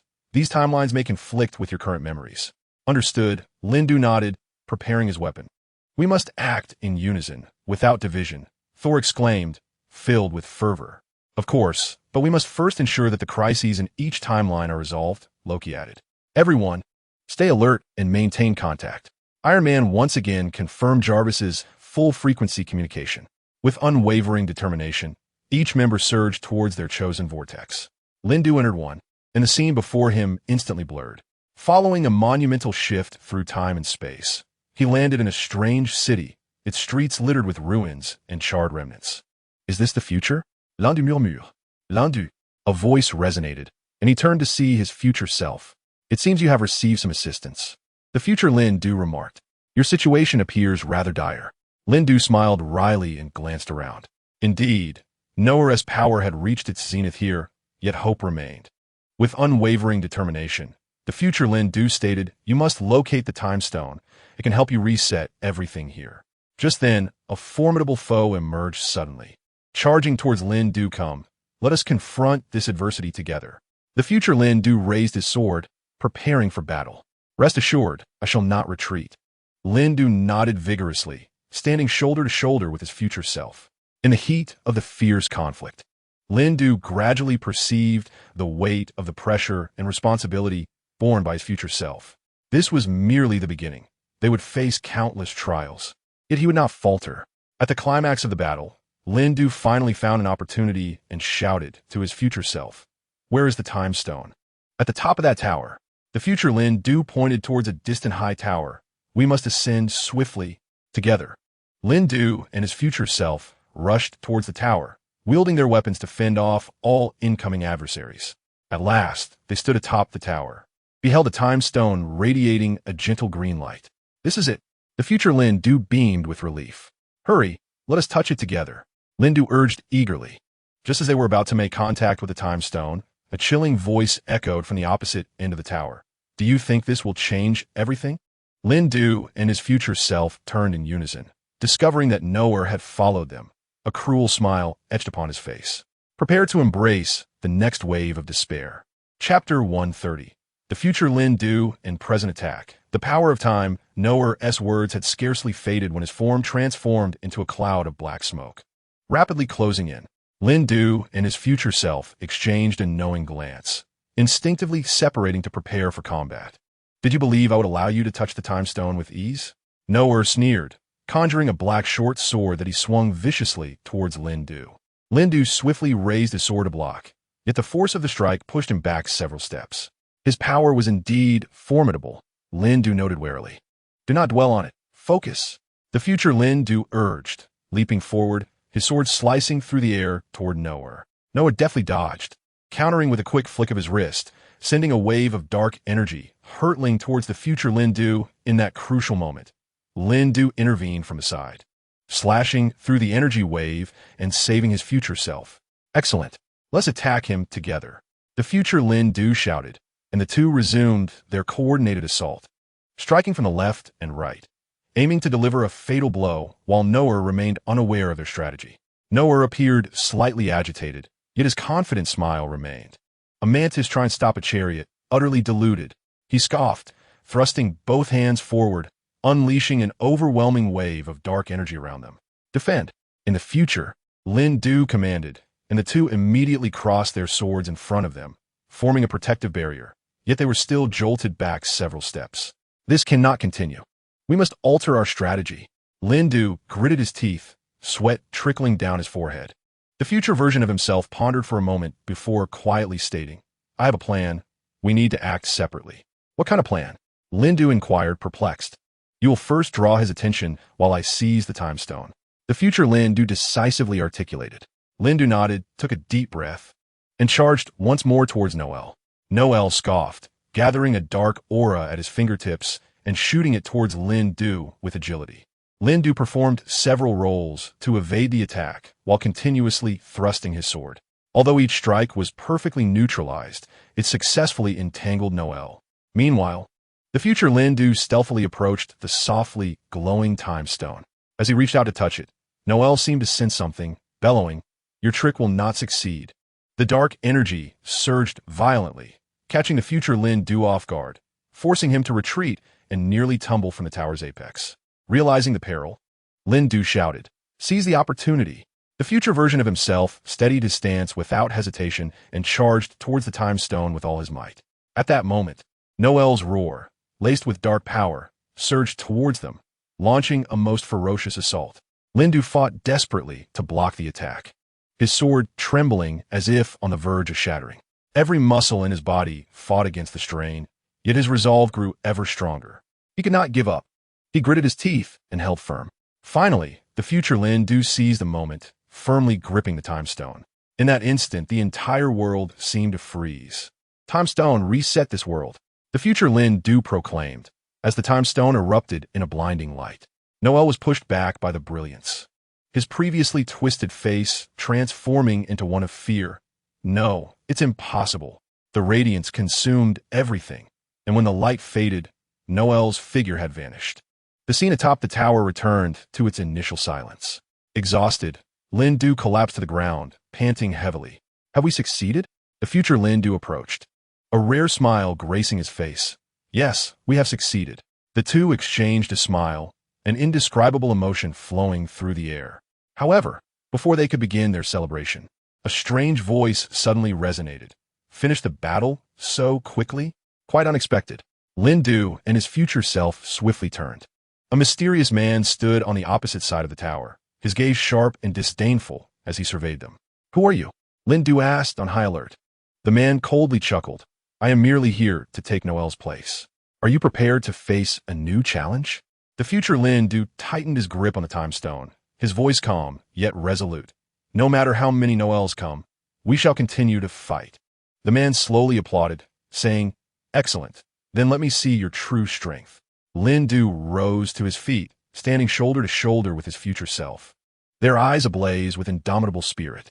"Come on, the battle is far from over," spoke the future Lin Du. He exchanged a knowing glance with his future self, and they simultaneously unsheathed their swords, striking a perfectly synchronized stance against the enigmatic man before them. "What is your name?" the future Lin Du inquired calmly, bracing himself for any unforeseen circumstances. The man smirked disdainfully and replied, "You may call me Kaecilius, though my name holds no significance for you. As soon you shall be entombed in the annals of history." Lin Du tightened his grip on the hilt of his sword, his alertness soaring to its peak. This man named Kaecilius was no ordinary adversary. Otherwise, he would not so brazenly stand before them. The future Lin Du stepped forward slightly, his tone resolute. "No matter who you are, we shall not retreat." Kaecilius, hands tucked into his pockets, sauntered toward the two, his gait unhurried and self-assured. He halted, his gaze as icy as a blade. "Then let us see." With his words, Kaecilius vanished from sight, only to reappear before Lin Du in an instant. He struck like lightning, delivering a fierce punch directly to Lin Du's chest. "Watch out!" the future Lin Du shouted, swiftly swinging his sword to block the blow. Yet, Kaecilius' strength surged through the sword, numbing Lin Du's hands. Reacting just in time, Lin Du sidestepped the deadly strike and counterattacked. However, Kaecilius effortlessly parried his assault, as if he had foreseen every movement. "Too slow," Kaecilius remarked coldly, then swiftly positioned himself behind the future Lin Du. The future Lin Du sensed the impending threat and turned rapidly, but was struck in the abdomen by Kaecilius' fist, sending him crashing against the tower wall, blood spilling from his lips. Witnessing his future self injured ignited a fiery rage within Lin Du, propelling him towards Kaecilius with a more ferocious swordplay. Yet, Kaecilius remained unfazed, nonchalantly neutralizing each of his strikes. "You two should attack together, otherwise this lacks excitement," Kaecilius remarked dismissively, wiping the blood from the corner of his mouth. The future Lin Du rose again, standing shoulder to shoulder with Lin Du. They inhaled deeply, resolute in their determination to give their all. "Lin Du, let us use that," the future Lin Du whispered. Chapter 131. The two Lin Dus began to collaborate. Lin Du nodded, and together they aimed their swords at Kaecilius, their inner energies swiftly converging, causing their blades to shimmer with dazzling radiance. Combined technique, twin dragons breaking the heavens. Two powerful streams of sword energy intertwined, transforming into a colossal energy dragon that surged towards Kaecilius with the might to obliterate all. Kaecilius' expression shifted slightly as he swiftly formed seals with his hands, the air around them suddenly freezing to create a solid barrier. This is somewhat intriguing." The energy dragon collided violently with the barrier, unleashing a deafening roar that reverberated throughout the tower's summit. Yet, the barrier was quickly riddled with cracks, ultimately shattering under the immense force. Kaecilius was forced to retreat a few steps, a flicker of surprise crossing his eyes. "It seems I have underestimated you." Lin Du and his future self were breathless, clearly exhausted, yet they did not relent for a moment, maintaining their combat stance. "This is merely the beginning." L'un du asserted resolutely. Kaecilius smirked coldly, his gaze gradually igniting with fervor. "Very well. Allow me to reveal my true power." A palpable aura of murderous intent suddenly enveloped the air. Dark energy swirled around Kaecilius, transforming him into a terrifying demonic figure. "Prepare to receive my challenge." Kaecilius' voice echoed like a summons from the abyss as he morphed into a shadow, hurtling towards Lin Du and his future self at breakneck speed. The battle intensified once more, with Lin Du and his future self exerting every ounce of strength, each strike and defense akin to a dance upon a razor's edge. However, despite their relentless efforts, Kaecilius' onslaught continued to suffocate them. "We cannot continue like this." The future Lin Du gasped, his eyes reflecting a steely resolve. Lin Du nodded, realizing that if they persisted in this manner, they would surely be cornered by Kaecilius. "Then we shall resort to our final gambit," Lin Du declared. The future Lin Du inhaled deeply, raising the time stone high, and began to chant a mysterious incantation in hushed tones. The time stone radiated a brilliance more intense than before. Kaecilius sensed the anomaly, his brow furrowing. "You wish to employ the time stone again? I will not allow you to succeed." He accelerated instantly, aiming to thwart the future Lin Du yet. Lin Du placed himself in Kaecilius' path, fighting with all his might to buy precious time for his future self. Stop! Lindu roared, his swordplay growing fiercer, each strike imbued with fatal determination. Casa chuckled derisively, a mantis trying to stop a chariot, just as his fist was about to collide with Lindu. A brilliant light erupted, enveloping both Lindu and his future self. Time freezes, the future Lindu shouted, as the world once again fell silent. Empowered by the Time Stone, Lindu and his future self temporarily escaped Casa's range of attack. Casa was momentarily taken aback by the sudden shift, but quickly regained his composure, a shadow of malice crossing his eyes. It seems you truly possess some skill, Casa remarked coldly, breaking free from the confines of the time pause. Lindu and his future self exchanged a glance, their next plan taking shape. In this crucial moment, they understood the necessity of uniting their efforts. For one last stand, Lindu declared with determination. The future Lindu nodded, even if it means sacrificing ourselves. We must protect this world. However, just as they were about to initiate their action, a familiar voice suddenly resonated. Did you think I came merely to spectate? Lindu and his future self turned in astonishment to see an elderly man clad in a white robe, wielding a staff, emerging from the shadows atop the tower. A smile gracing his face. It was none other than Ancient One. How could he possibly be here? He was now the supreme sorcerer. What was his purpose for appearing here? Lindu, who had been strategizing meticulously, momentarily lost his focus upon seeing Ancient One. Ancient One, Lindu exclaimed in surprise, his eyes filled with confusion and disbelief. Ancient One smiled knowingly, a glimmer of wisdom illuminating her eyes. Indeed, it is I. The future version of Lindu furrowed his brow in confusion. How is it that you are here? The Ancient One approached slowly, her staff tapping gently against the ground, producing a crisp sound. I sensed that something significant would occur today, so I arrived early. I cannot remain a mere spectator. Casa scoffed derisively. How dare these insignificant beings act so boldly before me? The Ancient One shook her head, her voice calm yet powerful. Casa, your arrogance knows no bounds. Strength is not the sole measure of worth. Wisdom and courage hold equal significance. A flicker of hope ignited within Lindu as he realized that the Ancient One's presence might alter the course of the battle. He inhaled deeply and turned to her. What must we do?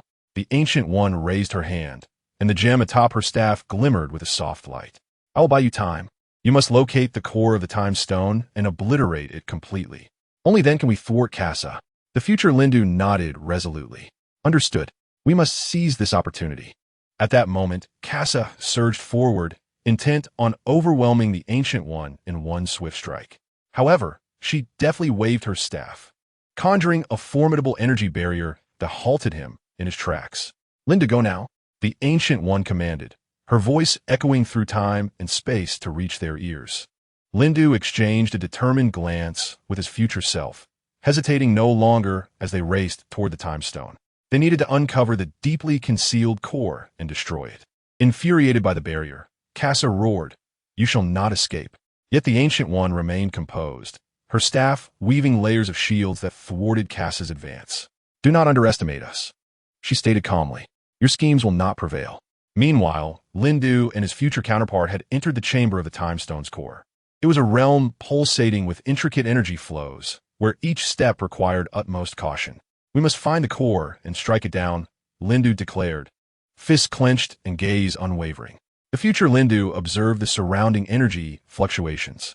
The core should be in the central area. Beware of the energy traps. They proceeded with caution, each step taken with vigilance against hidden perils.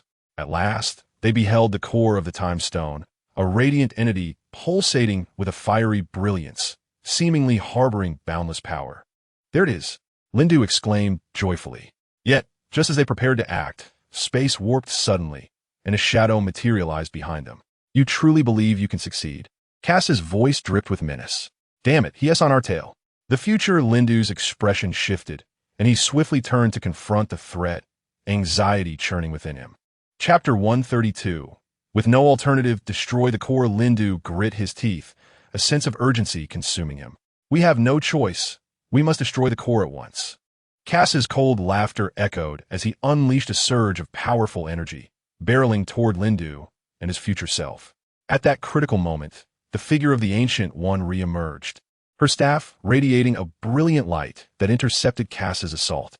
Hurry, I will hold them off, the Ancient One commanded, her voice imbued with unwavering resolve. Lin Du and his future counterpart hesitated no longer, swiftly racing toward the core. This was their final opportunity. Not a second could be squandered. Do you think I will let you go? Casa roared in fury, attempting to breach the Ancient One's defenses. Yet, her staff shimmered with blinding brilliance, forming an impenetrable barrier. Casa, your era has come to an end. Lin Du and his future self finally approached the core, immense waves of energy pressing down upon them with overwhelming force. We must strike simultaneously, wielding our utmost strength to obliterate it, the future Lin Du declared. L'un du dead. Sensing the climactic moment was upon them. For the sake of this world, we must prevail. They extended their hands in unison, channeling their collective power and unleashing a fierce assault upon the core. The colossal clash of energy erupted in a blinding flash. In that fleeting instant, time itself seemed to freeze, illuminating the entire space. Casa howled in rage, exerting every ounce of strength in a futile attempt to penetrate the Ancient One's line of defense, only to be repelled repeatedly. Ultimately, the radiance began to fade, and both Lin Du and his future self collapsed to the ground, panting yet adorned with triumphant smiles. We did it, Lin Du murmured. The future Lin Du nodded, a hint of fatigue in his smile. Indeed, we succeeded. At that moment, the Ancient One approached slowly, her expression one of satisfaction. Well done, my children. With great effort, Lin Du rose to his feet and gazed at the Ancient One. Thank you, Ancient One. Without you, our success would have been impossible. She smiled gently. You are the true heroes of this battle. I merely lent a hand. However, Casa, unwilling to concede defeat, struggled to rise, his eyes glinting with malevolence. You have not won yet. You shall never achieve victory. Before he could finish, a resonant voice echoed from behind them. Who says so? Casa turned in anger. Emerging from the shadows was a familiar figure, Lin Du's master, the old Taoist. Master! Lin Du exclaimed in delight, as if a glimmer of hope had appeared. The future Lin Du also appeared momentarily stunned, unprepared for this unexpected twist. The old Taoist stroked his long white beard, his eyes sparkling with wisdom. My dear apprentice, you have done well, but it is not enough. Casa is not so easily vanquished. Master, how did you come to be here? Casa, clearly recognizing him, wore an expression of wariness. Haha, the old Taoist chuckled. Did you think I would allow my disciple to face a villain such as you alone? It is time for you to confront reality. As the old Taoist finished speaking, a tremendous force erupted from the ancient staff in his hand, propelling Casa several steps back. Damn it! Casa gritted his teeth, his eyes filled with hatred and unwillingness. With a wave of his hand, the surrounding energy swiftly coalesced, forming a dark barrier. At this moment, retreat was no longer an option. They could only fight with their backs against the wall. The venerable priest wielded his staff, and a faint golden light enveloped him. He stood there as steady as a mountain and declared, Lin Du, future Lin Du, this time we shall jointly vanquish him once and for all. Lin Du and his future counterpart exchanged a resolute glance and nodded in agreement. Very well. They positioned themselves at 3 points, forming a triangle that firmly ensnared Casa at its center. Casa unleashed dark energy in a desperate attempt to break free, but each effort was thwarted by the priest's golden light spell. At that moment, Gu Yi arrived at Lin Du's side, producing a brilliant gem from her sleeve and softly reciting an ancient incantation. The gem shimmered with a rainbow of colors, resembling a miniature sun, dispelling the surrounding darkness. This is the heart of time and space. Future Lin Du recognized the gem, astonished. Gu Yi nodded solemnly, stating, Indeed, this is our final trump card. It can instantly seal Casa's power, but requires your utmost cooperation. Understood. Lin Du and future Lin Du replied in unison. Under Gu Yi's guidance, the four of them interconnected their energies, forming a formidable energy matrix. The heart of time and space hovered above Casa's head, radiating a blinding light. Casa sensed a dangerously potent aura and frantically unleashed various dark spells, striving to break free from his constraints. We're just one step away. The priest's roar echoed throughout the space. Lin Du, future Lin Du, concentrate all your strength. Without hesitation, they poured their entire essence into the matrix, causing the light of the heart of time and space to blaze even more intensely.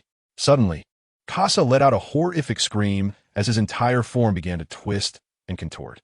His energy was siphoned away by the heart of time and space, gradually dissipating into nothingness. No, this is impossible. Casa howled in despair, his voice growing faint until it ultimately faded into oblivion. At last, as the radiance subsided, tranquility returned to the space. The four gazed at one another, their faces adorned with weary yet contented smiles. "We have triumphed," Lindu murmured. "Indeed," future Lindu nodded. "This time, it is a complete victory." Gu-E retracted the heart of time and space, exhaling softly, "Thanks to each of you." The venerable priest smiled and patted Lindu's shoulder. "Well done, my young apprentice." Lindu looked at the priest with gratitude. "Master, without you—" The priest waved his hand, interrupting him. "Let's not dwell on that. This victory is rightfully yours. Now it's time to rest." After enduring such a grueling battle, Lindu and his companions could finally unwind. Their weary bodies felt devoid of all strength at that moment, yet their hearts brimmed with unparalleled satisfaction. Gu-E suggested, "Let us return to my sanctuary. There are restorative potions and a secure environment." Lindu and future Lindu nodded, understanding that it was not yet the time to relax. The venerable priest concurred, for they still needed to prepare for the challenges that might lie ahead. A group of individuals traversed the fissures of time and space, returning to the sanctum of the Ancient One. Chapter 133. He shall guard the peace of the universe. This place was imbued with an aura of mystery, adorned with peculiar flora and shimmering runes that rendered the atmosphere both solemn and tranquil. The Ancient One retrieved several vials emitting a soft luminescence from her apothecary, distributing them to each person. "Consume these, and you shall swiftly regain your vitality." Lindu accepted the potion, feeling the immense power it contained. Without hesitation, he drank it down, immediately sensing a warm current flowing through him, gradually dispelling his fatigue. The future Lindu and the old Taoist also imbibed the elixir, equally experiencing the restoration of their strength. The Ancient One smiled at them, saying, "You have already proven your courage and prowess, yet this battle is merely the beginning. Greater challenges await you in the future." Lindu responded resolutely, "No matter what lies ahead, we shall face it with bravery." The future Lindu nodded in agreement, his eyes gleaming with determination. "Indeed, we have triumphed over Casa. There is nothing we cannot overcome." At that moment, the doors of the sanctum swung open, and a tall figure entered. He was a man cloaked in black, his gaze profound as the night, seemingly capable of perceiving all truths. "Ellen," the Ancient One furrowed her brow. "What brings you here?" Ellen smiled slightly, removing his cloak.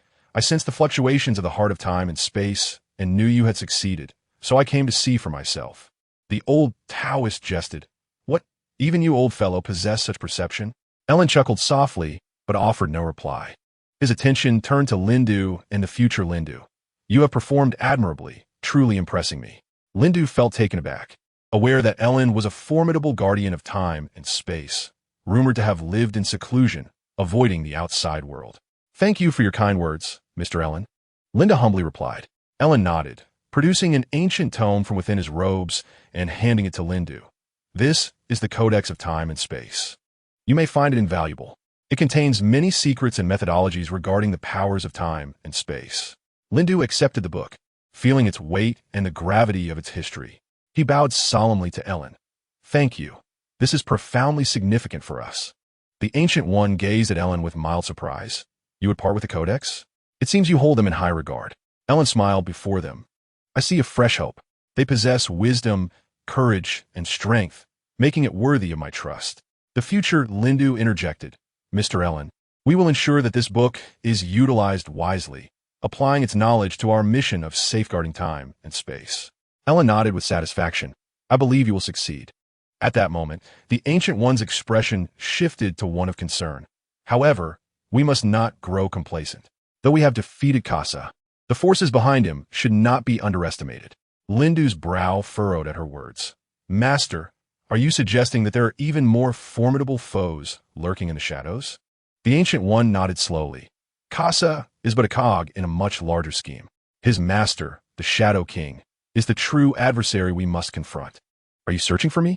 The Shadow King?" Upon hearing the voice behind him, Lindo immediately reacted. He swiftly turned around to behold a tall, figure emerging slowly from the shadows. The silhouette was shrouded in a black cloak, resembling the very embodiment of darkness, sending chills down one's spine. The Shadow King, Lindo, gritted his teeth, a surge of intense animosity swelling within him. The Shadow King chuckled disdainfully, his voice low and frigid. Do you truly believe that defeating Casa will halt my ambitions? How naive! The future Lindo clenched his fists, his eyes ablaze with an indomitable fire. We shall not allow your schemes to come to fruition, Shadow King. Ancient One stepped forward calmly, powerful energy coalescing in his hands. We are prepared, Shadow King. Your machinations will not succeed. Alan also stepped forth, his gaze shimmering with resolute light. It is time to put an end to this. The Shadow King cast a contemptuous glance at the gathered assembly, as if evaluating their strength. Suddenly, he raised his hand, unleashing a torrent of formidable dark energy that surged toward them. Lindo and the future Lindo reacted swiftly, each wielding the power of time and space to form a protective barrier. The collision of energies sent tremors throughout the sanctum.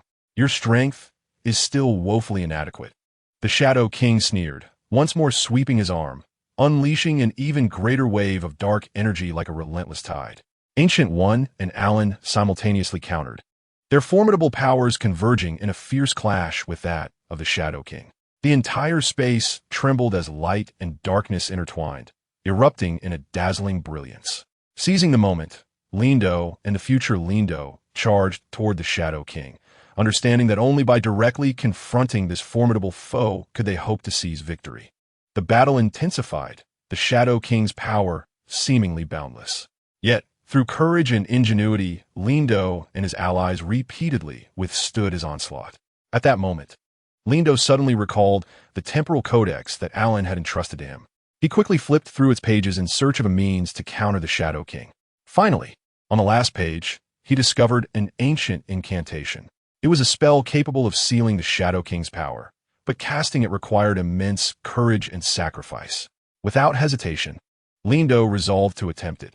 He silently recited the spell in his mind, then spoke it aloud. As the incantation unfolded, a powerful energy erupted from within him, forming a radiant halo that enveloped the Shadow King. The Shadow King sensed an unprecedented threat and struggled desperately to break free from the halo's grasp.